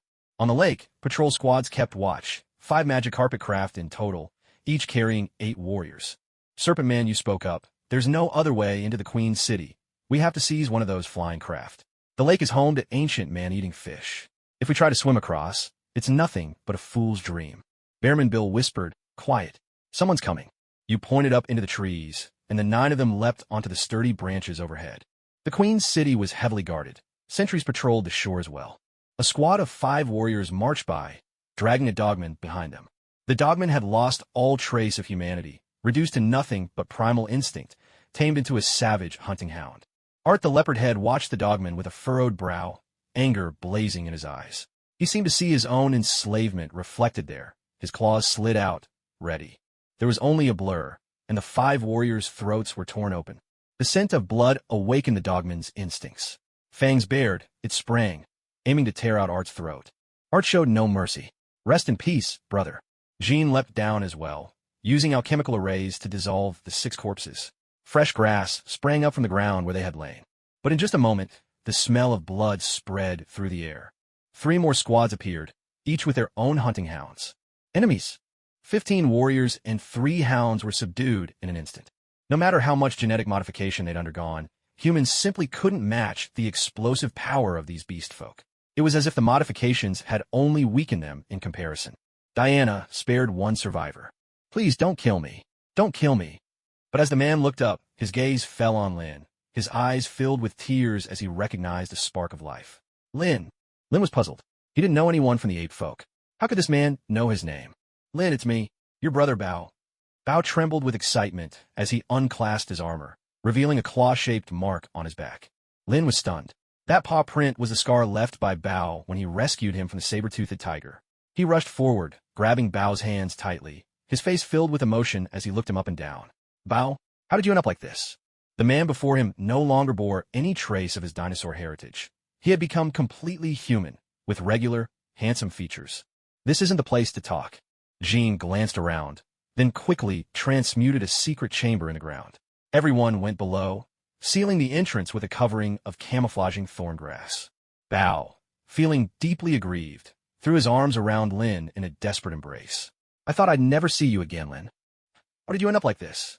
Bao glanced at Jean, Diana, and Erica, his eyes full of caution. They're on our side, Lin reassured him. Tell us exactly what happened after you were captured. Only then did Bao slowly begin to speak. The queen, no, that demon, caught us and used us for her experiments. Deep in the heart of the Queen's city, there's a device that accelerates our genetic transformation. She stripped away all the animal genes from our bodies, turning us entirely into human form. The Serpent Man blinked, pondering for a moment. So, the ones we killed could have been our own people. Bao note that half of the 80,000-strong army is made up of people from various tribes. We're all under the witch's control.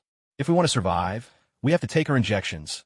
Otherwise, we'll revert to our beastly nature and turn into wild animals. Erica frowned, realizing the Queen's methods sounded disturbingly familiar. Turning tribespeople into humans, forcing them to fight each other, without knowing they're killing their own kin. Anyone with any sense would choose survival. Diana asked, "Is the Queen planning to attack all the tribes in the wildlands?" Yes, that information is correct. Her advanced troops have already scouted the defenses of every tribe, and the Golden Warriors have been assembled. These soldiers feel no pain and follow the Queen's orders without question. All the humanoids present bowed their heads in silence at Bao's words. Time was running short. They had to warn the tribes and their families. Now it was the critical moment. Lin turned to Jean. "We're planning to return to the tribes first, to evacuate everyone and avoid the worst of the danger for now. I'm afraid I can't join you for the mission to infiltrate the Queen's city." Jean nodded in understanding. Diana looked at Bao. "Is there a way for us to get into the Queen's city?" Bao lowered his head in thought, then glanced at the lizard man. "There is, but it would require a sacrifice from him." Boku shuddered, a premonition of something unpleasant crossing his mind. He shot Bao a glare. "Don't even think about it." Clearly, Boku knew something about what that would entail. Boku looked at the eager faces around him and let out a deep sigh. "I too have entered the Queen's city before. That's where my abilities were awakened. I managed to escape, but unfortunately, I had to hide myself among the food supplies and ended up being sent to the mines. But was a bit curious. Didn't you try escaping through that freight elevator? There are surveillance systems everywhere. The moment I showed myself, I would have been riddled with bullets. Hiding in the mines at least meant I could stay alive. There aren't many of my kind left. My father told me that I must survive, no matter what, and at the very least, leave behind a descendant." Boku seemed timid, but he clung to his promise, always living by the principle of survival. Jean was curious. "Why does the Queen want Boku?" Bao answered honestly, "He has rare genes, many different ones, and he can reproduce independently. He's a wanted target, and they want him alive. Anyone who catches him might even get an audience with that woman." Jean studied Boku with interest, surprised that someone so unremarkable could have such unique abilities. "Let's give it a try. I can guarantee you won't die." Boku, however, was quite resolute. Jean shook his head. "Then I'm afraid I can't help you, Boku." The murderous intent in Jin's words startled Boku, who let out an instinctive cry. Though his face was hard to read, he wore an aggrieved expression. "Fine, but you must guarantee my safety." Jean turned to Bao. "Can you pilot the aircraft and get them out of here first?" Bao note that. "I can." Jean, Diana, and Erica donned their warrior armor and stepped out of the secret chamber. The rest activated their cloaking devices, vanishing from sight. Bao led the three of them to the aircraft parked by the lakeshore and flew away from the territory. He dropped off the other four at the territory's border. While no one was around, Bill, Art, Yu, and Ragan leapt into the river, skirting the edge of the territory. Suddenly, a voice came from the aircraft. "Unit Z918, you have deviated from your patrol zone." Bao responded immediately. "Control, please inform the Queen. We have apprehended the wanted target." Control received. Jean asked, "Will they be able to see us?" Bao shook his head. "No, but they can track the aircraft's location." Bao worked the aircraft's controls, and a set of handcuffs and shackles appeared inside. Boku refused to put them on. "No, I won't wear those." Jean was at a loss, so he reforged the cuffs and shackles to look exactly the same, but with a hidden release mechanism, making escape easy. He tested them himself. "Now, is that acceptable?" Boku had no choice but to reluctantly agree. He was locked up and placed inside a cage made of laser beams. Before they could return, 10 more aircraft had already approached, all manned by warriors clad in golden armor, their faces expressionless, even their skin dusted with gold powder. "Follow us." The 10 aircraft formed a circle surrounding the 5-person craft, and together they flew toward the Queen City. Their vehicle glided over the lake and came to a halt at the edge of the Queen City. Suddenly, a circular craft rose from underground. Scanning beams swept over everyone, finally lingering on Boku. Erica frowned, a sense of foreboding creeping in. Could those scanning rays reveal their true identities? A projection appeared on the side of the craft. All the golden-armored warriors dropped to one knee, right fists pressed to their chests, heads bowed low. Jin's group mimicked the gesture, doing their best to appear respectful. The woman in the projection let her golden hair tumble naturally down her back. Her features were flawless, her skin snow-white. She wore a pristine, deep V-neck gown, and her deep blue eyes locked on Boku. A confident smile played on her lips. Boku, it's been a long time. So, all this while you've been hiding right under my nose. No wonder we never managed to find you, no matter how long we searched. Boku ignored the queen and closed his eyes. Queen Kimpala glanced at Bao, left them with a single sentence, and her voice faded away. Bring Boku to my laboratory. I will meet you there. Their craft was guided to the heart of the queen's city, descending deep underground. There, they were greeted by a colossal humanoid statue. The entrance was through the statue's gaping mouth. Inside was a vast chamber, seemingly spherical, with numerous structures built along the edges, all oriented toward the center. A unique gravity system was at work. Boku's body trembled, and he cast a pleading look at Jean. Jean gripped Boku's shoulders, giving a slight shake of his head. His eyes swept over the surroundings, a scene straight out of a sci-fi movie, brimming with futuristic technology. One peculiar, fork-shaped structure even crackled with arcs of electricity. The aircraft brought the four of them to a domed building, where a metal bridge extended to greet them. Bao nodded and murmured, "Follow me." The automated doors slid open. Escorted by the others, Boku was led inside the dome. It was a laboratory filled with cylindrical glass tanks containing various biological organs or even entire skeletons of different creatures. The green liquid inside bubbled occasionally. What was truly startling was that the organs and bones seemed to still be alive. Fear clung to Boku's mind, his legs nearly giving way. Jean and Diana had to support him as they moved to the center of the lab. What surprised Diana even more was a monitor in the lab showing a photo of Robert Prand, grinning widely. Queen Kimpala sat in a floating chair, gliding toward them from the depths of the laboratory. The four of them knelt on one knee to pay their respects. Kimpala waved her hand dismissively, scrutinizing the group before speaking. Designation Z918, along with 3 unidentified individuals. What is it that you want? Out here in the wildlands, there's nothing I can't provide. I'm pleased you've brought Boku to me. Bao's heart skipped a beat at the queen's words. It was over, completely over. Their identities had been exposed. Jean exchanged glances with Diana and Erica. Their cover was blown. But how had their true identities been discovered? Jean stood up, and the scene around them shifted entirely. The cylinder-shaped glass vessels vanished, replaced by a vast, empty space. Activating the Eye of Truth, Jean saw that Queen Kimpala before them was, in fact, a real person. Bao, sensing his time was short, shouted at Kimpala, "Kimpala, I want to regain my former appearance as a dinosaurian." A guttural laugh escaped Kimpala. Gene engineering is irreversible, you know. Did you really think it would be so simple? Designation Z918. No, I have a name. My name is Bao. Go to hell. With that, Bao leapt high, his dagger flashing from its sheath.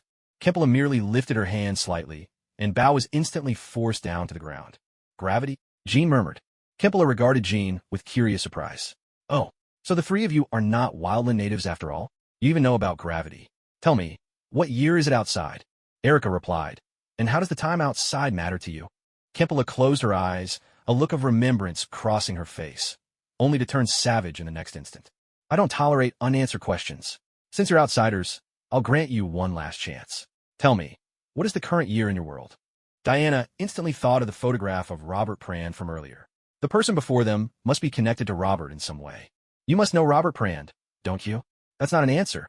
A surge of powerful electricity coursed through the 3 of them. Oh, now I'm even more interested in your genes. One last time, what year is it outside? Jean fixed Kimpala with a steely glare. Why don't you try being electrocuted for a change? Alchemy array, lightning strike. A crack of thunder split the air, and a bolt of lightning crashed down from the domed ceiling, striking Kimpala and charring her into an unrecognizable form. Yet she didn't die. She had altered her own genes, granting herself formidable regenerative powers. In the next moment, Kimpala's skin began to peel away as if she were shedding, revealing new, unblemished skin underneath. What have you done? This power was unlike anything Kimpala had ever encountered. Lightning conjured from thin air, defying the ordinary laws of nature. Diana spoke up. Kimpala, you must have received help from Robert Prand. You still keep his photograph, and your efforts to make everyone in. The Wildlands learn English must be connected to him as well. But what I can't understand is, why do you want to unite the entire Wildlands? The foolish people of the Wildlands, they have no idea we're all just frogs at the bottom of a well. It was only after meeting Robert that I realized how vast this land truly is. I want to go out and see Robert's world. Tell me, how is Robert now? He promised me he would return. Erica scoffed, her tone mocking. Huh, men and their lies. Your lover is long gone to hell. It's already been 100 years. Jean shot a glance at Erica, as if to protest. After all, he'd never made any sweet promises to her, yet she grouped him in all the same. 100 years. 100 years. No, that's impossible. You're lying to me. I want you all dead. I will find Robert myself. Kempela muttered these words, and in that instant, the entire space was plunged into utter darkness. A surge of electricity flooded toward them. Erica announced, her presence is gone. In a flash, an alchemical circle of protection sprang to life. Lightning crashed again and again outside the perimeter, battering the protective array. The current abruptly changed, no longer electricity, but gravity itself. It was as if mountains were pressing down on them, growing heavier and heavier. Boku was already flattened against the floor, blood seeping from his lips as he struggled to cry out, "Help me." An alchemical circle of molten gold shimmered beneath them. Suddenly, a hole opened in the floor. The 5 of them fell through the opening and escaped. They found themselves in utter darkness. Gravity was in disarray, pulling them in unpredictable directions. Jean transmuted a rope to bind them together, lest they become separated, and conjured a small light in his hand. Where we ended up? Boku bowed. Do either of you know? Bao silently shook his head. Boku was trembling with fear. Do I look like I know where we are? I've spent my whole life locked in a lab, just a test subject for that lunatic injected with who knows what. Meanwhile, in the throne room of the Queen's City, Kempela sat alone on her throne. Her crown had slipped to the floor. Tears ran down her cheeks as her blue eyes fixed on Robert Pran's photograph. 100 years, Robert. No human lives that long. You said you'd come back to me. So why didn't you? Why didn't you keep your promise? Why won't you come see me now, when I've finally become the person you wanted me to be? Kempela was lost in memories. At the beginning of the last century, Robert Pran was born into an aristocratic family. From an early age, he received an excellent education and became well-versed in poetry, calligraphy, and painting. He was also a distinguished officer in the Royal Navy. Yet, unable to endure the indulgent life of the nobility, he chose to set sail in search of adventure. At the age of 35, he decided to head south, following the ocean currents all the way into Antarctica. This was a land untouched and unspoiled, a true wilderness. Neither the biting cold nor the threat of death could deter a band of explorers driven by a thirst for adventure. Their goal was to traverse Antarctica from the west and measure the true size of the continent. Unfortunately, things did not go as planned. Of the team's 130 members who ventured into the heart of Antarctica, they trod with utmost caution, yet lost more than 50 along the way. By the end of March, blizzards howled and thick fog blanketed the land. In the midst of this chaos, a sailor fell into an ice crevasse and stumbled upon a hidden passage. And that very passage became the gateway to a primeval land. They discovered an underground world. At that time, the ape tribe was still a frail and scattered group. Kempela herself was just a small, unremarkable ape, far from the beautiful and striking figure she would become, her body entirely covered in thick fur. She foraged for wild fruit in the wilderness, only to be relentlessly hunted by the dog tribe. Fate led Robert to cross paths with a wounded Kempela. To save her, Robert's team paid a heavy price. 18 sailors lost their lives in the battle against the dog tribe, but they succeeded in rescuing Kempela. Confronted with an unfamiliar species and unable to communicate, Kempela was filled with fear. Yet Robert's patience and care won her trust. He tended to her wounds, taught her to speak, showed her the art of drawing, and shared stories of the world beyond. Those days were truly magical. Robert's team also helped the ape tribe establish a new territory. It was then that they discovered the vibranium mine. But good times never last. Although this land was filled with the spirit of adventure, Robert's thoughts began to turn homeward. He had been away for nearly a decade. Despite writing letters, the sight of the united ape tribe only made him miss his family all the more. Disagreements erupted within Robert's team. Some sought a way to return home, while others wished to remain in this untamed land. Kempela continued to accompany Robert on his wild journeys, helping him translate the language of Atlantis, and together they discovered a way out. Kempela also confessed her feelings for Robert, but, sadly, he turned her down. Before he left, Robert promised Kempela he would one day return. Upon returning to the ape tribe's territory, Kempela ventured across the Eternal Mountains and discovered the supreme, evolutionary castle of the Wildlands. Besides the experiments of Atlantis, there was a being known as the Supreme Evolutionary who had also conducted genetic experiments in this land. He left behind many laboratories. For reasons unknown, these labs were eventually abandoned, yet the equipment still lies hidden underground. Kimpala embraced the knowledge of supreme evolution and fully transformed herself into a human, her appearance meticulously crafted by Robert's own hand. Everything she did was for the chance to meet Robert planned again. But as time passed, she too began to long for life beyond the wildlands. Yet, within the knowledge of supreme evolution, she learned that every species in the wildlands bore the shackles of time. No plant or creature was allowed to cross its borders. Those who tried to leave faced only one fate, death. Yet even within the wildlands, death was inescapable. It was only a question of dying sooner or later. In her quest to break free from the shackles of time, Kimpala began to cultivate warriors, collecting the genes of all humanoid creatures for her research. To ensure the smooth progress of her studies, she devised a comprehensive plan for the wildlands. If Robert ever returned, she vowed he would have a throne. Now, the time had come to unify the wildlands. Yet at this moment, Kimpala received devastating news. Upon her throne, Kimpala let out a furious cry to the heavens. Why? Why? I must get out, no matter what. After consuming the flower of life, Robert's body won't decay so quickly. I will find him and bring him back.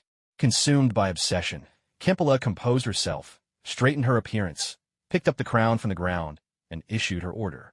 Unify the wildlands. Kill all who resist. The Golden Warriors, emotionless bio-soldiers, would do nothing but carry out her commands. By now, Kimpala had become utterly mad. Gaining the knowledge of supreme evolution, Kimpala had once harbored her original ideals, to change the wildlands, to bring order to its chaos, with a strong preyed on the weak and some. Races had vanished altogether. Her goal in unifying the wildlands was to restore order. Otherwise, her methods would not have been so gradual, nor her rule so merciful to other races. There were no massacres on a grand scale. Only the most brutal individuals became her test subjects as she sought a means to break the shackles of time. Meanwhile, Jean, Diana, and the others remained trapped in a world of darkness, still searching for a way out. Jean was deeply perplexed. Why did this place have no boundaries at all?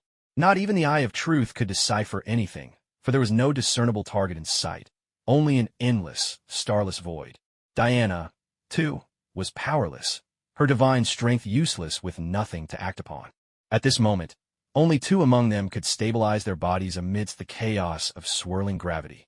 Jean and Erica both possessed an inner force that allowed them to withstand the pull of gravity, keeping their bodies from spinning uncontrollably in the dark. But even they could not hold out for long. If they could not find a way to break free, the five of them might be doomed to spin endlessly in the darkness, until their captor released the force. Jin's mind never stopped working, searching for a way to shatter this impasse. So chaotic was the gravity, so boundless the darkness. All the while, he kept the Eye of Truth open, hoping for a breakthrough. Amidst the chaos, there was a single point of focus. Jean shouted at the top of his lungs, "Everyone hold on to me." The energy of the divine dragon coalesced into the shape of a dragon, carrying the five of them to a place of wonder. Why has gravity disappeared here? Erica asked, her tension easing noticeably.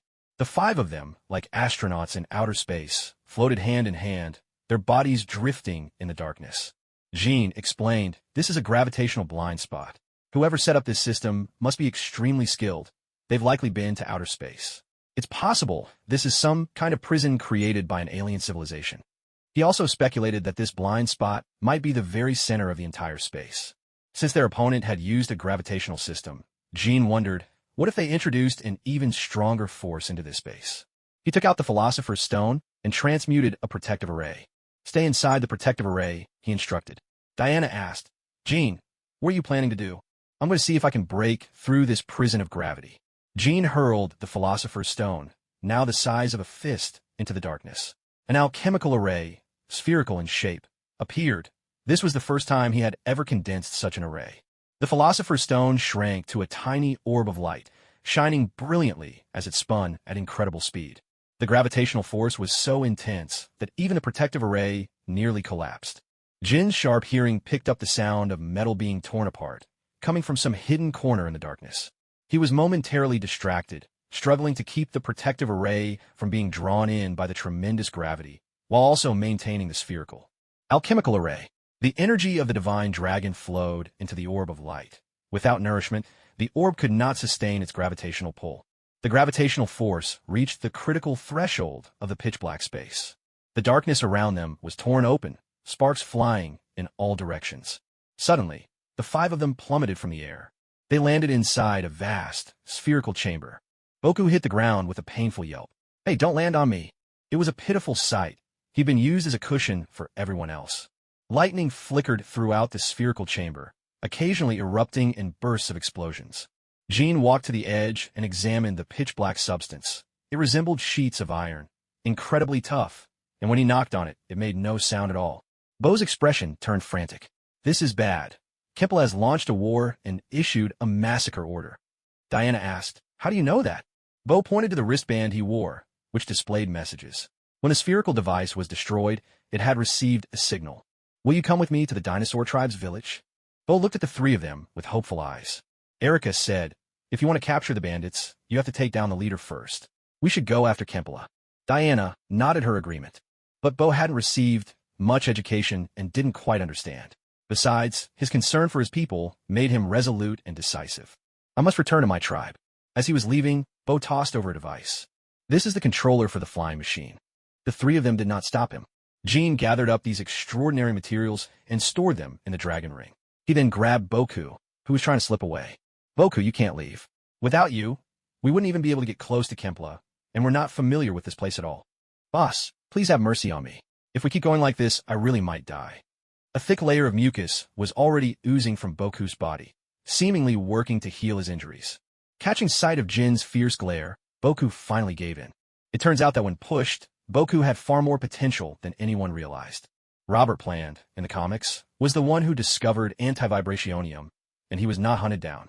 The Savage Land is also a region strictly off-limits for development by the United Nations. However, tourists are allowed to visit, and poachers sometimes slip in as well. Robert Plant himself returned to the Savage Land and lost his life there. His son, Khazar, grew up in the Savage Land and became its guardian. I've made some adaptations here, added a time lock, a temporal dome. If you're enjoying this, feel free to send a little gift. Someone generous, please send a gift. Even if it's free, even a tiny bit is appreciated. If you're not a fan of this original storyline, I'll pick up the pace. Let's wrap up and get back to New York. The entire Savage Land is shaped like a great circle, shrouded beneath a temporal dome. If you align it as you would a map of Earth, north at the top, south at the bottom, west of the left, and east of the right. The Queen City sits at the southwestern edge of the circle. At the center lies the Eternal Mountain Range, a wild expanse dotted with volcanoes. To the north, the land rises up into the Fallen Highlands. The Fallen Highlands are home to many different races, each forming small tribes that have banded together into an alliance. After all, the threat from the Ape people is so great that unity is the only defense. To the east lie the ruins of the city of the Sun God. Beyond those ruins, heading south, the land becomes shrouded in mysterious mist, leading to the altar of death. Numerous rivers spiral across the land, ultimately converging in the southeast to form an inland lake. This lake and the artificial lake of Queen's City mirror each other in symmetry. The Magic Carpet's navigation system marks all these unique geographical features, giving Jean a rough understanding of the Savage Land's layout. The Magic Carpet also generates a mysterious force field, shielding those who ride upon it. Guiding the craft, Jean steered them out through the mouth of a massive statue and called out, "Boku, do you know where the Queen actually is?" Still hidden from view and clearly reluctant, Boku muttered, "Probably the Central Temple. I don't really know where the lab is, even though I was locked up there once." The Central Temple. There was no need to ask where it was. Its location was obvious. As the craft drew near the temple, it required no manual control. A docking system automatically guided them in. The entire plaza before the temple was utterly deserted. The 3 of them could stride right into the temple without a care in the world. In the resplendent, golden-lit temple, Kempe sat regally upon her throne, draped in a blood-red gown that clung to her like fresh crimson. In that moment, she was a dazzling rose, in full bloom. Before her, projections shimmered in the air, each one displaying the state of battles raging across the wild frontiers. Her gaze was icy, her expression inscrutable. Below the throne, 12 figures sprawled across the steps in various poses, some reclining, some sitting, some lying back-to-back, clad in golden armor that concealed every feature except for pairs of merciless eyes. Each gripped a different weapon. Distinctive crests adorned their helmets. They looked remarkably like the 12 houses of the zodiac. With a sweeping gesture, Kempe made the projections vanish. Her delicately arched brows lifted in surprise as she studied the 3 newcomers. Diana and Erica were both clad in black armor breastplates made of anti-vibranium, with matching bracers at their wrists. Swords and jit hung from their belts. Diana also carried a vibranium shield. Each piece was forged from gold. Jean, on the other hand, was empty-handed. No weapons or armor, only simple beast-hide clothing. Along the broad temple walls, gun barrels slid into view, all trained on the trio's chests. A cluster of red targeting dots danced menacingly, adding a chilling threat. I'm genuinely curious. How exactly did you escape from the Black Prison? Kempera asked. Erica glanced at the red dots glowing on her chest, then brushed at them with a mockingly casual hand, unfazed. Frogs at the bottom of a well, she quipped. Kempera rose to her feet, her eyes flashing with ferocity. Those 4 simple words had struck a nerve. Suddenly, the energy cannons unleashed a barrage. Diana raised her vibranium shield, blocking every blast. Alchemical arrays materialized across the cannons embedded in the sidewalls. The barrels twisted and ruptured with a series of sharp detonations. The entire temple shook violently. Kempera was unsettled. She couldn't comprehend what force had warped the gun barrels. She adjusted the spectra of her surveillance systems, watching closely. At last, her monitors revealed the alchemical arrays. Kempera transmitted a signal, and the 12 golden warriors before her received her command. Kill them. At her order, the 12 did not attack all at once. The Pisces warrior flung twin, curved blades that crackled with electricity. Erica leapt to meet the assault, her jits swirling with the energy of a coiling dragon as she parried with her sword. Towering and broad-shouldered, the Cancer warrior sprang down the steps, wielding a weapon shaped like a giant crab's claw, capable of firing all manner of rays. Where Jean and Diana had just stood, a mountain of ice burst upward. The force was formidable. Jean shouted at the ice, "Boku!" No answer came. Surely he hadn't been frozen in there? That would be pathetically foolish. In truth, Boku hadn't entered the temple with them at all. Instead, he was lurking just outside the temple doors, peering cautiously inside. Jean pressed his palms together, returning the favor with a taste of the opponent's own medicine. An alchemical array bloomed beneath Cancer's feet. But the enemy dodged. They could see his alchemical array and responded by evading it. Alchemy was not invincible. Its wondrous power only manifested within the circle. Step outside, and the alchemy held no sway. The lower forms of alchemy could no longer harm these opponents. Alchemy, 10,000 thunders. The Eye of Truth appeared, allowing Jean to wield alchemy at a distance. Black storm clouds gathered atop the entire temple, charged with the power of lightning. The longer the tension built, the more formidable the thunder would become. Kempela gazed up at the temple's roof. She recognized this technique and frowned. Taurus. Taurus leaped into the churning storm. Amidst the erratic bursts of lightning, a figure materialized within the thunderclouds. Taurus absorbed every bolt of lightning with his entire body, his golden helmet's horns crackling with electricity. In a blinding flash of white light, Diana raised her vibranium shield to block the lightning. Divine energy surged through her as she let out a powerful shout and charged straight into the heart of the storm. Elsewhere, Erica and Pisces were locked in a fierce battle, inseparable. Pisces, too, possessed the power of regeneration, and her armor was forged from anti-vibranium ore. Jean had already noticed. All 12 before him were genetically engineered bioweapons, each harboring unknown abilities. Cancer continued to bombard Diana with alternating blasts of heat and cold. Jean looked toward Kempela, high atop the dais. It would not be easy to take her down. He summoned the Philosopher's Stone to his hand, but unleashing a large scale. Alchemical array was out of the question. Diana and Erica were still inside the temple, and 9 other warriors watched them closely, ready to join the fray at any moment. He would have to divide the battlefield. In an instant, countless domes appeared throughout the temple, each one forged entirely from alloy, sealing off every warrior. With the Philosopher's Stone as his energy source, any dome destroyed would regenerate instantly, until the Philosopher's Stone was exhausted. Only one warrior remained outside the domes. Jean soared into the air, a bronze sword appearing in his hand. Of the 12, only one was a woman, Virgo. She positioned herself before Kempela, moving at astonishing speed. Jean saw only a blur before a psychic force field blocked his bronze blade. The bronze sword spun relentlessly. Virgo, confident in her psychic barrier, did not deploy any other powers. The bronze blade slipped into Virgo's magnetic field, slicing into her neck. Blood sprayed. The first blood had been drawn. Kempela did not flee. She cast a cold glance at the fallen Virgo. Useless trash. Dragon spirit, sword command. With a single thrust, Jin's blade pierced Kempela's heart. Jean frowned. She had not resisted at all. Her subordinates possessed extraordinary powers, yet Kimpala, the queen herself, seemed to have none at all.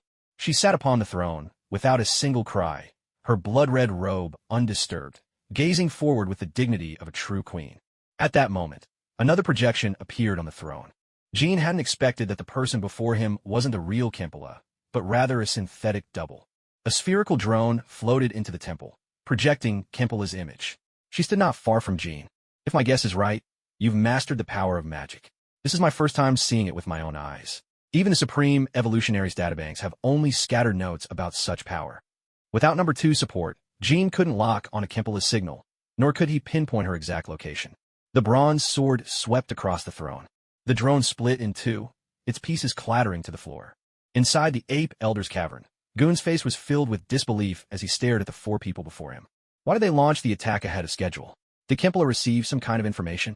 The 4 before him were all ape men who had been transformed, utterly loyal to the elders of the ape tribe. Sean, is everything ready?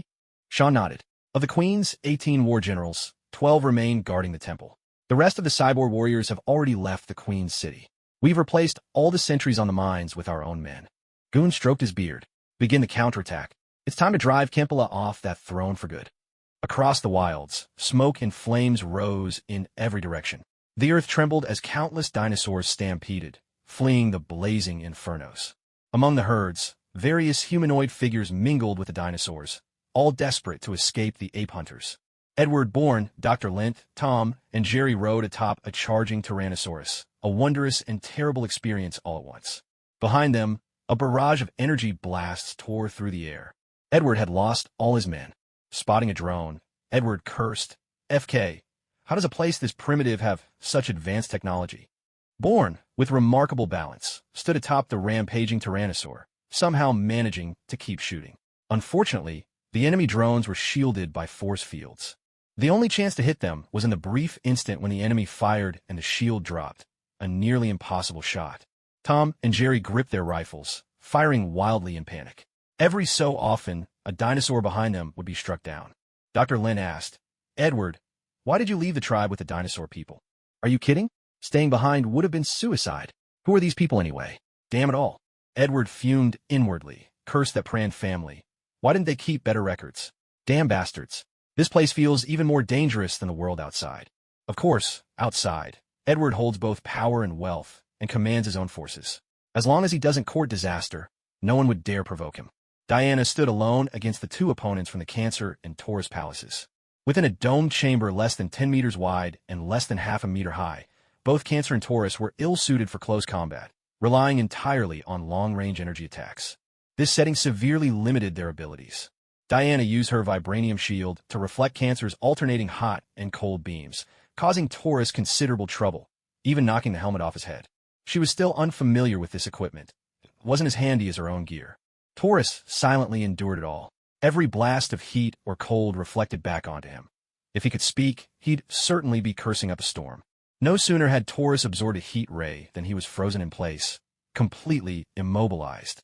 Diana hurled her vibranium shield aside and, surging with speed, delivered a perfectly aimed sword strike into the gap at Cancer's waist. The blade cleaved him in 2 at the waist, sending blood spraying nearly 3 meters. Diana knocked rhythmically on the alloy dome above her. Jean recognized the sound as Diana's signal deactivated the dome and looked at her with concern. "Are you all right?" Diana shook her head, then pointed at the frozen Taurus. "Be careful with him. He can absorb energy." Taurus broke free from the thick block of ice. His ability was quite unusual. He could only absorb and release energy, but couldn't generate it on his own. Having taken in the frost rays, he now fired them from both hands. Diana dodged the icy blasts, seized her vibranium shield from the ground, and flung it again. Taurus glanced at the shield but ignored it, continuing to fire beams from his hands at the 2 of them. A heavy metallic thud rang out. The vibranium shield ricocheted off a nearby alloy dome, circled around, and struck Taurus at the base of the skull from behind. The force was so great that 2/3 of his head was cleaved off. Inside another dome, where Erica was, a knocking sound echoed as well. Erica looked a bit battered, with blood on her arms and legs. Their armor is such a pain. The anti-vibranium alloy armor had astonishing defensive power. "Erica, hold still," Jean instructed. "Alchemy art, healing array." Erica glanced at the figure seated on the throne. Was it really that easy to kill Kempela? From the other alloy domes, loud crashes kept erupting. The remaining 12 palaces kept ramming into and damaging the alloy domes. Jean shook his head. That was just a decoy. The real body isn't here. For now, let's deal with the 12 palaces. You all should leave this temple. Jean produced another philosopher's stone, pressed his right hand to the floor, and an alchemic array radiated outward from his position. With the true enemy still hidden, this was their only option, a grand array. Then, from the very center of the alloy dome, a long blade shot out, slicing through the air above Jin's head. The philosopher's stone powering the dome's alchemic array was nearly depleted. It wouldn't hold them for much longer. The 9 of them rushed toward Jean, but it was already too late. The temple trembled on the brink of collapse, illuminated by flashes of lightning and peals of thunder. A gate of truth appeared upon the ground, slowly opening. Countless hands emerged from within, dragging all 9 into the endless abyss beyond the gate. Jean felt a hint of regret. None of these people possessed souls, and thus they could not be refined into philosopher's stones.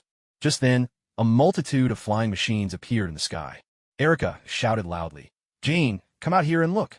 A vast, ever-growing fleet of flying devices. These magic carpet-like crafts formed a massive square in the air, each one crowded with laborers from various clans, all former miners from the pits. "Elder Gwen, why have you betrayed me? Haven't I treated you well? How could you, a fellow kin, bring other beast folk to attack me?" A huge projection appeared over the temple plaza. It was Kempela himself. Elder Gwen shouted back, "Kempela, look at yourself. What about you still resembles one of us apes? It was you who abandoned your people, not the other way around, and now you've strayed down a dark path." Kempela laughed. "Ah, Gwen, do you truly believe your understanding is the only truth?